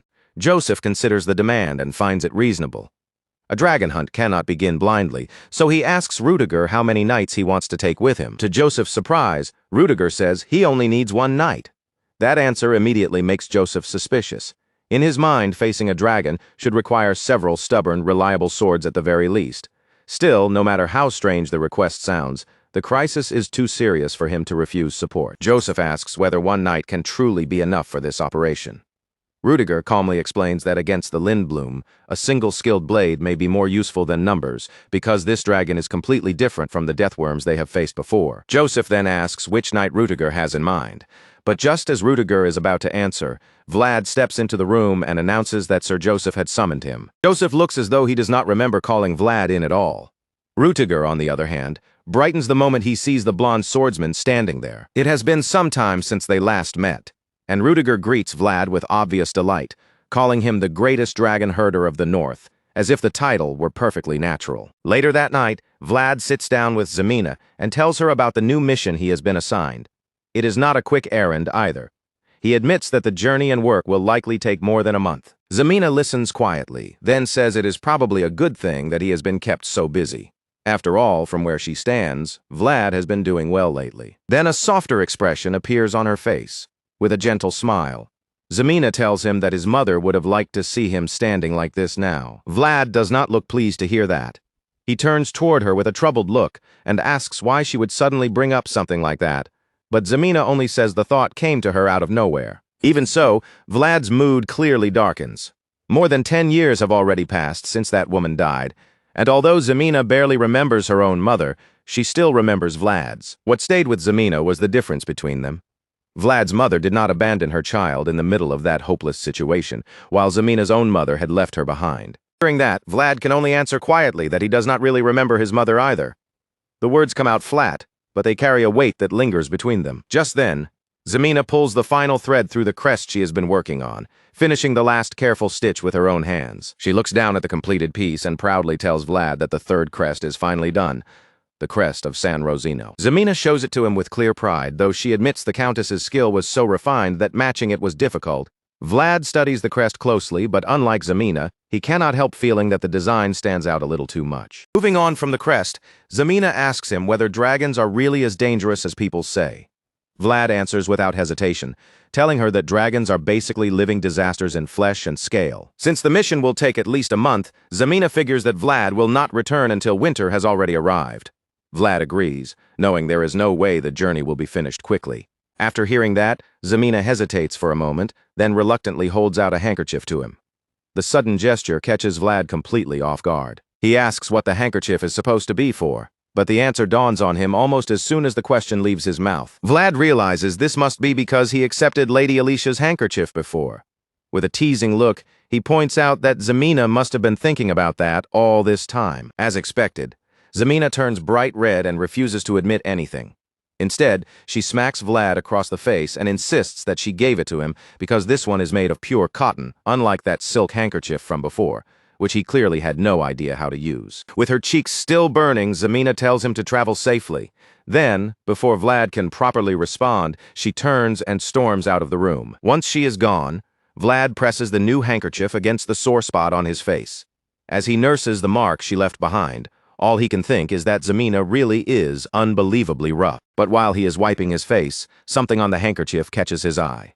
The sight makes his expression soften, and a small smile begins to appear. Zemina had actually stitched her own name into the cloth. The simple little detail touches Vlad more than he expected, making the gift feel far more personal than she ever admitted. Before long, Vlad finally sets out on his newest journey. Together with Rudiger Bayezid and the rest of the party, he pushes through the snowy forest in search of the Lindblum. As they travel through the cold, Rudiger openly admits that he does not understand Joseph's decision. He specifically asked for 1 night, yet Joseph assigned him 3. Rudiger wonders aloud why Joseph would do that and asks Vlad if he has any idea. Vlad suggests that Joseph may have done it out of consideration for his older brother, but Rudiger rejects that immediately, saying he knows Joseph far too well to believe such a simple explanation. In fact, Rudiger is convinced Joseph must be annoyed with him. Otherwise, there is no reason he would send 2 additional knights who clearly cannot stand each other and expect them to function as support. Those 2 are Sir Lamond and the barbarian leader Age, and from the tension behind them, it looks as though they might start trying to kill each other at any moment. Rudiger knows that if those 2 are handled properly, they could become a tremendous help on the mission, but at the moment, their hostility is so obvious that it is hard to imagine them cooperating at all. Since Rudiger has no desire to deal with that headache directly, he assigns Vlad to manage both of them for the time being. Vlad is left stunned by the order, because he does not think he has the authority or confidence to control either one. Rudiger explains his reasoning. He cannot easily order around a knight who served the previous patriarch, And even if they could ignore the barbarian side of the problem, Sir Lamund is still difficult to handle. But Rudiger has noticed that the old knight has a soft spot for Vlad, which makes Vlad the only person who might actually get through to him. After saying that, Rudiger simply tells Vlad to do his best. Just thinking about the two troublemakers behind them is already enough to give him a migraine. Vlad has no idea what he is supposed to do with that responsibility. While he is still trying to figure out his next move, the mood behind him starts getting worse. Sir Lamond and Ege are already trading sharp words, and it feels like only a matter of time before the argument turns into a real problem. As their insults continue, Vlad's frustration quietly builds. At that moment, he does not want to manage anyone, argue with anyone, or hunt a dragon.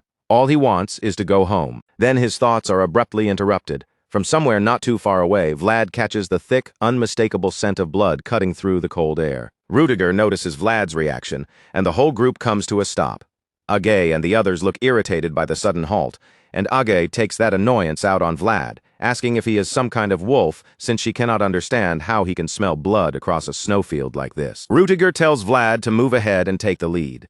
Vlad does exactly that, following the scent through the snow while the rest of the team falls in behind him. After only a short time tracking the smell of blood, they discover a large hut filled with bloody corpses. The moment Rudiger sees the gruesome scene, he understands that this place has been violently ravaged. When they realize the slaughtered victims are barbarians, Rudiger immediately turns to Age and asks whether these people belong to the Budat tribe. Age studies the bodies with a grim expression before admitting that they were not Budat, but they were members of a neighboring tribe. Age knew. That should have been a small relief, but Age's face does not ease at all. Instead, Age points out that the Budat tribe is not far from here either, especially since this neighboring tribe had already traveled all the way into the north. Sir Lamond narrows his eyes at the massacre and admits that something about it feels wrong. The wounds look like they were carved by a sword, but even so, the old knight is certain this was not the work of someone from the north. Rudiger agrees with that judgment. In his view, there would be no reason for any northerner to carry out such an excessive slaughter now, not after so much time had passed since they moved beyond the old cycle of washing away blood with more blood. Taking everything into account, Rudiger reaches a grim conclusion. A strange massacre like this can only mean one thing. Someone who does not belong here has entered the north. The group continues their journey through the snow, and at last, they arrive at their destination.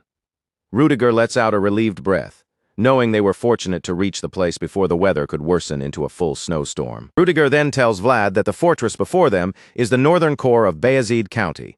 This stronghold is known as Barenheim Fortress. As they ride closer to Barenheim Fortress, Vlad notices something strange fluttering above the walls. There are two flags raised there. Rudiger clearly had no idea about this new development, because the moment Vlad points it out, his expression shifts in shock. Rudiger looks more carefully, and his face hardens the instant he recognizes the red flag. Judging by the anger spreading across his expression, there are guests waiting inside the fortress, and they are definitely not welcome. While Rudiger grits his teeth in silence, Vlad can only stare in confusion. He still does not understand what the red flag means, so he asks Sir Lamund about it. That is when the old knight tells him it belongs to the Central. That answer surprises Vlad, but what makes it even stranger is the wording. This is not just some ordinary central authority people are used to hearing about. This flag belongs to the Central, a title with far heavier meaning. Sir Lamund confirms it, explaining that the title belongs to the direct knights of the Dragon Blood Duke.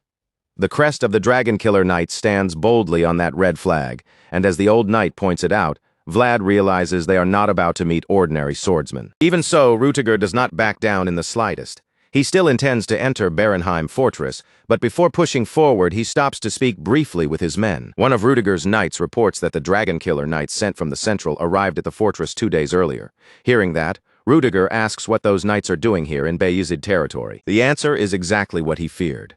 The Dragon Killer Knights have come to Barenheim Fortress to subdue Lindblum.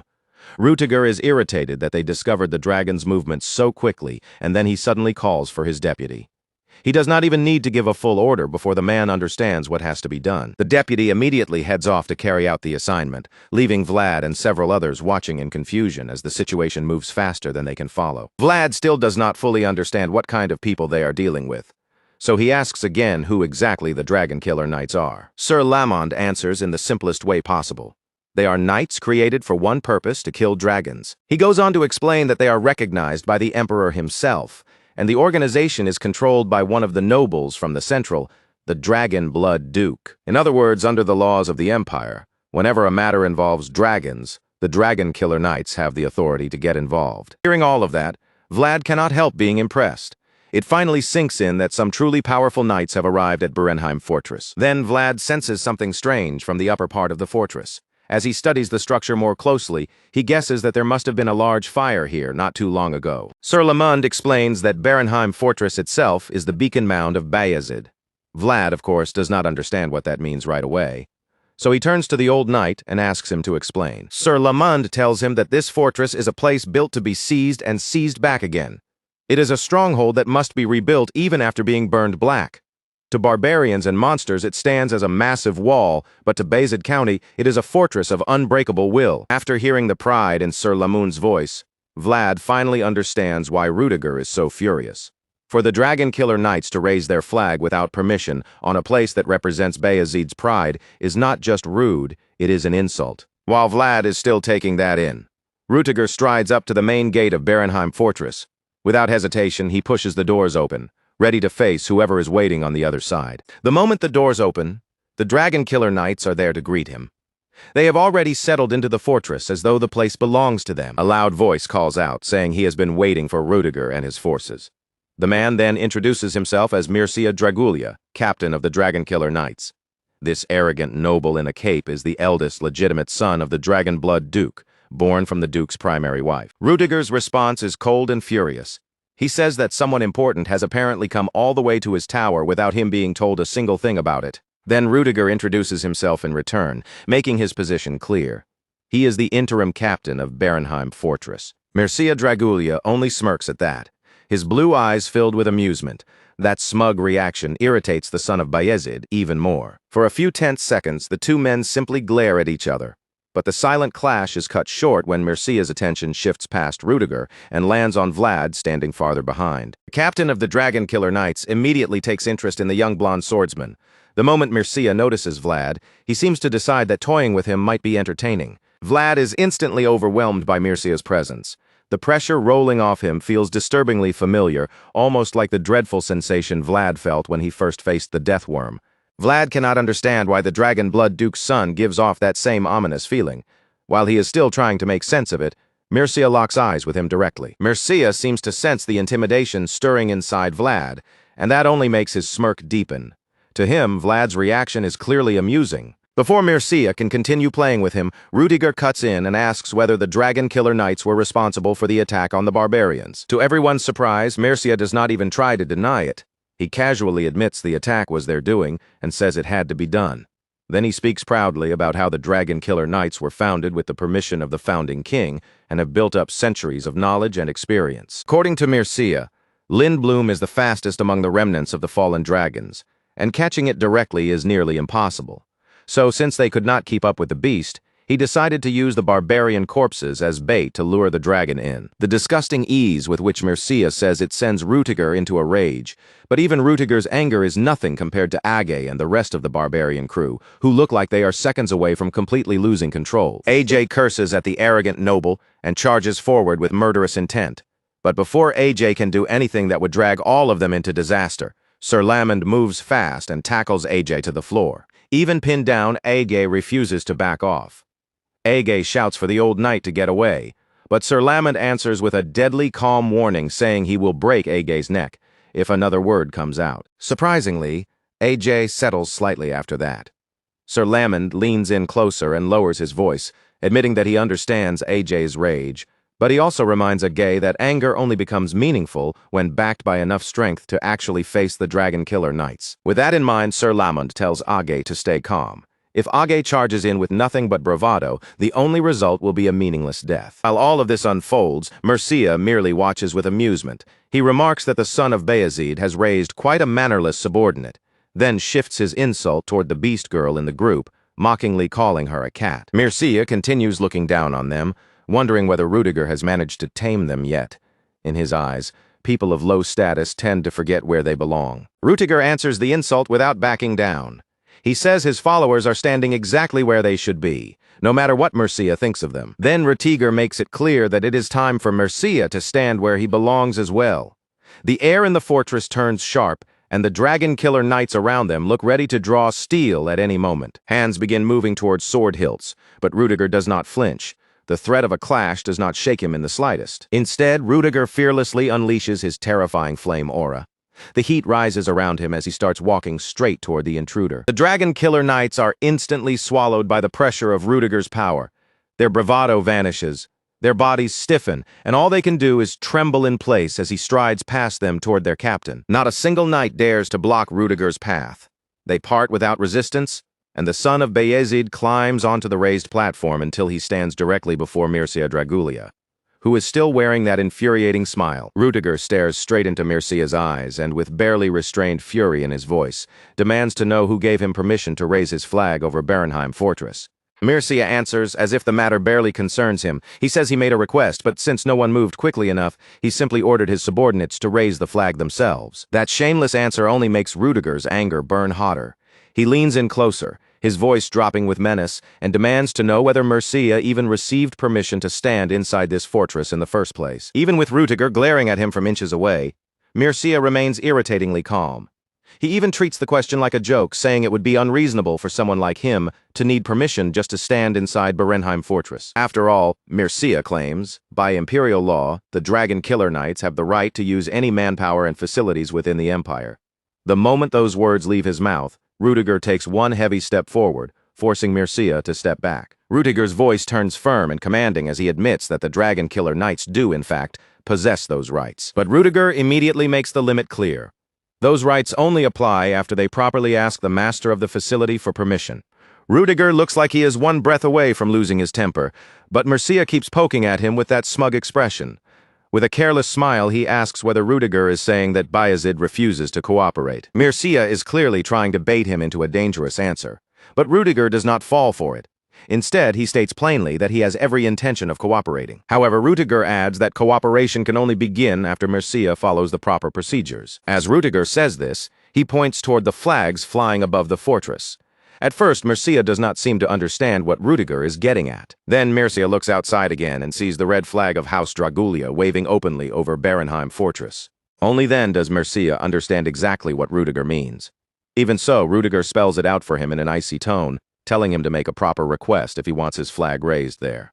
His red eyes stay fixed on Mircea, cold and unblinking, ready for whatever response comes next. Rudiger keeps his gaze locked on the intruder and reminds him that he is standing on Bayezid land.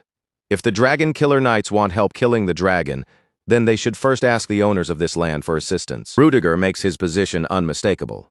From this point forward, nothing moves unless Mircea Dragulia begins with a polite request. The Dragon Killer Knights are already shaken by Rudiger's pressure, and when Sir Layman steps forward as well, the fear among them grows even heavier. Realizing that he and his men no longer control the situation, Mircea finally gives in, though not gladly. He falls silent for a moment, then tells Rudiger that he will regret what he has done. Rudiger does not seem moved in the slightest. He coolly replies that he doubts nobles from the Central even understand regret. But Mircea answers that life is full of regrets no matter what choices people make. Mircea quietly weighs the situation. Both he and Rudiger are capable men, but in his mind, there is only one place at the top that either of them can climb toward. With that thought settling in, Mircea lifts a glass of red wine and decides that this tense situation might still be useful if he stirs it the right way. For the moment, he chooses to work alongside Rudiger and his men. Sometime later, Sir Lamond addresses the rest of the group. He says that in his own days there were no hidden schemes like this, and although it was not what they had set out to discover, they have at least learned who attacked the village. Even so, Sir Lamond cannot ignore the cruel method behind it. If they look past the brutality itself, the approach is not so different from what the Dragon Killer Knights did when they used barbarians as bait for Lindblum. Rudiger agrees with the old knight. Since they cannot match Lindblum's speed in a straight pursuit, he admits that using traps may be the only realistic option left to them. AJ speaks up as well, pointing out another problem. If the Dragon Killer Knights fail to kill the dragon quickly, they may use that failure as an excuse to remain inside Barenheim Fortress even longer. Rudiger knows AJ is right. If the Dragon Killer Knights steal their chance to kill Lindblum, they will use the opportunity to push the Central's influence deeper into the north. With the pressure growing, Rudiger turns to one of the main strategists in the group and asks how long it would take to build a trap capable of luring the dragon. The strategist explains that there are no nearby livestock farms, then suggests that one of their best options would be to seek help from House Canner. After considering the supplies, distance, and preparation involved, the strategist concludes that they will need at least half a month before the trap can be properly completed. Just then, one knight suggests capturing some barbarians instead, while another adds that they could even steal the barbarian hostages the dragon killer knights had captured earlier. The moment those inhumane ideas are spoken aloud, Sir Lamond shuts them down.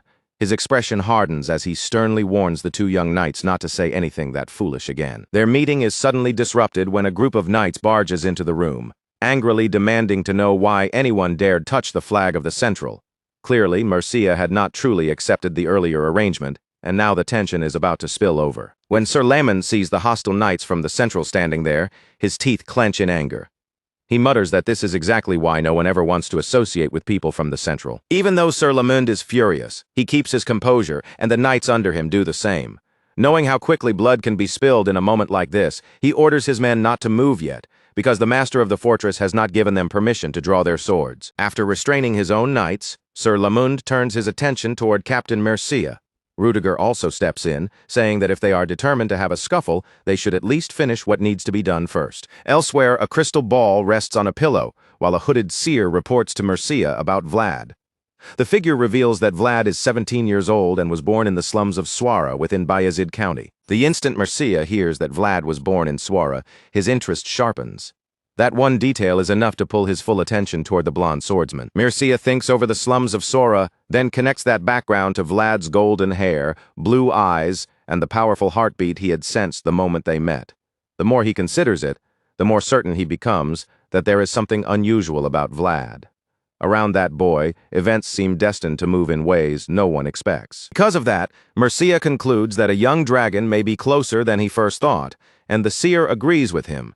Growing more confident in his own judgment, Mercia begins guessing that Vlad must have been born from an extremely low place. That is Mercia's first assumption, but even as he says it, he is not entirely convinced that the answer is so simple. People often say a promising seed will bloom no matter where it falls, but now Mercia wonders whether the opposite might also be true, that a noble seed could have been scattered even into a lowly place like the slums of Sora. The thought leaves Mercia curious, and he knows he cannot rely only on what the seer has already told him. Convinced that there is more hidden beneath Vlad's surface, he orders the crystal ball reader to investigate the young knight further. Unfortunately, the seer reports that they were unable to uncover what Vlad did inside Soara. They could trace his life after he left the city, but his time within Soara itself remains strangely out of reach. That answer irritates the captain of the Dragon Killer Knights. Mercia demands to know why the report is so disappointing, especially when House Dragulia has planted more spies in the north than anyone else. As far as he is concerned, they should know everything that happens there. The spy speaking through the crystal ball then reveals the problem. Every one of their eyes inside Sora has been shut down. The reason is Joseph Bayezid. After becoming mayor of Soara, Joseph moved so thoroughly that he practically took full control of the city. Because of that, House Dragulia's spy operations were cut off, leaving them unable to learn what Vlad was truly like during his time there. Mercia is not pleased to hear this, but he forces himself to remain calm and takes a slow sip of wine. Joseph has not been mayor of Sora for very long, so Mercia never expected him to seize complete control of the city so quickly. The spy on the other side confirms that Joseph's rule has indeed been brief. However, the young master used the recent missing people cases as justification and somehow established his influence at remarkable speed. Hearing that, Mercia's thoughts drift toward the similarity between swords and authority. To Mercia, both swords and authority must be strong and sharp enough to cut, yet flexible enough not to break when the situation bends against them. That thought naturally leads Mercia to consider Joseph Bayezid himself. The blonde noble has already heard a few things about the mayor of Soara, including the rumor that Joseph is a man who supposedly cannot even lift a sword. Yet, ironically, Joseph seems to understand the nature of a sword better than almost anyone. To Mercia, that is a remarkable quality, and he cannot help admitting that the Bayezid family has produced some truly capable sons. Even while the captain of the Dragon Killer Knights keeps drinking and smiling, his mind is already turning with new schemes. Meanwhile, the focus returns to Sir Lamond, who is still in the middle of scolding the young knights who suggested using barbarians as bait. He reminds them that the barbarians captured by the Central are from Aegis' tribe.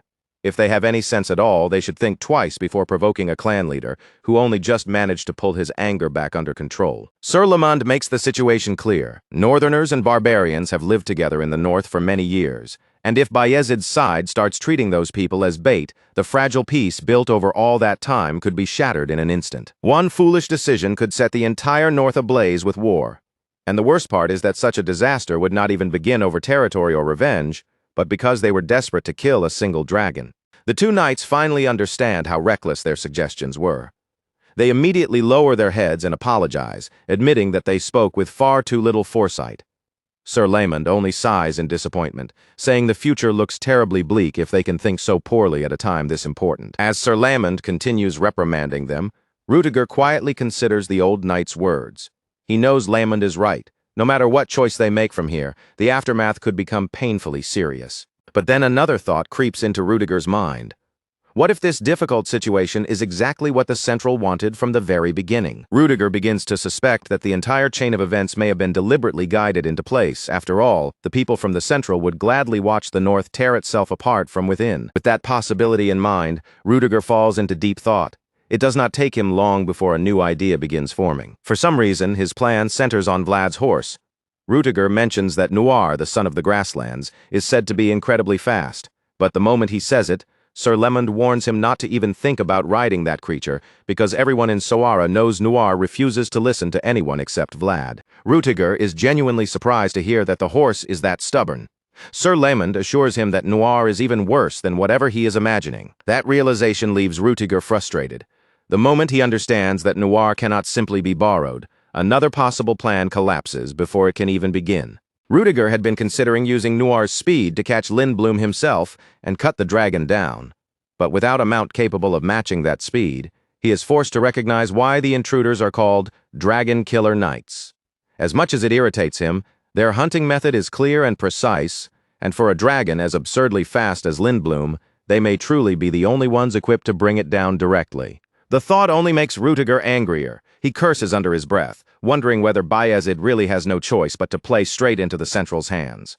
What he needs now is a way to handle Lindblum without letting Mircea Dragulia and his men interfere. If they could at least learn the dragon's location, a major part of the problem would finally be solved. Rudiger's thoughts are suddenly broken when one of his guards rushes into the room and calls out to him. Rudiger immediately turns toward the messenger and asks what happened. The guard reports that a group of people is outside Barenheim Fortress, requesting that the gates be opened. The news of more unexpected visitors only deepens Rudiger's frustration. He has no idea who could possibly be appearing now, so he demands their identity. The guard's answer leaves him shocked. The visitors carry the symbol of the Iron Gauntlet. Outside the fortress, a blue flag marked with an iron gauntlet waves in the cold wind. It belongs to the Knights of the Iron Duke, the Baranov household. While Rudiger and his team are forced to deal with the new uninvited guests left waiting outside by Volkov Baranov, the focus shifts again to the snowy mountains. There, the Dragon Killer Knight's cruel plan has already begun to work. The countless barbarian corpses they scattered across the snow have drawn in the bloodthirsty Lindblum. Back at Barenheim Fortress, the preparations for the dragon hunt continue. Vlad argues that his face does not need any special treatment, clearly uncomfortable with the attention being directed at him, but AJ refuses to back down. With red paint coating the tip of her tail, she tells Vlad that his face is still exposed. According to her, the imprint from her tail will grant him resistance against the cold, so she keeps pressing him to let her place the mark on him. No matter how much Age tries to convince him, Vlad still finds the whole thing strange. To him, it feels odd that she is the only one insisting on painting his face like this. As far as Vlad can see, everyone else has their faces uncovered, so he does not understand why he should be treated differently. Age answers bluntly that he is the one who needs the imprint most, because he will definitely be the one staying on the battlefield the longest. As soon as Age says that, one of the other knights chimes in with a joke, calling Vlad the Bayezid family's best dragon repeller. The others clearly respect him after seeing what he did against the deathworm in the wilderness, and they encourage him to run wild once again. Realizing everyone agrees that the protective mark is necessary, Vlad finally gives in and lets Age imprint his face. Without hesitating, Age turns toward Vlad with the red paint on her tail and carefully draws the protective symbol across his face. It is clearly no ordinary paint. The moment the mark is placed on Vlad, it fades from sight, sinking into him like a magical seal. Vlad sits there calmly, not making much of a fuss over the process. Aga reminds him, however, that he must still avoid Lindblum's breath. The imprint can protect him, but it is not invincible, and it certainly does not mean he can stand there and let a dragon's flames wash over him. Vlad understands that perfectly and acknowledges her warning. Ege then tells him she will also place the protective mark on Noir. Vlad has no problem with protecting his horse too, but he warns her to be careful. The son of the grasslands is famous for his attitude, and he might bite her if she gets careless. AJ clearly does not realize how nasty Noir can be. She shrugs off Vlad's warning, saying there is no way a horse would bite her as if it were some kind of dog. Seeing how little she understands, Vlad casually explains that Noir really does bite people. He even mentions that Gerda was bitten while trying to put a saddle on him. Just then, Sir Lamond steps out and asks the blonde swordsman whether his preparations are finished. Vlad turns and confirms that he is ready. So the veteran explains that the scouts have returned. Lindblom has taken the bait laid by the Dragon Killer Knights, and because of that, the situation has become much more complicated. Sir Lamond adds that AJ is willing to testify that the slaughter of her tribe was not done by the Northerners. Even so, the tension between the North and the barbarians will not disappear quickly. For now, all they can do is handle the situation as best they can. Then he asks Vlad whether he understands the mission details. A mischievous smile spreads across Vlad's face as he answers. The task itself is simple enough. He just has to drive Lindblom toward the designated location and set the rest of the plan in motion. Sir Lamond approves of that immediately. If Vlad can force the dragon toward the northern canyon, Rudiger should be waiting there in ambush, ready to rush out and deliver the finishing blow. At the same time, Volkov Baranov's javelin will likely come flying in as well, making sure Lindblom has nowhere left to escape. After confirming the plan, Sir Lamond asks Vlad whether he has any other questions. Naturally, the battle-ready young swordsman has none at all. Vlad is already focused, his mind fixed on going after the white dragon. But the veteran still wants him to ask something, anything. Vlad is the core of the entire strategy, so he has to move in perfect sync with the others and follow the plan without a single mistake. Sir Lamond then reminds him that this mission is not merely a dragon hunt. That catches Vlad off guard, because he honestly thought killing Lindblom was exactly what they were doing. When Vlad voices his confusion, the old knight tells him that the future of the North depends on this subjugation. Sir Lamond explains that an unseen war between the North and the Central has already begun. He wants Vlad to understand just how heavy this situation really is before stepping onto the battlefield. In the northeast stands the Baranov household, and in the northwest stands House Bayezid. Together, those two houses are known as the supporting pillars of the North. Now, the next generations of both households are about to take part in this subjugation. And on top of that, the Dragon Blood Duke's side has also entered the picture through the Dragon Killer Knights. To Sir Lamond, their presence alone makes this an extraordinary and dangerous event. For representatives of three powerful houses to gather in one place is enough to shake the balance of the empire. And if the two northern households work together yet still fail to kill the dragon's remnant, while the Dragon Killer Knights slay it instead, the Central will use Lindblom as an excuse to tear the North apart. That is why Sir Lamond tells Vlad the truth as plainly as possible. Lindblom must be killed by the Sword of the North. Only then does Vlad begin to grasp the true weight of the mission. This is not a simple dragon hunt they can afford to gamble with. If they want to save Ajaya's tribe, who are being held captive by the Central, then the North must be the side that kills the dragon. Their conversation comes to an abrupt end when both swordsmen notice Sir Rudiger's arrival. Rudiger steps out before the group and looks toward his vanguard, asking whether they are ready to set out. When the knights answer that they are ready, Sir Rudiger Bayezid studies the faces of his men and sees that every one of them is prepared for battle. Satisfied by their response, he gives the order clearly, telling them that they will regroup at the canyon, and the moment his command is acknowledged, the unit moves out without wasting another second. One after another, the knights swing themselves onto their horses, armor clinking in the cold air, as the whole formation begins to ride forward. But among that long line of mounted warriors, one figure stands out more sharply than the rest. His attention settles on a single blond young man riding atop a magnificent black stallion, the horse's dark body cutting through the snowy landscape like a shadow. Even in the middle of seasoned nights, Vlad draws the eye without trying. And as it turns out, he is not the only one watching Vlad.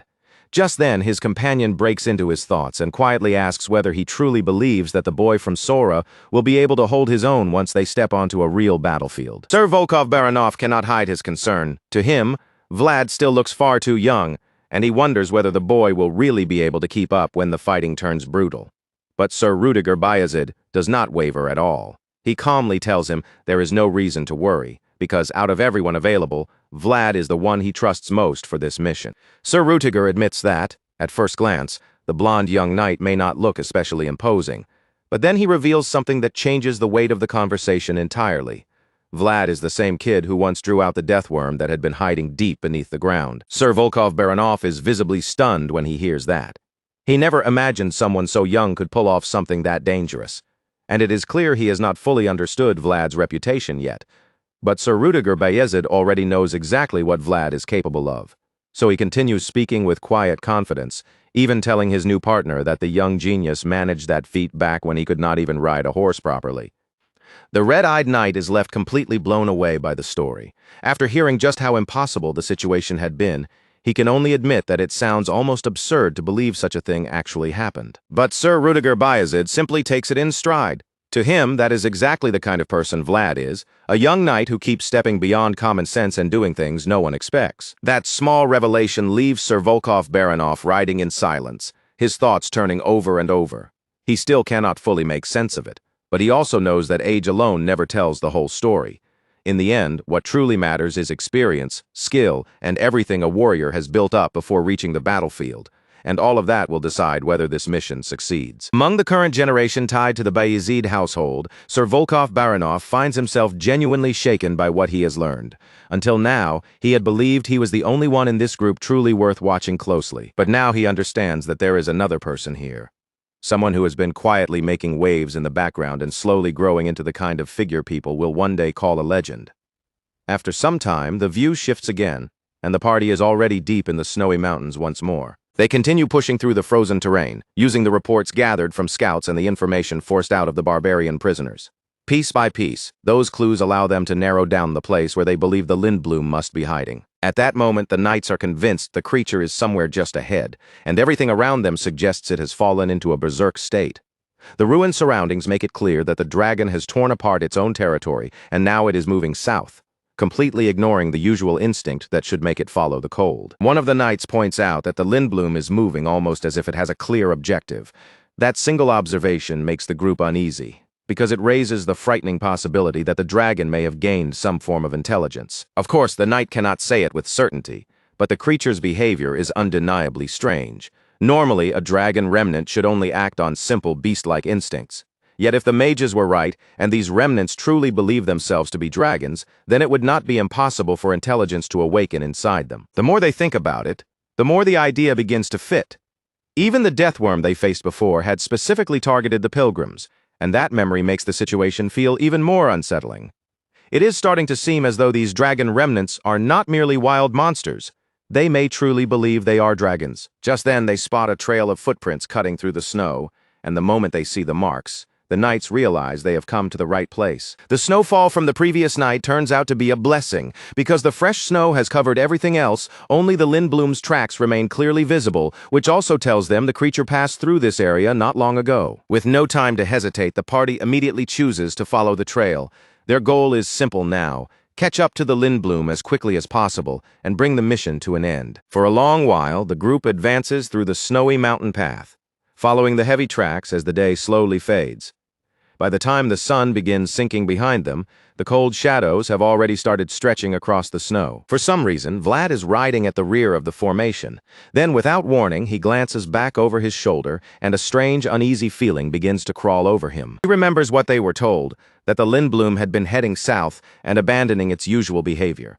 But now, as he studies the trail, something does not line up. The tracks are gradually turning north, leading them into the forest, a place where the Lindblum's movements should be restricted. Vlad is still trying to piece together what the creature could possibly be planning when the answer suddenly comes crashing toward them.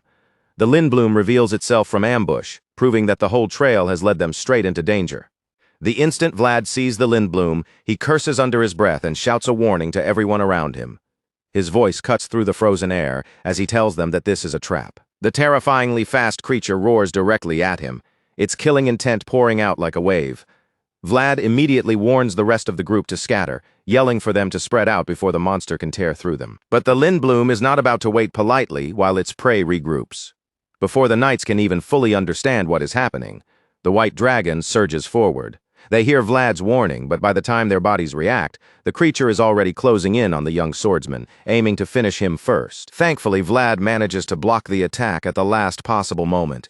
Even so, the force behind the blow is monstrous, and it sends both him and Noir sliding back several feet through the snow. By then, the rest of the soldiers finally understand the danger in front of them. Their nerves snap into full alert.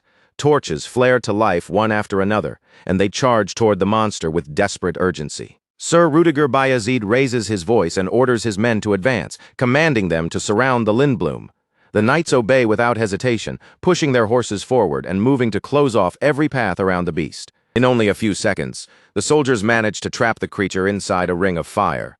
The burning torches form a bright circle against the snow, hemming the Lindblum in from all sides. For one brief moment, the Lindblum seems cornered, almost confused by the flames closing around it.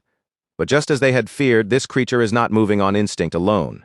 It quickly studies the fiery barrier, searches for a weak point, and prepares to break through. Then, all at once, the Lindblum begins gathering power for a breath attack, clearly intending to blast its way out. The instant the soldiers see what is happening, their first instinct is to scatter and avoid being swallowed by the devastating blast. While the knights are still trying to break the circle and dodge out of range, the white beast opens its jaws wide. In the next heartbeat, it unleashes a deadly stream of blue flames. At first glance, it looks as though the soldiers are about to be burned alive where they sit, but this dragon's breath is not ordinary fire. Instead of charring its victims into blackened corpses, the blue blaze freezes them solid on their horses, leaving them trapped in place like statues of ice. The remaining soldiers see the horrifying fate of their comrades, and rage immediately takes over their fear. Clenching their weapons, they charge toward the beast, determined to strike it down and avenge the men who were just frozen before their eyes. Before the others can even reach the Lindblum, the head knight launches himself forward from behind. With a burst of power, he unleashes a heavy shot directly at the dragon. The attack lands against the Lindblum, but the soldiers freeze in horror when they realize it has done nothing. The blow does not leave even a scratch, and only then do they understand how reckless it was to rush at the monster with nothing but ordinary swords. While they are still shaken by that terrifying realization, the head knight shouts for them to get away from the beast. He tries to move fast enough to save them from the next attack, but the warning comes too late. The Lindblum pounces before they can escape, ripping through them and reducing them to bloody pieces of flesh. As the Lindblum tears into the fallen men and devours them viciously, the knight clenches his teeth and curses in fury. The sight fills him with rage, and he steels himself to make the monster pay for what it has done. His eye begins to shine as he activates his magical power. Then, holding a lit torch high above his head, he deliberately draws the creature's gaze and forces its attention onto himself. Right now, the white monster clearly despises those flames. The sight of the torch enrages it so badly that all it wants is to tear the knight apart for daring to carry that fire in front of it. That reaction is exactly what the knight is counting on. His real purpose is to pull the Lindblum away from the others, even if only for a short time. He calls out to his comrades, telling them that he will take the lead in front, while the rest of them keep their distance and follow the beast from behind. The moment he finishes giving the order, he spurs his horse forward, the torch blazing brightly above his head, and the Lindblum is forced to chase after him. The dragon shoots after him with terrifying speed, fully intent on tearing him to pieces. Behind it, the other knights give chase as well, but they make sure to keep enough distance so they are not swallowed up by the monster's next move.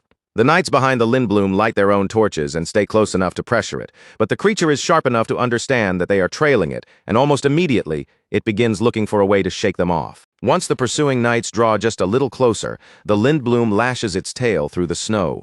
A heavy spray of powder bursts up behind it, throwing the soldiers' horses off balance and disrupting the entire chase. While the monster works to throw off the riders behind it, it also manages to accelerate. Its body surges forward through the snow, closing the distance between itself and the head knight riding ahead. The knight does not notice the danger quickly enough.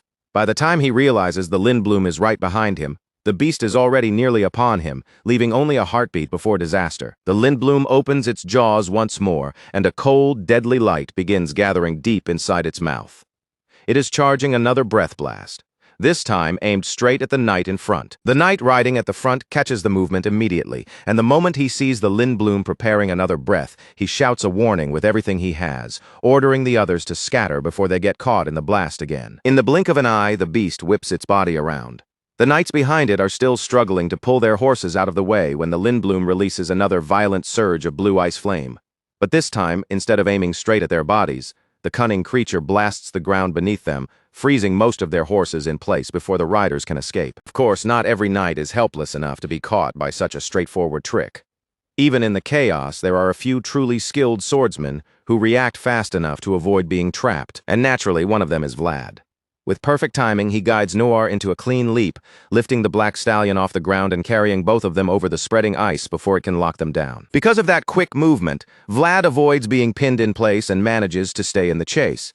But as soon as he lands safely, he glances back over his shoulder and takes in the damage that the rest of the party has suffered. Vlad may have escaped the breath attack, but he had not expected the Lindblum to target the horses so deliberately. Now, most of the knights are stranded among jagged spikes of ice, and if their horses try to force their way forward, those sharp frozen blades could tear into their bellies. At that point, the knights understand that their first plan has fallen apart. Seeing the horses trapped and the formation broken, the knight in command tells everyone to dismount immediately. The Lindblum has proven far too quick and too clever to simply contain.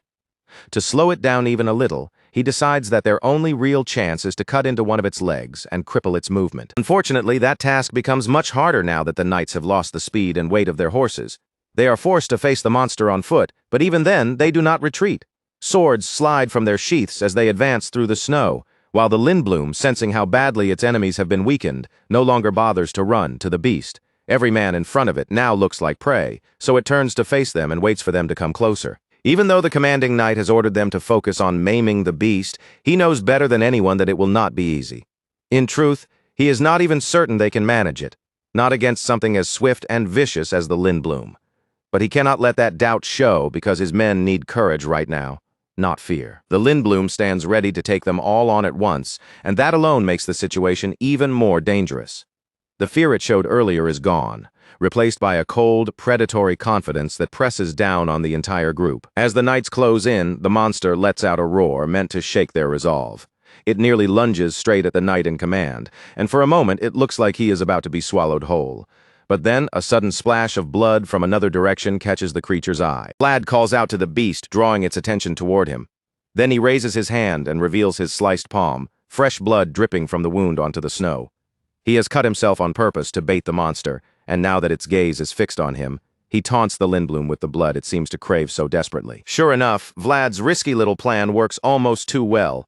For some unknown reason, the white dragon becomes instantly obsessed with his blood, as if that single scent is enough to drag every bit of its hunger toward him. The Lindblum's gaze sharpens on Vlad's wounded palm. It watches the red drops fall one by one into the snow, and in that split second, its eyes flare into a furious red. The moment the next drop hits the ground, the Lindblum completely loses control. Since the chase began, it has never looked this wild or this bloodthirsty, and that sudden change makes one thing painfully clear: there is definitely something special about Vlad's blood. Seeing the creature become so frantic and desperate all at once, Vlad smiles with calm confidence, almost amused by how perfectly the bait worked. The madness in the Lindblum's eyes does not shake him, likely because he believes he can still bring it down. But the voice inside his head is not nearly as calm. The beast has never looked this dangerous before, and in this berserk state, there is no telling what it might do. The voice warns Vlad that he should not have drawn it in like that, and the reason becomes clear almost immediately. In a flash, the dragon launches itself toward Vlad. With just one terrifying leap, it nearly reaches him at the cliff, closing the distance far faster than any normal beast should be able to. Thankfully, Noir is fast enough to avoid that first strike. The black stallion slips away just in time, and Vlad immediately begins creating distance between himself and the charging Lindblum. But the blood-crazed creature refuses to stop. It barrels after Vlad with single-minded hunger, and that is when the knight in command calls out to him from behind. He throws the burning torch toward Vlad, and Vlad catches it cleanly without losing balance. Then the knight shouts at the blonde swordsman to run for his life. Vlad does not hesitate for even a heartbeat. He drives Noir forward at once, racing across the snow while the Lindblum charges after him, close enough to feel like death is breathing down his back. The monster locks onto Vlad completely and pours all its strength into the chase. In response, Vlad gathers the power inside him and synchronizes with Noir, pushing both himself and his horse to move even faster. Noir's eyes begin to glow, and a shining horn suddenly appears as the black stallion surges into a different state altogether. In that moment, both rider and horse feel like they have stepped beyond ordinary speed. The original plan was to lure the white dragon all the way to the canyon, where Sir Rudiger Bayezid would be waiting with his own soldiers. If they could bring the Lindblum there, they could strike it while it was focused on the chase. So far, that plan is working exactly as intended. The beast has become completely fixated on Vlad, chasing him with such desperation that it ignores everything else around it. Meanwhile, at the canyon, Sir Rudiger Bayezid and Volkov Baranov wait in position, their forces prepared for the moment the beast finally falls into the trap. Sure enough, it is not long before one of the soldiers spots Vlad approaching from the distance. Volkov Baranov asks how much time remains before Vlad reaches the canyon, and at first, the soldier estimates about 5 minutes. But after taking a second look, his confidence cracks. Vlad is moving at a speed so unbelievable that the estimate becomes useless almost instantly. With every passing second, Vlad and Noir cover an impossible amount of ground. The time needed to reach them keeps dropping faster and faster until they are already only a short distance away. Volkov Baranov can hardly believe what he is seeing as the son of the grasslands tears across the snow like a living storm. He has never seen anything on 4 legs move with that kind of speed, and for a brief moment he is left staring in disbelief. Then a soldier's urgent voice snaps him back to reality, warning him that the young swordsman is already right in front of them. Because Vlad arrived far faster than expected, Volkov Baranov misjudged the timing. By the time he understands what is happening, he has already failed to fire the signal when he originally should have. Now that Vlad is nearly upon them, Volkov Baranov immediately orders his men to launch the signal. Without wasting even a second, a soldier fires the arrow, and Vlad recognizes it at once. That signal tells him the canyon is close. For Vlad, that is a relief. At the very least, he knows Sir Rudiger Bayezid and his men are waiting ahead, ready to help him once the bloodthirsty dragon finally catches up. They are on the final stretch now. All Vlad and Noir need to do is maintain their speed for a little longer, and they will reach the canyon where the trap is waiting. But just when it looks like they are about to make it, everything suddenly begins to fall apart. Without warning, a sharp stinging pain erupts deep inside Vlad's chest. It feels as if a bolt of lightning has struck straight through him, and the pain does not stop with Vlad alone. Noir suffers the same brutal shock, his powerful body faltering under the sudden agony. The voice inside Vlad's head is caught completely off guard. It does not understand what has just happened, and it immediately tries to grasp the cause of this strange attack. But Vlad is in far too much pain to answer. He cannot even force words out. All he can do is endure the crushing agony in his chest, as if an invisible hand has wrapped around his heart and is squeezing it tighter and tighter. At that moment, the voice realizes what this must be. As unbelievable as it seems, the pain gripping Vlad and Noir has the shape of a binding spell. Vlad is confused and shaken, desperately wondering who could have cast it. As the pressure tightens around his heart, he searches his memory through the pain, and then the culprit's face rises clearly in his mind. It is none other than the bloodsucker from earlier. Once Vlad understands what has been done to him, all he can do is groan through the pain as the binding spell freezes him in exactly the position the dragon wanted. Sir Rudiger Bayezid is stunned when he sees Vlad and Noir suddenly stop in place. From where he stands, the abrupt halt makes no sense, and confusion flashes across his face. He had already been waiting with his sword ready, prepared to finish the Lindblom once it entered the canyon. But now the situation has flipped completely, and it looks as though the dragon remnant may be the one to finish off his favored young knight instead. In that instant, it truly seems as though Vlad is finished. He can barely move, let alone defend himself from the berserk, bloodthirsty creature only inches away. Anyone watching would think this is the moment Vlad's story ends. But then something unbelievable happens. Instead of pouncing on the helpless blonde knight, the Lindblom suddenly begins to step backward. Somehow the creature senses that something is wrong, and rather than attacking, it chooses to retreat. Sir Rudiger Bayezid notices the change immediately and raises his voice to alert his men. They have sacrificed far too much to drag the Lindblom all the way here, and he refuses to let the monster slip away now. He orders the knights to advance and finish off the dragon, and the command hits them like a spark. In the next breath, they surge forward together, closing in before the Lindblom can fully escape. Among all the soldiers, Sir Lamund moves first, throwing himself into the lead without hesitation. At the same time, Sir Rudiger Bayezid commands the others to tighten the encirclement, pressing the beast toward the canyon with no gaps in their formation. On the other side, Sir Rudiger Bayezid moves out with his own troops as well, making sure every possible exit is covered. The goal is simple: leave the Lindblom with nowhere to run and no opening to exploit. Just like that, in the blink of an eye, the Lindblom finds itself surrounded from every direction. The trap finally closes around the white dragon, hemming it in from all sides. The Lindblom is still terrifyingly quick. Even with the trap closing around it, the creature spots one narrow opening in the formation, twists its body around, and immediately tries to break through before the knights can seal it off. For the moment, that gap is the only route the Lindblom can use to escape. But getting away will not be so simple, because Sir Rudiger Bayezid notices the movement at once and calls for Volkov Baranov to stop it. The ponytailed warrior is the closest one to the Lindblom. So Volkov Baranov steps forward and tells the others to leave this part to him. And he is not just putting on a brave front before the dragon can fully understand what is happening. He releases a powerful blast that strikes the beast and throws its senses into chaos for a moment. That brief opening is all Volkov Baranov needs. While the Lindblum is still reeling, he follows up immediately, launching one attack after another without giving the monster any time to recover. Each blast slams directly into the Lindblum's body, and the force of the explosions sends smoke, snow, and shards of ice bursting through the canyon. For a moment, the whole area is swallowed by the impact. For a while, the soldiers cannot even tell whether those attacks finally brought the creature down. But as the smoke begins to thin, a pair of furious red eyes shines through the haze. Then, before they can react in time, the Lindblum gathers power and unleashes a supercharged breath attack straight from the cloud of smoke. Sir Lamon sees the dragon preparing to fire, and the old knight instantly understands the danger. Without hesitation, he shouts another warning to everyone standing in the path of the blast, ordering them to spread out before it is too late. Most of the knights manage to scramble out of the way and avoid being struck. But a heartbeat later, they realize with horror that they were never the true target. The breath attack is tearing straight toward Vlad and Noir, who are still frozen in place by the binding spell. Vlad is still fighting against the pain crushing his heart, struggling just to force his body to move. But now the Lindblum's deadly breath is coming right for him, and he has to escape immediately. The voice in his head desperately urges him to wake up and do something, yet all Vlad can manage is a pained groan. Just then, Sir Lamond rides toward him, driving his horse forward to help. In the old knight's mind, if the best outcome is already out of reach, then the next best choice must be taken without hesitation. And for a retired knight like Sir Lamond, that choice is clear.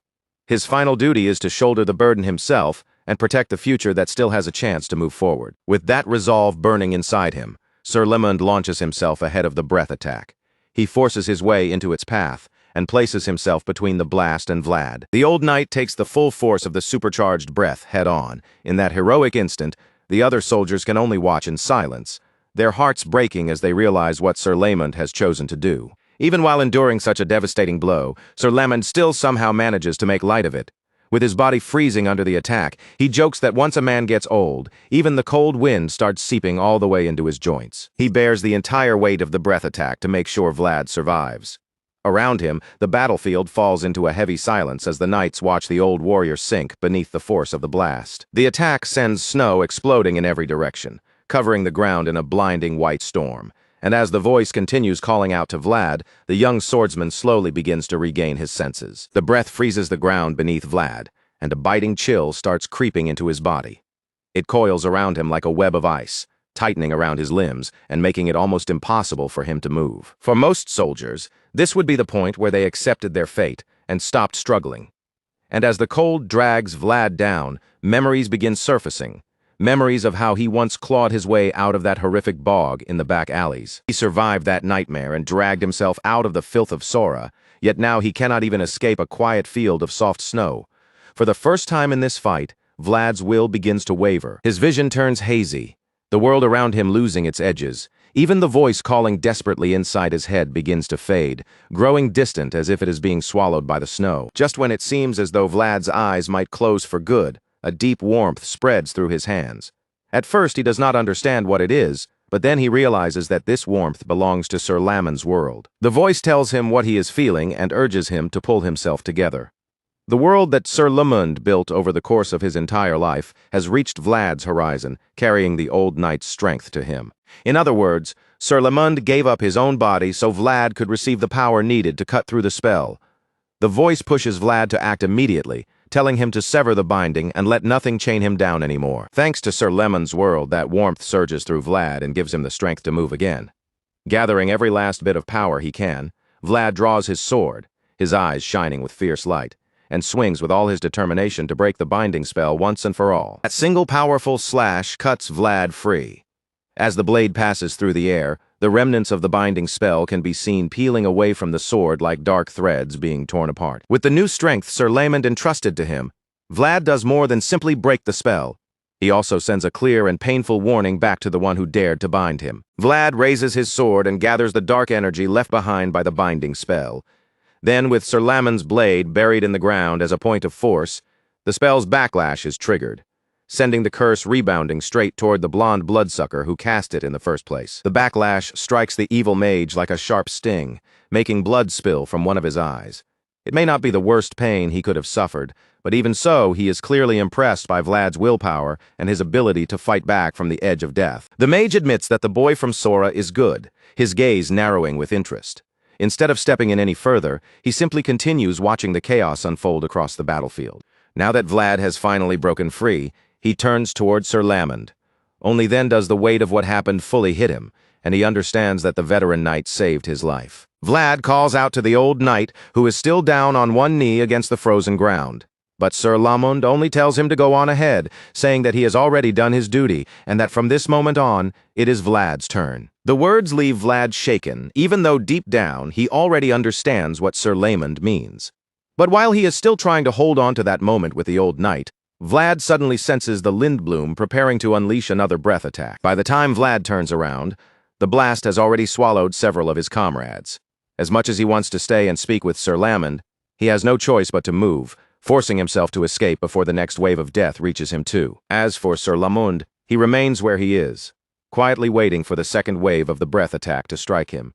The cold consumes him completely, freezing him from the inside out, until even his cape is locked in ice. From a nearby cliff, Sir Rudiger Bayezid watches the attack crash over his men.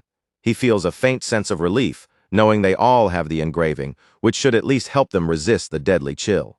But he also knows that resisting the cold does not mean they can move freely.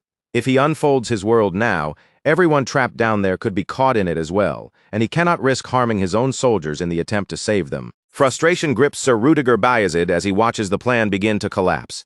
He cannot find a clean way to intervene, and the thought hits him hard. Are they really going to fail because they were just one step short? The commander has no easy way to help the soldiers below. All he can do is watch as the Lindblum's breath spreads through the canyon like a thick, freezing fog, covering everything in its path. Then, through the storm of snow and frost, Sir Rudiger Bayezid spots a familiar glow. It is Vlad riding Noir straight toward the Lindblum instead of running away. The voice urges Vlad to draw out every ounce of strength left inside him. His eyes burn with power, and his whole body carries one clear purpose now: to destroy the monster in front of him. Vlad charges in for the kill, sword ready and resolve sharpened. Of course, the bloodthirsty dragon rushes toward him as well, throwing its entire body into the clash. The two collide with terrifying force, and the impact erupts like an explosion across the snow. As they begin to trade blows, Vlad quickly feels the strain of fighting something this powerful head-on. For a moment, Vlad feels how difficult it is to keep up with the beast, but the voice reassures him, telling him that his attacks are not useless. Each swing is reaching the Lindblum, and he has already managed to carve a wound into the monster's scales. Vlad looks again and realizes the voice is right. Against all odds, his blade has actually damaged the Lindblum, leaving a real mark on the dragon's armored body. That realization changes everything. Vlad's momentum rises at once, because now he knows this is not an impossible fight. There is a path to victory, if he can keep pushing. The voice drives him forward even harder, telling him that he cannot stop now. If he has found a way to hurt the Lindblum, then he has to keep attacking before that chance disappears. So Vlad does exactly that. With his sword glowing in his hands, he presses forward and continues striking the dragon, forcing his blade against the beast again and again. They clash repeatedly, steel and scales meeting with brutal force. Each exchange becomes fiercer than the last, sending shockwaves of snow and power through the canyon. After some time, Vlad notices a change. The Lindblum is no longer matching his pace as cleanly as before, and that makes it clear his strategy is beginning to work. The Lindblum has slowed down, and Vlad can feel that a vulnerable opening may appear soon. But just when he starts to believe he has finally seized the upper hand, his eyes drop to his weapon, and he notices a nasty crack running through his sword. Vlad has been driving his blade again and again against the Lindblum's impossibly hard scales, and now the damage is finally showing. A crack runs through the sword, making his eyes widen in disbelief, because that blade is the only weapon he has that can actually wound the beast. Even so, Vlad refuses to give up yet, because he has already drawn blood from the Lindblum, and that means victory is still within reach. Blue blood trickles from the cracks carved into the monster's wounded body, staining the snow beneath it.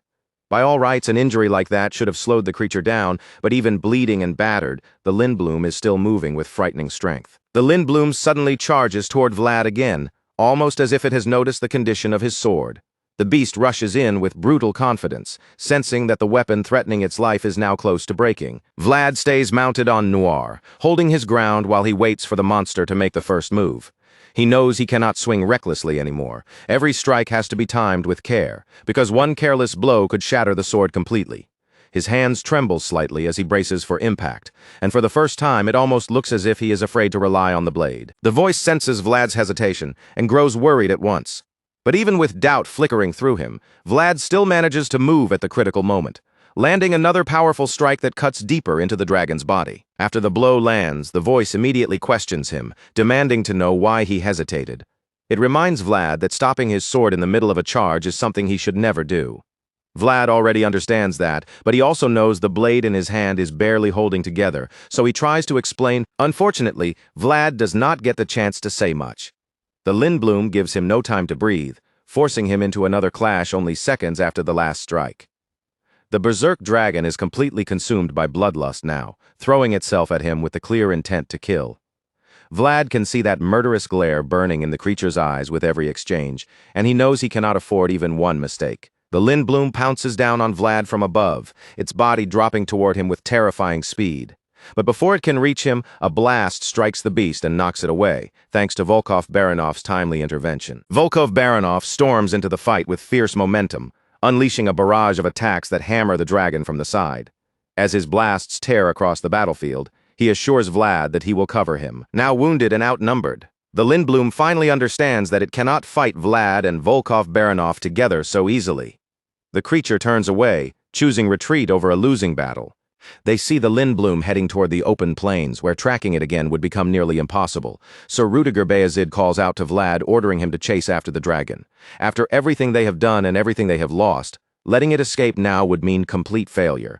Most of the horses are either exhausted or frozen, and Vlad is the only one still capable of matching the Lindblum's speed. So Sir Rudiger urges him forward. Hearing that order, a renewed sense of purpose settles over Vlad. He steadies himself for the chase and urges Noir after the fleeing target, while the voice speaks inside him about how every being that reaches its limit has no choice but to stop. The voice tells Vlad that he has reached that point as well. Just like his sword, which is already on the verge of snapping in two, Vlad cannot keep pushing forever. The voice admits that Vlad and his sword cannot remain together forever, but even so, it urges the blade to fulfill its duty one final time, to do what it must before the end comes. Those words light a fire in Vlad's chest. Instead of stopping, he fixes his gaze on the Lindblum and finds the strength to continue the chase. It is not an easy choice to keep going when his body is already exhausted, and his sword is near its end.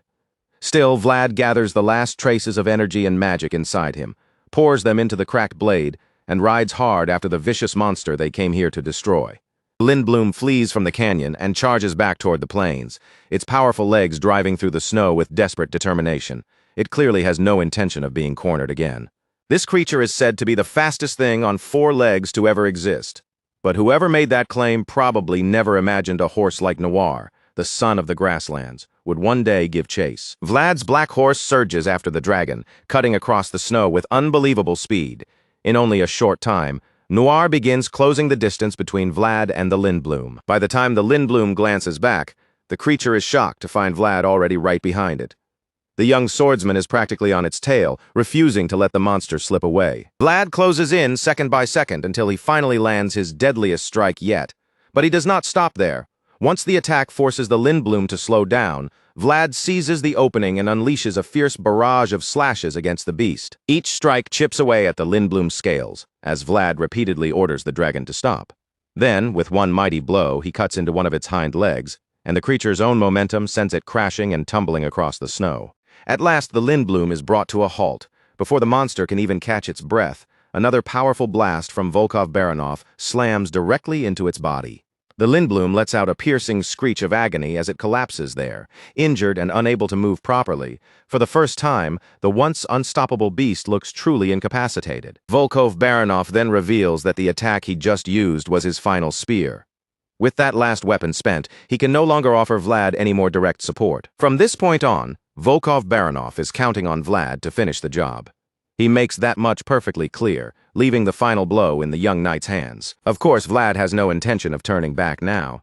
He is determined to end the mission properly and make sure that every sacrifice made on this battlefield was not for nothing. With Noir still moving tirelessly beneath him, Vlad charges toward the fallen Lindblum, His glowing eyes are fixed on the beast, carrying the weight of everyone's hopes. Vlad knows that all the remaining knights are counting on him.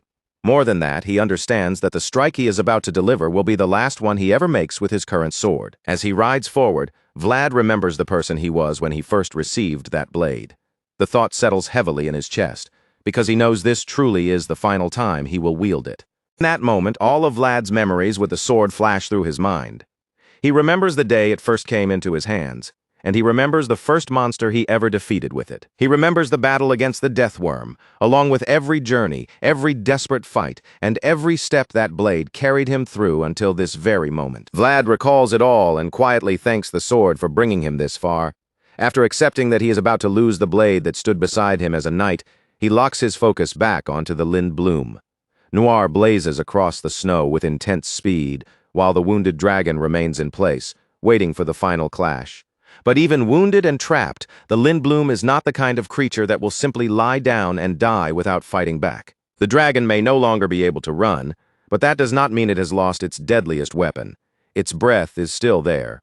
Realizing that Vlad is coming to end its life, the Lindbloom gathers everything it has left and begins charging its most dangerous blast yet. Blue ice flames churn inside its mouth one final time, but Vlad does not slow down. He has already begun his charge, and no matter what the beast prepares, he is determined to slay it. Vlad tightens his grip around the cracked sword and pours more magic into the blade than ever before. This is the final slash, and because of that, he knows it has to carry everything he has. At last, Vlad brings the devastating strike down directly onto the Lindbloom's head. The collision erupts with such overwhelming force that the whole battlefield seems to explode beneath the impact. With that single strike, Vlad kills the Lindbloom. The proof comes in the form of blue blood bursting across the snow in a massive spray, marking the end of the fastest dragon remnant on four legs. The knights watching from the sidelines can only stare with their jaws slack, stunned by what they have just witnessed. But another breathtaking sight follows immediately. The sword shatters as it makes contact with the dragon's body for the last time. For Vlad, it is a great victory, but it is also a painful loss, because this is goodbye to the sword he cherished. Even after breaking in half from the impact, the sword continues to shine.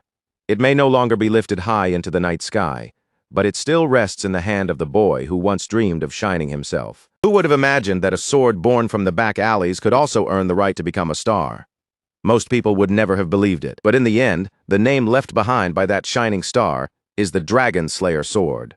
For any blade, that is an honor beyond anything it could have dreamed of. Half of the broken sword remains in Vlad's hand after the battle, while most of the shattered pieces lie scattered across the snowy battlefield. The pointed half that delivered the final blow is buried in the snow, coated in the blue blood of the fastest dragon that ever existed, reflecting the corpse of the one and only Lindbloom.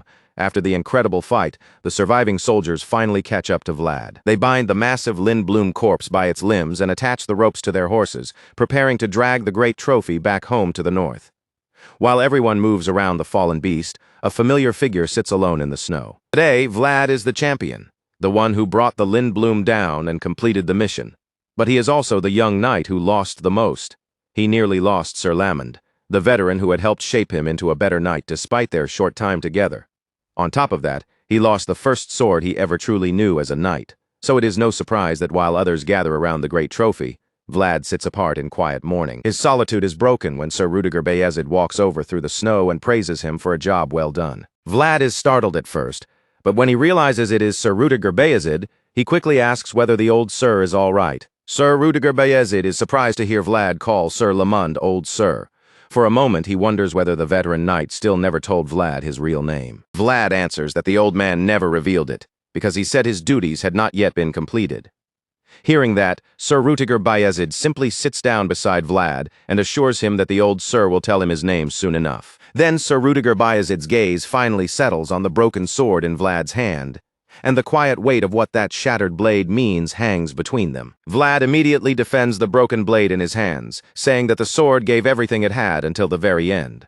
Sir Rudiger Bayezid does not argue with him, because he can see the truth of it as clearly as anyone. It is a painful moment for the blonde young knight, and even though Sir Rudiger Bayezid is not sure whether his words will truly comfort him, he gently tells Vlad that he will be the one to prepare his next sword. For a moment, Vlad says nothing, his gaze still lowered toward the ruined blade.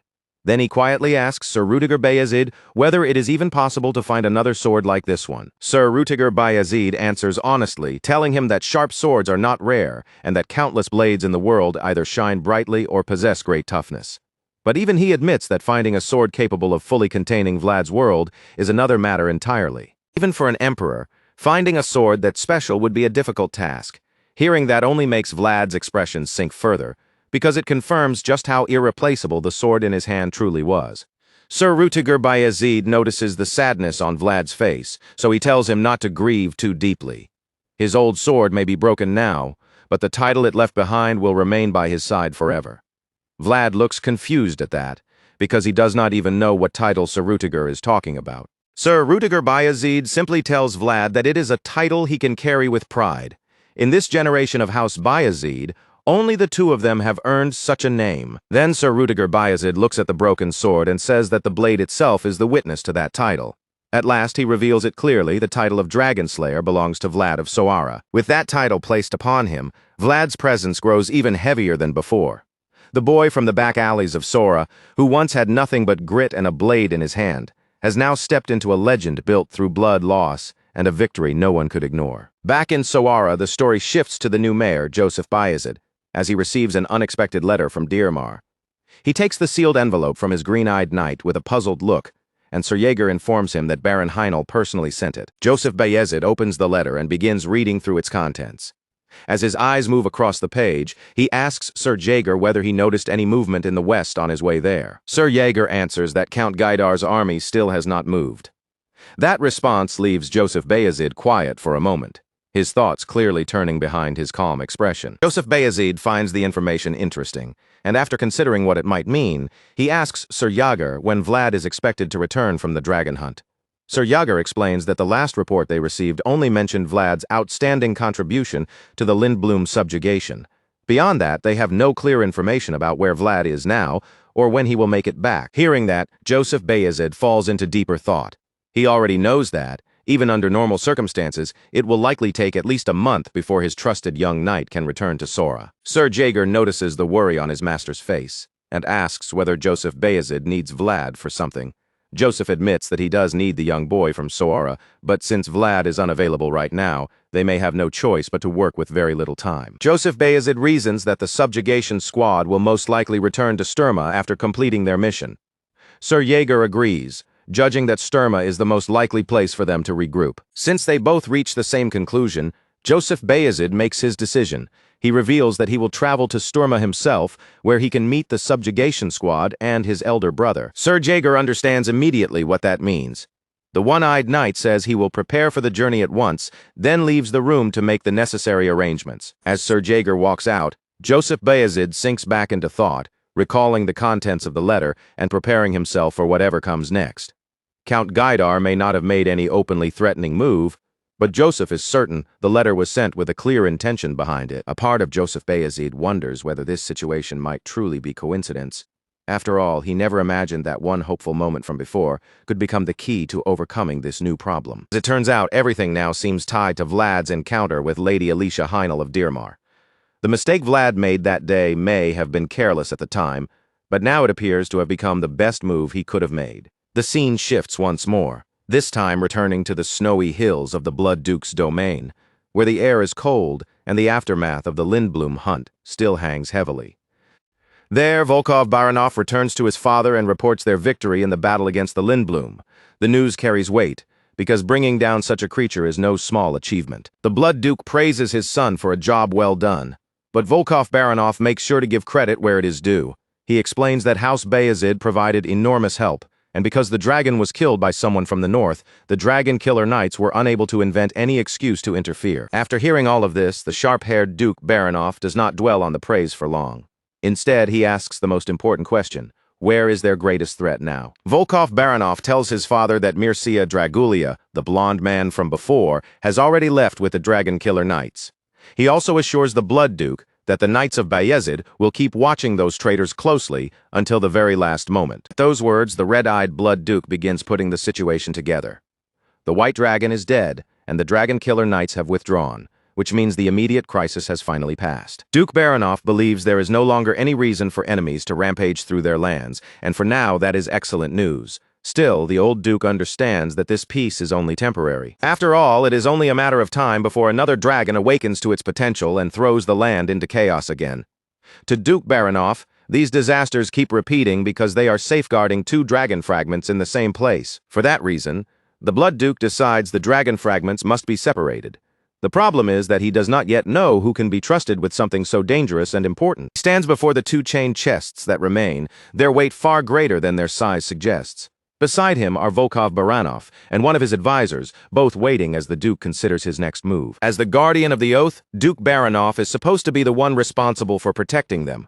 But if the fragments must be split apart, then he has to decide who is worthy enough to receive one of them. While the Blood Duke wrestles with that difficult decision, the scene changes again, bringing us back to Sir Rudiger Bayezid's party on their return from the dragon hunt. Sir Lamond finally wakes from his unconscious state, and the first person he sees is Vlad. Apparently Vlad has been transporting him in a wagon, wrapped in layers of thick clothing while he was out cold.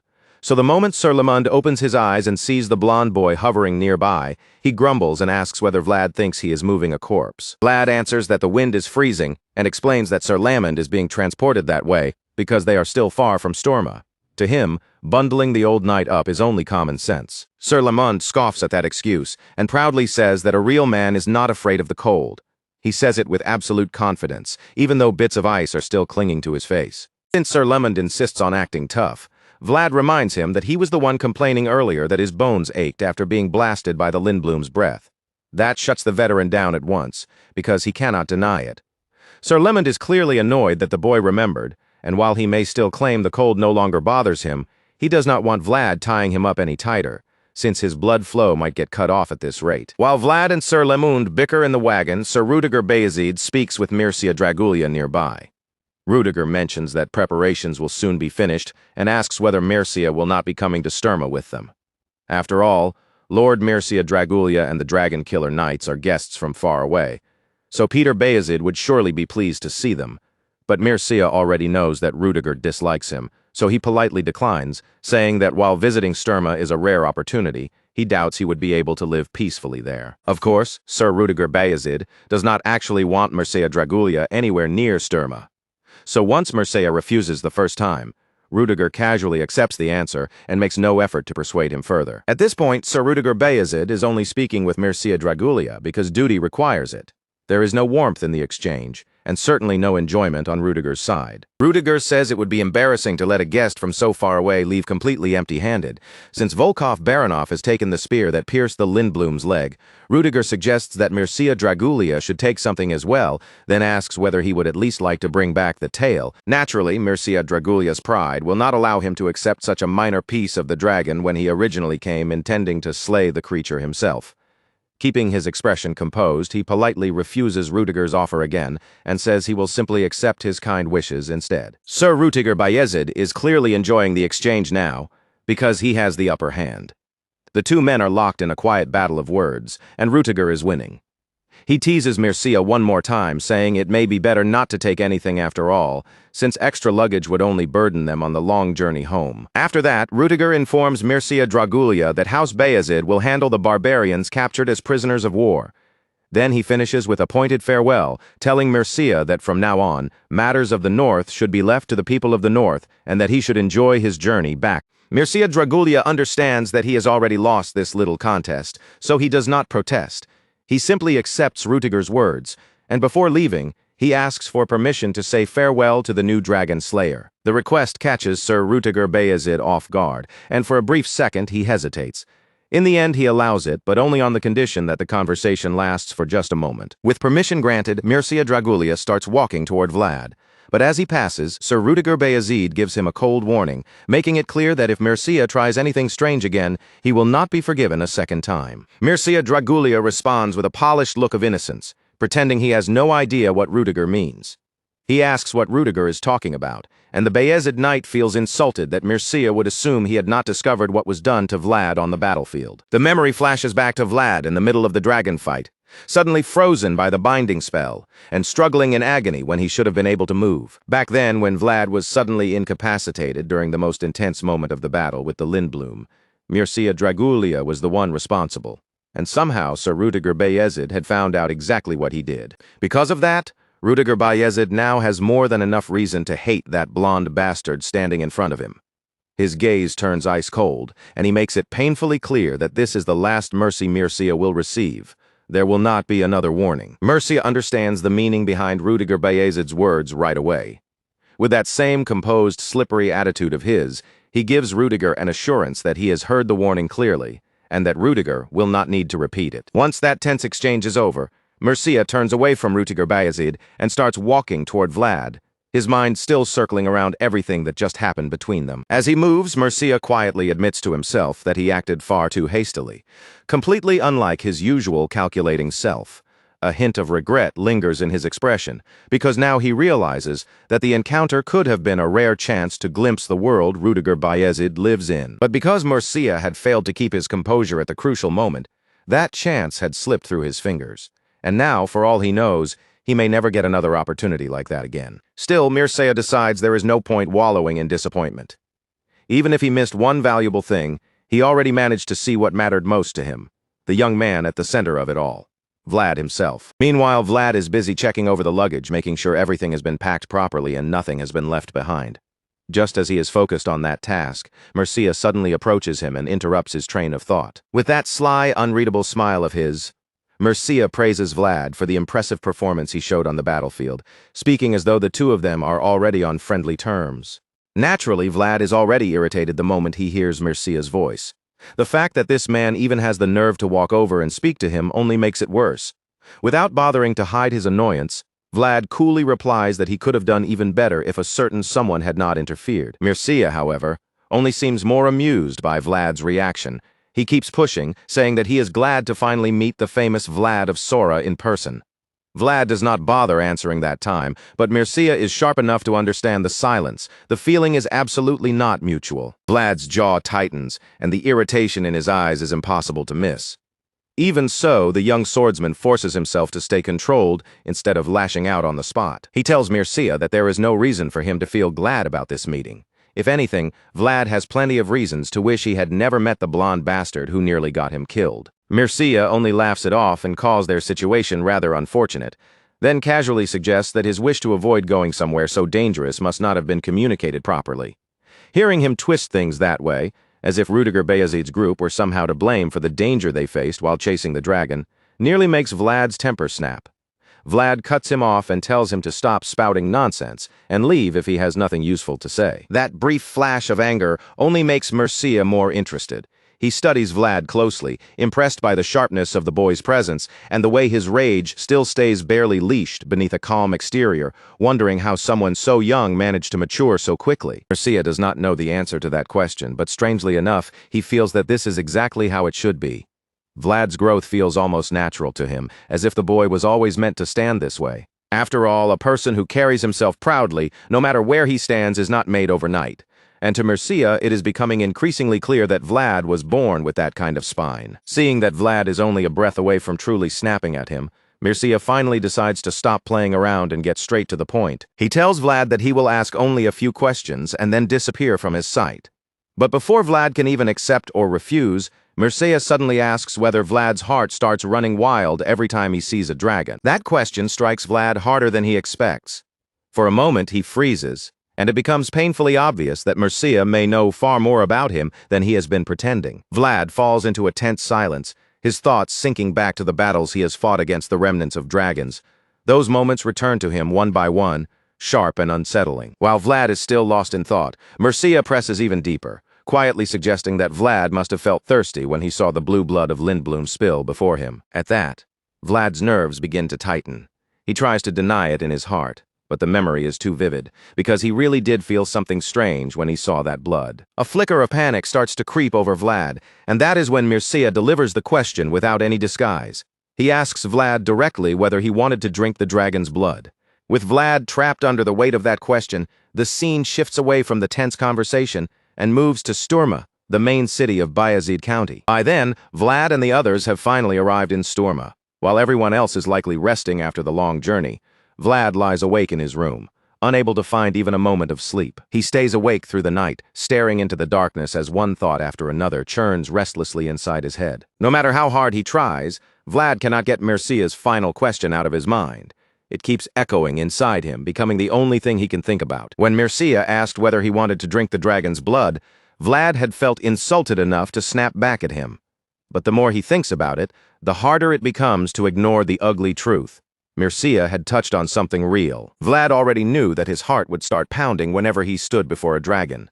But when he faced Lindblom, it was more than simple fear or excitement. Something inside his heart had seemed to answer, as if it were resonating with the dragon itself. That is what Vlad cannot understand. How could Mircea possibly know about something even Vlad himself has barely begun to understand? The question leaves him wondering who on earth Mircea truly is. He cannot make sense of how that man knows things about him that even he has not fully uncovered yet. And while Vlad is still buried in those troubling thoughts, a sudden knock at the door pulls him back to the room around him. As anyone might expect, Vlad is in no mood to speak with visitors.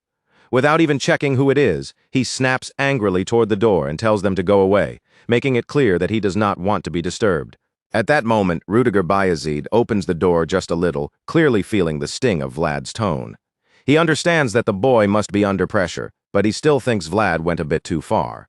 After all, Vlad is not the only one in House Bayezid who has fought dragons. Rudiger himself has faced dragons on the battlefield twice, and he expects at least a proper measure of respect. The instant Vlad realizes that the person at the door is his master's older brother, he springs up from the bed in alarm and immediately apologizes for speaking so rudely.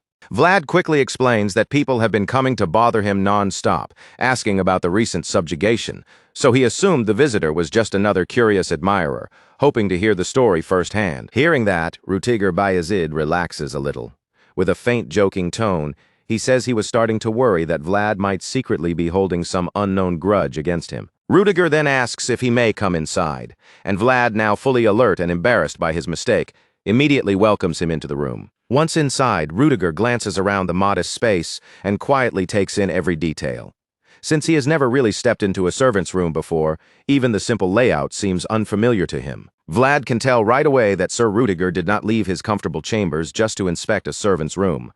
Feeling a little nervous, he carefully asks what has brought him here at this hour. In response, Rudiger Bayezid shows him the large case he has brought along and explains that inside is the sword he promised Vlad earlier. Rudiger says the weapon was personally forged by the finest blacksmith in Bayezid, then opens the large scabbard to reveal a magnificent blade. According to him, it is not only strong and sharp, but also surprisingly light, perfectly balanced, and easy to handle. He goes on to explain that the sword was made by a blacksmith whose reputation is known not only throughout the north, but across the entire empire. Because of that, Rudiger is confident the weapon is more than worthy of being used by Vlad. When Vlad sees the stunning sword before him, he is almost overwhelmed. He can hardly believe how far Sir Rudiger went for his sake, and he humbly says that such an extraordinary weapon is far too much for someone like him. Rudiger, however, does not agree at all. In his eyes, this sword is not too grand for the Dragon Slayer. If anything, it is the kind of reward Vlad has properly earned. He admits that he would have liked to give Vlad the finest artisan sword he could possibly obtain, but doing so might have stirred up unnecessary misunderstandings around the boy. Even so, Rudiger tells Vlad there is no need to worry, because he is not giving the sword with any hidden motive. He simply knows how deeply his younger brother, Joseph Bayezid, values Vlad. Realizing there is no reason to refuse any longer, Vlad accepts the sword with sincere gratitude. After that, Rudiger asks whether Vlad has seen Joseph. Vlad answers that he has, but only briefly, because Lord Joseph seemed extremely busy. Rudiger finds that amusing and remarks that there are times when Joseph seems more like Vlad's servant than the other way around. Apparently, every scandal Vlad gets tangled in eventually has to be cleaned up by Joseph. Vlad is caught off guard by that comment. He has no idea what he could have done this time to make his master so busy, and confusion spreads across his face. At that moment, Rudiger realizes that Vlad has not heard the news yet. When Vlad asks what he is talking about, Rudiger tells him plainly that the Bayezid household has issued a summons to every knight. The scene shifts outside after that, where Sir Lamund is standing in quiet conversation with Peter Bayezid, the head of the Bayezid family. There, the old knight calmly reveals that he has been thinking about bringing his long pilgrimage to an end. Hearing that, Lord Bayezid asks whether Sir Lamund has finally reached a firm decision. Sir Lamund answers with a heavy, thoughtful look, admitting that arriving at this conclusion was not easy for him at all. It had taken time, reflection, and no small amount of inner struggle. Lord Bayezid understands the weight behind those words. With a calm expression, he suggests that Sir Lamond must now be ready to pass on his final honor. The old knight gives a quiet nod.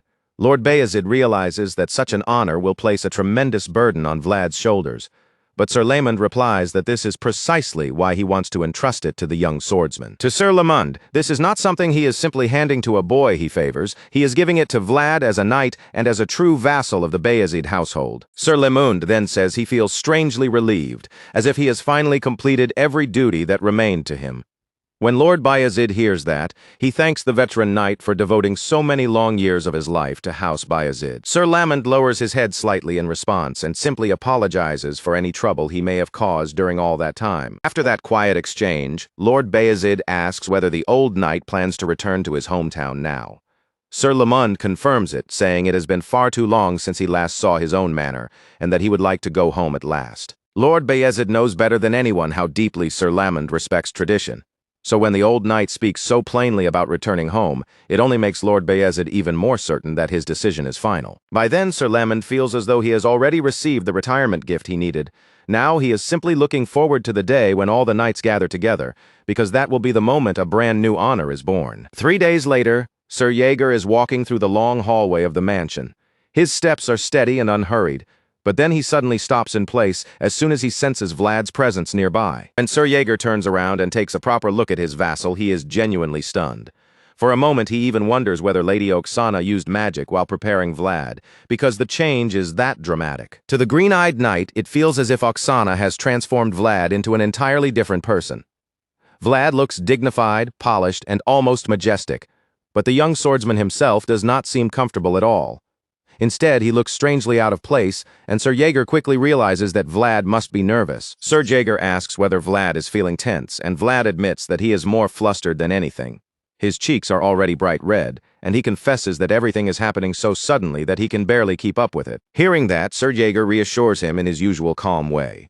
He tells Vlad that he will not scold him even if he trembles like a leaf today, then reminds him that Vlad is the very reason the doors of the knights are being opened. That said, Sir Jaeger steps forward to the great doors and formally requests that Vlad be allowed to enter, declaring that the young man now stands there by the order of the Count. At that moment, the massive doors begin to open. As the view beyond them spreads before him, Vlad is struck silent by the solemn grandeur of the place, because he has just been granted entry into the Hall of Knights. Just before Vlad takes his first step inside, he glances back over his shoulder and sees young Master Joseph watching him with unmistakable pride. Joseph remembers all too clearly how he himself could never stand before those doors, because he was unable to wield a sword. For so long, Joseph had believed that the threshold before him was a line he would never cross in his lifetime. But today, it seems as though Vlad has become the sword that finally reached that place on his behalf. With deep pride swelling in his heart, Joseph encourages Vlad to go forward and enter the Hall of Knights. He congratulates him on the honor he has earned, and calls Vlad his sword. The red path before Vlad is a path of honor, one he has been walking without even realizing it, step by step. This is the oath he once dreamed of beyond the mire of the back alley, the road that led him toward the shining star he had always chased. And now, at last, Vlad has arrived beneath that star. Vlad walks down the red carpet as knights stand in solemn rows on both sides of him. At the far end, he kneels before Lord Bayezid, who waits with his sword in hand to officially raise the young swordsman into knighthood. Lord Bayezid addresses him as Vlad, servant of the Bayezid household, and praises him for reaching this place after everything he has endured. He tells Vlad that he has done well, then hands him a scroll containing the unchanging commandments of the Swordmaster. Lord Bayezid instructs Vlad to hold the scroll in his left hand, then tells him to engrave every word that follows deeply into his heart. The old lord reminds him that a knight must always be able to see the world of possibilities. That is the first commandment of the Swordmasters, and in that moment, its meaning becomes clear. Even when Vlad once met older knights as enemies, those knights still protected the possibilities within him. They guarded the future he carried, because that is the duty a true knight is meant to fulfill. Lord Bayezid continues, telling Vlad that a knight must always listen to his conscience. This is the second commandment of the Swordmasters. Vlad can understand this commandment just as deeply because it reminds him of the knights he was fortunate enough to meet along his journey. He remembers the mission with Sir Gregory in the village haunted by evil priests. Even in that fog-covered town where danger pressed in from every side, the knights risked everything they had, including their own lives. When a person stands where they are meant to stand, They must not hesitate when the time comes to act and do what is right. And in the end, only one's own conscience can decide what that right thing truly is. Then Lord Bayezid places the blade of his sword on Vlad's shoulder once more and speaks the third and final commandment of the Swordmasters. A knight must always pursue the path of honor. A knight must keep his eyes fixed on what is honorable, and he must continue striving toward it so that he can stand without shame, without hesitation, and without even the smallest trace of embarrassment in his heart. Vlad understands all three commandments, not as empty words, but as something he has already been living by.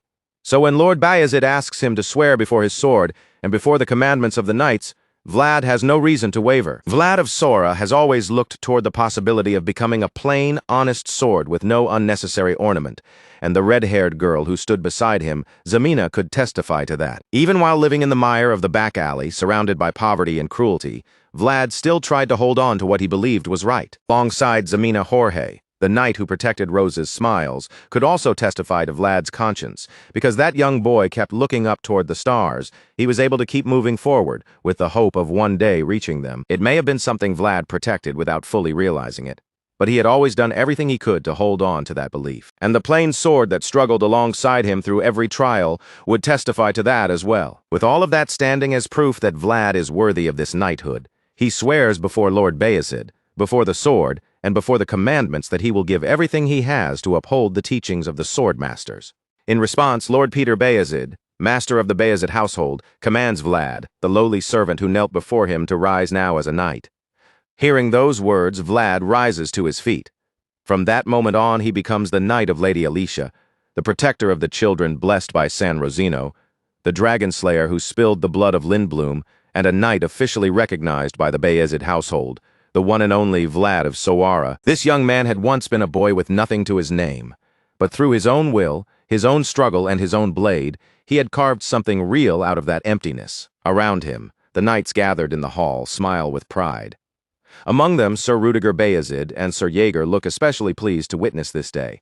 But in truth, no one there is prouder than the man who first brought Vlad into his home, young Master Joseph, who is watching everything unfold from just outside the Hall of Knights. Vlad's rise from the very bottom is something every star gathered in that place can bear witness to. It is a great moment in the history of the Bayezid household, and as everyone honors the newest addition to the Knights, the voice inside Vlad's head quietly tells him that he has done well then, for the first time ever, addresses him as Sir Vlad. The scene shifts once again, and this time, the story carries us to Trinova, the current heart of Gaidar County. In Trinova, the infamous Count Gaidar sits heavily upon his throne, his presence filling the chamber with pressure. One of his advisors urges him that this is the moment to move forward without hesitation, but the dwarves lingering behind them make the situation far more troublesome than anyone would like. Because of that unpleasant complication, Count Gaidar has chosen not to rush in with brute force. Instead, he decides to advance slowly and carefully, moving the same way the other nobles have begun to move. Count Gaidar then turns his attention to the Heinel household and points out that Alicia Heinel, the last remaining member of that line, is still unmarried. With a sinister look spreading across his face, Sigmund Gaidar, the ruler of the West, confirms the matter with his subordinate. And once he hears that Lady Alicia has not yet married, he coldly says that such a thing cannot be allowed to continue, because he sees no way a frail woman like her could survive this dangerous world alone. That is when it becomes clear that Count Gaidar is speaking to Godin. His eyes settle on the rogue knight as he tells him that this time, Godin will need to step directly into the matter. Godin simply asks what Count Gaidar wants him to do. In response, the massive ruler of the West orders him to go to Dirmar with his son and secure a proper justification there, a command that immediately leaves the rogue knight startled. Godin is surprised because Count Gaidar is asking for justification instead of bloodshed, violence, or open war. But before he can fully sort through that strange order in his mind, the ruler of the West casually praises him, already trusting that Godin will not fail. Faced with that expectation, the white-haired mercenary lowers himself in obedience and vows that he will do everything in his power to complete the assignment. Back in Sturma, Peter Bayezid gathers members of his household for a small meeting. During the discussion, he remarks that he has placed Vlad in the very position his son Joseph had always wished to see filled. Joseph Bayezid responds by thanking his father, but Peter Bayezid does not stop there. He goes on to reveal that the Lord of the North will soon host a meeting where everyone of importance is expected to gather, and that news catches Joseph completely off guard. When his father confirms it, Joseph is left stunned for several seconds. The Great Assembly has not been held in more than 10 years, So hearing that it is suddenly happening again is enough to shake him. There had been no warning signs, no rumors, and no visible movement suggesting that such a gathering was being prepared. Joseph cannot help wondering whether the preparations were simply kept that secret. But another possibility quickly crosses his mind. Perhaps the great assembly was rushed forward on purpose. Precisely so, no one would see it coming. While Joseph is still troubled by the implications, Peter Bayezid reveals that he wants to sit beside Elisha Heinel, the Lord of Dirmar, during the assembly. That statement shocks Joseph even more deeply. Before he can fully process what his father means, or even begin to object, the conversation continues without giving him time to breathe. Peter Bayezid begins speaking about how the Heinel household has survived for a long time by benefiting from the North and Central powers keeping each other in check. As he opens a bottle of wine, he calmly concludes that the time has finally come for Heinel to make a decision. In Peter Bayezid's eyes, Dirmar must now decide what it will become: a loyal great land of the North, or an abandoned territory left to central influence. The wise old lord wants to apply pressure immediately, because he knows that if the Heinel household delays too long, it will be swallowed whole by the eagle of the West. Peter Bayezid then states that the age of peace has already ended. From this point on, people must gather together and fight to survive. Dirmar has remained neutral for long enough, and in his view, Lady Elisha will soon have no choice but to make an extremely difficult decision. Joseph cannot hide his worry for Lady Elisha. He quietly wonders whether she will really choose the North, and the moment Peter Bayezid hears that concern, a sly smile appears on the old lord's face. Peter Bayezid already knows how much effort Joseph has poured into guiding Elisha Heinel toward that choice. Even though Joseph is surprised to hear his father acknowledge it so openly, Peter promises to support him completely. Because when it comes to matters concerning Dirmar, Joseph represents the entire Bayezid household. Overwhelmed at first, Joseph eventually steadies himself and leaves the room. As Joseph walks away, Peter Bayezid watches his son's back and reflects on how Joseph has had to struggle all his life simply because he was born without sharp fangs of his own. This time, Peter Bayezid is ready to support him. Joseph has become deeply entangled in this matter, and the old lord has no intention of leaving him to carry it alone. After all, the Heinel household is not the only thing at stake. Peter Bayezid understands that the longer he delays his own decision, the greater the chance becomes that the blood of House Bayezid will be spilled. For that reason, Peter Bayezid decides that this endless problem must be brought to an end during his own generation. To him, this repeating cycle of conflict feels like a curse that has worn him down for far too long. And now he is determined to break that curse once and for all. Later that evening, as the sun begins to sink, Sir Lamund brings Vlad up to the top of the manor to show him something. When Vlad sees the view from above, he is genuinely amazed, admitting that he never knew the scenery from this height looked like this. Sir Lamund quietly answers that he wanted Vlad to see this place at least once before they went their separate ways. He points toward the castle walls, now glowing redder than at any other time of day. Sir Lamund says the walls of Sturma have endured through the ages by feeding on the blood of their enemies, but with a heavy voice he adds that they have also been stained by the blood of the Bayezid household. Vlad hears the pain beneath those words right away. Even without asking, he can tell that the old knight's heart is weighed down by everything those walls represent. Sir Lamund admits that blood is sometimes necessary in order to protect something precious. Then he explains that knights are people who have sworn to offer up their own blood willingly when the day comes that such blood is required. The air between them grows serious, and Sir Lamund looks at Vlad with the weight of experience in his eyes. He tells the young knight that when that day comes, Vlad too will have to offer his blood. Vlad does not flinch from those words. Instead, he gives Sir Lamund a warm, steady smile and assures him that he already understands. Hearing that answer, Sir Lamund finally decides it is time to give Vlad something more personal. He reveals his name properly as Lamund, and Vlad is caught off guard because the confession comes so suddenly. When Vlad shows his confusion, the old knight tells him that from now on, he should call him Sir Lamund then. While Vlad is still trying to understand the meaning behind it, Sir Lamund places his last ducat into Vlad's hand and tells him to take it. Vlad hesitates, unsure what the old coin is supposed to mean. Seeing his uncertainty, Sir Lamund explains that it is payment for the armor he once broke. Vlad accepts the coin, but he turns it over in his fingers with obvious doubt. The rusty old copper hardly looks impressive, and he cannot understand how Sir Lamund expects this little thing to cover the cost of his armor. While Vlad studies the coin with disappointment written plainly in his eyes, Sir Lamund tells him that it is worth far more than the gray orc leather armor he used to own. Knowing Vlad probably cannot grasp its value yet, the old knight simply assures him that one day, when the time is right, He will understand. Sir Lemund then figures that Vlad must have received his first mission after being knighted. Vlad confirms it and tells him that he will be departing the very next morning. At that, Sir Lemund realizes this will likely be the last time they see each other for quite a while. With that in mind, he tells Vlad to visit his manor someday if the chaos around them ever settles down in the near future. Vlad promises his favorite old knight that he will do exactly that. Then, trying to lighten the sadness between them, he jokes that when he visits, he will collect the rest of the payment Sir Lemund still owes him.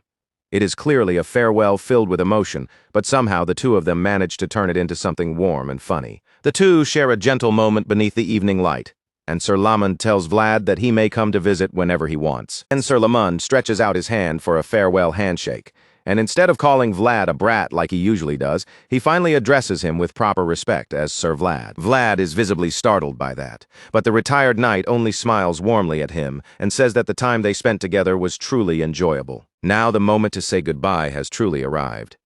Even though Vlad is saddened by the thought of parting from the old man, a small smile slowly appears on his face as he reaches out and takes Sir Lemund's hand. Vlad thanks Sir Lemund for everything he has taught him, from swordsmanship to the weight a knight must carry. And with that heartfelt exchange, the two of them finally part ways. In Dearmar, Alicia Heinel, the familiar blue-haired lady, is growing increasingly frustrated. A full month has already passed since she sent her letter, yet no one has come to see her. Her advisor tries to calm her down, urging her to be patient a little longer.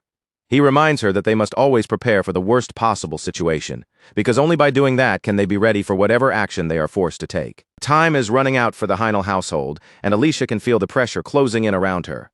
In her heart, she is beginning to fear that the worst possible situation has already arrived. She thinks about the contents of Count Gaydar's letter, especially the demand that she marry his eldest son. The idea weighs on her so heavily that she no longer knows what she is supposed to think. Alicia finally asks her advisor whether she should simply marry into the Gaidar household. The old man is horrified by the question because that was not what he meant at all, and he immediately feels that he must have chosen his words poorly. Even as the advisor tries to calm her, Alicia is still trembling with anger over the so-called wedding invitation she received. It was less a proposal and more a one-sided notice, and Alicia understands perfectly well that Count Gaidar's offer left her almost no room to refuse. The West has disrespected her completely. No matter how politely the Gaidar household dressed up their words, Alicia Heinel could see the greed hiding underneath. They had given her no clear promise about what would happen to the future of Heinel, and all she could feel from their offer was their hunger to take what belonged to her. Right now, Lady Alicia is more lost than ever, because she cannot bring herself to trust anyone around her. Whether it is the North, Central, or Count Gaidar in the West, they all seem desperate to get their hands on her land. In Alicia's eyes, every side reaching toward Dearmar looks like a thief, so she knows she has to choose her next move with extreme caution. Seeing how tightly frustration has taken hold of her, Alicia's advisor gently tells her not to burden herself too much. He assures her that if they endure a little longer, the Heinel household's chance to rise again will eventually come. Alicia listens to him and slowly agrees. Even if the road ahead looks bleak, she decides that they have no choice but to keep trying until that opportunity finally appears. And yet, even after saying she cannot trust anyone, Alicia cannot stop wondering why there has still been no reply from Bayezid. It is almost as if part of her has been waiting for their answer, and she cannot understand why it would be so hard for them to send even a single servant. At that, her advisor suggests that House Bayezid must be calculating everything carefully. He believes they surely understand the advantage Dearmar holds through its terrain, and that they may be weighing their approach because of it. Still, despite that reasoning, there is one thing about the situation that continues to trouble the old advisor deeply. Before the advisor can say what worries him, a servant suddenly bursts into the room and reports to Baroness Alicia that Count Gaidar's people have just arrived. The servant looks frightened as he speaks, likely because everyone knows that visitors from the ruler of the West rarely bring anything good. Alicia's face sinks with exhaustion the moment she hears the news. She had expected pressure from Gaidar eventually, but she clearly did not expect them to appear this suddenly. Understanding Alicia's condition, her advisor offers to delay the meeting until the next day. He promises to buy her as much time as he possibly can, even if it means standing in front of Gaidar's people himself. But Alicia already knows this visit is not something harmless. The uneasiness in her eyes deepens, and the weight of what is coming presses down on her even harder. Her advisor senses it too. With a grave expression, he tells Alicia that she must steady herself and prepare for whatever is about to happen. After all, a starving eagle does not show mercy. Just outside the Heinel barony, Count Gaidar's arrogant successor, Istvan Gaidar, finally appears, and before he has even entered the estate, he is already sneering at how backward the place looks. The moment Istvan says that, Godin calmly tells him that Dirmar has always been this way. Unlike the West, this land has long preferred diplomacy over war. Godin adds that Dirmar tends to rely on family ties rather than commerce. And when Istvan hears that, he sums it up in the laziest way possible, deciding that the place is simply boring. The spoiled young man then asks whether he really has to do anything during this visit.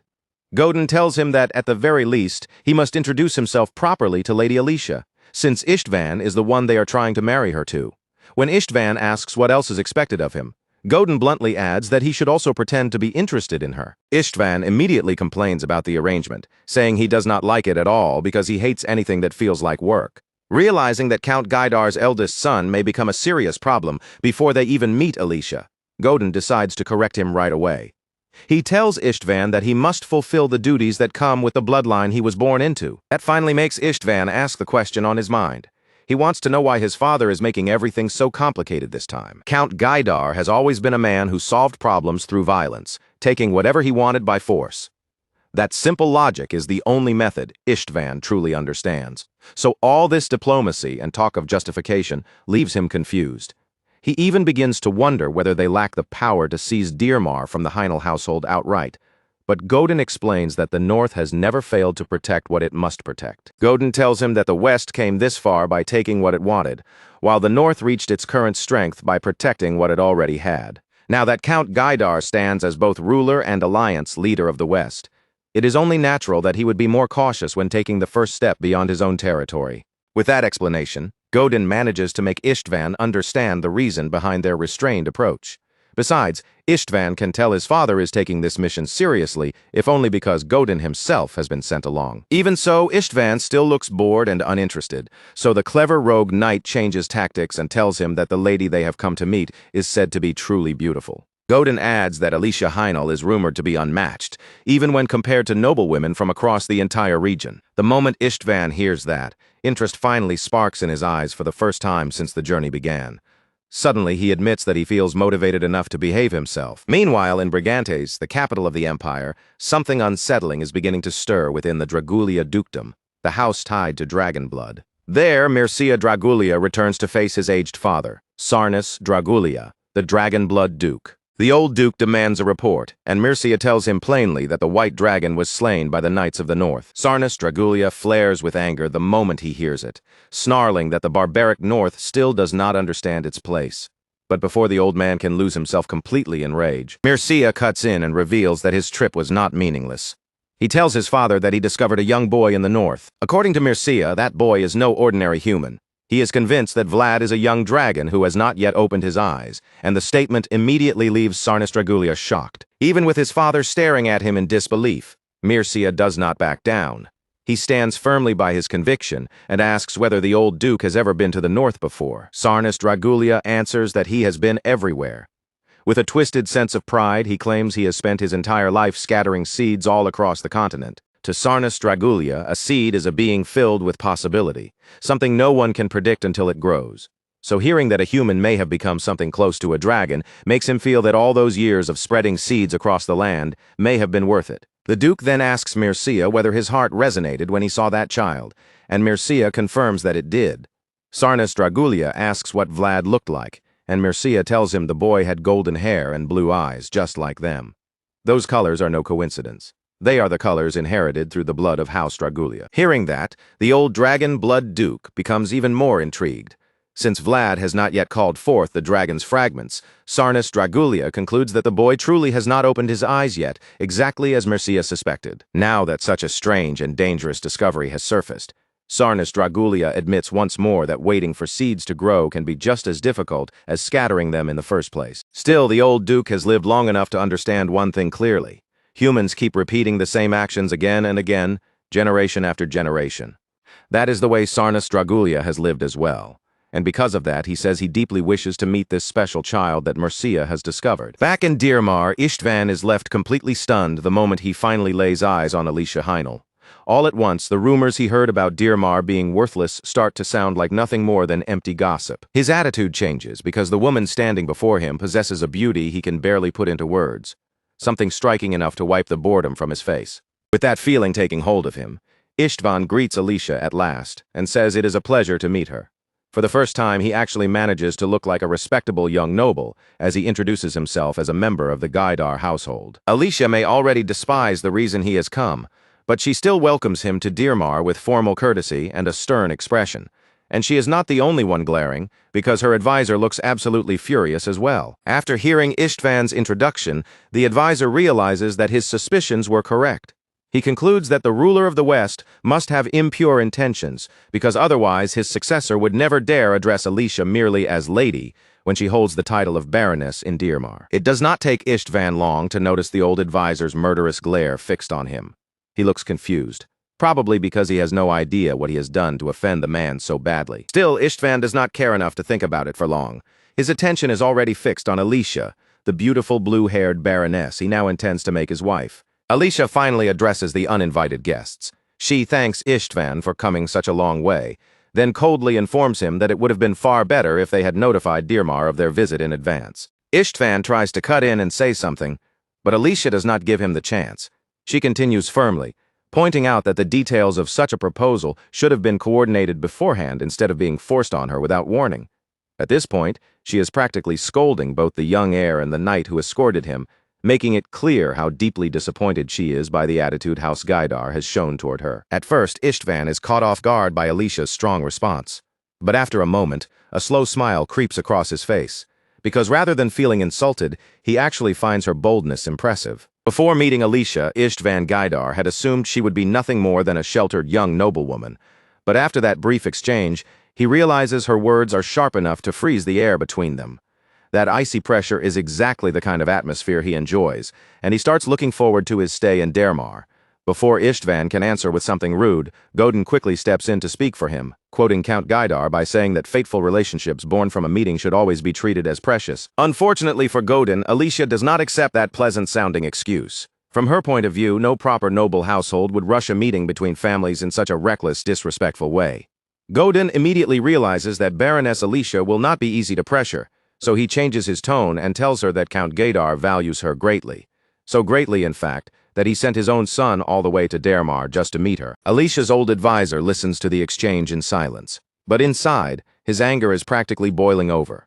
The Westerners disgust him, yet he knows he must not let that fury show too openly. In his mind, House Gaidar must have a reason for behaving so rudely, and he suspects they are deliberately trying to provoke a reaction, some convenient excuse that would allow them to seize Dirmar by force. While the advisor is weighing that danger, the arrogant heir speaks up again. Surprisingly, Istvan begins by apologizing to Baroness Alicia for failing to observe the proper manners and etiquette expected of him. Of course, there is no real sincerity behind the apology, but at least Istvan has managed to perform the role of a well-behaved noble for the moment. That gives Godin the opening he needs to formally introduce him as the heir of the Gaidar household. For some reason, Godin even suggests that Istvan's presence alone is enough to replace all unnecessary procedures, and Alicia clearly does not like that.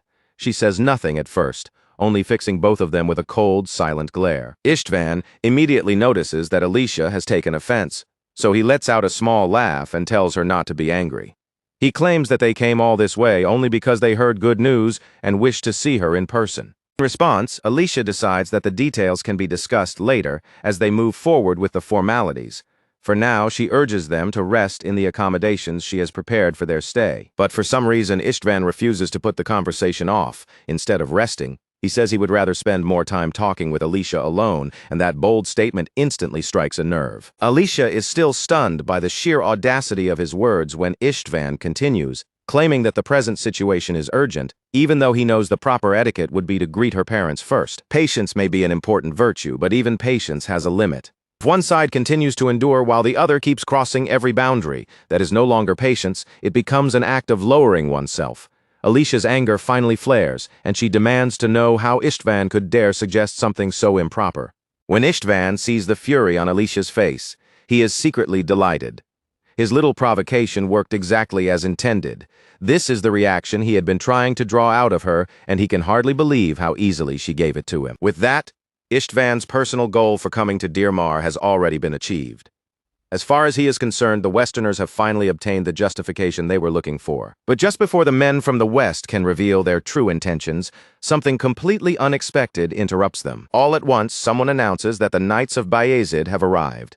The news lands like a thunderclap, leaving everyone in the room stunned. Alicia's advisor reacts without a moment of hesitation, immediately ordering that the knights be allowed inside. Sure enough, the massive doors are opened at once, making way for the powerful knights of House Bayezid to enter the hall. Sir Jaeger leads the group from the front, while Vlad and the other skilled swordsmen advance behind him to greet the blue-haired Baroness of Dirmar. Jaeger is the first to bow and address Baroness, Alicia calmly admitting that it has been quite some time since they last saw one another. With proper humility, the Knights of Bayezid offer their greetings to the Master of Dirmar and explain that they have come to pay their respects. For the first time since the Westerners arrived, Alicia's face softens into a genuine smile.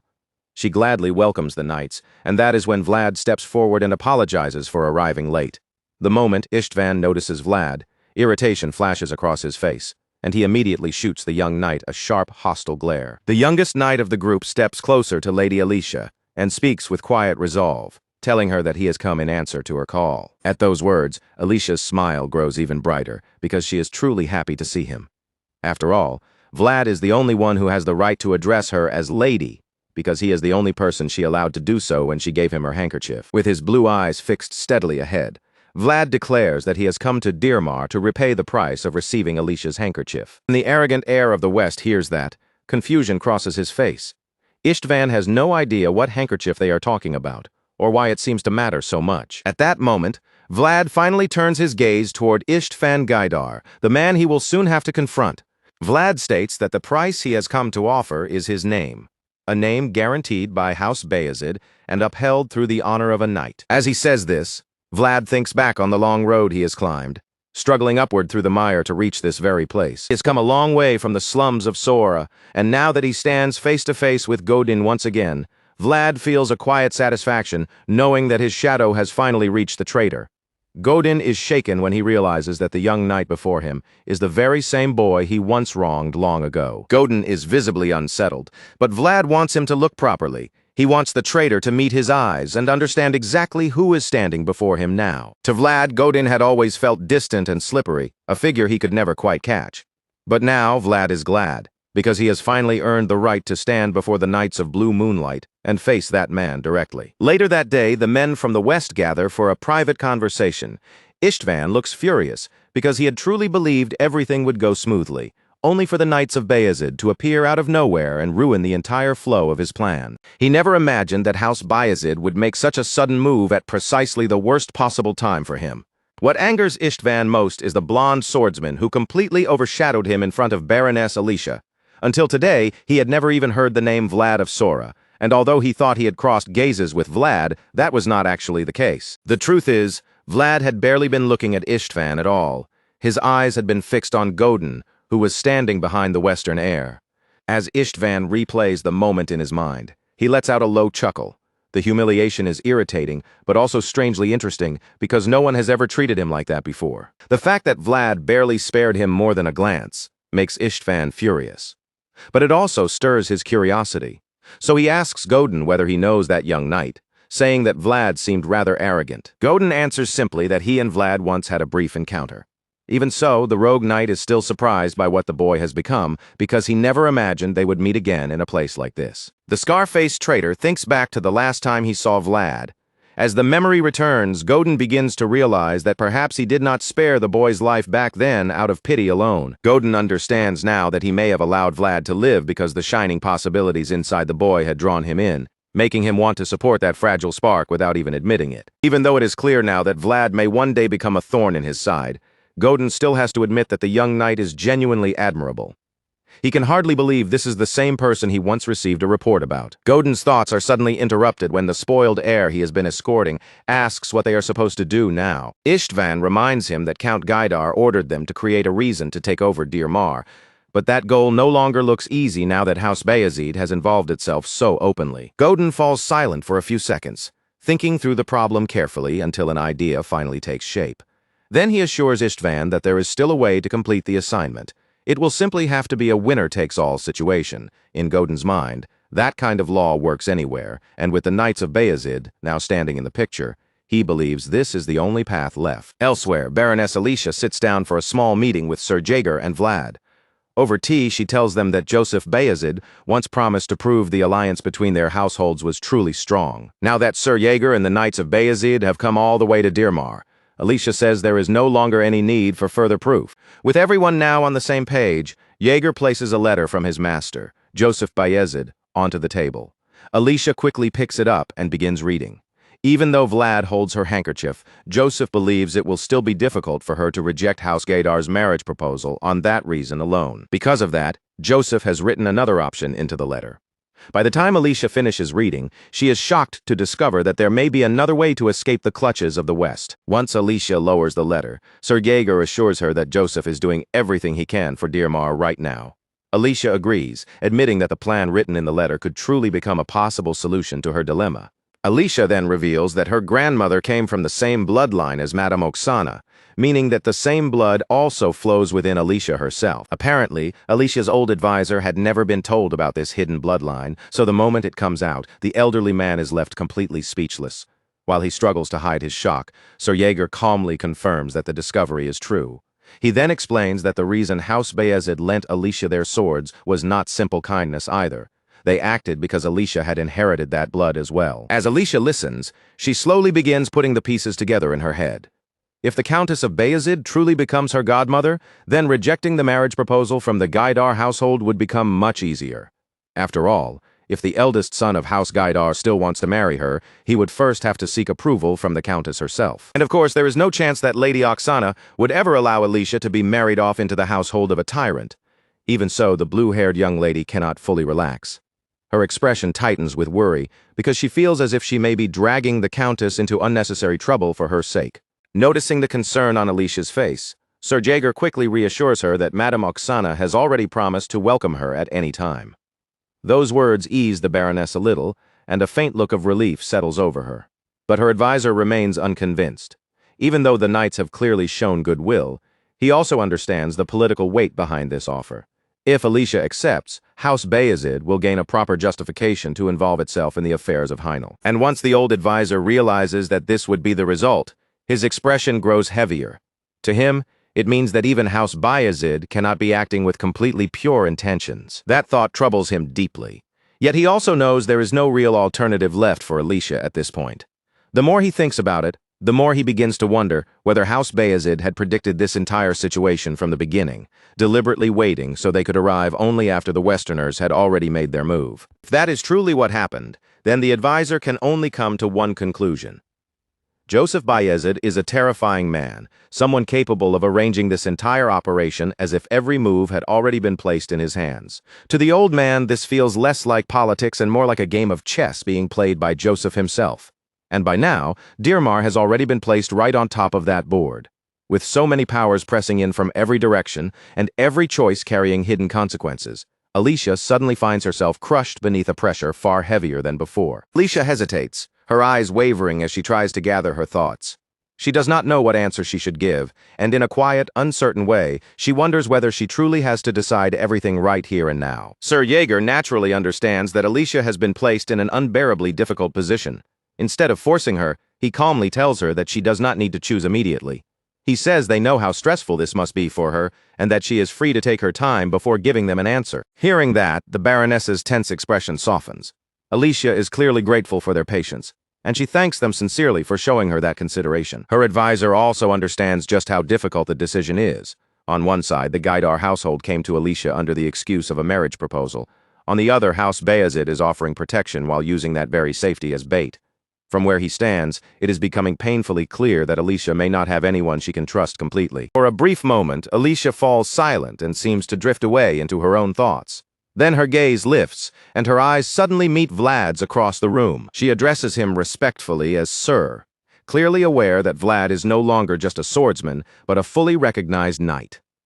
Then, with a gentler tone, Alicia asks how he is feeling, and whether the duty entrusted to him is something he can truly bear. Vlad answers without hesitation. He simply tells Alicia that he will do his best for her. Those are his orders, and more than that, They are orders he genuinely wants to follow. The moment Vlad says that, Alicia is visibly caught off guard. At the same time, her advisor's eyes widen slightly, as if the meaning behind those simple words has suddenly struck him. The old advisor realizes that there is, in fact, one person Alicia can trust without suspicion. That person is Vlad. Unlike the others, the young knight is not placing conditions on his loyalty, nor is he hiding some complicated scheme. He is simply willing to do whatever Lady Alicia needs from him. Once Vlad makes it clear that he is prepared to fight for her no matter what happens. Alicia thanks him from the heart. Then she asks him to show her the handkerchief she had given him before. Alicia thinks the handkerchief may need some mending, especially since Vlad has apparently been carrying it with him all this time. Hearing that, Vlad immediately reaches into his breastplate and begins searching inside his armor for it. When Alicia sees where he is looking, she realizes that Vlad has been keeping the cloth tucked deep inside his armor, close and protected. Knowing that he treasures it so carefully makes her feel quietly happy. After a few seconds of searching, Vlad finally pulls out the purple handkerchief and offers it to Alicia. But this is the exact moment where he makes his first real mistake. Vlad has completely forgotten that Zemina also gave him a white handkerchief. Because of that, he fails to hide it in time, and without thinking, he brings it out together with Alicia's purple one. The instant Lady Alicia notices Zemina's white handkerchief sitting above her own. Her eyes fill with disbelief. Before Vlad can even understand what he has done wrong, Alicia moves like lightning and snatches the white cloth straight from his hand. For a moment, Vlad is left completely stunned. Even the voice inside his head falls silent in surprise. The voice admits that he did not even see Alicia's hand move because she was that fast. Vlad, still blinking in confusion, can only agree that he missed it too. Now holding the white handkerchief, Alicia examines it closely. It only takes her a moment to confirm that this is definitely not the one she gave Vlad, and her displeasure becomes impossible to miss. Realizing that Alicia is probably upset, Vlad tries to ease the mood with an awkward laugh. He tells her it is nothing serious and explains that a friend gave it to him. Vlad then admits that he has been using both handkerchiefs. Alicia immediately concludes that this friend must be a girl as well. And Vlad does not even think to lie. With complete innocence, he confirms that Zemina is a young woman he grew up with. All of a sudden, the Baroness's expression changes, and she no longer looks openly angry. Seeing that, the clueless Vlad, who still understands absolutely nothing about women, starts laughing too, convinced that Alicia has already calmed down. He even makes things worse by praising Zemina's handkerchief right in front of Alicia. Vlad cheerfully talks about how it is made of pure cotton, and how comfortable it is to use. By this point, the older men in the room are already pitying Vlad from the bottom of their hearts. They can tell he is only digging his own grave and making the Baroness angrier with every word.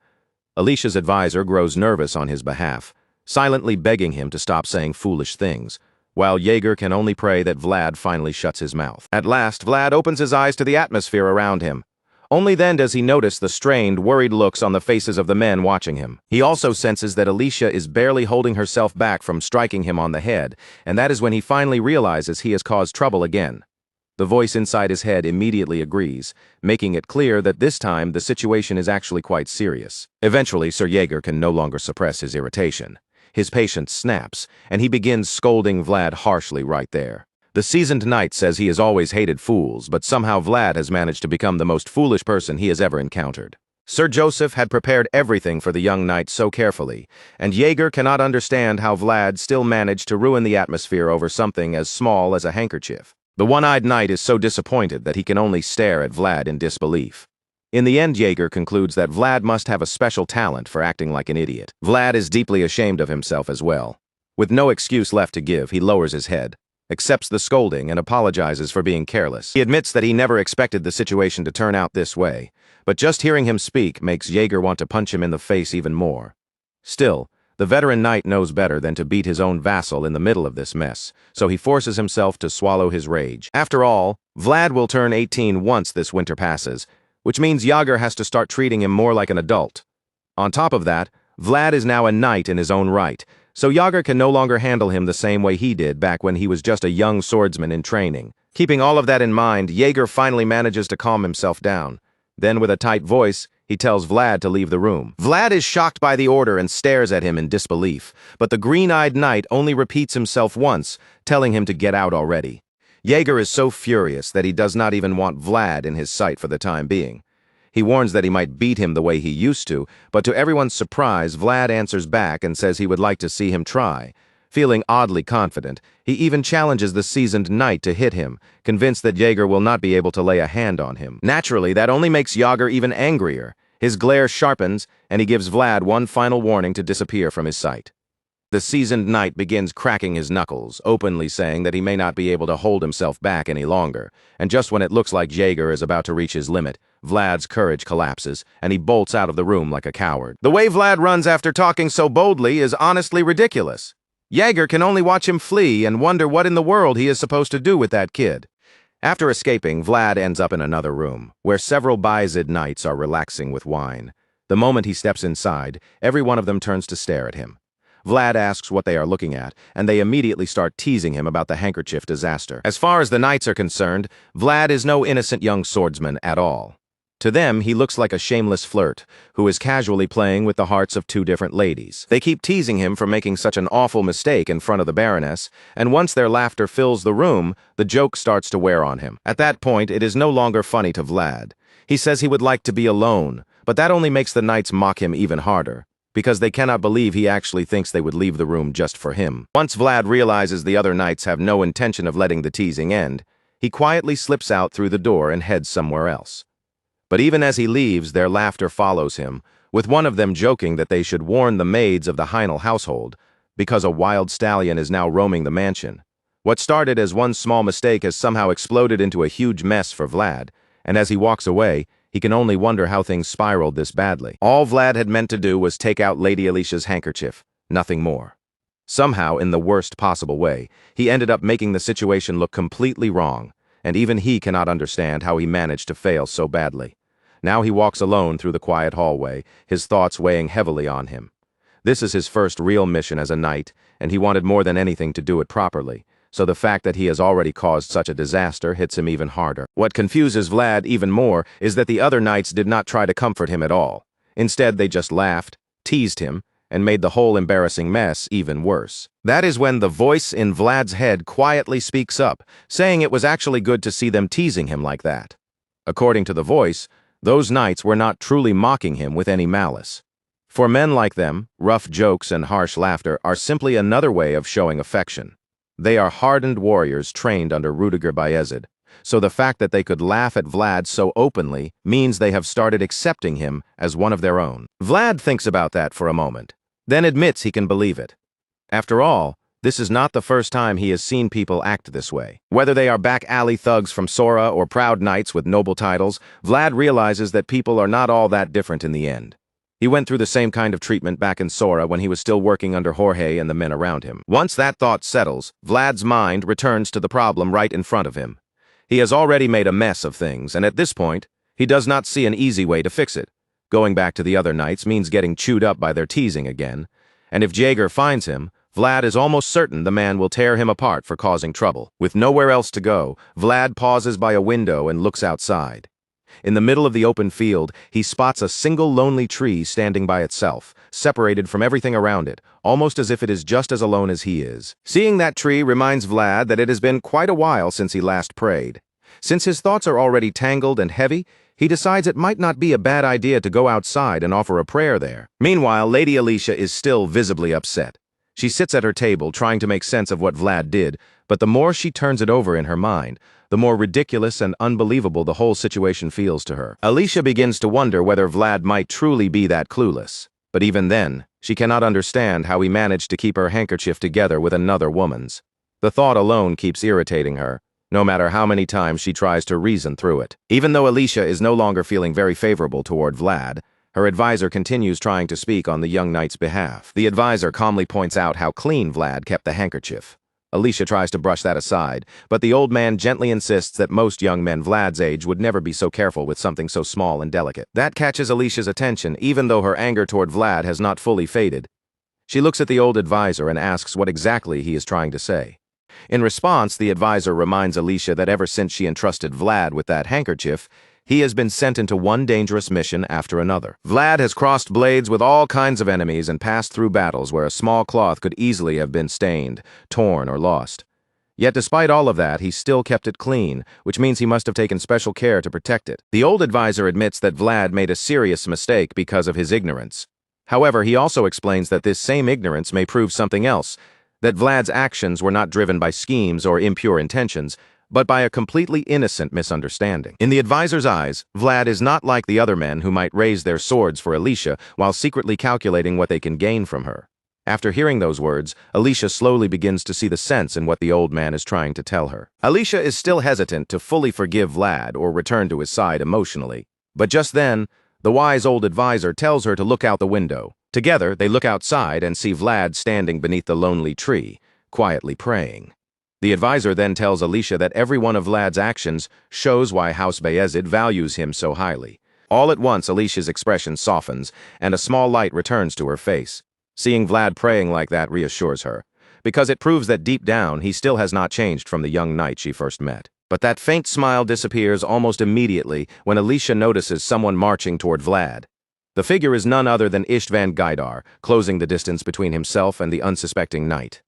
Alicia and her advisor are too far away to reach Vlad in time, and that makes the situation even more alarming. The old advisor begins to panic, urgently asking whether there is anyone outside who can warn Vlad from where he stands. This is no ordinary encounter, it is an emergency unfolding right before their eyes. At that same moment, Vlad is deep within his own thoughts, focusing inward as he tries to draw out any memories connected to the lonely tree before him. He asks the voice to search through those memories, hoping something will surface, but the attempt does not bring much success. Vlad remembers that some memories returned to him after he met Noir, and the voice suggests there may be some kind of connection between Vlad and the serpent spirit tied to those memories. Their quiet meditation is suddenly interrupted when the voice senses someone approaching. The warning instantly sharpens Vlad's awareness, and he quietly listens, trying to determine who is coming toward him. When Istvan Gaidar comes close enough, he looks around and expresses surprise at finding a grave in a place like this. From that alone, Istvan concludes that someone important to Vlad must be buried here. Someone dear enough to make him come all the way out to this isolated spot to pray. Vlad rises to his feet, and before he even turns around, he coldly tells the arrogant Westerner that this is a place where only those permitted by its master may enter. Anger builds in Vlad as he realizes Istvan has stepped into this sacred space with his vile presence. And as he turns, his hand moves toward his sword. Seeing Vlad react that way, Istvan takes it as a challenge and asks why Vlad is allowed here while he is not. Vlad answers that he received permission to stand in this place, but Istvan barely cares about that.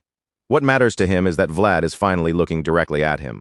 Istvan is thrilled to finally have the attention of the young knight who interfered with his assignment in Dirmar. He admits that when the Bayezid knights first arrived, he almost felt invisible, because Vlad's eyes had been fixed only on Godin. Vlad is not interested in Istvan's wounded pride. Right now, he is furious at the brat's nerve for intruding on this place, so he stays silent and lets Istvan say whatever he came to say, waiting for the moment he can send him away. Istvan continues running his mouth, throwing out one irritating remark after another, until he finally reveals that the rogue knight Godin gave him a message to deliver to Vlad. According to Istvan, if Vlad gives up Lady Alicia Heinel's handkerchief, Godin will consider that payment for the second jerky. To anyone else, those words would sound like complete nonsense, but Vlad has met Godin before, and he understands exactly what that message means.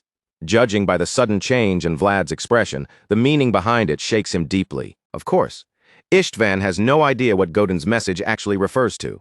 He is only passing it along, so he presses Vlad to explain what the knight was supposed to mean by it. For a while, Vlad remains visibly shaken, the message leaving him dazed and disturbed. Istvan notices the reaction and grows even more eager for an answer. He says he is not particularly curious about whatever past connection Vlad and Godin may have had, but he still wants to know what that cryptic phrase means. Right now, Istvan's only real concern is the handkerchief. With that goal in mind, he boldly orders Vlad to hand it over. As expected, Vlad has no intention of surrendering it. His eyes harden, and he tells Istvan that if he wants the handkerchief so badly, he can come and take it himself, if he has the courage. The arrogant heir of the West is stunned that a boy from Sawara would dare speak to him in such a defiant way. Istvan cannot believe Vlad would question whether he is capable of overpowering him. That insult only fuels his desperation, making him even more determined to seize the handkerchief by force. The West has never been a place that hides its desires. It is a world where only the greedy and ambitious survive. But the North is just as unforgiving in its own way, because there, survival belongs to those who refuse to let anything precious be taken from them. Seeing that Vlad has no intention of giving up the handkerchief, Istvan is not exactly surprised. Godin had already warned him that Vlad would refuse to listen, and now that things have reached this point, Istvan decides there is no other option left. Both men understand what comes next, and both of them are ready for it. Since Istvan is the one issuing the challenge, he is the first to draw his sword. The moment the blade appears, its massive size makes the threat impossible to ignore. The weapon is so enormous that holding it with one hand should not even seem physically possible. But Istvan, the brutal successor of the West, grips it like a madman built for raw force, thrusts the huge blade forward and points it directly at Vlad's face. The razor-sharp tip stops only inches away from the young knight's eyes, close enough to make the danger feel immediate. With his eyes glowing red from desperation and pride, Istvan calls Vlad the rookie from the north, his voice carrying the weight of a formal challenge. Then, in that tense moment beneath the lonely tree, Istvan challenges Vlad to a duel over Alicia Heinel's handkerchief. Even with that massive sword pushed right in front of his face, Vlad does not flinch. He stands his ground completely unfazed, his gaze fixed on Istvan without the slightest sign of fear. For a brief moment, Vlad says nothing at all, simply staring down Istvan Gaidar with an unshaken gaze. Then, instead of answering the challenge directly, he tells Istvan to say it again, leaving the brute visibly confused because he has no idea what Vlad is even talking about. When Vlad sees the confusion on Istvan's face, he decides to make the matter painfully clear. He reminds him that he is not some nameless boy standing in a field. He is a knight of House Bayezid, and he is also Lady Alicia Heinel's knight. If Istvan truly wants to challenge him to a proper duel, then he needs to address Vlad correctly and say his name with the respect the challenge demands. After making his point, Vlad cuts even deeper with one final insult, calling Istvan nothing more than a hooligan from the West. Later that night, Godin sits alone, occupied with paperwork that lays out Vlad's recent achievements in detail. As he reads through the reports, he learns that Vlad destroyed an entire organization within a city, drove out the enforcer of a dark mage, lured out the deathworm, and even brought down Lindblom with his own hands. As Godin continues reading, a thought begins to form in his mind. In Vlad's case, he feels House Bayezid may have acted far too urgently. There are standards to consider, and common sense should still matter. Yet it seems to him that they have inflated Vlad's value far beyond what should have been done. From Godin's point of view, Vlad was the sort of boy who would have grown into something impressive even without being pushed through all of these dangerous missions. But now, after seeing how quickly House Bayezid has raised him up, Godin feels as though Vlad's potential has been shaped into something artificial. Godin thinks back to his own clash with Vlad and remembers the path of that single sword strike. To him, it was only a glimpse of possibility, nothing more, and he cannot accept that such a display would be enough for Vlad to reach the title of Dragon Slayer in just 1 year. Even though Godin believes House Bayezid rushed Vlad's rise, he still has to admit one thing: the fact that they awakened his aura is impressive. After all, aura is not something a person can simply gain because someone taught them how. Now that Godin understands just how much Vlad has changed, regret starts to creep in. He finds himself wishing he had taken Vlad with him back then, no matter what method he would have needed to use. His thoughts are interrupted when Istvan returns. Godin turns toward the successor of the West and immediately asks about Lady Alicia Heinel's handkerchief. Of course, Istvan did not manage to bring it back. He confirms with clear irritation that Vlad is exactly the kind of person who refuses to listen. Godin is surprised to see Istvan return empty-handed, since he assumed the brute would simply rip the handkerchief away by force if Vlad refused. Istvan admits that he was about to do exactly that, but the mood was ruined before he could make his move. As it turns out, the Bayezid knights and several Heinel guards rushed onto the scene right before Istvan could properly clash with Vlad. Istvan has no idea how they realized what was happening so quickly. Still, before they interrupted everything, he at least managed to formally request a duel. When Godin hears that, he immediately asks when the duel will take place. Istvan tells him it has been set for 2 days later, and adds that they are required to bring a priest to supervise the match. Godin considers that and says having a priest there as a witness is actually a good thing with an official observer present. The other side will not be able to complain afterward. At this rate, Godin is confident that they will soon gain both justification and profit. That may be good news for the West as a whole, but Istvan has already taken this personally. For him, the true reward will be seeing Vlad's face twist in fear once the duel begins. The scene then shifts to Sir Jaeger, who is having a private conversation with Alicia Heinel's old advisor. The old advisor asks Jaeger whether Vlad has any real chance of winning the duel. Jaeger does not try to hide the truth and admits that it will not be easy. Istvan Gaidar is the eldest son of the conqueror of the West and a direct heir of the Gaidar family.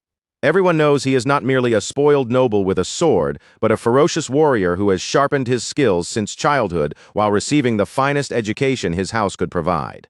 Even Sir Lamund has acknowledged the strength of the Western Knights, so Yager understands very well that this duel will be dangerous. In fact, when he weighs the situation honestly, Yager fears that Vlad's chances of victory are quite low at the moment. The old advisor is grateful that Jaeger speaks so plainly, but that honesty only deepens his concern. If Lady Alicia Heinel's handkerchief were to fall into Istvan's hands, the consequences would be far more serious than a simple lost duel. However, Jaeger tells him not to worry too much.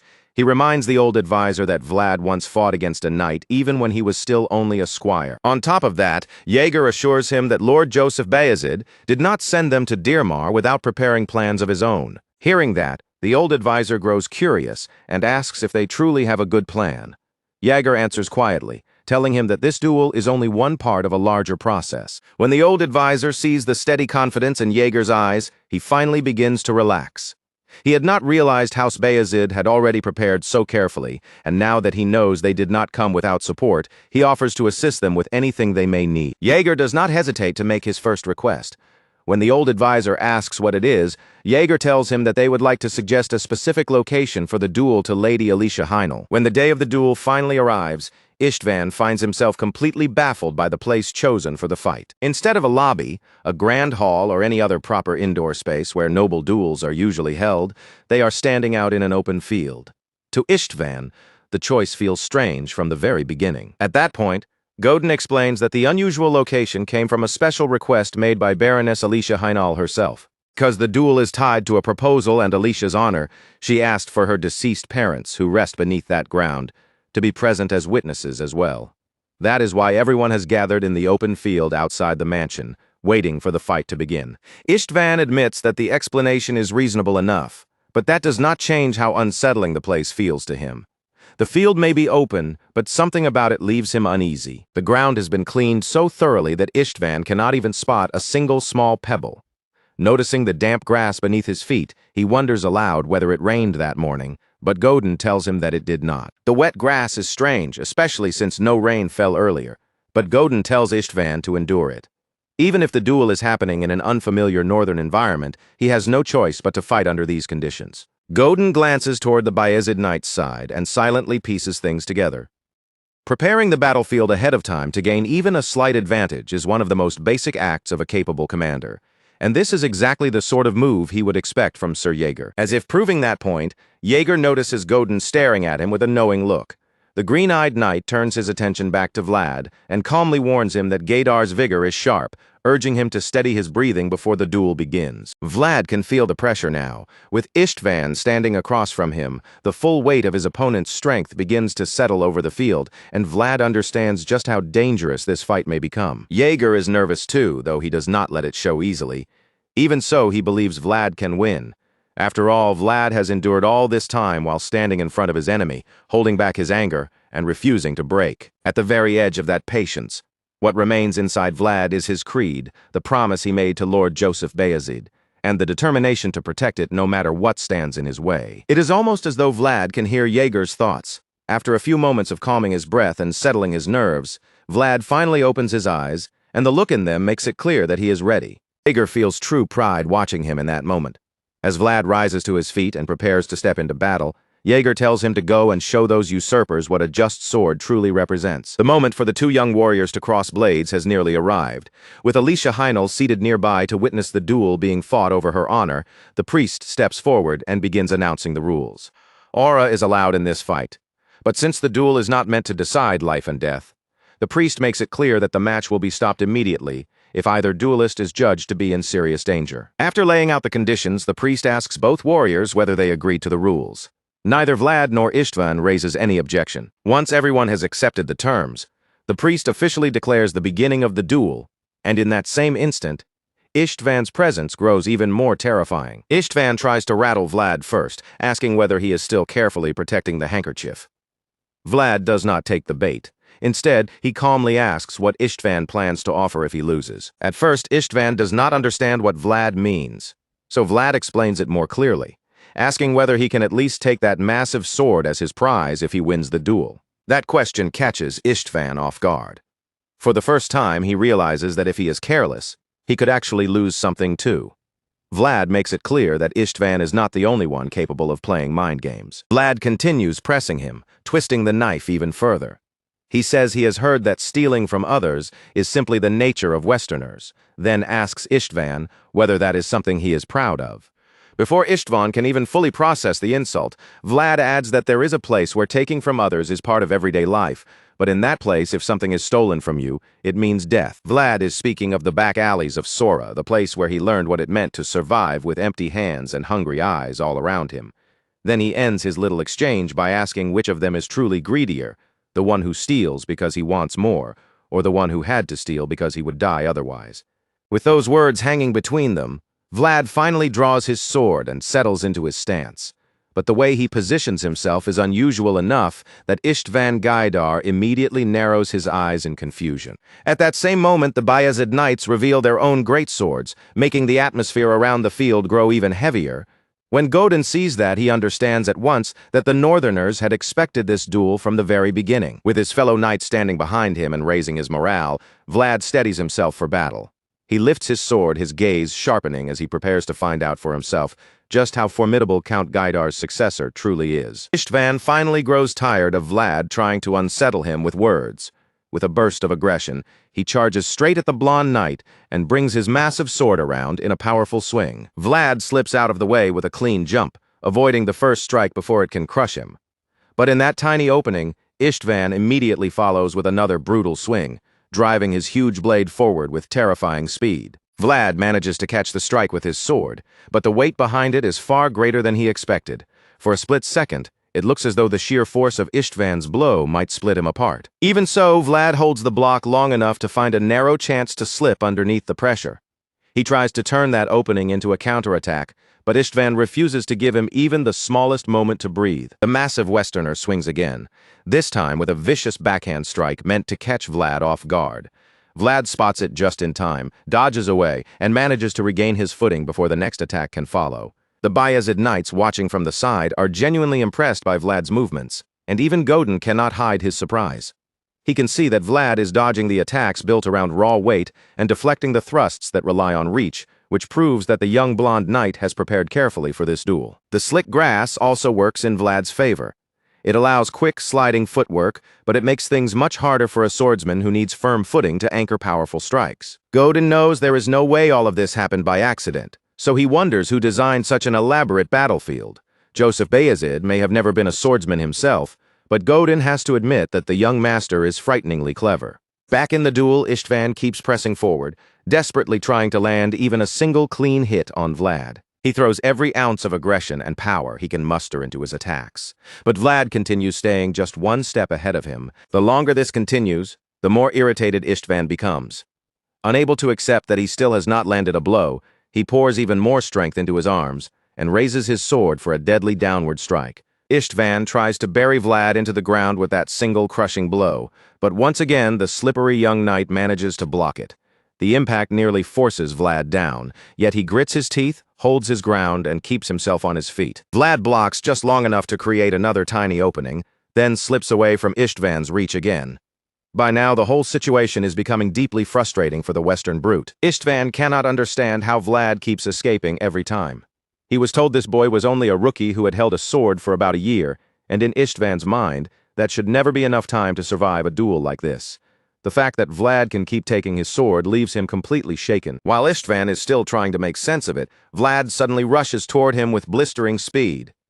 Up until now, Vlad has been playing defense, but now he wants to push forward and see what Istvan is truly capable of. Istvan sees Vlad coming and reacts with another huge swing. Fortunately, Vlad reads the attack in time, stops his advance at the last possible moment, and dodges the blade as it cuts through the air. The Westerner starts throwing everything into the fight, desperate to land at least one solid hit and break through Vlad's evasive rhythm. He brings his sword down again in another brutal overhead strike, but Vlad simply leaps aside, moving with the ease of someone slipping through a training match. Vlad's slippery technique begins to grate on Istvan's nerves. Unable to hide his anger, he snaps at Vlad and tells him to fight properly, demanding to know how long he plans to keep running away. Vlad answers with a calm taunt of his own, making it clear that he is not finished running just yet. As if Vlad's attitude is not annoying enough, the wet ground only makes things worse for Istvan. It feels to him like he is fighting in a muddy field, and he worries that if the match drags on, he might eventually give Vlad the exact opening he needs to win. Just imagining that outcome makes Istvan's anger boil. Losing to some unnamed knight would be a humiliation he could never tolerate. With that in mind, Istvan decides he needs to provoke Vlad into attacking. And if he wants to force an emotional reaction, the easiest method is to strike with the ugliest insults he can think of. Istvan sneers that Vlad crawled out of some lowly place and fights in a disgusting way. But he does not stop there.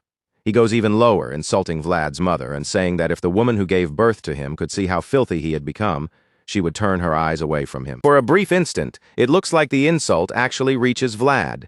Rage flickers across his face. But just as quickly, that anger turns into a mischievous smile, because Vlad has no intention of letting Istvan control him that easily. Between the two of them, Vlad knows Istvan is far more likely to lose control over a few well-placed insults. So Vlad decides to return the favor, starting by saying how disappointed he is. He had expected nobles to use classier taunts, not the same cheap trash talk heard in the slums. Istvan is caught off guard by the response. And while he is still trying to understand what Vlad is planning, the slippery knight suddenly charges at him. As Vlad closes in, he reveals that the insult Istvan made about his mother would barely count as a greeting in the back alleys. Vlad drives the tip of his sword right up toward Istvan's face, forcing the brat to react at the last second and block it with his enormous blade. Then Vlad continues needling him, this time dragging Count Gaidar into it. He says Istvan's father would probably leap with joy if he could see his son now, because Istvan has finally shown his noble blood to a back-alley orphan who only recently became a knight. That is when the cut Vlad made across Istvan's face becomes clear. A thin line of blood runs down the noble's skin, making Vlad's insult sting even more sharply. Furious beyond restraint, Istvan releases his aura and blasts Vlad away with raw force, spitting out an insult as his anger finally erupts. Vlad hits the ground but quickly gets back on his feet, just as Istvan begins advancing on him again with killing intent in his stride. Istvan is absolutely livid now, warning Vlad to throw away any hope of dying peacefully. But even with that terrifying threat coming at him, Vlad remains steady and refuses to show fear. Even Godin believes this is the point where his ward will seize victory. And Jaeger quietly admits that the depth of Istvan's world is on an entirely different level. It is exactly the kind of strength Jaeger would expect from Count Gaidar's successor. Even so, he still believes Vlad can hold on. Vlad himself understands that a long battle with greatswords slowly eats away at the fighter, and if aura is added on top of that, stamina will burn out even faster. If he keeps dodging Istvan's attacks, he believes he can at least force the duel into a draw. Lord Joseph Bayezid had already told Vlad that it would be fine even if he lost this duel. And from the very beginning, the Bayezid knights had been watching with nervous hearts. Jaeger, his teacher, and even Lady Alicia Heinel, who entrusted him with her honor, all seemed to believe that his chances of winning were painfully low. Maybe that was because no one truly expected a boy from the back alleys to defeat the son of a count's family, a noble warrior raised with the best education and training from childhood. Even if Vlad loses, he knows there are still things he can gain from this duel. But that is not enough for him anymore.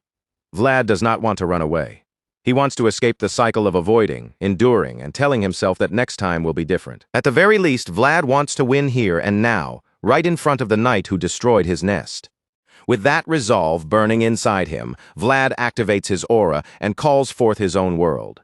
He silently tells Godin to watch closely, to see that he now possesses the proud qualification he needed in order to approach the Knight of the Blue Moon. This power is the fruit of everything he has survived. Istvan responds by activating his own aura, pouring that fierce energy into his massive blade. Then he takes another heavy swing, clearly intending to end the duel with this attack. As Istvan swings the huge sword toward Vlad's neck, Vlad bends backward with incredible speed, letting the blade pass just above him. But Vlad knows better than to relax, because the ruthless warrior from the west immediately unleashes a chain of follow-up attacks. Istvan hammers him with blow after blow, each strike viciously aimed to break through. Vlad blocks every attack at the last possible moment, but Istvan is the one controlling the pace now. Vlad is forced backward again and again, with no room to counterattack, trapped completely on defense as the huge brute stops holding back. Istvan pours everything he has into the assault, proving exactly why he is considered such a dangerous warrior. The flow of the duel now clearly favors him, and it begins to look as if Vlad has no path forward except to keep blocking those monstrous strikes or be smashed straight into the ground. Istvan refuses to ease the pressure for even a moment. He continues his relentless attack, and finally brings down his strongest blow yet, striking with such force that Vlad nearly sinks into the muddy ground beneath him. Even though Vlad manages to block the strike, the force behind Istvan Gaidar's blow is overwhelming. His boots scrape across the slick ground, and for a moment, his balance begins to slip beneath him. Istvan immediately notices Vlad losing his footing and charges in to take advantage of it. With a cruel glare, he tells Vlad that it is time for him to die, calling him a lowly bastard before bringing down another aura-infused strike. This time, the young knight cannot fully withstand the force, and the impact sends him flying backward. The strain on Vlad's face makes it clear just how powerful that hit was. But right before his body crashes into the muddy ground, he twists himself back into control and lands on his feet, driving his sword down like an anchor to keep himself from falling. Vlad has survived the blow, but Istvan shows no sign of slowing down. The hot-headed warrior keeps advancing, his massive blade glowing with a terrifying light as he closes in for the next attack. At that moment, Vlad realizes he can no longer treat this duel lightly. If he makes even one wrong move, he may truly be injured beyond recovery. Istvan is undeniably strong, and Vlad admits to himself that he has never faced swordsmanship this rough, this heavy, and this brutally direct before. In the range of greatswords, Vlad knows he is at a serious disadvantage. As the dust clears, he sees Istvan coming toward him with murder burning in his eyes. The odds are clearly against him, but even then, Vlad refuses to step back. Instead, Vlad prepares to charge forward as well, knowing there is only one path left for him. He activates his aura and launches himself toward Istvan, driven by a fierce determination not to lose. Both warriors rush in again, reigniting the brutal exchange, and Vlad slips past Istvan's first strike with sharp, controlled movement. Vlad ducks underneath, trying to carve out an opening for himself, but Istvan instantly follows with another powerful swing, refusing to let him settle into his rhythm. Even while facing an opponent with far greater reach and force, Vlad keeps his eyes fixed forward. He pushes himself past the fear of being struck down, moving as if he is crossing the very edge of death. Vlad is ready to keep trading blows, even if it means getting hurt, because his true goal is to break into Istvan's space. And after enduring that storm of attacks, he finally begins to make it happen. The young swordsman slips through Istvan's strikes one after another, then creates just enough room to unleash a devastating counterattack of his own. In a single instant, the flow of the duel changes. The brute who had been dominating the fight for so long suddenly finds himself driven back several feet by Vlad's strike. Istvan blocks Vlad's attack and manages to stay upright despite being pushed back. But before he can even gather his thoughts or decide on his next move, Vlad charges in again with a follow-up strike. Vlad blasts toward the Westerner, refusing to let him escape the pressure. When Count Gaidar's successor sees him coming, irritation twists across his face, furious that an unknown opponent like Vlad can push him this far. Istvan braces for the clash, calling Vlad arrogant for thinking he has any chance of winning. But while he is still talking, the blonde knight reaches him again. Just like before, Istvan has enough strength to block the strike and hold his ground, then begins overpowering Vlad with the sheer weight of his massive sword and the force of his world. Vlad struggles to keep Istvan pinned down, but Count Gaidar's first son is far too powerful to be held in place for long. It only takes a moment before Istvan releases a devastating blast of his own straight at the young knight. Before Vlad can fully process what is happening, a giant flaming sword comes tearing toward him, flying through the air like a blazing missile locked onto its target. For an instant, shock and fear flash through Vlad as he sees the attack bearing down on him. Istvan sees that reaction and becomes certain that victory is finally his. But Vlad pulls himself together at the last possible second with barely any room to spare. He slips out of the path of the terrifying blade before it can split him in two. He escapes by the thinnest margin, using his armor to deflect the sword's path just enough to survive. Istvan is left staring in disbelief. Only a second ago, he thought the duel was already decided, yet Vlad somehow avoided the finishing blow. The Western brute is not the only one stunned either. Godin himself can hardly believe what he has just witnessed. What Vlad used was armor art, a technique exclusive to holy knights. It is not something a rookie should be able to perform, so Godin is shocked to realize Vlad is familiar with it. While the rogue knight tries to understand what he just saw, Vlad is still feeling the strain from forcing out that difficult move. The technique takes a heavy toll on Vlad, especially because he still lacks the experience to use it smoothly. On top of that, Istvan's sword strike was so heavy that Vlad could not fully deflect it. He is still trying to recover from the force of that attack when Istvan suddenly appears right in front of him, fists clenched. The massive Westerner is about to throw a devastating punch, but Vlad sees it coming quickly enough. He tightens his grip on his sword and rushes forward as well, ready to meet the next exchange head-on. As far as Vlad is concerned, Istvan's bare fist should not be enough to seriously damage him. The moment Istvan punches him directly in the face, the impact is so violent that a small explosion seems to burst between them. But the result is completely different from what anyone expects. Instead of Vlad collapsing, Istvan's fingers are suddenly shown twisted and dislocated. Vlad's face proves too tough for the red-haired brute to break. Instead, Istvan is the one left screaming in agony, his hand mangled from the force of striking him. As Istvan cries out in pain, Vlad seizes the opening without hesitation. The voice signals that this is his best chance to take down the heir of the West, so Vlad swings his sword with everything he has, aiming to end the duel right there. Surprisingly, Istvan recovers fast enough to grab his sword again and attempts to counter Vlad's strike. The Western brute manages to meet the attack, and when their swords collide once more, a massive blast erupts from the incredible amount of energy and aura concentrated in both strikes. Lady Alicia Heinel sees the huge explosion tear across the field and immediately panics, terrified that Vlad might not survive such a collision. Even her advisor is deeply shaken. Everyone watches anxiously, waiting for the smoke and dust to clear so they can see which warrior came out on top. As the smoke slowly thins, the onlookers are shocked to see that both fighters are still standing.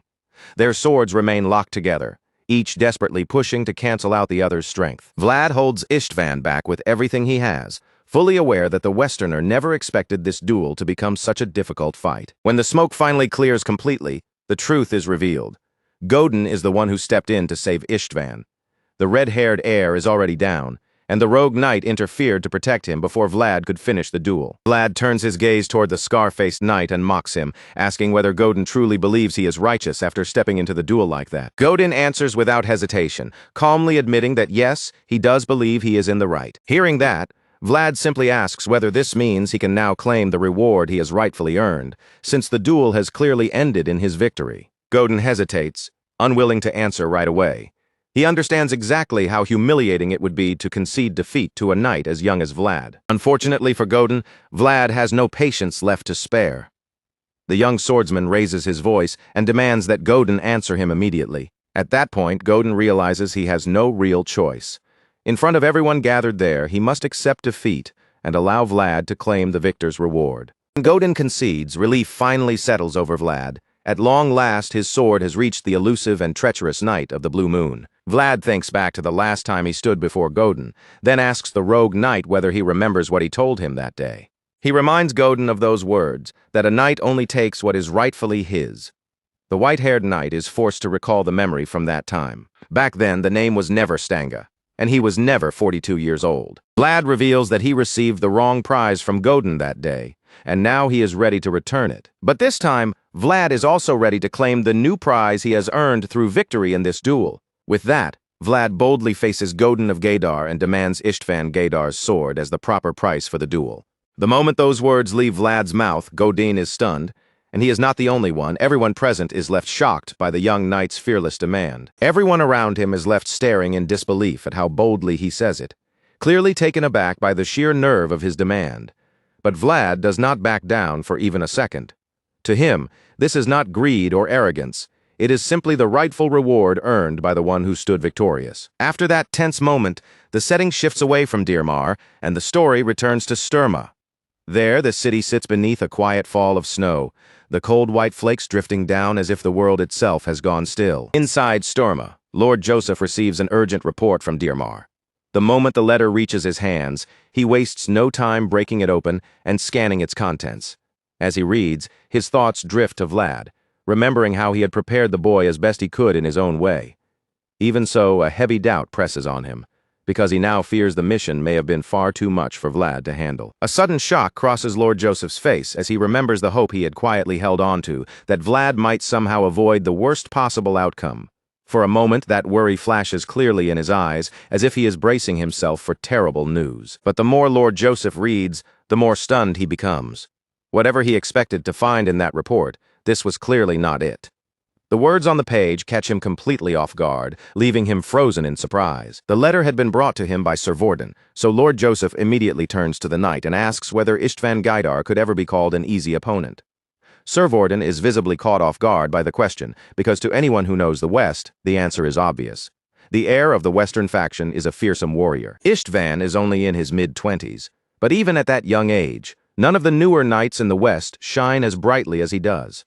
His skill is already so widely recognized that many people believe he may one day become the strongest knight the West has to offer. Once Lord Joseph confirms through Sir Vorden that Istvan is absolutely not an easy opponent, he quietly reveals that all of his plans were built around that very assumption. In other words, he had never expected Vlad to face someone ordinary. After all, Istvan is the eldest son of Count Gaidar, the current ruler of the West.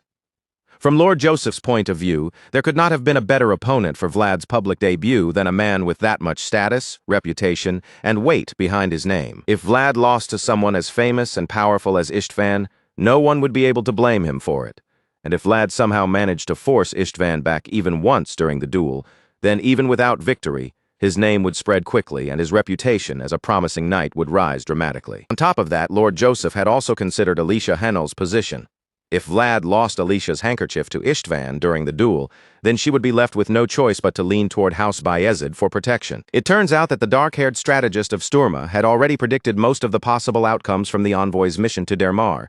But now that the report from Dermar has reached him, Lord Joseph's face breaks into a sly, delighted grin. Proud of how perfectly his earlier calculations had lined up, he decides that it is finally time to move on to the next stage of his larger plan. Lord Joseph suddenly calls out to Sir Vorden and brings up the task he had ordered prepared earlier. With absolute confidence, he assures the knight that everything had been arranged without a single gap. To him, it was the very definition of a flawless plan, one where he could not possibly lose. Hearing that, Sir Vorden can only stare in admiration, clearly impressed by the depth of his master's schemes. But while Sir Vorden is still standing there in a daze, Lord Joseph abruptly gives him a completely unexpected order. Everything they had prepared earlier is to be thrown away. At first, Sir Vorden answers almost automatically, not fully understanding what he has just heard. Then, a few seconds later, the meaning finally sinks in, and his expression changes as the weight of it hits him. He can already imagine the mountain of work waiting for him. When he voices his confusion, Lord Joseph calmly explains that they will have to rebuild the entire plan from the beginning. Sir Vorden is deeply reluctant to accept that order, especially after how difficult it had been to prepare the first plan. He can hardly believe they are about to discard 10 sleepless days of effort as if it meant nothing. Unfortunately for him, Lord Joseph has already made up his mind, and he simply tells the knight that the situation has changed. The truth is, Lord Joseph's preparations had been made with disaster in mind, not triumph. He had planned carefully for the worst possible outcome, but not nearly as much for the best one. Lord Joseph had placed layer after layer of countermeasures in case Vlad lost to Istvan. But now that he knows his youngest knight has defeated the Western heir and made him proud, his emotions are strangely mixed. He does not even know whether he should laugh or cry. Sir Vorden, however, seems to have made his choice already because tears are forming in his eyes just from imagining all the extra work waiting for him. Back in Dermar, the story continues after Vlad's victory in the duel. At that moment, the knights of the northern and western houses have gathered inside a hall where a tense meeting is now taking place. Count Gaidar's knights look absolutely furious, their faces tight with anger and humiliation. Across from them, the knights of House Bayezid can barely hide their satisfaction, with smug smiles still lingering on their faces after their side's victory. At the same table, Godin and Jaeger sit across from each other in a serious discussion. The white-haired knight states that he wants Istvan's sword returned, even though Vlad had rightfully taken it as his prize after winning the duel. Jaeger listens calmly, then points out that Godin's request has a clear procedural problem. Of course, Godin already understands that perfectly well, but he is desperate to recover the sword, because he knows exactly how humiliating it would be for Istvan Gaidar to return home after losing his own weapon. Godin argues that Vlad is asking for far too much, but Sir Jaeger does not let that claim pass. He coolly informs the Westerners that whether Vlad's demand is excessive or not is something the knights of House Bayezid will decide for themselves. It is obvious by now that the northern knights have no intention of handing the sword over easily. As that reality sinks in, Godin grows more desperate and far less patient. He insists that the Bayezid side is going too far by demanding an opponent's sword after what he calls a mere duel. The moment Jaeger hears that, he immediately corrects the rogue knight. What happened on that field was not some simple duel. Istvan was the one who challenged Vlad first, and the western side was the one that crossed the line by backing him without properly considering the consequences. At that point, the Blue Moonlight Knight has no room left to argue, because he knows Jaeger is right. With a heavy sigh, Godin accepts that he has lost this exchange and asks the one-eyed knight to name the price for returning the sword. In response, Jaeger tells Godin that he is not the person who should be answering that question.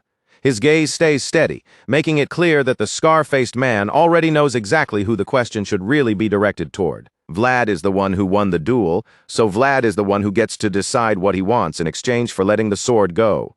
And from the way things have unfolded, it is already clear that Vlad has his own reason for taking the weapon in the first place, something Godin understands all too well. After hearing Jaeger's answer, the white-haired knight realizes that the negotiation has gone nowhere. The green-eyed swordsman then advises Godin and his men to leave if they understand what the situation now means. As much as Godin might want to seize the sword by force, he is not foolish enough to ignore the reality in front of him. The Northern Knights are powerful, united, and fiercely protective of their own. Godin also knows how dangerous Sir Jaeger is as a knight, so he rises sharply from the table, anger written all over him as he prepares to leave. Before stepping out, he warns that they will meet again someday.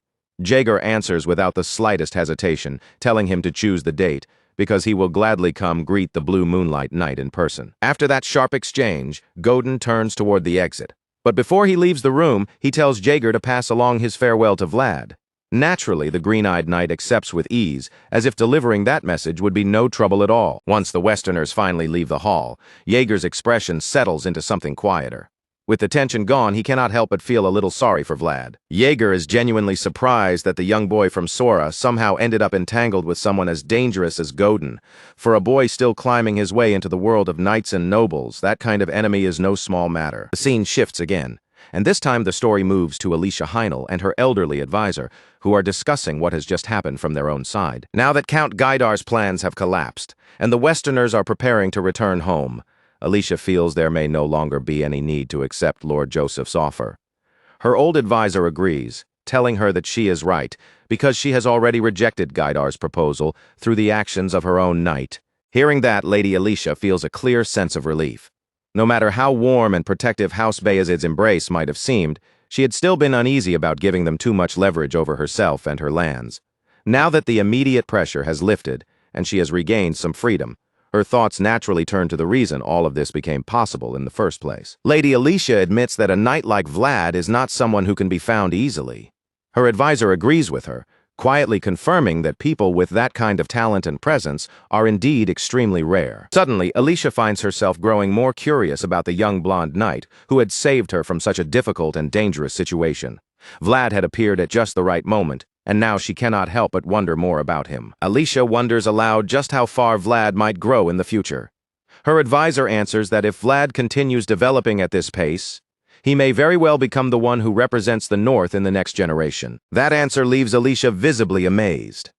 She already knew Vlad was special, but she had likely never imagined that his potential reached that far. Seeing her excitement, the old advisor adds that even this prediction is actually a cautious one when considering the boy's talent. He tells her plainly that Vlad's potential is anything but ordinary. Those words only deepen Alicia's interest, making her look even more intrigued by the young knight who has suddenly become so important to her future. Alicia then begins speaking about how difficult it is to stand alone as the head of a noble house.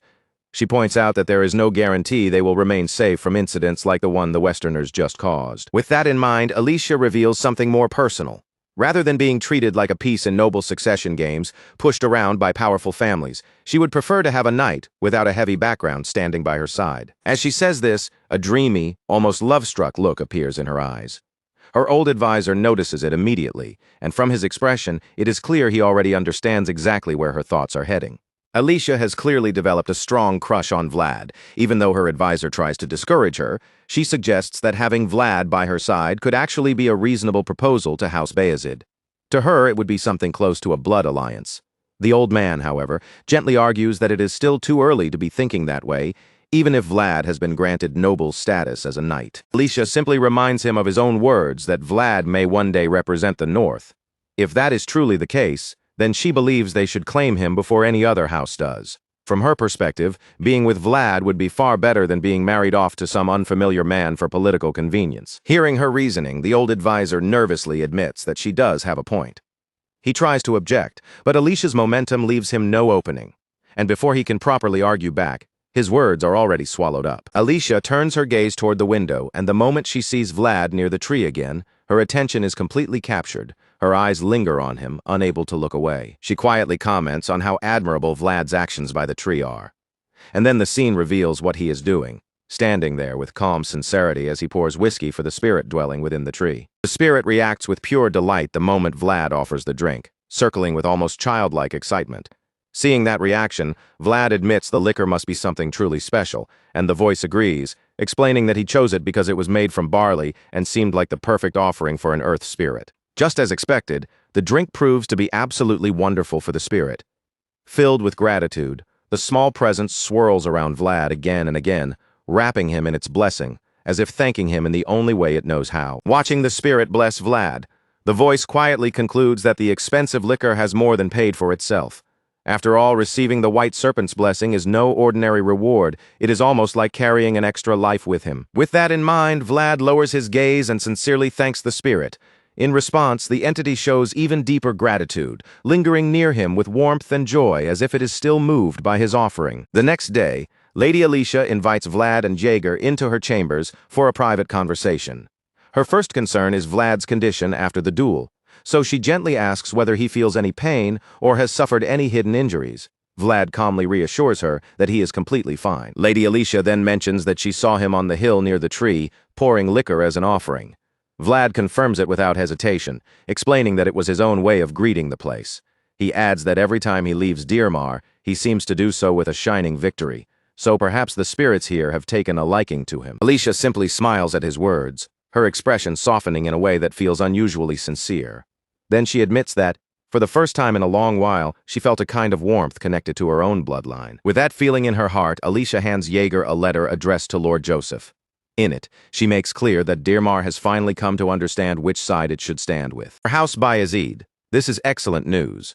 Jaeger receives the letter with the proper seriousness and promises that he will deliver it to Lord Joseph without fail. Then Alicia turns her attention to the knight who defended her honor. She says that the former heads of the Heinel household would surely have liked Vlad as well, and knowing her parents would have admired such an honorable young man, she is certain they would allow her to entrust him with one of their family heirlooms. As Alicia says this, she opens a small chest resting on the table. Inside, a precious jewel catches the light, its warm glow immediately drawing every eye in the room. Vlad is visibly startled the moment he sees it. At the same time, the voice recognizes the jewel and reveals that he has seen it before, calling it the elf's amber. The story then turns briefly to the elves. In this world, they are a different race, living near the eastern outskirts of the empire. Because the god they believe in is not the same, their contact and exchange with the empire have always remained limited. Even so, Alicia explains that the first patriarch of the Heinel household was said to have formed a connection with the elves long ago. With that history behind it, Alicia presents the golden gem to Vlad. She explains that this precious stone came from that old bond between their first patriarch and the elves. It is a rare piece of amber, formed from the resin of an incredibly precious tree. Lady Alicia also tells Vlad that her father once adorned the pommel of his sword with this very amber to the Heinel household. It was never just a decoration, but a treasure tied to their family's pride and memory. However, Alicia has no reason to carry a sword herself, and she refuses to let such a meaningful treasure remain locked away and forgotten. So she decides that it should be passed on to her personal knight, Vlad. Even if she is not a swordsman, she believes the amber should continue to shine, and she says it would fit perfectly on Vlad's sword before finally holding the gem out to him with both hands. Vlad is stunned when Alicia offers it to him. For a brief moment, he can hardly believe what he is seeing, but once he realizes that she is completely serious, his thoughts begin to race. A treasure this valuable must carry an equally heavy price, and that makes him hesitate even more. He struggles to understand why Alicia would give him something so important. She has just explained that the amber is a family treasure passed down from the very first patriarch of the Heinel household, which makes the offer feel far too heavy for him to accept casually. Because of that, Vlad admits that he probably cannot accept the gift. He tries again and again to convince Alicia to keep the amber for herself, but she calmly tells him that he is more qualified to receive it than anyone else. When Vlad still fails to understand, Alicia reminds him that he has already protected the Heinel household twice. She keeps insisting, holding the gem closer, as if refusing to let him escape the decision. Vlad feels overwhelmed by the gesture, and even though she has given him a reason, he still cannot shake the feeling that the reward is far too much. Vlad is not the only one caught off guard. Even Sir Jaeger looks unusually dumbfounded by the whole exchange. The large green-eyed knight appears almost nervous, which is strange enough that Vlad notices it immediately and becomes even more uneasy. That moment, the voice speaks inside Vlad's mind, stepping in when he sees how reluctant Vlad has become. The voice urges him to accept the amber if he can and bring it with him.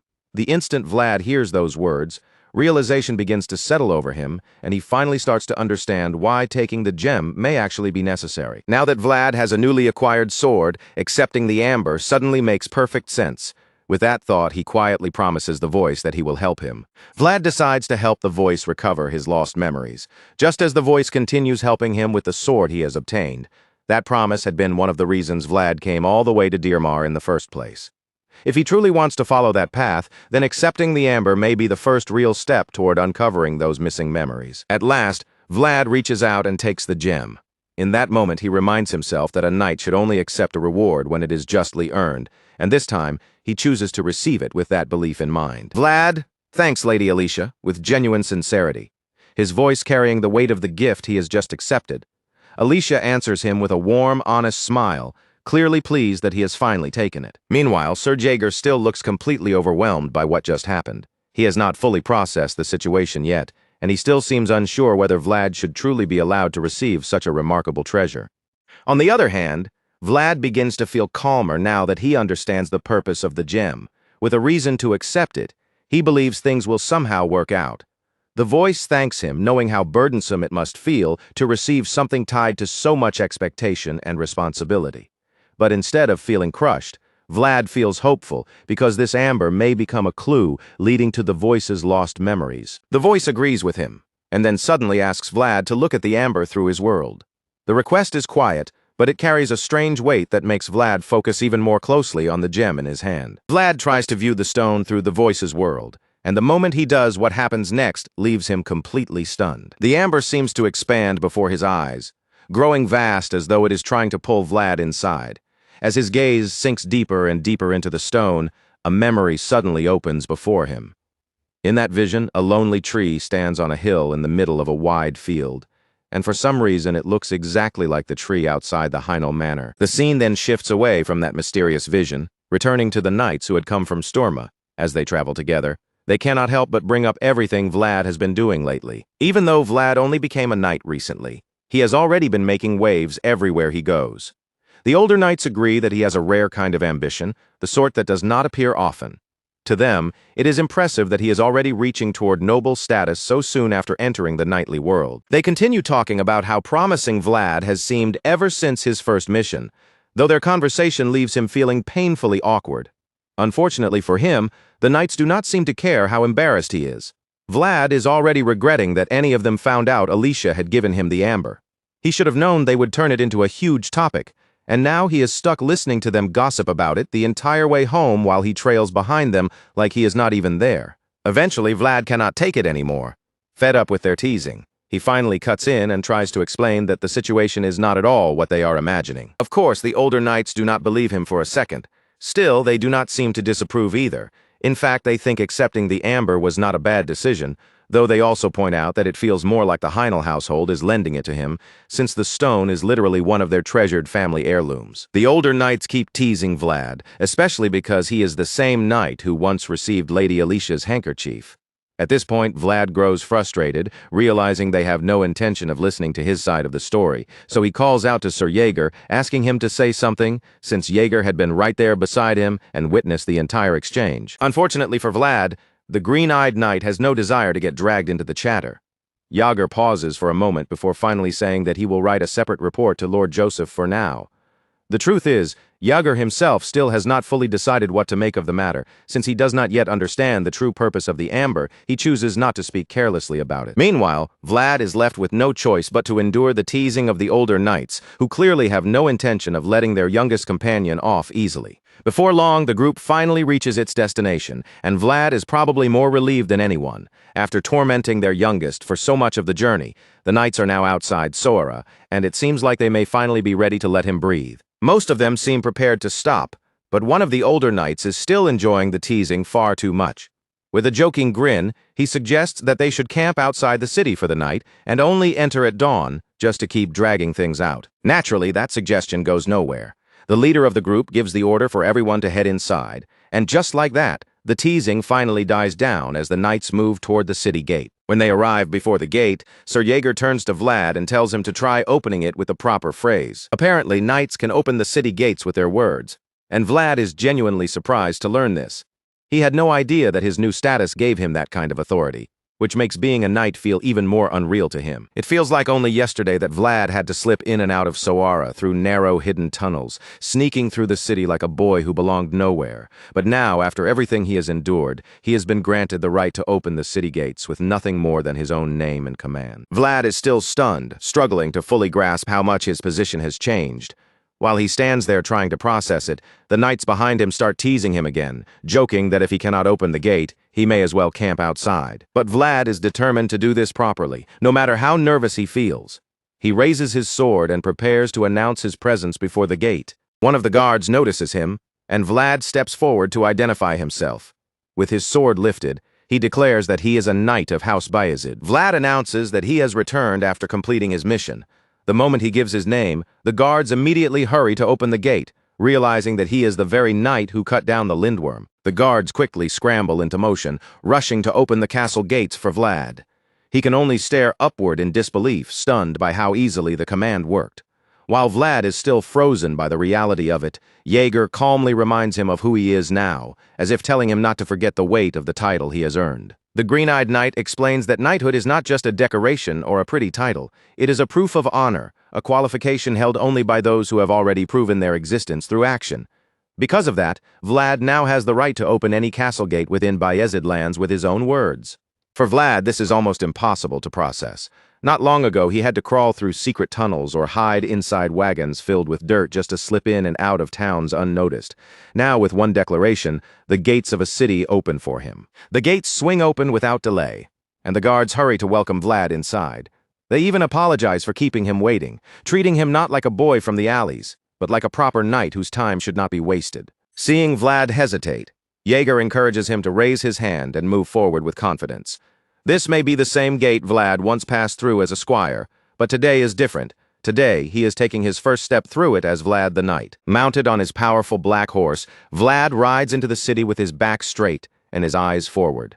For the first time, a deep sense of pride rises inside him, warm and unfamiliar, as the path before him opens like it truly belongs to him. The setting then shifts far away from Soara toward the infamous city of Trinova, the heart of the current Gaidar County. By this time, Sir Godin and Istvan Gaidar have returned home carrying nothing but bad news for the conqueror of the West. Count Gaidar is furious when he learns they failed to claim Dirmar for him, and he begins scolding them without holding anything back. His anger burns especially hot toward Godin, because he had trusted the rogue knight to handle the matter with ease. Count Gaidar makes no effort to hide his disappointment. In his eyes, Godin and Istvan would have been better off offering their heads in Dirmar than returning alive with a report this disgraceful. As for Istvan, the shame is already eating him alive. Losing to a young boy who had only recently been knighted is a humiliation he can barely endure. Count Gaidar had raised and trained Istvan to become one of the most formidable warriors on the continent. So hearing that his son was defeated in such a way is not just disappointing. It is enough to make his rage boil over. Istvan feels that rage bearing down on him, and his own shame only grows heavier. He knows very well that he has failed his father in the worst possible way. He offers an apology, but mere words cannot repair the damage already done. Count Gaidar glares at him with open disgust, and under that terrifying gaze, Istvan trembles while clutching his broken arm. Right now, Istvan looks painfully small, and it is hard to blame him, because Count Gaidar is a terrifying man to stand before. But that fearful posture only enrages his father even more. The red-eyed conqueror is livid to see his own son looking so pathetic. He had finally believed Istvan was beginning to settle into his role, yet the boy ruined everything. Count Gaidar had meant to hand him a wife and a land to conquer. Dirmar had practically been placed on a platter before him, but Istvan threw it all away by losing a duel. And what makes it even worse is that Istvan did not lose to a seasoned name like Roderick. He lost to a fresh rookie, a green knight who had only just received his title. Count Gaidar tears into his son for the humiliation, making it clear that Istvan has not only lost his sword. By losing that duel, he has also handed Dirmar's influence over to House Bayezid. At that point, the conqueror of the West is too disgusted with his son to keep addressing him. His burning gaze shifts to Godin, and he demands to know where the rogue knight was, while Istvan made a fool of himself. He wants to know where Godin stood while his son was shamed like a dog on foreign soil. Sir Godin bows his head and admits that he is deeply ashamed of the outcome of their journey. But Count Gaidar is not looking for an apology, and the cold fury in his eyes makes that painfully clear. What Count Gaidar wants is an explanation. He cannot understand how they managed to throw away every advantage so quickly. More than that, he is especially baffled because Godin had claimed to understand Vlad's strength.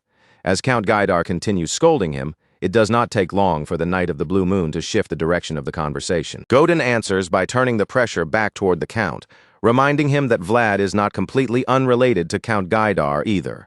The moment Count Gaidar hears that, realization strikes him. Vlad must be one of the young men raised by the knight Jorge after Jorge deserted them. Even in death, Jorge still manages to make Count Gaidar's blood boil. The conqueror grows furious at the thought that a dead man has continued to be a thorn in his side for this long.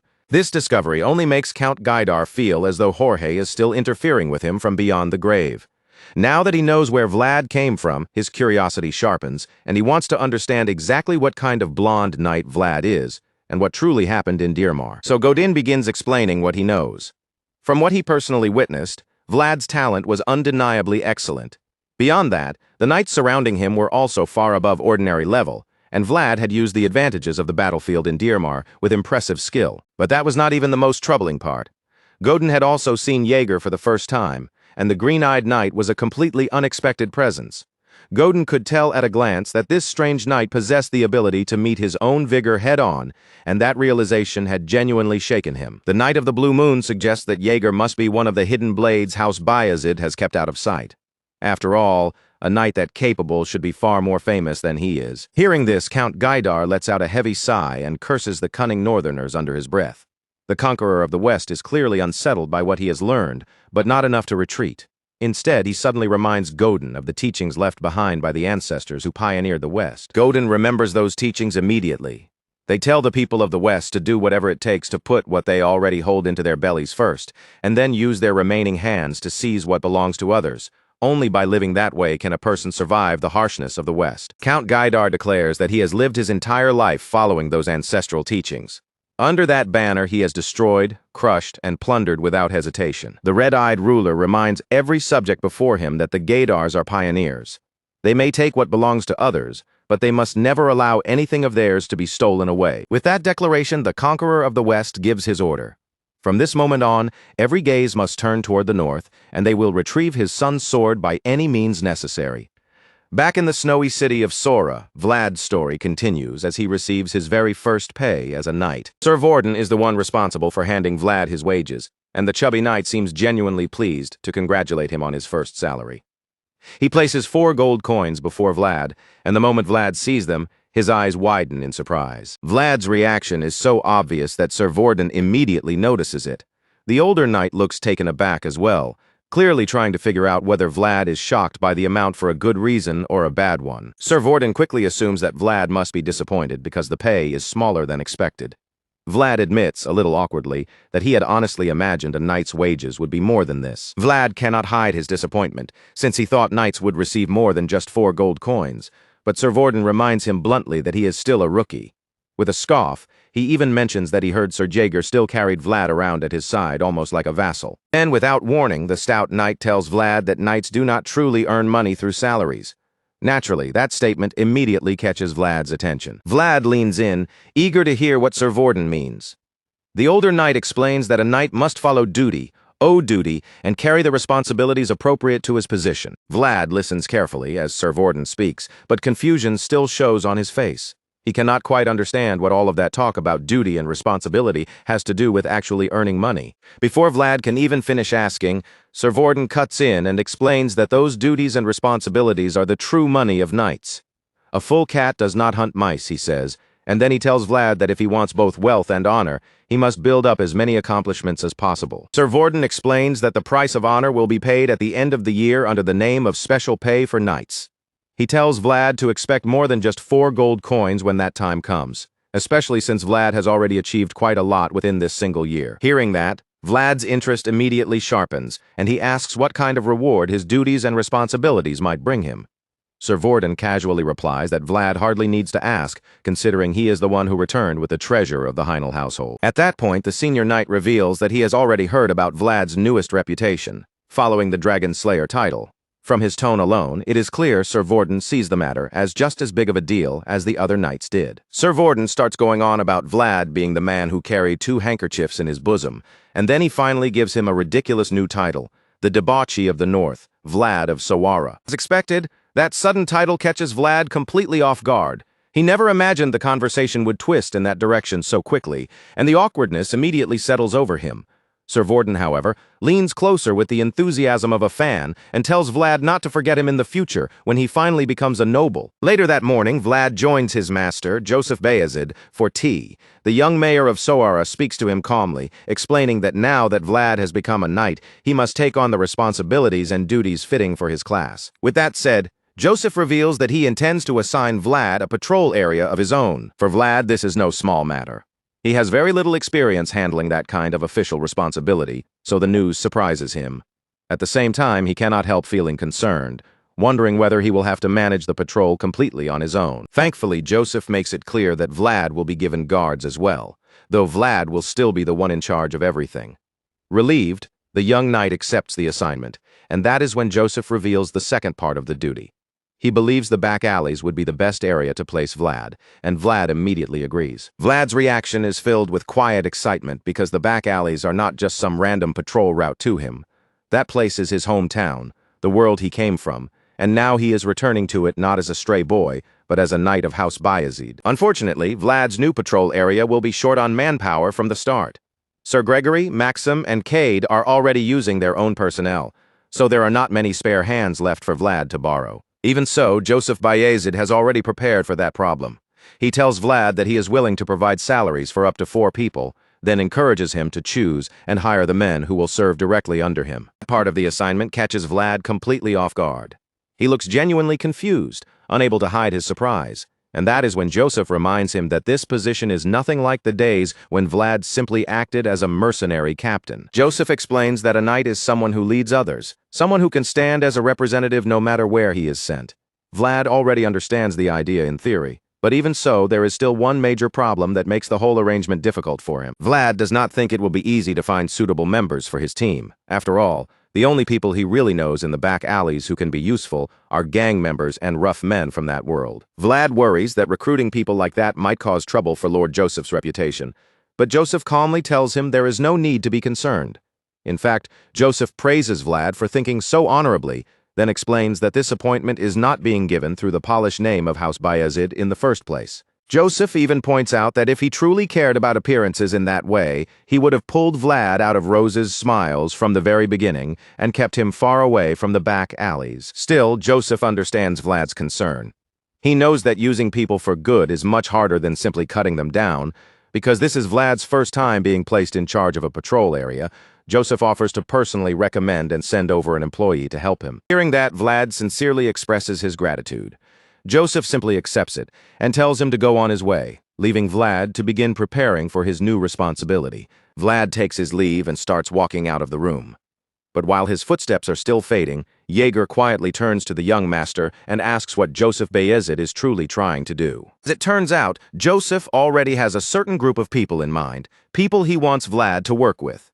This entire meeting was arranged as a way to push Vlad toward them without letting the young knight realize he was being guided. Jaeger seems somewhat uneasy about the plan, but Joseph remains confident. He believes this attempt is possible precisely because the person involved is Vlad. At the same time, Joseph also knows that he will once again have to gamble on the young knight's unpredictable nature. The scene then shifts, and Vlad has already begun recruiting the first person for his patrol team. Goethe becomes the first lucky person chosen, and the moment Vlad tells him that they are being assigned to the back alleys, tears of joy immediately well up in his eyes. Of course, Vlad is not exactly fond of seeing Goethe break down so dramatically. He quickly tells him to stop making such a big scene over it. Right now, Vlad needs Goethe to return to the same mindset he had during their mercenary assignment. Hearing that, Goethe becomes convinced that refusing to run away back then was the right choice, even though he had been terrified he might die at any moment. To Goethe, this feels like a reward for all the courage he somehow managed to scrape together. For so long he has been stuck cleaning up horse droppings and getting bullied by the horses, but now that humiliation finally seems to be ending. After all the bizarre, terrifying things he experienced while following Captain Vlad, being called up like this makes him feel that none of it was meaningless. As far as Goethe is concerned, every miserable trial has led him directly to this moment. He believes he has finally become a squire, and despite Vlad's warning, he cannot calm himself down. He keeps sobbing and rambling about how brilliant it was to cling to Vlad's side all this time. Unfortunately for Goethe, his joy is cut short almost immediately. The moment he calls himself a squire, Vlad does not hesitate to correct him. Vlad turns toward him and asks what on earth he is talking about, because he does not remember ever saying Goethe had become a squire. Vlad brings Goethe straight back to reality and tells him plainly that he is only being hired as an employee, just like that. Goethe's tears stop in an instant, as the truth finally crashes down on him. For a few seconds, Goethe is too stunned to speak, but he quickly finds a way to encourage himself again, deciding that anything is still possible. After all, Vlad started out as a mercenary too before becoming a squire. Even though Goethe has not shown much promise of becoming a swordsman someday, Vlad decides it would be cruel to crush his dream outright. Instead, he simply tells him to work hard and keep doing his best. That brief exchange reminds Vlad exactly why he needs to keep Goethe close. Goethe talks too much and scares too easily. But one thing is certain, he handles his work properly. While Vlad is thinking about that, the woman at the bar suddenly interrupts and tells him to take someone else along as well. Vlad looks surprised, unsure who she could possibly mean. That is when she points toward the tall, heavily built man standing guard by the door. To Vlad's surprise, he already knows him. It is Otar, and somehow, since the last time Vlad saw him, the man has become even more muscular. The woman says it is a waste to leave someone with Otar's size and strength inside a shop where no one even dares to start fights anymore. She explains that after she began feeding him properly, he bulked up quickly and has been helping with security around the shop ever since. After hearing her explanation, Vlad admits that Otar is someone he can trust. The man looks strong, focused, and dependable, and more importantly, he understands the situation in the back alleys. He is loyal as well, so bringing Otar along would make perfect sense. Even so, Vlad knows better than to casually take away the shop's only guard. As far as he understands, wherever there is alcohol, quarrels are bound to follow. But when he says that, the woman simply laughs. She tells him that no one has dared to cause trouble there lately, especially not since Vlad returned. The woman is honestly surprised that Vlad still has not realized how much weight his name carries around the back alleys now. Vlad looks confused, so she explains it more clearly. Because of him, Rose's Smiles has become the safest place in the entire back alley district. Customers now come there to drink, rest, and relax in peace, and thanks to that sense of safety, business is thriving. And the reason for that is simple. Rose's Smiles is known as the place where Sir Vlad stays. After wiping out one-armed Jack's forces and taking back control from them, Vlad brought Rose's Smiles back to life in a way no one else could have. Since the day Vlad took those men down, the bar has become something like a safe haven. The woman assures him that he can bring anyone working with him there whenever he needs to. After all, they are receiving protection because of him, so it is only fair that Vlad gains a base of his own in the back alleys. Hearing this, Vlad quietly admits that it is nice. The woman agrees, saying that giving and receiving should always be made clear. But that is not exactly what Vlad means. He explains that what feels truly nice is realizing that he can now protect someone without even having to draw his sword. After saying that, Vlad lowers his eyes toward the drink in front of him, staring for a moment at his reflection on the surface. Then he admits that this may be the thing he likes most about becoming a knight. Those words bring a gentle smile to the woman's face. She seems pleased to see that Vlad is finally beginning to understand the place he now holds in the back alleys. With the topic returning to recruitment, Vlad now has two members besides himself. He has chosen Goethe and Otar to work with him, which means there is only one spot left to fill. But Vlad already seems to have someone in mind, and to him, this person absolutely needs to be part of the team. The scene shifts to the harbor where Vlad reunites with his old friend Harvin. At the moment, Harvin is clearly drunk on some so-called premium alcohol, claiming that the taste is like night and day compared to the Captain Q drink the boss usually makes. Vlad is surprised to hear that Harvin's boss still makes that poison-like alcohol. The tipsy Harvin only shrugs it off, saying it is the boss's one true pleasure, even though the hangovers from it are strong enough to feel deadly. Still, Harvin admits that it is refreshing to drink, while looking at how much Vlad has grown. To him, it almost feels unbelievable, because it seems like only yesterday that he was feeding Vlad and Zemina and giving them a place to sleep. Harvin then jokes that taking in blonde animals is always the better choice, and the fact that he can even say something like that makes it obvious just how drunk he really is. Vlad can tell Harvin is not entirely in his right mind, so he chooses to ignore the strange comment. After teasing Vlad for a while longer, Harvin finally asks why Vlad came all the way to see him. hoping this visit is not just a waste of time. Vlad remembers that Harvin once studied navigation techniques and the movement of the constellations, so he asks whether Harvin is still pursuing that path. Harvin answers that he gave up on that dream a long time ago. He never believed anyone would hire a lame man as a navigator, so he saw no reason to keep learning and eventually abandoned it altogether. Hearing that, Vlad remembers how Harvin once said he wanted to sail. He had dreamed of escaping this place someday and traveling somewhere far away. Harvin responds by reminding Vlad that not everyone can reach something simply because they dream of it. Some things cannot be obtained through hard work alone, no matter how badly a person wants them. There is a saying that people should know their place, and Harvin believes that for a back alley urchin like him, ending up like this is already good enough. As he says it, Vlad starts to grow visibly upset, bothered by how easily Harvin is belittling himself. Vlad looks Harvin straight in the eye and asks whether he truly believes what he just said.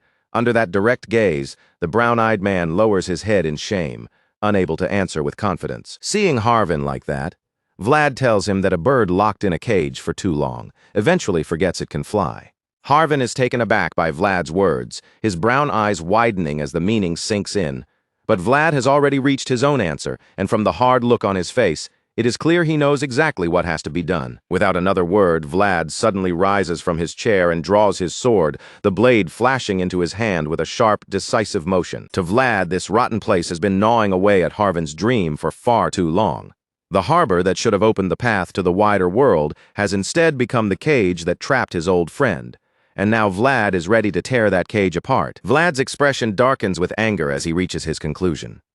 In his mind, the fault lies with the bastards controlling the harbor, the ones who have kept Harvin buried in this dead-end life for so many years. Vlad looks like he is seconds away from going on a rampage. Harvin realizes what is about to happen and immediately tries to stop him, panic rising in his voice as he reaches out toward the young knight. Meanwhile, outside, the harbor workers are going about their usual day, carrying heavy bags through the port and moving between the warehouses. Then, without warning, their routine is shattered by a thunderous explosion that rips through the air. The workers scatter in every direction, shouting in confusion as dust and debris spread across the area. When the smoke finally begins to clear, they realize the blast came from Captain Hoover's hideout. Just then, one of the men in charge storms out to find out what is happening. He forces his way through the gathering crowd, barking at the workers to stop stumbling around and clear a path for him. When he finally reaches the source of the commotion and sees the damage for himself, his face hardens. He immediately orders the men to inform the boss and gather the rest of the gang as quickly as possible. The men rush to obey while the man in charge remains behind, studying the attack with a tense expression. He had thought the gang was finally getting room to breathe after Moneybug died, so he cannot understand who would dare strike them now. Back inside Harvin's office, the full extent of Vlad's damage is impossible to miss. Splintered wood, broken walls, and shattered debris fill the room where everything had stood moments ago. With just one swing of his sword, Vlad has practically split the building open. Harvin can only stare in horror, completely shaken by the terrifying power Vlad has just unleashed. Harvin yells at him, demanding to know what in the world he thinks he is doing. But Vlad only curses the damned dogs who have been chewing away at his friend's dream for all these years. To Vlad, these ridiculous walls have done more than surround Harvin. They have cut him off from the river, from the water, and from the dream he once carried. The very thing that kept Harvin trapped for so long is standing right in front of them. So Vlad decides that if Harvin cannot break those obstacles on his own, then he will do it for him. He will tear down everything that has kept his old friend from remembering what he once wanted. By this point, Harvin is genuinely terrified. He does not know how far Vlad intends to go, and that uncertainty makes the situation feel even more dangerous. Harvin drops to the floor, desperately trying to convince Vlad to stop. But Vlad's mind is already made up, and there is no hesitation left in his eyes. After all, Harvin was the one who took Vlad in long ago, saving him before the darkness of the back alleys could completely swallow him. Back when Vlad and Zemina were still children with nowhere to go, Harvin gave them help, shelter, and a chance to survive. Harvin was the one who once showed Vlad that he could still have goals, even as a child from the alleys, and because of that, Vlad is now determined to return that same gift to his old friend. With that resolve burning inside him, the young knight cuts through the building again, his sword tearing through the structure with unbelievable force. Outside, the watching men are left frozen in fear as they witness just how much power he can command. After watching the hideout get ripped apart, the men finally catch sight of the blonde swordsman behind the destruction. Vlad reveals himself through the dust and broken walls, his face cold and merciless, his eyes carrying a ruthless light that makes everyone hesitate. Once the room's walls have been torn away, Vlad turns his gaze toward the open water beyond them. Then he tells Harvin to come over and look for himself. Vlad makes it clear to Harvin that his dream has not vanished. It is still flowing right there in front of him, and all Harvin has to do is raise his head and see it again. The river shines beautifully beneath the sunlight, sparkling as though magic has been scattered across its surface. Harvin is mesmerized, as if the water has never looked this breathtaking before. As he stares at the sight before him, he finally understands what he has been separated from for so long. It has been ages since he saw the water in this kind of light, and now that Vlad has reminded him of what he had forgotten, gratitude quietly fills him. Later that evening, Vlad leaves together with his three-legged friend, while Harvin is still basking in the feeling of a passion he thought he had lost forever. As the two walk side by side, Harvin remarks that being a knight must be nice, since Vlad seems able to get away with almost anything now. As it turns out, Vlad has successfully recruited Harvin into his team. He smashed apart the hideout, walked away with one of Captain Hoover's men, and instead of chasing him down like enemies, the gang even sent him off with a parting gift. Harvin can only imagine what it feels like to have that much authority and immunity. But Vlad is more confused than impressed, because he has no idea what gift Harvin is talking about. As far as Vlad knows, the only thing they gave him was that awful Captain Q alcohol, and he is fairly sure they handed it over, hoping he would drink it and die. The light mood fades when Harvin suddenly admits that it feels strange now that he is actually about to leave the harbor behind. Even if Captain Hoover's brewing skills are terrible, the man still took Harvin in despite his disability. Harvin cannot help feeling guilty about walking away after having a place there for so long. Hearing that, Vlad tells him there is nothing to worry about. He assures Harvin that Lord Joseph will not touch Captain Hoover, explaining that Joseph Bayezid is the kind of man who carefully separates useful pests from harmful ones. When Vlad says that, Harvin feels noticeably relieved. He would not want anything bad to happen to the captain, especially since nearly 3/10 of the back alley's economy was built through Captain Hoover's smuggling operations. The fact that Lord Joseph has no intention of wiping out the gang makes Harvin realize just how different Sora's new mayor really is. Even though Harvin has never met Joseph in person, he can already tell the young lord is meticulous and clever. Because of that, Harvin suggests that putting Vlad in charge of the back alleys may also be a test. Vlad is caught off guard by that idea because he had never thought about it that way before. But now that Harvin has pointed it out, he realizes it makes sense. Joseph did not give him detailed instructions, which means Vlad may have been expected to figure out the answer on his own. For a moment, Vlad is unsure what he is supposed to do next. Since there were no specific orders, he asks Harvin what his next move should be. Harvin finds the question amusing, because to him, Vlad already knows the answer. Vlad looks confused when Harvin says this. He has no idea what answer Harvin believes he has already found. Seeing Vlad's confusion, Harvin reminds him of what happened earlier that day. Vlad forced Captain Hoover to surrender without cutting down a single person. Vlad himself may not have noticed how effective that was, but Harvin saw it clearly. To him, the next step is obvious. Vlad needs to show the other bosses in the back alleys who holds authority now. Harvin tells him plainly that it is time to show the other gangs the new order of the back alleys. The scene shifts, and the next thing we see is Goethe standing in the middle of a dark back alley street, trembling like a leaf. He is clearly terrified, and considering the terrifying rumors about this district, it is easy to understand why. Goethe was supposed to meet Vlad here, but quite a bit of time has passed, and the young knight still has not appeared. The longer he waits, the more nervous he becomes. His anxiety is interrupted when Vlad suddenly appears from a nearby alley with Harvin. The instant Goethe sees him, he rushes over to his captain, asking where he has been all day. Goethe complains that he has been waiting forever for Vlad to return, while Vlad can only wonder why he is making such a fuss. That is when Goethe reveals that someone is waiting inside, a visitor who came specifically looking for the young knight. Vlad does not seem especially interested at first. He tells Goethe that the visitor should be sent to Zemina instead, since she is the one handling his guests. Even though Vlad clearly does not feel like meeting anyone right now, Goethe nervously insists that this particular guest is someone Vlad should see personally. Elsewhere, Vlad's black horse, Noir, looks unusually murderous, his presence sharp and threatening for reasons that become clear soon enough. Apparently, the visitor has already earned Noir's hostility, and it is not hard to understand why once AJ the Barbarian is revealed standing in front of the stable. AJ looks at the horse with clear admiration, impressed that Noir is still every bit as magnificent as when he first saw him. That tense moment with the horse is interrupted when Vlad and the others arrive at the stable. Even before reaching the yard, Vlad keeps asking Gerda who this guest is and why he brought them to the backyard. The stable should be off-limits to visitors, because Noir might actually bite someone. But the moment Vlad steps into the yard, he freezes in surprise. Of all the people he expected to find there, he never imagined the visitor would be Age. Vlad immediately asks the barbarian why he came all the way here. Age answers without delay, saying that he came because of the mayor's recommendation. So when Lord Joseph said he would find someone for Vlad to work with, it turns out he may have been talking about a barbarian. And with that, the scene shifts back to Soara, where the ever-scheming son of House Bayezid is already moving his next plan into place. Inside his room, Vlad sat quietly before the fireplace, the glow of the burning wood flickering across the walls as the logs cracked and shifted in the flames. Across from him, Sir Jaeger remained deep in thought, his expression heavy with doubt. The plan still did not sit well with him, mostly because he could not imagine Ajay lowering his head to Vlad so easily. Before the Bayezids ever captured him, Ajay had been the leader of his own clan, a man used to giving orders, not obeying them. Someone like that was not the kind of person who would naturally bend his pride or accept another man standing above him. Lord Joseph already understood that perfectly. He knew Age would never bow simply because someone forced him to do it, and he was not naive enough to expect obedience born from pressure alone. But in Joseph's eyes, Age at least needed to understand the reality of his current situation. More than that, Joseph wanted the barbarian to realize that this offer was not some empty threat or political trick.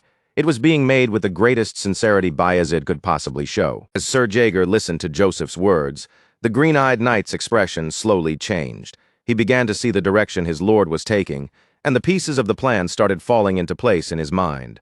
From that alone, he could already guess what Joseph intended to do next. Lord Joseph confirmed Sir Jaeger's thoughts without hesitation.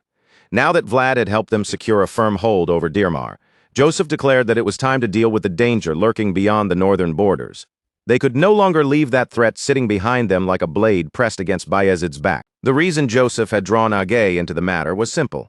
He had heard that Age's Budat tribe still carried considerable influence among the barbarians, so rather than letting his former prisoner rot away uselessly, Joseph intended to use him as a bridge, a way to bring those wild northern clans under control for Bayezid's cause. For years, countless clans had tested Bayezid's authority, challenging their borders and pushing against their power as if waiting for weakness to show. But now that Lord Joseph was standing at the center of things, he believed the time had finally come to answer those challengers properly.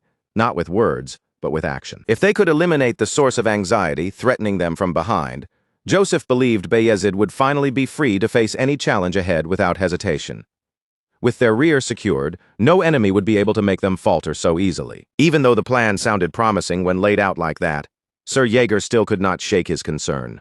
To him, the burden being prepared was far too heavy, especially for someone who had only just received the title of knight. No matter how talented Vlad was, the pressure waiting for him would not be ordinary. Of course, Vlad was Joseph's vassal, and Sir Jaeger knew better than anyone how extraordinary the boy's talent had been for House Bayezid. Still, as an experienced knight, he questioned whether that young blonde swordsman should really be made to shoulder something as weighty as restoring the North's prestige. Lord Joseph, however, did not waver. To him, even the possibility that Vlad could succeed was already worth placing his faith in. Joseph's confidence in the young knight was not blind. Vlad was the same young man who had ridden the sacred horse the barbarians revered like a divine being, and he was also the one who had saved those very barbarians by hunting down the dragon of the North. With deeds like that behind him, Joseph had every reason to believe Vlad stood apart from ordinary knights. And because of that, Joseph stated with absolute certainty that Vlad was the only one who could cut through the long, bitter chain of hatred tying the different houses together. If anyone had a chance of breaking that old resentment and forcing the North onto a new path, it was the blonde knight who had already crossed boundaries. No one expected him to survive. The story then moves forward with Zemina walking through the hallway after finishing the laundry, a bundle of freshly cleaned clothes held in her arms. As she makes her way toward Vlad's room, she suddenly slows down, her ears catching the sound of voices coming from up ahead. Zemina cannot make sense of what she is hearing. Curious and increasingly uneasy, she steps closer to Vlad's door, deciding she needs to see for herself what is happening inside. The red-haired girl knocks on the door, and Vlad answers almost immediately. The moment he sees Zemina standing there with the laundry in her arms, his face stiffens in surprise, as if she has caught him at the worst possible time. Vlad quickly asks what is going on, but Zemina only stares back at him with a puzzled look, because from her point of view, she should be the one asking that question. She clearly heard voices coming from his room, yet when she peers inside, there is no one else there. The more she looks around the empty room, the more confused she becomes because Vlad appears to be completely alone. Before Vlad can come up with any kind of explanation, Zemina suddenly throws the clothes into his arms and pushes him back inside the room. Her movements are quick and forceful, leaving him no time to protest. She shuts the door behind her at once, cutting them off from the hallway, and then turns on him with a suspicious glare. There is nobody else in the room, so she cannot understand why she heard people talking. With that thought pressing on her, she asks if Vlad is still speaking to ghosts or something just as strange. Vlad looks genuinely taken aback by the question, his expression caught somewhere between confusion and panic. Zemina's stare makes it clear she does not trust the situation at all, but he quickly insists that he was not talking to any ghosts. Zemina wants to believe him, but the voices she heard were far too clear to ignore. Since she cannot shake the feeling that something strange is going on, she tells Vlad he needs to change rooms immediately. Naturally, Vlad is stunned by how sudden and extreme her decision is. He asks where exactly she expects him to go, and Zemina answers without hesitation, telling him to move to the room at the very end of the hallway. As far as Zemina is concerned, no one else can be allowed to discover what Vlad is like right now. Whatever is happening around him, it is too suspicious and too dangerous to let careless eyes or curious ears get involved. To keep him from feeling abandoned or singled out, Zemina adds that she will move into the room beside his. She says it as if the decision has already been made, making it clear that she is not simply pushing him away. She tells him this because, in her eyes, Vlad cannot keep hiding everything by himself anymore. If he continues carrying these secrets alone, sooner or later someone else will notice. Hearing those words, Vlad falls silent for a moment, visibly surprised. He had not expected Zemina to say something like that so directly. Zemina is making it clear that she is willing to stand with him, even if that means becoming his accomplice. Whether they are back in the shabby alleys of Sowara or surrounded by the polished world of knights and armor, she is still choosing to stay by Vlad's side. The red-haired girl has always worried about him in her own blunt, stubborn way, and Vlad can feel that concern more clearly than ever. Her willingness to protect him leaves him quietly grateful, even if he does not know how to say it properly. After laying out what they are going to do next, Zemina gets up from the bed and takes the clothes back from him. Before leaving, she pauses just long enough to remind him that he still needs to go to church. Vlad hesitates for a short while, watching her turn toward the door. Then, just before she steps out, he calls after her and asks if there is anything she wants him to get for her. He promises he will buy it for her, and the offer immediately catches Zemina off guard. She had not been expecting anything like that, so she stops and thinks about it for a moment. Just when Vlad starts to believe she might actually make a request, she turns it around on him instead and lightly teases him, telling him he should worry about taking care of himself first. With that, Zemina leaves him standing there in stunned silence. As she walks out through the doorway, she tosses one last piece of advice over her shoulder, telling him that if he has money to spend, he should at least buy himself some equipment or something useful. Vlad remains frozen for a second, but he is not truly surprised after all. He already knows exactly what Zemina is like. Sharp-tongued, practical, and always more worried about him than she wants to admit. A small smile rises on Vlad's face as he watches her leave the room. In a softer voice, he tells her that he was only putting the offer out there as if trying to cover up the sincerity behind it. His thoughts are cut short when Goethe suddenly appears and informs him that everything has been prepared for their next assignment. The interruption pulls Vlad back from the warmth of that moment and straight into business. The blue-eyed knight is surprised that Goethe managed to get everything ready so quickly, but the news is welcome. Without wasting any more time, Vlad shifts into action, stepping out with purpose while Goethe follows closely behind him. The scene then shifts to a small-town casino, where Vlad sits in the middle of a tense, high-stakes gambling game surrounded by several other men. The air feels thick with greed and frustration, with everyone's eyes locked on the table. The roulette wheel spins at a dizzying speed, the ball rattling sharply as it circles again and again. When it finally slows and drops into place, one of the men shouts in frustration, clearly furious that luck has turned against him. Vlad, however, stays quiet, staring at the wheel with intense focus as his thoughts begin to drift elsewhere. The voice inside his head remarks that they should have come to a place like this much sooner. In its view, there may be no better training ground for sharpening dynamic vision and reflexes than a gambling table where every tiny movement matters. Vlad silently agrees and activates his aura, letting his senses sharpen as he studies the game more closely.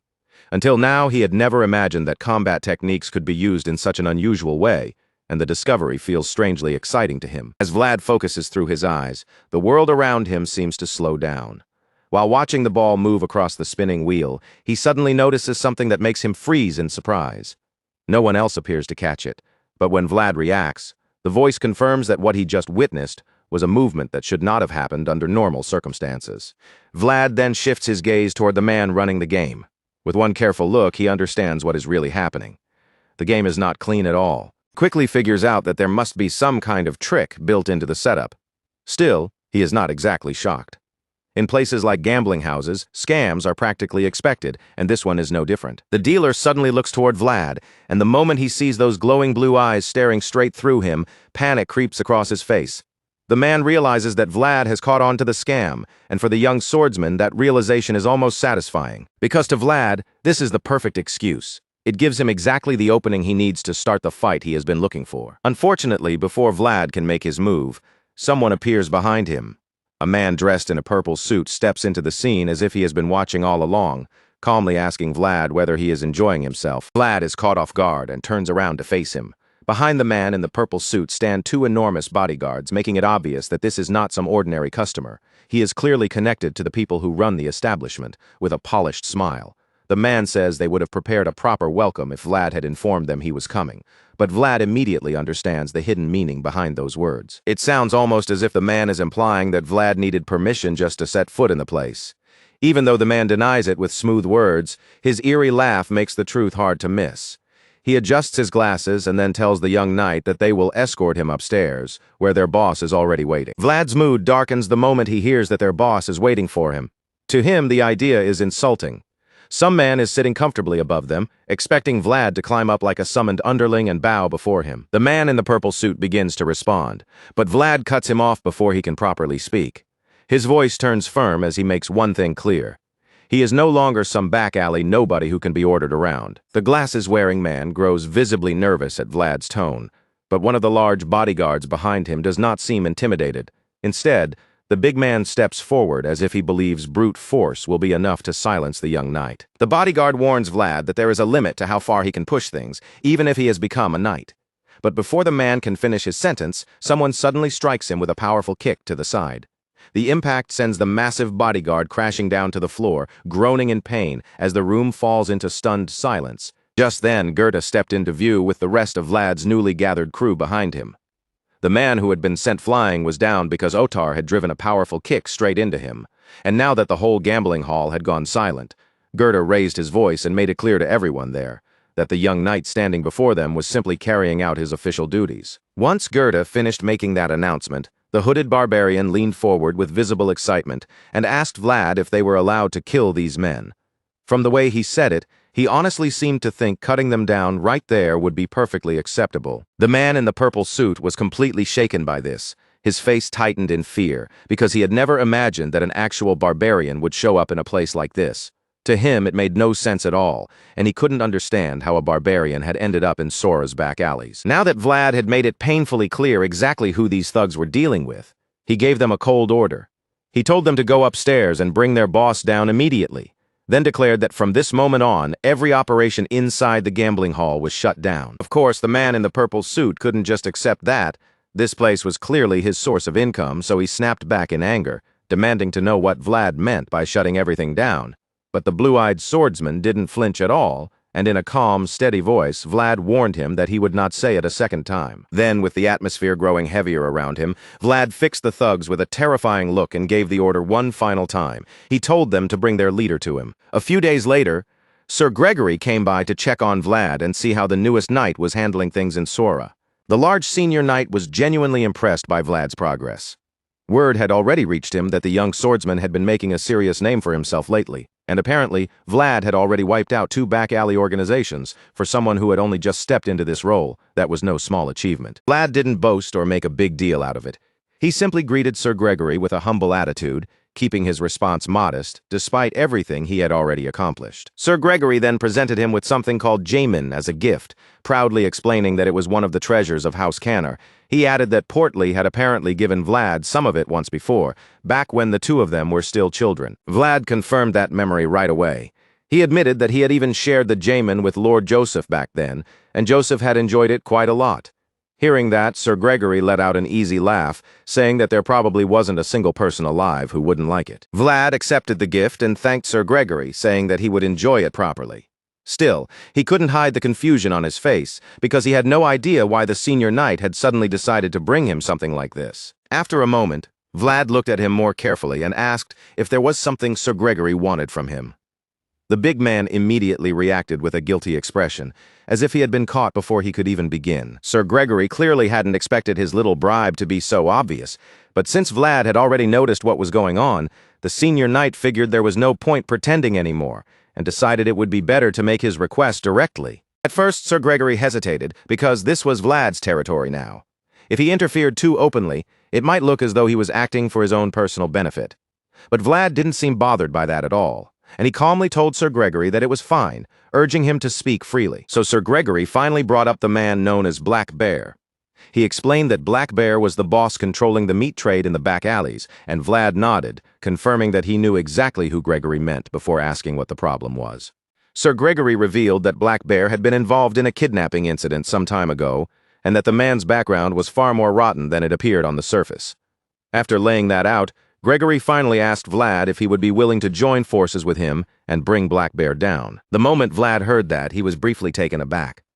Then the meaning behind Gregory's earlier hesitation clicked into place, and he understood why the senior knight had called it a personal matter.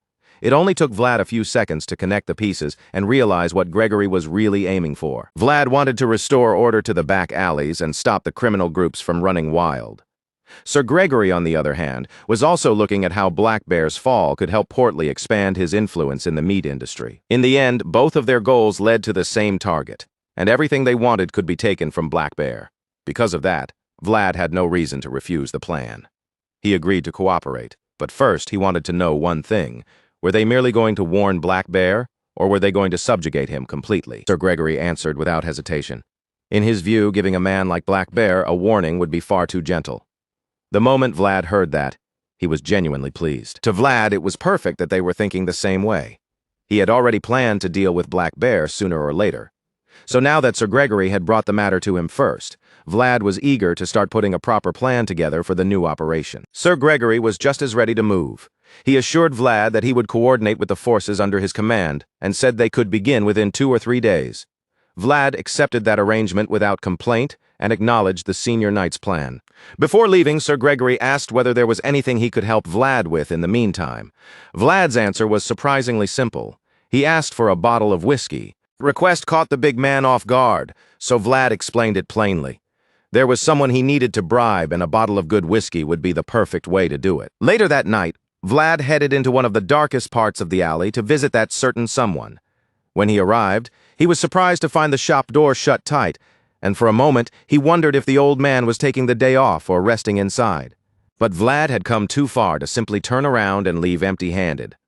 Holding on to the things he had brought, he stepped up to the door and began pounding on it, calling out to the old man and hoping to draw him out if he was somewhere inside. Vlad only struck the door a couple of times before it suddenly swung open under the force of his knocking. The moment Vlad stepped inside, he stopped in surprise. The place was completely empty, with no sign of the old blacksmith anywhere in the front room. At first, a quiet worry began to creep over him, and Vlad wondered if something might have happened to the old man. Still, instead of panicking right away, he decided to look around the workshop first. He slowly made his way through the familiar workshop, passing the tools and the traces of the old man's work, until he eventually reached another room. There, he finally found the old blacksmith lying still. Vlad had come all this way carrying the good liquor and meat he had promised to bring the last time they met. But now, standing there in that quiet room, the promise felt painfully late. As Vlad stared down at the old man's lifeless body, the truth settled heavily over him. He had arrived too late. Vlad stood there in silence for a while, giving the old blacksmith the respect he deserved. Then, as if speaking to someone who could still hear him, Vlad began telling him a little about where he had been. He told the old man that he had been far away at the northern border all this time. Vlad spoke of that distant place with a quiet softness, saying it was beautiful there, with snowy mountains rising so high they seemed to touch the sky, and endless fields stretching out beneath them. Then Vlad told him about the dragon he had faced there, a dragon as white as snow. He explained that the sword the old blacksmith had forged had stayed with him through that battle until the very end. As he spoke, Vlad drew out the broken blade and stared at his own reflection in its surface for a long moment. There were so many things Vlad wanted to say, So many memories, regrets, and words of gratitude pressed against his chest. But in the end, he knew only one sentence truly mattered, so Vlad said it quietly. He placed the broken sword into the old blacksmith's hands, letting it rest there, and thanked him for saving his life. That plain sword had been born from the dream of an old man, and it had been completed through the hands of a boy who carried it into the world. Now the blade that had once pointed toward the heavens had finally returned to the old man's embrace, shining more brightly than anything else in that silent room. The story then moved to the old blacksmith's funeral. Vlad made sure the man received a proper burial, along with a funeral worthy of the life he had quietly lived. It was the least Vlad could do for the man who had saved him in the back alleys. The funeral itself wasn't large or grand, but the people who mattered were there. Vlad, Zemina, and Harvin stood together in silence, paying their final respects to the old blacksmith before saying goodbye. Harvin was surprised when he learned that Vlad had spent his very first paycheck to buy a gravestone and a tomb marker for the old man's resting place. And not just anywhere either, but in one of the more expensive cemeteries near the monastery. Vlad didn't regret spending the money at all. In his heart, he simply wanted to help the old blacksmith leave the back alleys behind at the very end, even if the man was no longer alive to see it for himself. On the tombstone, Vlad had them carve words saying that this grave belonged to the best blacksmith in Sora. And honestly, those words were deserved, because this was the man who had forged the sword that cut down a ghost and pierced a dragon. Sadly, the old blacksmith had left behind no name for the world to remember. Harvin admitted that he had asked around the back alleys, hoping someone might know the old man's name. But no matter who he questioned, nobody knew it. As sad as that was, Vlad eventually decided that it didn't change what mattered. To Vlad, the truth was simple. Whether the world knew his name or not, Vlad would always remember him as the finest blacksmith in Sora, and as the man who had saved his life. After the funeral, Vlad and the others began making their way home. Along the road, they noticed a group of children hiding under a bridge, watching them from the shadows. Harvin couldn't ignore the sight, so he asked Vlad what was going on with them. Vlad quietly admitted that the children had been acting like that recently. It was obvious from one glance that the children were starving and they probably had no real homes to return to. Vlad understood that they likely wanted to beg for help. Because of that, he thought they should simply come forward and ask for alms if they needed them, but instead they only kept peeking out from hiding whenever he passed by. Hearing Vlad say that, Harvin can't help finding it a little funny. To him, it's obvious Vlad truly doesn't understand why those children are watching him that way. Vlad still looks puzzled, completely missing the reason behind their wary stares, and Harvin quietly realizes his old friend must have pushed the memories of their childhood far into the back of his mind. With a faint smile, Harvin reminds him that once they had the very same wild, frightened eyes as those kids in the alley. Harvin, with his brown eyes calm but heavy, explains that this winter has turned out even harsher than the one before it. Because of that, he understands exactly why those poor children are so desperate, shivering out there with nowhere warm to hide from the cold. Harvin says it plainly without trying to soften the truth. If things continue like this, many of those children will end up freezing to death before winter passes. Vlad listens in silence, then quietly agrees because he knows Harvin is right. With that thought weighing on him, the young knight begins to calculate what little he can do. Even a single blanket, something so small and ordinary, might be enough to help one of those children survive another night, so Vlad immediately starts thinking of a way to get warmth into their hands. But before Vlad can move forward with the idea, Harvin quickly brings him back to reality. He reminds Vlad that he only has 1 gold coin left from this month's wages, because almost everything else was already spent on the old blacksmith's funeral. Vlad answers honestly, admitting that he had never planned to save much money this month in the first place. If that last gold coin is all he has, then he would rather use it to buy blankets, not just for those children, but for the other kids around them too, so they can endure the bitter winter a little longer. Harvin hears that and realizes there is no point trying to argue once Vlad has made up his mind. Still, he gives him one condition with a wry smile, telling Vlad to make sure the children say a prayer for the old blacksmith when they receive their blankets. In Harvin's eyes, 1 prayer for 1 blanket is a fair trade, especially since Vlad will be left completely broke afterward. After hearing their plan, Zemina steps in and says she'll speak with Marcella about the children as well. A blanket can keep out some of the cold, but a warm meal in a starving belly can make a child's body fight much harder, so she wants to help them get proper food too. Vlad smiles at that, and for the first time in a while, the expression on his face feels lighter. They still don't have the power to fix everything in Sora, not all at once, but at least they can begin changing the alleys one small act at a time. Watching them stand together like this proves something quietly beautiful. Even though the plain sword was buried along with the old blacksmith, The star he forged has not gone out. Its name and shape may have changed, but its light is still shining through the dark back alleys of Sora. After laying the old blacksmith to rest and giving the starving children food, warmth, and a little hope, Vlad finally turns toward his next mission. Together with Sir Gregory's forces and the rest of his crew, he sets out to bring down Black Bear once and for all. As they push deeper into the territory controlled by the meat trade boss, the reason for this mission becomes clearer with every step. The farther they go, the more obvious it is that Black Bear cannot be allowed to remain in power. Even Sir Gregory, a veteran knight who has seen more than enough filth in his life, is shaken by the condition of the place. Blood, bones, and rotting meat are scattered everywhere, filling the air with a foul, sickening weight far worse than any report had suggested. It is so horrifying that Gregory becomes convinced that once warmer weather arrives, this place could spread disease through every corner of the back alleys. At first, Sir Gregory had intended only to shut the place down and put an end to the operation. But after seeing with his own eyes what Black Bear has created here, he understands that a simple closure will never be enough. This place needs a far more decisive answer. Vlad notices the concern on Gregory's face and calmly tells him there is no need to worry. The confidence in Vlad's voice catches the senior knight off guard, making him turn toward the young swordsman in surprise. Seeing Gregory's confusion, Vlad explains with steady certainty that Black Bear himself will give them the justification they need. Once that happens, they will be able to wipe this entire place out without hesitation. The bearded knight is surprised by how certain Vlad sounds, but Vlad simply tells him the truth, as someone who grew up in these streets.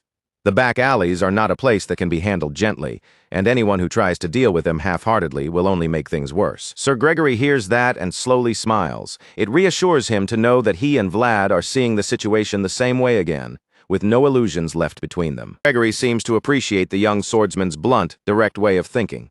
With their purpose now settled between them, the group continues forward, making their way straight toward Black Bear's headquarters. When they finally arrive, Vlad looks at the building before them and decides the time has come to begin. Sir Gregory stands ready beside him, making it clear that he is prepared to move the moment Vlad gives the signal. With that, Vlad steps forward and makes sure everyone inside can hear him. His voice rings out through the filthy stronghold, loud enough to cut through the silence and announce that judgment has arrived. Vlad declares himself as Vlad of Sora and announces that he has come to arrest the man who has disturbed the order of the city, the criminal known as Black Bear. He then draws out a scroll listing the charges against him, including murder, fraud, human trafficking, and the grave crime of deceiving the rightful rulers of this noble city. After reading those accusations aloud, Vlad calls out to Black Bear once more. His demand is clear and sharp. Black Bear is to come out immediately and face the judgment waiting for him. But even after Vlad's formal warning echoes through the place, the meat trade boss gives no reply. From inside the building, there is nothing but silence. Not a voice, not a footstep, not even the scrape of movement answers them. The stillness becomes so unnatural that it almost feels as though the building might be completely empty. Several seconds pass, and still no one responds. Sir Gregory then concludes that Black Bear and his men must be preparing for a fight, which means everything is unfolding exactly as Vlad predicted. By refusing to surrender, Black Bear has handed them the justification to tear his empire down. Vlad keeps his intense gaze fixed on the door, waiting for the moment it might burst open, while Gregory warns him that the men inside will be armed heavily and ready to attack the instant that door moves. Gregory explains that these criminals already know what capture means for them. If they are arrested, execution is almost certain, so men like them would rather fight until their last breath than quietly let themselves be taken. Vlad silently takes in everything the senior knight has just said. After a few seconds of thought, he calls for Otar and Agay, ordering both of them to come forward with him. Aside from Sir Gregory, who is an experienced knight, Otar and Agay are among the strongest people in their force. That is why Vlad chooses to take the lead with the two of them at his side. As expected, Agay looks more than pleased at the thought of bloodshed, stepping forward without hesitation and following Vlad toward the door. Agay eagerly asks Vlad how they are handling things this time. He wonders if they are only here to frighten the criminals like they did back at the gambling den, but from the sound of the charges, he hopes this will be different. To him, this looks like the kind of fight that might finally let him warm up properly. Vlad does not give him a long explanation. The blonde swordsman simply turns the question back on him and asks what AJ thinks they came here to do. Then Vlad makes the truth clear. These are the same people who sold a pregnant woman and the child inside her womb as materials for black magic. The moment Ajay hears that, something inside him ignites. His anger rises so fiercely that it feels like his blood is beginning to boil. Ajaya's eyes turn red, and thick veins bulge across his head as rage floods through him. At the same time, Vlad takes hold of that same murderous fury within himself, and his blue eyes begin to shine with a cold, lethal glint. By then, it is obvious they did not come here just to scare Black Bear and his men. These are criminals who deserve to be killed the moment they are found, and since Black Bear rejected his chance to surrender, Vlad and his forces now have every reason they need to erase them completely. With that decided, Ajay and Vlad crash into the building with overwhelming force, beginning the slaughter before the thugs inside can even understand what is happening. Once AJ steps in, his bloodlust only grows stronger and he decides that simply killing these men will not be enough. The thugs freeze in shock at the sight of a real barbarian standing before them, because as far as they knew, there were no barbarians in Sora. Worse still, Agay is not just any barbarian. He is a warrior from the Budat tribe. Some of Black Bear's thugs recognize him, yet somehow they still believe they have a chance to bring him down. As AG charges forward like a raging bull, they rush at him in return, convinced they can stop him by force. The red-eyed barbarian reaches them in an instant and begins ripping through them with his curved red blade. Every slash sends blood across the walls and floor, painting the inside of the building in fresh streaks of crimson. AJ tears through the room in a brutal rampage, cutting down every thug who dares to stand in his path. There is no mercy in his movements, only raw fury and steel. Men quickly realize they are facing something closer to a beast than an ordinary fighter. Even so, fear and desperation push them forward, and they become determined to take him down despite how hopeless their chances look. The only advantage they have is their numbers, so they try to surround Agay and crush him from every side. But just when it seems like he might be buried beneath the crowd, Otar suddenly leaps into the fight with his battle axes in hand. Otar carves through the goons around him with heavy, brutal swings, clearing space in the chaos. At one point, he even supports Age directly by driving his axe deep into one thug's head, dropping the man where he stands. Ajay glances over in surprise when he sees that strike. Until now, he likely had no idea the quiet bouncer could fight with such skill and force on a battlefield. Impressed, Ajay gives Otar a quick word of praise for the way he handles himself. Otar, being a man of few words, only lets out a low hum in response and keeps moving. Within only a few seconds, Otar and Agay wipe out the first wave of Black Bear's men, leaving nothing around them but a pile of blood-soaked corpses. But this is only the beginning. And of course it would not truly be a battle if Vlad stayed out of the action. The leader of Black Bear's forces shouts at his men, scolding them for hesitating and ordering them to surround the intruders and attack all at once. But while he is still yelling, a powerful bright light suddenly floods into the room, and everyone can tell it is coming from Vlad's world. Vlad's power crashes over them, overwhelming the thugs before they can even gather themselves. One by one they stiffen in place, stunned by the pressure radiating from him. The men stand frozen as terror spreads across their faces.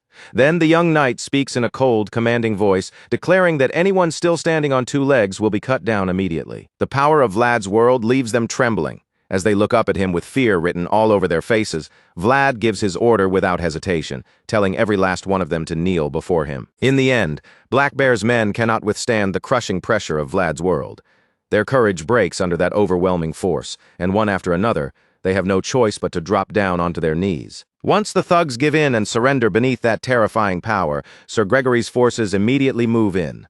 The soldiers take control of the room, stepping over the blood and chaos to begin restraining the men who are still alive. By this point, every surviving man on the ground floor is kneeling with his head lowered. Sir Gregory's soldiers spread out around them, gathering the criminals together and making sure none of them can slip away. Seeing the situation below under control, Sir Gregory suggests that the rest of them should head upstairs while the soldiers finish sorting out the captured thugs on the ground floor. Vlad agrees with the plan, then moves ahead with the bearded knight and the rest of their team following close behind. On the upper floor, Vlad takes the lead, his blonde hair catching the dim light as he advances through the building. The others keep pace behind him until the group finally comes to a stop in front of a locked door. Vlad steps right up to the door without hesitation and forces it open.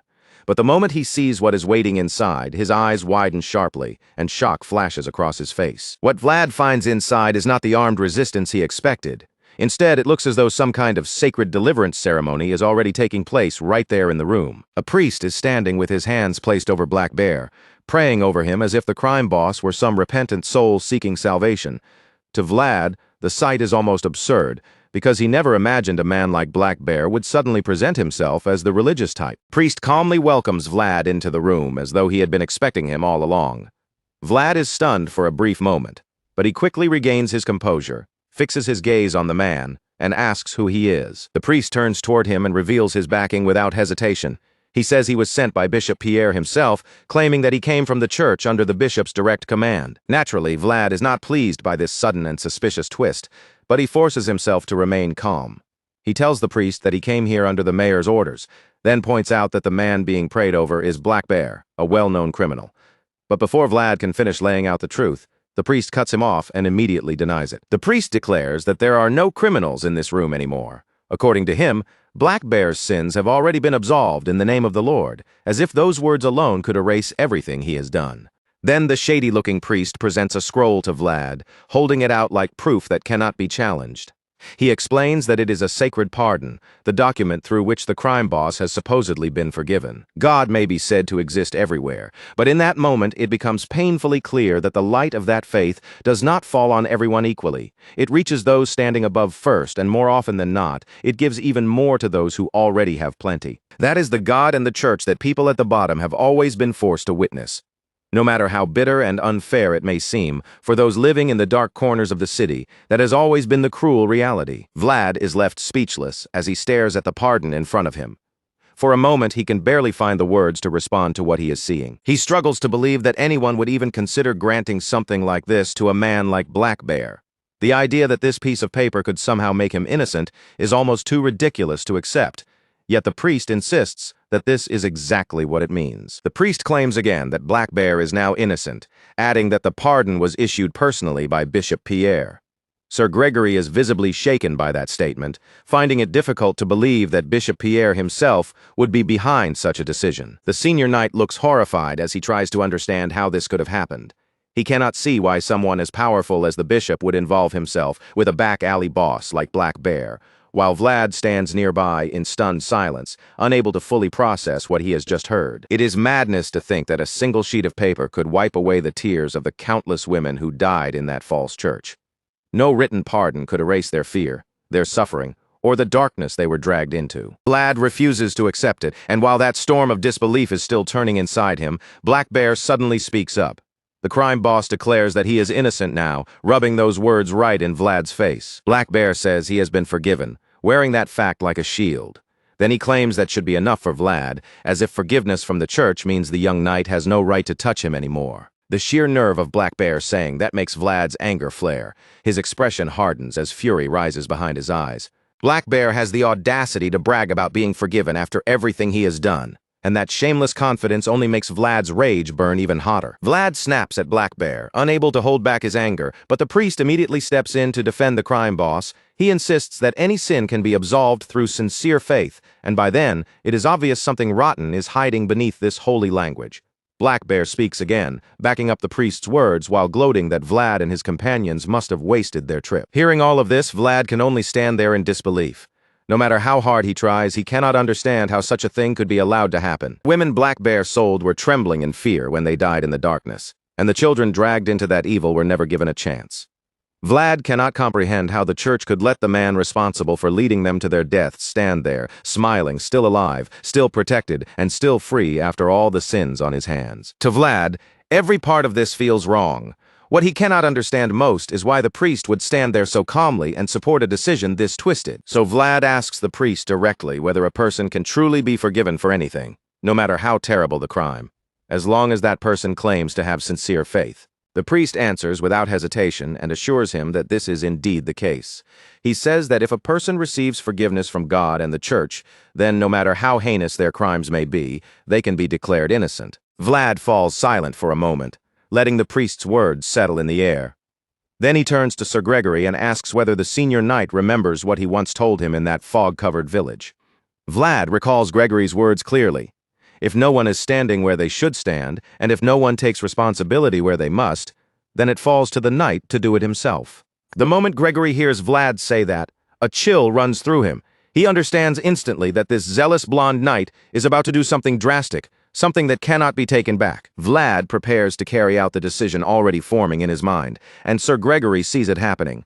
The senior knight tries to stop him, but by the time he moves, it is already far too late. Vlad remembers that Gregory's lesson matches perfectly with the Swordmaster's code, and without a shred of hesitation, he delivers one powerful strike that takes Black Bear's head clean off. The priest recoils in horror at the sight.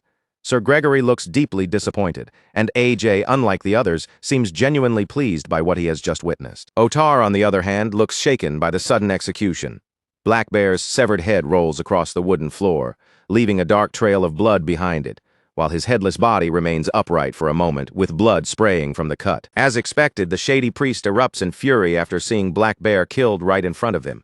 He angrily scolds Vlad for cutting down a man he claims had repented and been forgiven. But before the priest can continue shouting, Vlad drops to his knees with his bloodied sword still in hand, and calmly admits that he too is a sinner. Vlad does not argue with the priest or try to defend what he has done. Instead, he lowers himself humbly before the holy man and asks to be given the same chance at forgiveness. After all, according to the priest's own words, the weight of the sin does not matter, because all sinners can be forgiven if they throw themselves before the mercy of the Lord. Hearing Vlad turn that teaching back on him leaves the priest visibly shaken. He can only stare at the ruthless young knight in stunned silence, unable to form a proper complaint. After that violent and chaotic confrontation, the focus returns to the mayor's residence, where the consequences of Vlad's actions are already beginning to spread. The news has reached Joseph Bayezid, and at that moment, the young master looks utterly exhausted. He takes time to process everything, because there is too much weight behind what happened. Vlad really killed a man who had received a church pardon, and the person now forced to face Joseph's reaction is Sir Gregory. Gregory had been the one to suggest the mission in the first place, and he was also supposed to supervise the operation from beginning to end. But since he failed to keep the situation under control, he accepts full responsibility for what happened and blames himself for not stopping Vlad in time.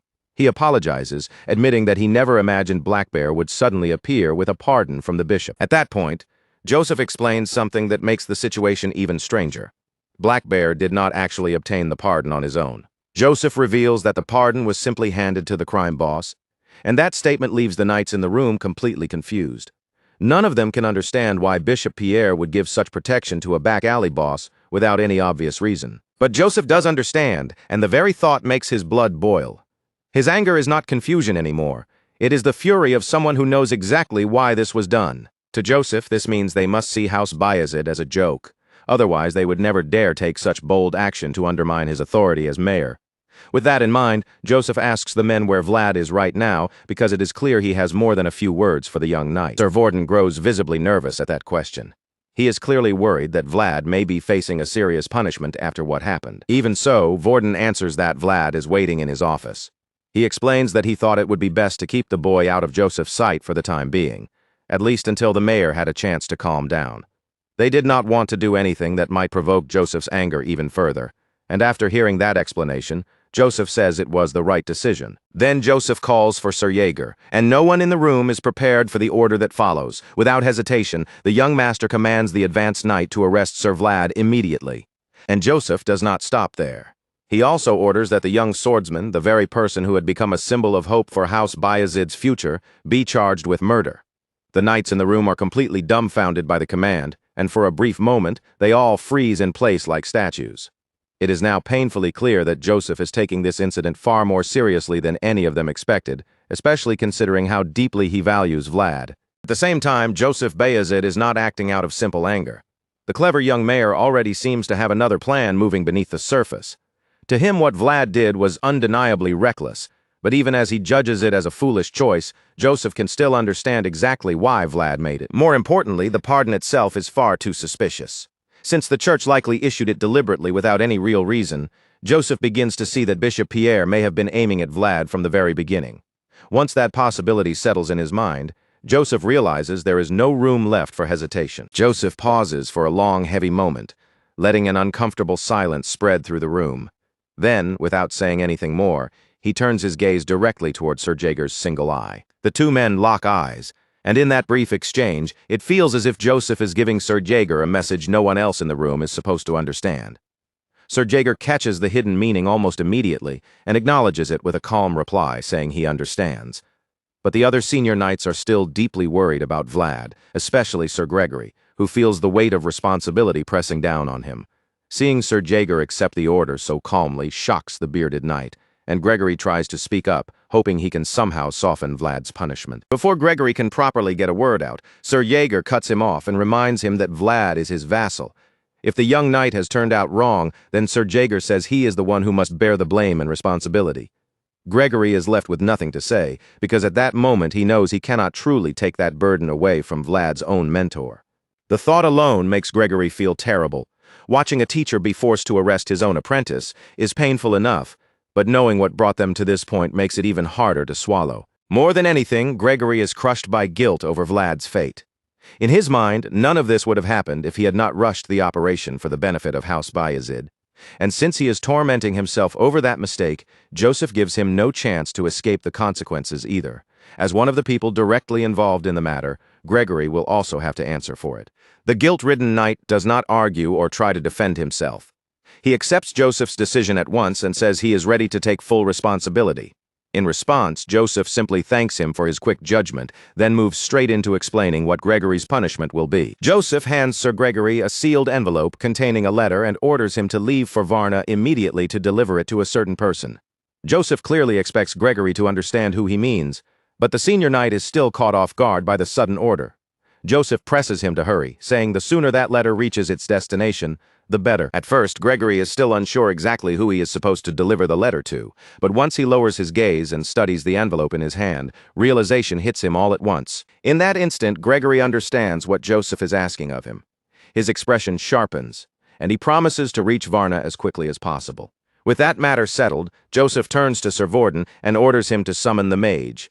He says he needs to contact his father, as well as San Rosino. Then he addresses Maxim and Cade, instructing both of them to cancel every mission they currently have planned. Joseph also tells them to gather only the most capable soldiers available. The moment the order leaves his mouth, every knight in the room moves into action, each of them understanding that this is no ordinary emergency. Joseph had always expected that a day like this might come, but he never imagined his enemies would move so openly and so boldly. It is now clear to him that Bishop Pierre used Vlad as bait, turning the young knight into a spark that amounted to a declaration of war against Joseph and the entire Bayezid household. If that is how the bishop intends to play this, then the mayor of Soara understands that he has only one path left. He must answer not as a cornered official, but as a true member of House Bayezid. Joseph can feel the storm gathering on the horizon, but instead of fearing it, he seems to welcome it. To him, this may be exactly what is needed, because the time has finally come to reclaim a city no longer chained by outside powers, a city that truly belongs to Bayezid. Elsewhere, the shady priest from earlier reports what happened to Bishop Pierre, who has now become one of the Bayezid family's most dangerous opponents. The bishop is surprised to hear that the young knight cut Black Bear down without even hesitating, and when he asks whether that is truly what happened, the priest confirms it. The priest is clearly terrified, expecting Bishop Pierre to explode in anger over the failure. But instead of lashing out, the bishop remains disturbingly calm. He admits that the young knight is even more intense than the rumors suggested, then asks whether Father Andreas was truly the one who vouched for Sir Vlad. The frightened priest quickly confirms it, saying that this is what he was told as well. He keeps his posture stiff, as if afraid that even the smallest wrong word might draw the bishop's anger. Hearing that, Bishop Pierre concludes that shaking Vlad up was the right decision after all. Just as Joseph suspected, the bishop had designed the entire scheme to corner Vlad and make him fall into a trap. Now that the trap has been sprung, Bishop Pierre hopes the rest of his plan proceeds smoothly, because if it does, he will be able to eliminate the rising star from Sora in one decisive move. To Bishop Pierre, the second son of Bayezid has dared to challenge him with nothing but the confidence of his bloodline. And Joseph is not the only one Bishop Pierre sees as an enemy. He also considers Father Andreas a thorn buried deep in his side, a man he believes hides behind the image of a devout clergyman. That is how Bishop Pierre sees both men. So his irritation only grows when he realizes that a knight born from the lowest gutters is now being protected by both of them at once. With that thought in mind, Bishop Pierre decides there is no longer any reason to stand by idly.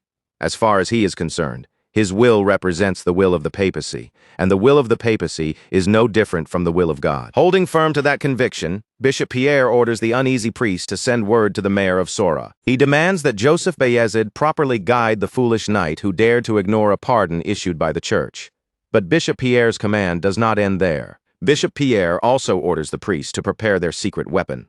The moment the frightened man hears those words, he is visibly shaken. As if the order sounds far too extreme, he hesitates, hardly wanting to believe it. But the bishop confirms that this is exactly what he wants. It is the very thing they have been preparing ever since Pierre was assigned to Sora long ago. It is the one said to have been struck by black lightning. Bishop Pierre insists that it is unthinkable for Vlad to emit aura and become a knight, no matter how gifted people claim the young blonde swordsman may be. Because of that, he concludes that some dark shadow may be dwelling inside Vlad. Bishop Pierre is convinced that the truth will reveal itself soon enough. And when that happens, he believes everyone who vouched for Vlad will be dragged into the consequences as well. Outside, a small armed force soon arrives at Vlad's doorstep. Judging from the banners they carry and the cape draped over their leader's back, it is immediately clear that these men have come from the church. The man at the front steps forward and announces their presence in a loud, formal voice. He declares that they have arrived under the authority of Bishop Pierre. The white-haired knight states that Sir Vlad disregarded the pardon issued by the bishop. In his eyes, that offense is the same as rejecting the will of God itself. He goes on to call it a grave offense, one that could even be judged as blasphemy. With that accusation hanging in the air, he loudly demands that the gates be opened to them immediately. The white-caped messenger warns that everyone inside will be treated as heretics if they refuse to obey and open the gates. In response to those threats, the door suddenly opens, and the visitors are greeted not by fear, but by one of the Bayezid knights. The Bayezid knight greets them with a teasing remark, saying they are making quite a racket so early in the morning. Naturally, the large man in the cape does not appreciate being mocked. Without wasting even a second, he reaches for his sword and demands to know who this man is. That is when the Bayezid knight introduces himself as Maxim, knight of Lord Joseph. Then, without backing down, he informs the church's visitors that Rose's Smiles is currently under investigation by order of the mayor. As expected, the bishop's knight is furious when he hears that. He snaps back at Sir Maxim, telling him that this investigation exceeds his authority, and insists that the people inside are suspected of blasphemy. At that point, Maxim shows just how stubborn he can be. He answers the caped man with calm defiance, saying the accusation is going too far. As far as Maxim is concerned, it makes no sense to claim someone is guilty of blasphemy simply because they stayed in the same place as Sir Vlad. The bishop's knight begins to lose patience, though he barely manages to keep his temper in check. He tells Maxim that the church has already passed judgment, and therefore that judgment is final. Then he warns the Bayezid knights that there is an inviolable line between nobles and the church. Sir Maxim answers without flinching, reminding him that House Bayezid is not the one that crossed that line first. The tension grows hotter by the second, and just as the air seems ready to snap, Sir Maxim's soldiers reveal themselves. They march out with weapons and shields ready, forming a solid line behind Maxim. Now that it is clear they are prepared to fight if necessary, the Bayezid knight makes his position known. Maxim declares that House Bayezid is invoking legal jurisdiction and sealing off the area from that moment onward. He makes it very clear to the bishop's knight that if he wants to enter, he will need permission from the mayor himself. In other words, this is exactly the legal wall needed to keep the church's forces from forcing their way inside. The bishop's knight is furious, realizing Maxim has outmaneuvered him. He warns Maxim that he will regret this, saying a mere knight cannot possibly bear the weight of defying the church. But Maxim only answers with a cheeky grin, saying he will just have to try carrying that weight. Besides, Maxim has a debt of his own to repay. That leaves him with little choice but to stand against the bishop right now, because protecting this place is the least he can do to repay the cost of his life. Later that same morning, the tension surrounding Vlad continues to spread through Sora. Vlad is finally seen again, and this time, the young knight is sitting behind bars. As expected, Sir Jaeger does not hold back when it comes to scolding him. He is especially furious because he has warned Vlad again and again to always think ahead and prepare for what comes next. This time, however, Vlad failed to think through the consequences, and now Lord Joseph is the one forced to clean up the mess he left behind. The green-eyed knight is angrier than usual because this may be the biggest disaster Vlad has ever caused. In Sir Jaeger's mind, Vlad's actions have made him look no better than a reckless servant, even after earning the title of knight. Sir Jaeger has every reason to be furious, and Vlad knows it better than anyone. With no excuse left to hide behind, the young knight simply lowers his head and apologizes, accepting the scolding without trying to defend himself. Seeing Vlad so downcast makes Sir Jaeger's anger soften, at least a little. It is painful because Vlad is not stupid at all. In fact, the senior knight knows the boy is sharp, and he feels that if Vlad had only looked at the situation more broadly, he might never have fallen for such a cunning trap. The moment that thought passes through Sir Jaeger's mind, he realizes it is not entirely fair. The blame is not as simple as he first wants it to be. Sir Jaeger knows better than anyone how many missions Vlad has been forced to run from one place to another. Because of that constant pressure, Vlad never had enough time to learn the fragile balance between noble authority and the church. Maybe if Vlad had not been buried under one assignment after another, he would have had the chance to understand the politics waiting beneath the surface. But things did not happen that way, and Bishop Pierre took full advantage of it. He chose his target perfectly, striking at the exact weakness Vlad had not yet learned to guard. Once Sir Jaeger finishes berating him, he tells Vlad that Lord Joseph is doing everything he can to buy him time. But even Joseph can only hold the situation back for so long, and at best they may have about a week. Sir Jaeger warns Vlad that he will soon have to testify before the church, so he needs to prepare himself for what is coming. Vlad quietly accepts the instruction, weighed down by everything that has happened. Sir Jaeger can see how miserable he feels, and in truth, the green-eyed knight feels much the same. Unfortunately, softness has never been Sir Jaeger's strength, and comforting words do not come easily to him. So for a while, Sir Jaeger simply says nothing. Then, in his own awkward way of showing concern, he offers to bring Vlad a thicker blanket, so the young knight can endure the cold night inside the cell. As Sir Jaeger walks away, the voice speaks inside Vlad's mind and tells him not to blame himself. It assures him that he only did what had to be done, but after seeing where that decision has brought him, Vlad no longer knows what to believe. He stays silent for a long moment, gathering his thoughts before he finally manages to speak. Vlad still believes that killing Black Bear was the right thing to do. Even now, after everything that followed, he cannot bring himself to think the act itself was wrong. But at the same time, he can no longer say that none of this is his fault. Now that he is locked behind bars, Vlad finally understands just how different the world of the back alleys is from the world of knights. Hearing those words from the imprisoned young knight, even the voice falls silent, unable to offer an easy answer. At that moment, Vlad begins to remember some of the lessons Sir Jaeger drilled into him during training. He remembers Sir Jaeger telling him that a knight's sword must always be heavy because it is sharp. Back then, Vlad did not truly understand what his one-eyed teacher was trying to teach him. But now, sitting alone inside the cold cell while snow begins to fall across the town outside, he feels like he finally understands the weight behind those words. Several days later, Bishop Pierre stands by his window, staring outside with disgust written plainly across his face. The sight below finally makes him understand why House Bayezid had been so determined to hold out for an entire week. Outside his residence, a crowd has gathered in protest, filling the street with angry voices demanding justice for Vlad. The people shout that Vlad's trial is unfair, insisting that Black Bear deserved to die because he was a crime boss accused of selling pregnant women into unspeakable evil. To the protesters, Vlad did what someone had to do, and they are furious that a knight who acted for Sora is now being treated like a criminal. In their eyes, Bishop Pierre is the one granting pardons to murderers, and they demand that he stop insulting their knight, Sir Vlad, the pride of Sora. As the outrage grows, the protesters begin shouting that they cannot accept a bishop sent by the papacy to rule over them. This is the North, and the people of Sora make it clear that they want a bishop who carries northern blood. Naturally, Bishop Pierre is deeply irritated by the uprising outside. This kind of public anger works against everything he wants, and his true contempt for Sora becomes harder for him to hide. In his mind, the behavior of the crowd only proves why people say Northerners are no different from savages. Yet even as the protest annoys him, Bishop Pierre also finds it amusing that House Bayezid thought they could shake him with public sentiment. To him, all these noisy displays are nothing more than cheap tricks, and no matter how much effort they pour into them, they are doomed to fail. As far as Bishop Pierre is concerned, this trial will become a stage where the will of the papacy is displayed before everyone. And sure enough, the protests outside are not enough to change what is coming. Before long, Vlad stands inside the hall, facing the judge and jury who will decide his fate. The day of the trial has arrived, and everyone connected to the incident is gathered inside.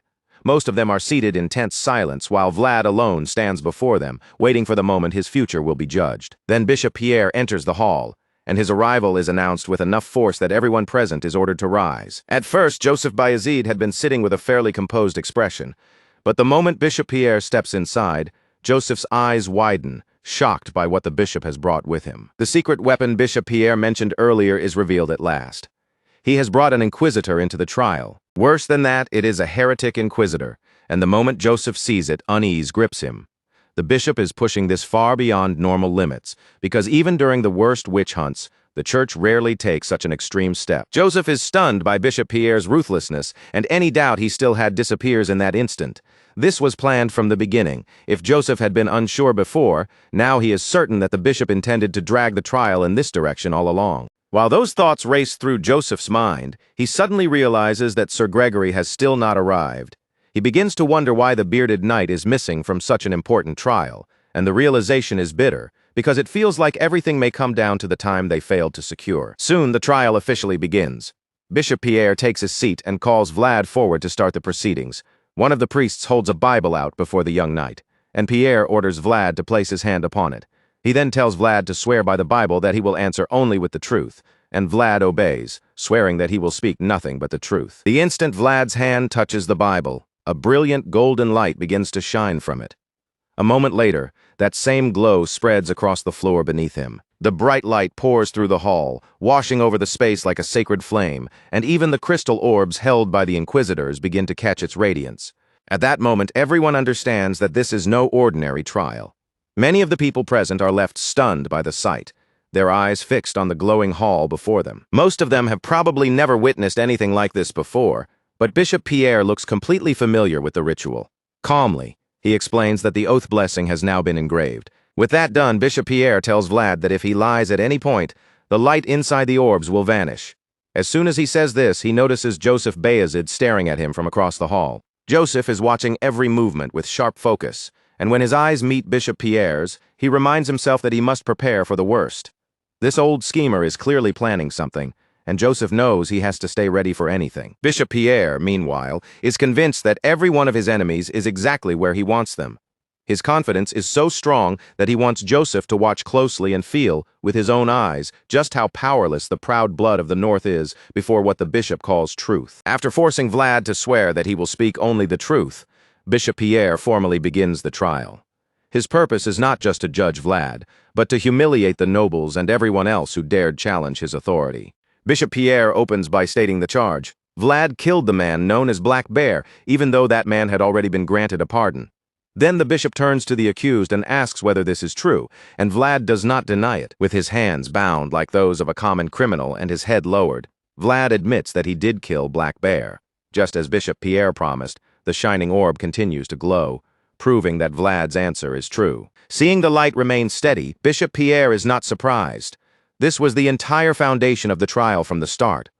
Once that fact is established, he asks Vlad whether he admits that he defied the word of God himself, twisting the accusation into something far more dangerous. As expected, Vlad is caught off guard by the question. He snaps back, asking Bishop Pierre what he is even talking about, then firmly insists that he did not defy the word of God. Bishop Pierre appears irritated by Vlad's tone, but he keeps his expression controlled. Rather than argue directly, he simply moves forward and prepares his next question. While all of this unfolds, Joseph Bayezid watches with growing irritation, fascinated and disgusted by how far the bishop is willing to go in order to win. Joseph can clearly see that Pierre is trying to frame Vlad with a petty leading question. The truth is that no matter how Vlad answered that question, the cunning old bishop would have found a way to twist the response into his own interpretation of God's will. Right now, Bishop Pierre is playing a shamelessly dirty game, and from the look on his face, he is only getting started. A sinister smile creeps across his lips as he asks Vlad whether he believes he has always made just and righteous decisions every time he killed someone in a situation like this case. Of course, this question is another trap, but Vlad does not catch it quickly enough. After a short pause, he answers honestly from his own conviction and says yes. Then, without warning, the light inside the orb suddenly goes out, leaving Vlad staring in confusion. For a moment, the blonde knight has no idea what just happened. But before Vlad can even begin to process it, Bishop Pierre declares that the answer he gave was a lie. Joseph watches the exchange closely, and because of that, he realizes immediately that Vlad has fallen into the old man's trap. No person can always make the correct decision, so for Bishop Pierre to ask that question in a trial like this proves there is a clear agenda behind it. Always, just righteous. Those three words were hidden inside the question like blades, forcing Vlad into a lie whether he meant to speak one or not. Vlad never intended to lie, so he quickly tries to defend himself, protesting that he did not say anything false. But the cunning bishop has already moved past his objection, simply telling Vlad that it is time for the next question. Moving on, Bishop Pierre brings up something from roughly a year ago in the back alleys of Sora. He says there was a report about a boy struck by a bolt of black lightning, and the moment Vlad hears that, his face tightens in surprise. Before Vlad can even settle his thoughts, the bishop looks straight at him and boldly asks whether he was that boy. This time, Vlad takes a little longer before answering, trying not to rush into another trap, but the question itself leaves him almost nowhere to escape. After a tense pause, the young knight admits that he was indeed the boy struck by black lightning, and a twisted smile slowly forms on Bishop Pierre's face, as if that answer is exactly what he wanted. Now he can openly claim that Vlad has carried an ominous sign since that day. Vlad tries to speak up and explain himself, wanting to make it clear that the bishop is twisting the meaning. But before he can properly get a single statement out, Bishop Pierre cuts him off again and immediately moves to the next question. While Vlad is still struggling to understand how quickly the trial is being steered, Bishop Pierre presses him even harder. He asks whether, after being struck by that black lightning, Vlad heard any kind of voice, or whether he received a revelation from some unknown entity. Now Vlad is truly trapped in the center of the trial. From the way the glowing orb already reacted earlier, everyone believes he has told one lie, and before he can recover from that blow, Bishop Pierre is throwing even more dangerous questions at him. The people gathered in the hall are stunned by what they are hearing. For them, it is shocking enough to learn that the knight they admired may have been marked by such an ominous sign. Some people clearly do not want to believe it, but defending Vlad becomes difficult when he cannot answer right away. The implication is too serious, because if Bishop Pierre's suspicion is accepted as truth, then every achievement Vlad has made until now could be dismissed as the result of possession rather than his own strength. Even Joseph Bayezid, watching from his place in the hall, begins to feel panic rising beneath his calm expression. Joseph knows it is true that Vlad's growth over the past year has gone far beyond common sense. But even then, he refuses to believe that talent and rapid progress alone can prove Vlad was communing with something heretical. Joseph has seen the truth with his own eyes too many times to accept that so easily. Joseph has seen Vlad's sword shine with a brilliance unlike anything ordinary. While that memory leaves him torn, Bishop Pierre is growing impatient, eager to force the young knight into a confession and prove that the rising star of Sora is nothing but a fraud. The bishop demands an answer, his voice growing sharper as he asks why Vlad is staying silent. But Vlad is not refusing out of defiance. He is overwhelmed because this question has cornered him from every side. Vlad does not know what he should say. If he says yes, the church can brand him as a heretic. But if he says no, the oath may judge it as another lie, and that would only make things worse for him in this trial. No matter which answer he chooses, everything seems to lead exactly where Bishop Pierre wants it to go. Just then, the voice speaks inside Vlad's mind and tells him to answer yes. It warns him that lying at this moment would be far more dangerous than admitting the truth. The voice tells Vlad to say that the lightning left strange after effects, and that his mind briefly slipped out of control afterward. For now, that seems like the safest path, because if Vlad denies hearing anything, and the orb marks it as false, he may not even get the chance to explain himself. Vlad knows there are still 3 questions left, and with the way the trial is moving, he fears Bishop Pierre may eventually force him to reveal the voice's true identity if the situation turns any worse. In response, the voice simply tells Vlad not to worry. It says there is a way to keep its identity hidden, but that only leaves Vlad even more confused in the middle of the pressure closing in around him. Meanwhile, Bishop Pierre is quickly losing patience. He pushes Vlad again, demanding to know what he is doing and why he still has not answered. Since more silence will only make him look more suspicious, the voice tells Vlad to trust it and believe. At last, Vlad begins to answer Bishop Pierre. But just as he is about to respond to whether he heard a voice, someone suddenly storms into the trial and loudly demands that the entire proceeding be stopped. Joseph and everyone else in the hall are startled by the sudden interruption. Even Bishop Pierre is caught off guard, furious that someone has stepped in at the very moment he was about to get the confession he had been waiting for. The unexpected arrival is none other than Father Andreas, and he raises his voice without hesitation, declaring that this trial is unfair. Vlad is shocked to see Father Andreas appear in the hall, while Bishop Pierre's expression twists with anger the moment he sees the old priest and his students. The bishop snaps at him, saying Andreas has no right to be here and no right to speak of fairness in this trial. But Father Andreas pushes back without backing down.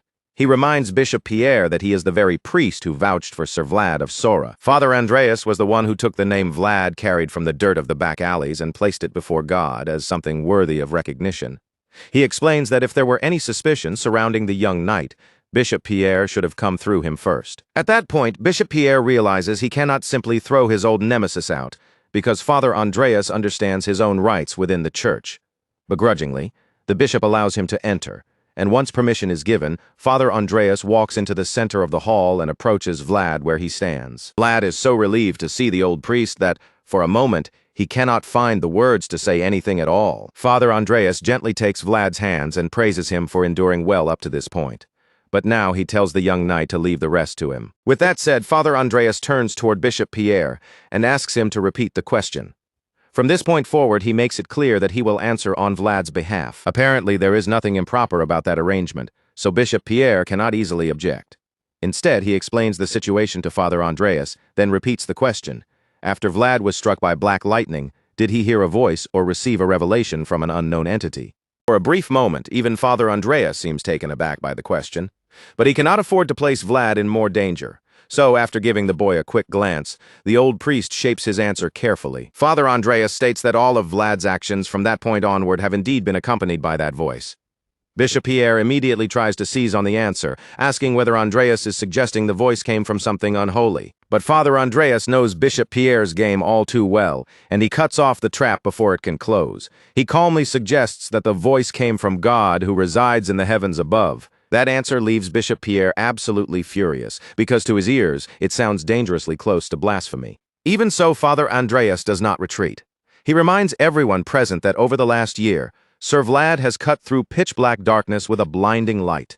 He protected pilgrims from the remnants of a fallen dragon, and he even saved children from heretical beings when their lives were on the line. After laying out those deeds, Father Andreas asks Bishop Pierre to consider how rare it is for one knight to be vouched for not only by Andreas himself, but also by San Rosino. The people in the trial hall begin to relax as they listen to them. Father Andreas's explanation makes the voice seem less like something unholy and more like the voice of God. And because one of Vlad's guarantors is Priest Andreas himself, the idea sounds far more believable than Bishop Pierre wants it to. Still, Bishop Pierre refuses to give up on proving that Vlad is acting under the influence of a dark power. He reminds everyone that Vlad was born in the back alleys, a lowly place, and suggests that God would not bestow blessings so easily on someone from such a background. Unfortunately for him, Father Andreas immediately counters by bringing up King Frausen, who was also the child of a fallen noble family, and rose upward after enduring countless hardships from the bottom. That same man became the one and only Swordmaster, and eventually, the founding king of the empire itself. With that example before everyone, Father Andreas explains that God's blessings are not decided by where a person is born, but by the path that person chooses to walk. That answer leaves Bishop Pierre unable to respond for a moment. With his argument cut down again, he gives up on that approach and moves on to the next question. This time, Bishop Pierre tries to attack Vlad through his past. He states that Vlad committed countless crimes in the back alleys of Sora, then asks whether that is true. Father Andreas answers calmly, saying those acts were closer to emergency relief than ordinary crimes. Bishop Pierre nearly loses his composure when he hears that. To him, it is absurd to hear crimes in the back alleys described as emergency relief. Once again, Father Andreas has an answer ready. He asks Bishop Pierre whether he has ever truly looked at the reality of the back alleys, where stealing, robbery, and sometimes even killing are woven into survival itself. It is a place where tragedy often becomes the only option left for staying alive. And Father Andreas makes it clear that this is not Vlad's story alone, but the daily life endured by everyone trapped in those alleys. The church looked upon those people with compassion and offered warm support. That endless chain of tragedy could finally be broken. Father Andreas says this plainly to Bishop Pierre, and the bishop grows more frustrated as every accusation he raises is answered before it can take root. Even so, Bishop Pierre insists that Vlad's growth is simply too unbelievable. To him, it makes no sense that someone who only recently took up a sword could awaken aura, fight against knights, and even kill a dragon in such a short time. Father Andreas answers that calmly as well. He recalls the day when a mere mercenary ran through the pitch-black night to fulfill his duty, and tore open the darkness above with a miraculous, pure white light. The priest says with confidence that he was not the only one who witnessed the radiant world of Sir Vlad. Bishop Pierre immediately challenges him, asking whether any witness is present, because without a witness, those words are nothing more than a claim. That gives Joseph Bayezid the opening he needs to step into the trial. He presents the evidence he has prepared, declaring that it is testimony written by honorable knights themselves. Among the witnesses are Knight Duncan of Heinel, Holy Knight Justia of San Rosino, and even Volkov Baranov, the heir of the Baranov household, the rulers of the north. Joseph Bayezid reveals that every one of them has already stepped forward and testified to Sir Vlad's accomplishments, placing their own words and reputations behind the young knight. Even after hearing all of that, Bishop Pierre still refuses to accept Vlad's defense so easily, his expression hardening as if the testimonies have only made him more stubborn. Bishop Pierre had gone to great lengths to build a suffocating web of accusations around Vlad, dragging up doubts about the boy's faith, his low birth, the crimes rumored to stain his past, and even whether his extraordinary talent had been falsely exaggerated.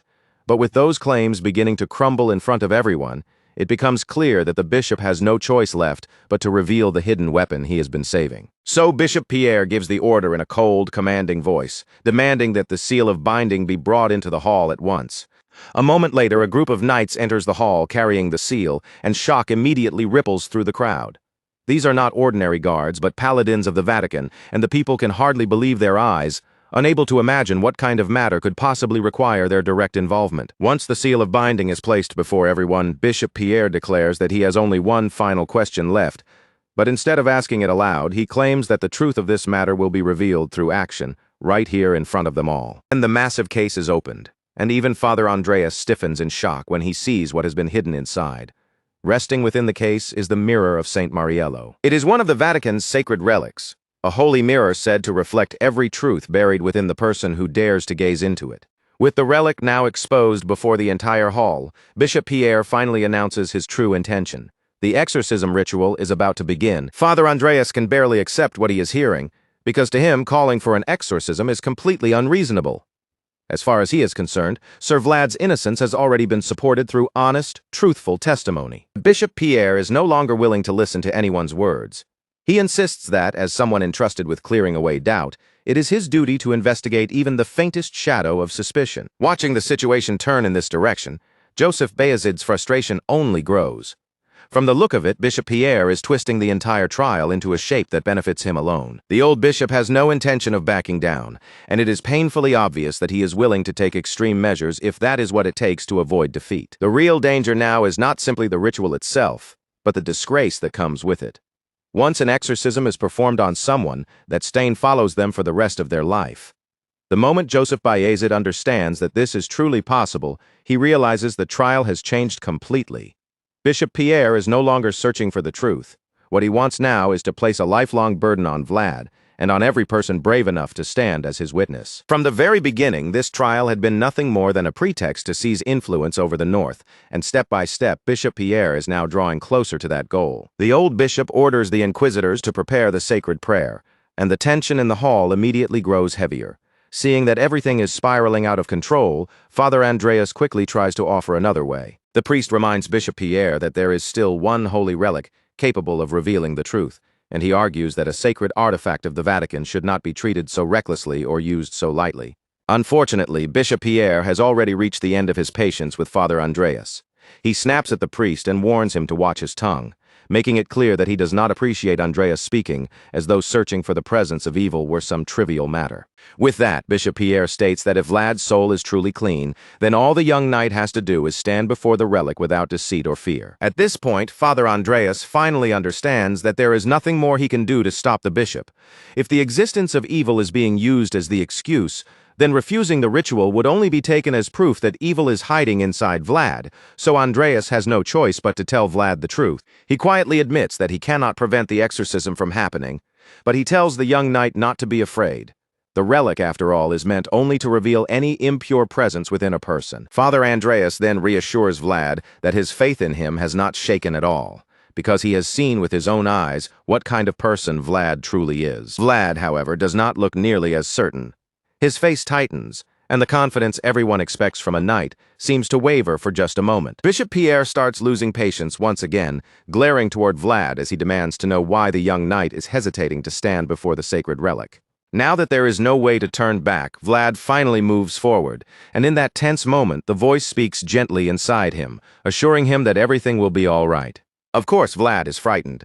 Anyone would be. But the voice tells him to walk forward with pride, just as he has always walked toward the light, no matter how dark the road in front of him became. Gathering what courage he has left, Vlad draws in a deep breath and takes his step forward, forcing himself to face the relic waiting before him. The instant Vlad stands before the mirror of Saint Mariello, the world around him shifts, the hall seems to fade away, and in its place appears a powerful knight draped in a white cape. Vlad freezes in shock, and the sight becomes even more mysterious because, even standing so close, he still cannot clearly see the knight's face. That is when the voice speaks to him again, and as the hidden face is finally revealed, the voice says that at long last, he understands the emotion that had once filled the old blacksmith's eyes. The voice realizes that the old blacksmith must have been hoping his humble sword would not become a burden that held Vlad back.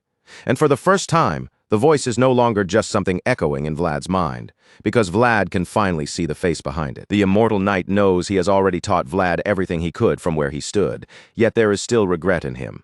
He wishes he could have watched the pride of Sora grow just a little longer. To avoid being detected by the mirror of Saint Mariello, the immortal knight explains that he must sink down into an even deeper realm, farther beyond Vlad's reach. Vlad remains stunned, unable to fully process what is happening. Everything before him feels too unreal, almost like a dream slipping apart in front of his eyes. He asks the voice what he means, and the entity explains that the world of knights is vast and deep like an endless ocean. Until now, the world Vlad had shown him was only the surface, no more than dipping 1 foot into the water. But now, the time has come for Vlad to descend into deeper waters. Vlad understands right away that this is basically a farewell, and he is not ready to accept it. He reminds the voice that he is still far too lacking to reach such a deep world on his own. But the immortal knight only smiles softly and tells him that someday he will make it there. But from this point on, Vlad must walk that path alone. The voice tells him that only Vlad himself can forge his own complete world. Still, Vlad cannot bring himself to let go. He knows that trying to reach that place by himself could take an unimaginably long time, and deep down, he is afraid he may never reach it at all. In response, the immortal knight simply smiles at him and tells Vlad that he believes in him. He can no longer remain by Vlad's side, so he hopes the young knight will meet him again someday in that deeper world. Even as he speaks, his figure begins dissolving into a bright light, and Vlad watches in horror, terrified by the thought of moving forward without him. At last, the voice bids Vlad farewell until they meet again, and in the blink of an eye, he disappears, leaving only radiant light behind. Vlad reaches out desperately, trying to hold on to the knight, but there is nothing left to grasp, and all he can do is bitterly accept the parting forced upon him. Vlad closes his eyes, and his consciousness returns to his body in the human realm, where Bishop Pierre is already shouting at him. The old bishop is furious that Vlad has shut his eyes in front of the mirror, and he orders him to open them at once and look directly into the relic. Vlad takes a slow, steady breath, because now he finally understands what he has to do. As he opens his eyes, he silently vows that no matter what it takes, he will meet the voice again. The moment Vlad looks into the mirror of Saint Mariello, his eye begins to shine. Then the mirror erupts with a blinding light so brilliant that everyone around him is left staring in disbelief. Bishop Pierre is almost terrified by what unfolds in front of him, and the rest of the people in the hall are just as stunned, their mouths hanging open as they struggle to understand what they are seeing. Father Andreas had said that he believed in Vlad, but even he likely never imagined the young knight would call forth such a magnificent display of purity. A blinding white radiance pours through the vast hall, forcing most of the people inside to squeeze their eyes shut or turn their faces away. In that breathtaking moment, the mirror of Saint Mariello shines as if it has been bathed in the light of dawn itself. It is a noble, spotless light, the kind that can belong only to someone who carries not even the smallest speck of shame within his soul. And as overwhelming as the sight inside the hall already is, the miracle does not stop with the mirror. Outside, the clouds suddenly begin to move, and the pure white clouds high above the cathedral start spiraling in a wide circle over the cross on the roof. The people outside are completely taken aback when they notice the sky changing, and one by one, they stop where they stand and look upward in awe. From the crowd gathered outside the church to the people in the town square, from the busy marketplace to the harbor, and even the shadowed back alleys, everyone in the city of Sora can see the white clouds circling above. It is such a strange and breathtaking sight that no one can look away, and even Zemina sees it from Rose's smiles. Back inside the cathedral, the entire trial has shifted in a direction no one expected, and Bishop Pierre is left standing there with his anger barely contained. The young knight before him has completely overturned the atmosphere, leaving the bishop stunned, irritated, and unable to make sense of what he has just witnessed. At last, Vlad raises his voice. With his emotions pressing down on him, he says he cannot see a single thing he has done wrong. Then turns the question back on his accusers, asking why they keep tormenting him and cursing him as if he deserves it. Vlad asks why they are trying so hard to strip everything away from him, and the pain he has been holding back finally breaks through. Tears spill from his eyes as he cries out that he has done nothing wrong. The moment Vlad's desperate cry echoes through the cathedral, a massive bolt of white lightning crashes down from the sky and strikes the cathedral, blasting straight into the mirror of Saint Mariello. Now the radiance bursting from the holy relic becomes even more blinding and far more terrifying. It feels almost as though the heavens themselves are furious with Bishop Pierre for what he has done, and in that overwhelming light the truth becomes impossible to deny. Vlad has committed no sin in this matter. All he ever did was survive, taking the actions he had to take in order to keep moving forward. As the storm shakes the entire city and lightning hammers the cathedral again and again, the final witness proving Vlad's innocence is revealed to be the lingering voice that has always stayed beside him. And in that moment, everyone can finally see it clearly. Without doubt or suspicion, Vlad is truly the pride of Sora. After everything that has erupted outside the cathedral, Bishop Pierre is left absolutely livid, his fury rising higher with every passing second. He stares at the shattered mirror of St. Mariello with a face twisted in rage, yet for once no words come out.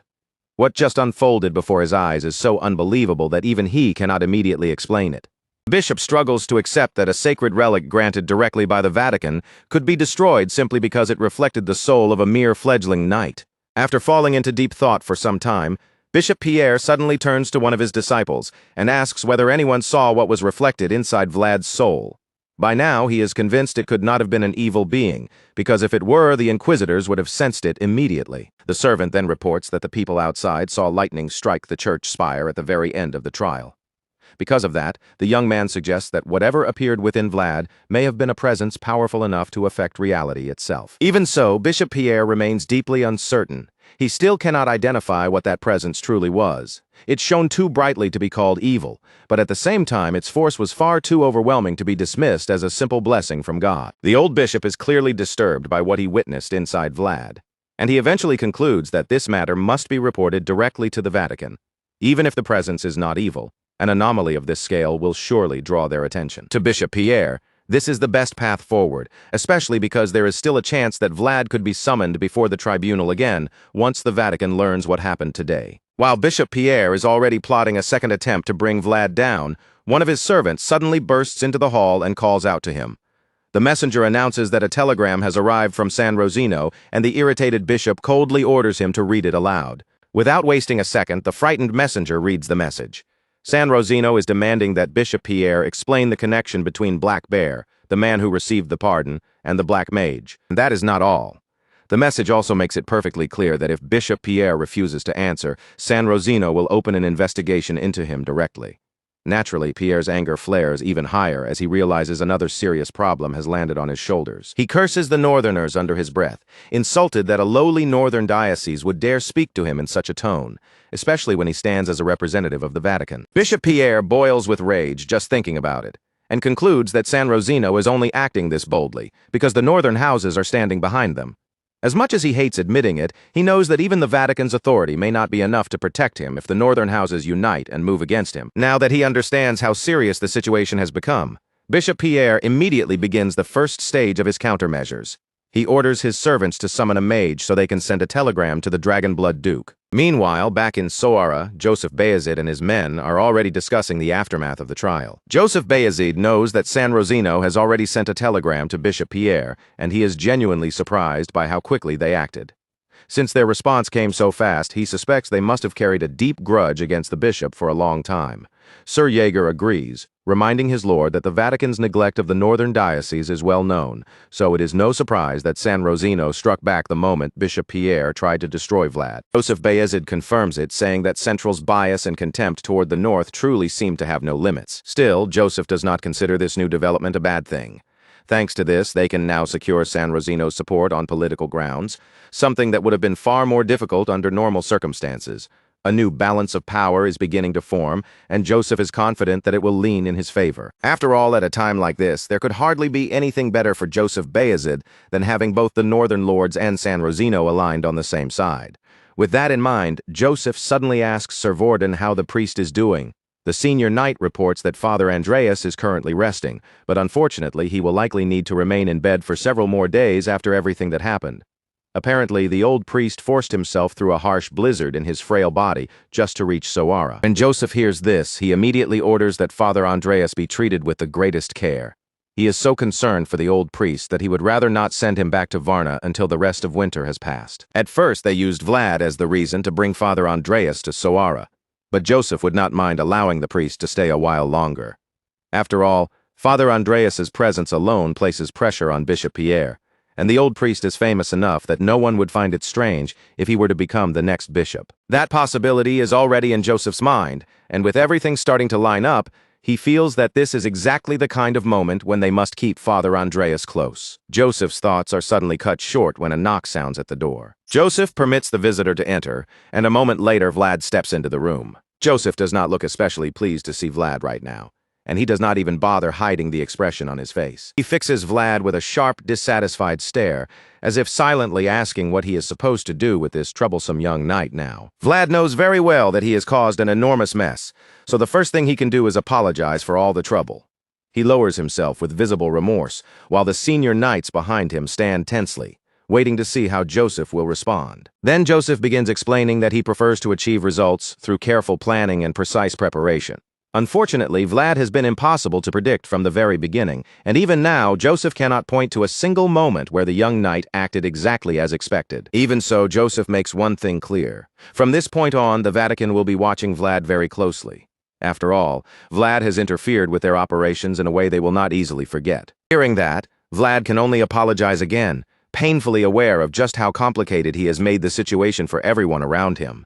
Joseph then informs Vlad that Father Andreas mentioned the possibility of God's blessing dwelling within him. Vlad is visibly shocked by the statement, finding it almost impossible to believe. Joseph does not care whether Vlad believes it or not. As far as he is concerned, they are going to make that interpretation the truth the world accepts. Vlad is still struggling to process that when Joseph points to the sack sitting on the table and tells him to take it. Joseph tells Vlad that the sack contains his special allowance. He explains that this is not Vlad's regular salary, but a separate reward for the achievements he has earned. The moment Vlad hears that, he remembers what Sir Vorden once told him. The senior knight had explained that the price of honor would be paid once a year under the justification of a special allowance.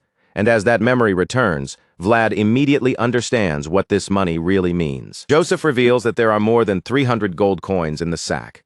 And of course, Vlad instantly realizes that this is an enormous amount of money. Vlad is so stunned that he cannot even hide his reaction, blurting out in disbelief as he asks Joseph why he is receiving such a huge sum. Joseph simply ignores the question and tells Vlad that he has also calculated the results of everything they have accomplished together from the very beginning. Now that Vlad is officially a knight, Joseph believes he has the right to claim proper credit for his past achievements. In other words, Vlad is finally being paid for all the work he has done for the Bayezid household since the day he and Joseph first met. With that explanation, the reward suddenly makes much more sense, and Vlad's face brightens as he thanks Joseph with genuine excitement for such a special allowance. Vlad is grinning from ear to ear by now, but before he can completely lose himself in happiness, Joseph reminds him that becoming a knight also means carrying heavier responsibilities. Joseph makes this point firmly, wanting Vlad to understand that his position has become far more serious now, and Vlad assures his lord that he is ready for whatever comes next. Hearing that answer, Joseph reminds Vlad that he disregarded the pardon said to carry the will of God. That was the very accusation Bishop Pierre made during the trial, and Joseph tells Vlad plainly that in that respect, Vlad did leave behind a clear fault. Because of that, Joseph Bayezid concludes that Vlad cannot simply walk away from the matter untouched.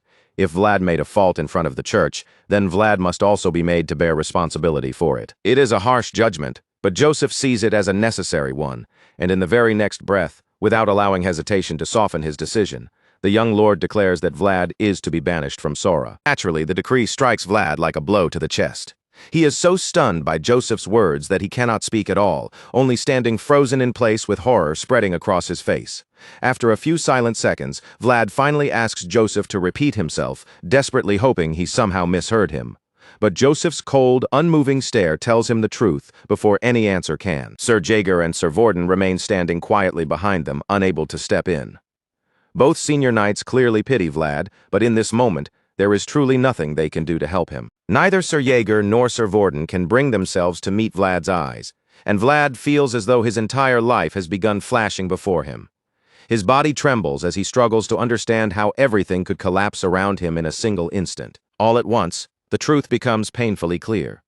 There is no other path Joseph can choose. If Vlad makes even the smallest mistake from this point onward, Bishop Pierre and the Vatican will seize it as an excuse to bear their fangs at him again. Joseph is convinced that sending Vlad away is the safest move, because right now the young knight is practically a glowing target for every enemy watching House Bayezid. It is not easy for Joseph to drive away the most promising knight under his protection, but he understands that half-hearted mercy can become poison when politics and the church are involved. What Joseph's people need now is a clean, decisive action that leaves no room for attack. So he shuts away every personal feeling and repeats his order, telling Vlad once again that he must leave Soara within a week. The words cut into Vlad a second time, and now there is no room left for denial. His eyes widen as the reality crashes over him, heavy and merciless. And while Vlad tries to accept the fate forced upon him, his memories suddenly drift back to the early days of his life. In Rose's smiles, a group of men sit drinking and talking, and one of them groans that he wishes he had 100 gold in his hands right now. When another man asks what he would even do with that kind of money, the first says he would buy land, settle down, and find a life outside his current work. From the rough air around them, it is clear these men live in a criminal trade, and even though one of them dreams of escaping it, his companion only laughs at him. Even so, the ambitious young man refuses to let their mocking crush his dream. He says that with that money he would also find a decent building somewhere and open a business of his own. His partners become more curious when they realize he is serious, but to them, the dream sounds almost impossible. Running a business is no easy thing, and one of the men quickly decides that their delusional comrade would probably fail and ruin himself in no time. Still, the dreamer does not back down. To him, even failing at business would be better than surviving by the sword every single day. After saying that, he turns toward the rookie working in the shop and asks the boy to back him up. That is when the blonde child in the corner comes into view, quietly mopping the floor. The man asks little Vlad what he would do if he had 100 gold right now, but the bitter young boy only glares at the men and bluntly asks whether any of them actually intends to give him that money. Hearing the sharpness in Vlad's voice, the ambitious thug teases him for having such a sour attitude. Of course, none of them has that much money to hand over, so the man quickly explains that they were only chatting for fun. Only then does little Vlad actually think about the question.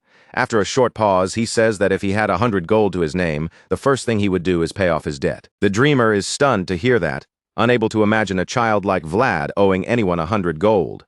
He teases the boy, saying Vlad looks more suspicious than expected, then asks if he has been gambling or doing something shady. Vlad answers flatly that it is not gambling debt. There are simply a few things he needs to repay, things he has carried with him for a long time. That only makes the thugs more curious, and they all turn their attention toward the boy, asking what kind of things he means. That memory fades, and back in the present, Vlad understands that he has very little time left before he must leave Soara. So before anything else, he decides it is finally time to repay the debt he has owed for so long.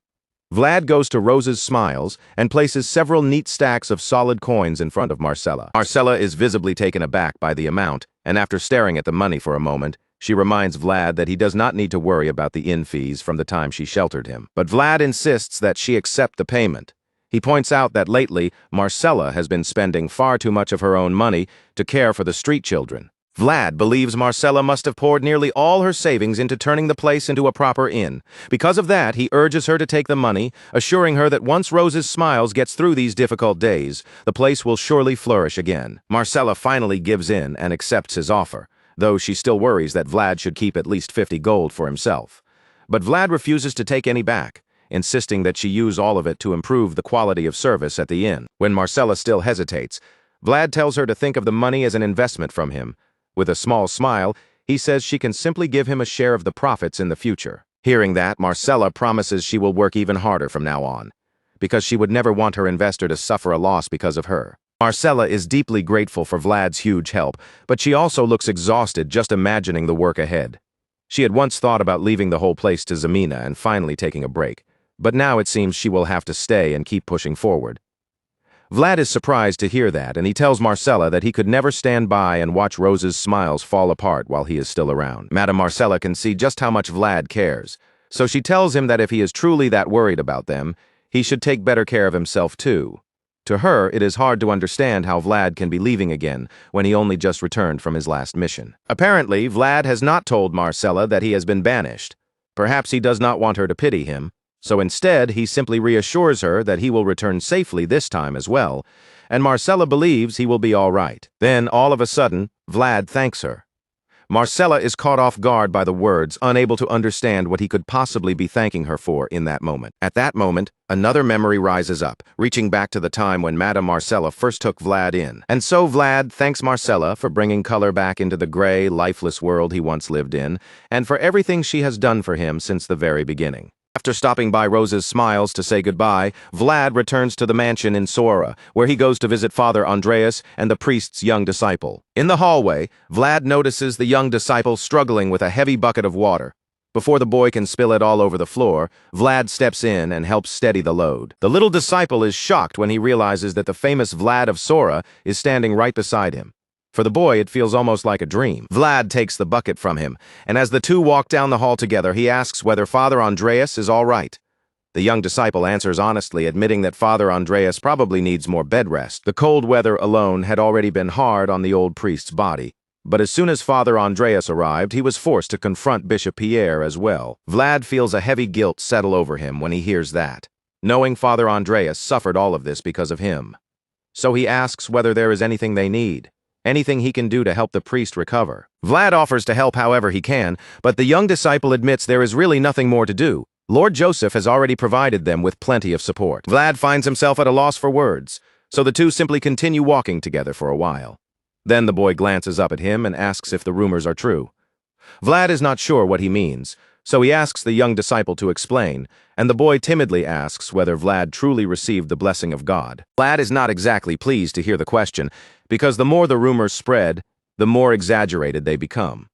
So he quickly corrects the misunderstanding and makes sure the boy understands that things are not as simple as people are saying. The wide-eyed disciple listens with interest, but either way, he tells Vlad that Father Andreas was genuinely happy to hear that Vlad had finally become a full-fledged knight. That revelation surprises Vlad, but it also fills him with a quiet sense of pride, the kind of warmth he cannot easily hide. The little disciple confirms it, yet he still keeps repeating that Vlad received the blessing of God, even though Vlad just explained that it was not quite like that. Unfortunately for Vlad, the rumors may spread even further, because the young disciple suddenly asks whether he can brag about meeting him to the other initiates later. The boy wants to tell everyone that he once prayed together with Vlad, and thankfully, Vlad does not see anything wrong with that.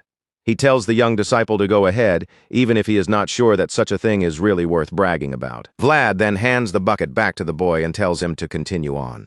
The young disciple accepts it with both hands and thanks the knight for taking the time to listen to him. After they part ways, Vlad starts to feel a little frustrated. He originally came here to see Father Andreas, but now that the priest is bedridden, Vlad does not think it would be right to disturb him. With that thought in mind, Vlad turns around and takes a few steps away, only for a harsh reality to suddenly strike him. Unlike before, when he always had a constant companion within him, Vlad's mind is now painfully silent. There is no voice left to answer him. The voice is gone, and Vlad realizes just how long it has been since he last felt this crushing loneliness. Through most of his trials and journeys, the voice had always been there for him to speak to, but now there is only silence. Vlad is completely alone now, and the saddest part is that there is no one left to soften that silence for him. From this moment on, he has no choice but to learn how to live with it. The next morning, Vlad sits down for breakfast with Sir Gregory, and as the two of them drink from their mugs, the senior knight starts grumbling under his breath.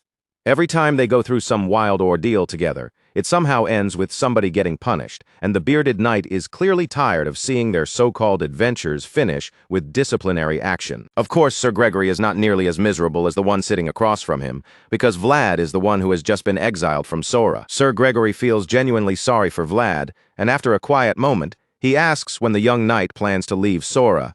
Vlad answers that he has only 5 days left, though if everything he needs is ready before then, he may depart even sooner. The thought clearly weighs on Sir Gregory's heart. Even though the outcome turned out badly for Vlad, the bearded knight still thanks him for making sure everything they planned was completed properly. With Black Bear gone, the Canner family's expansion into Sora is practically settled, and negotiations with Joseph Bayezid have already been finalized as well. Sir Gregory knows that none of that would have happened so smoothly without Vlad's help, and he gives the young knight full credit for making it possible. Even though the cost was Vlad's own home, he does not seem angry about it. If anything, he is relieved that their efforts produced something worthwhile, and that all the chaos was not completely meaningless in the end. Still, Sir Gregory cannot shake the feeling that Vlad's banishment is partly his responsibility. With a heavy expression, he admits that he owes Vlad a tremendous debt, then tells the young knight that his patriarch, Lord Olson Canner, wishes to repay that debt by sponsoring Vlad for life. Vlad is surprised by the offer, and after a beat, he jokingly says that this means he will probably be eating free sausages forever. Sir Gregory bursts into laughter at that and promises to send him so many sausages that Vlad will eventually get sick of them. After that brief moment of humor fades, the air between them becomes awkward and heavy again, and Sir Gregory finds himself making a confession that clearly embarrasses him. Sir Gregory admits that on the day they brought down Black Bear, he felt that Vlad's actions were more knightly than almost any knight he had ever known. The senior knight says he cannot even remember the exact moment it struck him, but what he knows for certain is that when Vlad cut down Black Bear, he set aside religion, politics, personal benefit, and ambition entirely. In Sir Gregory's eyes, Vlad acted according to nothing but the code of a true swordmaster, and that kind of pure resolve is something rarely seen in knights these days. They live in an age where genuine knights are becoming painfully rare, and Sir Gregory says that bluntly, before admitting something even more difficult. That night, he felt ashamed of himself, but at the same time, he felt proud of Vlad, because Vlad alone had shown the kind of true knighthood that most knights had long since lost. After finally saying what was in his heart, Sir Gregory tells the blue-eyed young hero to take care of himself out there in the wider world. Vlad is stunned at first, but slowly, the shock on his face gives way to a proud and grateful smile. The two knights raise their cups together in a quiet toast, and Vlad promises Sir Gregory that he will look after himself once he leaves Sora. The scene then moves to the harbor, and by now it is clear that Vlad is going around the city to say his final goodbyes. Next on Vlad's list is definitely Harvin, who is already standing with him down by the docks. The brown-eyed young man is clearly delighted to spend the day with Vlad, especially because it has been ages since he last got to properly look at a ship. The two of them stop in front of a magnificent vessel, and Harvin cannot help but stare at it with admiration, openly admitting that it is one seriously impressive ship. Harvin guesses that steering such a vessel must be difficult right now, since most of the river is still frozen. Vlad then adds that the ship is also far too expensive, which immediately leaves Harvin staring at him in surprise, because as far as Harvin knows, Vlad has never been some kind of boat expert. After they spend some time looking around at different boats, the two friends take a walk together. Then Vlad suddenly asks Harvin whether he still wants to sail. Harvin naturally says that he does, so Vlad follows up by asking if he still dreams of going far beyond Sora. Harvin confirms that too, but now his curiosity is growing. He turns toward Vlad and asks why he has suddenly started asking all these questions out of nowhere. From Harvin's perspective, Vlad is acting strangely today, suddenly dragging him around to look at ships and bringing up his old dream of sailing. Soon they stop beside another boat, and Harvin explains that this one costs 200 gold, making it cheaper than the others they have seen. Harvin adds that this lower price is exactly why many merchants prefer to use it, and that is when Vlad quietly reveals that this is also the reason he bought it. Once again, Harvin is left completely dumbfounded, because that is probably the last thing he expected to hear from Vlad today. Vlad, on the other hand, only smiles at him. It turns out Vlad wants to give Harvin this boat as repayment for the way Harvin never hesitated to support him and Zemina when they had nowhere else to go. Vlad had sworn to repay the debt he owed Harvin no matter what, and now he is finally keeping that promise. Even if Harvin limps when he walks on land, he would not have to limp out on the open sea. That thought stayed with Vlad, and now the young knight has made sure his word becomes real. While Harvin is still struggling to understand what is happening, Vlad hands him the deed to the boat and tells him to sign it under his own name. Harvin stands there completely bewildered, staring at the deed as if the world has suddenly stopped making sense. For Harvin, it almost feels like a dream he might wake from at any moment. But Vlad calmly assures him that the boat truly belongs to him now. Slowly, Harvin reaches out and takes the ship's deed, and the confusion on his face begins to melt into deep, trembling gratitude. Harvin smiles at Vlad as he accepts the documents, and Vlad takes it one step further by handing him a captain's hat. Vlad congratulates Harvin on his new boat and calls him captain, and that single word is enough to break through Harvin's composure completely. As Harvin puts on the hat, he is so overwhelmed that tears of joy begin running down his cheeks, his dream suddenly sitting right there in his hands. After that, Vlad goes to the cemetery and gives a final farewell to the old blacksmith, knowing that it may be a very long time before he can return to this place again. He also thanks Sir Maxim, who protected Rose's smiles in Vlad's stead, and Sir Vorden, who stood for him by reciting the proclamation when it mattered. Vlad quietly meets with Sir Gregory and Sir Cade as well, two knights who helped protect the future of the children tied to Sora. So one by one, Vlad begins repaying the debts he can still touch, releasing the names that had stayed etched in his heart while leaving behind the people whose kindness he may never fully repay. Time slips by far too quickly, and before long, the moment draws near. It is finally time for Vlad, everyone's favorite young knight, to leave Sora behind and set out on his own. That night, Vlad meets his old friends one last time. He tells Harvin to head to Sturma once the river thaws and receive the Canner family's meat shipment there. Vlad explains that it will not be enough to send Harvin straight out to the open sea, but it should serve as a solid beginning for his first voyage. Harvin is surprised and asks whether Vlad has really already arranged a trade connection for him. Vlad simply tells him to prepare when he can, as if setting up such a thing were nothing unusual. After that, Vlad turns to Otar and asks him to help Harvin with the business, saying that it would mean a great deal to him. Naturally, Otar does not refuse Vlad's request, and with that, the matter is settled quickly between them. Harvin then asks Vlad if he is truly leaving the next day, and Vlad confirms that he will depart at dawn. Hearing that, Soara's newest captain asks whether Vlad went to greet Joseph Bayezid earlier, but Vlad explains that Lord Joseph is strict about separating public matters from private feelings. Right now, Joseph is pressuring Bishop Pierre, so Vlad cannot meet him casually. Even accepting Vlad's farewell could hand the Vatican political leverage, and neither Vlad nor House Bayezid can afford that. Hearing that, Harvin lets out a frustrated sigh, then asks whether Vlad at least managed to meet everyone he wanted to see before leaving. Vlad answers with a mischievous smile and reveals that there is actually still one person left. The scene shifts to Zemina's room, where the redhead is sobbing by herself. She has most likely heard that Vlad is leaving and does not know how to handle it. Then Vlad knocks on her door, urging her to open up, because there is something important he needs to tell her. At first, Zemina ignores him completely, and when it starts to seem like she has no intention of letting him in, Vlad threatens to break the door down if she refuses to open it. That is when Zemina finally answers him from inside the room, revealing through her tears that Harvin already told her what happened at Captain Hoover's hideout. Hearing that only makes Vlad even more determined to reach her. He tells Zemina to move away from the door, because once he counts to 3, he is breaking it open himself. The threat works immediately, and before Vlad can even finish counting, Zemina rushes over and yanks the door open. Zemina is clearly not in the mood for a conversation. She only opened the door because she did not want it smashed apart. So she glares at Vlad and tells him to say whatever he came to say, then get lost. The moment Vlad sees her face, he notices the pain in her eyes. He understands that he is the reason she looks like this, and that only makes the weight in his chest feel even heavier. Zemina is so angry with him that she cannot even bring herself to look him directly in the eyes. Vlad tries to calm her down, admitting that he truly wanted to wait patiently until she was ready to face him. But now, he no longer has that kind of time, so he begs her to understand and not hate him for what he is about to do. Before Zemina can even fully process what Vlad means by that, he suddenly moves in, scoops her up, and throws her over his shoulder. Vlad tells Zemina that she is coming somewhere with him, but she is still furious, so all she can do is scream and struggle while he carries her away. Even with Zemina shouting the whole way, Vlad manages to carry her out into the dark back alleys of Sora. Zemina keeps yelling at Vlad to put her down, but he refuses, saying she brought this on herself by locking herself in her room for an entire week. Still hanging over his shoulder, she demands to know where he is taking her this late at night because she cannot understand what on earth he is trying to do. That is when Vlad finally tells her that he is leaving the next day. And the moment those words leave his mouth, Zemina falls quiet.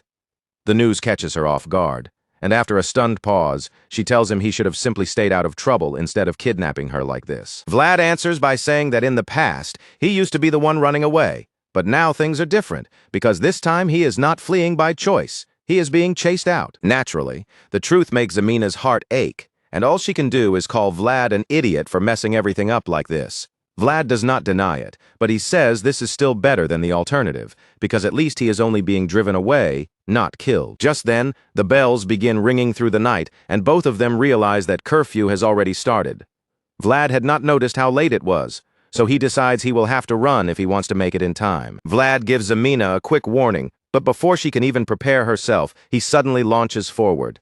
The young knight tears through the back alleys at full speed, while Zemina screams in horror from over his shoulder. Her red hair flies wildly in every direction, and since she cannot get down no matter how much she struggles, all she can do is yell at him, calling him a crazy bastard for making her blood pressure spike for no reason. Unfortunately for Zemina, none of her shouting is enough to make Vlad slow down. He keeps racing through the alleys at a ridiculous speed, ignoring every cry and every demand for him to put her back on the ground. Eventually, they reach their destination, and only then does it become clear where Vlad had been so determined to bring her. Zemina stands in front of a shop window, completely stunned as her eyes land on a beautiful dress displayed before her. She is so overwhelmed by the sight that she freezes in place. And while Zemina can only stare, Vlad steps forward to speak with the shop owner. The man is thrilled to see the famous Vlad of Sora return to his shop. Vlad apologizes for arriving so late, then asks whether the order he placed earlier has been completed. The excited designer immediately confirms that everything is ready. In fact, he says he had been planning to bring the order to Vlad the next day, since Vlad never came by during the day. After hearing that, Vlad turns to Zamina and tells her to try the dress on, leaving her completely taken aback for a moment. After that unexpected trip through the back alleys, Vlad and Zamina begin making their way back, and soft snow starts falling around them. This time, Vlad is no longer carrying Zamina on his back, because the two of them have finally settled into the same pace. As they walk together through the falling snow, Vlad tells Zamina that the dress he bought for her looked really good when she tried it on. Zamina says nothing in return, so Vlad glances back and notices how strangely quiet she has become. With a warm smile, he asks why she is acting so awkward all of a sudden. That is when it becomes clear that Zamina is still wearing the gorgeous red dress Vlad bought for her. She is obviously flustered, and even though she tries to pretend she is not blushing, the redness spreading across her cheeks gives her away instantly. She claims she has no idea what Vlad is talking about, but he decides not to press her any further. Vlad is more focused on how well the dress suits her, and he is relieved that he had it tailored carefully enough to fit her perfectly. After all, Vlad doubts Zamina is going to get any taller from now on. As expected, the hot-headed redhead does not take that joke kindly, and she immediately asks Vlad if he has a death wish. Vlad did all of this because, from now on, he wants Zamina to wear clothes of her own instead of always borrowing things from Madame Marcella. Zamina cannot even pretend that she is not touched by what Vlad has done for her. He bought her a necklace, earrings, shoes, cosmetics, and even a fan, and the more she thinks about it, the more she wonders how much all of this must have cost. Vlad tells her that the price was about the same as a sword hanging in the forge, but Zamina does not believe him for a second, because the shoes alone look like they are worth more than 5 gold. She already feels like he has done far too much for her, but Vlad only wishes he could have done even more. If he had more time, Vlad says he would have paid to have her hair done too, and he feels bad that he could not manage it. He has been so busy lately, and before he can continue making excuses, Zamina cuts him off by saying he is going through all of this because he got himself kicked out like an idiot. It is obvious that Zamina is deeply saddened by his banishment, but a small part of her still clings to hope as she asks when he will come back this time. Sadly, Vlad does not know when he will be allowed to return, because Joseph Bayezid told him nothing beyond the fact that he was being banished. At that point, Zamina begins to fear the worst, wondering if this might mean Vlad will never come back at all.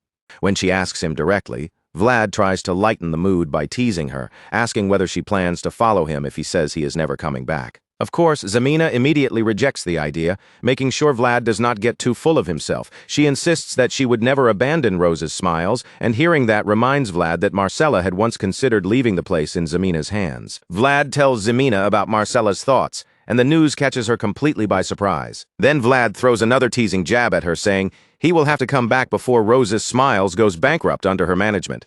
After all, he invested a lot of money into the place. With that excuse in hand, Vlad promises that he will return, even if it is only to collect the profits from his investment. After joking around for a little longer, he finally tells Zamina to take good care of their home. Zamina is left stunned by those words, and then Vlad takes out the handkerchief she made for him a while ago and offers it back to her. Vlad says he did not know this was how nobles handled such things, but Zamina only looks confused, unsure of what he is trying to say. While Zamina is still trying to understand him, Vlad suddenly lowers himself onto one knee and asks her to grant him her handkerchief. As expected, Zamina's cheeks turn bright red the moment Vlad kneels before her. She stands frozen in place, even more flustered than before. As it turns out, there are 2 ways for a knight to receive a lady's handkerchief. One way is by accepting it on the tip of a sword, and the other is by receiving it directly, hand to hand. And there, in the middle of an empty plaza beneath the falling snow, a knight kneels before his lady, and her handkerchief passes from her hand into his. Zamina may not fully realize what it means, but through that single act, Vlad willingly takes on a heavy duty. It is a vow to protect her. After that, Vlad rides back through the city on his horse, the night air cold around him as his departure draws closer. There, Vlad meets Goethe, who has been freezing while waiting for his boss to arrive, so they can set off together at dawn. Apparently, Vlad had no idea Goethe was waiting for him. He asks what Goethe is doing there, and Goethe promptly reminds him that he is supposed to be a knight's attendant. Hearing that, Vlad tells Goethe to stop messing around, because he is no ordinary knight heading out on a mission. He is an exiled knight. Vlad advises Goethe to stay in Soara and build a proper life for himself, but Goethe refuses without hesitation. As far as he is concerned, he has already invested far too much into Vlad to let all of that effort go to waste now. With so many swindlers prowling around outside the city, Goethe is convinced that if Vlad sets out alone, that blonde young knight will somehow lose every coin he owns before even a week has passed. Vlad only smirks at that and fires back that Goethe really has no right to lecture anyone about scammers, considering he is hardly the most honest-looking man in the world himself. Still, Goethe pats himself on the chest and insists that, whatever else people may say about him, Vlad can trust him. He tells Vlad to let him come along because even if the blonde knight thinks he knows every back-alley trick, Goethe has been around long enough to understand the wider world in ways Vlad does not yet. Goethe then brings up the story he heard about Vlad getting a whole boat for Harvin, and his eyes sharpen with half-joking hope. If Vlad can look after an old back-alley contact that well, Goethe wonders aloud whether this exiled knight might treat him just as generously someday too. Vlad does not give him a straight promise. He simply lets out a light laugh, the corner of his mouth lifting as he admits that Goethe's future treatment will depend entirely on how well the two of them get along from here. By now it is obvious that Goethe will be joining him on the road, so he asks Vlad where they are supposed to head first. Vlad answers without hesitation, his voice calm and simple, saying only that their path begins in the east. That answer comes so suddenly and with so little explanation that Goethe can only blink in confusion. To him, east sounds less like a destination and more like Vlad has picked a direction at random. But Vlad is not wandering without a plan. Behind that quiet expression, his mind is already fixed on something clear, something that has been pulling him toward that direction from the start. There is something waiting for him in the east, something he needs to find no matter what.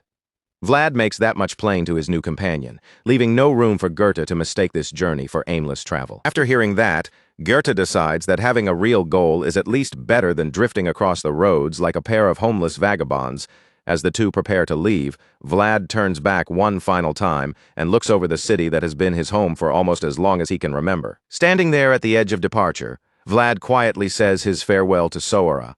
In his heart, he hopes that everyone he is leaving behind in that familiar city will stay safe and take care of themselves while he is gone. And with that last goodbye left behind him, Vlad begins his journey with Goethe at his side. Before the sun even has the chance to rise over the rooftops, the two men ride out of Sora and disappear down the road. As Vlad and Goethe make their way beyond the city, Lord Joseph watches them from the quiet height of his chambers.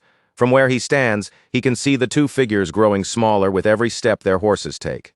Joseph never truly had the chance to give his most promising knight a proper farewell, and as he watches Vlad leave, he understands that this may be the last time for a very long while, that the knight called the Pride of Sora stands on his side. While Joseph continues staring toward the east, Sir Yager steps into the room and joins him by the window. Looking out at the pale morning air, Yager quietly remarks that the wind feels unusually cold. Joseph does not take his eyes off the distant road. In a low voice, he answers that the cold outside is nothing compared to what he feels inside his own chest. To Joseph, it is more than a simple chill. The ache in his heart feels heavy and bitter, the kind of cold that seems to settle deep enough to make a person feel older all at once. What hurts him most is that Vlad never once turned back to Joseph. That silence says more than any farewell could have.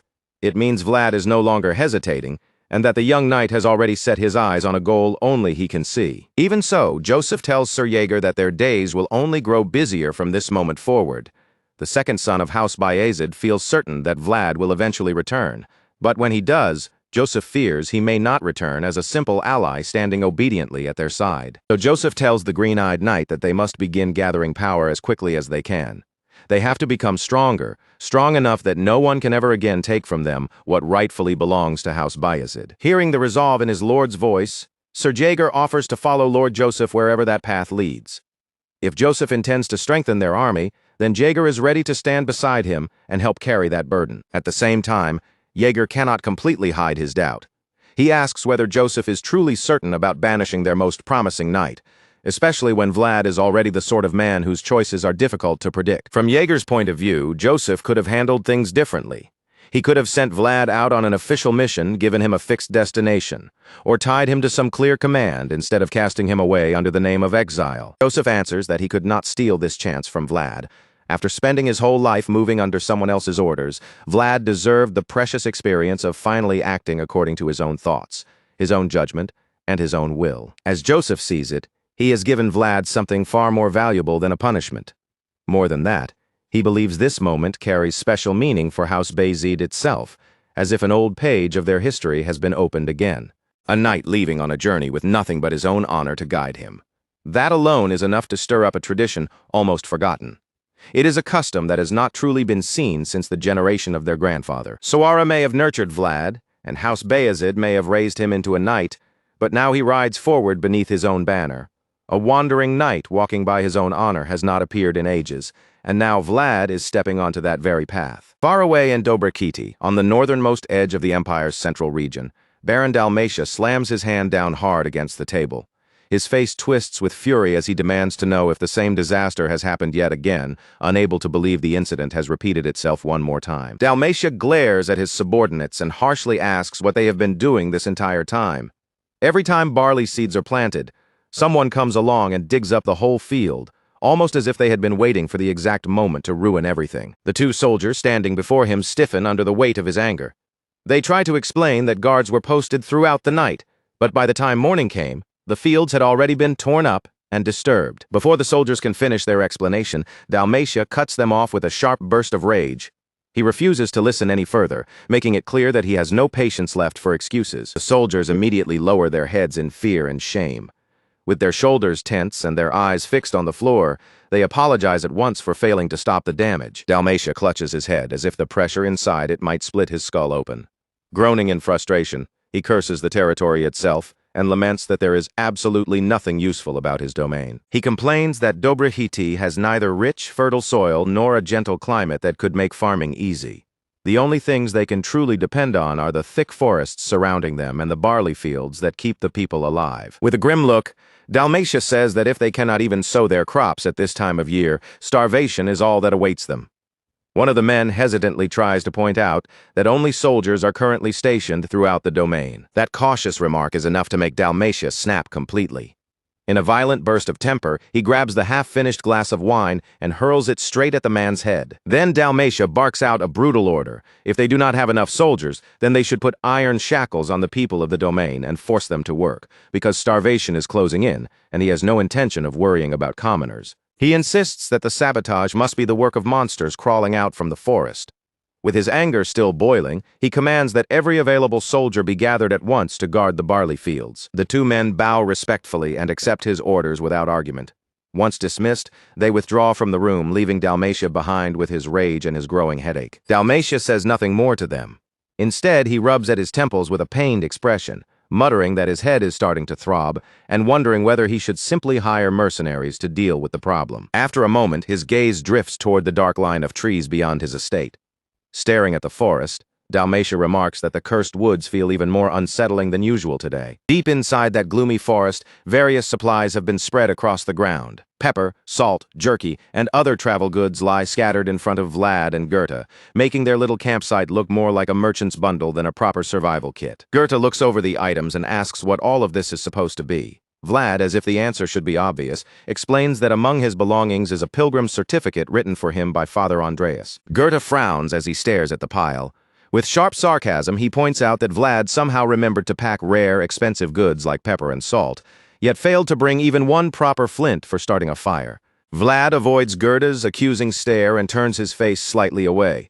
Then he fires back that Goethe is hardly in any position to criticize him, since the only flint Goethe brought along was apparently useless anyway. Goethe immediately protests, insisting that he absolutely did bring a flint.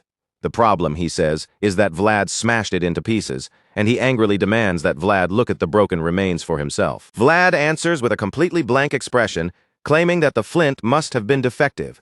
That flimsy excuse only makes Goethe explode with anger, and he curses Vlad for clearly breaking it on purpose. Vlad does not bother responding to Goethe's outrage. As the forest air grows colder, Goethe becomes visibly anxious and urges him to hurry up and start rubbing something together for a fire, warning that if they stay there without warmth, they may freeze before morning. At last, Vlad snaps that he cannot keep doing this anymore. His patience gone, he reaches for his sword and picks it up, the movement sudden enough to make the whole situation turn tense. Goethe freezes on the spot, his face draining with fear. He quickly waves both hands in front of him and stammers that Vlad must simply be tired, then promises that he will start rubbing for fire right away. But before Goethe can do anything, Vlad suddenly calls out toward the trees. Staring into the darkness of the forest, he asks someone nearby whether they happen to have a flint, and if so, whether they would let him borrow it. Goethe just stood there with his hands half raised, completely lost. He could not understand why Vlad was suddenly speaking into the darkness, or who the young knight thought might be hiding among the trees. Then, from deep within the shadowed woods, a mocking voice drifted out. Leaves rustled, branches shifted, and a large figure stepped into view with a crooked grin, remarking that Vlad's ears were sharper than he had expected. The moment Goethe saw them, the blood drained from his face. His eyes widened in horror as he realized the strangers creeping out of the forest were not travelers at all, but bandits. One of the bandits sneered at them and said that if Vlad and Goethe had already noticed they were being watched, then they should have run for their lives instead of standing there trying to look brave. But his confidence faltered for a moment when Vlad silently met his gaze. There was no panic in Vlad's eyes, no hesitation at all, and that calm stare made the bandit's expression twitch with surprise. The bandit quickly grew interested again, letting his gaze crawl over Vlad's face. With a nasty smile, he said that with looks like that, Vlad would fetch a fine price no matter where they chose to sell him. Another one of the men joined in with mocking laughter, asking which noble house Vlad had crawled out from. If Vlad would just name his parents, the bandit suggested, they might even return him alive and collect a tidy ransom from his family. Vlad did not react to their threats in the slightest. With the same calm expression, he simply asked whether any of them happened to have a flint, then bluntly told the bandits to check their belongings and see if they had one. The bandits stared at him for a second, then curled their lips in contempt. One of them demanded to know what nonsense Vlad was spouting, as if the young knight had lost his mind right in front of them. But from the moment Vlad had looked at that man properly, his eyes had already filled with quiet disgust. He had not been treating the bandit as a threat, so much as something filthy standing in his way. Dangling from the bandit's body was a grotesque ornament made from human fingers. The sight alone told Vlad exactly what kind of men he was facing. Vlad slowly drew his sword from its sheath, the blade sliding free with a cold, steady sound. In a flat voice, he said it no longer mattered, because the moment he left his hometown behind, he had already made his choice. His eyes sharpened like drawn steel, and the bandits finally began to frown as the air around him changed. Inside, Vlad hardened his resolve, deciding to reclaim the blunt determination he had carried at the start of his journey, before ordering them to hand over everything they had. At that instant, the bandit leader's body began to tremble. The grin disappeared from his face as the pressure coming from Vlad turned heavier than he had imagined. Vlad's voice dropped even colder as he told them that their lives were included as well. To him, men who decorated themselves with human fingers were worth less than animals. In the end, the forest swallowed everything except the bandits' screams. Their cries of pain ripped through the trees, echoing again and again through the cursed woods. At the entrance to that region, 2 guards stood uneasily with their spears in hand. One muttered that the cursed forest felt especially ominous today, as if the shadows themselves were pressing closer than usual. The other guard admitted that it really did feel like something might leap out at any moment. Then he quickly told his companion not to joke about it, because the rumors already spreading through the territory were unpleasant enough. Just then, both of them noticed movement ahead. A dark figure was approaching from the direction of the trees, slowly coming closer through the dim light. The 2 guards immediately raised their spears and braced their feet against the ground. In the same startled voice, they shouted out, demanding to know who was coming toward them. What appeared before them first was Noir's pitch-black silhouette, so dark it seemed to melt into the forest behind him. His eyes gleamed fiercely, and the flash of his white fangs made him look more like a beast than a horse. The guards stumbled back in terror, their faces twisting with fear. For one horrible moment, they were convinced that some monster had crawled out of the cursed forest. From atop Noir's back, Vlad spoke in a calm, almost casual voice. Without raising his tone, he commanded Noir not to bite the frightened men. Only then did the guards realize that the terrifying black creature was actually a horse, and their knees nearly softened with relief. Vlad told them to lower their spears, then explained that he had captured the bandits who had been causing trouble around the area. The guards stared at him, unable to process what they had just heard. In disbelief, they asked if he meant the same vicious criminals who had massacred nearby villagers. At that moment, a ragged line of people was dragged forward behind Vlad. Their clothes were torn, their faces were battered, and their bodies were bound tightly with ropes and chains. In their hands was the severed head of their leader. The sight was so gruesome and chilling that it made the guards' spines go cold. The guards could only gape at the scene in front of them. Their mouths hung open as they struggled to believe that one young knight had brought in a nightmare like this alive and broken. Vlad then stated that he wished to meet the lord of the territory. Sitting tall on Noir, he introduced himself clearly as Vlad of Sora, a knight of Bayezid. Soon after, Vlad was brought to a manor in Dobrachiti, where Baron Dalmatia greeted him with loud, cheerful laughter. The Baron seemed genuinely amazed that a knight who had already proven his skill would come all the way to his remote territory. Vlad bowed with proper respect, keeping his posture composed. He thanked Dalmatia for receiving him and for showing him hospitality after his arrival. Dalmatia praised Vlad for capturing the men who had been terrorizing his lands, saying that as the lord of the territory, he could hardly refuse such a guest. Then, with a broad smile, he waved away the formal atmosphere and invited Vlad to sit comfortably. Vlad took his seat across from Dalmatia, while the Baron continued smiling with satisfaction.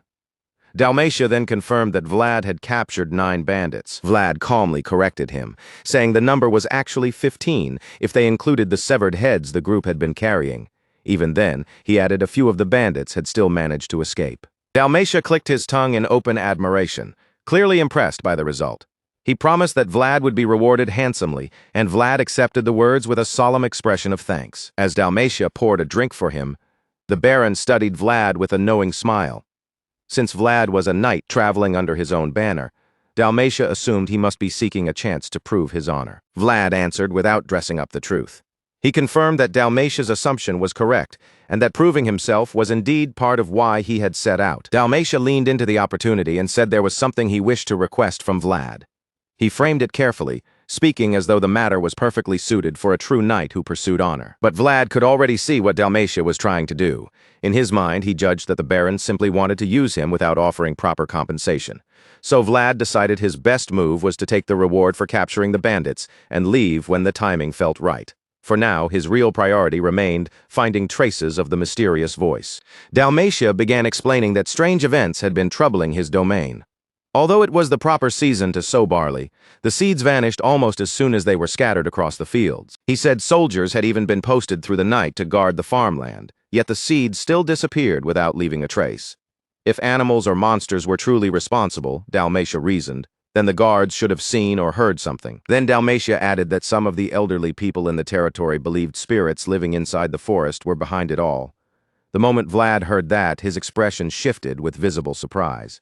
Elsewhere in the forest, a young girl wandered alone beneath the trees, innocent and unaware of the danger around her.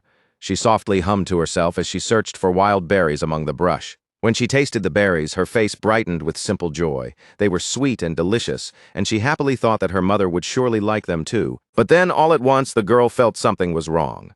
The cheerful feeling vanished from her face as a cold uneasiness crept over her. Confused, she slowly turned around. Towering behind her was a massive shadow, and from within that darkness, 2 bright, glaring eyes stared straight down at her. Meanwhile, Goethe could not shake the strange feeling crawling over him. Looking around the territory, he muttered that something about this place felt deeply wrong. Goethe pointed out that the whole area looked painfully poor, the kind of place where people might not even have enough money to feed themselves, let alone pay a proper bounty. He suggested that they should forget about expecting any reward, but Vlad calmly reminded him that Dalmatia had promised to pay generously. Goethe scoffed at that answer, saying anyone could make grand promises with their mouth. He claimed he could tell at a glance when someone was not the type to actually pay, and in his eyes Dalmatia was exactly that sort of lord, the kind who would suddenly be full of excuses the moment it was time to open his purse. In Goethe's opinion, they should have demanded payment in advance before doing anything else for Dobrikiti. Vlad, still calm, simply told him that handling matters like payment and negotiations was exactly the kind of thing Goethe was supposed to take care of. Goethe blinked in surprise, clearly unsure what Vlad was trying to say.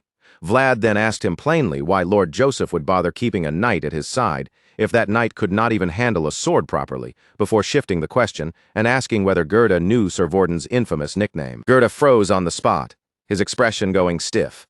After a brief, awkward pause, he admitted that he had absolutely no idea what nickname Sir Vorden was known by. Vlad lowered his voice slightly and revealed that Sir Vorden was called Vorden the Swindler.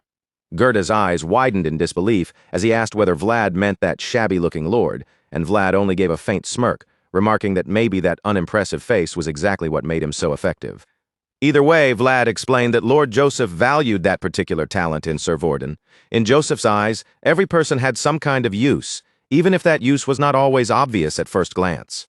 Vlad then made it clear that from now on, whether they were demanding an advance payment, negotiating a bounty, or squeezing money out of a reluctant lord, Goethe would be the one responsible for handling it. Goethe pointed at himself in stunned disbelief, asking if Vlad was truly putting that job on him. Vlad raised one eyebrow and told Goethe to go show that baron from the central region what a northern tongue could do. After all, Goethe's mouth had been sharpened and tempered through countless scams, lies, and back-alley deals. First, Goethe looked startled by the sudden assignment. But once he understood what Vlad was really asking of him, his expression slowly changed, and a sly, wicked grin spread across his face to match Vlad's own intent. Later that night, out in a deserted field, Vlad stood listening with a serious face, while a knight kept talking at length beside him. The knight explained that the forest of Dobrachiti was ancient, and because of its long history, it was filled with strange legends, old stories, and unsettling rumors. The knight went on to say that a child had disappeared that very morning, and the villagers believed the incident had happened somewhere in the nearby forest. According to them, a deep pit had been found near a patch of wild strawberries. As the knight continued rambling, Vlad quietly grew irritated. Inwardly, he wondered why the man was talking so much during what should have been an ambush, since even a knight from some insignificant domain should understand that silence and caution were basic common sense. Meanwhile, the knight kept lamenting the tragedy without noticing Vlad's impatience. He spoke sadly of the missing child, saying she had been a good girl, obedient, gentle, and well-loved by the people around her. Just as the knight began explaining that the girl's mother had spent the entire day crying and wailing at the Lord's manor, awkwardly working his way toward asking them to help search for her, Vlad suddenly raised one hand and covered the man's mouth, silently ordering him to stop. The knight stiffened in surprise, his eyes darting toward Vlad in confusion. He could not understand what had changed so suddenly or why Vlad's face had become so tense and focused. Not far from where they stood, the forest rose in the darkness like a wall of black trees. The air around it felt heavy, still, and deeply ominous. Vlad sensed that something was wrong almost immediately. Without wasting a single breath on explanation, he kicked off the ground and dashed straight ahead. The knight snapped back to his senses and shouted for everyone to move. In alarm, he ordered the soldiers to run after Sir Vlad, calling out to him as Vlad rushed toward the field. Vlad landed ahead of them in the open field, his eyes fixed on the ground. The others hurried over in a panic, demanding to know why he had suddenly bolted off like that. With a grim expression, Vlad stared down at the earth beneath his feet. Then, in a low and serious voice, he said that they had been robbed. The knight stared at him, unable to believe what he had just heard, and asked Vlad to say it again. But moments later, the truth struck him in horror as he realized the seeds they had scattered, as bait had vanished completely, without leaving even the faintest trace behind. Vlad turned toward one of the soldiers and asked if he had brought a shovel. The soldier quickly confirmed that he had, then handed it over without hesitation. Taking the shovel in hand, Vlad began digging into the ground. He was certain he had heard something earlier, even though there had been no visible movement, no footprints, and no obvious sign of anyone passing through. As he dug, Vlad asked how far they were from the place where the missing child had disappeared. His voice stayed calm, but the question carried a sharp sense of urgency. The knight answered that the spot was very close by. Still confused by Vlad's sudden focus, he asked why that distance mattered. After Vlad dug a little deeper, the earth suddenly gave way beneath the shovel. The surface collapsed inward, opening up into an empty, hollow space hidden below the field. The knight cried out in shock, asking what in the world they were looking at. Vlad peered down into the dark opening and muttered that he could not even guess how deep it went. But one thing was certain, no human being could have dug something like this. Vlad then turned to the knight captain and told him to lead the way. They needed to go at once to the exact location where the child had disappeared. Later, back in the village, Dalmatia questioned one of his men about Vlad's movements. With a tense look on his face, he asked what Sir Vlad was doing at that very moment. The man reported that after visiting the place where the child had vanished, Sir Vlad had begun gathering the village elders. It seemed Vlad wanted to speak with those who remembered the old ways of the region. Dalmatia's brow furrowed as soon as he heard that. He asked sharply why Vlad had any reason to involve the elders in the first place. The knight explained that Vlad appeared to be asking about the past, especially the traditions and customs that had been handed down in Dobrachiti before the current generation. Hearing this, Dalmatia's tone turned harsh. He worried aloud that those old people might start spouting strange nonsense. But the knight cautiously replied that perhaps age had made them wiser, not foolish. Dalmatia was clearly not satisfied by that answer. Running a hand through his hair, he muttered that the elders would never say anything useful in front of an unfamiliar knight if it might later be used against them. He added that Vlad's banner carried the emblem of San Rosino, which meant the knight likely had deep ties to the Vatican. Since Dalmatia himself had asked for Vlad's help, he could not openly tell him to stop now, but the thought that Vlad was digging too deeply made him deeply uneasy. In the end, Dalmatia made up his mind.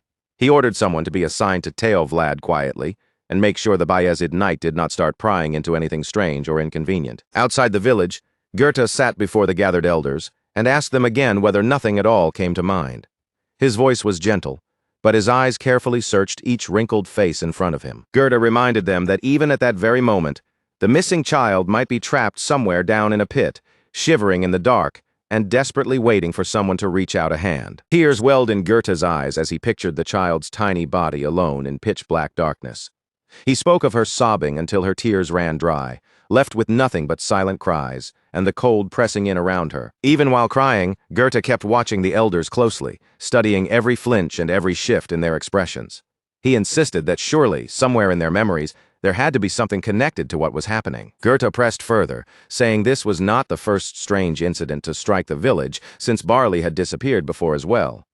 Only then did one of the elders finally speak, recalling that when they were young, the villagers used to perform certain rites, but after the Vatican arrived and forbade them, the rites were abandoned, prompting him to curse the Vatican under his breath. Vlad then spoke up, pointing out that back then, no child had ever been dragged down into a pit, though some had been taken by wolves.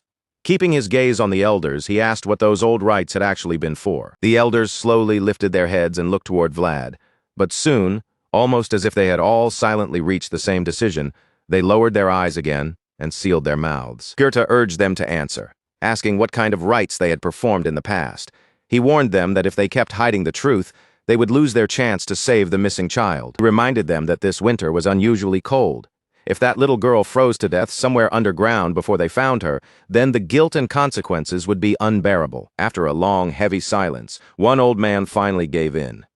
With visible hesitation, he admitted that the rites had been dedicated to an earth spirit. Vlad immediately pressed for more. He asked the old man to explain in greater detail, wanting to know exactly what those rites involved and why they had once mattered to the village. At that moment, Goethe leaned toward Vlad and whispered that he should step outside for a while. No matter how young Vlad was, Goethe reminded him, he was still a knight, and one carrying the Vatican's emblem at that. Goethe quietly warned that the elders were watching Vlad's reactions far too closely. If Vlad stayed there and continued pressing them directly, even the ones willing to talk would shut their mouths out of fear. Vlad accepted that with visible reluctance, but he understood the point. Before stepping outside, he told Goethe to find out everything he could from the elders. Once Vlad was outside, someone was already waiting for him. The person approached politely and asked if they might have a word, claiming that the old rites were not anything strange or sinister. Vlad answered that he understood. Those rites were considered idolatry forbidden by the Vatican. If anyone discovered that such practices had continued or even been hidden, the punishment could become extremely serious. The man looked genuinely startled by Vlad's calm response, as if he had expected anger or accusation instead. But Vlad only continued in an even voice, saying he understood that some rules had been protected by the people of this land for a very long time. When the man hesitantly tried to guess what Vlad meant by that, Vlad made his position clear. He said he had heard nothing in this village about earth spirits or forbidden rites, and before God he would concern himself only with finding the missing child and the thief stealing the barley. Then Vlad told the man to stop following him around so suspiciously. More than that, he ordered him to deliver that message clearly to his lord as well, so Dalmatia would understand where Vlad stood. The man immediately bowed his head with polite restraint. He apologized for offending Vlad, thanked him for showing such consideration, and then quietly took his leave. Not long afterward, Goethe came over and called out to Vlad. When Vlad asked if he had discovered anything, Goethe explained what the elder had told him. The so-called earth spirit was not exactly a terrifying ghost, but something believed to make the land fertile when proper rites were offered. Since farming often required digging deep into the soil, the elders believed the earth spirit had once done that work for them. Goethe brushed the whole story off as ridiculous superstition. Vlad, however, did not dismiss it so easily, quietly thinking that perhaps it was not nonsense at all. After all, this was a world where even snakes could live in trees. Then Goethe leaned in and added one detail that made the matter feel far more unsettling. The part of the forest where the ground had been dug up was apparently the very place where the old rites had once been performed, and according to the elders, the thing liked barley and lived beneath the earth. Vlad's eyes shifted slightly at that. If the creature lived underground, he reasoned, then it probably preferred places without light as well. In Vlad's mind, the words all began to overlap. Rites, spirits, offerings, and old gods might sound different depending on who spoke of them, but at their core they pointed toward the same kind of hidden existence. Vlad then told Goethe to bring him some barley. Goethe flinched at the sudden order and asked what he planned to do with it, and Vlad answered in an ominously calm tone that he had already dragged one monster out from underground before. This time, he needed Goethe to prepare the stage again. Later, inside the gloomy forest, Goethe still could not hide his doubts. He asked whether Vlad truly believed the plan would work, saying he understood scattering bait along the road, but he could not figure out why Vlad insisted on placing some of it on top of a rock. Vlad explained that while he had been digging earlier, he could feel hard stone beneath the soil. Because of that solid resistance, he suspected that whatever was moving below them could break through dirt, but not through stone. Gerda frowned, still uneasy, and suggested that maybe the creature actually could break stone but simply chose not to for some unknown reason. His voice trailed with nervous imagination as he tried to picture what they might be facing. Before Gerda could keep rambling, Vlad lifted a hand and signaled him to be quiet. His eyes were fixed ahead, and the look on his face made it clear that the creature had finally arrived. Soon, strange movement appeared in the darkness ahead. The soil and shadows shifted in a way that felt too deliberate to be the wind. One by one, the creature began eating the bait Vlad had laid out. Each little pile disappeared in order, as if something hidden beneath the ground was carefully following the trail. Vlad, Gerta, and Noir remained hidden behind the bushes, watching every movement in tense silence. None of them dared to step out too early. At last, the creature reached the final pile of food, the one Vlad had deliberately placed on top of the rock. The bait sat there exposed, waiting like a trap. Vlad narrowed his eyes as he observed the creature's reaction. Just as he had suspected, it could not come up through the rock, which meant his guess had been right. Then, from beneath the edge of the stone, a small clawed hand slowly reached out. It stretched toward the bait with cautious, almost timid movements. Vlad drew his sword carefully, staying alert as the creature grabbed for the food. In that moment, with the thing finally exposed, Vlad realized he could see its true shape at last. To everyone's complete astonishment, the terrifying earth spirit turned out to be nothing more than a tiny, adorable mole. For a moment, no one moved at all. Vlad, Gerta, and even Noir seemed frozen by the absurd sight in front of them. Then Gerta exploded with outrage, furious that the elders had worked themselves into fear over something so small. He cursed their nonsense and mocked the idea of calling this little creature an earth spirit, insisting it was obviously just a regular mole. Vlad, however, only curled his lips slightly as he corrected him. This was not just any mole, he said.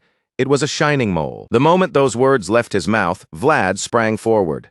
His body shot out from hiding before the creature could even understand it had been discovered. The mole was still in the middle of eating, its tiny body frozen in confusion. It stared blankly, unable to process the danger, rushing straight toward it. Only after Vlad's hand closed firmly around it did the mole finally panic. Its little body wriggled wildly in his palm. Vlad examined the captured creature with quiet satisfaction, while the mole trembled in absolute terror. Then, without warning, the mole released a dazzling burst of powerful light. At that exact moment, Gerta rushed over through the bushes, asking breathlessly whether Vlad had managed to catch it. But Vlad, who had been standing right in front of him only a heartbeat earlier, was suddenly gone. In the next instant, there was no trace of him at all. Gerta and Noir stared at the empty space in stunned silence. Neither of them could immediately understand what had just happened. And Gerta completely panicked, shouting Vlad's name and looking around in frantic confusion. Unable to make sense of the sudden disappearance, he cried out that the whole situation was driving him insane. Noir then moved beside him and gestured for Gerta to turn around. The horse's behavior was too deliberate to ignore. When Gerta looked in the direction Noir indicated, he finally saw it. Where Vlad had been standing was now a deep, pitch-black pit that seemed to drop endlessly into the earth. Gerta went stiff with shock, staring down into the darkness with a helpless expression. Once again he muttered that this was driving him insane, wondering what kind of madness could possibly happen next. Meanwhile, Vlad was sliding uncontrollably downward, unable to stop his fall. The ground had swallowed him whole, and he was being dragged deeper and deeper below. He had dropped through the earth into a vast abyss where almost no light reached. The darkness around him stretched so wide it felt as though the underground itself had opened its jaws. His fall finally ended when he crashed onto a tangled mass of tree roots. The roots caught his body roughly, breaking his descent before he could fall any farther. Dust drifted down around him in slow clouds as Vlad caught his breath. Relieved to still be alive, he thought he had honestly believed he would keep falling forever into a bottomless pit. Once he recovered, Vlad looked around and questioned where he had ended up. It was clear now that beneath the surface lay an underground passage hidden far below the fields and forest. Vlad turned his irritation toward the mole, still responsible for this mess, demanding to know where it had dragged him. He cursed under his breath, blaming the creature for throwing him into such a ridiculous situation. Still, frustration would not help him survive. Vlad admitted inwardly that he had no idea what kind of dangers might be lurking in this underground place, so he forced himself to stay alert. Then Vlad activated his power, letting energy gather around him in the darkness. The mole looked up at him with shimmering eyes as an overwhelming aura began radiating from Vlad's body. In the gloom, that power made him seem far more terrifying than the fall itself. The mole let out a startled cry, shrinking under the pressure. Vlad, meanwhile, bitterly thought that nothing in this world ever came easily, and after glancing upward, he understood that climbing back out the way he had fallen was impossible. Vlad closed his eyes and focused his senses, shutting out the panic and darkness around him. After a moment, he detected a faint current of air brushing through the passage. That draft meant there had to be a connection somewhere ahead. If air was flowing through this underground tunnel, then there must be a path leading back to the outside. Vlad then looked down at the mole and threatened it in a low voice, warning that if he failed to escape by the end of the day, the creature would become his breakfast the next morning. For now, he decided there was no choice but to keep moving forward. As Vlad continued deeper into the passage, his patience began to wear thin. No matter how far he walked through the darkness, the tunnel seemed to stretch on endlessly with no sign of an exit anywhere ahead. Without warning, the faint light around Vlad vanished completely. The underground passage was swallowed by pitch-black darkness, so thick that even the walls and floor disappeared from sight. Vlad clicked his tongue in irritation, his patience thinning in the dark. He grumbled that it was getting far too dim to keep walking like this, then ordered the shining mole to light the way while he was still asking politely. The shining mole reacted at once. Its small body began glowing again, and soft light spread through the passage, pushing back the darkness around Vlad's feet. Vlad nodded in satisfaction as the tunnel became visible again. Still, he warned the creature that if the light went out one more time, he would make it regret it, reminding the mole that it was the whole reason he was stuck wandering under the earth in the first place. The mole-like creature flailed its little arms in frantic protest, waving them around as if desperately trying to explain something. Vlad stared at it, unable to understand a single bit of what it was trying to say. Instead of wasting more time, he decided they should get out first, noting that the draft was growing stronger and that an exit had to be somewhere ahead. But before Vlad could finish sorting through that thought, his senses caught something different. Somewhere in the darkness ahead, there was light. Realizing that, Vlad suddenly broke into a laugh. That faint light was proof enough for him that they had not been wandering in circles, and that they were finally moving in the right direction. Then his laughter stopped. Vlad sensed something strange beyond that light, a presence that did not feel normal, and he wondered what exactly was waiting up ahead. When Vlad looked down, the shining mole had curled itself into a tight little ball. Seeing it tremble, Vlad silently understood that the creature was frightened, probably terrified by whatever sound or presence was coming from above. The ground itself seemed to tremble faintly around him. Through those heavy vibrations, Vlad could feel an overwhelming force traveling through the earth. Vlad frowned and decided they needed to climb up carefully for now. Whatever was causing that pressure, he knew he would understand it better once he saw it with his own eyes. With a sharp movement, Vlad leapt out from the tunnel opening. He kept his body low and carefully raised his head, scanning the area before exposing himself fully. The sight waiting in front of him made Vlad freeze. His eyes widened slightly, and a quiet breath escaped him before he could stop it. Before him stood a massive monster, its huge body swinging an axe with savage force. Each wild strike crashed into the trees, chopping them down as if the creature had gone completely mad. The monster's body was enormous and brutally imposing. Its face was ferocious, its mouth stretched wide with rows of sharp teeth that made it look more like a nightmare than a living creature. A chill ran through Vlad as he stared at it. He realized with horror that this was not the kind of monster that belonged to the northern regions at all. Vlad glanced back toward the shining mole, which was clutching its head and shaking in terror. In that moment, he finally understood that this monster was the thing the creature had been so afraid of. Then his gaze shifted to the tree being destroyed. Vlad realized that the tree itself must be connected to the origin of the spirit. Normally, Vlad preferred not to involve himself in problems that had nothing to do with him. But this time, looking at the monster tearing through the forest, he understood that walking away was no longer an option. Vlad told the shining mole to hide inside the tunnel and stay there quietly. For now, the tiny creature would only get in the way if it came any closer. Then Vlad stepped fully out into the open, his attention fixed on the monster. He reminded himself that the key to killing an enemy in one decisive strike was to attack from an angle the enemy never expected. With his sword ready in his hand, Vlad approached slowly and lowered his stance. His gaze sharpened, his breathing steadied, and every step carried him closer to the creature's blind spot. The moment the monster's attention slipped away, Vlad seized the opening.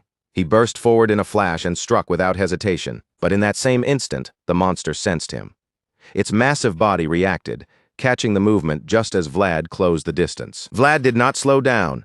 He pushed straight through and delivered a clean, precise slash, severing the monster's head in a single stroke. For one brief moment, Vlad thought the strike had been perfect, But then he froze as dark energy spilled out from the corpse, and the monster's body began repairing itself right before his eyes. Vlad cursed under his breath, frustration tightening across his face. He could not believe he had run into this kind of creature yet again. Elsewhere in the forest, Goethe was frantically searching for Vlad. His steps were restless, and panic was written all over his face. He shouted for his captain again and again, asking if Vlad could hear him. Desperation crept into his voice as he begged Vlad to answer with anything at all. Leaning over the edge of a deep pit, Goethe cursed loudly.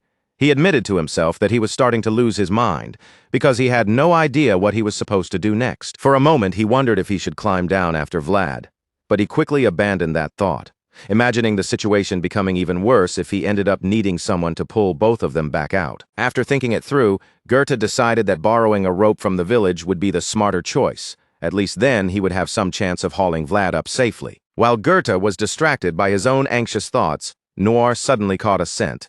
The black horse lifted his head, then began moving away from the pit. When Goethe turned and noticed Noir leaving, he called out in alarm, demanding to know where the horse was going.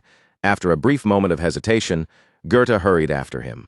The deeper they moved, the more the eerie forest reminded Goethe of what the elders had said. They had spoken of strange cries echoing among the trees, sounds that belonged to neither humans nor beasts, and Goethe wondered if this was exactly what they had meant. As Noir continued pushing farther into the woods, Goethe cursed again under his breath. Still, he forced himself to trust the horse for now, reminding himself that Noir was the very spirit once revered by the barbarians. Even so, Goethe's voice trembled despite his attempt at courage. He admitted aloud that he truly, deeply did not want to go any farther. Back at the battlefield, the monster came at Vlad with relentless force. Its attacks crashed down one after another, giving him almost no room to breathe. Vlad dodged through the assault while striking back in sharp counterattacks. His blade cut cleanly through the monster's body, carving through it as he searched for a weakness. Gritting his teeth, Vlad slashed again with all the precision he could gather. When the attack landed, he felt a flicker of satisfaction, believing he had damaged the creature badly enough that it should no longer be able to use its legs. But that hope vanished almost immediately. The monster regenerated once again, and Vlad stared in shock as the damage he had dealt began disappearing before his eyes. The creature retaliated without mercy, driving a powerful kick straight into Vlad and sending him flying backward through the air. Vlad forced himself to recover his balance, boots scraping against the ground as he steadied his body. At the same time, he realized the attack had been wrapped in a sticky, malevolent aura, one almost identical to an enemy he had faced before. Even after its head was severed once more, the monster's body did not collapse. Instead, it calmly picked up its own head and reattached it, as if mocking Vlad with a cruel joke. Dark power spread through the forest like a suffocating fog. Vlad's expression turned grim as he concluded that this monster also possessed immortality, meaning ordinary wounds and half-hearted strikes would never bring it down. As Vlad considered his next move, he realized he had no choice to defeat something like this. He would have to recall that sensation again. His thoughts returned to the moment the voice had allowed him to enter that other world. He remembered the strange feeling from when his own world and that distant place had briefly touched. A brilliant, extraordinary light began radiating around Vlad as he advanced toward the monster. Then, in the next breath, he lunged forward with terrifying speed. Vlad watched the monster's movements with intense focus, reading every shift of its body. As the creature attacked, he slipped past each blow with precise, fluid movements, evading its strikes without wasting a single motion. Vlad drove his feet hard into the earth, forcing his body to stay steady as his sword carved across the creature's flesh. He did not stop there. Either one slash immediately flowed into the next, each strike coming faster and heavier than the last. Gritting his teeth, Vlad tightened his grip and hardened his heart. Deep inside, he swore that no matter how many times he had to cut this monster apart, he would keep swinging until it finally stayed dead. Under the silent, suffocating weight of the night sky, their brutal fight dragged on without the slightest sign of reaching an end. The monster had already been hacked into pieces again and again, its body reduced to countless torn fragments, yet somehow it continued to knit itself back together and return to its original form. The creature suddenly struck back, launching a sharp counterattack. But Vlad twisted away at the very last moment and narrowly avoided being caught. Sweat streamed down Vlad's face, mixing with the dust and smoke that had swallowed the battlefield and turned the air thick and choking. Vlad's breath came out rough and uneven, while the monster's eyes burned in the darkness, locking onto him as if it refused to look anywhere else. Vlad could feel his mind being pushed right to the edge.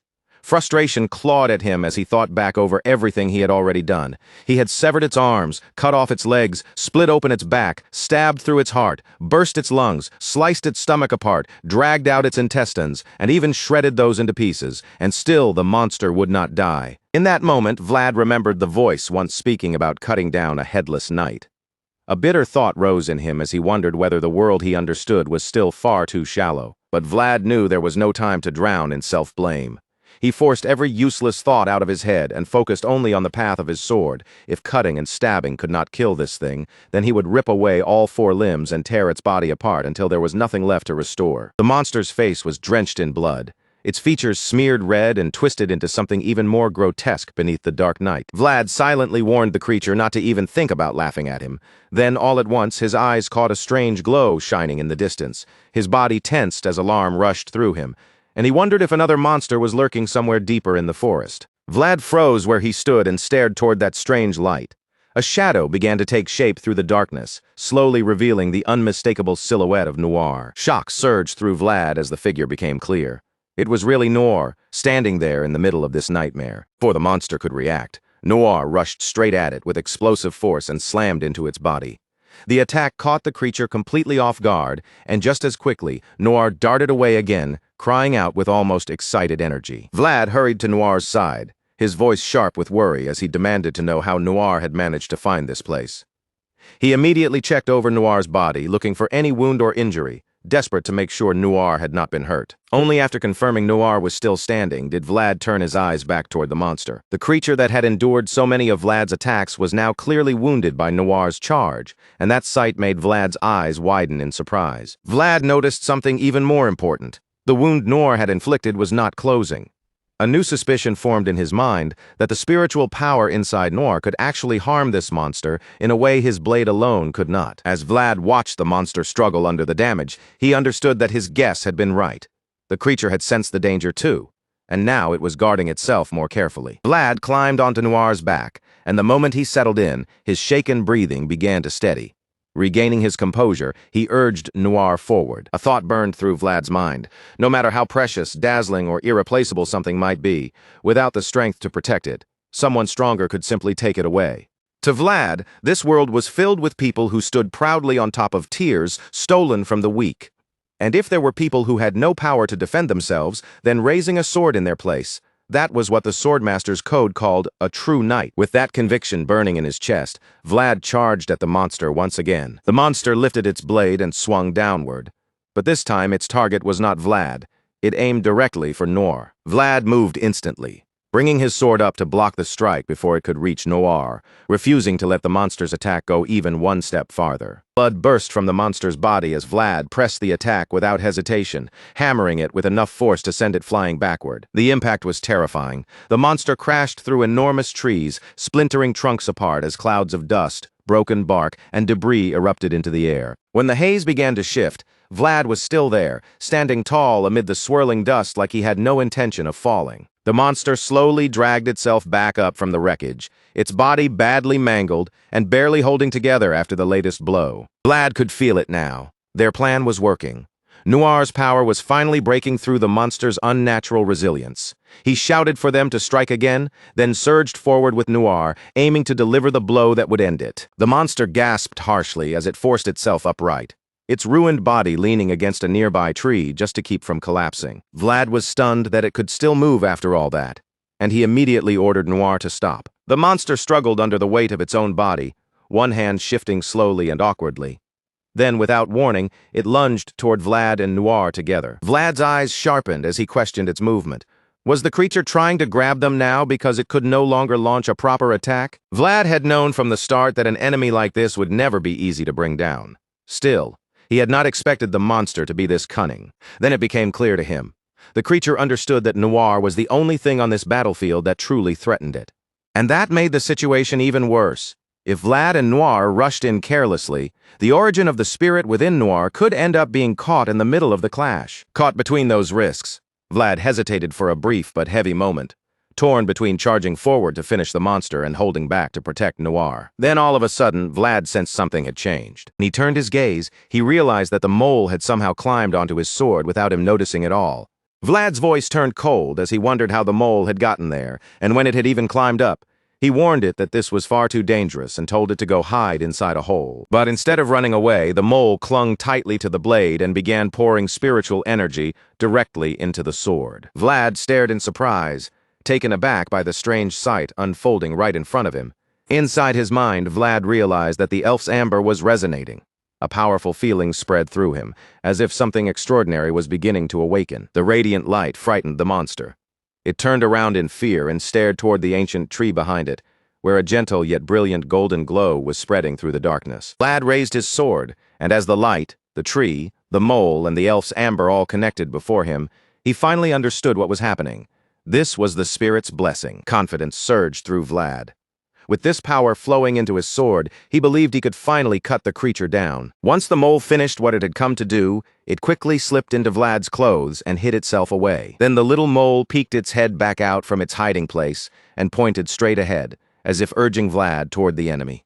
A faint grin curled at the corner of Vlad's mouth as he looked at the little mole and understood exactly what it was trying to say. With Noir beneath him and his sword in hand, he declared that they would all move together. The next instant, Vlad, Noir, and the tiny mole's blessing rushed straight back into battle, closing the distance between them and the monster without hesitation. The creature threw its head back and unleashed a savage roar that shook the dark forest, while a hard, unwavering light flashed through Vlad's eyes. That look alone made the monster falter for a heartbeat, freezing as if it had finally sensed something it could not ignore. Vlad seized that opening and brought his sword crashing down in one decisive strike. The blade tore through the monster, and its scream of pain ripped through the night. Noir lunged forward with powerful steps, and Vlad rose on Noir's back, lifting his sword high above him. The monster stared up in terror, its mouth stretched wide as fear swallowed its final resistance. Far away from the forest, the world shifted into a place soaked in gloom, where the air felt cold, heavy, and strangely lifeless. In that chilling silence, a candle flame suddenly flickered once and went out. Lamashtu sat motionless upon her throne, her cold eyes lowered in deep thought. In a voice as sharp as ice, she said that the light of Dobrashiti had been extinguished, then ordered her servant to confirm what had happened. The man kneeling below her bowed his head at once, accepting Lamashtu's command with careful, fearful respect. Inside, Lamashtu considered what this meant. Only a soul that had already broken past its own limits could destroy her curse. Yet that only made the matter more puzzling, because a remote and insignificant land like that should never have produced someone of such caliber.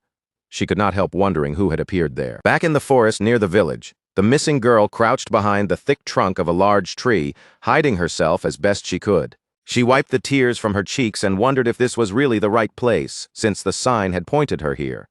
Still, the fact that she could now communicate with something like that startled her. Then a harsh voice rang out, telling her to be quiet and follow along, reminding her that it had been the one who found her crying helplessly in the forest. The girl immediately protested in her heart, insisting that she had not been bawling like that. But as she carefully peeked out from behind the tree, she saw figures moving closer and realized that the villagers might have come searching for her. Her lips parted, and her trembling voice almost called out to them, but she stopped herself before the words could fully escape. A new worry gripped her. She did not recognize the voices coming through the trees, and if they were not villagers, then they might have been bandits instead. On top of that, the thought that the monster might still be somewhere nearby made her fear tighten even more. As those unfamiliar footsteps came closer and closer, the girl pressed both hands over her mouth, trying desperately to keep even the smallest sound from slipping out. Then Vlad suddenly leaned in from nearby and calmly announced that he had found her. The girl screamed at the top of her lungs, completely startled by his sudden appearance, leaving Vlad and the others staring at her in awkward confusion. Once her panic settled, she looked closely at Vlad's face and finally recognized him as the person who had saved her before. At the same time, the mole turned around and rummaged through what it had gathered, then offered the girl a small handful of fresh, ripe raspberries. The girl stared at the raspberries as if she could hardly believe what she was seeing.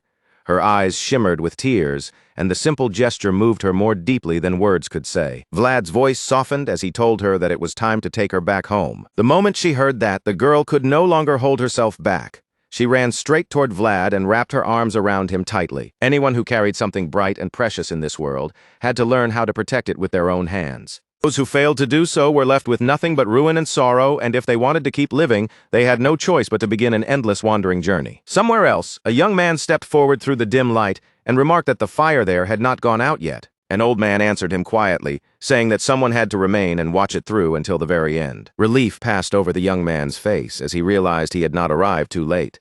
Then he stated his purpose clearly. He had come to place a commission. The old man looked at him in surprise, questioning whether such a request truly had to be made at that very moment. Without hesitation, the young man brought out a pouch filled with silver, and the sight of it left the old man visibly stunned. The young man explained that the metal inside was no ordinary material. It was something that only the eternal flame could properly temper. Then, addressing the master of the last furnace with earnest respect, he pleaded for the old man to forge it for him. The old man stared back in disbelief and asked what kind of thing the young man expected him to forge from such metal. The young man pulled down his hood, revealing himself as he declared in a clear, ringing voice that he wanted a dragon-slaying sword. With burning conviction, he proclaimed that he would slay the prime dragon of perfection. The old man could only stare in shock, taking in the young man's fierce eyes and blazing red hair as the weight of those words settled over the room. The young man stood firm, his resolve unshaken, and declared once more that he would remain there and defeat the prime dragon of perfection. Back in the present, Vlad sat alone in silence, his gaze resting on the still surface of the lake before him. Goethe suddenly called out in surprise, asking why the captain was there, why he was already awake at such an early hour, and what he was doing alone in that place. Vlad answered that he had slept terribly. Goethe shivered in the cold and muttered that no one could have expected them to encounter such a sinister monster in the central region. Then, remembering what Vlad had said earlier, he asked whether it was true that the monster's corpse had vanished like smoke. Vlad sank into thought, remembering that the creature had left no trace behind. To him, that could not have been natural. It looked like a deliberate cleanup, one done with a clear purpose, and he had no doubt it was connected to them. After a moment, Vlad said they needed to report the matter to Sir Joseph. Goethe objected right away, pointing out that there were no mages nearby and asking if they should send a courier instead. Vlad rejected that idea firmly. A courier would not be enough, not in the middle of winter, when roads were harsh, travel was slow, and any message would take far too long to arrive. He then asked Goethe which city to the east of their current location was most likely to have a mage. Goethe thought it over for a moment before answering that if they were heading east, the best possibility would probably be Tanobo in Vitskaya County. Vlad accepted that answer and decided Tanobo would be their next destination. He ordered Goethe to prepare everything so they could leave at first light the next morning. Goethe lifted a hand to show he understood, then quickly headed off to make arrangements. Once Vlad was alone again, he quietly turned the matter over in his mind. He was certain he had dreamed of something, yet the memory refused to stay clear, fading away like a mirage the moment he reached for it. Still, a few fragments lingered. He remembered words about slaying the prime dragon of perfection. For some reason, the idea of slaying a dragon felt strangely familiar to Vlad. He wondered if it might have been a piece of memory left behind by the voice. Vlad shut his eyes tightly, steadying his breathing as he quieted his mind and sank into the world within himself. He could still feel a connection to the voice, and deep down he wanted to meet it again in an even deeper place. With that sword in his hands, filled with a power far greater than before, Vlad made a silent promise deep within his heart. Someday, no matter what it took, that meeting would happen. The next morning, everyone gathered together to see Vlad and his companions off. Dalmatia stepped forward with a troubled expression and asked why Vlad was leaving already, instead of waiting for the weather to clear, wondering if something urgent had happened or if Dobrachiti's hospitality had somehow failed to satisfy him. Vlad answered with calm courtesy, addressing Dalmatia as Baron. He explained that he had already accomplished what he had come there to do, and now that his work was finished, it was simply time for him to continue on his way. Behind Dalmatia's polite face, a sly regret twisted in his mind. He had hoped to squeeze just a little more value out of Vlad before letting him go, especially after that silver-tongued knight had already drawn so many gold coins from his pocket. Vlad quietly studied Dalmatia's expression, noticing more than he let on, and reminded him not to forget the words they had exchanged the day before. Dalmatia had no choice but to nod and accept it. He said he would take Vlad's words to heart, promising that from that day forward, he would no longer burn the forest just to expand the barley fields, nor would he cut down trees without care. Vlad added one more piece of advice, telling him that every now and then it would not hurt to leave a small offering for the forest. He explained that during the previous night he had felt that being's will moving through the woods, and that such an offering should be treated as a tribute to God, the one who had blessed his victory. Dalmatia looked down at the gold coin before him, his heart growing strangely heavy. He wondered how an act that could have been mistaken for worshipping spirits was instead being framed as a prayer to God, and he was quietly astonished that such a rough northern knight could carry such noble thoughtfulness. Placing a hand over his chest, Dalmatia bowed with solemn respect and offered Vlad his deepest gratitude for his devotion and consideration. He assured Vlad that he would remember everything they had spoken about the night before. Vlad returned the bow in kind and said that even after leaving, he would continue praying from afar for the prosperity of Dobrashiti. And with that, Vlad finally set out from the village. Before he fully left, Vlad turned back for one last look at the village behind him. His eyes rose to the highest point, where the banner marked with a green tree fluttered in the wind, carrying the quiet strength of a blessing, and in his heart he gave it a silent farewell. Vlad understood that what spirits needed in order to keep living was a presence, someone's memory, someone's thoughts, someone who still remembered they existed. Feelings were what allowed spirits to remain rooted in the land, giving them a place to linger instead of fading away. And the feelings that girl had left within the wild strawberries had been truly warm. Because of that warmth, she no longer had to be forgotten. On that day, a single bright yellow star returned at last to the forest of Dobrashiti. Elsewhere, far from that quiet forest, another land came into view. Rows of people in military uniforms marched forward in perfect formation, their movements sharp and disciplined as their footsteps echoed together. Inside a grand palace, the shadowed outline of a man stood in the solemn stillness, surrounded by an atmosphere heavy with authority. Joseph Bayezid asked in a measured voice whether they had uncovered the identity of that individual. The man reporting to him answered that the person was said to be the biological son of Duke Dragulia, which would make him the half-brother of Mircea Dragulia, the captain of the Dragon Killer Knights. Joseph fell silent for a moment as the pieces connected in his mind. If the man was Duke Dragulia's son and Mircea Dragulia's half-brother, then there was only one person he could be, Radu Dragulia. Outside, the dragon banner rippled against the white snow. The sound of hooves thundered along the road as a group of warriors mounted on warhorses rode into the city, and the man at their center was none other than Radu Dragulia himself. Radu Dragulia stood alongside Mircea Dragulia as one of the most important figures within the Dragon Killer Knights. Despite his youth, he had already slain countless dragons, earned a reputation as an exceptional knight, and was regarded as one of the strongest individuals in the empire. Joseph quietly reflected that Radu truly seemed to come from a family carrying dragon's blood. Judging from reputation alone, Radu might even be stronger than Rudiger Bayezid. That only deepened Joseph's confusion. He could not understand why the Dragon Killer Knights were moving through the north once again, unless their actions were somehow tied to a dragon or a danger born from one. With that possibility in mind, Joseph asked whether any recent dragon-related incidents had been reported, such as the reappearance of a deathworm or a lindblom. The man replied that no such reports had come in, adding that ever since the last conquest, the northern border had remained peaceful. Joseph sank into deeper thought, his brows tightening as an uneasy feeling pressed against him. He could sense that something was wrong, as if he had overlooked one crucial piece of the situation. At that moment, Vorden pushed the door open and urgently called out to Lord Joseph. He reported that critical news had arrived from Sturma, and that Bayezid's eyes had been found moving suspiciously throughout the north. Both Joseph and the man beside him froze in shock. Joseph took the letter and read it carefully, his expression growing darker with every line. Inwardly, he wondered if this was the true source of the unease that had been bothering him. And Joseph admitted aloud that his judgment had been wrong this time.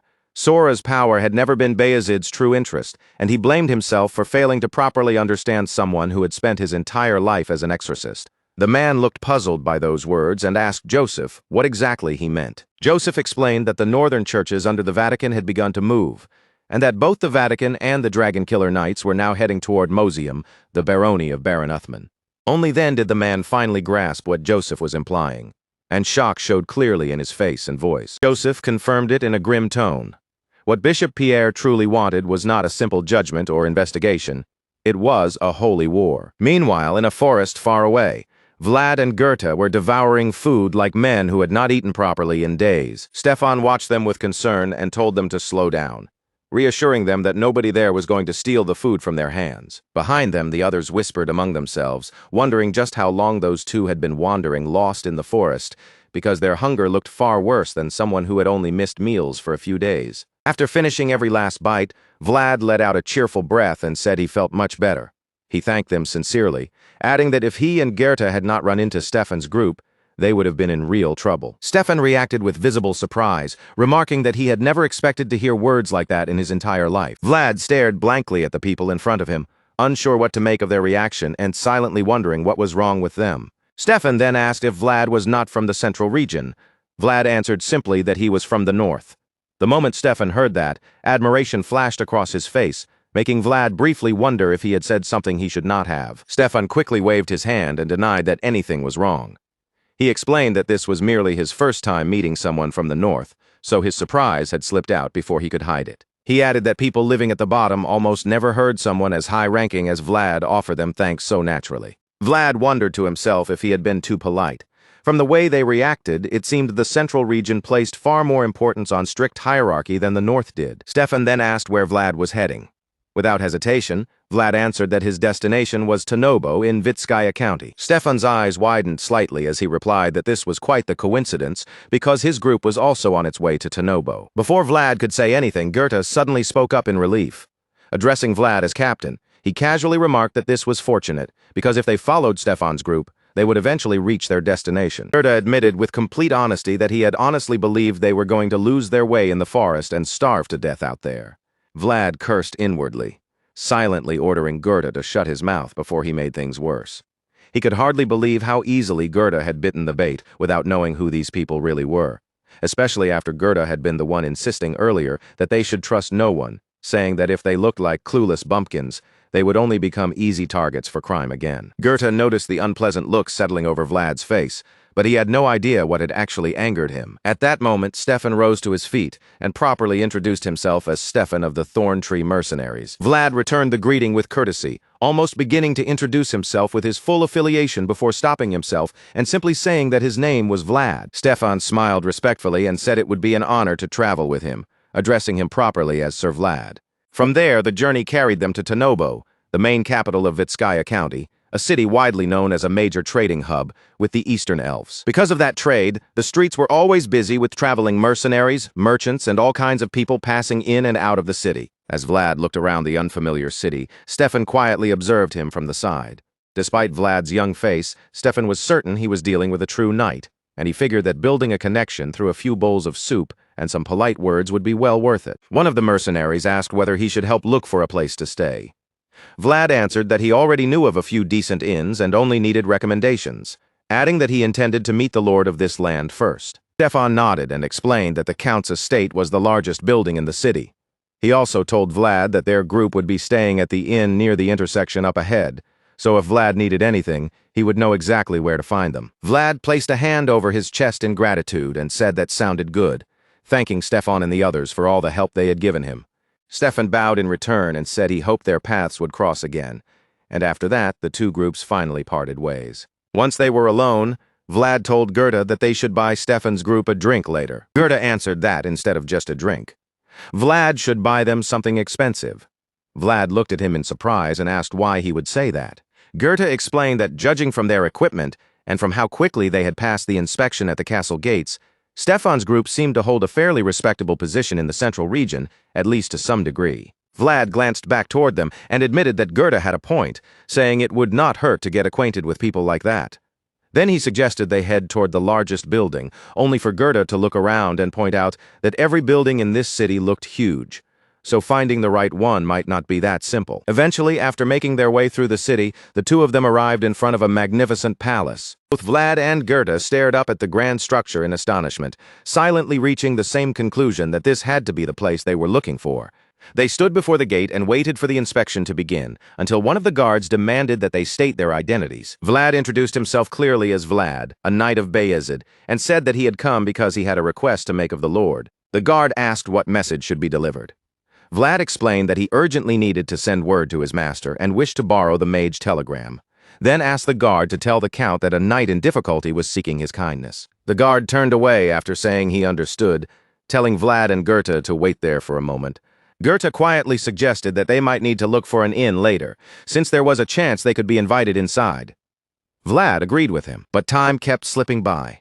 Morning passed into late afternoon, and even after night had fallen over the city, no answer came from inside. Even so, Vlad and Goethe remained where they were, waiting with patience that was slowly wearing thin. A strange sense of déjà vu crept over Vlad, as if he had been forced through a situation like this not too long ago. Finally, Vlad asked the guard when they would receive a reply, but the guard only answered that he did not know. Vlad's voice grew cold as he said this was a simple request, and that all he wanted was to hear a response. The guard merely told them they would have to keep waiting.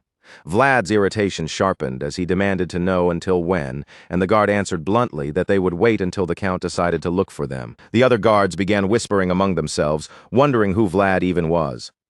One of them said he did not know, but he had heard Vlad came from the north, then mocked him by saying that explained the musty smell hanging around since earlier, calling it the stench of a barbarian.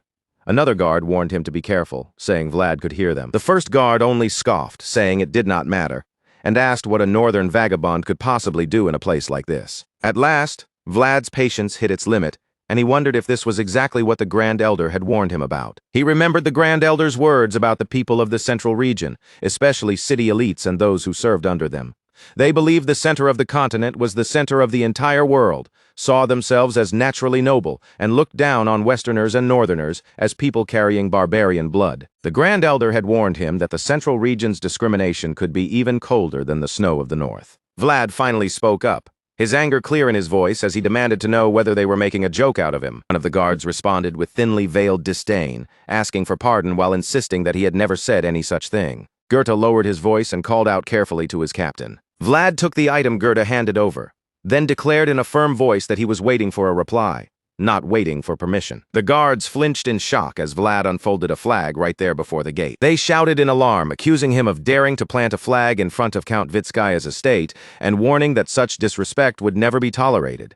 But their outrage faltered the moment they noticed what the banner actually was. One guard stammered in disbelief, as he recognized the banner as belonging to the heavenly dragon lineage. Vlad spoke with stern composure, stating that even if he was only a knight, he still had the right to hear Count Vitskaya's response. Then he repeated that he was waiting. Count Vitskaya, the Lord of Tanobo, continued eating as if nothing had happened and asked how old Vlad was. Vlad looked straight at him without wavering and answered that he was 18 years old that year. Count Vitskaya showed clear disbelief and questioned whether Vlad had truly slain a dragon at only 18. Vlad calmly corrected him, saying that when the dragon died, he had still been 17. Without even lifting his head from his meal, Count Vitskaya pressed further, saying he had heard Vlad had placed the insignia of the Dragon Killer Knights on his banner. Vlad answered without the slightest change in expression, confirming that what the Count had heard was true. Count Vitskaya narrowed his eyes, studying Vlad with a dark, piercing look, as he demanded to know who had given him permission to use that insignia. Thinking of the captain himself, Vlad answered with firm resolve that the permission had come from the captain of the Dragon Killer Knights, Sir Mircea Dragulia. The moment Vlad spoke Mircea Dragulia's name, Count Vitskaya froze in place, his fork stopping just before it reached his lips. For a few heavy seconds, Count Vitskaya said nothing. Then he slowly lowered the utensil and set it down against the plate with a quiet, deliberate motion. Count Vitskaya laced his fingers together and rested his chin on them, fixing Vlad with a gaze sharp enough to kill. In his mind, he seethed at the thought that this filthy northern barbarian would dare speak the name of a noble he had no right to imitate. Then, in a cold voice, he warned Vlad that if even one word of that claim was false, he would die on the spot. At the same time, the two knights standing beside Count Vitskaya quietly moved their hands to their sword hilts, ready to draw the instant their lord gave the order. Count Vitskaya continued staring him down, but Vlad did not flinch. Instead, he stated firmly that he had personally slain Lindblom, and that Sir Mircea Dragulia had witnessed it with his own eyes. Then Vlad's voice turned colder as he emphasized every word, making it clear that there was not a single lie in his testimony. The knights behind Vlad also kept their hands on their swords, refusing to lower their guard without a command. Count Vitskaya, however, let the corner of his mouth curl slightly, as he realized the young man before him had not shown even a trace of fear. After a short silence, Count Vitskaya looked at Vlad and asked if he wished to borrow a mage. Vlad answered that he did, explaining that he carried urgent news that had to be delivered to his lord. Count Vitskaya frowned and gave a low grunt, weighing the request in his mind. There was no precedent for a northern knight borrowing a magical telegram in his territory, and under normal circumstances he would have refused immediately. Still, he had to admit that his curiosity had already been stirred. Count Vitskaya then asked what Vlad intended to use the telegram for, remarking that he seemed to be in quite a hurry. Meeting Count Vitskaya's eyes without looking away, Vlad explained that a few days earlier, in the forest of Dobrachiti, he had encountered a wicked existence. As Vlad recalled the monster he had stumbled upon, he said it was a creature unknown in the north, though the local people had called it a troll after hearing his description. Then, as if remembering something deeply unsettling, Vlad continued by saying the creature had been bound by a curse that kept it from dying, no matter how many times it was killed. At those words, Count Vitskaya's composure wavered. Sweat began to form on his face. Suspicion sharpened in his eyes, and he asked what Vlad meant by saying the creature would not die even after being killed. Images of undead hordes flashed through Vlad's mind as he explained that something similar had once happened in the north. Because of that, he suspected that some unknown force was slowly beginning to move again. The knights around them broke into a cold sweat, whispering uneasily among themselves. None of it made sense to them, and they could not understand what Vlad was truly trying to say. At that moment, Count Vitskaya lifted his wine cup and asked exactly where this incident had taken place. With a cold, steady gaze, Vlad answered that it had happened in Dobrikiti, the land of House Dalmatia. Since Tanobo was the closest city to that location, he had ridden there without stopping. Count Vitskaya kept his expression composed as he casually took a sip of wine, but inside, questions were already piling up. Vlad clearly had his own business to attend to, so why had he come all this way simply to warn him? As the Count studied Vlad more closely, he felt as though those eyes were silently reproaching him for how poorly he had treated his guest. After a moment, Count Vitskaya waved a hand toward the captain of the guard beside him and ordered him to lend the crystal ball to their northern guest. Hearing that, Vlad gave a slight bow of his head and expressed his gratitude. Count Vitskaya then spoke again, apologizing for having kept Vlad waiting outside. He explained that many knights had recently come seeking audiences, so he had assumed Vlad was merely another one of them. When Count Vitskaya told him to go and make his report, Vlad stood from his seat, placed a hand over his chest, bowed respectfully, and said he understood. Then he turned and left the reception hall. Once Vlad was gone, Count Vitskaya's expression darkened at once, and he ordered his men to find out the truth immediately. The captain of the guard quickly acknowledged the command, saying they would send people to Dobrikiti right away. But before the captain could finish, Count Vitskaya exploded in anger, shouting that this was not what he meant, and calling the man useless. Count Vitskaya demanded that they investigate whether Vlad had truly slain a dragon, whether he really was a knight of Bayezid, and everything else connected to that young man. Seeing the Count's rage erupt so violently, the guards all lowered their heads in fear as Count Vitskaya ordered them to get out immediately. As the guards hurried away, Count Vitskaya watched them leave and let out an irritated snort. He pressed his fingers against his temples and ground his teeth, muttering bitterly about what use there was in spending money when all he ever gathered around him were fools. Yet before long, Count Vitskaya's expression shifted into something more sinister. Vlad was rough around the edges, but there was dignity in him. Those deep blue eyes, vast like a galaxy, lingered in the Count's mind. Perhaps Vlad did not fully know his place, and perhaps he was arrogant, but he also seemed to possess the confidence to justify it.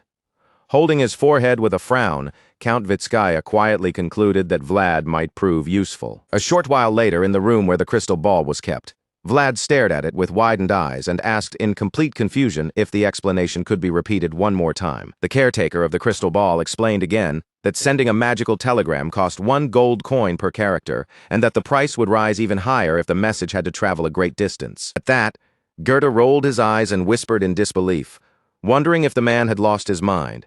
After all, they had barely managed to squeeze 10 gold coins out of Baron Dalmatia. The caretaker, however, narrowed his eyes with a reassuring smile and told them not to worry about the cost.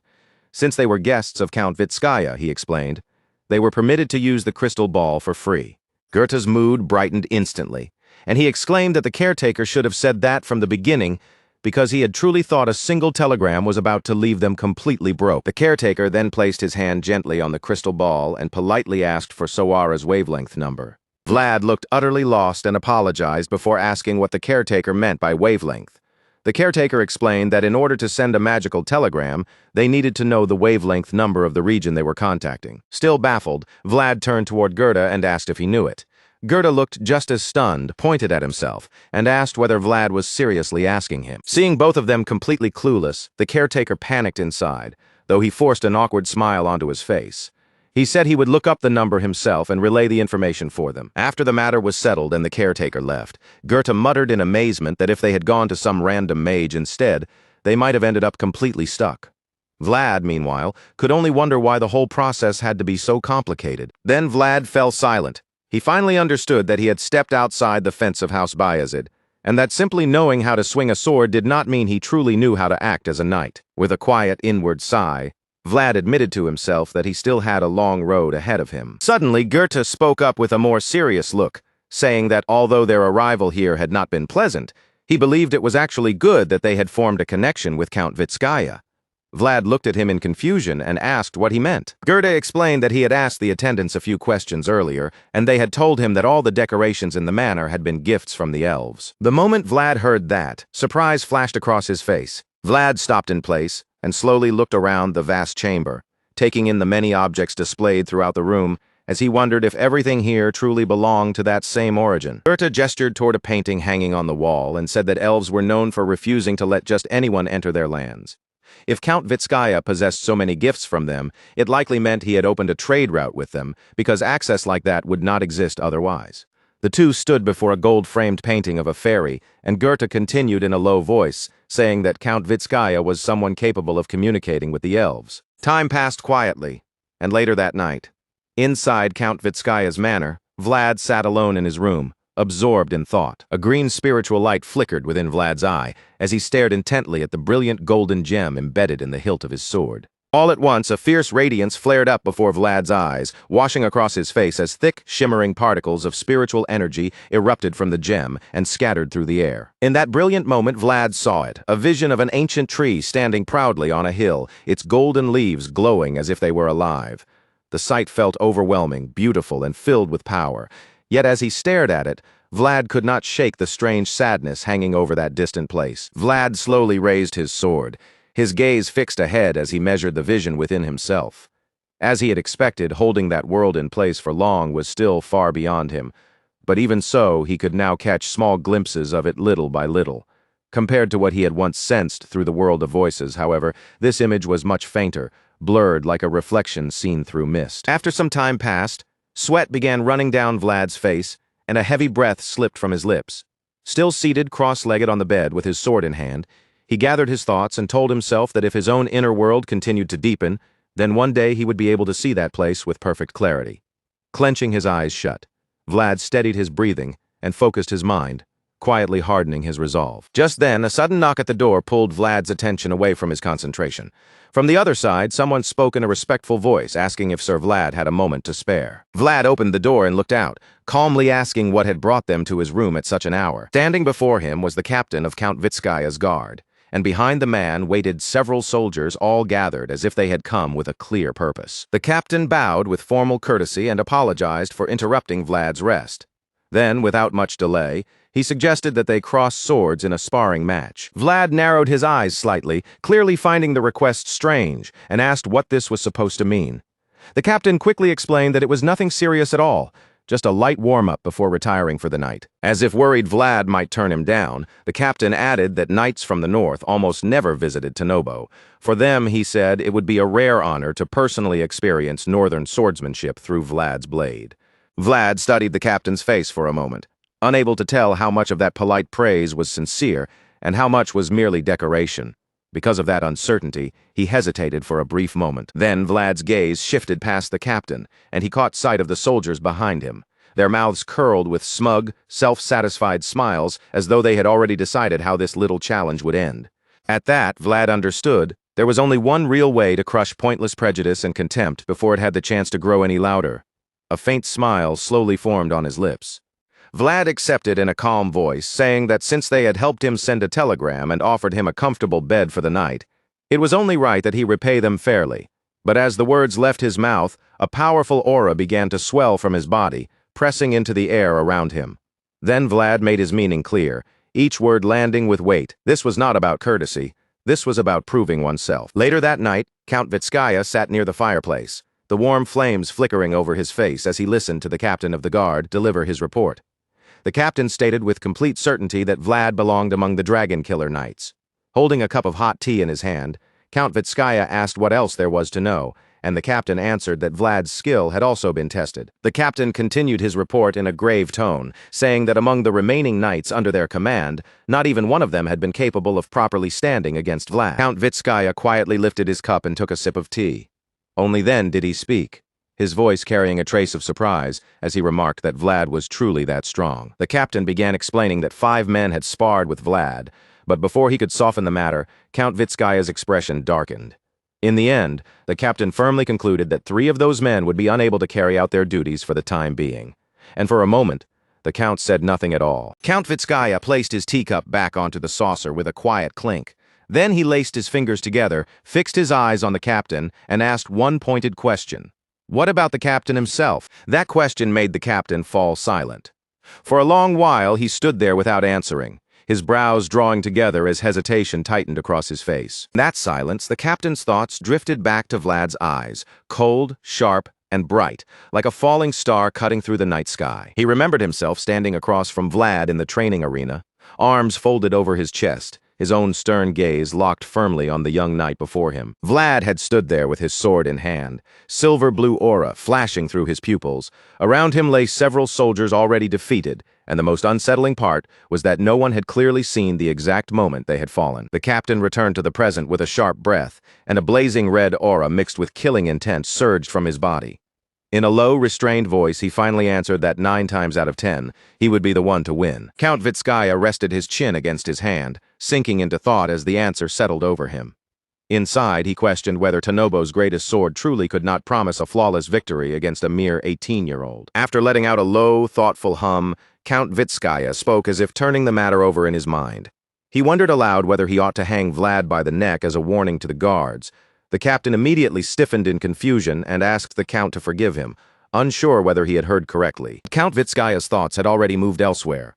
He remembered Vlad forcefully driving the knightly banner into the ground before the gates of his estate, and a quiet sigh formed inside him. The young man was the real thing, and Count Vitskaya had failed to recognize it at first glance. Count Vitskaya admitted to himself that Vlad's first impression had been so dreadful that he had deliberately left him outside in the cold, partly to keep him from moving about too freely. As that thought ended, the count's lips curled into a mocking smile, and he murmured that it would have been much more convenient if Vlad had been at least a little smarter. The next day, Vlad sat across from Count Vitskaya in a pavilion outside the garden. A servant moved quietly beside them, gently pouring tea into their cups, while the soft scent of the drink rose between the two men. Count Vitskaya was the first to speak, remarking that he had heard tea culture had never developed much in the north. Vlad answered plainly that it was true, explaining that where he came from, people were far more likely to reach for a bottle of liquor than sit around drinking boiled leaves. Count Vitskaya looked down at the pale green tea resting in the cup and introduced it as elf tea. He explained that it was gathered from forests on the far eastern edge and then specially processed before reaching tables like this one. Lifting the cup, Count Vitskaya slowly turned it on the saucer, watching the pale liquid shift inside. He added that one of the main businesses of his territory was trade in elven specialties, and among nobles in the central region, anything connected to elves was always in endless demand. Count Vitskaya continued, saying that the mysterious ecology of such a long-lived race stirred the imagination of central nobles more than almost anything else. As his fingers lightly handled the steaming cup, he mentioned that some even claimed this tea could extend a person's lifespan, which was why it was treated as being worth more than its weight in gold. That claim immediately caught Vlad's interest. His gaze shifted toward the tea, and he wondered whether a drink like this could truly be valuable enough to deserve such an outrageous price. Count Vitskaya took a slow sip before answering. He admitted that he did not know whether the tea truly lengthened anyone's life, but he was certain it was good for the body, and above all, that it worked especially well for coughs. The moment Vlad heard that word, his eyes lowered slightly. Coughs. That single detail lingered in his mind more than anything else. Count Vitskaya had said. Vlad's thoughts drifted to Lord Joseph's back. Joseph always tried to hide his condition when Vlad was near, yet Vlad had seen those shoulders tremble far too many times to forget. Quietly, Vlad thought that with tea like this, Joseph might be able to endure the winter with a little more comfort. Seeing Vlad fall silent, Count Vitskaya did not rush him. He simply remained quiet as well and continued drinking his tea, as though giving Vlad room to think. Before long, however, a faint smile appeared on Count Vitskaya's face. It was subtle, but there was a clear meaning behind it, as if he had been waiting for Vlad to react exactly this way. Count Vitskaya then asked whether he should set aside some of the tea for Vlad. The offer made Vlad uneasy, especially because the Count looked straight at him with an expression that did not seem to allow refusal. Suspicion filled Vlad's eyes as he tried to read the Count's true purpose. He lifted his cup slowly and remarked that kindness like this usually came with a reason attached to it. Count Vitskaya laughed at that, amused by Vlad's bluntness, and commented that northern knights really were bold. Privately, though, he recognized that Vlad was not like ordinary northerners at all, and that, surprisingly, the young knight had opened the way for the conversation himself. Setting his cup down, Count Vitskaya admitted that Vlad had seen through him. Then Count Vitskaya settled into his familiar posture, interlacing his fingers as he leaned into the matter directly. He said that because he valued the skill Vlad had shown in slaying a dragon, there was something he wanted to ask of him. Count Vitskaya explained that recently, a certain man had been hiding along the trade route and attacking his goods. plundering them so often that it had become a serious problem. Hearing this, Vlad looked at him carefully and asked whether the culprit was nothing more than an ordinary bandit. Count Vitskaya frowned, then closed his eyes and let out a weary sigh. He said that was probably not the case, because every knight he had assigned to escort the caravans had been defeated. That answer made Vlad pause. The knights of Count Vitskaya's territory might have been far below the level of Bayezid's knights, but they were still knights from the central region. With that in mind, Vlad voiced his doubt, asking how he was supposed to handle something that even the Count's own knights had failed to stop. Count Vitskaya placed his elbow on the table and leaned slightly forward. In a measured voice, he replied that humility became deception when taken too far, and that if Vlad had been recognized not only by San Rosino, but also by several northern houses, then his skill was more than sufficient. Without warning, Count Vitskaya placed a pouch of gold coins on the table between them, the weight of it landing with a heavy, unmistakable sound. With a look of clear self-satisfaction, Count Vitskaya stressed that he was the sort of man who paid properly. If Vlad drove off the unknown raider, he promised there would be an even greater reward waiting for him afterward. Vlad said nothing at first. He simply stared at the pouch of gold resting on the table, his eyes fixed on it, as his thoughts moved silently behind his expression. Vlad finally lifted his eyes from the pouch and calmly began to negotiate, saying that taking on a job like this entirely by himself might be more difficult than it sounded. Count Vitskaya reacted as though he had already expected that answer, and with a cold, measured tone, he agreed that it was acceptable. Even if Vlad only managed to chase the raider away for a short while, Count Vitskaya said, that would be enough for now. Deep down, however, Count Vitskaya looked down on Vlad with complete contempt. To him, Vlad was nothing more than a cheap knight he could use for the moment, a temporary tool bought with gold. Of course, it would be best if Vlad somehow solved the entire problem, but even if he only held the situation together until Count Vitskaya could invite a truly famous knight, then Vlad would have served his purpose. Vlad lowered his gaze a little, as if weighing those words in silence, then gave a calm nod to show that he understood.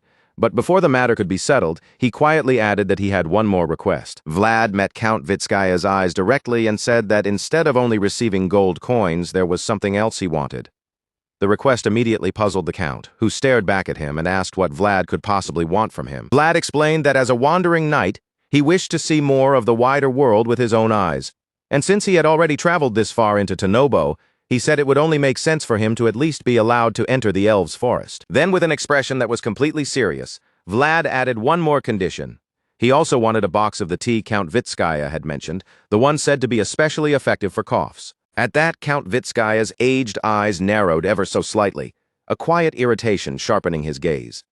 Inside, he cursed Vlad as an insolent brat who had dared to ask for far more than expected. At first, Count Vitskaya had assumed Vlad was nothing more than an inexperienced rookie knight who did not understand the game being played around him. But now he realized that Vlad had been calmly drawing out exactly what he wanted, guiding the conversation so smoothly that refusing him had become difficult. And when Count Vitskaya thought of Lord Joseph standing behind Vlad as his powerful backer, his thoughts grew even heavier. He could not help wondering what kind of person had shaped a young knight like this. After a long silence, Count Vitskaya finally opened his mouth again. He stated that if those were Vlad's conditions, then simply blocking the raider for a short while would no longer be enough.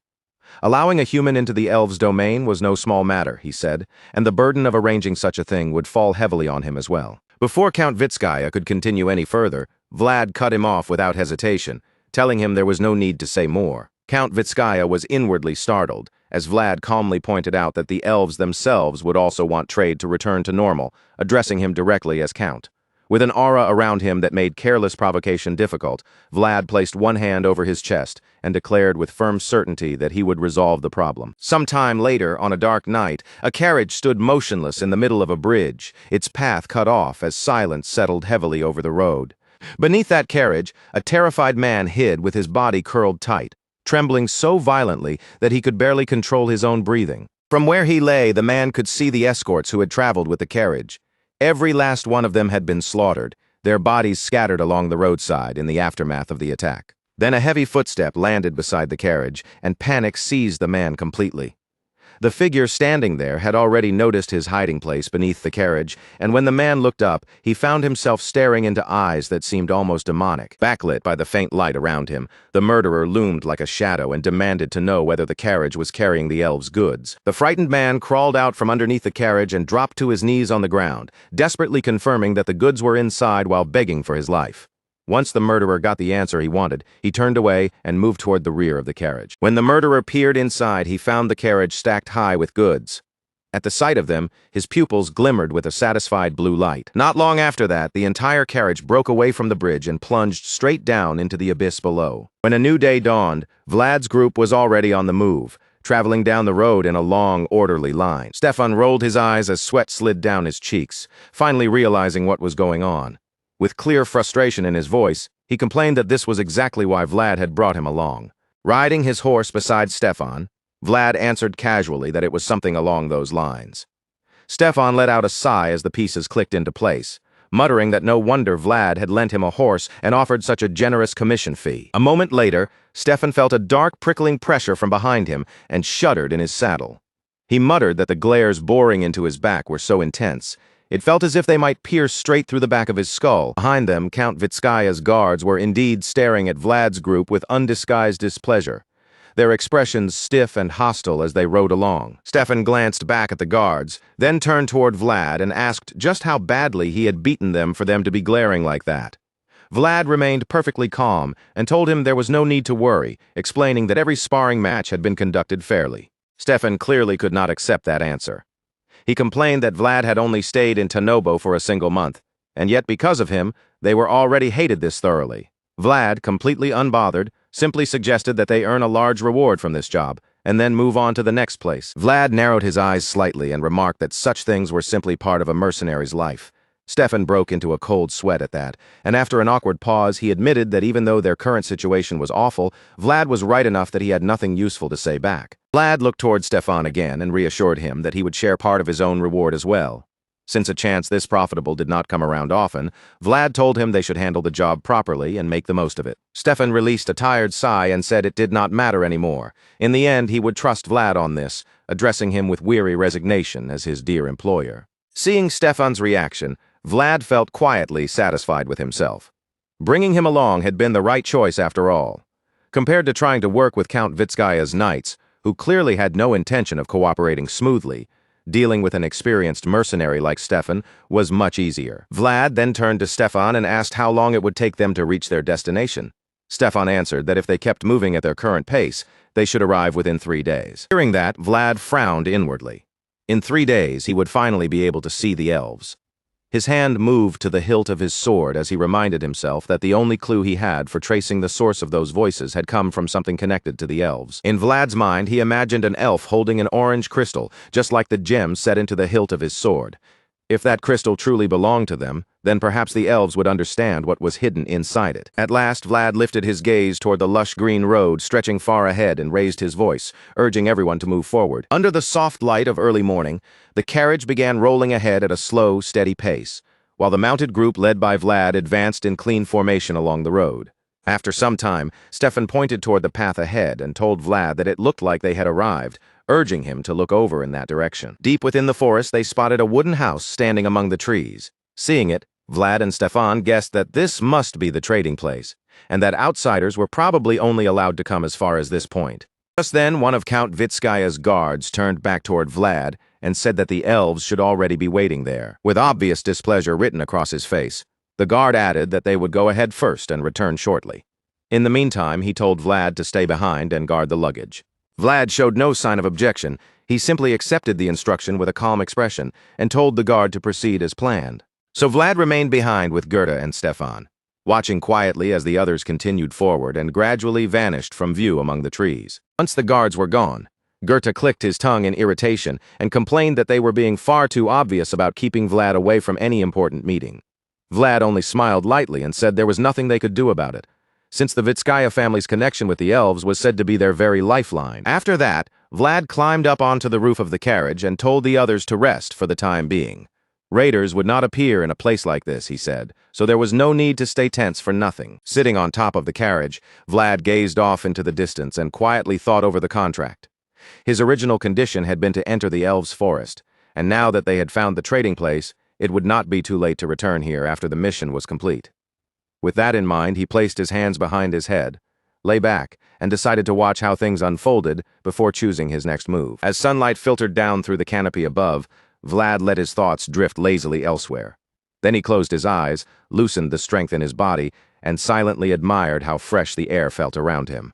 The soft warmth of the shimmering sunlight settled over him, and Vlad thought to himself that this was the sort of air one would never experience in the harsh north. Somewhere nearby, a cascade of golden hair suddenly stirred in the breeze, fluttering softly among the leaves. An elven woman with orange-colored eyes leaned forward from where she stood on a tree branch, watching Vlad closely as he slept atop the carriage. Meanwhile, at the trading house, the area outside remained strangely quiet and empty, with no one in sight. Inside the quiet trading house, one of Count Vitskaya's guards stepped forward on behalf of the group and carefully placed a small chest onto the table. With a tense expression, he told the elf standing before him that, for the moment, this was all they were able to pay. The elven representative's eyes sharpened at once, flashing with a cold hostility as her gaze dropped to the chest. Then she answered in a cutting voice that this amount was not what they had promised. The guard visibly flinched and began stammering for an excuse, but before he could properly explain himself, the elven representative continued in a colder tone. Turning epsilon leaves into elf tea, she said, required an enormous amount of labor, and it was not something one or two people could simply finish on their own. Hearing that, the guard broke into a nervous sweat and hurried to defend himself. He quickly admitted that they understood the effort involved, addressing her respectfully as Lady Varatis, yet his voice faltered before he could say anything more. Lady Varatis cut him off without hesitation, saying that she already knew raiders had been blocking the trade route. With the truth exposed so directly, the guard pressed his lips together in fear, silently realizing that she had known everything from the beginning, and that this negotiation could collapse at any moment. A heavy silence settled between the two sides after that. Neither Lady Varatis nor Count Vitskaya's guard seemed willing to speak first, and the air inside the room grew increasingly tense. After some time, Lady Varatis finally broke the silence by asking whether the tea was selling well. The guard answered immediately, almost too quickly, saying that the tea was selling very well. If Lady Varatis would grant them just a little more time, he insisted, they would gather and pay the full amount. Lady Varatis did not respond right away. Instead, she asked another question in a calm but pointed voice, wondering how the tea was being received outside the central region, and whether people in other territories liked their tea as much. Count Vitskaya's guard looked toward Lady Varatis and carefully replied that, since the product was already so popular among the central nobles, nobles elsewhere would surely want it as well. That, he explained, was simply how trends spread. The moment Lady Varatis heard that, her expression darkened. In a voice chilled by displeasure, she remarked that if that were the case, then other lords would naturally begin wanting to trade with the elves directly. Her words startled Count Vitskaya's guard so badly that he nearly lost his composure. He quickly began to stammer that such a thing would be impossible, but before he could finish the sentence, his voice caught in his throat. Lady Varatis's sharp gaze pressed down on him, leaving no room for further excuses. She warned him that this was his final chance, and added that she sincerely hoped she would not have to go through the trouble of finding another seller. Realizing that Lady Varatis had still left him a path forward, Count Vitskaya's guard immediately bowed his head and said he understood. He promised that they would keep her warning in mind and prepare the remaining half of the gold as quickly as possible. Then, without warning, Lady Varatis tilted her head slightly, as though a completely different thought had just occurred to her. Her gaze shifted toward a direction beyond the walls of the house, and she casually asked about the person who had come with him. Count Vitskaya's guard hesitated in confusion, unsure what she meant, and asked her to explain. The guard blinked at her in uncertainty, then carefully asked exactly whom Lady Varatis was referring to. Lady Varatis answered as if the wooden walls in front of her meant nothing at all. She said she was talking about the one lying on top of the carriage. That answer stunned the guard inwardly. He could not understand how Lady Varatis could possibly see anything from inside the trading house, and in disbelief, he asked who exactly was lying there. At that moment, a white, glowing, five-pointed star appeared within Lady Varatis's pupils, shining faintly as her gaze sharpened. Lady Varatis kept staring straight at the wall of the house, her eyes fixed as though she were looking far beyond the room itself. Before her eyes, silvery white streams of spiritual energy began to twist and flow like drifting currents. As she observed them, Lady Varatis silently thought that the presence felt almost dizzying. Then, from a single bright point, that silvery white energy surged and gathered together. Lady Varatis could not clearly put the sensation into words. It was unfamiliar, yet somehow strangely familiar at the same time. The longer Lady Varatis watched that mysterious presence, the quieter she became, her expression settling into a deeper silence. After a moment, Lady Varatis lowered her face slightly and spoke again. She said that it must have been difficult for them to come all this way, so she would treat that person to a cup of tea. Count Vitskaya's guard immediately grew suspicious again, and asked if she truly meant tea. Remembering the white particles of spiritual energy surrounding Vlad as he slept on top of the carriage, Lady Veratis gave a simple instruction. She told the guard to call the one lying on the carriage as well. At that same time, Vlad appeared to be sleeping deeply, his body completely still atop the carriage roof. A single golden leaf drifted downward and landed gently on the surface of a silver-colored lake, sending soft ripples spreading outward across the water. At that exact moment, Vlad jolted awake, his eyes snapping open wide as if something had pulled him out of sleep. Bracing himself with one hand, Vlad slowly sat up in a daze, but instead of the carriage roof, he found himself in a meadow soaked in dusk-colored light, and confusion immediately rose inside him as he wondered where this place could be. His eyes widened even further as sweat trickled down his face. For a moment, Vlad thought it might be a dream, but he rejected that idea almost instantly. Everything around him felt far too vivid, too real, to be dismissed so easily. Vlad stared ahead at the golden rice field stretching before him, each stalk swaying gently as if filled with spiritual energy. The more he looked, the more his confusion deepened. Then something behind him suddenly caught his attention. Vlad startled and turned around sharply, his thoughts racing as he realized just how strange this place truly was. Only then did Vlad notice the gigantic jade plant standing beside him. It radiated dazzling golden spiritual energy, and countless flowers bloomed across its massive form. Vlad stood frozen in front of it, completely dazed by the sight. He could only stare and silently wonder why flowers like these existed in a place like this at all. Just then, one of the flowers loosened from the plant and began to fall. The wind caught it gently, carrying it through the air toward Vlad. And while it hovered before him, the flower suddenly changed shape, transforming into a brilliant golden butterfly. Vlad watched the glowing butterfly flutter to a stop right in front of his face.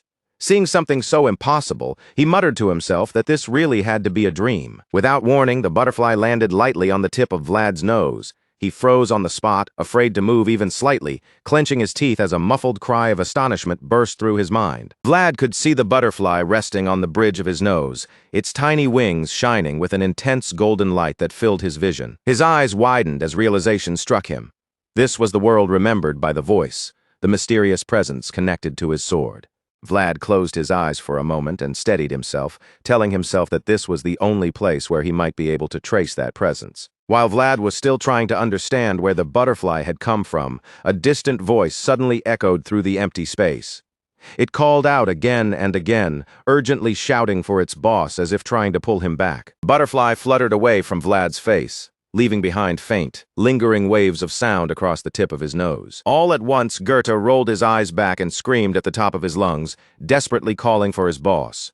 Only then did Vlad jolt awake in shock, his body snapping back to reality. The first thing Vlad saw was a pair of clear orange pupils staring directly down at him, so close that he had no time to understand what was happening. An elven woman was straddling Vlad on top of the carriage, both hands braced against the roof, as she leaned over him and fixed him with an intense, unwavering stare.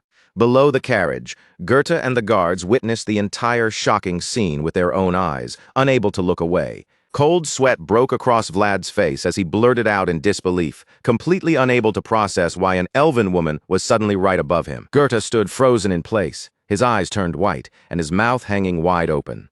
Around him, Stefan and the others stared at Vlad and the elven woman in stunned silence, sweat sliding down their faces as none of them could find the words to react. The elven girl stayed exactly where she was over Vlad, making no move to pull away as confusion filled her face. She looked him over with an almost innocent intensity, wondering aloud what all of these strange things around him were. First, she pointed toward the glowing object resting against Vlad's chest, singling it out as if it were something she absolutely could not ignore. Then her finger shifted toward the jade gem set into the hilt of Vlad's sword, and she remarked that there was another one there as well, her curiosity only growing stronger. After that, she raised her hand again and pointed straight at Vlad's nose, adding that there was something there too. To Vlad, the elven girl's entire figure seemed wrapped in brilliant golden sunlight as she leaned over him, pointing at him with pure, unfiltered curiosity. At the same time, the golden butterfly hovered lightly in the air, its metallic body shimmering as its wings beat softly before Vlad's eyes. A little later, the elven girl hid behind Veratis and continued watching Vlad from there, making Vlad wonder helplessly what strange problem had appeared this time. Sitting across from the two elves, Vlad inwardly let out a weary lament. One mysterious elf had already been difficult enough, and now there were two of them staring at him. When Vlad noticed both pairs of eyes drifting toward him again, he began to sweat on the inside, feeling the situation grow more uncomfortable by the second and wondering when the carriage would finally be ready. Then someone suddenly spoke up, drawing Vlad's attention toward the title engraved on him, "The Knight Who Had Protected the Children's Breath." Varatis turned his gaze toward Vlad and asked what that title meant. Vlad touched the engraved letters on his armor and explained that the Northern Archdiocese of San Rosino had carved it there for him. He added that, in the past, he had once saved children from a rather unusual being. Hearing that, Varatis spoke with genuine admiration, saying that it was splendid. Beside him, the elven girl nodded along as if she fully agreed. Seeing their reaction, Vlad noticed that the girl had also been staring closely at his armor and the amber. That made him think more strongly than ever that elves and spirits must share some kind of connection. Just then, the door of the house opened, and a demon maid entered with a tray of drinks in her hands. Varatis turned toward her and remarked that the timing was perfect, adding that the carriage was ready. Then Varatis looked back at Vlad and said that, regardless of race, he respected the knight who had stood against that peculiar being.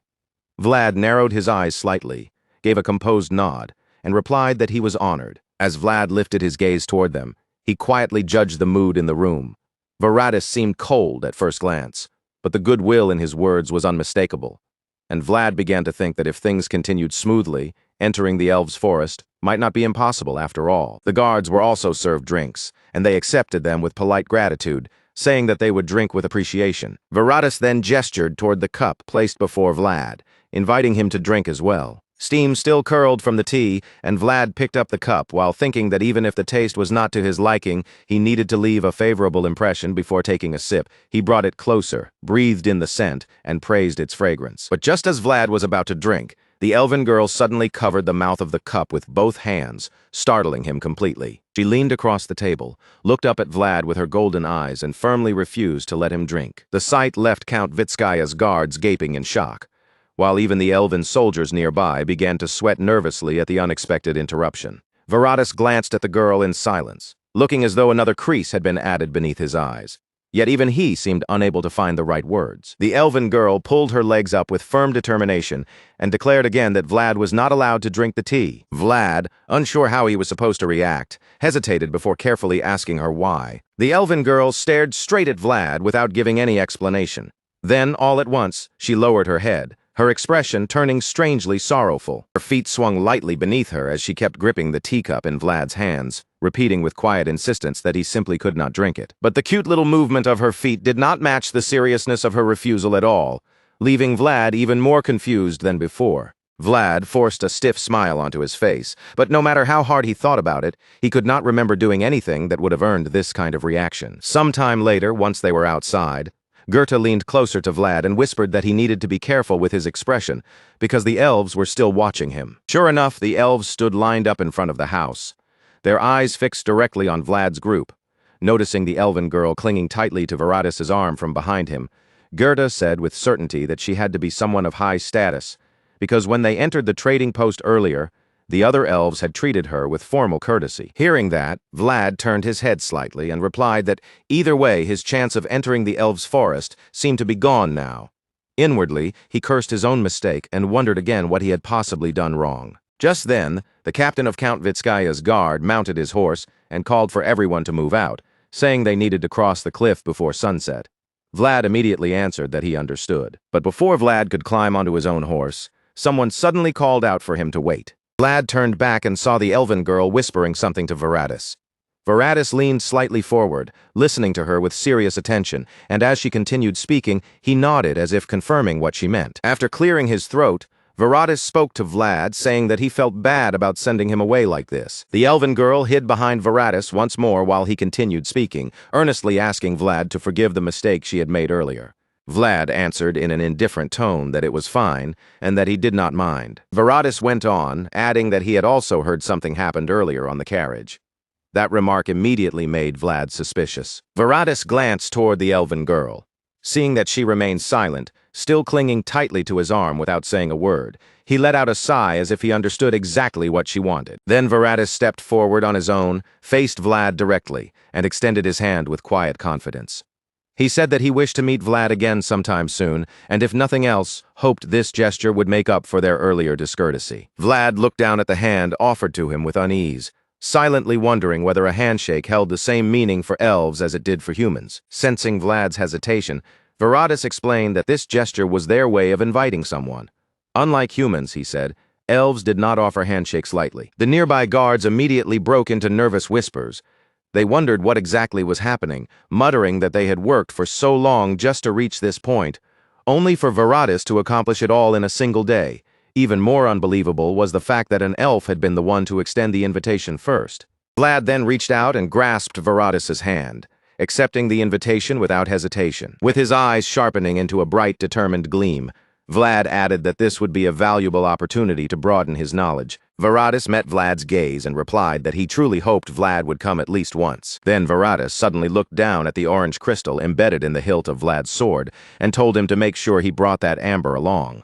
Vlad was left confused and asked what he meant. Viratus glanced toward the elven girl hiding behind him and explained that she had taken a strong interest in the amber. After that, Viratus's gaze shifted once again, and he added that he was also interested in Vlad himself, especially the silver spiritual energy surrounding him. Those words made Vlad flinch in surprise. Right after that, Vlad turned his head once more toward the elven girl as she waved goodbye to him. Around her small figure, he could see countless clusters of radiant golden light drifting and sparkling, as if the sunlight itself had gathered around her. Much later, while Vlad rode along the road with the others, one thought finally caught up to him. Only then did he realize that after everything that had happened, he had never even asked the elven girl for her name. Goethe looked at Vlad suspiciously and asked why that mattered so much. Vlad answered in a straightforward voice that if they met again, he would at least need to know what to call her. Goethe gave a foolish laugh and said she had truly been beautiful in the way only an elf could be. Then he added that once she grew a little more, even looking at her directly might become difficult. Vlad immediately frowned at that, questioning whether Goethe was seriously thinking that way when the girl looked so much like a child. Goethe responded with open disdain, asking what Vlad was even talking about. With elves, he said, there was no telling. She might already be well over 100 years old. Goethe emphasized that no human could judge an elf's age by appearance alone. Hearing that, Vlad's expression darkened a little as he wondered how someone with such a youthful face could possibly have lived 100 years, though in the end, he had to admit that Goethe's point made sense. At that moment, the captain of Count Vitskaya's guard stepped forward and warned Vlad in a serious tone that from here on, they would need to stay alert. The captain explained that once they left the forest past the cliff, and continued all the way to the bridge ahead. Everything beyond that point would be considered a danger zone. Raiders usually appeared somewhere along that stretch, so no one could afford to relax. That warning caught Vlad's attention, and he remarked that the stone bridge they had passed on the way in had looked like the most dangerous spot. The captain confirmed it without hesitation, saying that they had already lost many carriages there. Vlad looked up at the sky and checked the position of the sun, seeing that it would soon set.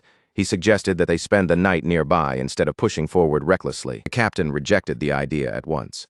He said that staying overnight was impossible, because the forest was much colder than the elves' domain, and if they failed to return quickly, the tea leaves would freeze solid. The captain then proposed that from this point onward, they should keep moving without stopping, even if it meant cutting down their sleep. After hearing the reasoning, Vlad gave a short nod and said he understood. Vlad immediately began giving orders. He stated that he would ride at the front and take the lead, while the others were to spread out and cover both sides of the pack carriage. The captain placed one hand over his chest and bowed without delay, acknowledging Vlad's command with formal obedience. Goethe watched the captain turn and head toward the carriage, a faint, knowing smile creeping onto his face. Then Goethe covered his mouth and whispered to Vlad that it was funny how they had been treated like northern drifters only a short while ago. Yet the moment Vlad received an invitation from an elf, everyone suddenly became polite. Vlad sharply told him to shut up and ordered him to move to the side of the pack carriage. Vlad then turned toward Stefan and commanded him to take position at the rear.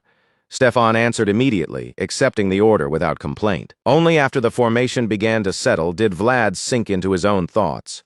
Counting himself, they had 6 knights in total, and no ordinary bandit should have been reckless enough to attack such a group. If someone still chose to appear, then that person had to be after something other than simple plunder.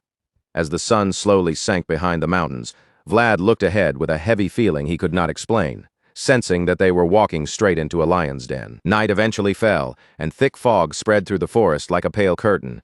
Even so, Vlad's group continued forward, pressing deeper into the dangerous road without slowing down. Vlad rode at the head of the procession, his watchful eyes sweeping across the trees and shadows around them. Behind him, the captain and his men also scanned every direction, while Goethe and Stefan moved with the group, both of them keeping sharp lookout as the fog closed in. Then Vlad suddenly caught sight of a flash of light bursting from the slope of a distant mountain. For a split second, he wondered if it might have been starlight glinting through the mist, but the light did not fade. Instead, it grew larger and larger as it rushed toward them, and a thunderous roar soon tore through the night air. Vlad sensed danger instantly and reached for his sword, but the blinding streak of radiance shot past him before he could even draw the blade. The light flew straight behind Vlad at terrifying speed, moving so fast that his sword had not even cleared its sheath before the attack had already passed. The soldier in the group let out a pained groan as something slammed deep into the center of his chest. In the very next instant, his body toppled from the horse and crashed down hard. When the others saw the soldier lying motionless on the ground with a smoking object lodged in his chest, someone cried out in shock, demanding to know what had just happened and what that thing even was. Vlad's face turned pale as cold sweat ran down his skin. Fear tightened around him as he admitted to himself that he had not seen the attack clearly at all, leaving him to wonder what on earth had just struck them. When Vlad finally made out the object buried in the soldier's chest, confusion hit him even harder. It was nothing more than a pebble, and yet that tiny stone had punched straight through plate armor as if it were no obstacle at all. Vlad's pupils widened in terror. Something like that should have been impossible, and yet the evidence was lying right in front of him. At that moment, the captain suddenly pointed toward the distance and shouted for everyone to look. Far away, on the peak of a mountain, a lone figure stood against the darkness, and the captain loudly declared that the raider had appeared. Hearing that, Vlad clenched his teeth in silent disagreement. Calling someone like that a raider was absurd. Whoever stood on that mountain was no ordinary thief waiting to steal goods from a carriage. Vlad fixed his gaze on the distant figure. The man's eyes gleamed with an eerie light, and one of his hands was still wrapped in silver energy. Seeing that, Vlad understood the enemy was a knight. Standing high atop the mountain, the mysterious man lifted another stone, letting energy gather around it until the small rock seemed charged with lethal force. Then the man bent forward and hurled it down with explosive force, sending the stone flying like a crushing strike aimed from the heavens. One of Vlad's men took the impact directly in the chest. The blow slammed him onto his back, and dust burst upward around his body as he hit the ground. The captain of the guard was still supporting the soldier who had been struck earlier, leaving him unable to help the second man. Grinding his teeth in frustration, he cursed under his breath. At the same time, the captain turned toward the two soldiers behind him and shouted at them, demanding to know what they were doing. He ordered everyone to get off their horses and form a defensive formation. But Vlad immediately shouted back in anger, ordering them not to dismount. Since the group was still in the middle of the bridge, the captain tried to object by calling Vlad's name, but Vlad cut him off sharply, pointing out that they were standing on a bridge with no cover anywhere around them. The captain, still holding up his wounded comrade, pressed his lips together as Vlad continued. Vlad demanded to know if he did not understand that stopping here would only make them perfect targets. Vlad looked up again at the man on the mountain and quickly judged the situation. The enemy had not truly intended to kill them yet. If killing had been the purpose, he would have thrown something sharp instead of ordinary rocks. With a cold frown, Vlad reached the answer in his mind. This attack was not a finishing blow. It was a warning. Watching the confidence of the sword-bearing man on the mountain, Vlad understood the message behind it. This was a predator's warning, meant to show that he could take them down whenever he wished. Then Vlad raised his voice and shouted for everyone to run. From this point on, he declared, they would break through at full speed. The moment Vlad finished speaking, he kicked his horse forward and urged Noor to charge ahead. Goethe reacted immediately, spurring his own horse while shouting in panic for everyone to run. Stefan glanced toward his own squad and quickly gave the order that they would run as well. He told everyone to seize the reins and move before they became the next targets. Then Stefan rode alongside Goethe, both of them charging after Vlad. Seeing them move, several of Count Vitskaya's guards turned anxiously toward their captain and asked what they were supposed to do. Watching them hesitate, the captain erupted in fury and shouted back, asking what else they could possibly do. With no other choice left, he ordered them to follow Vlad and the others. In the blink of an eye, Vlad surged forward at the very front, with Goethe and Stefan's forces racing after him through the fog-covered road. The mysterious man's eyes widened as he watched the group move below him, his gaze sharpening the moment he noticed the figure at the head of their charge. At the same time, another flash of concentrated energy burst from the mountaintop. The instant it appeared, someone cried out in alarm, warning that the attack was coming again and shouting for everyone to spread out before it landed. At the front of the group, Vlad's eye shone with a pale white glow. Without slowing his horse, he shouted back to the others, telling them not to panic, not to look back, and to keep running with everything they had. In the next breath, A blazing beam of light tore down from above, descending like a missile aimed straight at the fleeing riders. Vlad's glowing eye flashed even sharper. He clenched his teeth, lowered his posture, and kept driving forward instead of turning away. The sphere of light from the sky slammed directly into Vlad's chest, and in that instant, a dazzling explosion erupted, sending waves of force rippling outward in every direction. Broken fragments of light scattered wildly through the air, with some raining down among the riders. But even with danger falling around them, not a single person dared to stop running. That sight made the mysterious man freeze for a moment, clearly startled by what Vlad had just done. Meanwhile, Vlad glanced down at his sword, watching the spiritual power radiating from its blade. He realized the defense was working. The first attack had been too sudden and impossible to predict, leaving them no time to react, but now that he understood the timing, he knew they could answer the next one. The captain of the guard broke into an excited shout, unable to hide his relief as he cried out that they had actually blocked the attack. Then he immediately twisted around in the saddle and yelled to everyone behind him, urging them to keep moving and follow Sir Vlad without hesitation. But suddenly, from the mountaintop above, the mysterious man launched himself downward, racing along the slope of the mountain and heading straight for Vlad. Vlad gritted his teeth and urged his horse on harder. They had made it. They had crossed the bridge.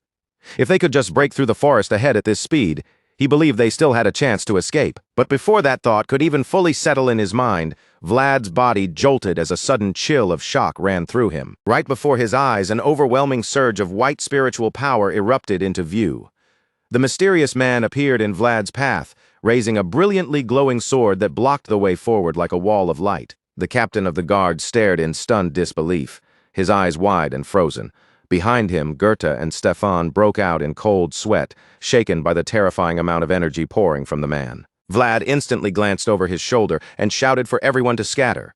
Then, without slowing down, he drove himself straight toward the blazing beam of light standing in his path. A heartbeat later, a devastating explosion ripped through the forest. Trees were blasted into the air, trunks snapped apart, and thick white smoke swallowed the area all at once.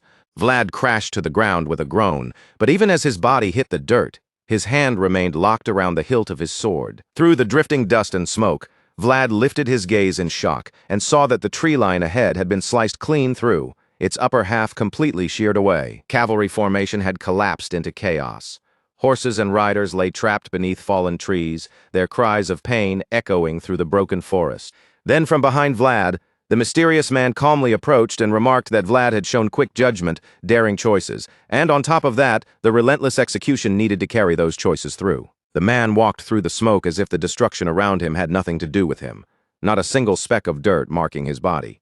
Looking at Vlad, he admitted that what Vlad had shown was not bad at all. With cloth wrapped around his head and silver showing in both his hair and beard, the man looked down with a cold, piercing stare. He confessed that he was honestly impressed, saying he had assumed Vitskaya County was full of useless dead weight and never expected to find a knight like Vlad among them. Vlad responded without a word.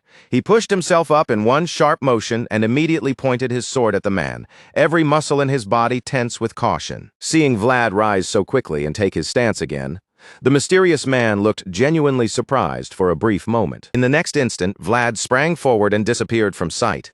He reappeared right in front of the man, driving his sword straight toward the man's throat. But the man slipped back just enough to avoid the thrust.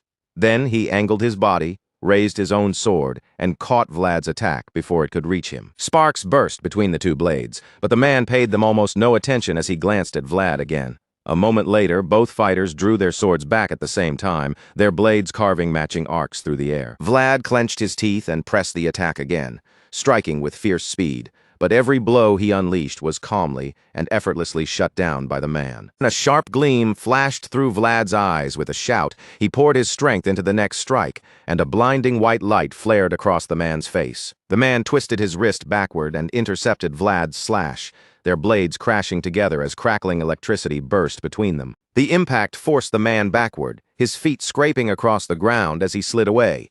Vlad, however, remained planted in place, lightning curling around his sword as he lifted it beside his ear and locked his eyes on his opponent. For the first time, the man's brow furrowed with real seriousness, and he demanded to know exactly who Vlad was. His eyes moved over Vlad's stance, and then he questioned how Vlad had learned that swordsmanship. Vlad froze in shock, his mind reeling as he wondered how this man could possibly recognize the swordsmanship taught by the voice. Without warning, the man's sword began to tremble, releasing a dense surge of spiritual energy. In a low voice, he warned Vlad that depending on his answer, Vlad might have to surrender his head. The power around the man's blade flared violently, and his cold, threatening eyes made it clear that he was no longer speaking casually. Then both men raised their swords and took the same stance, facing each other in perfect mirrored posture as they prepared to strike. The sight sent a chill through Vlad. He stared in horror, wondering what this man truly was, while the man answered with an icy gaze, saying it seemed they were both curious about the same thing. Keeping his sword lifted beside his ear, the man continued in a steady voice, saying that the sword's path must stretch forward in a straight and unwavering line without the slightest hesitation. Vlad's face was damp with sweat, but he did not dare look away. The man went on, saying that the only thing capable of opening that path was one decisive strike, built upon the power of the unexpected. The old man's eyes flashed with a razor-sharp light as he declared that this was the essence of the one-strike kill. Then, without warning, his figure blurred and vanished from Vlad's sight. The very next instant, the man appeared at Vlad's side and unleashed a slash, fully embodying the one-strike kill he had just spoken of. At the same moment, a violent burst of five-colored spiritual energy exploded outward, filling the space between them with overwhelming force. Vlad's sword was knocked high into the air as the man completed his lightning-fast technique, his eyes following the flutter of Vlad's cloak in the aftermath. A second later, as the cloak slowly settled back down, Vlad's sword came plunging into the ground behind him. Vlad stood completely frozen, unable to move, while the man's sword rested against his neck with terrifying precision. The man straightened his posture, his expression hard and unyielding, and said he would ask only one final time. The killing intent blazing in his eyes, he clenched his teeth and hissed the question at Vlad, demanding to know who he really was. The image of a sword king appearing behind Vlad flashed through the man's mind. His pressure grew even heavier as he demanded to know who Vlad was to be using imperial swordsmanship, leaving Vlad standing there in absolute terror. Warm sunlight poured into Count Vitskaya's reception room, spreading across the polished furniture as the Count looked at the young man seated before him. With a pleased expression, he praised Vlad, saying that he had done fine work and had dealt with a troublesome matter far better than expected. Count Vitskaya lifted his teacup and took a slow sip before continuing. He added that he had heard the duel had been far from easy, and then, with a faint trace of regret in his voice, mentioned that it was unfortunate Vlad had been unable to recover his opponent's corpse. At those words, Vlad fell quiet. His gaze lowered slightly, and his thoughts drifted back to the night of the ambush, when that mysterious swordsman had stood before him in the darkness, and Vlad had asked him about the imperial swordsmanship style. Back then, the man had noticed Vlad's stunned expression, and looked at him as though he could hardly believe it. He had asked whether Vlad had truly never heard of imperial swordsmanship before, and whether Vlad had been swinging that blade all this time without even knowing what style he was using. That same moment, the captain of Count Vitskaya's guard, who had been lying nearby, finally began to regain consciousness. Seeing that the situation was shifting, the mysterious man lowered his sword. His killing intent eased just enough for him to tell Vlad that, from the look of things, the two of them would need to have a long conversation. Then, as if the fight had already ended in his mind, the man turned away from Vlad and began to leave, telling him to wait for him in Tanobo. As the man's figure slowly faded into the darkness, his voice lingered behind him.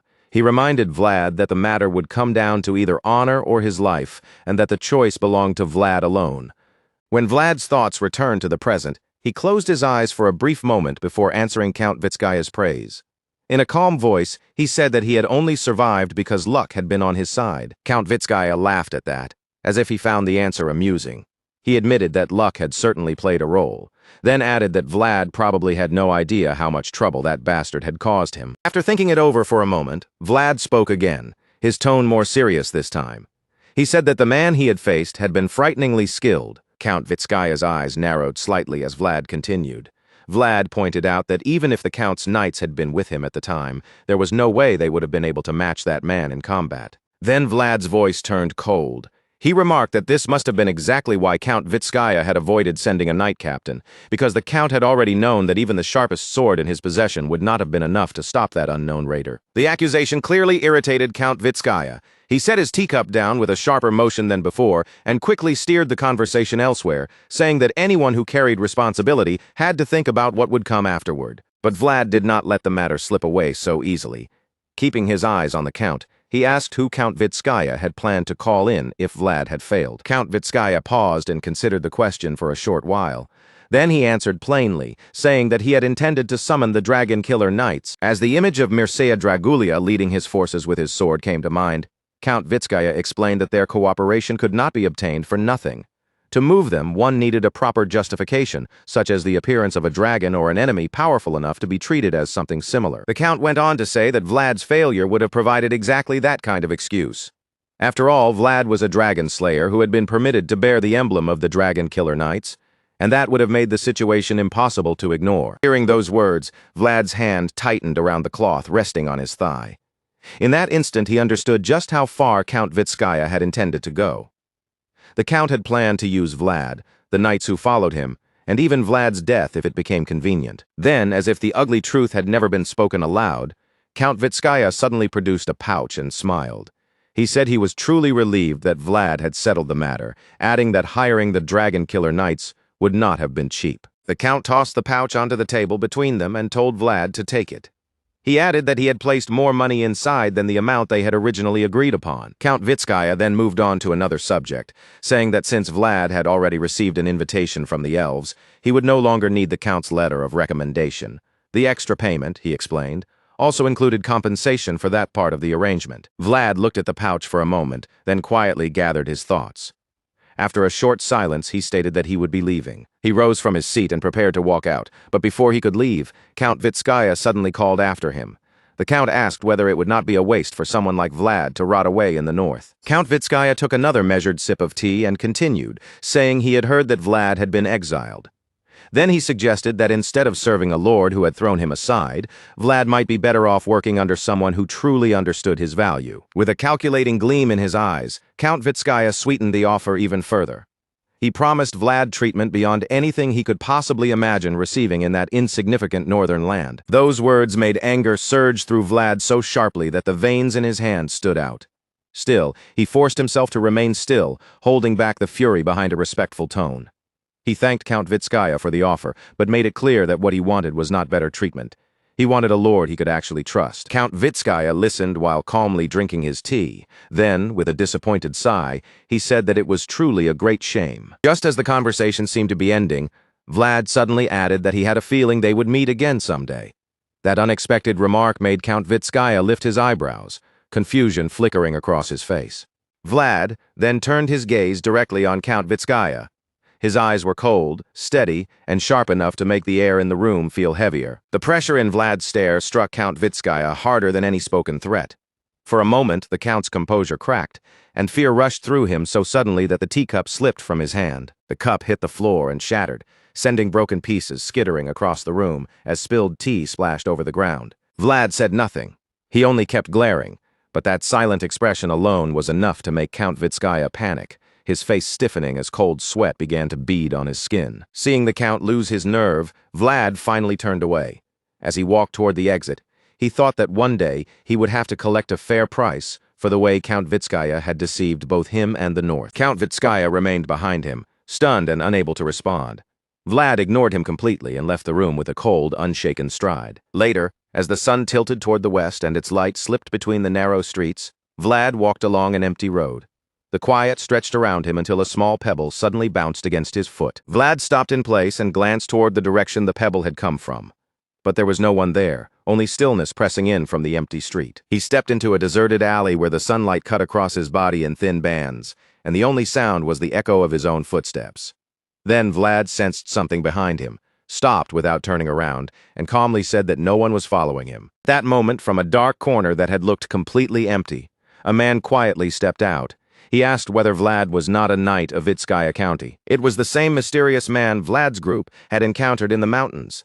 He added that if Vlad had truly been one of Count Vitskaya's knights, then Vlad would not have chosen honor. The man came to stand before Vlad, his presence calm, but impossible to ignore. Then he asked whether it was time for them to have a proper conversation. Sometime later, the two of them sat inside a grill shop, plates of meat laid out in front of them. The man ate casually and remarked that the food was not bad, then asked how Vlad had found a place like this. Vlad answered without making much of it, saying that back alleys were the same no matter where one went. Hearing that answer, the man lifted his beer and took a drink. As he watched Vlad across the table, he quietly thought that this young knight was a strange one. The man observed how comfortably Vlad ate the cheap street food in front of him. At a glance, Vlad carried the bearing of someone connected to a noble house, yet somehow he blended into the slums more naturally than anyone around him. After a while, the man finally began the conversation himself. He asked why Vlad was not asking him anything. Vlad looked puzzled and asked what he meant, so the man clarified that he was talking about his name. Vlad kept eating as he answered. In a matter-of-fact tone, he explained that retired knights did not hand out their names so easily. That answer made the man pause inwardly. He wondered how Vlad had figured out that he was a retired knight. Thinking of the sharp gaze of an old knight he once knew, Vlad looked directly at the man and said it was because he reminded him of someone familiar. His skill, his unhurried air, and even the way he watched Vlad all felt strangely similar. The man took another drink of beer before answering.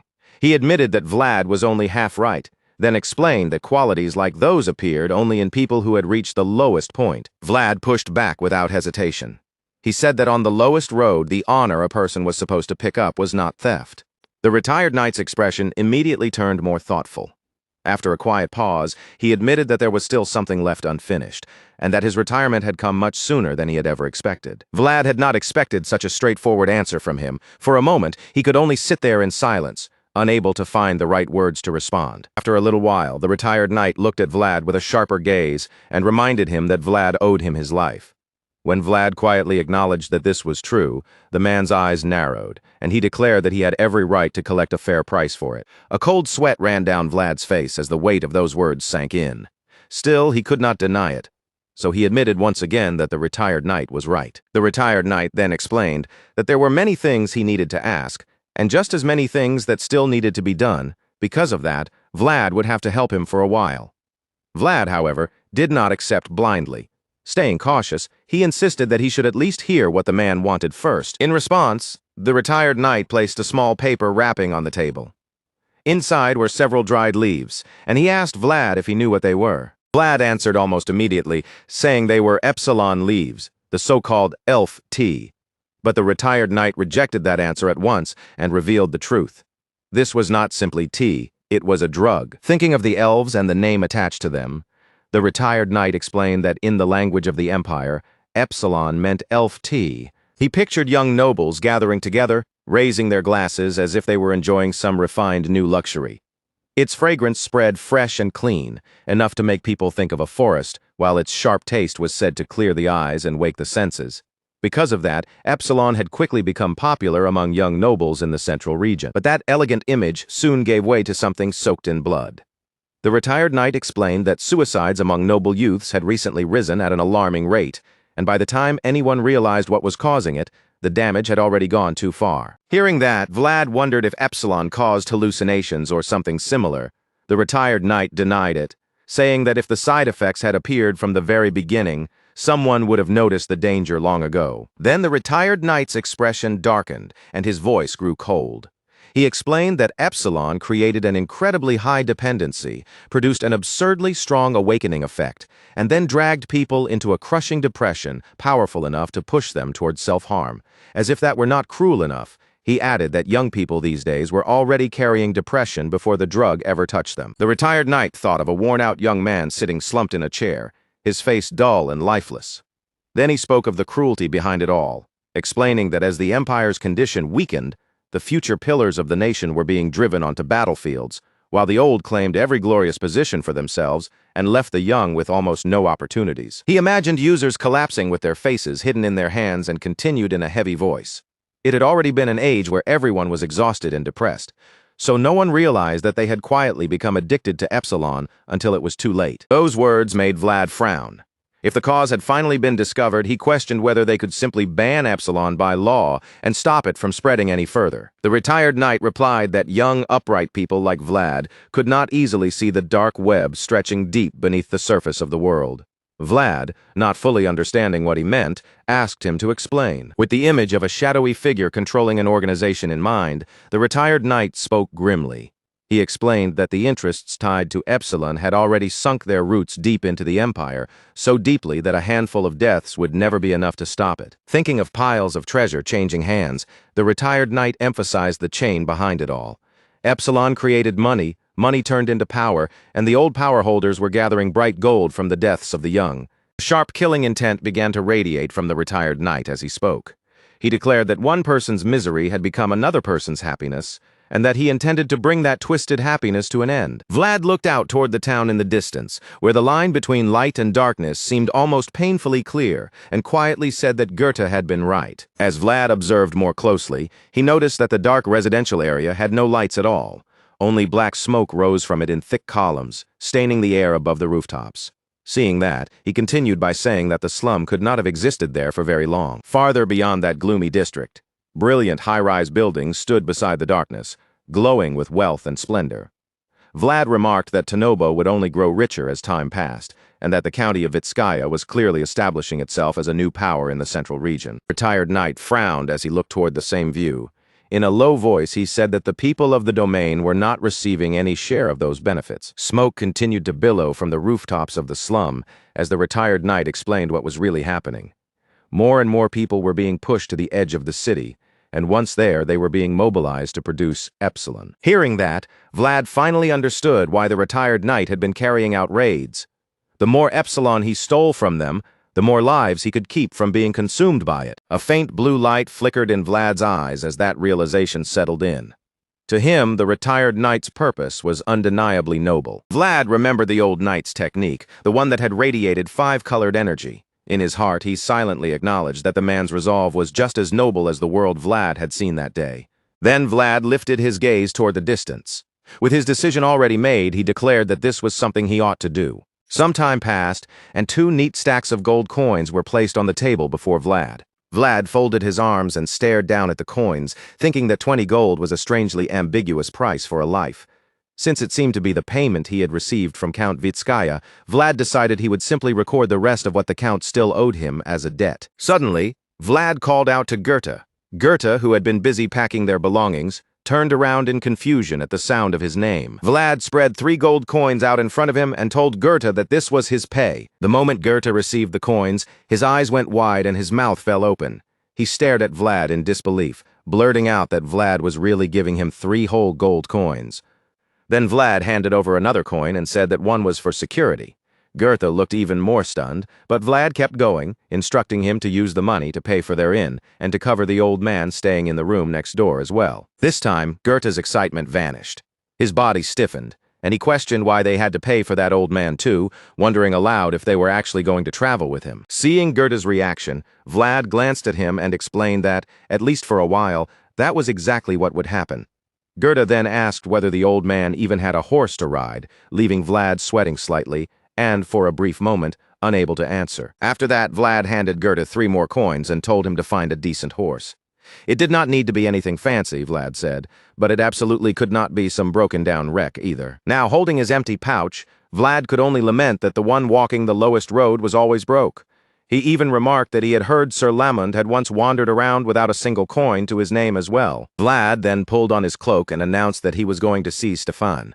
Goethe looked confused and pointed out that Vlad had already paid the remaining amount when he returned. Vlad glanced back at Goethe with a faint smile and explained that because of him, Stefan and his people had probably ended up on the wrong side of Count Vitskaya. That meant Vlad should compensate them properly. He added that not a single person had run away during the mission, and that a mercenary band like the Thorn Tree Mercenaries was rare enough to be worth maintaining a connection with. Hearing that, Goethe's eyes widened before he admitted that Vlad had a point. As Vlad stepped out through the door, he told Goethe that they would leave as soon as he returned. Goethe waved him off and assured him that he would have everything prepared by then. After Vlad left, Goethe suddenly found himself noticing something he had not paid attention to before. Watching Vlad's back as he walked away, Goethe wondered if his captain's shoulders had always looked that broad. Goethe remembered the first time he had met Vlad, back when Vlad had seemed like nothing more than a vicious punk who did not understand the way the world worked. But now, looking at that sturdy and matured figure from behind, Goethe quietly realized that Vlad truly looked like a knight. Sometime later, 3 men sat around a fire in the forest, the flames crackling between them, while a pot of food simmered nearby and sent thick steam curling into the night air. The retired knight raised his brows as he looked at Vlad and asked if Vlad was truly saying that he did not know who his master was. Vlad answered with a serious expression, saying that if he had known, he would have told him long ago. He explained that back then, the man's sword had already been pressed to his throat. Then Vlad looked straight into the retired knight's eyes and spoke firmly. He said he had come all the way there because he wanted to know the answer himself. The retired knight studied Vlad carefully, watching his face and eyes for any sign of deception. Inwardly, he judged that Vlad was not lying, because his gaze had not wavered even once. The retired knight crossed his arms and let out a heavy sigh, muttering that this had become a real headache. He wondered who in the world Vlad's master could be, then insisted that this matter absolutely could not be allowed to leak outside. Vlad then looked at the retired knight with genuine curiosity and asked if the sword technique he had been using was truly the same swordsmanship practiced by the Imperial Knights. The retired knight seemed to picture the proud and brilliant figures of the Imperial Knights for a moment before explaining more carefully. What Vlad used was Imperial swordsmanship, but the one-strike kill principle was something even more restricted, passed down only to a chosen few among the Imperial Knights themselves. Hearing that, Vlad quietly wondered if the technique he had been swinging around all this time was really that extraordinary. Then he asked, a little uncertainly, whether that meant he was not supposed to use it. The retired knight narrowed his eyes and suddenly asked whether Vlad's father might be the emperor or someone of similar standing. Vlad was left completely speechless, while Goethe lowered his head beside him and trembled, desperately trying to hold in his laughter. Noticing the shaking, the retired knight looked over in confusion and asked if Goethe was laughing. Retired knight then grew serious and insisted he was not joking. He told Vlad to think carefully, suggesting that perhaps Vlad had been born with imperial blood, or that he might once have belonged among the closest confidants of the imperial family. Goethe kept shaking as he fought back his laughter, and Vlad could only answer helplessly that there was absolutely no such thing in his background. Once that was confirmed, the retired knight cleared his throat and said that if Vlad's connection had been real, things could have become troublesome. After all, the one-strike kill principle ultimately belonged to the Empire. In the quiet that followed, the retired knight continued his explanation. People in the north might not recognize the technique for what it was, but the closer Vlad traveled toward the central region, the more people he would encounter who understood its origins. Vlad and Goethe both froze when the retired knight added that if the situation went badly, Vlad could even be dragged away under the accusation of insulting the imperial family. Alarmed by that possibility, Vlad quickly asked what he was supposed to do. The retired knight remained calm and replied that it was not as though there were no options at all. While Goethe began preparing the food, the retired knight lowered his voice and carefully revealed the first important point. The one-strike kill principle Vlad used seemed to have leaked out long ago. Vlad, startled by that, immediately asked how his version was different. The retired knight then said something even more surprising. According to him, Vlad's swordsmanship was actually closer to the original form. Looking down at the plain stew in front of them, the retired knight used it as an example. If that simple stew represented the one-strike kill principle Vlad was currently using, then the version practiced by the Empire today would be like adding fresh meat into it. The moment Goethe saw the retired knight pick up a piece of fresh meat, he cried out in alarm, saying that it had been saved for tomorrow. But the retired knight ignored him completely, sliced the meat, and dropped it into the pot, explaining that this richer version was like the one-strike kill principle now used by the Empire. As he stirred the pot and watched the ingredients mix together, the retired knight explained that anything with a fixed form was bound to change over time. Since 300 years had passed since the Empire's founding, imperial swordsmanship had continued to evolve again and again until it reached its current shape. When the stew began looking fuller and more flavorful, the retired knight scooped up a spoonful and remarked that it had certainly become tastier as well. Goethe's eyes followed the steaming spoon as he practically drooled at the sight. But Vlad stayed composed and simply prompted the retired knight to continue. The retired knight then explained that the heart of the one-strike kill principle was surprise. And true surprise, he said, did not come from polished rules or predictable forms, but from ideas so unexpected that others could not understand them at first glance. Because of that, the retired knight suggested that Vlad should begin adding his own ingredients into his swordsmanship, things only Vlad could create, things strange enough to make even people from the Empire tilt their heads in confusion. As Vlad listened, astonishment gradually spread across his face, and in his mind he saw himself standing at the center of circles of light. The retired knight declared that it was time for Vlad to do it on his own, because only Vlad could create a complete world that belonged entirely to him. Handing Vlad a bowl of stew, the retired knight emphasized that even if Vlad had sprouted from the same root, he still had to make his own flower bloom. That, he said, was exactly the ideal the one-strike kill principle pursued as a sword art. At that same time, deep within the elven forest of Asura, the world tree rose high above the woodland, its vast presence towering over everything beneath it. Under its roots, the elf village had fallen into a deep and unnatural sleep. On the stairway leading into the base of the world tree, Several figures appeared and moved toward the entrance. Varatis frowned as he looked toward the guards and ordered them to open the way.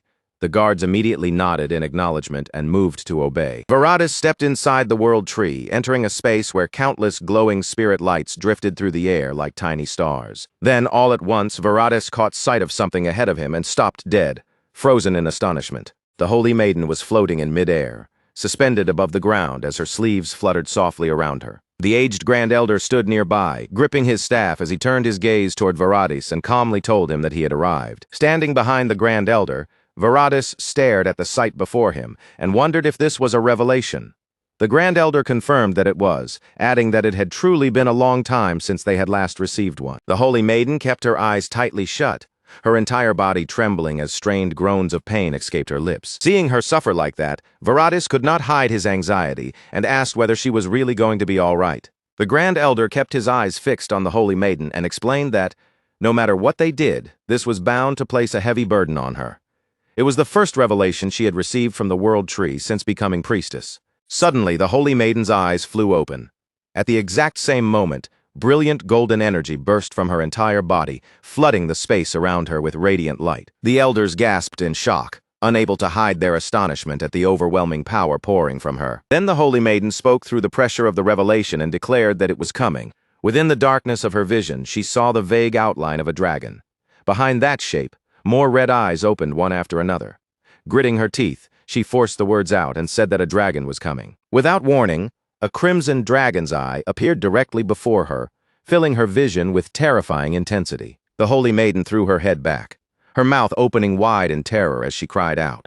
She asked what they should do, saying that she had seen a dragon and urging them to show it something. But in the next breath, panic overtook her, and she insisted that they must not do it. The dragon, she realized, was watching them. Varatis shouted in alarm and called out to the Grand Elder, but the Grand Elder glared back sharply and ordered him not to interfere. At that moment, a thousand-petaled flower appeared within the Grand Elder's pupil. He thought to himself that the Holy Maiden was still a young priestess without enough experience, and that if necessary, he would gladly offer up his own world. At the same time, a thousand-petaled floral magic circle flared beneath the Grand Elder's feet, and spiritual power surged upward around him. The Grand Elder gripped his staff so tightly that veins stood out across his forehead. Under the crushing strain, he muttered to himself, wondering what he should show the dragon. Still arching her neck back in agony, the Holy Maiden screamed that it was the sword. At that moment, the energy radiating from the Grand Elder formed only a small circle beside the Holy Maiden's vast and brilliant one, making the difference between their burdens painfully clear. Suddenly, the Holy Maiden cried out in pain again. Twisted roots began intertwining together while specks of spirit light wrapped around them. The Grand Elder's sharp eyes widened as he realized what he was seeing and uttered that it was that. Then, deep within the base of the World Tree, the Grand Elder caught sight of a sudden flash of light. When he focused more closely, he saw it clearly. A sword embedded in a mound of earth, waiting there beneath the tree. Meanwhile, Vlad's group rode their horses through the forest, the three of them moving along the path together. As they traveled, Vlad asked the retired knight how he actually planned to stop them, pointing out that simply looting caravans would not prevent Epsilon from being sold, especially when Vlad had already heard that it was insanely popular in the central region. The retired knight closed his eyes and answered with a helpless tone. Just as Vlad said, he could not stop Epsilon from being sold through raids alone, and that was exactly why he had decided to smash the issue head-on. Hearing that, Vlad asked what exactly the retired knight had smashed. The retired knight lifted one finger as if the answer was obvious, then calmly said that what he had smashed was the beehive itself. He explained that when something was buried too deep to dig out directly, the only choice was to lure it out into the open. That was why he had used himself as bait, forcing whatever Count Vitskaya was hiding to reveal itself. As Vlad listened, the pieces finally clicked into place. After a short pause, the retired knight asked whether Count Vitskaya had requested help from the Dragon Killer Knights. Vlad answered honestly, confirming that he had heard that was exactly what the Count intended to do. That straightforward reply made the retired knight fall into thought. The retired knight remarked that Count Vitskaya had apparently reached out to House Dragulia directly, without going through the Empire. There were proper orders and procedures for such things, so the fact that Vitskaya had bypassed them made him wonder whether House Vitskaya had ever truly possessed that kind of influence. A little while later, Vlad looked toward the retired knight and asked why he had been so interested in the Dragon Killer Knights. The retired knight avoided giving a clear answer. He simply said it was nothing, and warned Vlad not to dig too deeply into the matter. But the caution in his aged eyes said more than his words did. Inwardly, the retired knight understood that there were times when simply knowing the wrong truth was enough to place a person's life on the line. Suddenly, Goethe pointed ahead in confusion and asked whether it was over there. Then, turning to Vlad, he asked if that was the place they had been looking for. Vlad smiled when he saw the building before them and confirmed that they had found it. With a quiet sense of accomplishment, he looked toward the trading house connected to the elves. The next morning, bright sunlight streamed through the window and filled the house with a soft, clear glow. Seated at the table, the holy maiden turned slightly and called out to her brother. Viratis, still focused on his work, answered her with respectful formality, addressing her as the holy maiden. That stiff response immediately displeased her. She asked whether he really intended to call her holy maiden, even when there was no one else around. But the two of them. Viratis only smiled at her with quiet indulgence and gave no real answer. Seeing that expression, the holy maiden could do nothing but turn her face away in helpless frustration. Her gaze shifted toward the basket of fruit sitting by the window, and she told Viratis to take it with him when he went out. Viratis looked at her in confusion and asked where exactly she wanted him to take it.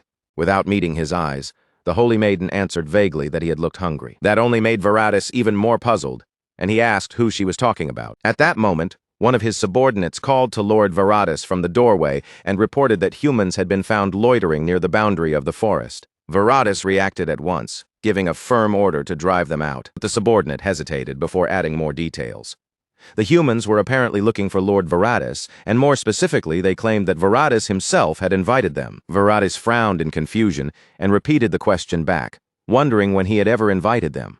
The subordinate then explained that one of the humans had introduced himself as Vlad of Sora. The moment Viratis heard that name, he glanced toward the holy maiden as if he had suddenly realized what she had meant. Then Viratis turned back to the subordinate and asked if the man had said he was hungry. The bewildered subordinate stared at him blankly and asked him to repeat the question.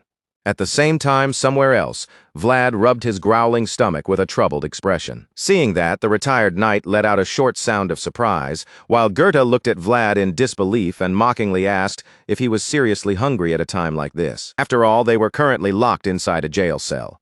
Goethe could not hold back his anger, as he reminded Vlad that Vlad had said they were invited guests. Goethe then remembered how arrows had been fired at their feet the previous night as a warning, and he demanded to know if shooting arrows without saying a word was how elves welcomed people they had supposedly invited. Vlad went pale and stammered that the arrows had not actually hit them, then asked how he was supposed to know the elves would react that way. Sitting beside him, the retired knight reminded Vlad that he still had not repaid the price of his life. Vlad protested immediately, saying that he had at least managed to get the retired knight inside the forest, had he not. The retired knight let out an irritated sigh and sarcastically wondered whether people from the north were always this shameless. Those words made Vlad's expression darken. Sweat slipped down his face as he wondered why the elves had invited him in the first place if they were going to treat him like this. Then Vlad's gaze grew distant and uneasy. Remembering the sharp, cold eyes of the elven soldiers as they fired arrows near their feet, he could not shake the feeling that the elves had been on edge for some deeper reason. Suddenly, the prison door opened, and Viratis stepped inside. He addressed Vlad formally as Vlad of Sora and welcomed him to their forest. Seeing him arrive, Vlad pushed himself up from where he had been kneeling and dryly remarked that elves seemed to welcome their guests from inside a jail cell. Viratis offered him the basket of fruit and apologized for what had happened, asking Vlad to accept it for the time being. As Vlad took the basket, he asked if they were not going to let them out. Viratis explained that Vlad only needed to wait one day, since there were still procedures they had to follow. Then, with an awkward expression, Viratis added that he hoped Vlad would understand. Everyone in the forest had been extremely tense lately. At that, Vlad fell silent for a moment. Then he asked whether that tension was not actually because of them. Vlad stared directly at Viratis and said that it had felt as though the elves were truly wary of something, not simply reacting to a few humans at the border. Viratis's perceptive eyes gleamed with curiosity. As he looked at Vlad, he thought of the fact that this was the man the holy maiden of the world tree had taken notice of. Then Viratis observed the motes of spiritual energy overflowing around Vlad, and considered that perhaps Vlad's arrival at this exact moment was not a coincidence after all. After a brief pause, Viratis admitted that Vlad was right. The truth Viratis revealed next made Vlad stiffen in place. With a grave expression, Viratis told him that a dragon was coming. As Viratis pictured a red-eyed, spiked dragon turning its gaze toward the tree of life, he explained that the young world tree would soon come into bloom, and the sharpest dragon, he said, had always coveted the potential sleeping within the world tree. From outside the cell, Varatis's voice carried a note of apology as he said he was sorry they had received Vlad and his companions at such a terrible time. Vlad looked at him seriously and replied that it was fine. Then he asked whether there was anything he could do to help. Varatis closed his eyes calmly and answered that even Vlad's offer alone was appreciated. A moment later, Varatis opened his bright eyes and studied Vlad again.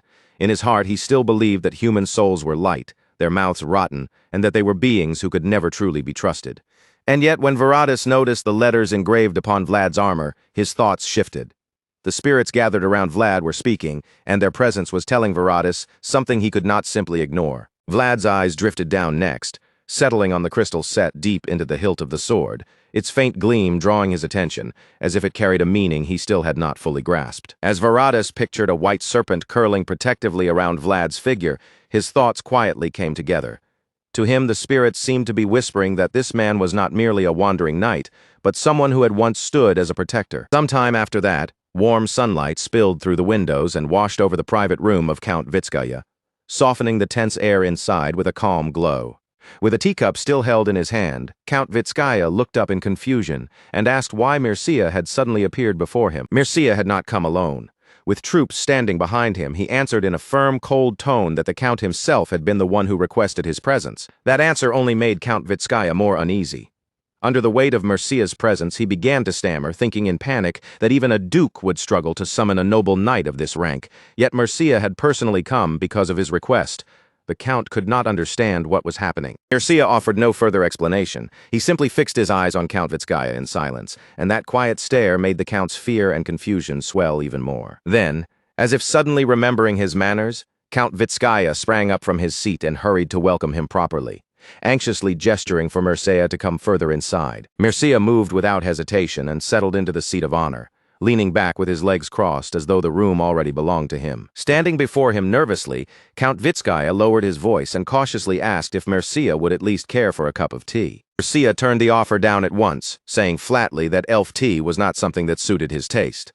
Count Vitskaya let out a strained, awkward laugh and quickly apologized, saying that of course such tea could never be worthy of someone as distinguished as Mircea. Trying to recover, he immediately raised his voice and ordered a subordinate to bring black tea instead, the finest grade grown in the southern archipelago. But before anyone could even carry out the order, Mircea cut him off and said there was no need for tea. Count Vitskaya faltered again, flustered, and hurriedly began suggesting wine instead. Mircea refused that as well and moved straight to the real reason he had come. More importantly, he asked whether Absalon was being produced properly, since he had received a report about an unidentified attacker causing trouble. Realizing what Mircea was referring to, Count Vitskaya quickly forced a smile and assured him that the matter had already been settled, so production was continuing without any problems. Mircea repeated the Count's words back to him, without any problems, with clear displeasure in his voice. Then he pointed out that the report had mentioned a skilled fighter, someone even the knights stationed there could not handle by themselves. Count Vitskaya hurried to explain that the report had indeed been true. However, by sheer good fortune, they had received help from an outsider. At that, Mircea's eyes sharpened slightly as he echoed the word outsider. The Count then explained that a knight from the north had happened to come through. Mircea's tone shifted with faint curiosity as he asked whether the Count truly meant the north. When Count Vitskaya finally spoke the familiar name Vlad, Mircea's eyes widened at once, and a thick, dangerous killing intent began to seep from him.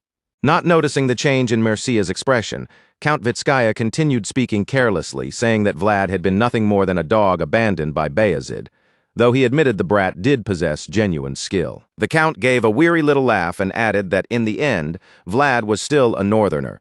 His manners had been awful, and he had spoken as if he did not understand his own place. Mircea was forced to sit there and listen as Count Vitskaya continued to belittle Vlad, claiming that barbarian blood could never truly be hidden, and that low-born blood would always reveal itself no matter where it went. Then, all at once, Mircea asked whether Vlad had truly looked that way to him. Count Vitskaya froze, confused by the sudden question, and nervously asked for pardon. With a chilling expression spreading across his face, Mircea repeated the insult back to him. Blood that shows no matter where you look. Then he locked his murderous gaze onto Count Vitskaya and hissed through clenched teeth, asking what bloodline the Count thought he had recognized. The crushing force of Mircea's killing intent left Count Vitskaya trembling, sweat pouring down his face. Mircea's dragon-like eyes bored into him as he demanded to know whether Vlad's blood had truly looked lowly in the Count's eyes. The Grand Elder of the Elves stared in astonishment, when he saw the golden amber set into Vlad's sword hilt begin to shine with the same light as the Tree of Life standing behind him. Unable to hide his curiosity, the Grand Elder remarked that Vlad was indeed a rare guest, and asked where he had obtained such amber. Vlad answered that he had been told it was an heirloom passed down through the Heinel family. The sound of that name, the Grand Elder closed his eyes and murmured Heinel to himself, repeating it softly as though he were confirming a distant memory. Then, to Vlad's surprise, the Grand Elder said that the name was connected to the Swordmaster. He continued, recalling that among the knights who had once followed that man, there had been one who carried the very same surname. As the memory of that young knight returned to him, the Grand Elder spoke of clear, honest eyes and sorrowful hair the color of water. Hearing that, Vlad hesitated, then asked with doubt in his voice whether the Grand Elder knew where the maple tree sealed inside the amber had once stood. The Grand Elder's aged eyes opened wide at once. He looked at Vlad in surprise and asked how a human could have known that the scenery inside the amber was a maple tree. Vlad blinked in confusion, unable to understand the Elder's reaction, and asked what he meant by that. The Grand Elder narrowed his eyes and studied Vlad more closely. Around Vlad, tiny specks of light shimmered faintly, sparkling like fragments of starlight in the air. But no matter how beautifully those lights shone, the Grand Elder could not help wondering how Vlad had managed to glimpse a world that was never meant to be seen by humans. Vlad sensed the silent tension gathering among the elf elders beside him. He fell quiet, sweat forming on his skin, as he wondered how much he should say, and yet for some reason lying felt deeply wrong. After a brief silence, the Grand Elder finally spoke again and said that it did not matter. He then told Vlad that the maple tree carved into the amber had once stood far in the west, within the greenest forest on the continent. Vlad stared back in bewilderment and questioned how that could be possible, since the west was now nothing but wasteland. The Grand Elder slowly closed his eyes and answered in a quiet voice that such a place had indeed existed once. In his memory rose the site of Elvenheim, their forest as it had been long ago, a lush green land surrounding the radiant, two-tiered golden tree of life before the dragon reduced it all to ashes. Night eventually settled over the elf settlement, wrapping the unfamiliar village in darkness and silence. Inside his room, Vlad sat on the bed with his chin propped against his hand, weighed down by uneasy thoughts. He let out a sigh, wondering what they were supposed to do now, and how they could possibly find something that no longer existed. Just then, Lamond stepped into the room and casually announced that he was going to take a look at the Epsilon leaves. Vlad immediately reminded him that they had been told to remain in their room, but Lemon brushed it off as if it were nothing, telling Vlad to simply say he had been there the whole time. Vlad glanced at him with concern and pointed out that the atmosphere outside was already in chaos because of the dragon. Lamond climbed up onto the window of Vlad's room without the slightest hesitation. Half amused, half confident, he reassured Vlad that he would not get caught, so there was no need to worry. After all, he added, he had done this sort of thing plenty of times when he was younger. Then Lamond paused with a small sound of realization while leaning halfway out the window. Looking back, he mentioned that Vlad's master seemed, after all, to have some connection to the imperial family. Startled, Vlad quickly asked if that was really true. Lamond glanced back at him and confirmed it without hesitation, saying that from what he had seen, there was no doubt about it. Lamond thought back to the throne that had once stood at the very highest point of the castle, then explained that the founding king, Frausen, had willingly stepped down from that exalted seat and lowered himself to the very bottom. In Vlad's mind, the image formed of a silver-haired man turning away from a sword and shield planted firmly in the earth. Lamund continued, saying that King Frausen's first glorious step had echoed through hundreds of years, and just as one would expect from the beginning of a legend, the ending of his life had been wrapped in mystery. Lamond then suggested that Vlad might not be standing outside that mystery at all. Instead, Vlad could very well be connected to the unknown final chapter King Frausen had left behind. Those words left Vlad visibly troubled.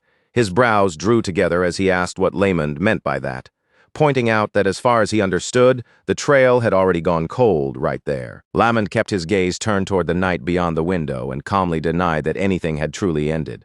From where he stood, this was not the end of the trail at all, it was only the beginning.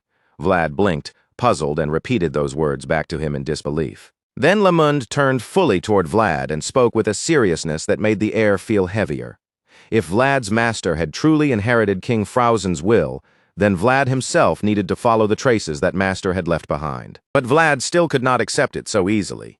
He raised another concern, saying that everyone had told him no one knew what happened during Lord Frausen's final moments. Lamond answered in a low, steady voice that humans did not know. Then, after a brief pause, he added that the elves might be a different story.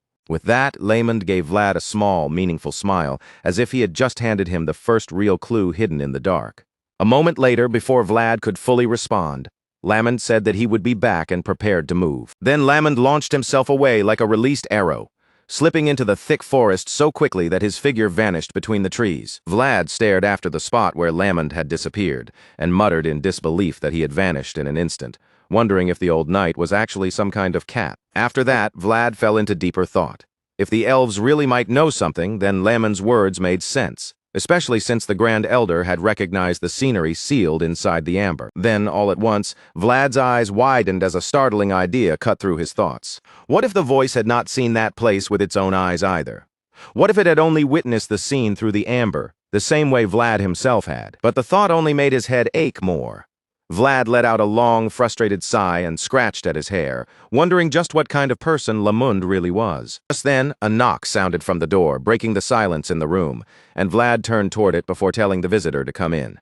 The holy maiden peeked inside with a curious look on her face, and the moment Vlad saw her standing there, he was taken completely off guard. She looked at Vlad quietly and asked if he could spare her a moment. Sometime later, Vlad and the holy maiden walked together toward the base of the world tree, leaving the room behind and moving deeper into the elven settlement. Vlad already felt dizzy from the sudden turn of events, and regret crept into his thoughts as he wondered if he should have ignored the knock and simply stayed inside. He followed a step behind the holy maiden, while two elven soldiers guarded the rear. With their presence pressing against his back, Vlad felt awkward and hesitated before speaking. In a voice with very little enthusiasm, Vlad asked where exactly they were going. But when he sensed the cold stares from the two guards behind him, he carefully added the final word with much more politeness than before. Without even turning around, the holy maiden answered that there was something she wanted to show Vlad. Vlad asked what it could possibly be, and the holy maiden replied simply that it was the amber. Then she turned back toward him with a mysterious smile, her expression gentle but unreadable, and said that she truly wanted to show it. Even so, Vlad was far from convinced. As he followed her, he wondered why this was happening so suddenly, and more importantly, who exactly she intended to show the amber to. The holy maiden suddenly turned and explained that the world tree wished to see its mother at least once, because from the moment it was born, it had never been able to see her. Hearing that, Vlad's thoughts immediately went to the image inside the amber, and he wondered if the maple tree sealed within it had been the mother of the world tree. They stood along a path filled with golden motes of light, and the holy maiden continued softly. She said the world tree would bloom when spring arrived, that this would be its very first bloom, and that it had been terribly anxious. Then, at just the right moment, Vlad had arrived carrying the memory of its mother. Those words struck Vlad harder than he expected, leaving him shaken as the meaning slowly settled in. The holy maiden walked farther ahead and explained that only a very small number of elves were allowed to enter the inside of the world tree.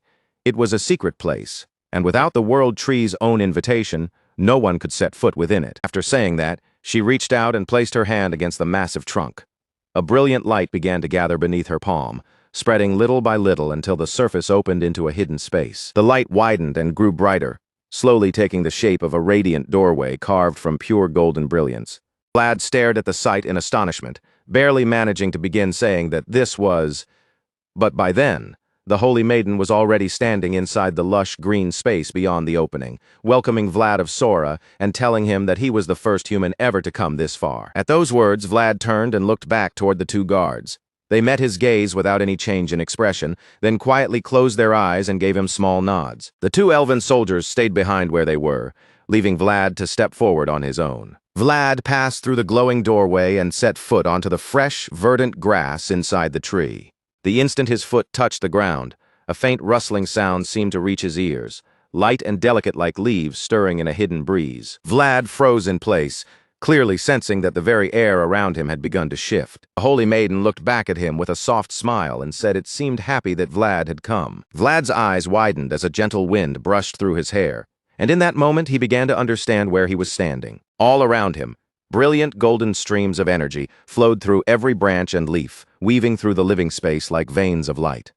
As Vlad looked up at the breathtaking sight, the realization struck him. The world tree itself surrounded him. Meanwhile, far away in a desolate mountain forest, a strange sound suddenly echoed through the darkness. Beneath one of the trees, several figures in blue cloaks lay collapsed on the ground, their bodies soaked in blood. One elven guard lay among them with a horrifying wound, a gaping hole pierced clean through his chest.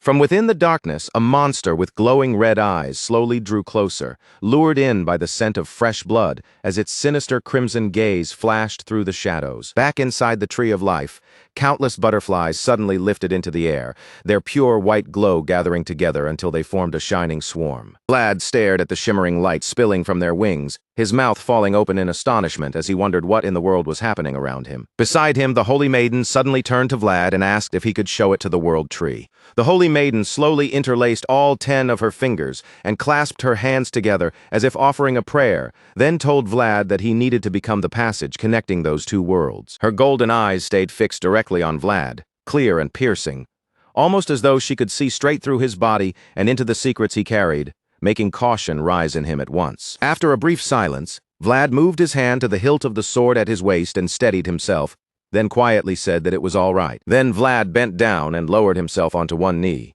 Holding the sword high above his head, he raised the blade with solemn reverence, like a knight offering respect before something sacred, keeping the hilt upright before him. The instant Vlad offered up the sword, the glow surrounding the butterflies suddenly shifted, blooming from pure white into a dazzling whirl of many colors. The butterflies swept down from above in a bright, fluttering stream, gathering in the open space between Vlad and the Holy Maiden. At last, the swarm reached the sword and gently settled around the hilt, where the amber crystal had been embedded.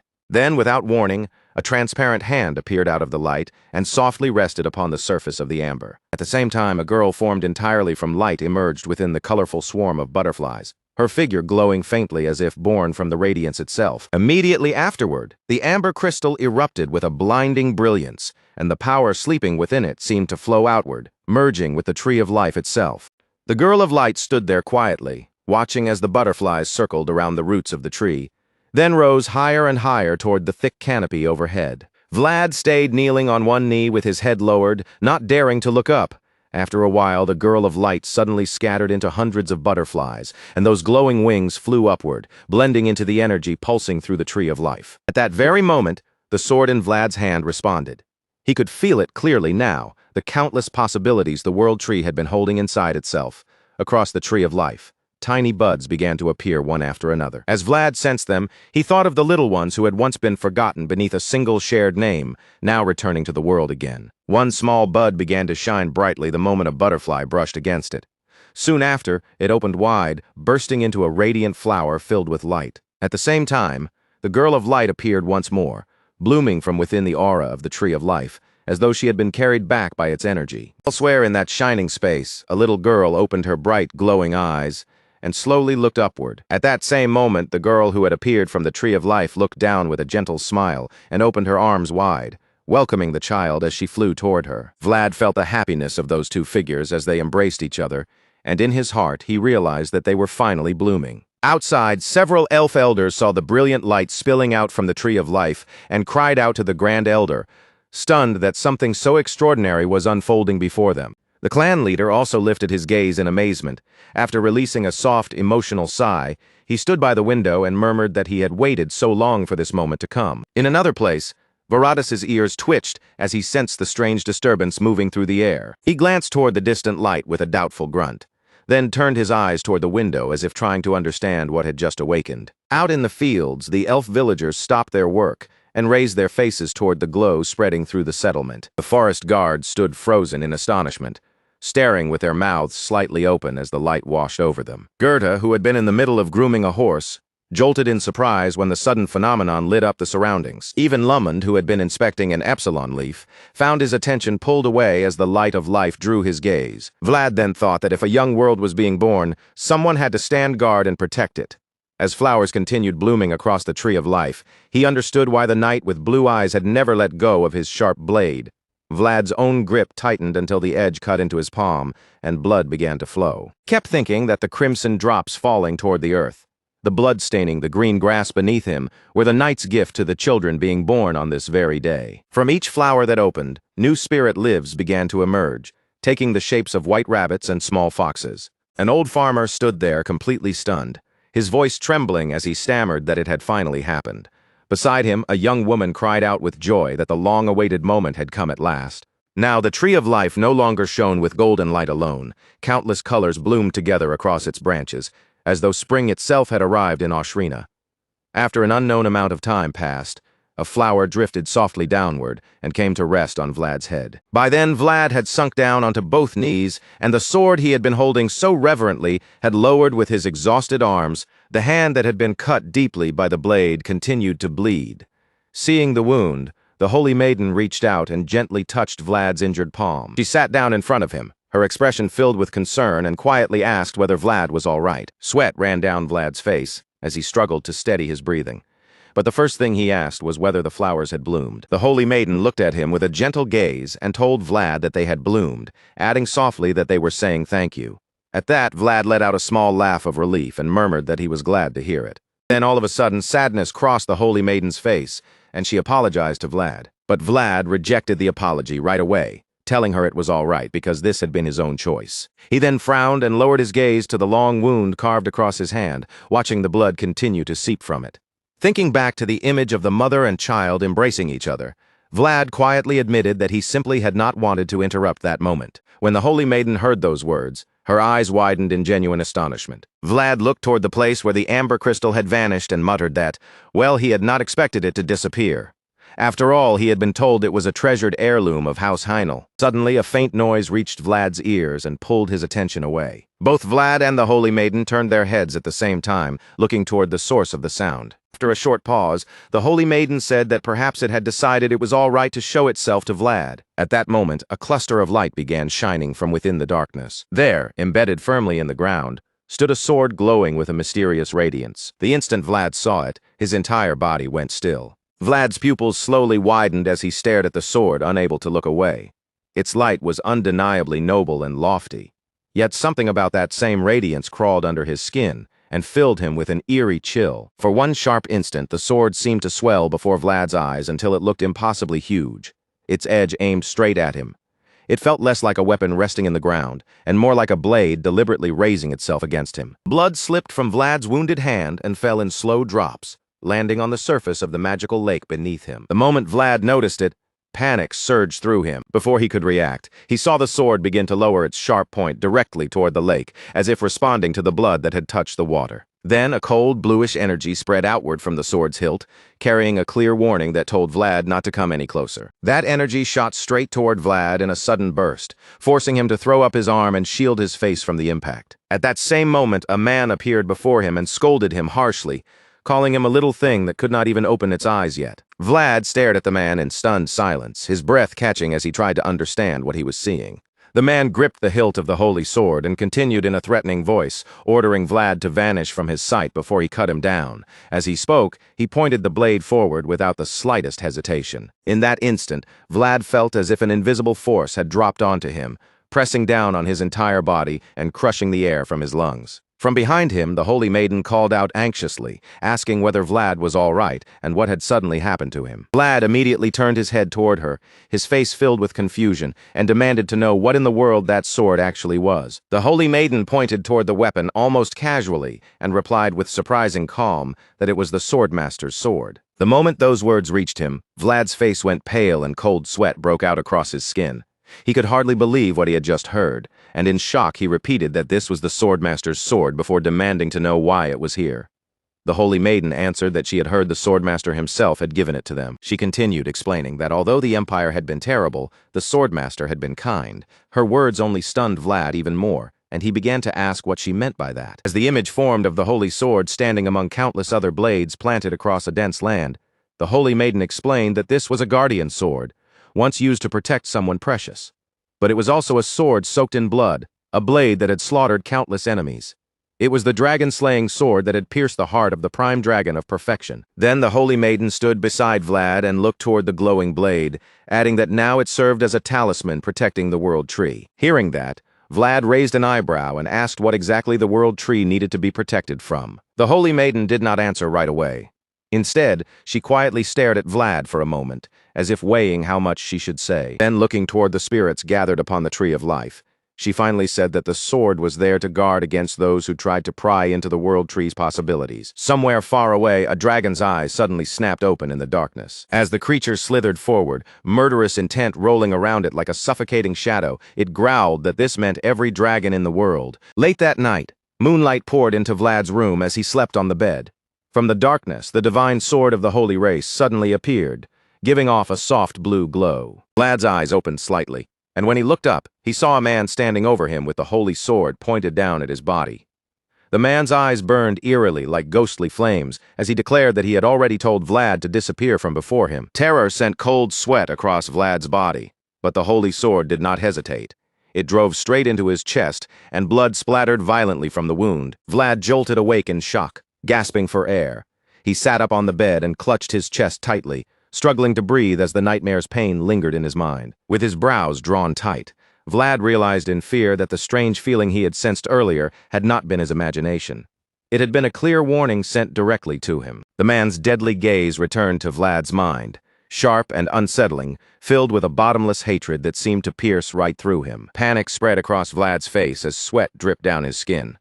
He clenched his fist and wondered why such hatred had been aimed at him in the first place. At that moment, Lamond returned and crouched by the windowsill, glancing at Vlad before asking whether he had just had a nightmare. Then Lamond noticed Vlad's hand and asked what had happened to it.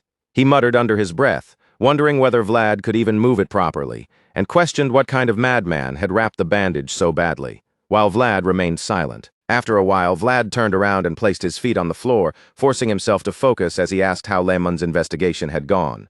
Lamond replied that the fields had been divided. Stepping farther into the room with his arms crossed, Lamond explained that the tea leaves meant to be sold to humans and the leaves meant for the elves' own use had been separated. Hearing that, Vlad guessed that perhaps they had simply divided them for trade, but Lamond said he had thought the same thing at first. The problem was that the two kinds of tea leaves were slightly different, and that difference meant the separation had been intentional from the very beginning. Vlad questioned what kind of intention could have been behind it, and Lamond looked at him closely before stating that it was malice toward humans. That answer left Vlad completely stunned. Lamond then said that, in a way, this was the Empire's original sin. The elves' hostility toward humans, he explained, had begun entirely because of the Empire, sweat forming on his face. Vlad asked what Lamond meant.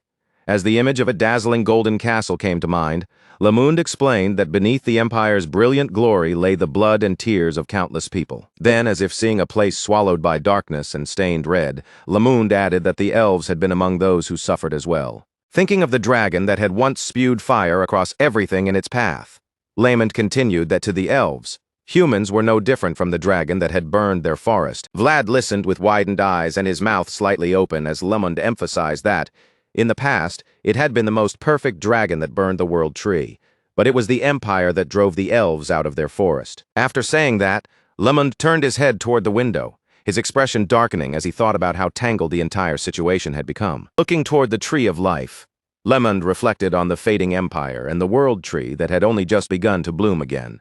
With a worried look, he said that someday the Empire would have to harvest the seeds of sin it had sown, whether it wished to or not, on another day. As the Holy Maiden worked on changing Vlad's bandage, she wondered aloud why it would not come off. Vlad, already suffering through it, asked her to tie it a little more gently this time because his blood was not flowing properly and his fingers were starting to change color. Hearing that, the Holy Maiden asked why Vlad had held the sword backward in the first place. Vlad replied helplessly that he could not have known things would turn out the way they did. That answer clearly displeased the Holy Maiden, and she scolded him by saying that people who made excuses could not be trusted. Lamond, Goethe, and the two elven soldiers standing nearby all grew uneasy as the Holy Maiden continued, telling Vlad that he should have warned her beforehand. She then added that it had also been her first time performing the awakening ceremony. After finally removing the bandage, the Holy Maiden casually announced that it was done, completely ignoring the way Vlad was trembling from the pain. She then searched through the medical kit and told Vlad to wait a moment, explaining that the elders had instructed her to use certain items for his treatment. Watching her rummage through the kit, Vlad stared blankly and remarked that it really looked like she had never done this before. But the Holy Maiden said nothing and simply continued working. Then the Holy Maiden suddenly turned back with a reassuring smile and told Vlad that everything would be fine, because she had at least watched this kind of treatment from the side before. Vlad, however, immediately thought that this was absolutely not fine at all. A moment later, the Holy Maiden held out her hand and calmly asked for Vlad's hand, so Vlad quietly presented both of his injured hands for her to inspect. The Holy Maiden studied Vlad's wounds for a while, her gaze lingering on the cuts, then softly remarked that it must have hurt quite a bit. Vlad denied it with a faint, embarrassed expression, saying that it did not hurt that much. What bothered him more was the shame of being a knight who had somehow managed to get cut by his own sword. The holy maiden gently touched Vlad's injured hand and told him that it was something he could be proud of because the scar was proof that he had helped the world tree bloom. After that, the holy maiden took out a small vial filled with purple liquid and explained that the elders had prepared it for Vlad, saying it should work well. But then, without warning, the hand holding the vial began to tremble uncontrollably. When Vlad saw the holy maiden lower her head, he looked at her in confusion and called out to her as priestess, unsure what had suddenly changed. At that very same moment, lightning-like energy burst from both of Vlad's hands, shocking him so badly that his body stiffened. Vlad stared at the energy in astonishment, unable to understand what had just erupted from his own hands. In that instant, images flashed through Vlad's mind one after another. A red dragon roaring with its jaws stretched wide, a furious silver dragon blazing with rage, and finally the face of Mircea Dragulia. Meanwhile, the holy maiden's eyes shone with golden light, and from her lips came a voice that no longer sounded entirely human, declaring that it had arrived. Elsewhere, deep in the moonlit forest, a monster slowly raised its clawed hand beneath the pale light. The elven soldiers braced themselves at once, gripping their shields and weapons as they prepared to meet the creature in battle. But before the soldiers could make their move, a blazing slash of red energy tore through their formation, scattering them apart in an instant. The monster's red eyes burned with savage ferocity as it swung another claw and struck into the elven soldiers again. Another wave of violent energy followed the movement of its claw, cutting down more soldiers before they could properly defend themselves. The creature did not slow down. It continued its frenzied assault, crashing into the elven forces with relentless brutality. One frightened soldier glanced back in panic and shouted to Lord Varatus that Nidhogg was far bigger than any of them had expected. In response, Varatus drew his bow and shouted his order over the chaos, commanding everyone not to fall back and to hold the line no matter what. Elsewhere nearby, 3 elders knelt on the ground, forming a circular magic array, while Varatus's voice rang out that they had to buy enough time for the magic circle to take shape. The soldiers immediately lifted their spears and answered in unison, making it clear that they understood the order. The monster opened its mouth, packed with terrifying fangs, and unleashed a roar that shook the air. Then it slammed its tail into the ground, blasting dirt and debris in every direction. Standing alone against the entire elven army, the monster fixed its red eyes on them, its presence towering over the battlefield. Suddenly, arrows poured down from above like rain, striking the monster's body one after another, but not a single arrow could pierce through its thick hide. The archers stared in shock and shouted in disbelief, questioning what kind of creature could possibly deflect every attack they threw at it. Below them, the shield-bearers shouted that the monster's neck was exposed and urged the others to stab it before the chance disappeared. Dozens of spears thrust toward Nidhogg's neck at once, but the monster suddenly raised its head, causing the blades to miss their target.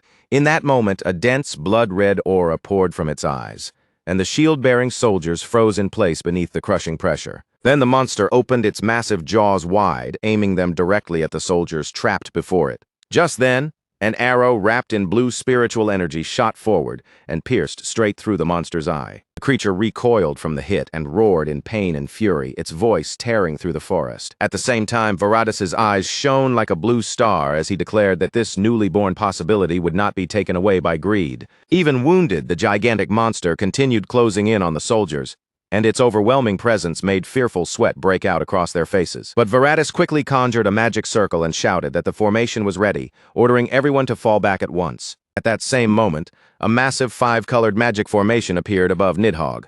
As the rings of magic lit up one after another, the mages poured their energy into the formation on the ground, and lightning crashed down onto the monster's head, erupting into a powerful 7-colored explosion that could be seen even from far away. Varatus raised his arm to shield himself from the shockwave, narrowing his eyes through the blast as he wondered whether they had managed to bring it down. In front of him, dust and smoke thickened across the battlefield. Then, all at once, a red eye flashed from within the darkness, and the blood-covered monster revealed itself again. Seeing the creature still standing, one of the elf elders shouted anxiously that the attack had barely affected it, that Nidhogg was already fully grown, and that it possessed considerable resistance to magic. The soldiers began to panic and turn back, while the other elders shouted that swords were not working either, and questioned whether they should retreat and regroup with the main force. Varatus raised his bow again and firmly insisted that they had to settle the fight right there, because they could not allow the world tree to become their shield. Then Varatus shouted for everyone to prepare themselves, explaining that if they aimed for the blind spot on Nidhogg's right side, they still had a chance to subdue it. The soldiers immediately raised their bows and answered that they understood, calling out to Lord Varatis as they readied themselves. As Varatis watched the monster closely, he thought that they needed just one more opening. But then, behind him, the world tree suddenly began to glow, startling him even before he turned around. The soldiers, drenched in sweat, looked toward the light in shock and cried out, asking what was happening. Varatis frowned deeply, worry tightening his expression as he cursed under his breath. Meanwhile, Nidhogg scraped the ground impatiently with its forelegs, drool dripping from its mouth as it growled with desire, its red pupils fixed entirely on the brightly glowing world tree. As the monster rushed toward the tree, it seemed to sense that there was another one waiting there. At the same time, beside scattered barrels of potion, the holy maiden weakly cried out for help. Her head drooped as her whole body trembled, and she pleaded desperately for someone to help her. Vlad, standing close by, was startled when the holy maiden revealed that the dragon was coming. Sweat formed on his brow as he looked at her condition and questioned what was happening to her. A nearby elf soldier explained that it was a revelation. The soldier said the holy maiden would kneel in prayer before the world tree, and because the world tree could perceive things beyond mortal limits, it delivered those revelations only through her. She was the conduit connecting the world tree to the elves. Another scarred soldier added that a revelation from the world tree could never be ignored.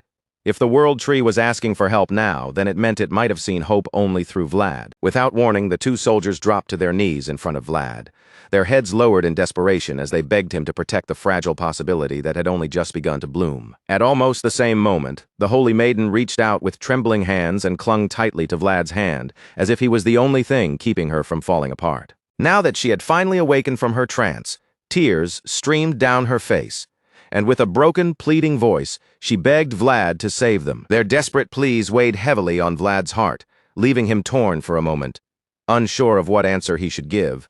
He turned his eyes toward the old knight, silently seeking guidance and asking what he was supposed to do in a moment like this. The old knight merely folded his arms across his chest and snapped that Vlad was a fool for looking at him. He made it clear that he was neither Vlad's lord nor his senior knight, and that this decision was not his to make. Those blunt words struck Vlad like a wake-up call.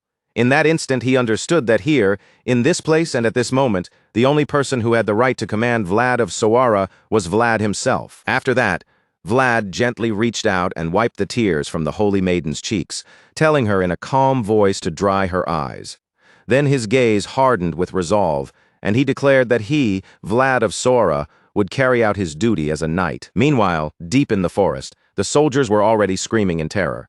The monster crushed one man beneath its massive foot, then whipped its tail through the chaos and struck down another soldier like he was nothing. Outside the village, panic spread through the crowd as people ran for their lives, crying that it was a dragon and shouting for everyone to flee.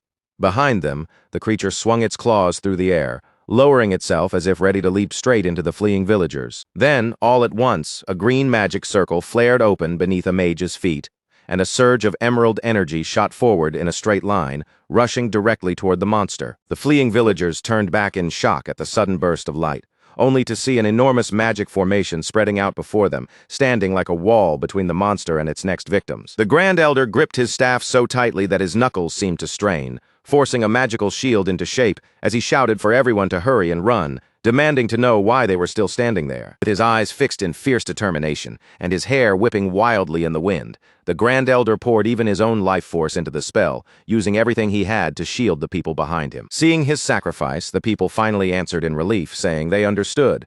The Grand Elder immediately raised his voice again, ordering the warriors to rebuild their battle lines. At once, the soldiers lifted their shields, stepped forward with their spears, and shouted that they would obey the Grand Elder's command. Outside the barrier, the monster raked its claws against the magic circle, tearing at the surface until thin cracks began crawling across the glowing wall. Before long, its claws pierced straight through the shield. The sight made someone cry out in horror, unable to believe that the creature had torn through the magic circle so easily. As the Grand Elder struggled to keep the formation from collapsing, sweat ran down the bridge of his nose. In his mind, he understood the terrifying truth. The remnants of the fallen dragon had originally split away from the prime dragon of perfection, so magic that manipulated the world could never deceive it so easily. Even so, the Grand Elder continued, forcing more energy into the shield, urging the others to stack more magic circles over it and stop that creature no matter what it took. The elders reacted immediately, pressing their hands against the magic circles beneath their feet and channeling their strength into them. One after another, formations of different colors rose around the monster, surrounding it from every side. A yellow formation erupted with crackling lightning, A blue one twisted and grew into towering trees, and a red circle burst open with roaring flames, all of them striking the monster at once. But even under that relentless storm of magic, the monster's claws continued to sink deeper into the green barrier, while the elders kept casting spell after spell without stopping. Despite their combined strength, the monster forced its head through the shield at last, and the backlash hit several elders so hard that they coughed up blood. Its furious eyes locked onto them from beyond the broken magic. Then the monster threw its head back and roared, completely shattering the magical power the Grand Elder and the elders had created together. At the same time, the Grand Elder spat out a mouthful of blood, and the soldiers around him shouted in alarm, calling out to him in fear. The Grand Elder collapsed down onto his knees as the magic circle beneath him faded. Wiping the blood from his mouth, he bitterly thought that with his old, withered body, he could not even hold the creature back. Several soldiers urgently begged him to flee with the other elders, saying they would try to hold the monster off themselves. But the Grand Elder knew the truth in his heart. They could not endure it either, and even Varadas' elite warriors would have struggled against such a creature. With his aged eyes still unwavering, the Grand Elder silently lamented that after waiting so long for this fragile possibility to finally bloom, they still lacked the strength to protect it. Then, without warning, a dazzling beam of light shot toward the monster, striking with such sudden brilliance that both the Grand Elder and the creature froze in surprise. A gentle stream of light shimmered through the air, and along with it came a calm voice, touched with faint surprise at what had appeared before him. The old knight stood with his sword gripped firmly in a ready stance, his gaze sharp and disdainful as he looked toward the creature and growled that it was truly an ugly thing. Then he swung his sword, sending a blade of light slicing toward the monster, and asked with a cold edge in his voice whether Vlad did not agree. The radiant slash struck the creature head-on, making it roar in fury, while a cold, merciless glint flashed through the old knight's eyes. At that very moment, Vlad appeared between the old knight and the monster, driving himself forward as he swung his sword straight toward the creature. Vlad shot upward with sudden speed, and the old knight followed closely behind him. Beneath them, the monster continued its assault on the elf army, lashing its tail violently and sending broken debris flying in every direction. Seeing the chaos below, Vlad turned his head and glanced back, concern flashing across his face. At that moment, the magic formation raised by the elf elder held the monster back from reaching the villagers. Looking down at it, the old knight noted that it was magic, and that at the very least, it had bought them a little time. And a silver aura began to flow from the old knight's eye. Noticing the strange light, Vlad narrowed his gaze in suspicion, wondering what kind of aura was gathering in his right eye before asking what he was doing. As the old knight released his aura, he explained that his right eye held reality, while his left eye held his own world. With both of them contained within his vision at once, he said, it became possible to see what others could not. Hearing that, Vlad crouched slightly with curious tension in his posture and asked what exactly the old knight could see. The old knight answered that he could see the truth being desperately hidden beneath layers of lies, adding that seeing through such things had always been his specialty. Suddenly, the old knight's eyes opened wide, and a brilliant radiance burst from them. A purple magic circle formed in his line of sight, focusing directly on the monster rampaging below. At the same time, the monster's body appeared in his vision as a wave-like mass of energy. The old knight searched through that distorted shape, looking for the flaw it was trying so desperately to hide, the one fatal point that could bring it down with a single strike. After a moment, the old knight found it. He identified a weakness beneath the monster's foreleg and told Vlad to aim for the armpit hidden under the membrane. Then, turning his attention back to Vlad, the old knight instructed him that he would draw the creature's focus, and Vlad would use that opening to strike the weak point. Following the old knight's direction, Vlad gathered every bit of strength he had and unleashed a powerful slash at the monster. A massive eruption of aura exploded outward from his blade, sending shockwaves rippling violently in every direction. As dust and pressure blasted through the air, the old knight shielded himself and, for one brief instant, thought Vlad had done it. From where he stood, it looked like a perfect strike, but before that thought could even settle, the old knight's expression changed in shock. Vlad's sword had only scraped across the creature's tough hide, failing to cut deep enough to wound it. Stunned, the old knight realized that the monster had blocked the attack with its tail. The creature's eyes burned with rage, while Vlad, still wrapped in aura, kept his sword charged with energy and refused to back down. Then the monster threw its head back and roared before slamming a crushing blow down toward Vlad with terrifying force, shattering the ground beneath him on impact. With murderous intent pouring from its body, the monster raised its left claw high and launched into another frenzied attack. This time, Vlad's heel caught on the uneven ground beneath him, throwing his balance off for just a split second.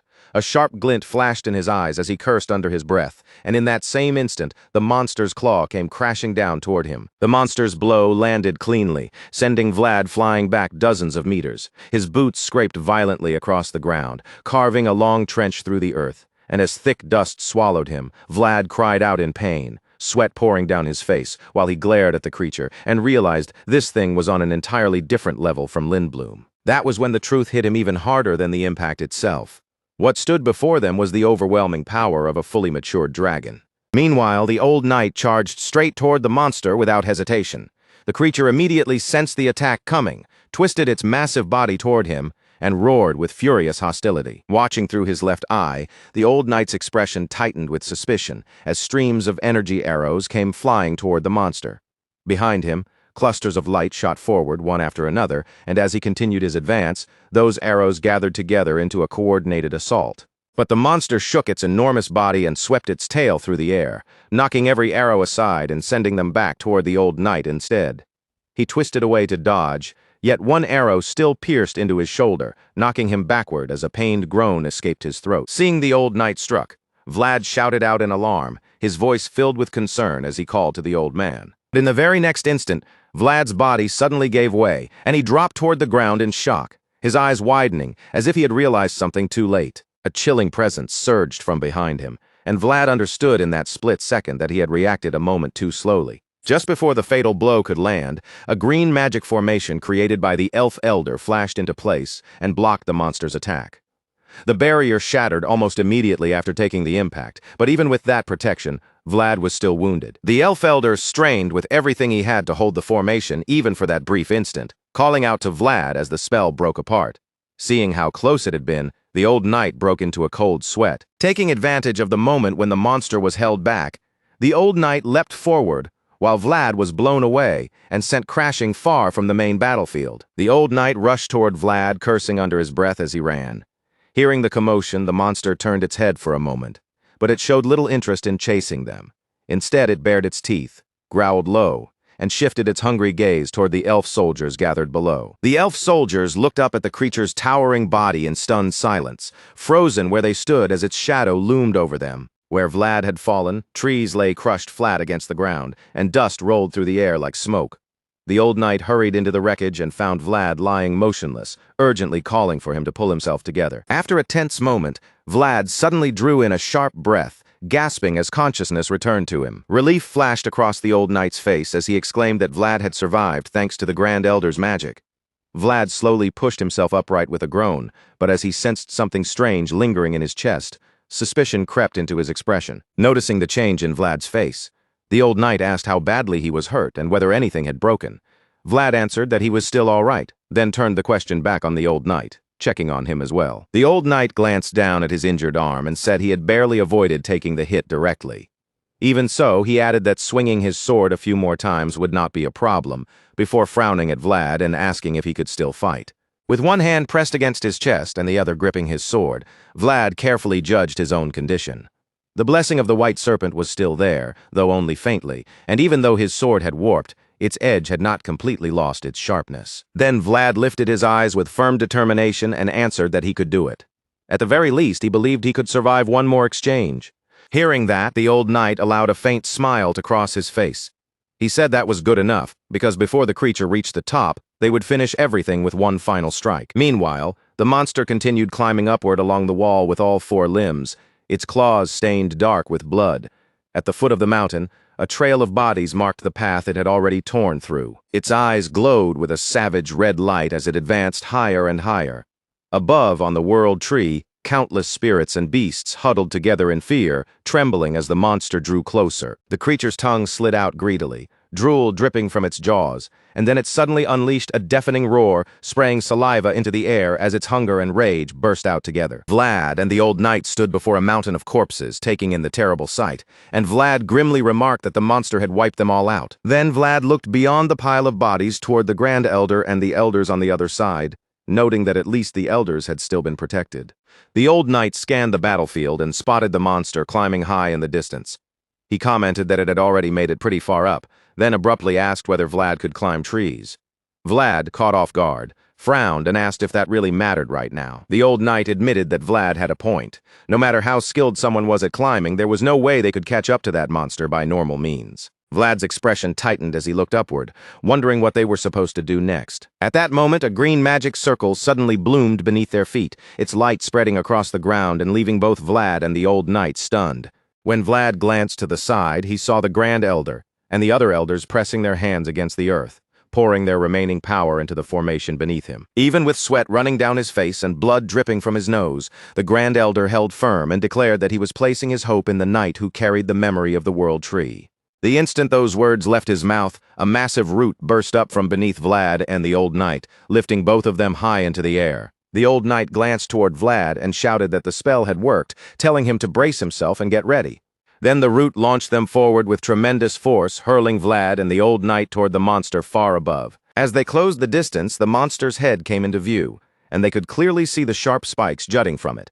Suddenly, far below them, the Grand Elder collapsed, and one of the elders cried out in alarm as he called to him. At the same time, the magic sustaining the great root began to weaken, its power faltering beneath them. Vlad looked down anxiously as someone shouted that the magic was breaking apart, warning that if things continued like this, everything would go wrong. But the old knight remained perfectly calm. He declared that this was already enough, and in the next breath, he activated the power of his left eye. A surge of energy erupted from him, and the old knight shot upward into the sky, leaving Vlad behind as he launched himself toward the monster. With his sword in hand, the old knight flew in behind the monster, aiming for an opening. But before he could land the strike, the creature sensed his presence. Reacting instantly, the old knight swung his blade and unleashed his attack, snarling at the monster in anger as he called it a bastard. His strike carved into the creature and opened a wound, but the blade failed to reach the vital point and only cut into its tail. Landing against the World Tree, the old knight looked up at the monster and cursed under his breath, realizing that the blow had not been enough. Enraged, the monster twisted around and slashed at him with its claws. As the attack came rushing in, the old knight bitterly thought that he had failed to cut it properly. In the next instant, a thunderous explosion rang out. The old knight was struck with brutal force, coughing up blood as his body was thrown backward.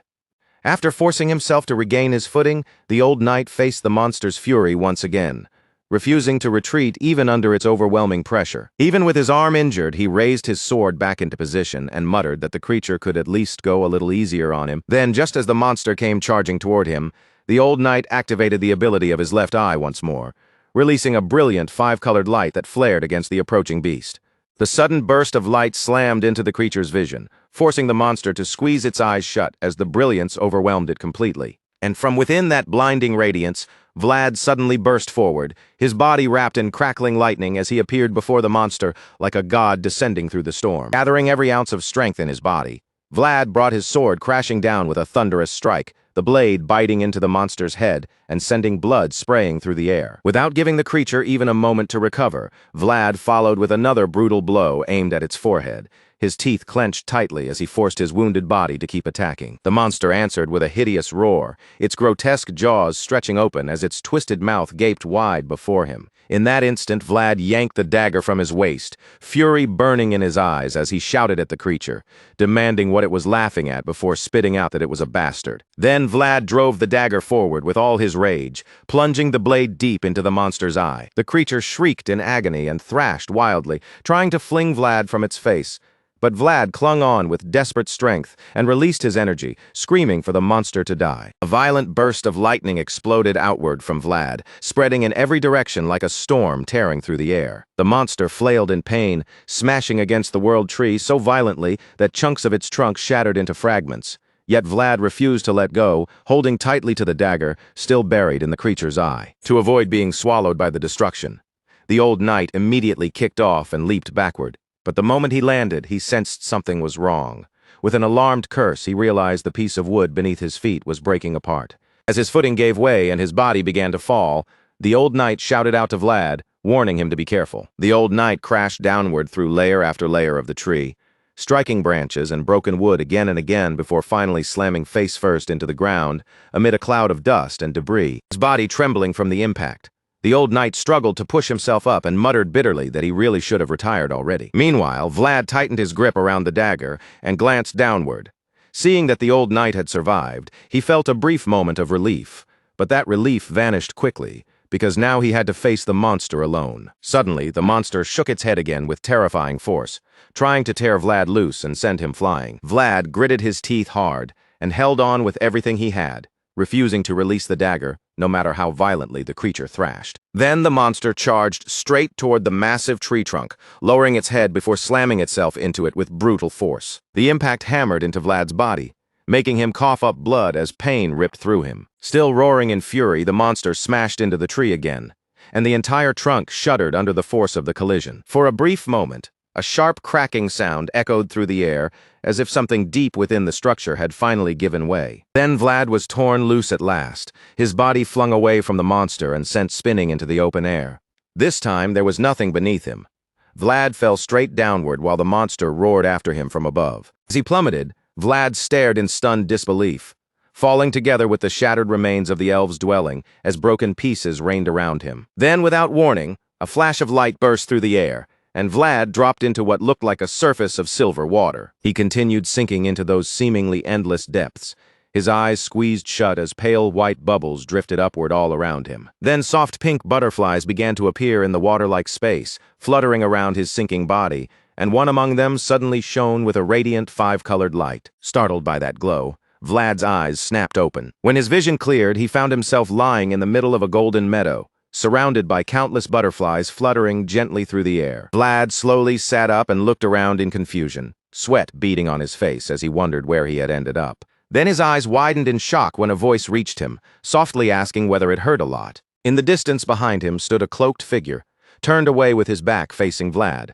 That figure was reflected clearly in Vlad's eyes, golden brown hair flowing in the wind, a man leaning against a sword planted into the ground, his heroic silhouette shining beneath the warm sunlight.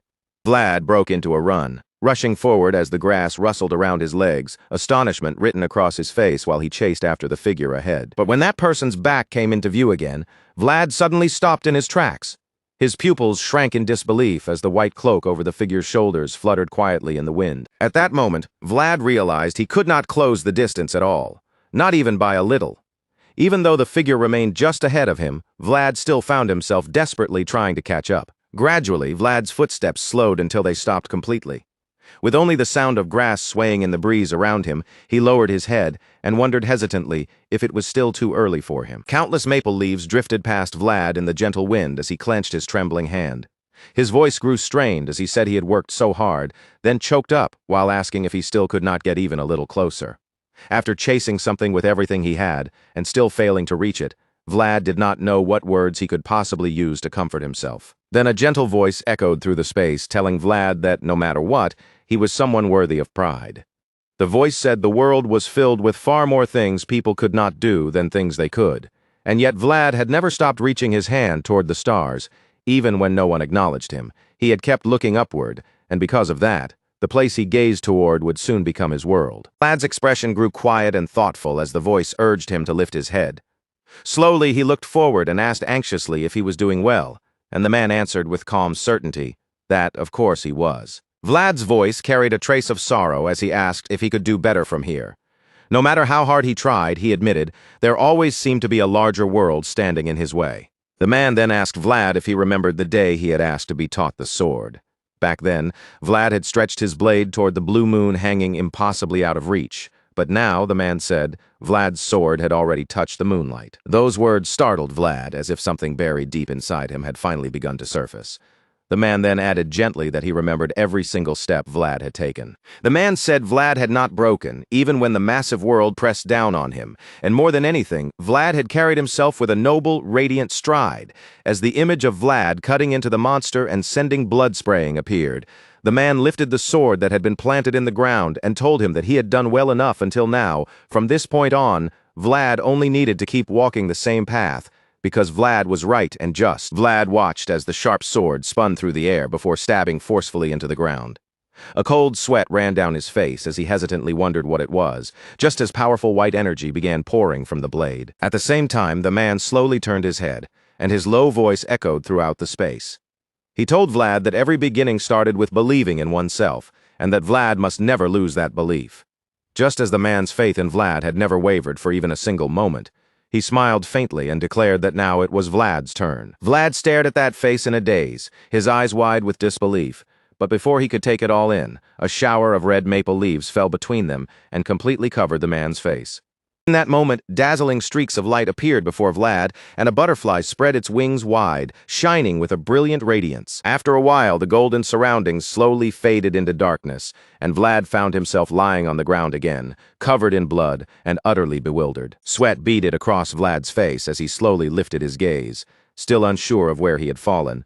Before him stretched a dark forest, silent and unfamiliar, while countless butterflies drifted through the shadows like small, glowing traces of another world. Then a sound came from behind him. Vlad turned his head sharply, and the moment he saw what lay there, his expression froze in surprise as the words from that mysterious place echoed through his heart. From this moment on, it was his turn. Ahead of him, the monster appeared again, its sharp teeth bared and its blood-red eyes fixed forward with terrifying hunger. It did not care that its ascension had taken such a hideous, broken shape. Before it stood those pitiful beings, and the creature charged toward them without mercy, determined to steal the potential of those children and twist them into perfect beings. But at that very moment, a commanding voice cut through the air, ordering the creature to shut its mouth. The monster flinched and turned back, only to find Vlad standing there with a cold, merciless expression as he called it a damned lizard. Vlad landed lightly in front of the monster, his body steady as he swung the sword in his hand. The creature showed no fear and tried to rush straight at him, but Vlad's blade slammed into it with heavy force, making the monster cry out in pain as sweat poured down its body. Vlad had no intention of letting the attack end there. He kept the sharp tip of his sword aimed forward, then gently closed one eye as a thought settled in his mind. He had to go deeper. Beneath his feet, a bottomless current seemed to open, flowing and twisting through the depths like a vast sea, and as his eyes began to glow, Vlad silently affirmed that now it was his turn. Then Vlad snapped his eyes open wide and declared that now it was his turn to protect them. Without the slightest hesitation, he launched himself straight toward the monster. Vlad struck fiercely with the weapon in his hand, cutting deep into the creature's tail, and forcing another cry of pain from its throat. Even then, he did not slow down, pressing forward with relentless force as if every step carried the weight of his resolve. The two rushed at each other head-on, neither side holding anything back.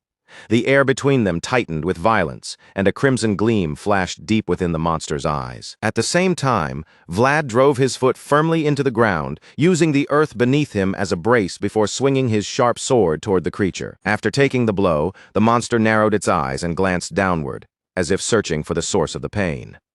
Vlad only frowned harder, gritting his teeth as he forced his sword forward again. The impact tore through the creature's body, splitting it open as fresh red blood sprayed into the air. But Vlad still refused to stop, driving in with several more strikes one after another. Only after pouring his anger into the monster did Vlad swiftly pull back, retreating from the battered creature in a sharp, controlled movement. Even with its body left in ruins, the monster still struggled to growl from deep within its throat. Then, as if driven purely by rage, it suddenly lunged forward again, roaring furiously with its attention fixed entirely on Vlad. Veins bulged around Vlad's eyes as his pupils contracted, and his expression tightened into a fierce frown while he stared straight ahead without looking away. Inside his mind, Vlad realized he could see it. He could perceive the truth buried beneath the lies, and within the countless lines of death spreading before him, there was one narrow path that led to life. At the same time, the ferocious monster came charging toward him, raising its massive hand high as it tried to crush him in a single strike. Vlad's blue pupils widened as he faced it directly, while the monster's blood-red eyes locked onto his with murderous focus. Then, out of nowhere, countless sharp vines burst into existence and wrapped around the creature's body, restraining it in place. The monster trembled, its eyes widening as if it could not understand how it had been caught. In that opening, the sharp tip of a sword drove forcefully into the creature's body, piercing deep enough for red blood to begin seeping from the wound. The monster screamed in agony after taking the strike, releasing strange, terrified cries that no longer sounded like the roar of an unstoppable beast.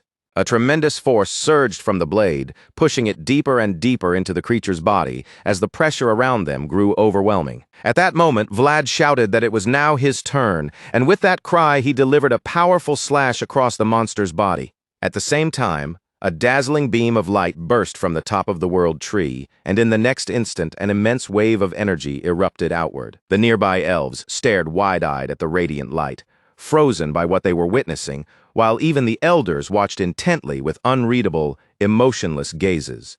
there appeared the sight of a beautiful white-haired girl kneeling in prayer upon the ground, followed by the image of two figures standing atop the monster's corpse. Varatis broke into a cold sweat as shock spread across his face, wondering what in the world he was seeing and what that overwhelming presence could possibly be. Suddenly, his companion cried out in terror, shouting to Varatis that the dragon was falling. Varatis immediately turned his gaze toward the world tree, his mind racing as he wondered who on earth could have brought such a creature down. At the same time, the sharp blade was slowly drawn out from the monster's body, and Varatis stiffened in surprise as realization struck him. Before his eyes stood a figure with glowing eyes, and Varatis declared with firm certainty that this was the Swordmaster. The ruined battlefield fades behind us, and the next moment opens inside a radiant council chamber deep within the elven city.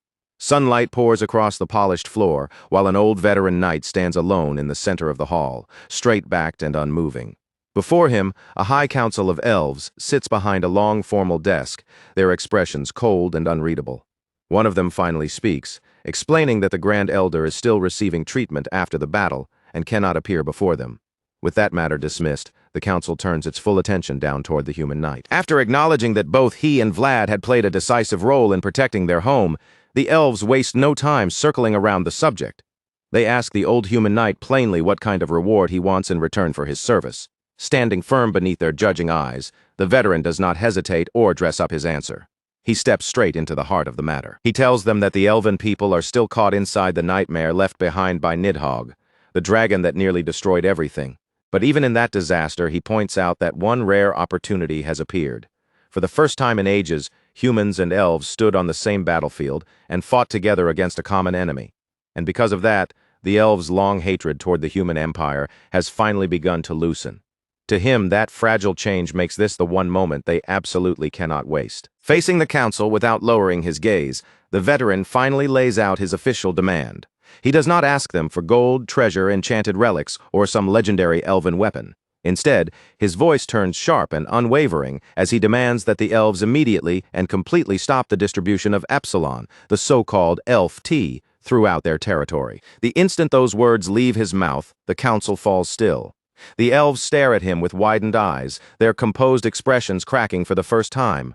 None of them had expected such a strangely specific demand, and the shock on their faces makes it clear that his request has struck a nerve. The Elf Council quickly pushes back, their voices turning defensive almost at once. They remind the old knight that they are deeply grateful for what he did in protecting the world tree.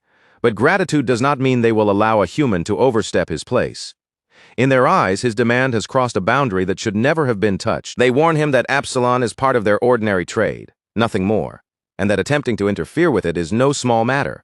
To them, his request sounds less like a reward and more like a human knight trying to meddle in the internal affairs of the elven forest. Hearing their guarded response, the veteran exhales slowly, his patience visibly thinning. In that moment, he realizes that speaking politely and trying to approach the issue delicately had only allowed them to pretend they did not understand the danger. The softness in his expression disappears. He drops the courteous tone completely. His face hardens, and the atmosphere around him turns cold as he clarifies exactly what he means. In a voice stripped of all diplomacy, he orders the elves to stop spreading poison throughout the human empire. The council is left completely stunned by the accusation. For a moment, the elves can only stare at him, unable to understand how the conversation has suddenly turned from trade to poison, utterly confused. They question him at once, demanding to know how their harmless-looking tea could possibly be connected to poisoning anyone. From their perspective, the trade had never been spoken of in such a terrifying way before. Veteran's eyes narrow as he stares them down, challenging the ignorance they are hiding behind. Then he tells them the truth without softening a single word. The leaves they have been distributing as tea are not merely a luxury product. They are a dangerous drug, one powerful enough to tear apart the human lands from within. His warning comes down heavily over the chamber, leaving no room for the council to brush it aside or pretend they misunderstood. He tells them that if they continue selling that substance, the violence it creates will not remain confined to the empire. Sooner or later, the consequences will spill across borders, and the very forest the elves have only just begun to rebuild will become an obvious target for destruction. When the stunned elves ask him what exactly he is trying to say, the old knight gives them a grim fact they cannot ignore. The human empire is no longer standing on stable ground. It is swaying dangerously, full of internal pressure, and already teetering on the edge of complete chaos. The head elven counselor immediately lashes back, his expression tightening with anger. He dismisses the veteran's warning as nothing more than an excuse to reopen ancient hatred between elves and humans. In his eyes, the old knight is using their gratitude to settle old grudges, and the elf leader coldly tells him that he has gone far beyond what they can tolerate. Without showing the slightest remorse over the poison spreading through human lands, the elven leader's voice turns chilling. He tells the veteran that the only reason he is being allowed to leave the forest alive today is because he helped protect the world tree. The veteran answers with a cold, humorless scoff. Rather than backing down, he warns the arrogant council that they are making a deadly mistake. They have confused a sick emperor with a weak empire, and that misjudgment could cost them everything. Then he lays two terrifying truths before them. First, the imperial family's ultimate weapon still remains intact, the royal knights. That force has not been weakened in the slightest, and if ordered to move, they are more than capable of reducing the elves' newly settled forest to ashes. Second, and even more dangerously, the old man sitting on the throne is not merely a dying ruler. He is the legendary dragon slayer. The emperor has not lost control of the corrupt nobles swarming around him. He is simply watching them carefully from the shadows. Leaning into the silence, the veteran reveals the most frightening part of all. The emperor already knows about the poison trade. He is not unaware, and he is not helpless. He is waiting for the perfect justification to unleash his full wrath and wipe the elves from the map. The veteran does not stop there. He explains that the empire's greedy nobles have grown dangerously powerful, so much so that even the royal family can no longer reign them in the way it once could. Driven by ambition and hunger for territory, those nobles are already gathering private forces and building armies of their own. All they need now is a reason that sounds legitimate enough to begin a war and claim more power for themselves. He fixes his gaze directly on the council and delivers the cruel truth they have been refusing to see. By continuing to sell Absalon, the elves are placing the perfect excuse directly into the Empire's hands, giving humans every justification they need to invade the forest and conquer it. At last, the weight of his words settles over the room. The terrifying reality begins to sink in, and the confidence that had filled the council only moments earlier starts to crumble. Proud head elf begins to sweat, his earlier arrogance draining from his face. Only now does he realize that the man standing before them is not some nameless old mercenary wandering through their forest. With visible unease, he asks the veteran who he truly is. The old knight's hand moves to the hilt of his ornate sword, its jewel-encrusted guard catching the light as his fingers close around it. Standing tall before the shaken council, he finally reveals the identity he had kept hidden. He introduces himself as Auguste, but Auguste does not stop at giving them a name. He lets the full weight of his title fall into the chamber, and the meaning behind it is far more terrifying than the elves expected. He reveals that he is the former commander of the Imperial Enforcers. The entire council goes rigid. The elves sit frozen in place, the color and composure draining from their faces all at once. I know exactly what that title means. Auguste once led the imperial family's personal swords, an elite military force that stood shoulder to shoulder with the imperial guards themselves. In a single breath, they understand just how dangerous the man before them really is. They are not speaking with an ordinary veteran, but with one of the highest-ranking and most feared figures ever to serve the human empire. Now that fear has finally forced the council to listen. Auguste gives them his final warning. His voice remains calm, but every word lands like a drawn blade. If they keep distributing this drug, he tells them, the entire scheme will turn against them. It will not simply rot the human empire from within. It will hand the Imperial Army the exact excuse it needs to march straight toward the World Tree, set fire to the Elven Forest, and leave nothing behind. The tense council chamber fades away, and the story shifts to a much quieter place, a peaceful elven treehouse bathed in warm sunlight, standing high among the branches. Inside that gentle light, Vlad lies in bed, his body clearly still recovering from the brutal battle against the dragon. Thick bandages wrap around his torso and arms, covering the injuries left behind by a fight that pushed him far beyond his limits. Then, all of a sudden, Vlad lets out an irritated groan and forces himself upright. The sudden movement startles Goethe, his subordinate, who has just stepped into the room carrying fresh supplies in his arms. Goethe immediately panics, worry spreading across his face as he asks why his captain is already trying to get out of bed. To him, Vlad should be resting, not moving around like his wounds are nothing. Still wearing that annoyed look, Vlad grumbles that he cannot sleep at all. The reason, he says, is simple. Everything is far too noisy. Goethe is left completely baffled. He turns his head around the tranquil cabin, listening carefully, but the room is perfectly still and silent. With genuine confusion, he points out that there is not a single sound anywhere nearby, making it obvious that Vlad is hearing something no one else can detect. Seeing Vlad's strange reaction only makes Goethe panic even harder.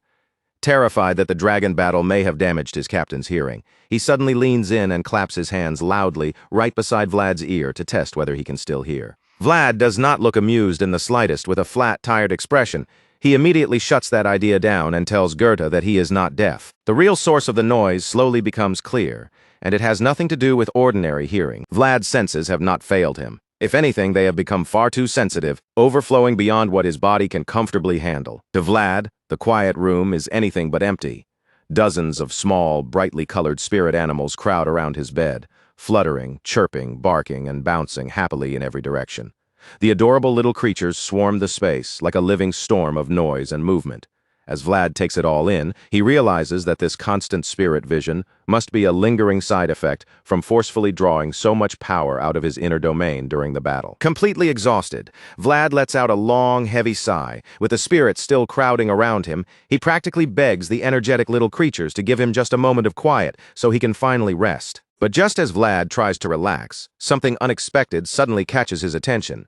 His glowing blue eye snaps wide open, the shock on his face appearing in an instant. It is not an enemy or some new threat. It is Goethe, who has been standing nearby and nervously staring toward the corner of the room.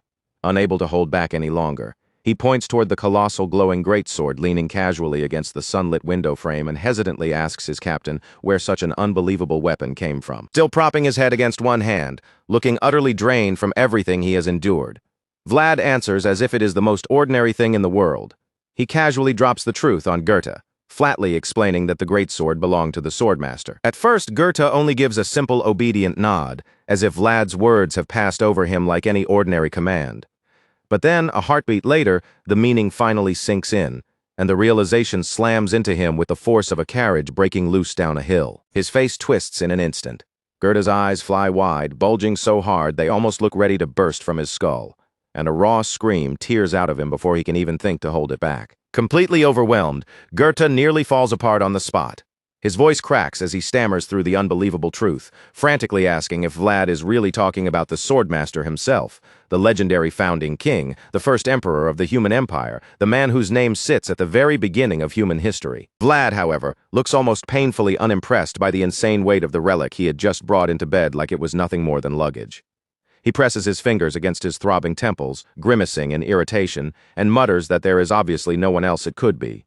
With the spirits still chirping and swarming around him, he begs Goethe to lower his voice before the noise splits his skull open. Poor Goethe can barely move.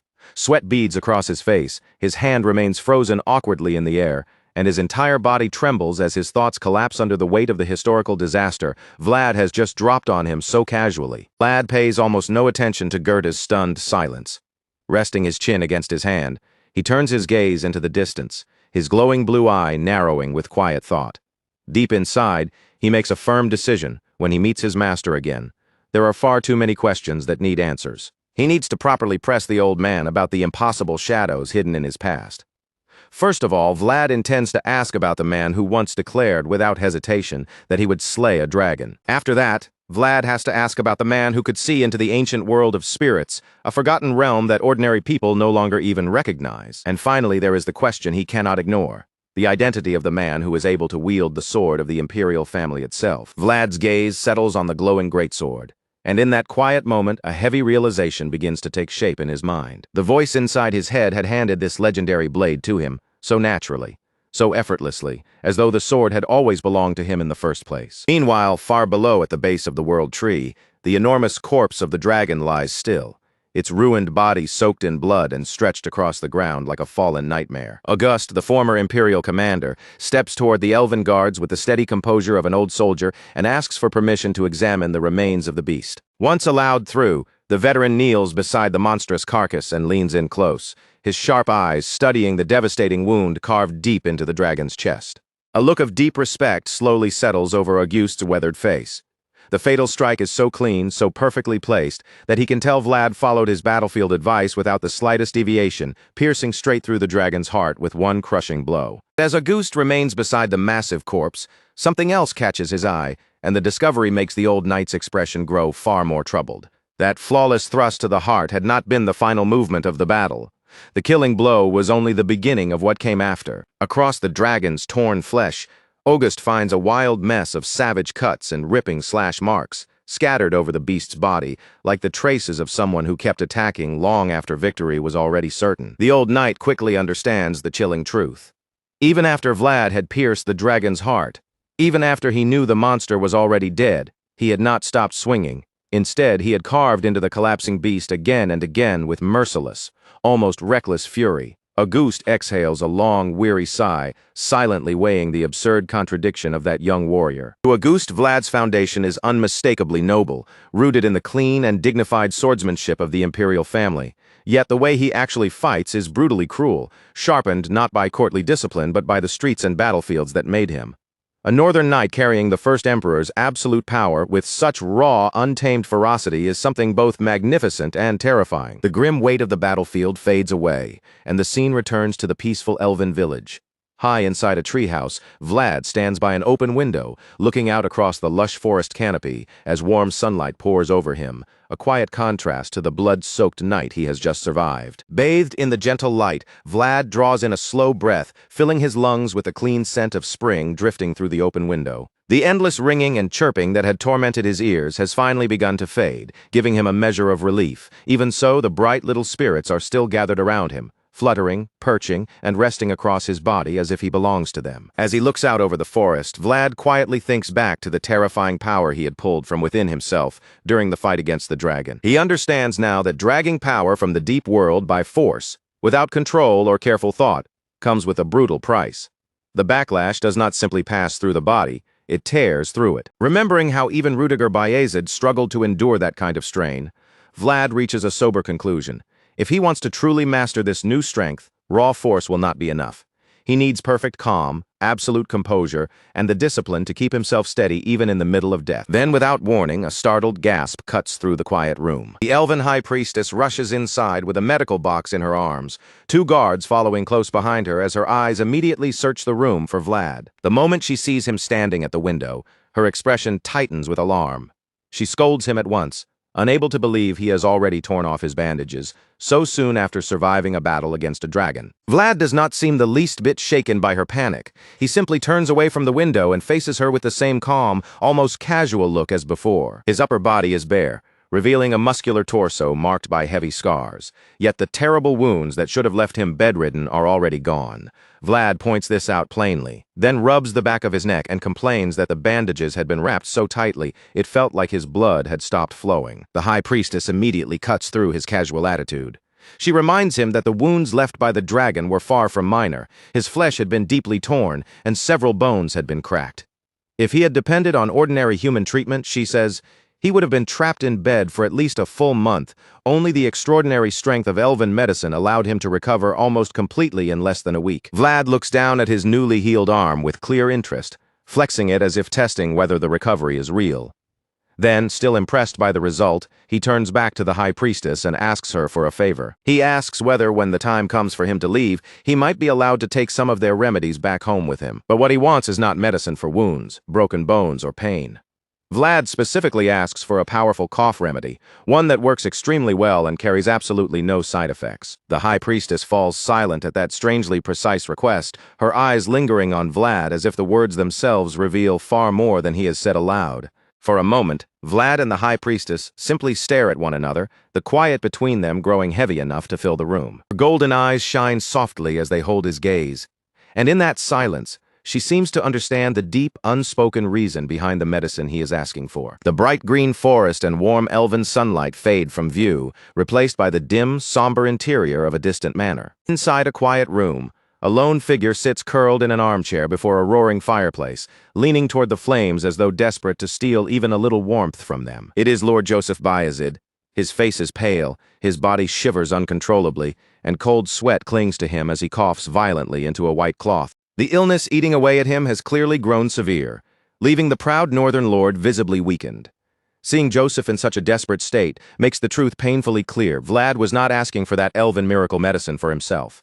He wanted it for the liege he is determined to save. And with that, this part of Vlad's journey settles into a quiet, painful pause, leaving behind one simple truth.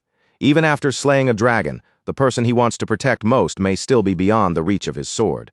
As the next chapter begins, the high priestess finally answers Vlad's request to bring elven medicine back with him.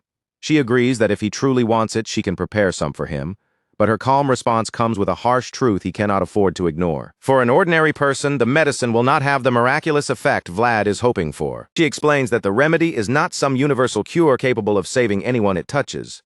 The reason Vlad recovered from those brutal dragon wounds in less than a week was because his own life force is exceptionally powerful. For a normal human body, the effect would be far weaker and much slower. The medicine only awakened and supported the healing strength that was already inside him. With that single explanation, the High Priestess crushes the fragile hope Vlad had been holding on to. Seeing straight through the purpose behind his request, she gives him the truth without softening it. Because the elven remedy depends entirely on the patient's remaining vitality, it will not help that person very much, no matter how pure or potent the medicine may be. Lord Joseph's life force is already too weak to produce the same miraculous recovery. Vlad's eyes widen for a brief instant, shaken by the realization that she knows exactly who he has been thinking of. That surprise quickly fades. His expression darkens, becoming quiet and solemn as he accepts the cruel reality laid before him. There will be no simple miracle, no easy elven cure, and no effortless way to save his liege. Seeing the heavy disappointment settle across Vlad's face, the Holy Maiden softens her expression and offers him a gentler kind of compromise. Their medicine may not have the power to miraculously cure the suffering lord, but she promises to prepare a special supply of elven tea for Vlad to carry back with him. It would not drive the sickness from the man's body, and she does not pretend otherwise. Still, in her calm and reassuring voice, she tells Vlad that the tea should at least ease his pain and give the weakened lord some much-needed comfort while he endures his illness. Vlad accepts her offer with sincere gratitude, his earlier disappointment easing just a little. But that solemn mood does not last long, because the Holy Maiden immediately slips back into the sharp, no-nonsense attitude of a strict healer and orders Vlad to sit down again so she can properly finish treating him. Glancing down at his torso, which already looks perfectly healed, Vlad lets out a playful groan and asks whether he really needs to be wrapped up in those tight, suffocating bandages all over again.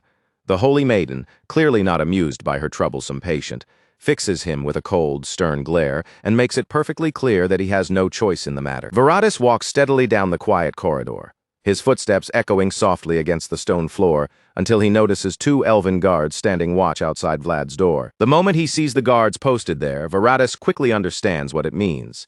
If they are guarding the entrance so carefully, then the Holy Maiden must already be inside the room paying a visit to the young knight. With a warm smile on his face, Varatis steps into the room and greets Vlad, offering a sincere apology for coming so late. He explains that he has been unable to visit sooner because the aftermath of the recent battle left him completely buried in urgent matters. But before he can even finish speaking, Varatis suddenly stops in place, his words dying in his throat as the sight before him hits him like a bolt of lightning. Right in front of him, the Holy Maiden has her hand pressed firmly against Vlad's bare chest, carefully spreading soothing ointment over his skin. Under the soft glow of healing light, the Holy Maiden sits close beside Vlad, close enough that her hand rests gently against his uncovered chest as she continues the treatment with focused care. The room is wrapped in a quiet, heavy stillness while she concentrates on tending to his wounds. But to anyone walking in without context, the closeness between them could easily look like something secret, intimate, and far more romantic than a simple medical treatment. Varatis's voice trails off completely in the middle of his sentence, as though his mind has suddenly jammed while trying to understand what his eyes are seeing. The color drains from his face in an instant, and dark, dramatic shadows fall over his trembling eyes. Sweat beads along his skin as he stutters helplessly, frozen in place like his entire body has forgotten how to move. He stares at them in total shock, completely misunderstanding the innocent treatment unfolding before him. In his mind, it looks as if he has walked in on the young knight and their sacred Holy Maiden behaving like lovers, while the blue-haired elf's face grows darker and darker. Meanwhile, the Holy Maiden does not even bother reacting to him, silently continuing to rub the ointment into Vlad's chest, as if nothing unusual has happened at all. When Vlad notices the terrifying shadowed expression spreading across Varatis's face, he is confused for a brief moment. Then, with a jolt of realization, he understands exactly how this must look to someone who just entered the room. Sweat immediately breaks out across Vlad's face as he awkwardly tries to explain himself. Flustered and anxious, the young knight quickly insists that there is nothing strange going on, and that the Holy Maiden is only applying medicine to his wounds. But Varatis does not look convinced at all. He remains rooted to the spot, frozen stiff, staring down at Vlad with a sharp, intense gaze that only makes the misunderstanding feel even worse. Under the crushing weight of that silent judgment, Vlad grows even more frantic and desperately insists that he is telling the complete truth. the painfully awkward misunderstanding finally reaches its comedic peak, and the moment gives way to the breathtaking sight of the beautiful elven tree. After the uncomfortable situation is finally cleared up, Vlad and Varadis leave the room together and walk side by side through a majestic stone hallway where warm sunlight pours across the polished floor. As they continue along the corridor, Varadis tells the young knight that the Grand Elder wishes to meet him in person. He explains that the meeting had to be postponed because the Grand Elder needed time to recover after the recent battle, then earnestly adds that he hopes Vlad has not felt ignored or disappointed, since the Elder certainly has not forgotten him. Vlad looks completely at ease as he calmly reassures Varadis that he understands the situation and has not taken the delay badly at all.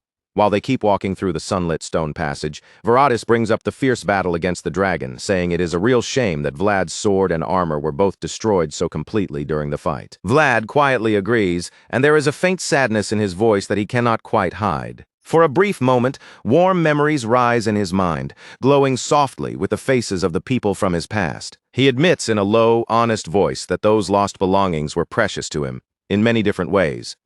Hearing the weight behind Vlad's words, Varadis gives a thoughtful hum, as though he already knows something the young knight does not. With a subtle knowing tone, Varadis hints that Vlad may be very pleased by what they are about to see next. Vlad, slightly puzzled by the elf's cryptic comment about his shattered equipment, follows him onward until they finally stop before a massive pair of grand wooden doors. Standing before the doors, Varadis respectfully announces their arrival to those waiting inside, and declares that he has brought the honored guest of the World Tree. With a deep, heavy creak, the enormous doors begin to open, and a bright, almost otherworldly light spills out, washing over Vlad and Varadis from the hall beyond. They step into a breathtaking hall filled with sunlight, where the highest-ranking figures of Elvenheim have gathered to receive him. At the center of the chamber stands the Grand Elder, holding a large wooden staff as he formally welcomes Vlad of Sora and politely asks whether the young knight has been spending his recovery in comfort. Showing the deepest respect, Vlad places a hand over his heart and lowers himself into a dignified bow. In a sincere and composed voice, he assures the Grand Elder that he has been treated with exceptional care, spending his days so peacefully that it felt almost as though he were resting in his own home. The wise old elf smiles with genuine warmth, clearly pleased to hear that their honored guest has been able to rest properly and receive the care he deserves. The Grand Elder then continues, turning the conversation toward the heavy price Vlad paid in battle. Having heard that the young knight shattered both his sword and armor while fighting the dragon, the wise elf declares that Elvenheim intends to offer him a fitting and grand compensation for his heroic deeds. With a dramatic motion, a large red cloth is pulled away, and the sight revealed beneath it leaves Vlad completely speechless. Bathed in a brilliant golden warmth, two magnificent sets of elven armor gleam before him, each one crafted with astonishing skill and elegance. The Grand Elder explains the gift in detail, telling Vlad that one set is heavy outer armor meant for solid protection, while the other is a lighter, more flexible set designed to be worn underneath. Vlad steps closer, drawn in by the shine of the beautifully forged metal, and his eyes widen when he notices one small detail that feels incredibly familiar. With a gentle smile, the Grand Elder explains that they were able to recover a single, undamaged piece from Vlad's destroyed armor and carefully attach it to the new pauldron. Vlad lowers his gaze to the cherished engraving, Defender of Children, and the sight moves him deeply. The elves have not merely given him powerful new protection, they have preserved the heart of his old armor, along with the memories and meaning it carried. The realization strikes Vlad with quiet force, because the elves chose to save the Defender of Children engraving from his shattered armor and carry it forward into this new gift. Smiling warmly, the Grand Elder tells him that he felt those noble words suited a heroic young knight like Vlad perfectly. Overwhelmed by the kindness and respect behind such a thoughtful gesture, Vlad bows his head and sincerely thanks the elven leader for considering not just his armor, but the meaning behind it. A brief silence settles over the hall before the Grand Elder suddenly turns the conversation in an unexpected direction. The sword. To Vlad's utter shock, the wise old elf tells him that, if he wishes, he may take the legendary weapon with him. The Grand Elder explains just how significant this offer truly is. The Swordmaster's blade had remained in the elven forest for one reason alone, to protect the World Tree. But since Vlad was the one who drew that legendary weapon and used it to defend their sacred home from the dragon, the Elder acknowledges that the young knight has proven himself worthy of wielding it. Grand Elder admits that parting with such a legendary relic is deeply regrettable. Even so, he also knows the elves were never truly able to handle the sword's power themselves. However, before the Elder can formally bestow the weapon upon him, Vlad respectfully cuts in and states something no one expects. he intends to return the sword to the elves. The Grand Elder's solemn speech comes to an abrupt halt, and he stares at Vlad in pure bewilderment. Completely caught off guard, he can only stammer out a shocked question, asking what Vlad means and why he would refuse it. Vlad unwraps the beautiful, glowing greatsword and carefully lowers it until the tip rests against the stone floor. Then, in a calm voice, he explains the surprising reason behind his decision. He reveals that the sword itself has been speaking to him, and that it is stubbornly insisting it does not want to leave the forest. The idea that this legendary blade is practically throwing a tantrum over being taken away leaves the entire hall in stunned silence. Viradis, the Grand Elder, and the surrounding members of the Elven Council all stare at Vlad in absolute disbelief, murmuring among themselves as they struggle to accept such an impossible situation. Standing before the bewildered elders with surprising confidence, Vlad decides to make an audacious counteroffer. Since they had already intended to give him a weapon as compensation, he politely asks whether the elves could instead forge him an entirely new sword from scratch. Vlad's glowing blue eyes narrow with a deep, quiet resolve. In that moment, he understands that he does not want to carry the weight of someone else's ancient legacy, and he does not need the greatest sword in existence to prove his own strength. As brilliant golden light washes over his heroic silhouette, Vlad finally recognizes what he truly wants. What Vlad needs now is not just any ordinary blade. His will is far too overwhelming for a common weapon to endure. What he truly needs is a sword strong enough to hold that immense power without breaking, a sword forged for him alone, and no one else. Outside, beneath the warm sunlight spilling over the beautiful elven city, the old veteran quietly prepares for departure. He fastens his belongings onto his horse with practiced hands, tightening each strap, as though he has done this countless times across countless roads. Before leaving, Auguste pauses and turns back toward Vlad, wanting to make sure the young knight really intends to remain behind a while longer. Vlad calmly confirms it, explaining that the elves told him the process will take about a week because his new weapon has to be forged through some kind of special ritual.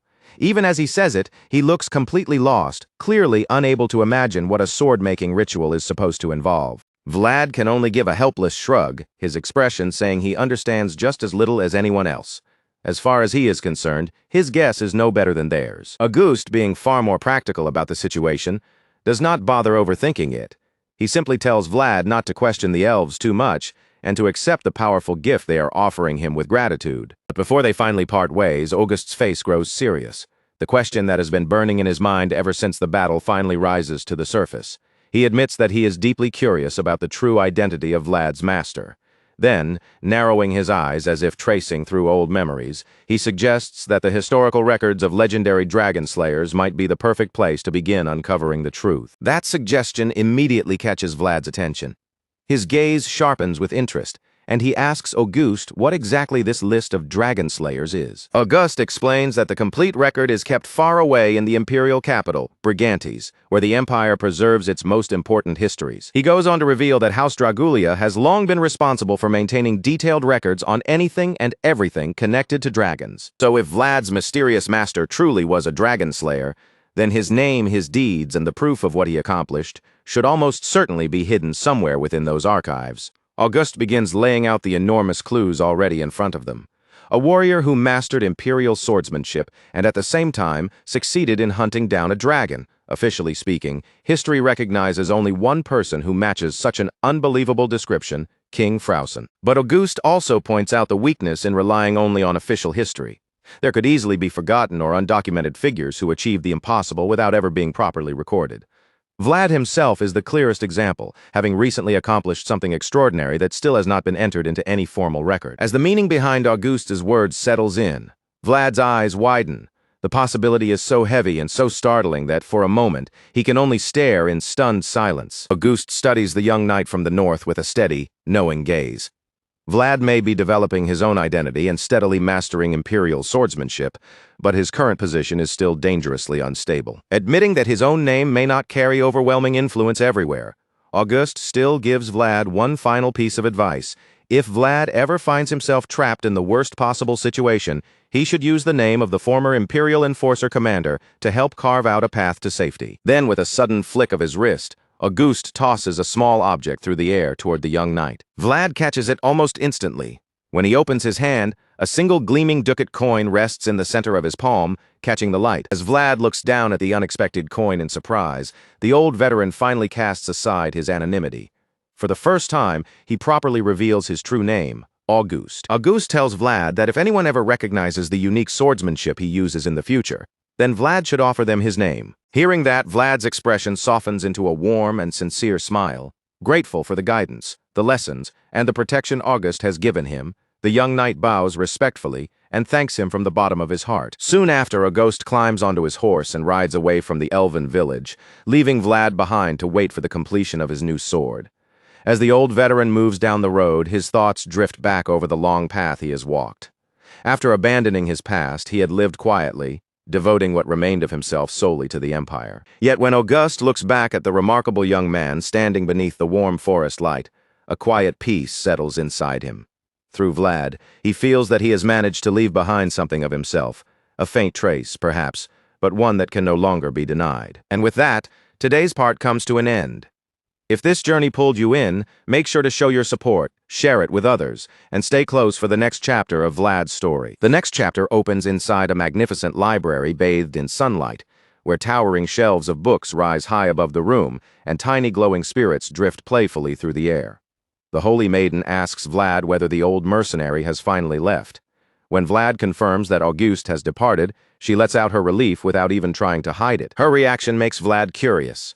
He turns toward her and asks why she seems so glad that August is gone. But instead of answering, the Holy Maiden simply turns her face away, stubbornly refusing to give him any explanation. Watching her behave so unpredictably, Vlad quietly comes to the conclusion that her personality is somehow always changing, yet somehow that inconsistency itself is completely consistent. Then, without warning, the Holy Maiden changes the subject on her own and brings up a place called Dirmar. She asks Vlad whether there really is a white serpent living there. While carving a piece of wood with a small knife, Vlad gives a calm nod and confirms that it is real, adding that the creature is unbelievably large. With a faintly teasing tone, Vlad exaggerates the size even further, saying the white serpent is big enough to swallow all the little glowing spirits floating around the library in a single bite. The Holy Maiden does not look frightened in the slightest. Instead, a warm smile spreads across her face as she says she would like to see it at least once. Thinking aloud, she adds that, technically speaking, the giant serpent is almost like an uncle to the little spirits, isn't it? Vlad cannot help but laugh at her strange way of looking at things. Amused, he asks whether these magical spirits even have something like a family tree. The Holy Maiden gives a playful shrug and admits that she has no idea, but she simply wants to call the giant serpent their uncle. Realizing that trying to fully understand this unpredictable elf may be impossible, Vlad decides to move on to something more practical. After a slight hesitation, he brings up the matter of his new sword, wanting to avoid making the situation any more troublesome than it needs to be. The humble young knight tries to convince her that the grand forging ritual is unnecessary. He gently reminds her that the village already has a perfectly usable forge. As far as Vlad is concerned, all he truly needs is a simple, durable longsword that can withstand real battle. The Holy Maiden shuts him down instantly. With a sharp smack, she slaps both hands against the open book resting in her lap, and her playful mood disappears in an instant. Fixing Vlad with an intense stare, she firmly rejects his modest request and stubbornly insists that she will forge the sword for him herself. Irritated by Vlad's repeated attempts to refuse, the Holy Maiden sharply points out that she is already studying hard for that exact purpose. Still unable to understand why she is so determined, Vlad asks why she would go to such lengths just to make his weapon. The Holy Maiden lowers her gaze to the heavy ancient tome in her lap, and her expression grows solemn. She explains that this grand forging ritual is something she must physically perform at least once during her lifetime.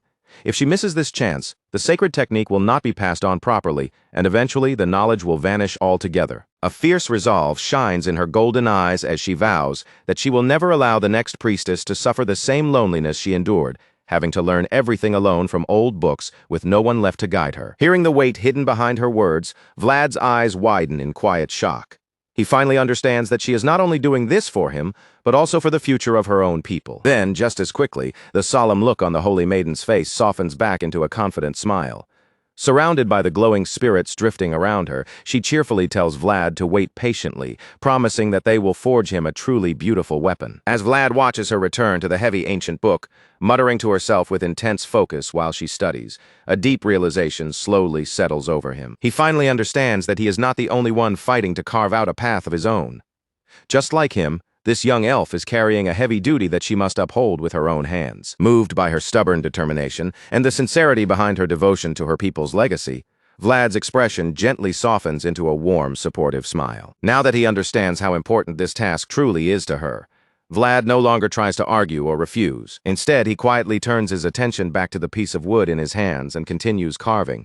In a gentle voice, he tells her to take her time, assuring her that he will wait for as long as she needs. Those patient, supportive words reach the Holy Maiden, and a warm, genuine smile slowly appears on her face. The grand library, glowing softly in the sunlight, settles into a calm and comfortable silence, with playful spirits drifting between the towering shelves and ancient books surrounding them on every side. Vlad and the Holy Maiden share a peaceful moment together, each quietly focused on the duty placed before them. When night falls, the magnificent elven village changes completely beneath the light of a brilliant full moon, its graceful buildings and quiet paths glowing with a pale, dreamlike radiance. The stillness of the forest does not last. The peaceful silence is suddenly broken by the deep, rhythmic pounding of massive drums, their heavy echoes rolling through the towering trees. The quiet, simple forging that Vlad had been hoping for has somehow turned into something far bigger than he ever expected. Instead of a modest workshop and a practical blade, the entire elven village has gathered as though this sacred ceremony is a grand festival under the night sky. All around the ritual grounds, armored elven guards stand tall and proud, their spears held firmly at attention. Behind them, musicians strike the great drums with fierce passion, each thunderous beat building a majestic pressure that rolls through the village like the pulse of something ancient awakening. Right in the center of this overwhelming spectacle, Vlad and his attendant Goethe stand stiffly, looking completely out of place. A nervous bead of sweat slides down Goethe's cheek as he leans closer and mutters that this whole situation is far too intense. Vlad, wearing the same strained and panicked look, silently makes it clear that he is not handling the pressure any better than Goethe is. Heavy drum beats continue pounding through the moonlit night while the Holy Maiden sits solemnly at the center of the radiant ancient altar. Dressed in an elegant white gown, her hands folded with quiet reverence, she gives off a calm and mystical presence so powerful that every eye in the crowd is naturally drawn toward her. Trying to calm his own nerves, Goethe leans toward Vlad again and quietly suggests that maybe they should just pretend this enormous and intimidating gathering is nothing more than an ordinary village festival. The Grand Elder steps forward to guide them, his voice calm and reassuring as he addresses Vlad. Looking up toward the night sky, he speaks almost like reciting an old poem, saying that while the sun is strict and stern, the moon is endlessly gentle. For this sacred ritual, he assures Vlad, the moon will briefly close its eyes and bless the Holy Maiden. Then the Grand Elder shifts from poetry to instruction. He tells Vlad to steady his heart, sharpen his thoughts, and clearly imagine the exact shape of the sword he wishes to receive. Vlad, still unsure whether he has understood correctly, asks again if all he really has to do is picture the sword inside his mind. The Grand Elder confirms it with a measured nod, stressing that the image must be as clear, vivid, and powerful as Vlad can possibly make it.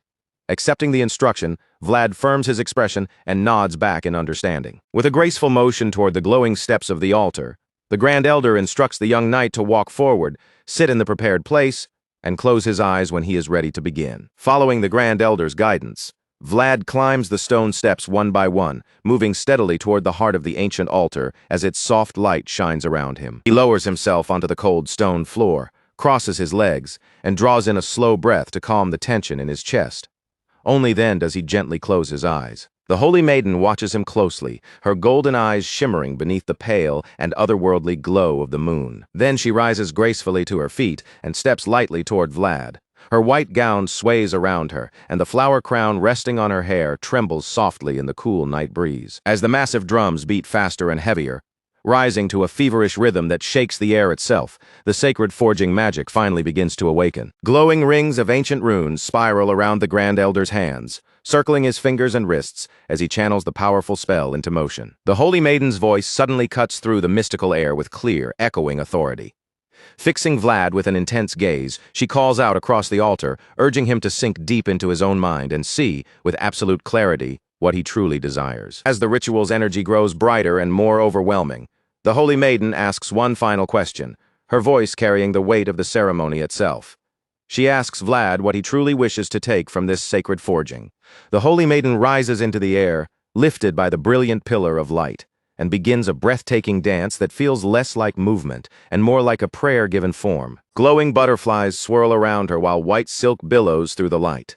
In that radiant space, she gently guides Vlad, telling him that the true form of his weapon can only be discovered deep within himself. Bathed in the strange, radiant glow of the ritual, Vlad remains perfectly still, his eyes shut tight as he turns his focus inward. Round him, the little elemental spirits dart joyfully into the dazzling heart of the magic, throwing themselves into the spell as if lending their own bright power to the forging.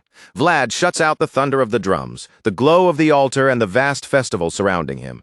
Deep inside his soul, he searches for the answer, asking himself what he truly wants and what kind of path he intends to carve with his own hands. Then, without warning, a brilliant spark bursts to life inside the pitch-black void of Vlad's mind. It flashes like a hammer crashing down on a divine anvil, sending a violent burst of golden light through his vision.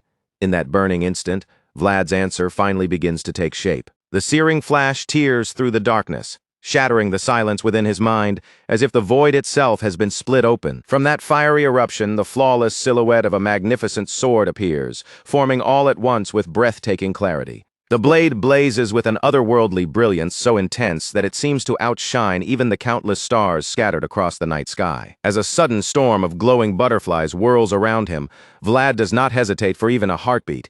He thrusts his hand into the void and reaches for the destiny before him.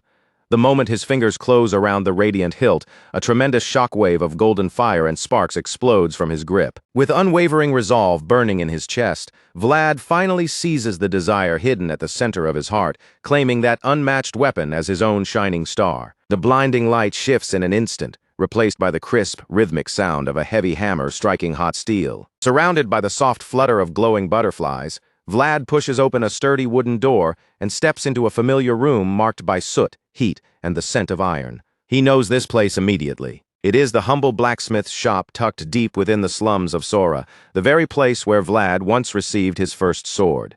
In front of the roaring forge stands the old blacksmith, working the glowing steel with the same tireless dedication Vlad remembers so clearly. Stepping farther into the warm light of the shop, Vlad quietly announces his presence, his voice carrying through the familiar clang of metal and fire. The old blacksmith pauses his heavy hammer strikes and turns toward him. The moment he sees Vlad, his weathered face breaks into a gentle, welcoming smile, as if greeting someone who has finally come home. Looking at that familiar face deep within his soul, Vlad's eyes soften. A powerful, bittersweet nostalgia washes over him, bringing back the warmth and ache of a bond he has never truly forgotten. Meeting the old blacksmith's gaze, Vlad speaks plainly and says he wants to make a sword. The old man's face lights up at once. With a pleased chuckle, he says, Vlad has come at exactly the right time, because a very fine material has just arrived. Then he proudly presents a massive, radiant chunk of shimmering ore. The old blacksmith explains that the breathtaking stone is actually a meteor. Since it is metal that fell directly from a star, it is extraordinarily hard and completely free of impurities. After looking over the size of the meteor, Vlad says that a simple, undecorated sword would suit it best. A fond smile touches his face as he admits that he may have been shaped by that straightforward style, since the first weapon he ever held was just like that. The old blacksmith laughs warmly and rubs the back of his neck with a sheepish grin. He tells Vlad not to worry, playfully admitting that a large, plain blade is about the best thing he can make anyway. Then the old man's expression shifts, his smile giving way to focused determination as he lifts the radiant star metal firmly in both hands. He asks Vlad if they are ready to begin, and without wasting another moment, drops the glowing meteor straight into the crucible. The instant the star metal touches the heat, the entire forge seems to come alive with magical energy. A lively crowd of colorful elemental spirits bursts into the shop, appearing one after another as if they have come to help bring the new sword into existence. Round, glowing fire spirits dance merrily inside the roaring hearth, their chubby little bodies bouncing through the flames without fear. Bright avian spirits flutter around the heavy iron anvil, while soft, squishy water spirits splash happily in the wooden quenching barrel, each of them taking their place in the work ahead. Surrounded by these playful, magical helpers and the comforting heat of the familiar shop, Vlad cannot hold back his smile. A wide, genuine expression spreads across his face. Filled with eager excitement, Vlad pumps his fists and prepares to work beside his old mentor once again. Across from him, the blacksmith grips his heavy hammer and answers with a confident grin of his own. In the middle of a dazzling, colorful storm of elemental spirits, Vlad and the seasoned blacksmith begin working together in perfect rhythm. The mystical shop glows with heat, light, and purpose as the two pour their shared resolve into shaping the radiant metal that fell from the stars. After pouring everything into the work, Vlad and the old blacksmith finally reach the last step. The newly formed blade, still glowing with fierce heat, is driven firmly down into the heavy wooden quenching barrel. The moment the burning steel sinks into the cold water, a violent hiss bursts through the forge. Thick white steam surges upward in a roaring cloud, wrapping around the blade as the water rapidly tempers the metal and seals its immense power into its final, perfected shape. The old blacksmith lowers his gaze to the sword they have created together. As he takes in the finished blade, his weathered face relaxes, filling with deep pride and the quiet satisfaction of a craftsman who has given his whole heart to his work. Then the old blacksmith turns his warm eyes toward Vlad. With unmistakable pride in his voice, the seasoned craftsman tells the young knight that their magnificent sword is finally complete. Vlad can only stare in awe at the flawless weapon before him, silently taking in every part of the masterpiece they forged together. But just as the joy of that achievement fills the air, a painful realization quietly pierces through it. A bead of sweat slips down Vlad's cheek as his eyes widen ever so slightly. In that moment, he understands with a heavy heart that this miraculous reunion with the old blacksmith is already reaching its end. The old blacksmith seems to understand Vlad's unspoken sorrow without needing a single word. He simply closes his eyes and gives a gentle nod, his warm smile never fading as the glowing butterflies drift softly around him. Vlad gazes at his lost mentor with quiet, solemn acceptance. Deep down, he had always known this beautiful moment could not last forever, and that his time inside this spiritual forge was limited from the very beginning. Reaching forward, Vlad wraps both hands firmly around the sturdy hilt of the newly forged sword, feeling the weight of the star metal blade settle into his grasp. Part of Vlad's soul still aches, desperately wishing he could stay here just a little longer with the dear friend he had lost. Yet beneath that sadness, a deep and gentle peace begins to wash over him. Held steady by the comforting weight of the sword they created together, Vlad draws in a slow breath. More than anything, he feels grateful and relieved that he was allowed this one final, perfect goodbye. The old blacksmith gently places his hands over Vlad's on the hilt of the newly forged blade. In that quiet touch, he shares a deeply comforting thought, saying that unlike the sudden tragedy of their real parting, this time they have finally been given the chance to say farewell properly, with no words left unsaid. Vlad's eyes soften as the old blacksmith's words sink into his heart. Deeply moved, he quietly murmurs his agreement, accepting the farewell with all the warmth and sorrow it carries. With his final masterpiece complete, the old blacksmith's form begins to dissolve peacefully into a warm, brilliant white light.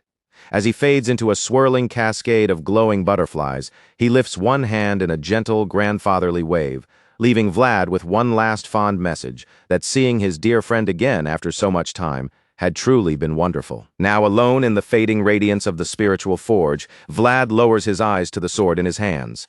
The flawless, unadorned crossguard and pristine star metal blade shine beautifully, reflecting the quiet peace that has settled across his face. Vlad tightens his grip around the sturdy hilt and bows his head. A bittersweet but deeply grateful smile spreads across his face as he softly echoes the old blacksmith's final parting words, holding their precious reunion close as the miraculous moment gently comes to an end. In the capital city of Vastopol, deep within the Baranov Duchy, the weather was brutal enough to swallow the whole land, with a violent blizzard roaring through the streets and covering everything in freezing white. Inside the palace, the man seated on the throne glared down with open aggression, demanding to know why this visitor had traveled all the way to such a remote and frozen place just to speak such absurd words. His anger only sharpened as he repeated the question, asking if they were seriously standing before him and telling him to surrender the shard of the dragon. The man before him quickly bowed his head in deep respect and carefully explained that, as Lord Duke already knew, the dragon's potential only became closer to complete when more of its fragments were gathered together. This man was Devier, the head butler of the Dragonslayer Knight Order. Lord Duke then lifted his gaze and remarked that the Lindblom from earlier had also been drawn in by that exact potential, had it not? At those words, Devier remained outwardly silent, but inwardly he could not help thinking that it was just as he expected. Anything connected to dragons, no matter how carefully hidden, would never escape the Duke's notice. Devier continued in a measured voice, reporting that Ravnoma had already revealed what happened when someone tried to wield a power they could not truly control. And by now, everyone understood what had become of the people who once stood as the overwhelming rulers of the West. For a short moment, the man on the throne said nothing, letting the cold silence stretch between them before his eyes narrowed, and he asked in an icy voice if Devier was trying to threaten him. Devier instantly bent even lower, showing no trace of defiance as he explained that he had never intended anything so disrespectful, then begged the Duke not to misunderstand the purpose behind their proposal. Using each word with care, Devier explained that the Dragulia only wished to share the heavy burden that had suddenly fallen onto Lord Duke's shoulders. not to insult him or force his hand. He went on to say that if the Steel Duke devoted his attention solely to protecting the North, then he would have more than enough strength and authority to deal with the matter concerning Uthman barony. Then De Vere slowly raised his head and added that if the Duke handed over the Shard of the Dragon, the weight pressing on him would become lighter, and even the Dragon Slayer Knight Order stationed in the North could finally withdraw. But Lord Duke was not someone who would simply accept another person's words at face value. In his mind, the calculation was already clear.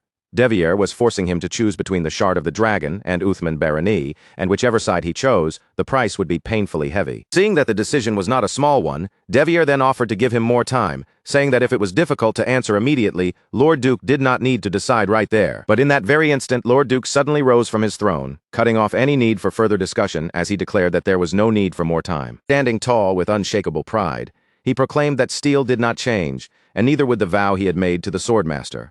Then he ordered De Vere to deliver those exact words to Dragonblood Duke. After saying that, the man began descending the steps from the throne, each movement slow and heavy, until he stopped directly in front of De Vere with the overwhelming presence of a ruler who would never be pushed aside. Lord Duke looked down at him with open arrogance and ordered him to stop filling the room with such ridiculous nonsense. Even under that suffocating pressure, De Vere remained composed, calmly asking whether the Duke truly believed he would be able to handle everything that would follow. The moment he heard that, the Duke's expression twisted with fury, and he roared the word handle back at him, releasing such crushing pressure that the entire area seemed to sink beneath it. The soldiers standing around them could not withstand it for even a moment, and one after another they dropped to their knees as his terrifying presence pressed down on everyone nearby.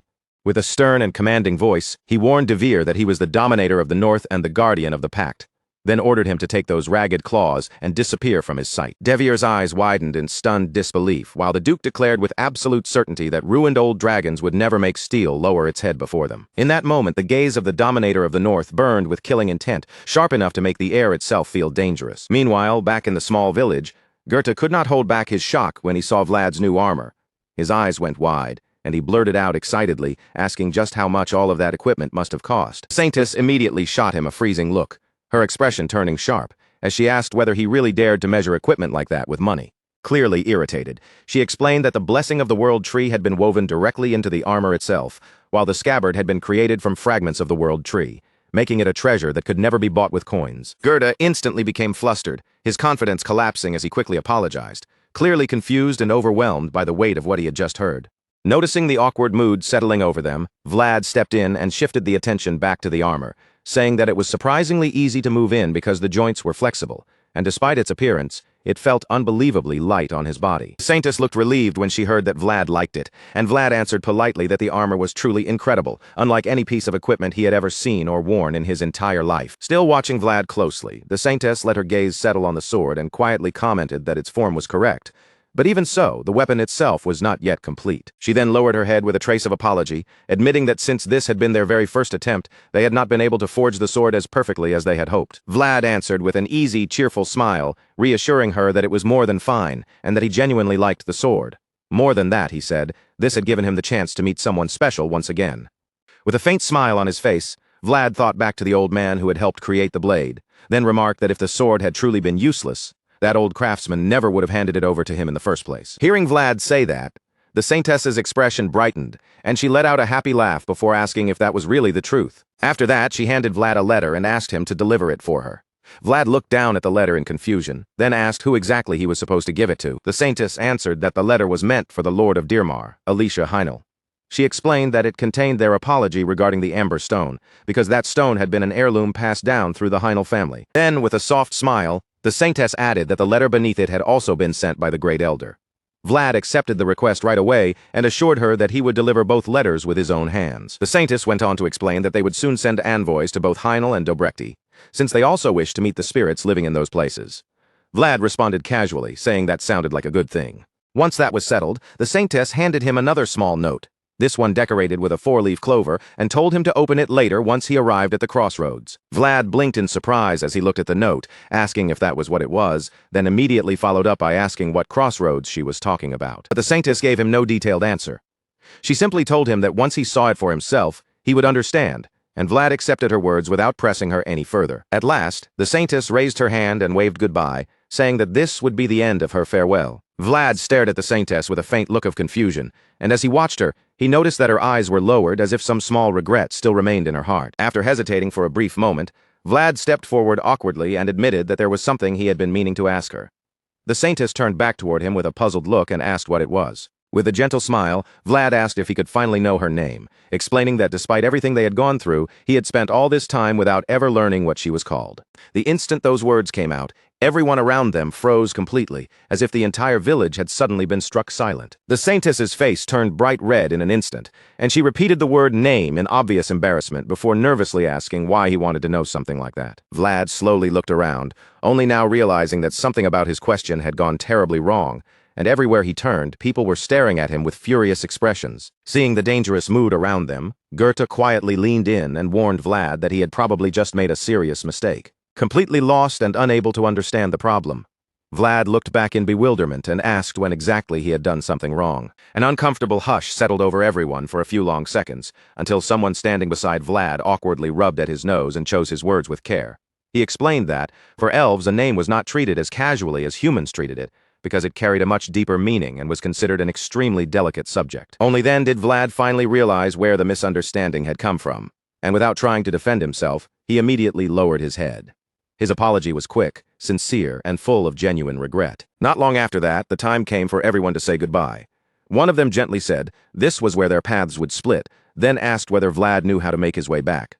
Vlad answered politely that he did, and with a grateful expression thanked them for everything they had done for him. Lord Varatus gave him a small, peaceful smile before he and the others lowered their heads together in a respectful bow, but instead of accepting Vlad's thanks, they insisted that they were the ones who owed him gratitude, because Osran would never forget the kindness and grace he had shown them. Vlad smiled back at them with warmth in his eyes, accepting their feelings without another argument.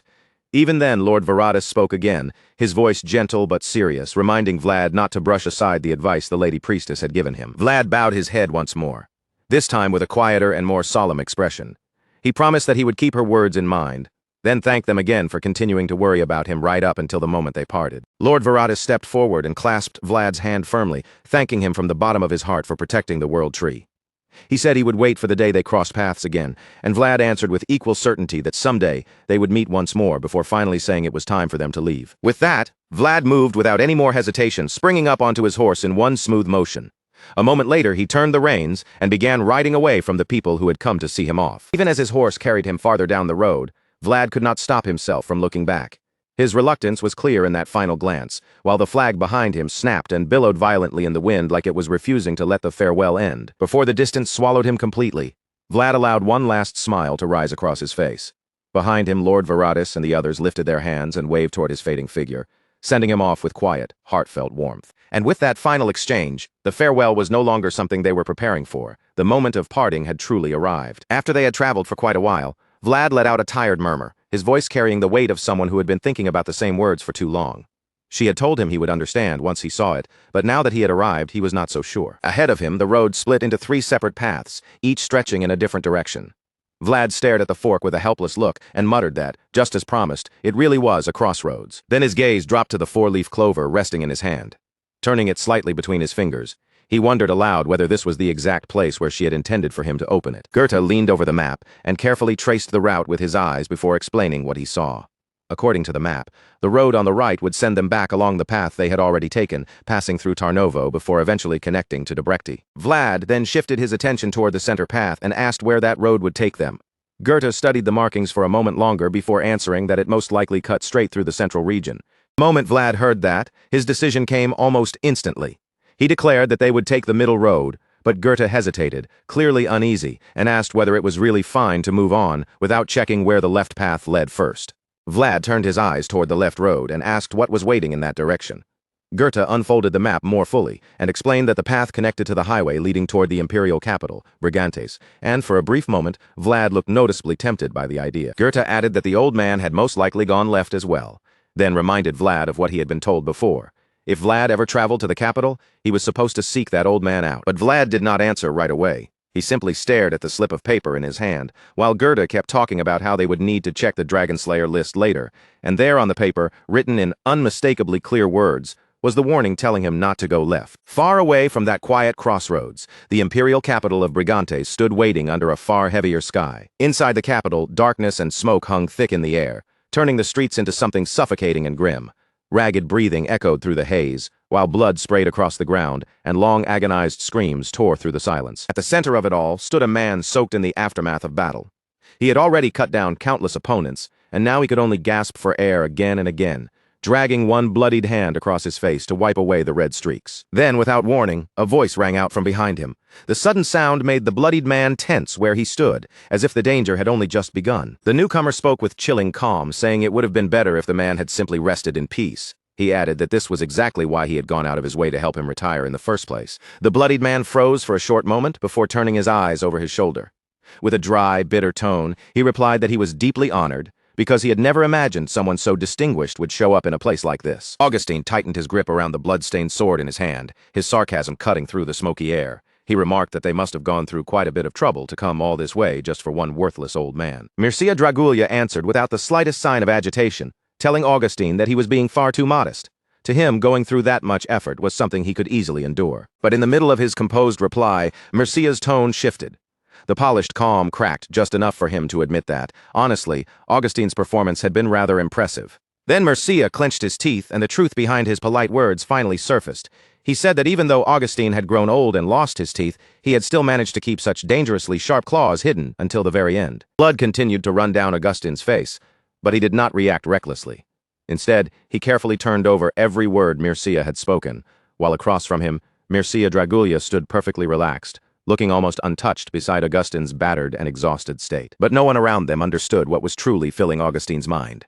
Beneath the blood, pain, and heavy breathing, there was only regret, because if he had managed to take just one more step, he believed he could have revealed the evils of Absalom to the entire world. Before Augustine could sink any deeper into that regret, Mircea suddenly lifted a hand and cut through the moment. In a calm voice, he said it was nothing grand at all. The soldiers standing behind Mircea seemed to understand that small gesture immediately. One after another, their hands moved toward the hilts of their swords, ready to act the moment they were ordered. And just as expected, once Mircea finished speaking, every one of them drew their blades up in front of them. The steel flashed through the smoke as they prepared to strike Augustine down. Mircea then announced the truth of what he had brought with him. This, he said, was the retirement ceremony he had personally prepared for Augustine. At the same time, Mircea began to draw his own weapon with unhurried confidence. His voice remained almost courteous as he expressed the hope that Augustine would find the ceremony to his liking. The instant Augustine understood what Mircea intended, his body reacted before anything else. He raised his sword into a defensive stance, bracing himself against the attack that was about to come. Mircea Dragulya watched Augustine prepare himself, and a confident smile slowly curled at the corner of his mouth. There was no fear in his expression, only certainty. Augustine, on the other hand, had no comfort waiting for him in that moment. Surrounded and wounded, he stood alone with nothing but his blade and the weight of his own fate. At that moment, Augustine's mind began forming an image of Mircea Dragulya without him even realizing it. Blonde hair, blue eyes, and then one more defining trait rose above everything else: cruelty. The longer Augustine followed that thought, the more deeply it unsettled him. What had begun as a simple observation slowly twisted into something horrifying. While Augustine's mind drifted through those realizations, Mircea continued closing the distance step by measured step. In what might have been the final moment of his life, Augustine bitterly understood that he had been wrong, because although the beginning may have been noble, the ending had been stained by cruelty. By then, Augustine could no longer deny the truth in front of him.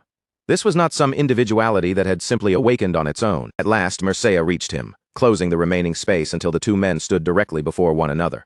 For the first time, their faces were close enough for the confrontation to feel brutally personal. Their swords met in a flash, and the clash was over almost the instant it began.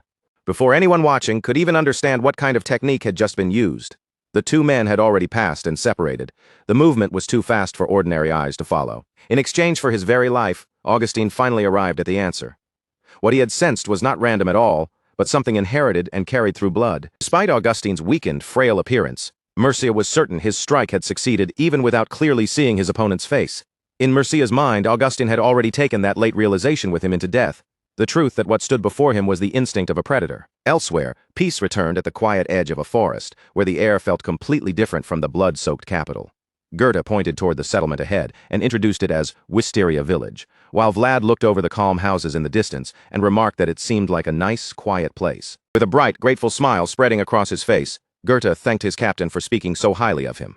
Vlad, looking completely at ease, explained that Goethe had already said their route would take them near a nearby city anyway.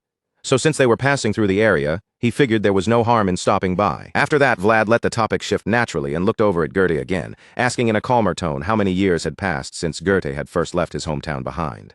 Goethe paused for a moment, lifting a hand to his chin as he tried to count back through the years. After thinking it over, he gave a rough answer, saying it had probably been around 6 years since he had last been there. Vlad remarked that 6 years was no short amount of time, and Goethe immediately nodded along. With a slightly embarrassed smile, he admitted that he had once dreamed of returning home proudly after making something of himself, but things had not gone quite the way he had hoped. Before Goethe could even finish explaining himself, Vlad had already understood what he meant. Since Goethe had become a squire of Bayezid, Vlad pointed out that he had already achieved something meaningful, and in a harsh era like this, simply surviving long enough to return home was already a victory worth recognizing. Realizing that Vlad had seen straight through him, Goethe could only scratch the back of his head and let out an awkward laugh. He agreed with him and said he would just check in on his mother and siblings, make sure they were doing well, and then set out again soon after. As the conversation flowed on, Vlad casually asked whether Goethe's mother happened to be a good cook. Goethe answered almost instantly, without even needing to think, insisting that she absolutely was and proudly claiming that her potato stew was in a league of its own. Vlad's face lit up with interest, and a grin tugged at his mouth as he asked if the stew was truly that good. If it was really as amazing as Goethe made it sound, he suggested that maybe they ought to stay in the village for a couple of days. That sudden burst of good fortune hit Goethe so unexpectedly that he stared at Vlad in disbelief. His eyes widened with happiness, and he could not help asking if Vlad was actually serious, and whether it would really be all right for them to stay. Vlad quickly reminded him that everything depended on whether his mother's cooking lived up to the praise. But Goethe barely seemed to hear the condition at all, his attention already swallowed by excitement as he eagerly pointed out that they were almost at the village. Not long after, the road finally brought the two of them to the entrance of Goethe's village, the familiar path opening up before them after years away from home. But before either of them could properly dismount or settle in, a soldier's sharp voice rang out from ahead, ordering them to stop where they were. The guard stepped forward and demanded to know who they were and what business had brought them to the village. Goethe immediately raised one hand to his chest and leaned forward slightly, trying to make himself recognized. He addressed the guard as Thompson and introduced himself, telling him that it was Goethe, the boy he should remember. But instead of the warm recognition Goethe had expected, Thompson only narrowed his eyes with caution and asked who exactly he was. Holding back his confusion, Goethe patiently tried to jog his memory, reminding him that he came from the mill house up on the hill. Only after hearing that detail did something seem to click in Thompson's mind. He repeated the mention of the mill under his breath, then finally recognized him, realizing that this was indeed that Goethe from the mill house. Once the memory returned, Thompson began talking as if a dam had suddenly burst open. He asked how many years it had been, where Goethe had been wandering all this time, and Goethe answered lightly, saying he had simply been moving around here and there. While Thompson kept chatting with Goethe, the two soldiers standing behind him leaned closer to each other and lowered their voices. One quietly asked who this returning man was, and the other whispered back that he was the second son from the mill house. Their hushed gossip did not stop there. As they continued glancing at Goethe, one of them added with a careless remark that he was the same half-wit they remembered from before. While the soldiers kept murmuring among themselves, Vlad quietly watched them, his eyes moving over each of their faces. In only a few moments, he grasped the mood of the place and concluded that Goethe's return after 6 long years was being met with a painfully lukewarm reception, and the villagers clearly were not all that eager to welcome him back. Thompson scratched the side of his head, as though unsure how to handle the situation, and then forced out a more polite response. He told Goethe that after so many years away, he was glad to see him return alive and in one piece. But his tone soon turned heavier, and he asked whether Goethe planned to keep his head down and leave again quickly. Thompson explained that the mood around the village and the surrounding area had been uneasy lately, as if trouble had been stirring nearby. Goethe was clearly caught off guard by the question, and his answer came out a little stiff. After a brief hesitation, he said he might only stay for a day or two before moving on again. That answer seemed to satisfy Thompson enough. He motioned for Goethe to come forward and told him that was acceptable, but instructed him to stop by the village chief's house first and offer his respects before going any farther inside. As Goethe guided his horse past Thompson and into the village entrance, he answered without resistance. He said he understood and added that if there was time later, he would see Thompson again. Just then, a rough voice cut through the air from behind him, sharply ordering someone to halt. The sudden command made Goethe flinch, and he turned back in surprise to see what had happened. It was Thompson who had stopped Vlad this time. Standing in front of him with the same guarded attitude, he questioned Vlad just as strictly as he had questioned Goethe, demanding his name and the purpose of his visit to the village. Goethe quickly turned his horse around and tried to intervene, reminding Thompson that Vlad was his guest. But that only seemed to strengthen Thompson's resolve, and he answered that this was exactly why Vlad needed to be inspected properly. Goethe could no longer keep the irritation out of his voice, and he raised his tone as he confronted Thompson. Even so, Thompson did not back down in the slightest, standing firm as if Goethe's frustration meant nothing to him. Instead of softening, Thompson's expression grew even colder. He fixed his attention on Vlad again and repeated the question more firmly, demanding once more to know exactly what Vlad's name was. Vlad answered that challenge not with words at first, but with a stare. His eyes settled on Thompson with a chill so sharp and cold that it felt as though the air around them had frozen solid. Silence stretched between them, heavy and uncomfortable. As the seconds passed, Vlad's brows slowly drew together, and the pressure in his gaze became harder to ignore. Then Vlad glanced toward Goethe and let out a quiet sigh inside. Instead of being welcomed home with warmth after 6 years away, Goethe was being treated with disrespect, right in front of him, as though his position and efforts meant nothing. That realization only sharpened Vlad's annoyance, and he clicked his tongue in open displeasure, the small sound carrying far more weight than anyone expected. The moment that single click left his mouth, Thompson and the soldiers around him visibly stiffened. Their expressions changed at once, as if they had suddenly sensed something dangerous standing right in front of them. Only then did Vlad finally give them an answer. In a calm, restrained voice, he introduced himself simply, saying that his name was Vlad. But after that brief introduction, he seemed to reconsider how much they needed to hear. His voice became clearer and heavier as he added that he was Vlad, a knight of Bayezid. With that title now laid bare, Vlad used it like a warning.